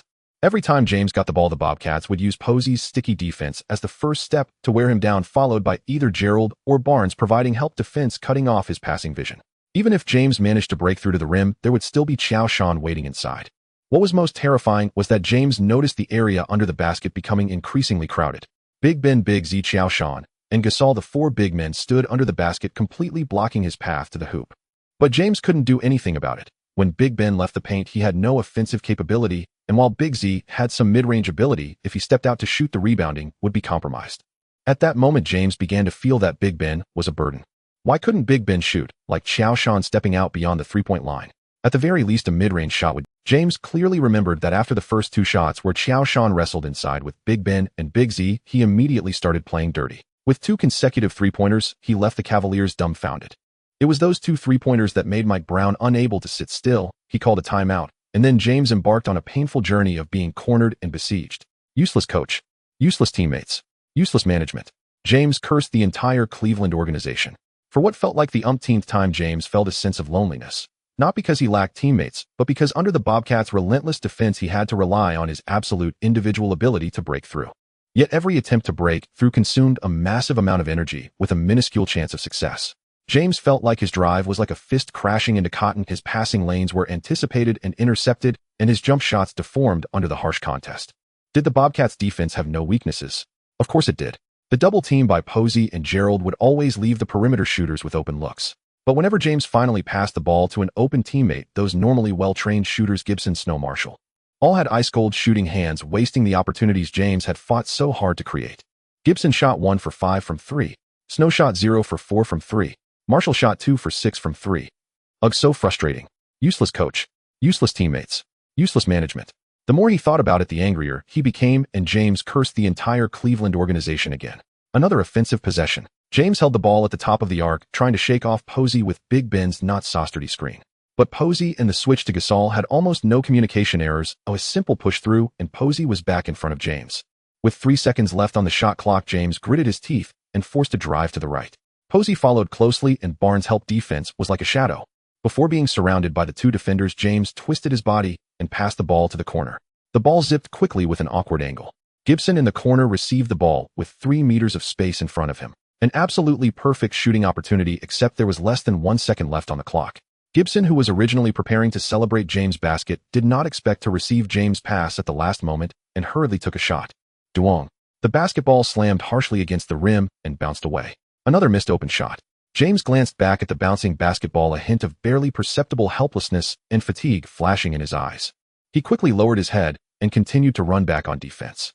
But his steps seemed to weigh heavier than before. Sometimes James wondered how many baby sleeping bags he must have punctured in his past life to end up with a bunch of scrubs as teammates. Tired, let it all be destroyed. James mechanically ran, but his gaze seemed somewhat distracted. The situation on the court remained tense, and the Bobcats' defense felt like a solid wall, making it extremely difficult for the Cavaliers' offense. Every offensive possession James gave it his all, yet all he got in return were repeated failures. He looked at his teammates, his heart full of helplessness. Those tactics that seemed simple during practice became riddled with flaws under the Bobcats' tight defense. James thought of Qiao Shan's precise three-pointers. Those consecutive shots felt like blades piercing directly into the heart of the Cavaliers. Why couldn't his teammates step up like Qiao Shan did at the critical moments? The more he thought, the more irritable he became, and the flames of anger in his heart grew hotter. At this moment, the game had entered its most crucial phase. Every point could determine victory or defeat. James took a deep breath, trying to calm himself down. He knew he couldn't just give up. As the core of the team, he had to lead them out of this predicament. He took the ball again, his eyes filled with determination and resolve, ready to initiate a new round of offense, even if it meant facing overwhelming difficulties. He was prepared to fight. Then, he was blocked by Qiao Shan. Beep. The final whistle sounded and James sat in the bench area, somewhat dejectedly biting his nails. Until the end of the game, he still couldn't figure it out. How could Big Ben, who was all over the defense in the previous two games, not gain even a slight advantage in his matchup with Qiao Shan? How could Marshall, who held the league's record for most three-pointers in a game, only manage a dismal 1 for 7 in this crucial match? This was unreasonable. James seriously suspected that they were just putting on a show, deliberately letting themselves lose to Qiao Shan in this direct battle for the Eastern Conference Player of the Week, preventing him from gaining honor. Flipping through the stats, 21 points, 6 rebounds, 6 assists. Well, at least the streak of scoring over 20 points in regular season games remained intact, and the 2066 stats still looked impressive for a small forward. As for the 8 for 23 shooting percentage and 7 turnovers, James simply ignored them. As for Qiao Shan, he only needed 19 shots to rack up 37 points, 15 rebounds, 14 assists, 5 blocks, and 2 steals, achieving a triple-double for the third consecutive game. Awkward. There was originally a bit of traffic, but after the last 2 chapters of Lin Sai were not approved, it was directly throttled. How embarrassing. After a week of competition, Qiao Shan averaged 38. 2 points, 15 rebounds, 11 assists, and 2 blocks per game. With 2 steals, consecutive triple-doubles in 3 games, and 1 game with over 50 points, and a triple-double, he led the Bobcats to a flawless 40 record, undoubtedly earning the Player of the Week title. However, following his Player of the Week recognition and the game against the Cavaliers, some negative opinions suddenly emerged in the league. ESPN was at the forefront. I don't know what is happening to the league's atmosphere now. More and more teams, or rather players, are choosing the ultimate shortcut to championships, with 2 superstars intentionally teaming up during their peak years and future Hall of Famers as support. This severely undermines competition. Just like the Bobcats, they have MVP Qiao, World Championship MVP Paul, and Gary. All 3 were plundered from the market. I don't know what would happen if all teams learned from them. If superstars clustered together, what suspense would remain in the games? What hope is there for smaller teams? I believe most fans like me prefer to watch the stories of a hero in a city, enjoying the tale of a lone hero rather than this blatant team-up behavior. Yes, it is indeed a team-up. Look at LeBron, Dwayne, Carmelo, and Chris, these lone heroes, all trying to use their talents to pull their chosen teams out of the mire. Yet Qiao quickly abandoned his team after clinging to Kobe and Shaq to win a championship, which is quite disloyal. Of course, I have no doubts about Qiao's abilities. But if he were not in Charlotte, if he didn't have Paul and Gary but were in New York, Atlanta, or Portland, could he have achieved what he has today? I have serious doubts about that. No one knows if anyone reviewed ESPN's article or how it passed scrutiny, but the topic of Qiao Shan's team-up for the championship quickly rose to trending status. The controversy began. That's right. Stars from super teams should not be eligible for any awards. So Qiao, can you come to New York? For the first time, I feel what ESPN said isn't nonsense. Qiao, I'm from Portland. Welcome to our Portland. Why not Atlanta? We have tax incentives. Do you? We have Hollywood bases. Do you? We're a city in the forest. Are you? Minnesota. Los Angeles. Get lost, Los Angeles. Who doesn't know that you Los Angeles abandoned? No, we are the Los Angeles Clippers. Rich, is this the perfect plan you were talking about? James scrolled through the dense comments below the ESPN report, initially intending to use public opinion to create trouble for Qiao Shan and the Bobcats, first placing the label of collusion on Qiao Shan. It didn't matter whether Qiao Shan was truly colluding, or what mattered was planting that concept in people's minds. Then he would highlight James' virtuous image through a wave of comparisons. Of course, he couldn't be too obvious. he still needed Wade Anthony and others to shield him. But things seemed to be diverging from his expectations. Why were so many cities proactively inviting Qiao Shan? This is illogical. Shouldn't your focus be on Qiao Shan's collusion behavior? James was utterly perplexed. Rich Paul was also sweating profusely, wondering how he could continue to leech off James under these circumstances. Suddenly Rich Paul's eyes lit up. No, LeBron. We haven't failed, though we need to continue deepening the concept of team-ups, like local team-ups, draft team-ups, superstar team-ups. Anyway, there will always be a way to pin it all on Qiao. As long as we materialize the concept of team-ups, no matter what achievements Qiao accomplishes in the future, it will always be up for discussion. James pondered for a moment. Although he wasn't sure if Rich Paul's logic was correct, Rich Paul's words gave him enough confidence. He'll leave this matter to you. Also, I need more helpers. Tell Dan not to hesitate with the draft picks and luxury taxes. Winning the championship is what matters most. I need more space like Ray Rashad and Qiao. They are the ones suited to assist me, not Ben or Big Z, who just clog the paint. Perhaps I also need a teammate who can step up in critical moments like Kobe or Manu. If I can't see hope with this team, I might get really frustrated. Of course, LeBron. Leave everything to me. Rich Paul said confidently. You are the son of Akron, the pride of Akron. All of this is what Dan should be doing for you. James nodded satisfactorily. He understood Rich Paul's words and found them deeply resonant.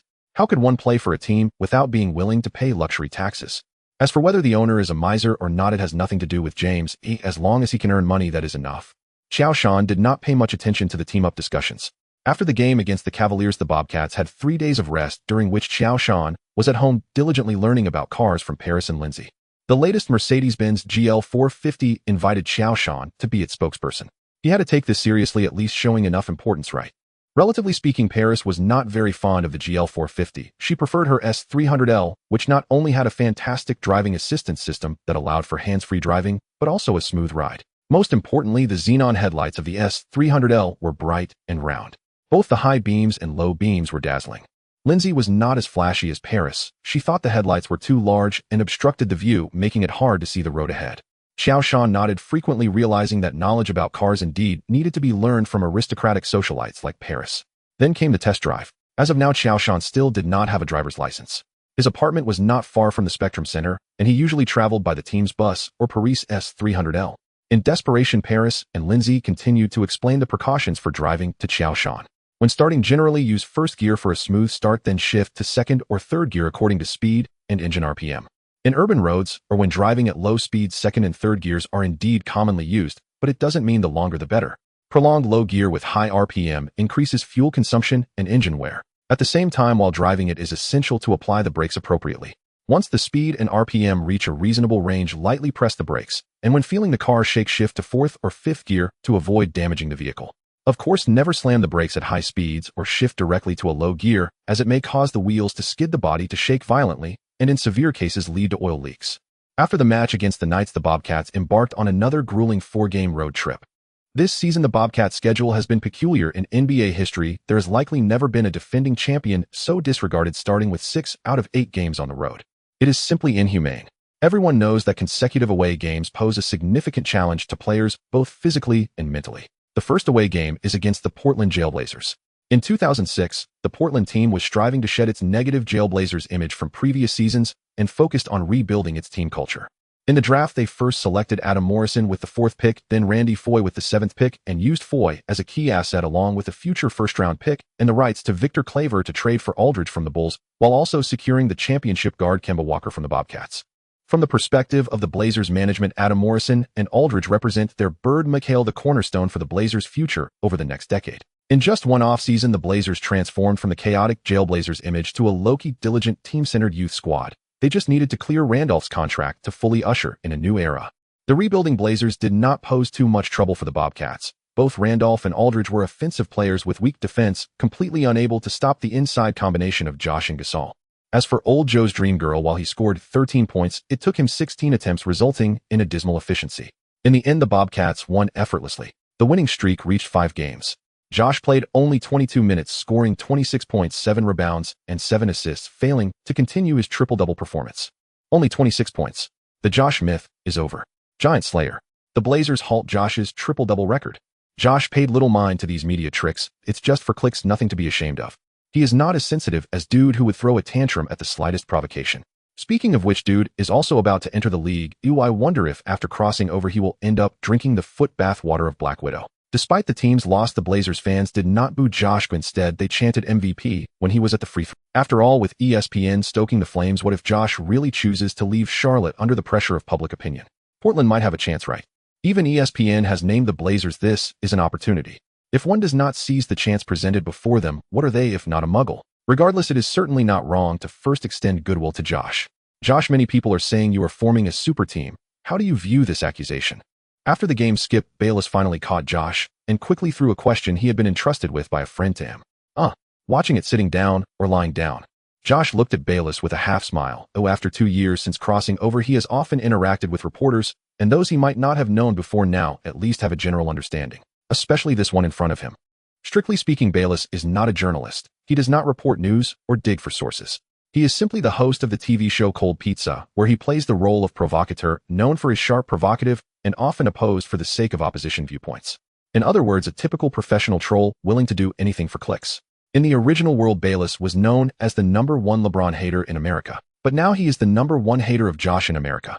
Especially after losing to the Pistons, Byers reached a peak, repeatedly calling Qiao Shan overrated, thus becoming famous from this battle. Can we say Byers is foolish? Not really. Ultimately, he simply knows clearly what he wants. His core strategy is to propose viewpoints contrary to mainstream opinion, thus creating topics and conflicts. The so-called controversy equals traffic. For example, through the efforts of 2 seasons, Byers has forged himself into an undeniable villain symbol in the sports media industry. No, Qiao, your response is not funny at all. In fact, from my perspective, you have destroyed the competitive essence of basketball. All right, you are right. So what? How can I earn your forgiveness? Qiao Shan shrugged, still smiling at Byers. Defending himself, everyone knows how Qiao Shan ended up in Charlotte, and they all know that Gasol was still a softie a year ago. When someone intentionally tries to place blame on you, all your explanations become futile. Qiao Shan was never a traffic star, and given that the internet has yet to reach its explosive phase a decade later, there is no need to worry about so-called traffic backlash. Shouldn't you feel guilty? Byers was somewhat angry and embarrassed. This guy was completely not playing by the usual rules. Normally, you shouldn't argue logically, and then both should present facts and reason, ending up giving Byers a wave of traffic. Alright, I feel guilty. Sorry, we have an ancient saying in Huaxia, filled with grief and indignation with nowhere to hide in shame. Because of overwhelming shame, today's post-match interview ends here. Saying this, Qiao Shan shamefully covered his face and left. All the reporters glared at Byers. This fool, he was enjoying himself, while others hadn't even had a chance to ask questions. The Bobcats did not stay long in Portland, flying to Memphis after the game. Okafor's perfect performance last season established him as the cornerstone of the Grizzlies' reconstruction. This season, Okafor's performance remained steady, achieving 2010 statistics in 3 games since the start, seemingly on the path to becoming the second center in the West after Yao Ming. As for O'Neal, he is still struggling to integrate into the Suns' tactical system. In the draft, the Grizzlies selected Kyle Lowry, a smaller version of Darren. Under the leadership of Okafor and Battier, complemented by a group of strong players like Mike Miller and Eddie Jones, the Grizzlies quickly found their rhythm this season. In the 4 completed regular season games, the Grizzlies achieved a record of 3 wins and 1 loss, showcasing excellent competitive form. Both teams are based on defense, and their core players are inside players. Given the Bobcats' consecutive away games before the match began, led by Byers, a wave of media predicted that Qiao Shan and his Bobcats would face their first defeat of the season. Paul, let me say thank you. Because of you, we got Emeka, who is undoubtedly a better leader than you. Is your bone still strong enough? As the game began, Memphis fans went wild, putting pressure on Gasol. He ignored them, merely lifting his head and calmly scanning the stands. Gasol has complex feelings toward this city. He began his NBA career here, leading the Memphis team to their first playoff appearance. But only that once, and he was left bald afterward. In his first season with the team, Okafor led the Grizzlies back to the playoffs, even trading blows with the Mavericks. If it weren't for the referee's intervention, it would have been hard to say who would advance to the semifinals. Is Okafor stronger than Gasol? Not really, it's merely a matter of fit. Gasol is purely technical. When the team lacks strong rim protection and low post control, his advantages are diminished. Okafor, on the other hand, is physically imposing. Besides having decent low post defensive skills, he can bully his way through the paint, creating opportunities for outside shooters like Miller and Eddie Jones.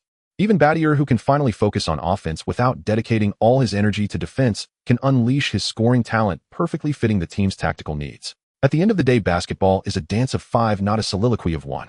For instance, in 2009, O'Neal and Nash teamed up for an average of 188 and made the All-NBA third team. After just 1 offseason, their stats dropped to 126, with shooting percentage plummeting by nearly 5%. Was it O'Neal's injury or his sudden decline in ability? Yes, but it's not entirely that. Ultimately, it's about the system no longer fitting. The Suns had enough space, and O'Neal just needed to guard his own territory, but the Cavaliers' system centered around James, emphasizing outside penetration and fast breaks. O'Neal's traditional inside play style did not match the team's overall rhythm and spatial requirements, making it hard to integrate into the tactical system. You can't say James is worse than Nash. Even a pure James hater wouldn't say that, right? The course of the game dealt a resounding slap to Baylor and the live audience. Perhaps sensing Gasol's discontent at the start of the game, Josh created intense pressure inside for the Grizzlies, attracting double teams and feeding Gasol the ball. As for Okafor, he struggled against just Josh and had no time to pay attention to Gasol. Gasol, living up to expectations, scored 12 points on 6 of 10 shooting in the first quarter. Under Josh's pressure, Okafor was completely shut down, hitting only 2 of 6 in the first quarter, a rather low shooting percentage for an inside player. The current Grizzlies' offensive system relies on a combination of inside and outside play. When Okafor, the inside axis, cannot turn the ball, movement becomes like a rusty gear, and the outside shooters lose their magic. Miller, Eddie Jones, Battier, and Damon Stoudemire are all capable shooters, but at this moment they feel more like decorations on the court rather than threats.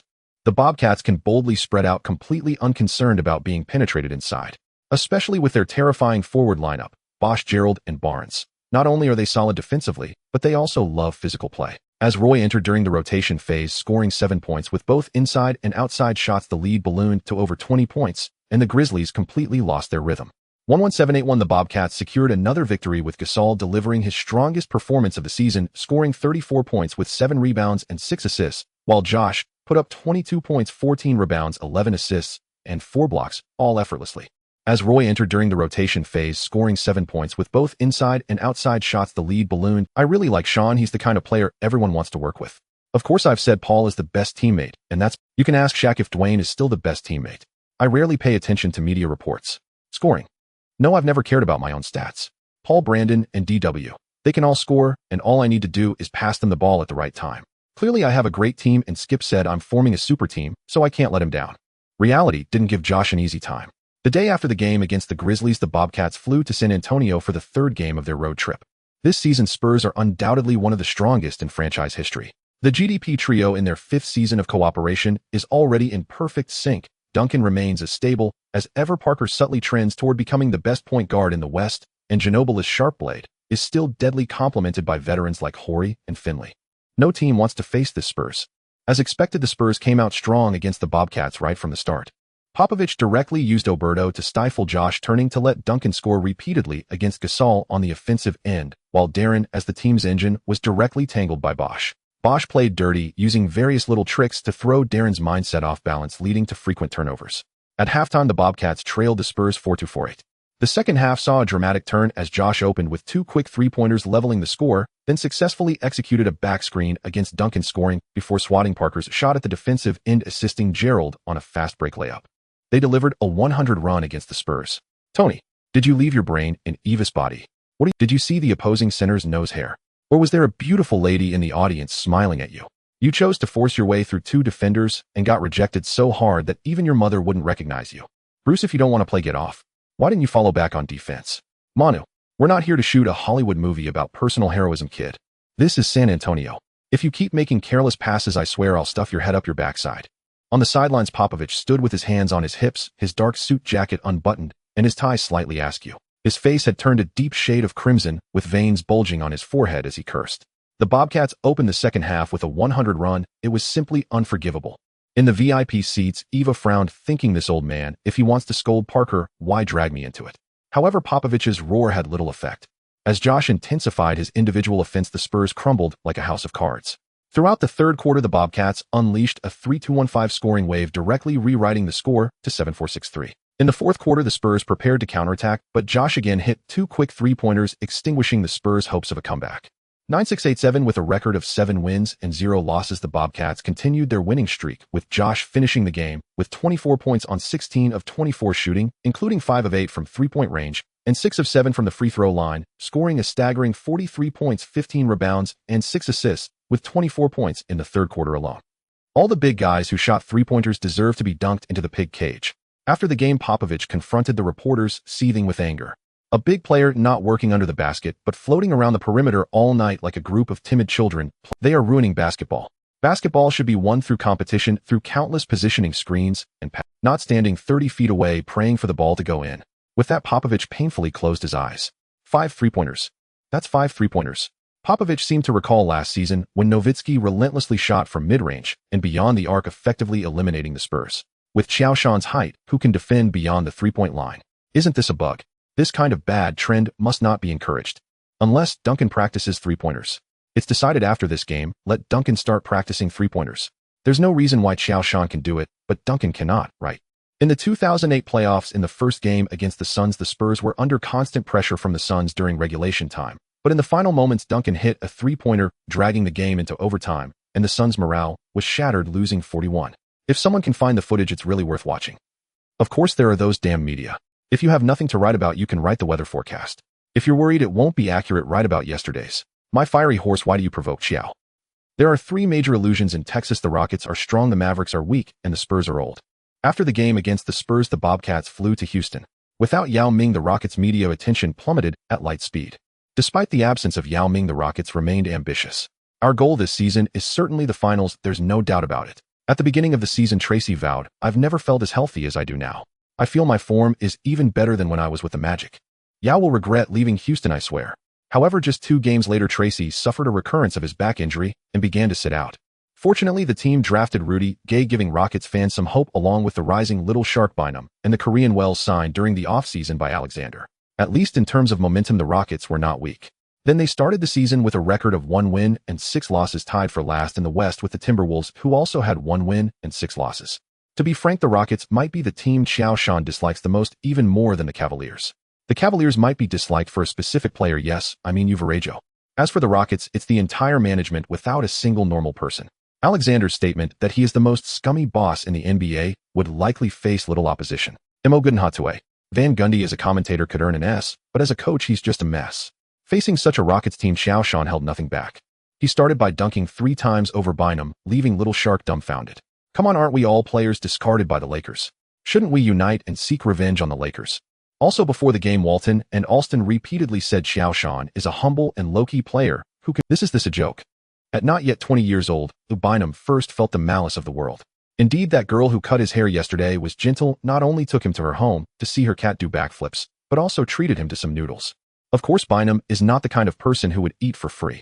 In front of the astonished girl, he demonstrated the technique of catching a big black rat with his bare hands. It seems after this game he'll need to get a haircut again. Without any suspense, the Bobcats easily triumphed in Houston, with Qiao Shan playing only 28 minutes, scoring 26 points, grabbing 11 rebounds, and dishing out 9 assists. When Qiao Shan insisted on leaving the game in the third quarter, Carlisle nearly knelt down to plead with him, even just to get 1 more assist for a triple-double, which would really drive a perfectionist crazy. But Qiao Shan refused. Entering during garbage time to pad stats, is that something a man would do? Carlisle could only smile helplessly and let Qiao Shan be. Sometimes Carlisle wonders, some people repeatedly emphasize in front of the media that they don't care about stats, but during the game you'll notice that even in garbage time, they will fight hard, but as soon as they score a certain number, say 10 points, they suddenly demand to leave for a rest. However, Qiao Shan seems to genuinely not care about stats. This isn't it unscientific? Since last season up until now, Qiao Shan has had at least 10 games where he was just 1 or 2 assists shy of a triple-double. It's not that Qiao Shan doesn't care about stats, but a man must have pride. After finishing the game against the Rockets, the Bobcats stood at the top of the East with an 80 record. Following closely are the Pistons with a 71 record and the Cavaliers also at 62.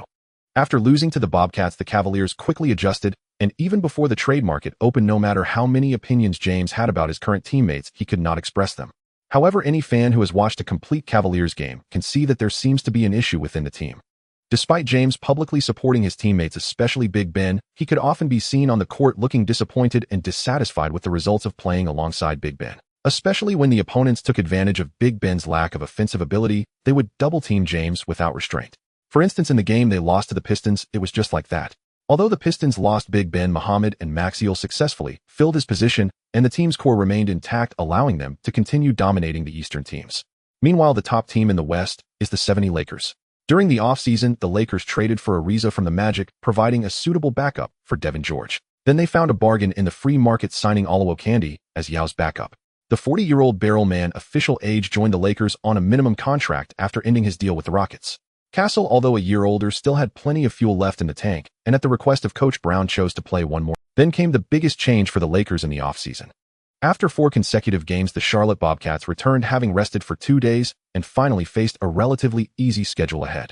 They welcomed challenges from the Warriors, Hornets, Nets, and Pacers at home. Under the guidance of the old Nelson, the Warriors' run-and-gun strategy has finally reached its peak this season.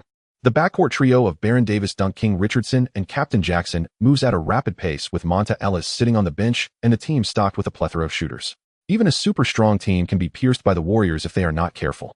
However, compared to the Suns, the Warriors' stars are slightly lacking, missing that kind of superstar who can seal the deal. Once the shooters lose their touch, they can collapse at lightning speed. In favorable conditions, they perform extraordinarily well. In adverse conditions, they falter. So even if they play splendidly, their record can only hover on the edge of the playoffs. The two teams had no major grudges, leading to a thrilling shootout. Everyone knows that the Bobcats are always a strong defensive team.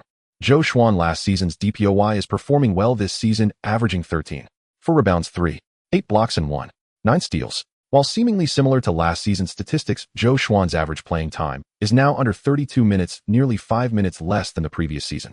The forward group of Posey, Gerald, and Barnes is a nightmare for all teams that rely on outside shooting. However, for those who enjoy analyzing statistics, they would notice that the three-point shooting percentage of these four players is all above 40. They are not just role players like Capono or Novak. Instead, they are productive and efficient. Qiao Shan hit 4 out of 7 three-point attempts, Posey 5 out of 6, Gerald 2 out of 4, and Barnes 3 out of 5, directly crushing the Warriors using their most familiar style of play. 1-2-4-1-1-7. The Bobcats easily won the game at home. Although the score was close, anyone who watched the game knew that the Bobcats maintained control throughout. Qiao Shan also demonstrated to the old Nelson the correct way to utilize shooters. When a team has a player with the inside dominance of Qiao Shan, outside shooters can shoot with confidence. Even if they miss, Qiao Shan can ensure rebounds inside. Shooting touch is quite mystical. The more hesitant you are, the less likely you are to make the shot. Conversely, if you shoot boldly without distractions, your shooting percentage tends to be higher, of course excluding Kobe.